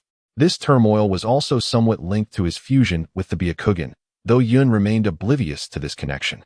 Sakurai Tomoki continued his exposition, and Yun grasped the essence of what was being conveyed. The volcanic veins beneath the Takumi ninja village were distinct from others, perpetually on the brink of eruption. However, due to a miraculous balance, eruptions were constrained to the mouth of Takumi Mountain. Every 20 years, there would be a 3-day cessation of eruptions, during which one could access the volcano's core directly through Takumi Mountain. After 2 decades of accumulation, a phenomenon known as the abyssal purple flame would manifest within the volcano's center. This flame was capable of melting anything, existing solely at the volcano's heart. Yet it proved to be extraordinarily effective for forging. Only through harnessing this flame could true divine weapons be crafted. Consequently, every 20 years, a new cohort of blacksmiths would journey there for forging, eventually evolving into a grand forging competition. This time, the revelation of the volcano's core was anticipated to occur in just 1 month's time. After some contemplation, Yun began to understand why the ancestors had urged him to embark on a distant journey. This world is replete with countless mysteries that remain unknown to him. In the absence of knowledge, comparison becomes impossible, and thus, the notion of strength is rendered meaningless. Observing Yun lost in prolonged thought, Sakurai Tomoki assumed that Yun was merely dazed and, in frustration, exclaimed, "Do you possess no respect for your elders, you little rascal?" Yun finally came to her senses, apologizing as she pondered over various matters. Sakurai Tomoki, realizing that Yun was genuinely deep in thought this time, refrained from chastising her once more. However, he couldn't help but retort somewhat sarcastically, "Now do you comprehend just how fortunate you are? You possess the finest blacksmith in the realm, one of the 7 ninja swords of mist, the sword of the thunder god, and on top of that, I have gathered materials for 2 decades. Coinciding perfectly with this rare occasion that occurs only once every 20 years. Chapter 114, Mizuki. Yun and Sakurai Tomoki conversed for quite a while, when suddenly Sakurai Tomoki patted his head and exclaimed, "After all this time spent talking with you, I completely forgot the most important matter." Upon hearing this, Yun recalled that Tomoki Sakurai had mentioned he had something to ask of him. He quickly inquired, "What was it that you wanted to ask me before?" Tomoki Sakurai, upon hearing Yun's question, appeared somewhat embarrassed. Noticing this, Yun felt a tinge of confusion. Moments ago, there was no sign of discomfort from Tomoki when he was about to speak. What could this matter be? After Yun inquired once more, Tomoki Sakurai responded to the question, mentioning that he had forgotten to tell you that he was ambushed by a hired ninja before arriving. Although he managed to escape to the Takumi ninja village, he regrettably left behind all the tools he had with him. Yun gazed at Sakurai Tomoki with incredulity, then inquired with a tone of skepticism, "Are you suggesting that the materials you have meticulously gathered over the past 20 years are all gone? I am quite pleased that you could arrive at this conclusion so swiftly. By the way, I must mention that the tools for forging weapons have also been lost. Without these, it is impossible to craft quality weapons." Yun gazed at Sakurai Tomoki with an expression of earnest admonishment, exclaiming in frustration, "Why are you still alive when everything is lost?" Sakurai Tomoki, taken aback, replied, "Why should I perish simply because I have lost my possessions? Is there not a notion that the loss of material leads to the demise of man? Such notions are the domain of ninjas, and I am no ninja. Do you not feel a sense of shame as a blacksmith for having misplaced your own hammer?" Yun pressed, "Remain calm, young one. If we have lost our belongings, we can simply forge anew. What good would it do for me to die? Is the essence of a blacksmith not to create a legendary weapon? Is that not a truth? Indeed, it is. Otherwise, why would I have devoted 20 years to my craft? If things are lost, how can one forge anew? But you are still here, are you not?" After a brief pause, Yun, panting, conceded, "All right. I admit defeat. Please tell me who has taken our belongings." At last, Yun understood why this individual had a close relationship with the third. Both were seasoned rascals. With a grin, Sakurai Tomoki remarked, "The youth of today seem to be increasingly inept." Noticing Yun's change in demeanor, he returned to the matter at hand, stating seriously, "Though I cannot be certain. The most likely culprit is Ono Daisuke. The reason being, among my possessions, there exists a material we both require, blood droplet stone. However, I alone possess a fragment of it, and he must have sought to seize it." Yun inquired with a hint of confusion, "What is this blood droplet stone?" "You wouldn't comprehend the details even if I elaborated. Just know that it is an essential element for the successful forging of your weapon. Without it, you might as well abandon the endeavor altogether. Do you understand? I grasp it thoroughly. If you had spoken in such a manner from the outset, would I have been vexed with you?" This statement further irked Sakurai Tomoki. "Tell me the whereabouts of Daisuke Ono," Yun stated with gravity. "The largest and most opulent establishment in the ninja craftsman village is where he resides. Await my news." With that, Yun departed. As night fell, Yun cast a light chuckle while observing the barrier enveloping Daisuke Ono's residence. During the day, Yun had conducted reconnaissance in the area and was surprised to discover that Daisuke Ono had only a single guard ninja. However, what truly astonished Yun was the presence of a chakra fluctuation emanating from Daisuke Ono, which, to be precise, felt somewhat different from chakra. This revelation instilled a sense of caution within Yun. A barrier enveloped the estate, but Yun discerned that it merely served to detect intruders. A testament to the master's unwavering confidence. Such a barrier could not possibly hinder Yun. Whether through the formidable prowess of his blood-red eyes or the pervasive reach of his mental energy, it was beyond the simple detection of this barrier. However, Yun chose not to exert such abilities. With a mere thought, the blood-red eyes manifested before him, surging into the barrier. Concurrently, outside Daisuke Ono's residence, the guarding ninja respectfully reported, "My lord, a ninja has entered the barrier. Judging by the chakra, it appears to be a J-nin." From within the room, a calm voice of Daisuke Ono responded, "A J-nin? With your strength, that should pose no challenge." The ninja known as Ice retained his respectful tone. Yet an air of powerful confidence emanated from him. "Very well, my lord, I shall take care of it," he declared before departing. Once again, Daisuke Ono's chamber fell into silence. Naturally, the blood-red eyes could not be detected by the barrier. This was intentional on Yun's part. He had commanded them to lure and eliminate the enemy, and it was evident that Yun's objective had been achieved. In the courtyard, the blood-red eyes confronted the ninja named Ice. They stood opposite each other, engaging in the first exchange without a word, launching into their initial clash with full force. The blood-red eyes initiated the attack with a Rasengan. Ice quickly recognized the formidable nature of the technique and retreated hastily, yet his expression remained composed. Ice release, shattering ice crystals, he executed. Without any visible hand seals, shards of ice surged toward the blood-red eyes. In response, the blood-red eyes halted their advance, driving the Rasengan downward, shattering all ice that threatened to touch him and leaving a large crater in the ground. Neither combatant pressed the attack further. The blood-red eyes spoke in a somewhat dazed tone, a ninja of the Mizuki clan. Strictly speaking, the blood-red eyes had lost their autonomous consciousness, relying solely on instinct in battle, thus adapting well to many circumstances. However, this was merely a shadow of Yun, and all that the blood-red eyes perceived would be conveyed back to Yun upon his return to his body. In essence, a remnant of Yun's consciousness lingered, typically dormant, awakening only when events stirred a ripple in his awareness. At that moment, it was clear that Yun's consciousness had indeed awakened. The ninja known as Ice coldly remarked, "A remnant ninja of the Mizuki clan, Mizuki Ice. Your strength is commendable. I shall acknowledge your name." The blood-red eyes nodded in acknowledgement, sinking once more into silence. Meanwhile, outside, Yun sensed the awakening of his own consciousness. Although curious, he remained uncertain of the situation due to the absence of the blood-red eyes. Feeling the time was right, he proceeded toward Daisuke Ono's direction, without enveloping himself in mental energy as he deemed it unnecessary. "You have companions," Mizuki Ice stated to the blood-red eyes. The blood-red eyes offered no reply, and Mizuki Ice swiftly launched an attack. This time, his left hand, previously concealed within his sleeve, emerged. Had it been Yun, he would have surmised that the earlier technique was executed with a one-handed seal, but the blood-red eyes were oblivious, relying solely on instinct and full utilization of their strength. Chapter 115, The Warrior and the Grief of Mizuki. At the entrance to Daisuke Ono's room, Yun and Daisuke Ono locked eyes. For the first time, Yun beheld the visage of the famed blacksmith, an ordinary middle-aged man, yet his gaze conveyed an immense confidence. Yun confirmed his assessment. This individual should not be underestimated. "You are quite astute," Daisuke Ono said calmly to Yun. Yun smiled and said, "How should one interpret this? The barrier set in the courtyard is not particularly formidable. Judging by your demeanor, it is evident that you have come prepared. Evading the barrier should not pose a significant challenge for you. Yet, you have chosen not to do so, clearly intending to instill anxiety in Bing and create an opportunity for your companions."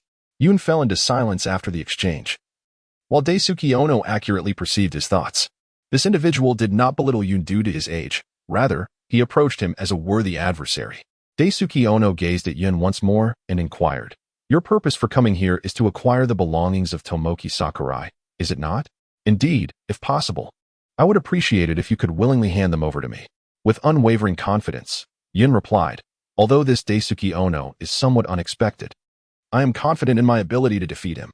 The sole reason I chose to grant him this opportunity is that he is the first person who has not underestimated me." Daisuke Ono shook his head, saying, "I can see that you possess confidence. It is not my intention to engage in battle with a ninja of your caliber. However, since your objective pertains to those items, there is no room for negotiation. I can only inform you that they contain something I deem essential. My sincerest apologies, for they also contain something I require," Yun retorted, adopting an offensive stance. Opposite him, Daisuke Ono produced a knife from an unknown source, though it remained sheathed. The clouds were somewhat taken aback. Initially, when they sensed the chakra of Daisuke Ono, there was an unmistakable difference. Now, they have finally discerned the source of this peculiarity. Daisuke Ono is not a ninja, but a samurai. Daisuke Ono is. Yun had seen only one true warrior to date, having previously only heard tales of their existence. The chakra of a warrior, to be precise, is not chakra at all, but a force known as chi, which possesses no elemental attributes yet wields immense destructive power. However, its generation is exceedingly arduous, leading to a gradual replacement by ninjas. This does not imply that warriors are inferior to ninjas. Some seemingly frail warriors can, through sheer conviction, vanquish foes many times their strength. At this moment, Yun began to regard Ono Daisuke with newfound seriousness. Instead of opting for a wait-and-see approach, Yun launched a direct assault. He refrained from engaging in close combat or a one-on-one challenge, instead swiftly creating 3 shadow clones that attacked Ono Daisuke from various angles. Yun did not believe that his current taijutsu could match that of a high-ranking warrior wielding a sharp blade. All 4 of Yun's attacks were effortlessly deflected by Ono Daisuke's unsheathed sword. While Yun's strength was commendable as a blacksmith, Ono Daisuke's power was evidently superior. Consequently, Yun employed a strategy focused on speed. Without a doubt, Yun's speed ranked among the finest in Konoha, surpassing even that of Lee. Yet, against Ono Daisuke, it proved ineffective. Though Ono Daisuke's speed was not remarkable, his speed of drawing the blade was astonishing, akin to a bolt of lightning, instantly countering Yun's attacks from all directions while still having the capacity to launch a counteroffensive. In an instant, one of Yun's shadow clones was struck and vanished. Both combatants paused simultaneously, exchanging glances once more, this time with 8 eyes instead of 2, their positions reversed. Yun did not appear disheartened by the loss of a shadow clone, nor did Ono Daisuke exhibit any arrogance. Both remained calm, waiting for the other to reveal a flaw. Yun chose not to employ ninjutsu again, as doing so at such close range would provide the opponent with an opportunity to exploit. For a moment, the battle fell into a profound silence. In stark contrast to the stillness surrounding Yun, the battle involving Blood Eye Yun had reached a critical juncture. The battlefield had transformed into a realm of ice, with Blood Eye Yun encircled by walls of ice. Shadows of Mizuki ice flickered upon the icy barriers, appearing and vanishing in an instant, eluding detection. Blood Eye Yun stood poised, awaiting the perfect moment to strike, while Mizuki Knight, seemingly cautious, refrained from launching a direct assault. At last, Blood Eye Yun made his move, unleashing a powerful surge of electricity towards the shadow of Mizuki ice. The walls of ice shattered under the assault. Yet none struck Mizuki ice. The relentless barrage of ice walls and illusions crumbled, only to be replaced by new ones, as if the cycle would never end. Ultimately, Blood Eye Yun's Chidori began to lose its initial brilliance, halting before the last ice wall bearing Mizuki Ice's shadow. The wall collapsed, yet the illusion did not dissipate, indicating the presence of the true body. Perhaps by coincidence or design, both Chidori and Mizuki Ice's crystal mirror technique reached their limits simultaneously. At that moment, Blood Eye Yun smiled, and Mizuki Ice smiled in return. As the Chidori in Blood Eye Yun's right hand vanished, his left hand formed a Rasengan directed at Mizuki Ice. Without a hint of alarm, Mizuki Ice smiled at Blood Eye Yun, declaring, "You have lost." Secret technique, feather transformation. Just as the words left his lips, Mizuki Ice's hand made contact with Blood Eye Yun's body. However, the instant his hand touched Blood Eye Yun, the gentle smile faded from his face, replaced by disbelief as he absorbed the force of Blood Eye Yun's Rasengan. Lying on the ground, Mizuki Ice asked Blood Eye Yun in bewilderment, "Why? Why is there no moisture in your body?" Blood Eye Yun did not respond. It was not that he did not wish to, but rather that he could not. Yun's consciousness had yet to awaken, leaving Blood Eye Yun unable to answer. Naturally, human bodies contain moisture, and in ample quantities, Yun was no exception. However, Blood Eye Yun was not Yun. Strictly speaking, he was not even human. He was merely a shadow of a person named Yuhi Yun. And one might even label him a puppet. Thus, Blood Eye Yun's body contained no water, none at all. As Mizuki Ice departed this world, he carried with him an unanswered question, leaving in a state of tranquility, not only because he had failed to repay his debt to Ono Daisuke, but because death, for him, was a form of liberation. Finally, he could walk no longer in solitude upon the icy expanse, freed from the confines of the same haunting dream. In that moment, Mizuki Ice envisioned his parents waiting at the edge of the ice, surrounded by his kin, living and laughing, devoid of bloodshed, only purity. At that instant, Mizuki Ice looked at Blood-Eye Yun and smiled. Yet Blood-Eye Yun could not return the gesture. Chapter 116. Muramasa engrossed in their duel. Yun and Ono Daisuke were oblivious to the developments involving Blood-Eye Yun. However, both sensed simultaneously that the stalemate had been broken.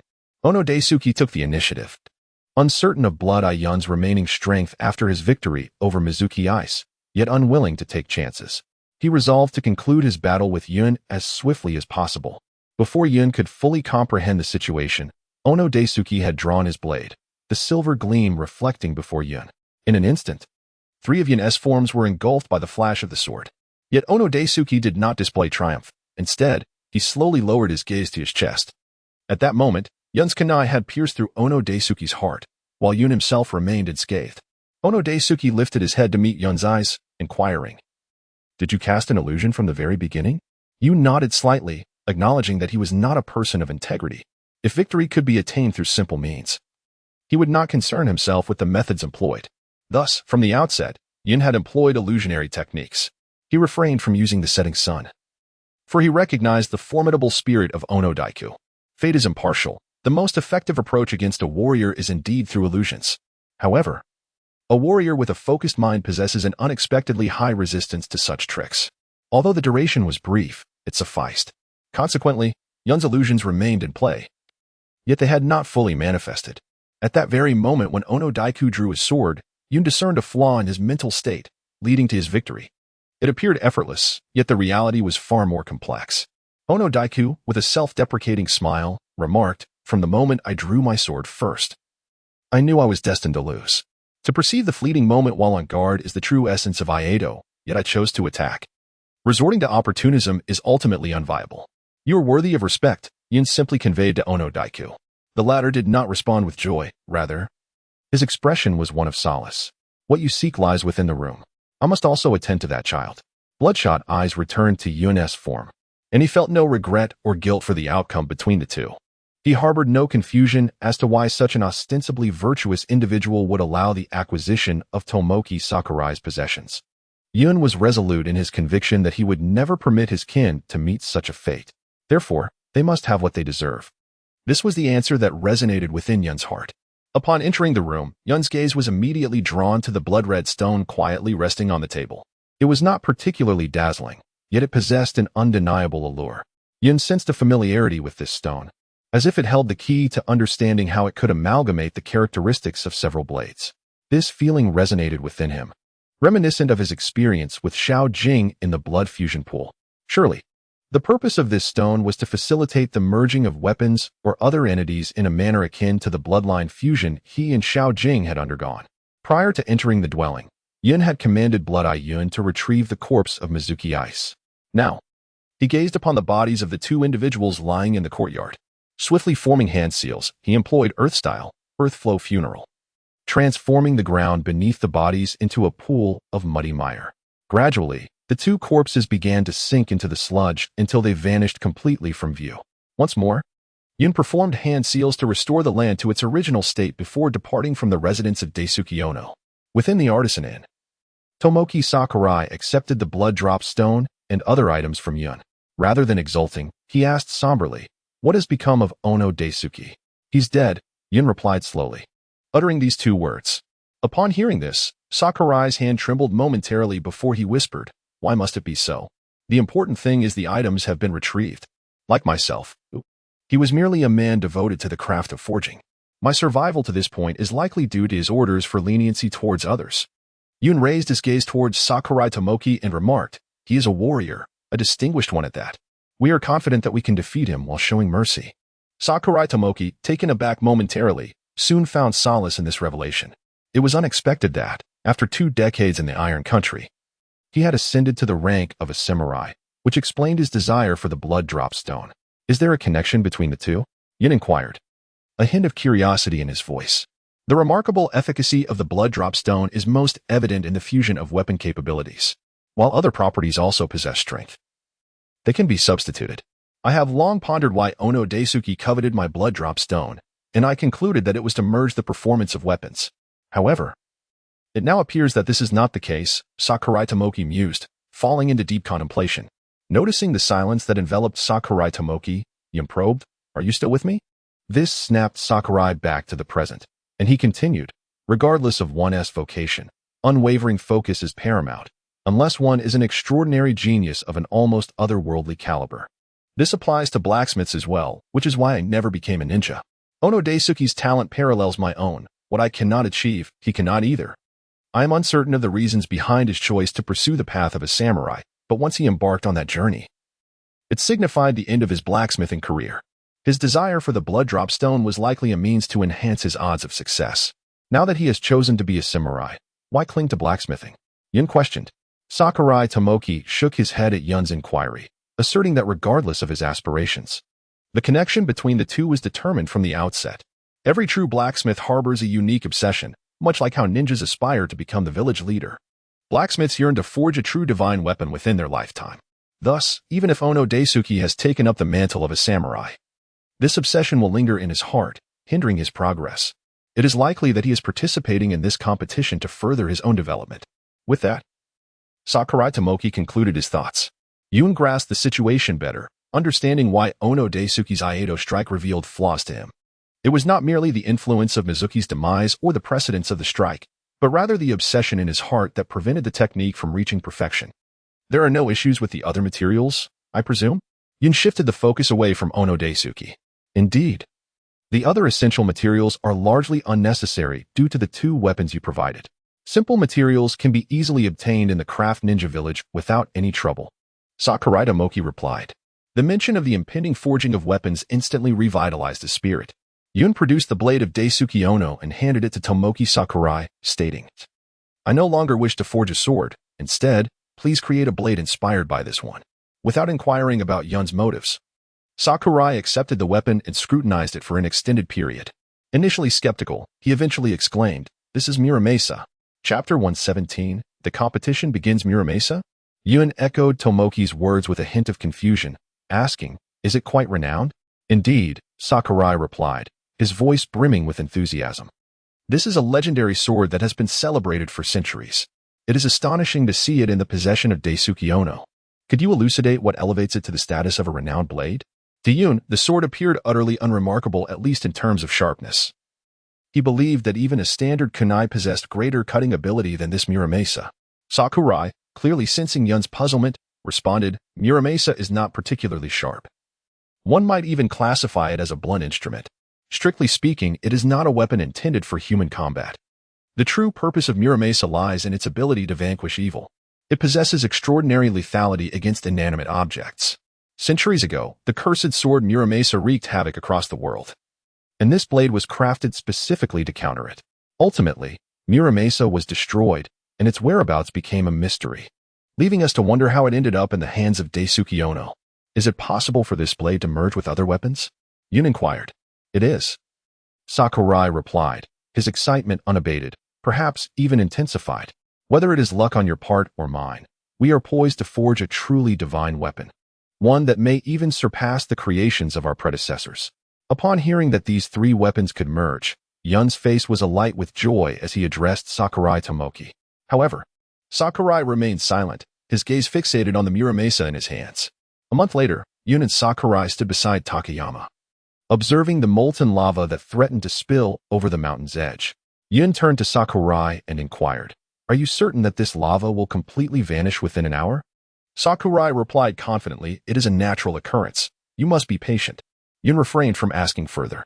It was not a lack of patience that held him back, but rather the peculiarity of the situation, leading him to marvel at the wonders of nature. As others approached to greet Sakurai, he merely nodded in acknowledgement. Yun had come to genuinely believe in the remarkable forging skills of this somewhat lascivious yet audacious older man. Before an hour had elapsed, Yun sensed the slow movement of the magma beneath the earth, signaling that the competition was imminent. Finally, the subterranean lava ceased its flow, and the magma at the valley's mouth completely dissipated. At that moment, the host on stage proclaimed loudly that the biennial Takumi God competition had officially commenced. The rules of the event were straightforward. Each craftsman was to present their finest creation from the past 20 years for all to behold. The individual deemed the best by consensus would be crowned the Takumi God of the last 2 decades. The competition was set to last 3 days.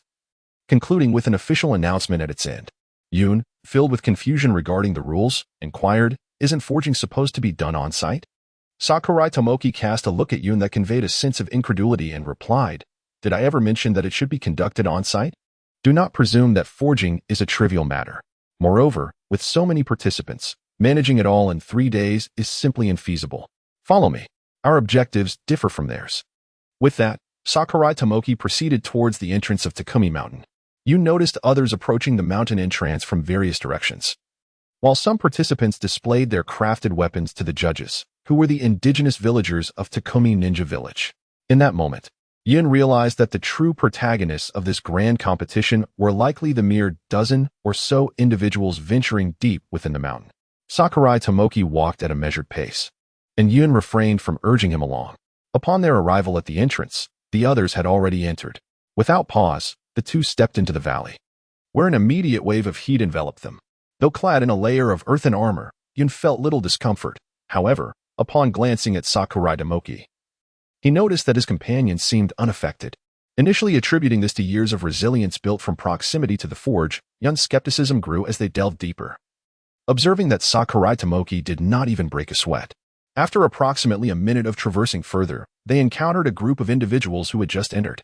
Upon recognizing Sakurai Tomoki, one of them respectfully addressed him as Master Sakurai before returning to their tasks.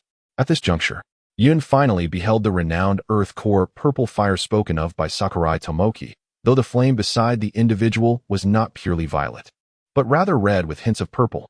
Nevertheless, Yun could already sense the intense heat emanating from it. Continuing their descent, they discovered several locations conducive to extracting the purple fire, each manned by a blacksmith and their assistant. Some greeted Sakurai Tomoki, while others did not. As they ventured deeper, Yun observed that the purple hues of the flames intensified, culminating in the final group they encountered, where the red flames had vanished entirely, transforming into a vibrant purple. This marked the first instance of Sakurai Tomoki taking the initiative to greet someone. "The location you selected is quite commendable," Sakurai remarked. The individual known as Taigata responded with a hint of regret. "It is not my preference to be here, but my abilities are limited to this extent. If I were to venture further, my old bones would not endure. How about you? Are you untroubled?" To which Sakurai Tomoki replied, "I should manage the next layer without issue." Having spoken, he departed with Yun. At that moment, Yun was quite disheartened. Sakurai Tomoki had not even inquired about his well-being. It is worth noting that in order to maintain his body temperature amidst such sweltering heat, Yun had already layered several levels of chakra over his earth armor. At the level beneath his hand seal, where the core of the purple flame resided, Sakurai Tomoki halted, beginning to arrange various forging tools that he had prepared in advance. Yun, on the other hand, retrieved Muramesa, the Sword of Thunder, and Thunderfang from his scroll. Once Sakurai Tomoki had completed his setup, Yun could no longer contain his curiosity and posed a question. "How is it that you can endure such intense heat without breaking a sweat?" Instead of responding, Sakurai Tomoki produced a crystal-clear stone from his possession. Despite the oppressive heat, the stone radiated a chill. "What is this?" Yun inquired. "This is a mineral I stumbled upon during my travels long ago. With its presence, I can endure this environment for 3 days. Otherwise, I could manage no more than the level of the hand seal." Yun once again marveled at the wonders of time in all things, and inquired of Tomoki Sakurai, "You do not possess 2 stones, do you?" "It is a matter of nature. To acquire even one such stone is a miracle, let alone 2. Yun, slightly vexed, remarked, "What am I to do? I have no confidence in enduring such an environment for 3 days without being boiled alive." In response, Sakurai Tomoki chuckled and said, "Of course, you won't be required to stay here for 3 days. In truth, all you need to do is come to fetch me on the 3rd day, for by then, I shall lack the strength to leave on my own. Bringing you along is merely to familiarize you with the route." Yun felt a sense of relief upon hearing this explanation, realizing that the old man, Sakurai Tomoki, never inquired or divulged much information. Yun had placed all the food and other items he had prepared beforehand, and urged Sakurai Tomoki to leave. Yun did not insist on remaining there, and upon his return, he discovered that the other blacksmiths had also departed, realizing that everyone's circumstances were quite similar. Chapter 118. Farewell to Orochimaru. 3 days later, Yun stood at the entrance of the Forge Mountain, his expression somewhat grave. This was not due to concerns about the successful forging of the ninja blade, but rather because of another matter. The past couple of days had been rather pleasant for Yun in the ninja blacksmith village. His time was spent either training or checking on Sakurai Tomoki's progress. In fact, the forging of the ninja blade had been proceeding exceptionally well, with no unforeseen incidents up until yesterday, when Sakurai Tomoki assured Yun that it would be completed without issue. This morning, as Yun passed by the residence of Ono Daisuke, he sensed something amiss and ventured into the courtyard to investigate. To his dismay, he discovered that the bodies of Ono Daisuke and Mizuki Hayako were missing. A wave of unease washed over him in the past 2 days. He had not sensed any powerful ninjas arriving in the ninja blacksmith village. However, the individual capable of retrieving the bodies of Ono Daisuke and Mizuki Hayako must undoubtedly be a formidable ninja, particularly skilled in earth techniques. Thus far, the only one Yun had not detected was Orochimaru. If this was not a mere coincidence, it could only imply that this ninja was exceptionally powerful. Consequently, Yun arrived early at the entrance of Forge Mountain today. Based on his analysis, the person who had taken the bodies of Ono Daisuke and Mizuki Hayako would likely be after the Blood Drip Stone or the Murakumo Blade. Unfortunately, both items had already come into Yun's possession, and they were indispensable to him. Today marked the final day, and failure was not an option. It had been inconsequential until he acquired the Murakumo Blade, which had since become essential to him. As the day transitioned from morning to noon, and then from noon to afternoon, individuals continued to emerge from Forge Mountain, each armed and eliciting gasps of admiration from the onlookers. By the time a figure named Tagata emerged, the sun was nearly setting, yet there was still no sign of Sakurai Tomoki. Unable to wait any longer, Yun finally decided to enter the depths of Forge Mountain. Yun encountered the pallid-faced Tomoki Sakurai, whose visage was marred by a deep frown, and inquired, "What troubles you?" "I apologize," Tomoki Sakurai replied, lowering his gaze. "Have you failed?" Yun asked, observing the guilt etched upon Tomoki's features. "Though I have not failed, the outcome is hardly different." He lamented. "What do you mean? Please elucidate," Yun urged, a hint of urgency creeping into his voice. Tomoki Sakurai continued, "Until yesterday, when you arrived, I was confident that today I would succeed in forging. However, upon attempting to melt Muramasa yesterday afternoon, I realized I had grossly miscalculated. The amalgamation of 2 blades is entirely distinct from that of 3. The increase in time is not a simple sum, based on my previous estimates. It will take at least another month to achieve complete success. Is there no alternative?" Yun asked, his countenance slightly troubled, yet maintaining a semblance of calm. Forge masters often imbue their creations with vitality by infusing their own blood into the forging pool, which can indeed expedite the process. However, the caliber of this blade is exceedingly high. I have attempted several times today to inject my blood into the forging pool, yet the reaction has been almost negligible. In fact, the blade seems to reject my blood altogether, rendering any effort futile, even if I were to sacrifice all my blood for this endeavor. The cloud has discerned the reason behind Tomoki Sakurai's pallid complexion. Gazing at the sword standing upright in the forging pool, the cloud remarked, "Let us test my blood. There is nothing to be cautious about, is there?" In response, Tomoki Sakurai said, "Typically, one should not absorb the blood of multiple individuals simultaneously. However, since my blood has not been absorbed by this blade, it remains permissible." With a lingering sense of hope, Yun allowed his blood to drip down the hilt of the blade. To his astonishment, the moment his blood touched the weapon, it burst forth in a brilliant radiance, swiftly consuming his essence within its depths. Confused by this phenomenon, Yun turned to Sakurai Tomoki, only to find him engulfed in shock. He inquired, "What is happening?" It was only then that Sakurai regained his composure, grasping Yun's hand with fervor, exclaiming, "It is working. Keep going, continue to let it flow." Elated by Sakurai's response, Yun suppressed his joy and persisted in letting his blood fall upon the blade. One drop after another was absorbed, and as time passed, Yun's expression shifted from delight to a hint of resignation. Unbeknownst to him, Sakurai's face transformed from joy to astonishment, ultimately settling into a state of disbelief. Cloud dripped a few drops of fresh blood, until the entire surface of the blade was completely enveloped in his crimson essence. Only when his blood fell into the forging pool did he cease the act of bleeding. It was then that Cloud noticed Tomoki Sakurai beside him. Observing that Sakurai remained motionless, Cloud inquired, "What is the matter with you?" Sakurai snapped back to reality, gazing at Cloud with an expression that seemed to question his humanity, incredulously exclaiming, "Just how immense is your potential?" "What do you mean by that?" Cloud pondered, as Sakurai's words brought to mind the numerous exclamations of the progenitor. Yet, the progenitor had never elaborated much on the matter. Hearing Sakurai's remark, Cloud finally voiced a question that had long lingered in his mind. Sakurai pointed at the blade and addressed Cloud, stating, "The fact that this sword can accept your blood indicates that your potential is sufficient to wield it. However, the ability of your blood to cover its surface signifies that your potential has exceeded what this blade can endure. This is an unprecedented occurrence, in my estimation. You are destined to attain at least the rank of a shadow, as your introduction by Sarutobi has proven to be quite extraordinary." Yin listened to Sakurai Tomoki's words with a sense of helplessness. He had hoped to glean something of value from him, yet he found himself empty-handed once more. He inquired, "Does this mean the sword can be retrieved today?" Sakurai Tomoki, glancing at the sword, replied confidently, "Absolutely. At this rate, we shall reclaim the sword shortly." This was indeed the most uplifting news Yun had received that day, and his face radiated joy. Just then, the sword emitted a brilliant light. After the brilliance faded, Yun noticed that the blood, which should have been absorbed by the forging pool, had returned to the sword, prompting him to look questioningly at Sakurai Tomoki.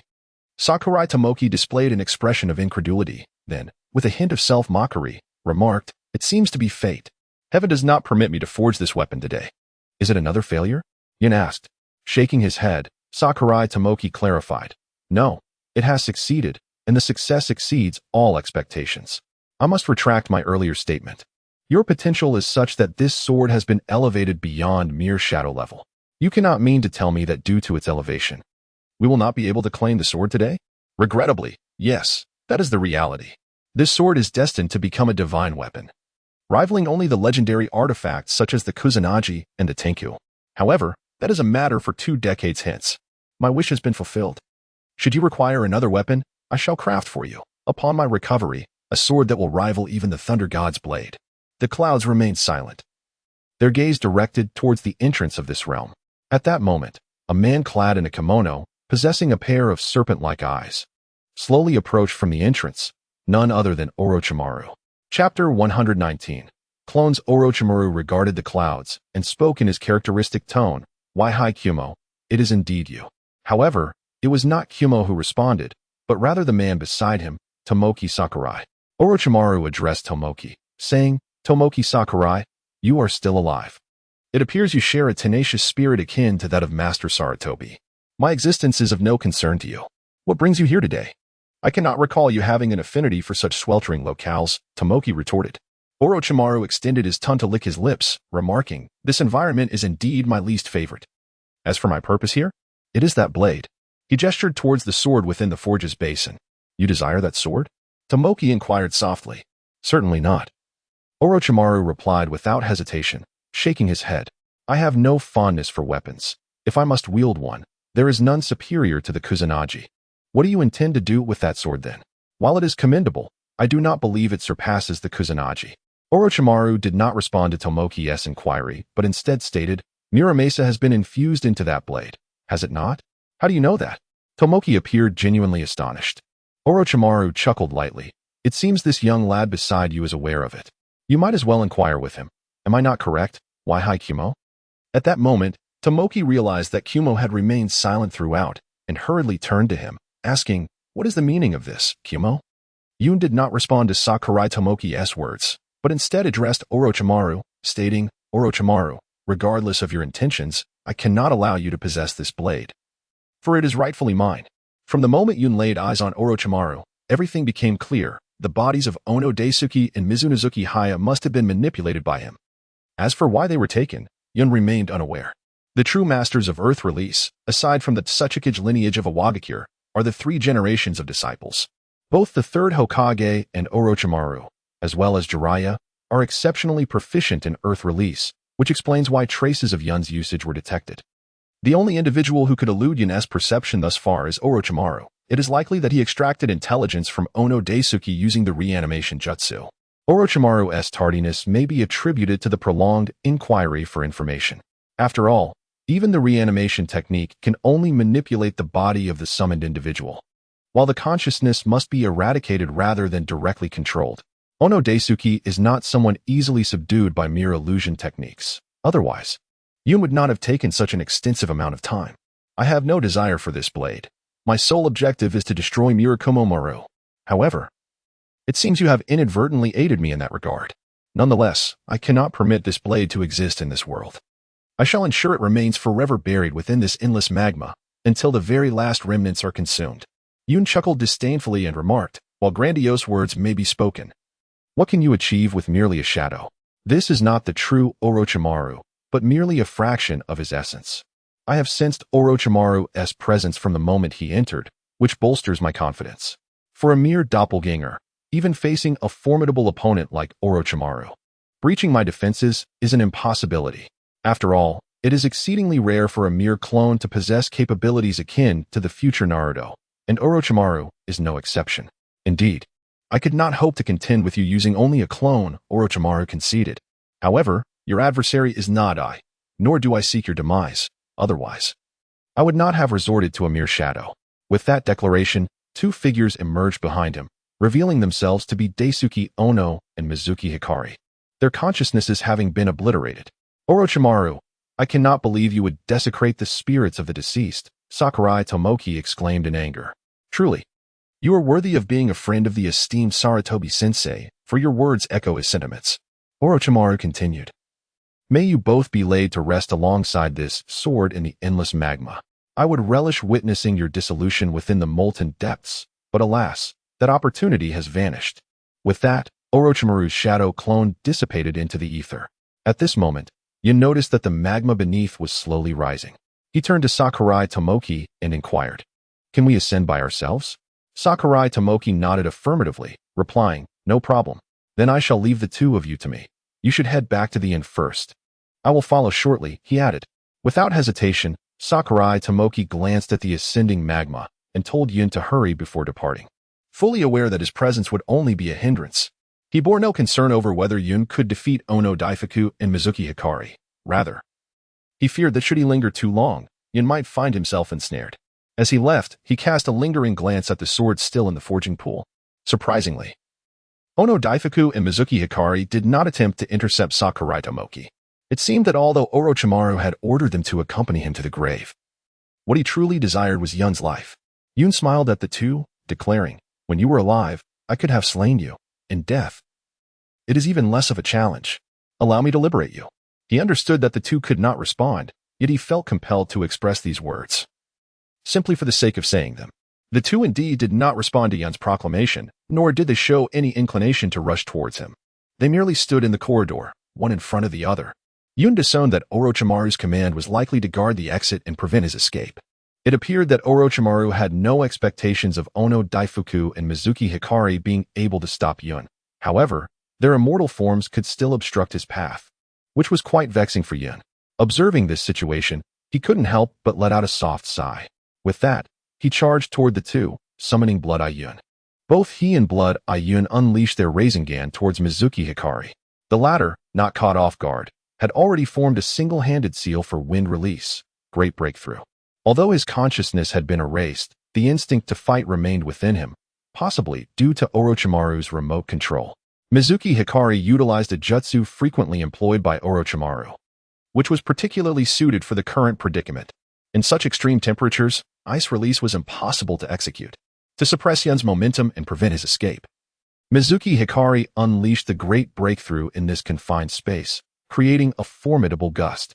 What should have been a powerful wind assault instead resembled a mere wind ball. Yet, Yun remained unfazed. The Rasengan they conjured was no ordinary one, but rather a Tai Chi Rasengan. Just as the wind ball was about to strike the two, Yun and Blood-Eye Yun's Rasengan merged, forming the most potent Tai Chi Rasengan, which effortlessly shattered the wind ball and subsequently obliterated Mizuki Hikari's form. Surging unimpeded towards Ono Daifuku. With bated breath, Ono Daifuku executed a draw cut with an unknown blade, this time initiating it while on guard. Although his consciousness was absent, this instinct granted his strike far greater power than before.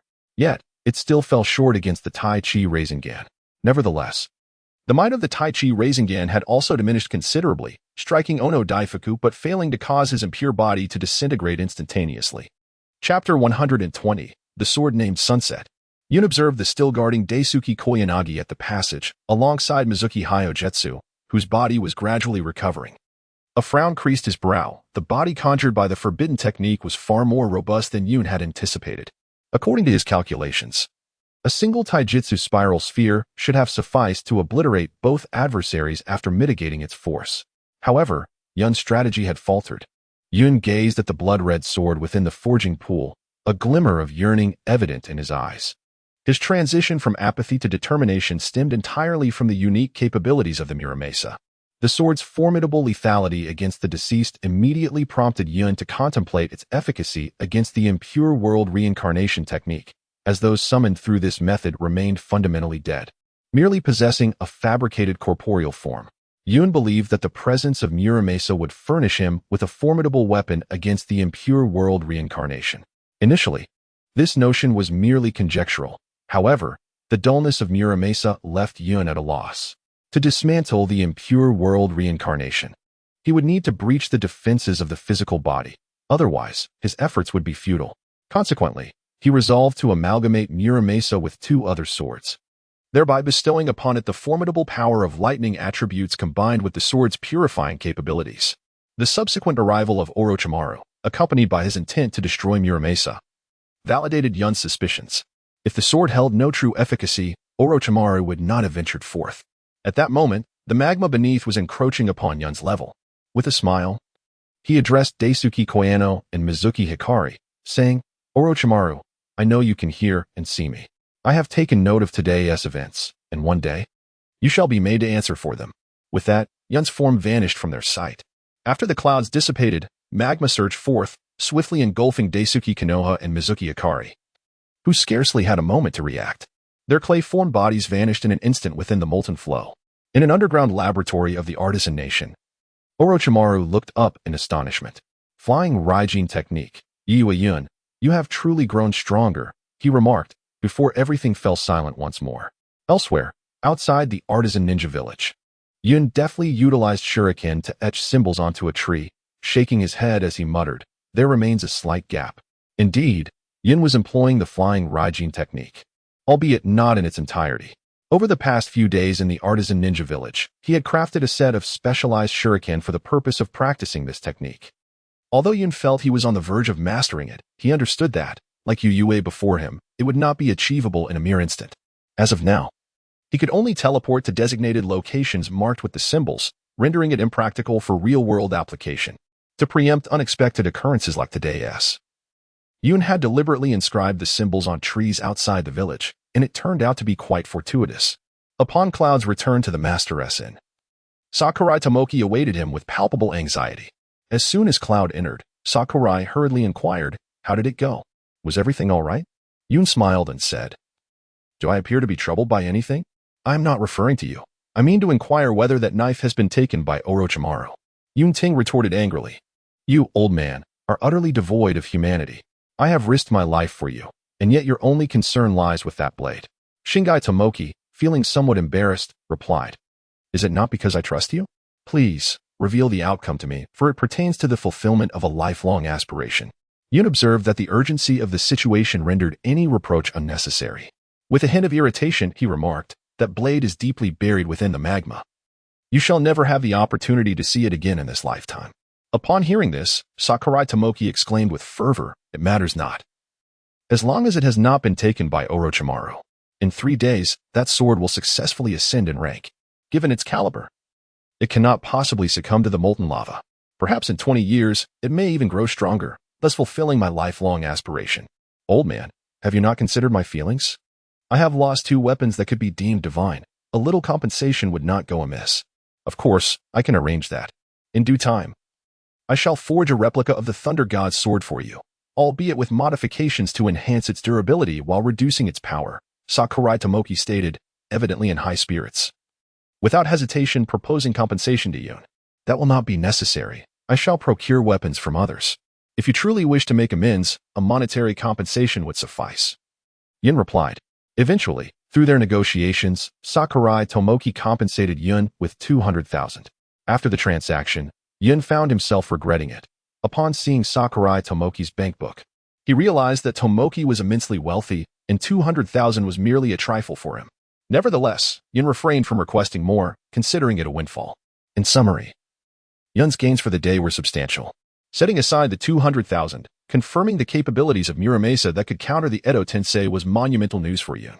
As for the sword within the magma, it might be an insurmountable challenge for others, but for Yun, it posed no difficulties at all, thanks to his possession of the little mirror. The champion of the artisan god competition was also determined to be an elder named Tagada. Yet all of this bore no significance for Yun. The following day, Yun bid farewell to Sakurai Tomoki at the village's entrance, as ninjas from Konoha were to escort Tomoki back to the Hidden Leaf village. "Are you certain you will not return?" Sakurai Tomoki inquired of Yun. "Naturally. My purpose for leaving the village was to undertake training.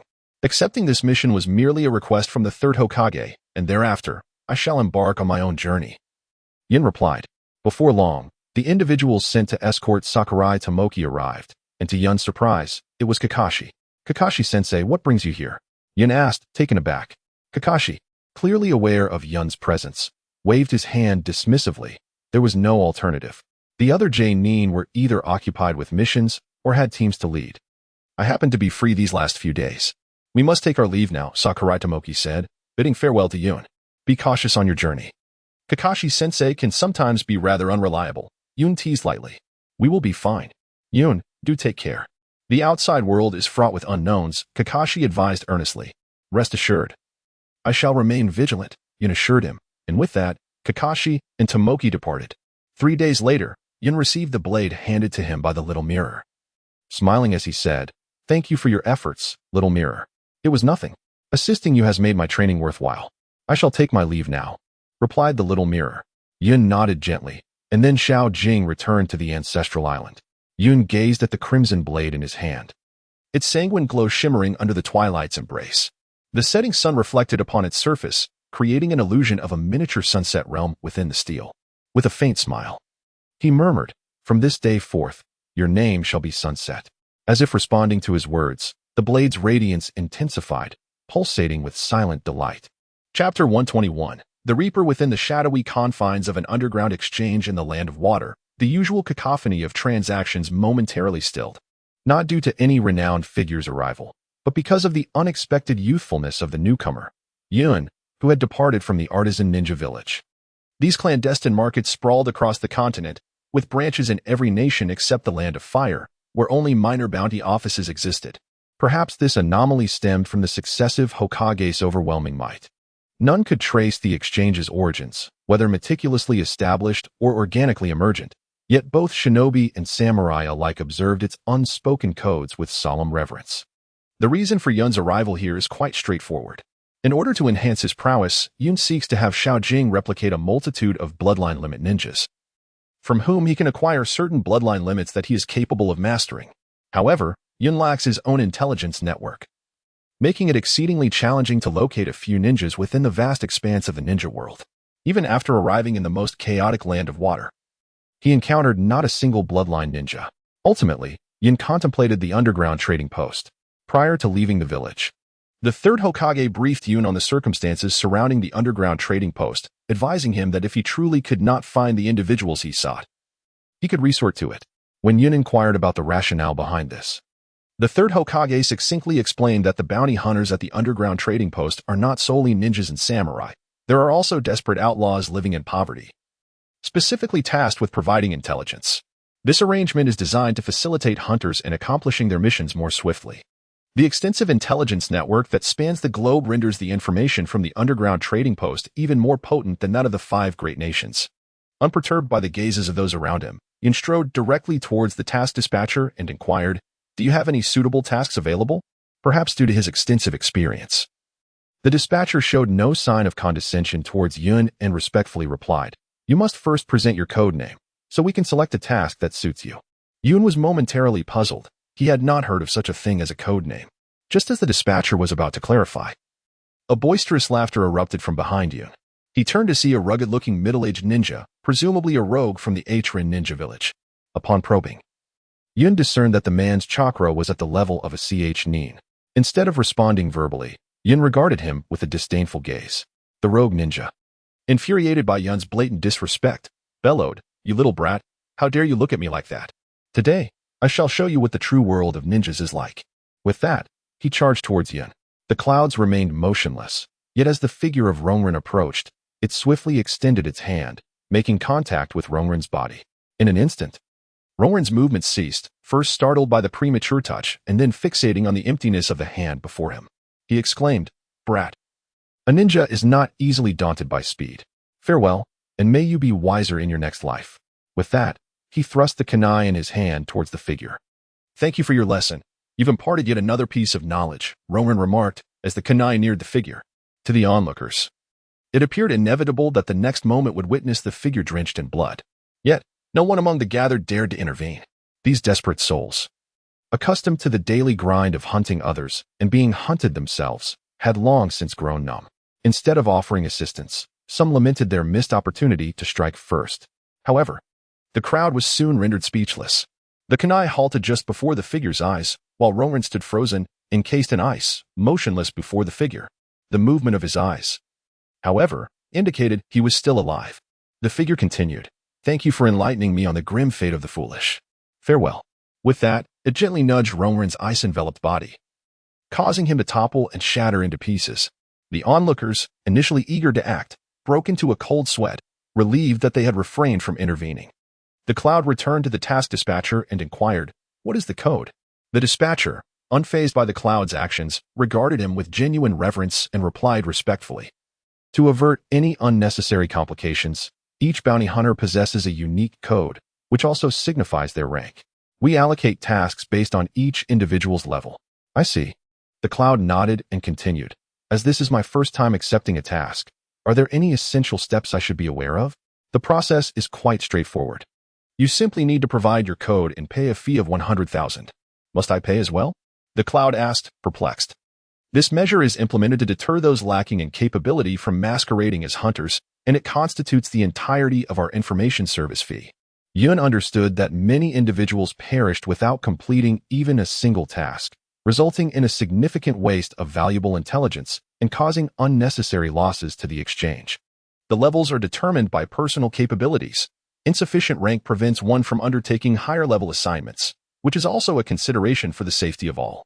Newly registered individuals are classified as D-level, while the highest rank is S-level. Yun furrowed his brow, contemplating the notion that if he needed to undertake tasks to elevate his rank, it would be an immense waste of time, utterly contrary to his original intentions. The task issuer, sensing Yun's dissatisfaction, promptly added, "Of course, you need not do that." This piqued Yun's curiosity.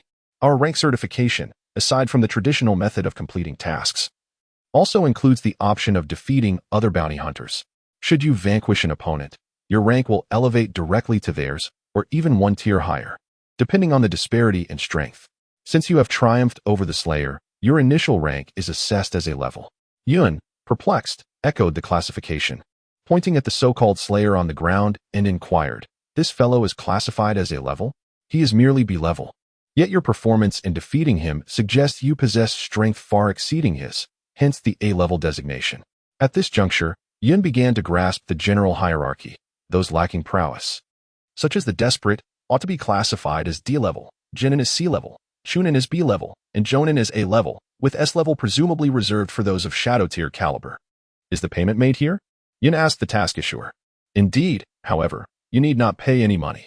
The bounty for the Slayer is precisely 100,000. You merely need to inscribe your code on this report." With that, the issuer handed Yun a piece of paper. Yun chuckled lightly and remarked, "I never anticipated that this fellow would possess such unexpected value. It certainly alleviates my burdens." As she spoke, Yun took possession of the report, which contained little useful information. The sole blank space was reserved for the code, while all other classifications and levels had already been completed. Yun pondered for a moment, then glanced at the fallen Slayer and remarked with a smile, "Since this fellow is called the Slayer, I shall be known as the Fatalist." With that, he inscribed the 3 characters for Fatalist in the blank space. Chapter 122. A Year on a Morning in Konoha. Tsunade scrutinized the documents handed to her by the 3rd Hokage for a considerable time. After perusing them, she set the papers down and inquired, "Old man, why have you asked me to review this?" The 3rd Hokage took a deep draw from his pipe, exhaling slowly as he replied, "Do you not find that this Fatalist bears a striking resemblance to an individual we know?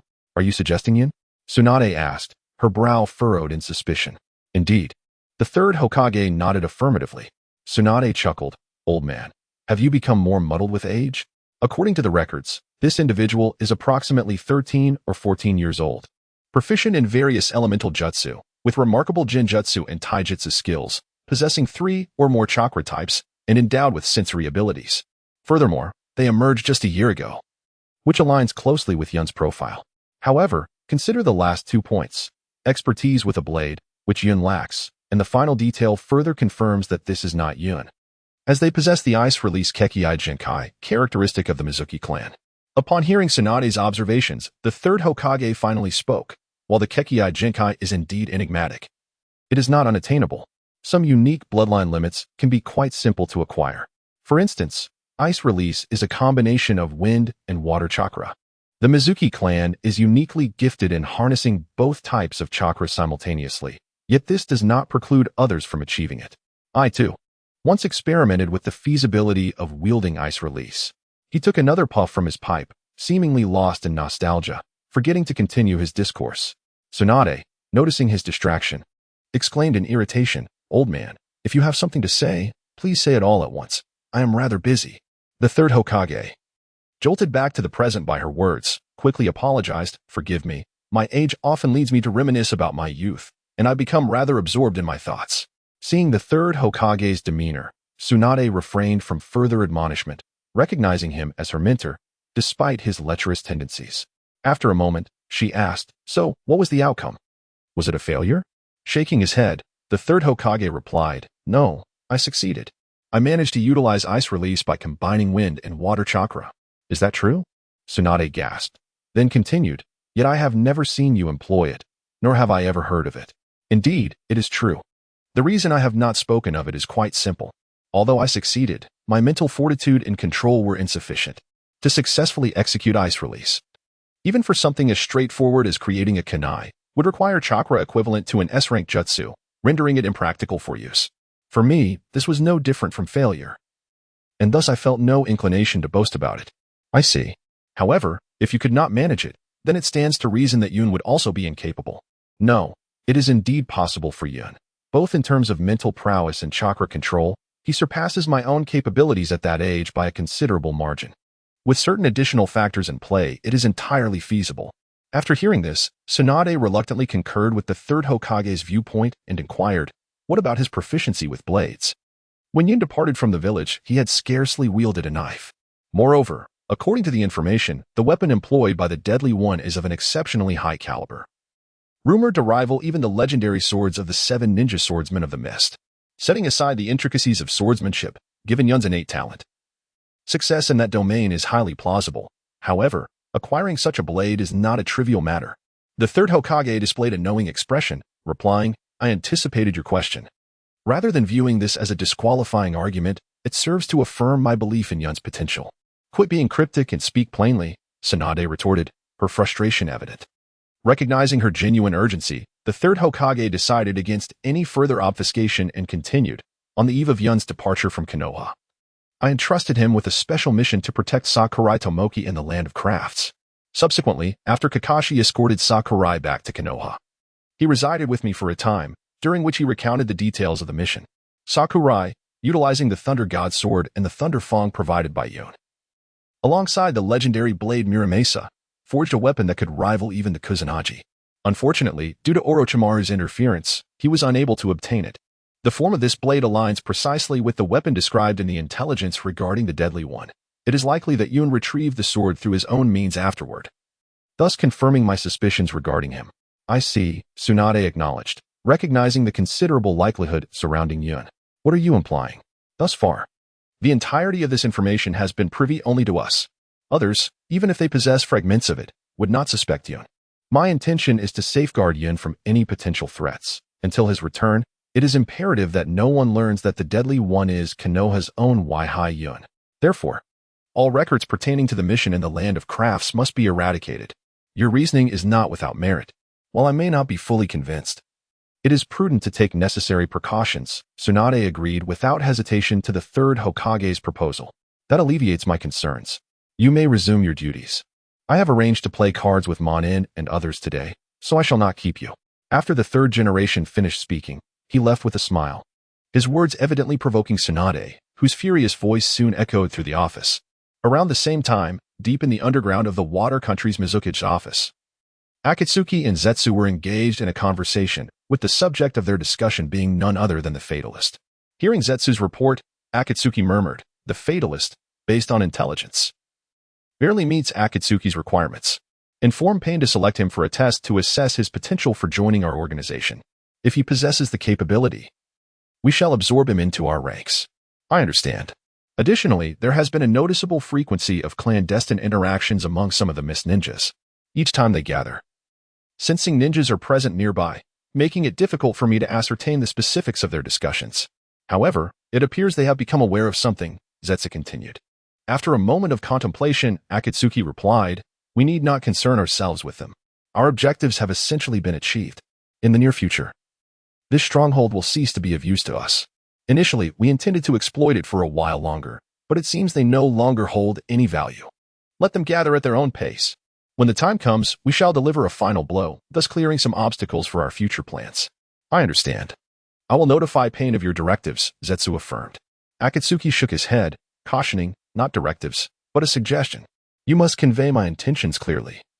For Pain remains crucial to us, and we must not allow petty matters to create discord." Understood, Zetsu replied before vanishing into the depths below. Chapter 123, The Hot Spring 1. At that moment, our protagonist, Yuhi Cloud, was indulging in a hot spring in the Land of Thunder, blissfully unaware that he was being watched. Over the past year, Cloud had undertaken numerous high-level missions at the underground trading market, achieving a perfect completion rate that elevated his rank to S-class, making him quite renowned within the underground circles. However, Cloud found himself somewhat disheartened by the scarcity of bloodline limit ninjas, most of whom belonged to the 5 major nations, targets he could not pursue for the time being. The number of individuals whose information could be procured by the underground trading market was lamentably low, and those who exhibited chakra attribute variations were virtually non-existent. Thus, despite discovering some bloodline limits, none were suitable for Cloud's use. After 6 arduous months without any fruitful discoveries, Cloud abandoned his quest for the elusive bloodline limit users and devoted himself to honing his swordsmanship and various elemental ninjutsu to refine his strength and enhance his practical experience. He accepted missions approximately every month. Time passed, and after another 6 months, Cloud believed his capabilities had matured sufficiently. He relinquished any further pursuit of the unknown bloodline limits and resolved to target the bloodline ninjas of the 5 major nations, with his first destination being the Land of Thunder. Yun meticulously reflected upon the locations associated with the bloodline limits related to chakra transformations that still lingered in his memory. Among them, the crystal release, an advanced form of water release, was possessed by Honglian, a subordinate of Orochimaru. This should have been the easiest to acquire, however. The passage of time had dulled Yun's recollection of Honglian's whereabouts. Over the past year, Yun had traversed the land of Rice and its neighboring nations. Yet his search yielded no results, compelling him to relinquish hope.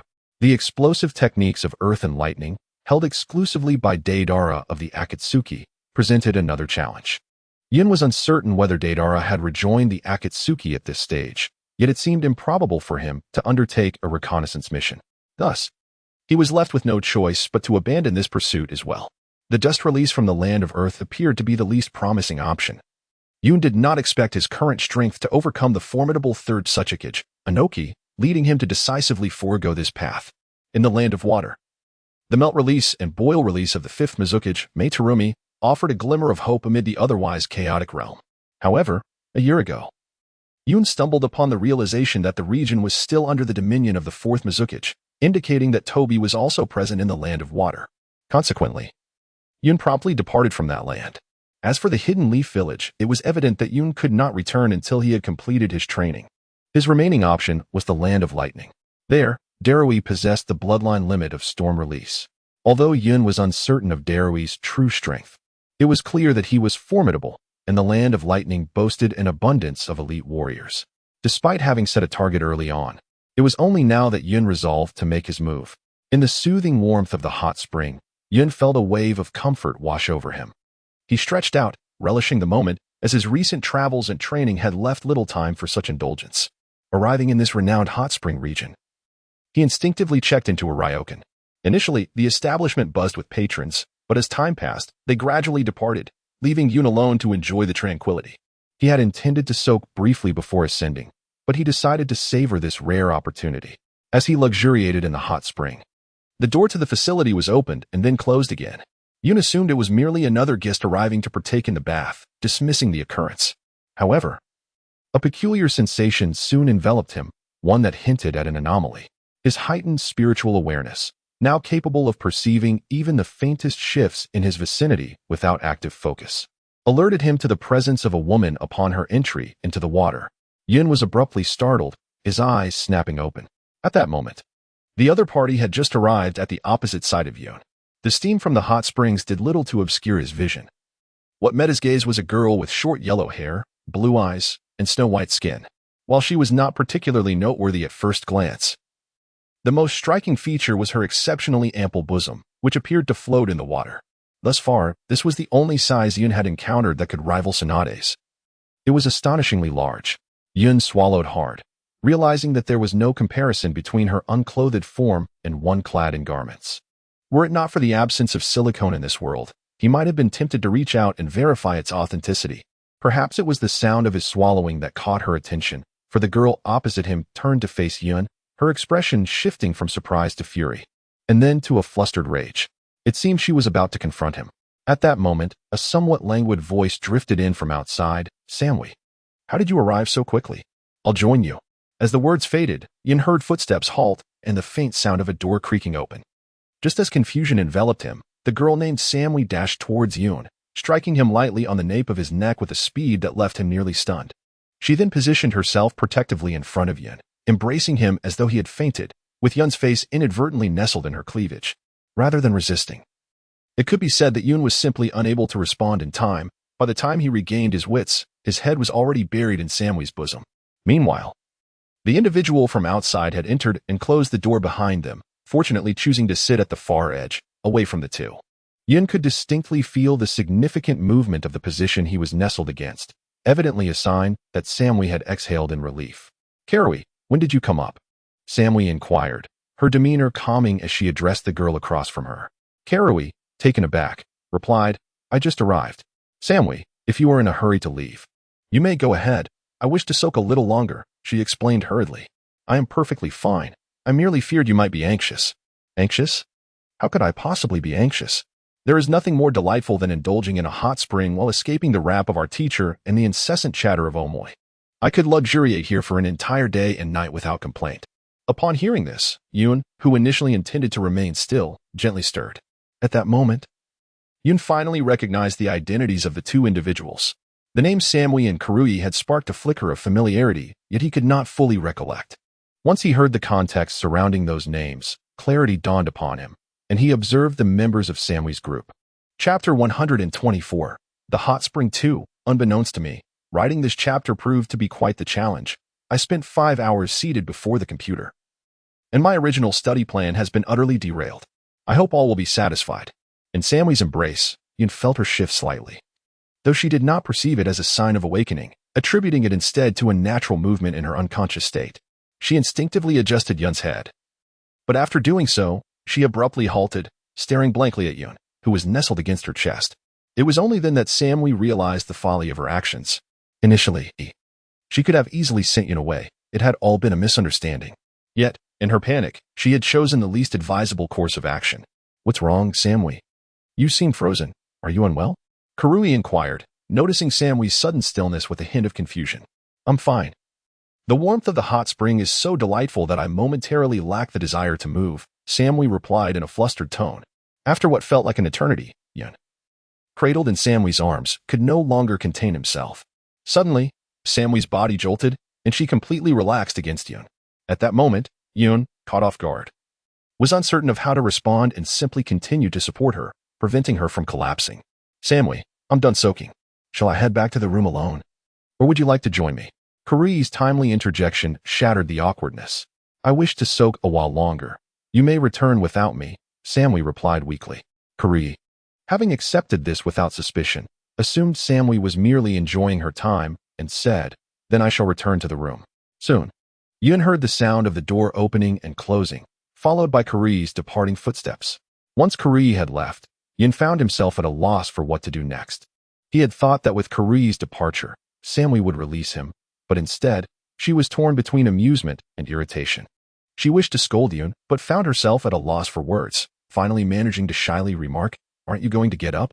Upon hearing Sammy's voice, Yun felt a twinge of embarrassment, reluctantly lifting her head and offering a shy smile. "I sincerely apologize. This was entirely unforeseen. This is clearly the men's bathing area. And I did not anticipate your sudden entrance. Are you not aware that the gender-specific bathing facilities alternate every 12 hours? Sammy replied, her voice still tinged with weakness. Yun expressed her astonishment, saying, "Is that so? I had assumed that those taking a bath had gone to dine." With that, she shyly scratched her head. "Are you truly unaware?" Sammy inquired, her voice tinged with skepticism. "Of course, this is my first time in the Land of Thunder," Yun replied. And seeing that Sammy did not appear to be lying, she accepted Yun's words. However, after this exchange, both were at a loss for words, and once more, a heavy silence enveloped them. After a moment, Yun softly murmured, "I'm sorry. It is all because of me that things have come to this." Sammy remained silent. And Yun, sensing the weight of the moment, found herself at a loss for further words. After another pause, Sammy stated, "You will take responsibility. Want you? Responsibility?" Yun echoed, her tone laced with confusion. Upon hearing Yun's slightly perplexed reply, Sammy quickly lifted her head and declared, "Are you not planning to take responsibility? If not, I shall have no choice but to end your life and then take my own." With that, she prepared to strike at Yun. Chapter 125, The Hot Spring, 3. Yun hastily grasped Sammy's hand and said, "How could this be? I simply do not know how to take responsibility." Although Yun was quite astonished that such a melodramatic scene had befallen him, he swiftly responded. Sammy, upon hearing this, softly replied, "I do not ask you to marry me. I only wish for you to acknowledge that I am yours." Yun was left speechless, momentarily at a loss for words, for the request was astonishingly simple. Sam, noticing Yun's silence, exclaimed in anger, "Is it truly that you are unwilling to comply with such a straightforward request?" Yun quickly gestured, "Of course not. It's just that this seems rather simplistic. For me, it suffices. I have no intention of marrying anyone in my lifetime. Had it not been for today's circumstances compelling me to accept you, it would have been impossible. However, that is my limit. Marrying you is out of the question." "Why is that?" Yun inquired, perplexed. Given the situation, it appeared that Sam placed great importance on personal chastity. Otherwise, she would not be willing to become Yun's partner. Yet, why was she averse to marriage? "There is no reason. I simply do not wish to." Sammy clearly did not want to elaborate to Yun. "Of course I do. From this day forth, you shall be my woman, the woman of Shiyu Yun. I will forever protect you." Shiyu Yun, what a lovely name. Sam remarked with a smile. Yun expressed her dissatisfaction, saying, "It's just a nice name." Sam, assuming Yun was somewhat displeased, hurried to console her, remarking, "He is quite handsome as well. Isn't that enough? Why do you sound like a child?" Yun found himself at a loss for words. He had assumed that upon revealing his name, Sammy would instantly recognize him as a denizen of Konoha. Although Yun and Hong did not boast significant renown within the ninja realm, the legendary Red Sunset had once commanded great respect throughout the shinobi world. Yun had believed that Sammy would be aware of this, yet to his astonishment, she was completely oblivious. This led him to conclude that Sammy's age was likely comparable to that of Hong. With a heart full of curiosity, Yun inquired, "So, Sammy, how old are you?" "I am 23. Why do you ask?" Although Sammy felt a twinge of confusion, she chose not to rebuff him for what is often deemed an impolite question regarding a woman's age. Instead, she candidly revealed her age. "It's nothing, just a bit curious," Yun replied, which entirely validated his initial suspicion. She was merely 9 years his senior. When the renowned Sunlight had begun to make a name for himself in the ninja world, Sammy had only just been born. By the time she started to form memories, the illustrious Sunlight had already passed away, which explained her lack of knowledge regarding the origins of the surname. Noticing Yun's expression of confirmation, Sammy felt somewhat perplexed but refrained from probing further. "You asked me about my age, yet you have yet to disclose yours," she remarked. "I am 24, Yun stated, only to be met with a look of disbelief from Sammy, as though she were saying, "Who are you trying to fool?" Indeed, his claim was hard to accept. Despite having grown significantly taller and no longer bearing the youthful features of a year prior, he still fell short of adulthood. While undertaking missions, he occasionally employed earth transformation techniques to appear more mature, but in the hot springs, he had no means of disguising his true self. Seeing that Yun was reluctant to reveal the truth, Sammy remarked, "I will be yours from now on. Can't you even tell me your age?" "It's perfectly fine if you're a little younger than me,"